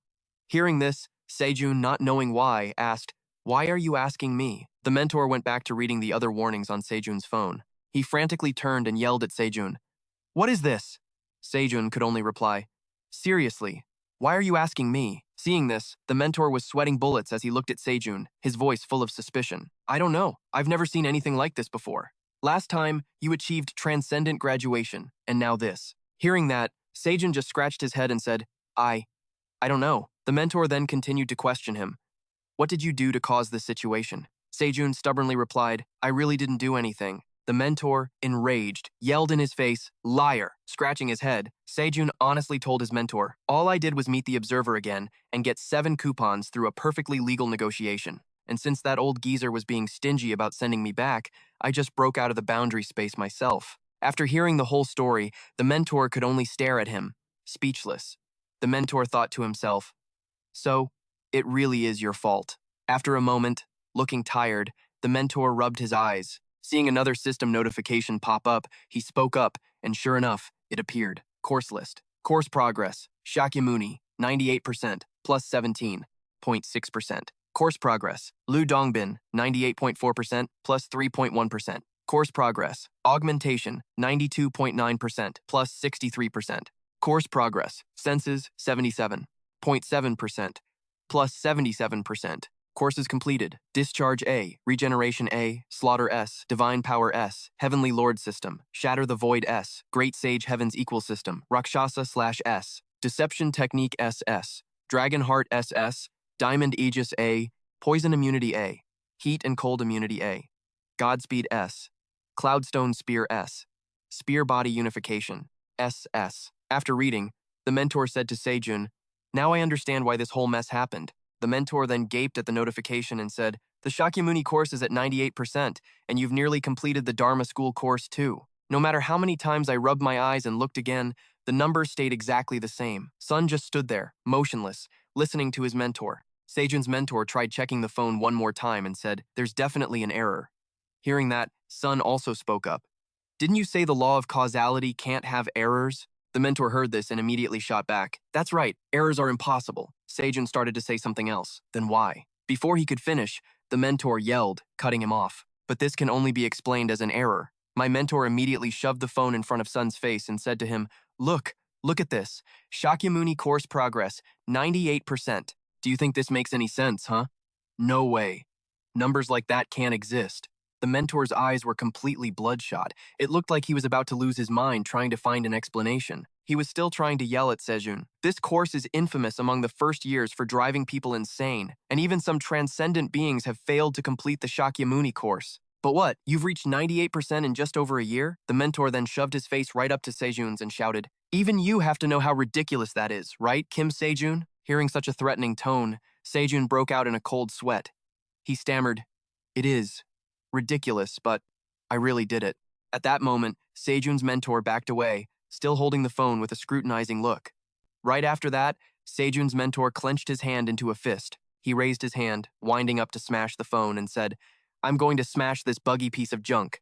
I should have smashed it last time. I'll take this chance to buy you a new one. Stop using this broken piece of scrap metal." Hearing this, Sejun panicked and reached out to stop him. He used both of his hands to grab both of his mentors, stopping him from committing the reckless act. Sejun then spoke up. "Wait a minute, calm down, mentor." The mentor struggled, but it was no use. He could only scream helplessly. "Let go. Any device that misreports causality must be destroyed from this universe." After a brief struggle, the mentor finally won. He laughed happily and rubbed his hands together. He stepped back, winding up his arm, and said, "How can this be real? It makes no sense at all." Sejun saw this and was about to say something but couldn't get the words out. Right then, the mentor, still furious, looked at Sejun and yelled, "Spit it out! If you're up to some other crazy shit, confess it now." Sejun had just put his phone in his pants pocket and replied nonchalantly, "It's not really anything crazy, but Excalibur." Seeing the object, Sejun's mentor's jaw dropped. He looked at the sword in Sejun's hand and said, "Isn't that the transcendent weapon Instructor Arthur cherishes like his own life? Why do you have it, huh?" "Kim Sejun!" Hearing that, Sejun spoke up and told his mentor, "Its owner was erased, so I was able to get it." The mentor, hearing Sejun say this, asked in a daze, "The owner was erased? I don't even want to think about it." The mentor imagined Sejun killing the man and spoke up. "Who erased him? Was it you again?" "Kim Sejun, that's right." He held the sword, examining it carefully, then said, "But it's not very useful to me, so I want to sell Excalibur. Are students allowed to make direct trades? Or is there some kind of auction house?" Hearing his question, the mentor's face went pale. He immediately went into freefall through the air. Not seeing him, Sejun called out, "Mentor." Seeing that his mentor had passed out, his eyes shut tight, Sejun called him non-stop, "Mentor." Even though he was unconscious, the mentor was still muttering, "Odysseus, pretending to be insane to dodge his duty, won't work on me." Seeing that it wasn't working, Sejun sat down and yelled, "Mentor!" Hearing his piercing scream, the mentor jolted awake. He immediately shot up, still dazed on the ground, and asked, "What? What just happened?" Sejun was now sitting cross-legged on the ground. He told his mentor, "You fainted right after I asked if I could sell Excalibur." Hearing him repeat it, the mentor nodded and said, "Right. I fainted, didn't I?" Just a second after regaining consciousness, the mentor yelled at Sejun again, "Don't mess with me! How could you do that? How could you kill Instructor Arthur? Sejun, hearing this, replied in alarm. What are you talking about? Kill Instructor Arthur? Why would I do that? The mentor looked at him suspiciously and said, to steal Excalibur and sell it. Sejun, as if he couldn't believe his ears, questioned him back. What kind of person do you take me for? Hearing this, his mentor calmed down a bit and asked, then why do you have Excalibur? Sejun sat neatly cross-legged on the ground and said, that first-year student from another dimension I told you about. Remember him? That student had it. Hearing Sejun say that, the mentor's voice was filled with doubt. That's even more absurd. How could a first-year possess a transcendent weapon so tied to history? Sejun raised a finger to scratch his cheek, agreeing with that point of view. I wanted to ask you the same question. But while we're at it, I'd also like to get some advice on courses. Hearing Sejun say that, the mentor plopped down, crossing his arms with a thoughtful expression. After a moment, the mentor spoke to Sejun. Before we go to the course shop, let's deal with this Excalibur business first. He took Sejun's phone and continued. There's no auction house here, but there's something similar. But since this is Excalibur, even the transcendent beings will probably flock here to fight for it. Sejun let out an "oh" upon hearing that. The mentor stared intently at Sejun and asked him, should I post it for sale right now? Hearing that, Sejun crossed his arms and flatly replied, no. He then put on a cunning expression and said, first, let's go see Instructor Arthur, its original owner. The scene changed. Sejun now stood before Arthur. Seeing someone had come to find him, he greeted them cheerfully. A pleasure to meet you. I am Pendragon. Just call me Arthur. Do you wish to learn my swordsmanship of the Round Table? Sejun reached into his pocket, rummaging for something. Hearing Arthur's question, he replied, no, sir. More than swordsmanship, I want to talk about something else. He took out something that flashed brightly, causing Arthur to cry out in surprise. Looking at the sword in Sejun's hand, he stammered and asked him, why do you have that? Sejun put one hand on his hip and said to him, I should be the one asking you that question. Why is it in my hands? Hearing this, Arthur raised a hand to his chin, deep in thought, and said, could it be? He's been erased? Impossible.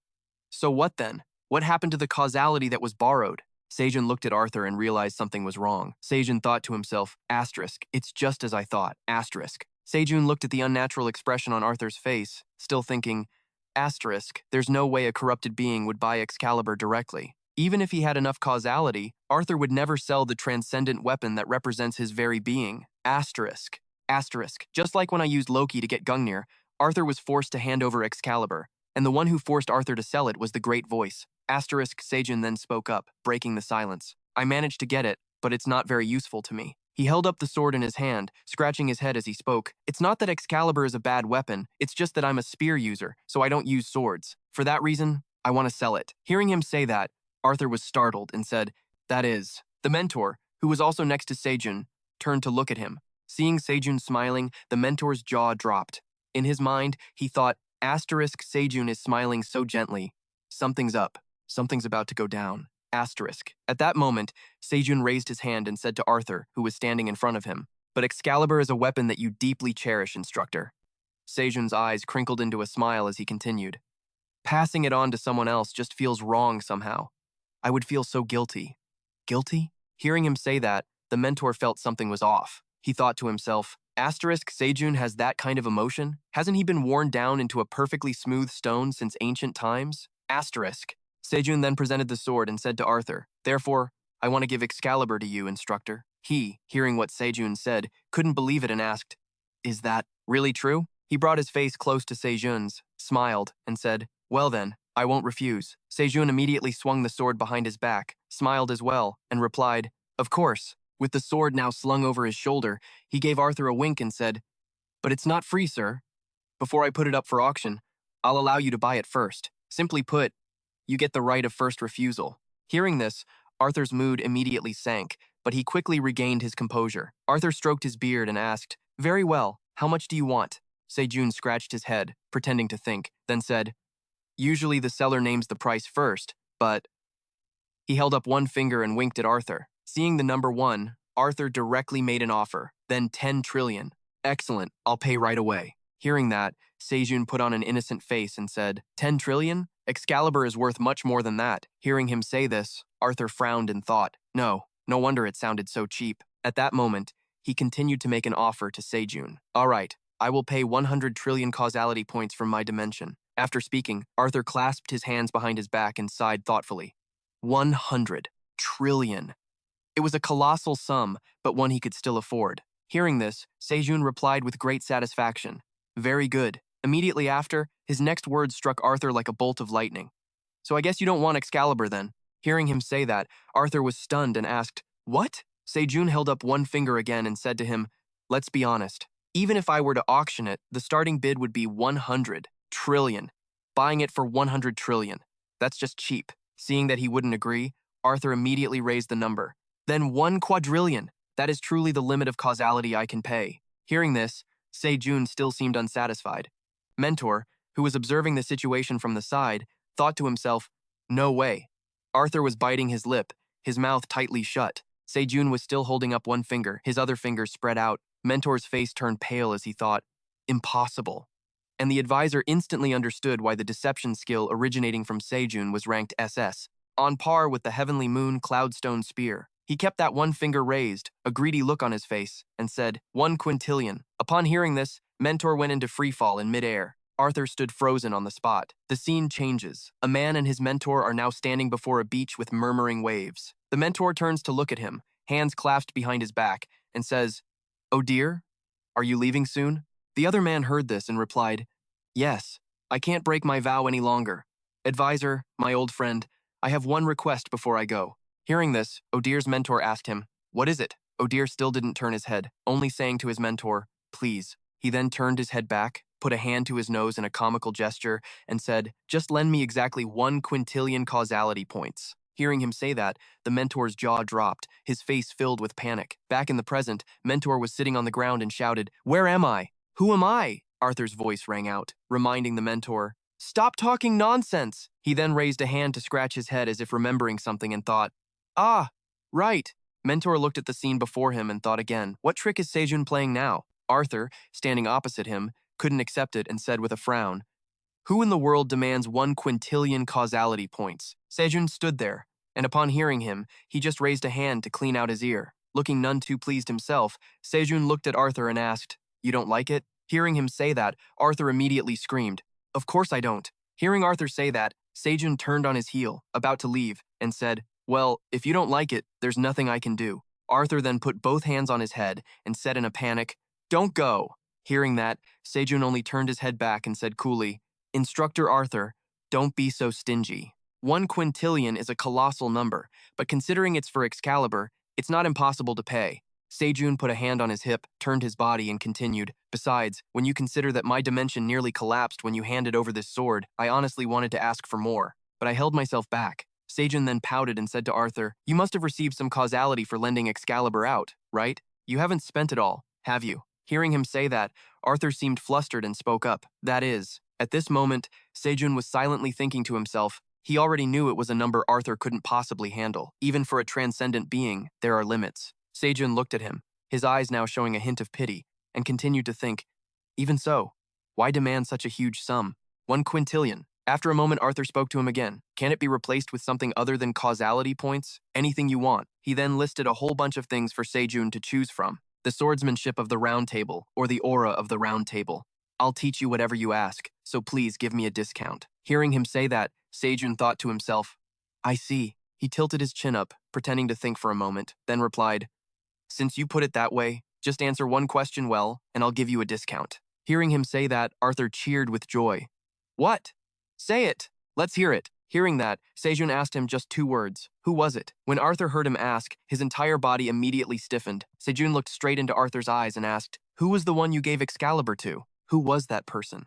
Really, Arthur didn't expect him to ask that. The expression on his face immediately became hard to read. After a moment, Arthur finally spoke. He said to Sejun, who was standing there, That is something I cannot answer. Hearing such a reply, Sejun narrowed his eyes, displeased, and thought, Who is that great voice that makes Arthur unable to reveal their identity, even if it means giving up Excalibur? Could it be they've placed some kind of restriction on revealing themselves? After thinking, Sejun became a bit irritable and let out a sigh. His next words made Arthur cry out, Well, if you don't like it, there's nothing I can do. Right in front of him, he handed the sword to the mentor and instructed him, Advisor, please take this to the auction house. Seeing this, Arthur's face instantly darkened. He thought, No, my Excalibur must not fall into anyone else's hands. At that moment, he suddenly let out a loud shout and unleashed his power. That absolutely cannot happen. The sound waves from Arthur's shout immediately shot towards where Sejun was standing. Seeing this, he immediately turned to look at him with a sharp, cold gaze, his face devoid of expression. Sejun instantly used his power to condense an orb, a power that crackled with lightning. Seeing such terrifying power, Arthur raised his hands to shield himself. After the power dissipated, Arthur stood there stunned, thinking to himself, even with the causality contract, this is beyond what a normal first-year cadet should be able to handle. But that brat. Even after taking my magic head-on, he's not only unaffected but is actually overpowering it. Sejun stood there, his eyes now glowing. He clenched his fists, his whole body radiating an immense aura. He said to Arthur, "Well then, if we have another chance, I'll see you later. Instructor." He immediately turned to leave and said, "Let's go, advisor." Arthur could only stand there and watch his retreating back. He then reached out his hand and said loudly, "Wait a moment." Sejun, at that moment, had a triumphant smile on his face. He immediately turned back, changing his tone as he spoke to him. "What is it now? Why do you keep calling for me? I'm a busy guy, you know." Arthur clenched his fists and said to Sejun, "I can't tell you directly, but..." He then lowered his hand, about to take something out. Seeing this, Sejun watched with wide, curious eyes. Arthur then took out a cup. Seeing it, Sejun immediately judged, a relic, not a cup. He and his mentor walked over to Arthur. Sejun put a hand on his chin, asking with a puzzled expression, "What is that?" Arthur held the cup out in front of Sejun and said, "This is the reward I received for lending out Excalibur." Hearing this, Sejun exclaimed in astonishment, "You traded Excalibur for this crude cup?" Just then, Sejun instinctively looked down because the pouch at his hip was moving. Seeing this, he thought with confusion, "What's this?" Longinus is reacting inside the Kibi's pouch. His spear was now vibrating and emitting a constant hum. Seeing this, Sejun pondered, "It's resonating with you?" He looked at the glowing cup in Arthur's hand and said, "Don't tell me. It's the Holy Grail?" Hearing this, Arthur simply remained silent, which was an answer in itself. For context, the Holy Grail was the cup that once held the holy blood of Christ. It's understandable that it would resonate with Longinus, the spear that also contained the blood of Christ. Sejun stared at the cup, thinking, but the Holy Grail is different from the spear of Longinus. It's supposed to be the cup that Christ himself used. In that case, that great voice. Just then, another voice cut through Sejun's thoughts. No. Arthur was still holding the cup. He said, "I thought so at first too, but not anymore." Hearing this, Sejun asked him seriously, "Then why are they holding on to the Holy Grail?" Hearing his question, Arthur could only tell Sejun the truth. "I don't know." Sejun was now lost in thought. The great voice. "Who are you people? Really?" The scene changes back to the Azure Emperor's residence. He appeared again, resting a hand on his cheek and asking a question like that. And that guy taking his sweet time to answer. "I'm guessing you're all watching. Starting to get a little nervous, aren't we?" In a room, the Azure Emperor was still sitting on a chair. The observer was also here. He spoke up again. "I wonder what the first Transcendent would think if he saw the state you're all in now." Seeing the observer turn to frown at him, he continued nonchalantly, "Do you really think you can control him? His growth rate has already shattered all limits, thanks to times someone asterisk, of course. If this keeps up, you won't be able to control him either." Hearing the Azure Emperor's words, the observer could only bow his head in silence. He then spoke up, questioning the Azure Emperor. "What is your purpose?" The Azure Emperor slowly rose from his chair and answered, "To release the causal constraints on this dimension." The observer, still looking at the Azure Emperor, said, "You? By yourself? Impossible." The Azure Emperor calmly replied as he walked, "Right now, there's no other way to deal with times that guy asterisk." Hearing this, the observer's brow furrowed tightly. He reached a hand towards the other man and said, "And you think doing times that times will release causality?" Upon hearing that, the Azure Emperor retorted, "Since when could a single being interfere with the causality of this dimension?" He turned back to look at the observer with a chilling gaze and continued, "I can no longer just stand by and watch. Perhaps it's because the interference from the variables has exceeded the assumed limits." Hearing this, the observer nodded thoughtfully. It was true. He had dominated the causality tied to Earth, bending the fate of the entire planet, and that was all done by one person. At this thought, the observer immediately recalled the image of Sejun. The Azure Emperor then argued, "Your interests and mine are completely opposed, but sometimes even enemies have to join hands. A first-year cadet who was approaching the ranks of the Transcendent has just vanished. If this continues, neither you nor I will be able to achieve our goals." He raised a hand and clenched it into a fist, saying, "Right now, there's only one being who can stand against Kim Sejun, a true god who has ascended to the ranks of the Transcendent." His eyes were terrifying. The Azure Emperor shouted, "Release the causal constraints." The scene cuts back to Sejun, where more information about Arthur's cup is revealed. The Holy Grail, a holy relic that grants its owner extraordinary power, happiness, eternal youth, and endless wealth. Sejun was reminiscing, his hand on his chin in deep thought. According to the legend of King Arthur, he was obsessed with finding the Holy Grail. He had wondered why the king would return Excalibur, but if the price was the Holy Grail, then it made perfect sense. As for why the Great Voice possessed the Holy Grail, he'd put that question aside for now. After thinking it through, Sejun spoke to Arthur. Got it. Seeing him speak so cryptically, Arthur held out his hands and asked, So, what about Excalibur? Sejun, while picking his nose, nonchalantly told Arthur, 100 quadrillion. Of course. Upon hearing this, the king's face immediately turned sour. He waved the cup around frantically, trying to reason with Sejun. There's no justice here, you clearly said. Before he could finish, Sejun cut him off. I said I'd give you a discount if you told me who you really are. I never said there would be any negotiation on what I get in return. Hearing this, Arthur was furious. He trembled with rage but could do nothing but clench his fists and seethe. What? This is ridiculous. This damn punk. Looking at Sejun smugly picking his nose, Arthur could only continue his thought. To be honest, I'm afraid I'd lose if we fought. He glanced down at the Holy Grail in his hand. After a moment, Arthur could only close his eyes and let out a long sigh, thinking helplessly, so this is truly something I can never possess. He then looked up at Sejun and said to him, if I give you the Holy Grail, if I hand over the Holy Grail, then what? Sejun didn't expect him to say that and was a little surprised. Hearing Arthur's offer, Sejun told him he could buy it at a 50% discount. Arthur crossed his arms and said, Fine, I'll manage to scrape together 5 trillion. Sejun then held up a hand and said, Okay, so including the Holy Grail, the total will be 5 trillion and 5 trillion. Arthur felt something was wrong and immediately argued back. You said 5 trillion. What's this extra 5 trillion at the end for? Sejun casually replied, the instructor's personal tutoring fee is 5 trillion per hour. And where we're from, the value-added tax is paid by the consumer. Hearing this, Arthur was stunned into silence. In contrast, the mentor seemed used to this and spoke up to comfort him. Instructor, it's not your fault. Even the observer or the principal can't do anything about this.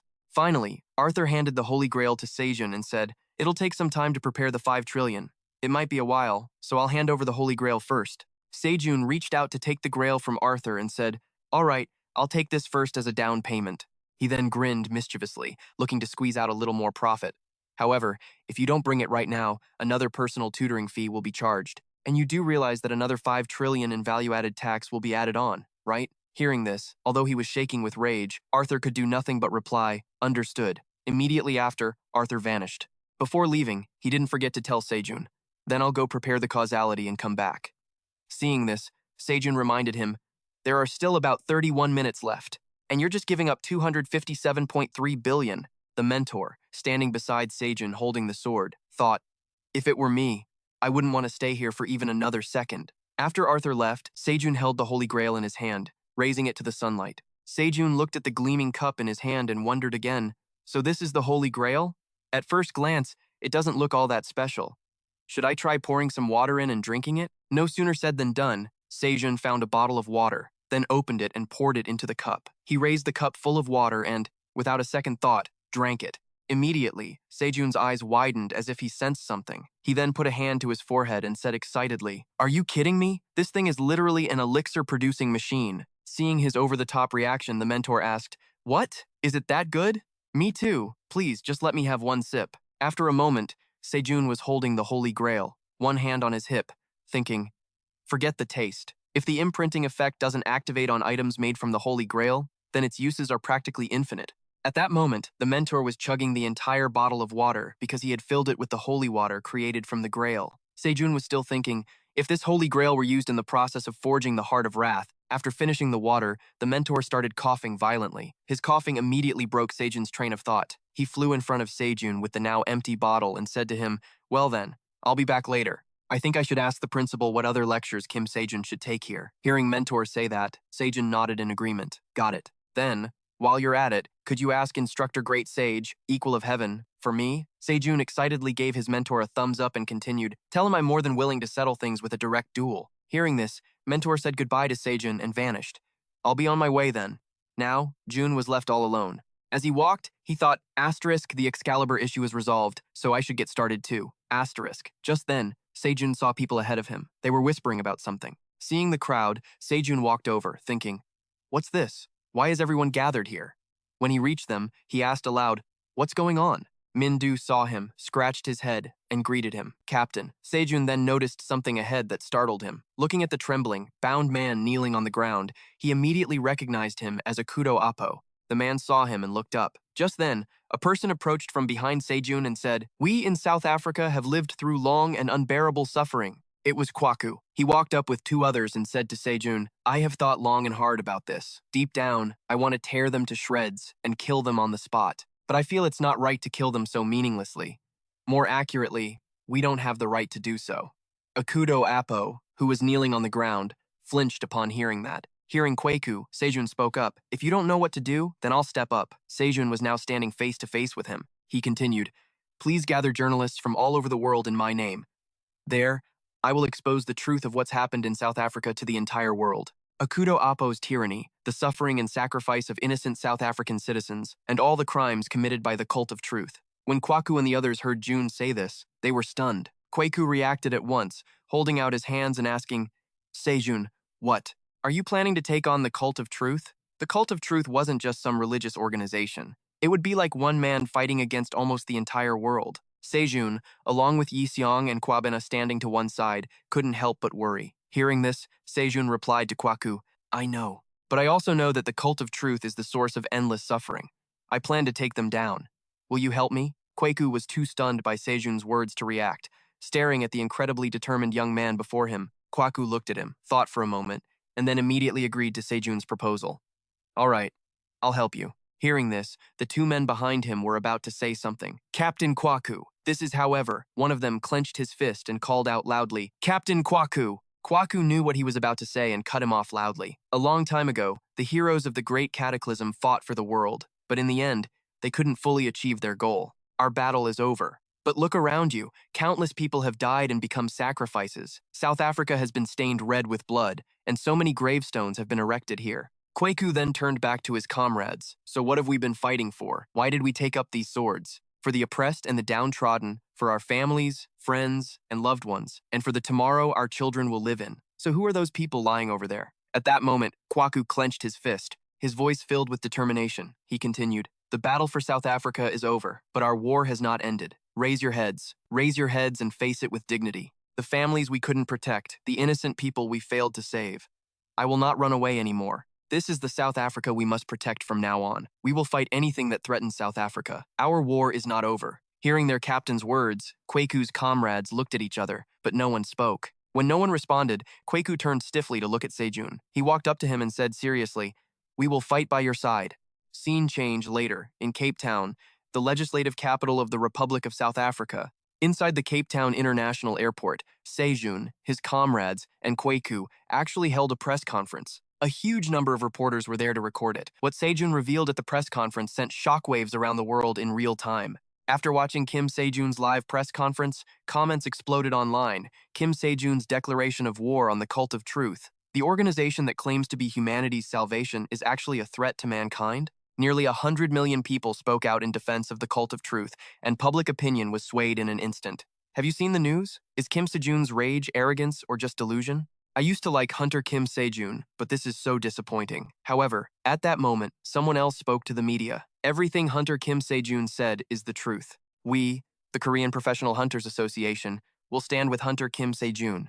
The news from Korea paved the way for a wave of support from Italian Prime Minister Samuel, Queen Aria of the United Kingdom, Libby and Lucas from the U.S. Hunter Management Bureau, and even Kwaku of South Africa. They all represented their nations and spoke out in support of Sejun. Amidst the growing chaos, the cult of truth, which had remained completely silent until now, released an official statement. Scene change. Someone opened their phone to check the news. The breaking story going viral was that an official statement from the cult of truth had been announced. "We will reveal everything related to the Apostle Ritual." After reading the news on his phone, Sejun muttered to himself in doubt. The Apostle Ritual. Kwaku looked straight at him with a pensive expression. "Are you getting ready to leave?" In the vast waiting hall, two groups stood facing each other. Sejun spoke up. "Yes, sir. It's only a few weeks until the apostle ordination ceremony announced by the cult of truth. Now that I've declared war, I can't just sit back and wait." "That's true." Kwaku frowned slightly, his concern evident.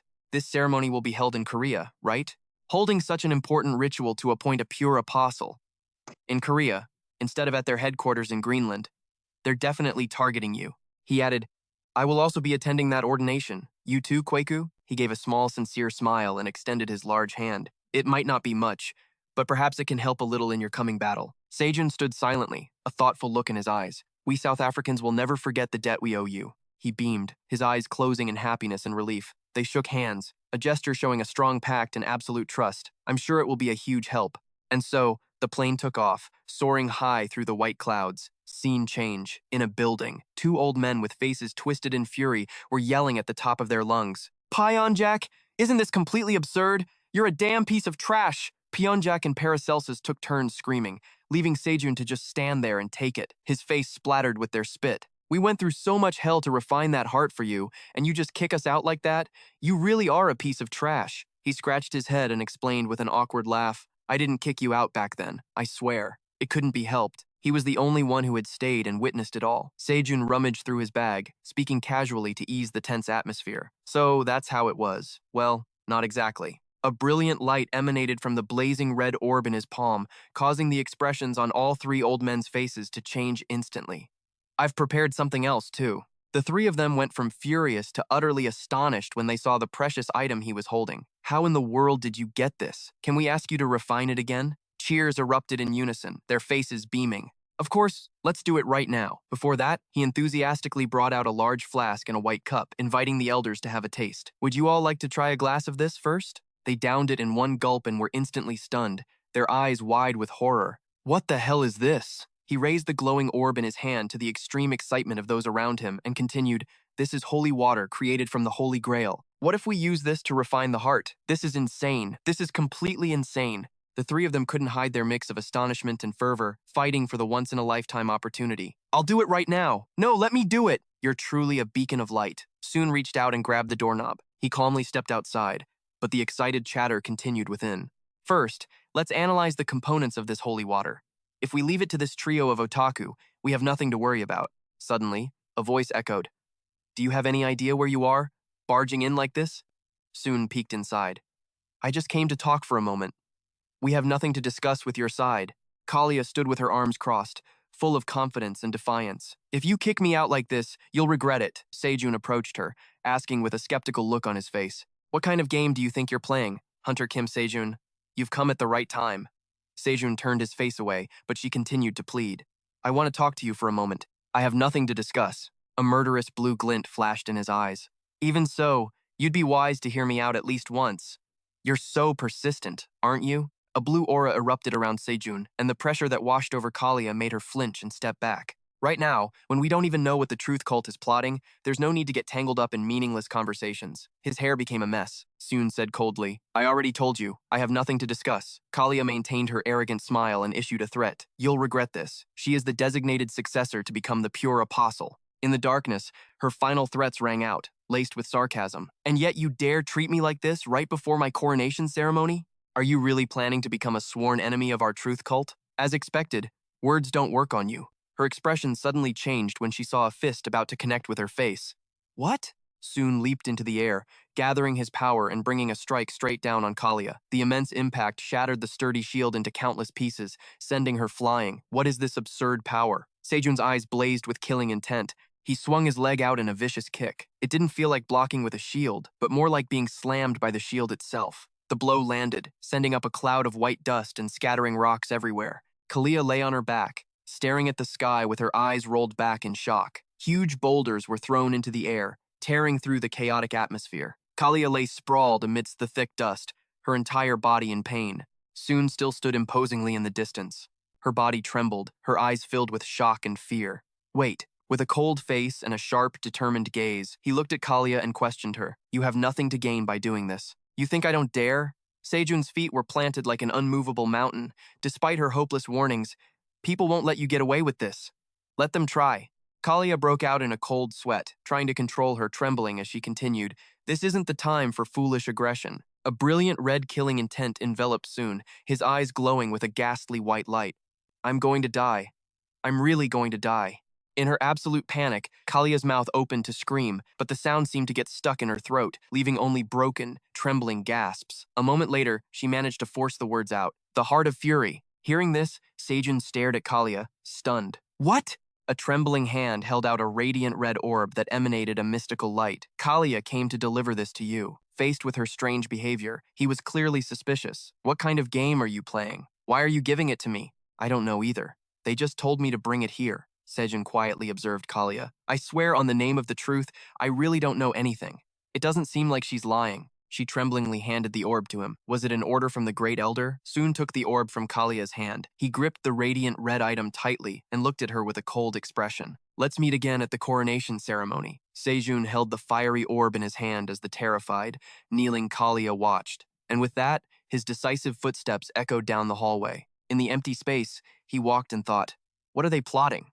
They must know that if they give me the Heart of Fury, I'll absorb it. Don't tell me they've already done something to the heart. Soon's expression was resolute, his gaze sharp and fixed straight ahead. Whatever they're planning, I have no intention of sitting back and waiting. In the silence, thoughts raced through his mind. The Heart of Fury, refined with the Holy Grail. I'll squeeze 5 trillion out of Arthur and get those 8 tablets for free, too. I'll prepare for the worst-case scenario with everything I've got. Sejun walked on with immense determination. The Blue King, his face hidden in shadows, reported, Kalia has delivered the heart safely. The vast room was filled with reflected light as he gave the order. Understood. You are dismissed. Outside the large glass window, the Blue King stood watching a small bird chirping in its nest among the lush green trees. He stood looking out the window, which was flooded with white light, filled with doubt. Evil is simply evil. Faith is just a decorative outer shell. A giant snake opened its mouth as if to devour the bird's nest, creating a haunting scene of death. Whatever the reason, no matter how justified, to those who must die, it is nothing but a meaningless excuse. The Blue King stated coldly,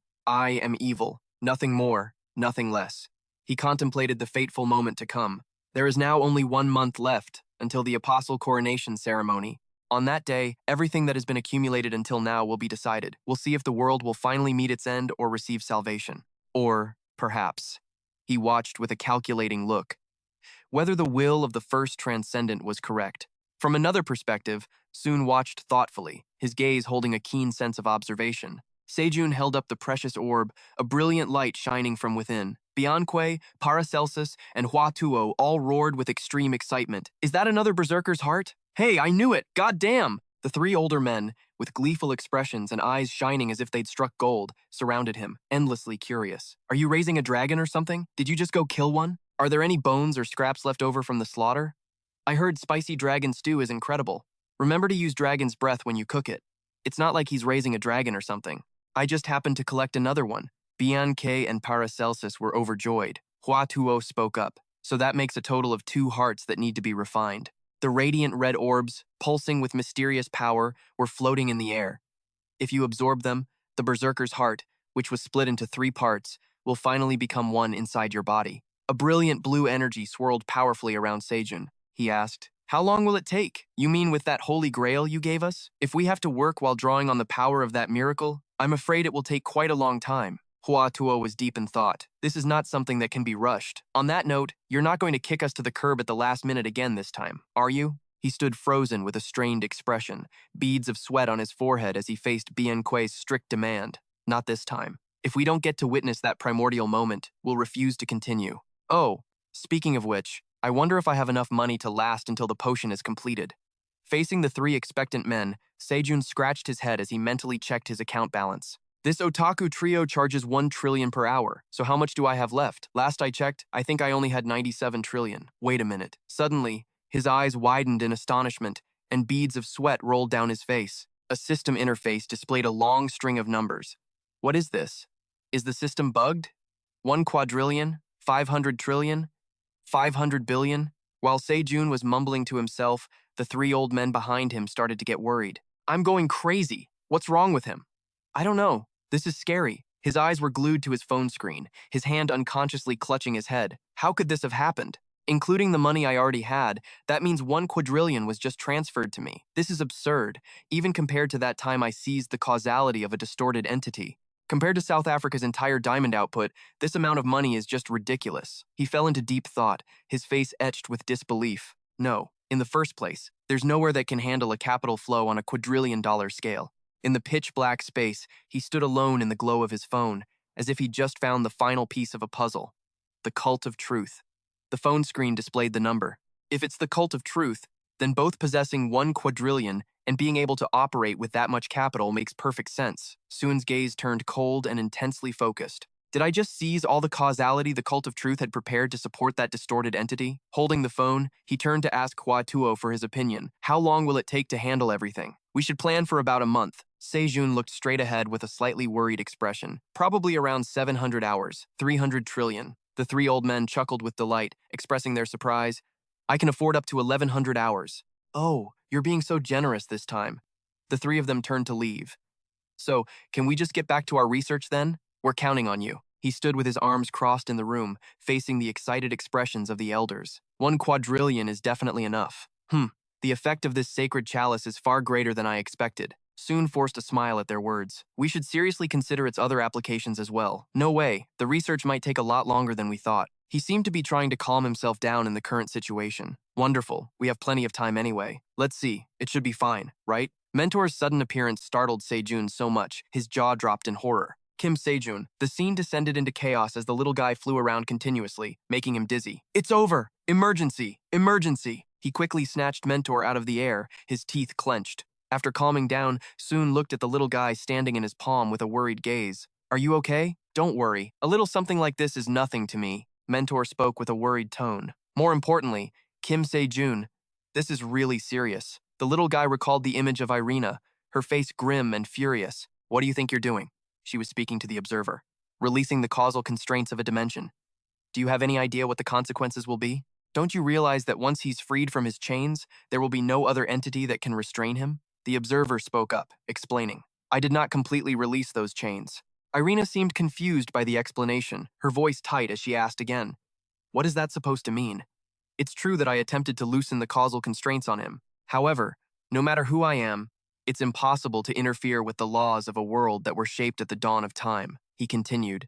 At most, I can only make adjustments, so I merged the chaotic causal flow of another dimension with Earth. I thought that would be sufficient. I believed I could release his chains while also installing a safety mechanism. The observer bowed his head slightly, but behind him, her face showed sheer shock at the image of cubes representing dimensions toppling like dominoes. That all dimensions are organically linked, and that a crack was created while I was adjusting the causal flow to merge the two dimensions. Could it be? He confirmed her fears. Yes! Countless intertwined threads of blue energy formed a chaotic sphere. That bastard has bound the causality of all dimensions into one. Irina's gaze was heavy with thought, her brows furrowed in deep concern. It's come to this, so I have to ask. She turned to him and asked directly, ultimately, why did the master disappear? And you? Irina clenched her fists in front of her chest, her face filled with confusion. Why are you the only one who can remember the master without having your memories erased? Back in the present, Sejun sat slumped on the floor, looking up at Mentor hovering before him. So does that mean that not only Earth's, but the causality of all dimensions are now intertwined? That's right, exactly. The little guy was mid-sentence when Seo-Yun suddenly burst through the door in a panic. This means that the constraints not just of Earth, but of all dimensions, have essentially vanished. According to Director Sejun's assessment, suddenly, the sky above the skyscrapers was engulfed by a colossal vortex of dark purple energy. Amidst the bustling crowd on the street, Soon stood frozen, surrounded by the murmurs of the crowd gathered around the strange phenomenon. That's impossible. How could that gate? His face suddenly grew tense, sweat dotting his forehead as he heard the grim news from Mentor, who was perched on his shoulder. When phenomena from all dimensions intertwine, the movement of entities between each space will no longer be restricted. Sejun glanced at the little guy with a worried look. That terrible chaos is unavoidable, and we must even consider the collapse of all dimensions as a real possibility. That's the director's assessment. He looked up at the sky, lost in thought. A massive gate blotted out the entire sky. The purple energy vortex continued to expand. Has the multidimensional convergence already begun? A woman soothed her sobbing child in the middle of the street. Soon and his companions could only watch the scene helplessly. If it's already progressed this far, stopping it now is nearly. I'm so scared. It's okay. Just like always, the hunters will save us. His eyes narrowed with a mix of determination and anxiety. No, it's not over yet. Soon stood motionless in the street, faced with an impossible question. If there was truly no way out, the great voice wouldn't have gone through all this trouble. Is there no other way? Mentor glanced at him, his eyes suddenly turning unusually sharp and serious. The only entity not subject to the flow of causality, the sole existence capable of resisting the unified causal flow of all dimensions. That vast destiny. The little guy grew excited. The director said that if it's you, Kim Sejun, you might be able to stop it. The sky above the city suddenly turned ghastly, revealing a deep black hole that seemed to want to swallow everything below. Amidst the towering, tightly packed buildings, the sounds of powerful impacts rang out repeatedly. In his office, Soon stood with his arms crossed, his expression tense. He lost his patience and asked irritably, "No, seriously, how long are you all going to debate this? Now, what's the rush? A matter this important can't be rushed. We must be cautious, and then cautious again, prepare, and then prepare some more." His expression soured with anger as they held their empty cups out to him. "All this talking has made me thirsty. Go fetch us a glass of holy water." Again? Standing before the cashier with a receipt in his hand, Sohn could only scratch his head in embarrassment at the announcement. "Do you know an official came by asking if we had a burst water pipe? It's because of the sheer amount of holy water you've been drinking. The water bill has increased by 100-fold. Ah, well, we do have a few holy water source machines." The three old men were busy enjoying their drinks. Sejun threw up his hands, pleading with them. "Anyway, I'm begging you, please. The apostle ritual scheduled by the Cult of Truth is only 2 weeks away." All right, stop nagging." Powerless against them, he could only stare at his phone screen with a tense and worried expression. The advisor should be here soon, too. Just as he was feeling exhausted, Mentor suddenly appeared with a radiant smile. "Kim Sejun, I'm finally here." "You're here?" Sejun asked the kid impatiently. "What about that thing I asked you to handle? There are a few things I need to tell you about that. But first, let me show you this." A system window appeared. Heavenly Moon, Cloudstone Spear, Ultimate Skill Instructor, Great Sage equaling Heaven. All skills possessed by the Great Sage equaling Heaven Instructor. If Dragon's Word is ineffective, then Azure Dragon's Secret Technique. Instructor of the 4 Symbols, Azure Dragon Divine Spear. Alliance Skill Optimization Complete. Phenomenon Manipulation. Lecturer Irina, Causality Corruption. Lecturer Irina, Transcendental Enlightenment. Upon completing this course, you will receive Heavenly Moon Cloudstone Spear Ultimate Skill, SSS Bronze and Iron Hardening, S Fire-Plated Gold Body, S Countershock Body Art, SS Demon Slaying Pursuit Art, S 72 Armored Gates Assassination Dao Arts, SS Dragon Language, SS Spatial Intervention, S Phenomenon Manipulation, S Causality Corruption, S and Transcendental Enlightenment, X. The mentor flashed a bright smile, the kid observing his reaction. "So, what do you think?" A brilliant aura reflected in Sejun's wide eyes, leaving him completely stunned. "This is insane!" Sejun's face, his eyes wide open, shone with a brilliant light, showing a mix of shock and extreme excitement. He tremblingly held the phone, displaying the long list of skill rewards. "This is crazy." Standing in the office, the mentor spoke confidently. "Just as you predicted, Sejun. The dimensional and causality restrictions have disappeared, which means the restrictions on the free passes are gone too." The kid explained happily. "Thanks to that, things that were impossible before, due to the burden of causality, can now be done. 4 S-rank skills is no small matter. What now? Whatever. This isn't the first or second time you've seen something like this." Sejun suddenly paused. "However, there's a serious problem," he said, looking flustered. He struggled to form the question. "What is it? Are the observers pulling something again? It's not what you think." The mentor's voice grew sharp as he raised a finger to emphasize, "The biggest obstacle right now is time." A series of overlapping system notification windows appeared, listing countless skills. "That's right. There are only 2 weeks left. It's impossible to attend and complete all 7 courses in that amount of time." Sejun stood in thought, one hand on his chin, wondering if he could even properly finish a single course. So, the kid consulted the headmaster about this issue. Suddenly, his face showed surprise. "There's a way to extend your time." "Sejun, extend my time?" The mentor crossed his arms, shaking his head repeatedly as he continued. "Don't tell me it's time magic? No, time magic is impossible. That's an absolute rule determined by causality itself." Sejun's face grew serious. "Under no circumstances can time be directly interfered with. Then how?" A glowing, grid-like spatial network appeared behind him. The kid cheerfully spoke up. "By having you travel to another dimension." After saying that, the mentor excitedly flew in circles in the air while he looked on, completely bewildered. "Another dimension?" The flow of time isn't the same in all dimensions. There are places where time flows faster, while in others, it flows slower. The kid smiled and gestured with his hands to illustrate the difference for June. For example, if 1 second in Earth's dimension equals 5 seconds in another dimension, 1 day on Earth would be equal to 5 days in that other world. The mentor used martial arts practice as an example. If you train on Earth, you can only practice for 1 day, but in another dimension, you could train for a full 5 days. Sejun was lost in thought. That method would indeed significantly increase his available time. The kid winked playfully, shrugging with a smug look as he continued to explain. Normally, crossing into another dimension is nearly impossible, but with the causality of all dimensions being unified, it's now possible. The amount of causality consumed will be enormous. But luckily, you have the free passes, right? Facing the mentor, he put a hand on the back of his neck with a troubled expression. However, a round trip will require 2 passes. That's fine, though. Any shortage of passes can be covered by paying the causality cost for the courses at the Dragon Martial Arts Academy, which are relatively cheaper. The mentor looked up at him with an innocent face. What did the headmaster say? The kid stood before him and continued. As of now, the Transcendence Academy has completely shut down because the causality of all dimensions is in disarray. It's not just Earth.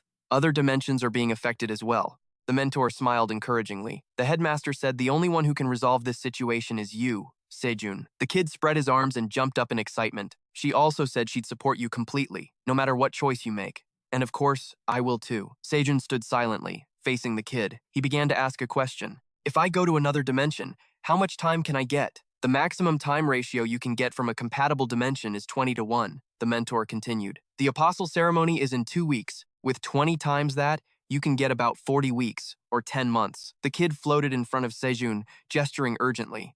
That's the entire explanation. If you understand, we should leave right away. Wait, the mentor tilted his head, looking puzzled. Can you give me some time? In the distance, a massive energy vortex was still visible in the night sky, covering the entire cityscape below. Miju was fast asleep with a weary face, her mouth slightly open from exhaustion. Su-ran and Li-hoon were also sleeping soundly on a mattress on the floor. In another room, the 2 kids were still sleeping peacefully on the floor. Under the full moon, sharp streams of energy created powerful, arcing blasts that enveloped the rooftop terrace. A series of sword strikes were unleashed, creating brilliant pink streaks that cut through the night with each of Seo Yoon's agile movements. Spiritual energy blazed like fire around her body as she mustered all her strength, her face filled with determination. With one strike, she slammed her sword straight into the ground, creating a brightly glowing pink circle of energy. So Yoon panted heavily, her face beaded with sweat and clearly exhausted. Her hands gripped the hilt tightly, but the sword in her grasp trembled uncontrollably, no longer able to hold steady. Seo Yoon collapsed to the ground, staring at her palm. She thought in awe. Incredible. After drinking that mysterious liquid Sejun gave me, even in such a short time, her sweaty hand clenched into a fist, a self-reminder. But I'm still not qualified to stand by Sejun's side.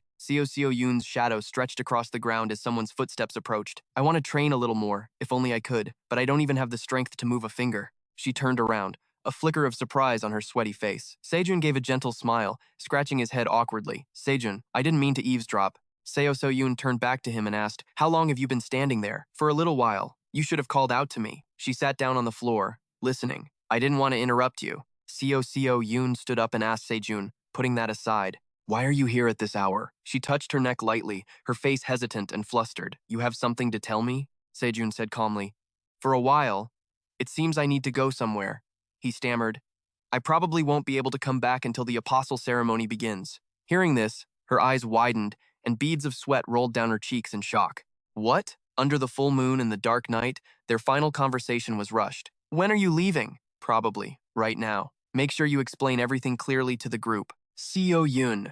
He raised a hand to wave goodbye and turned to leave decisively. Well then, I'm off.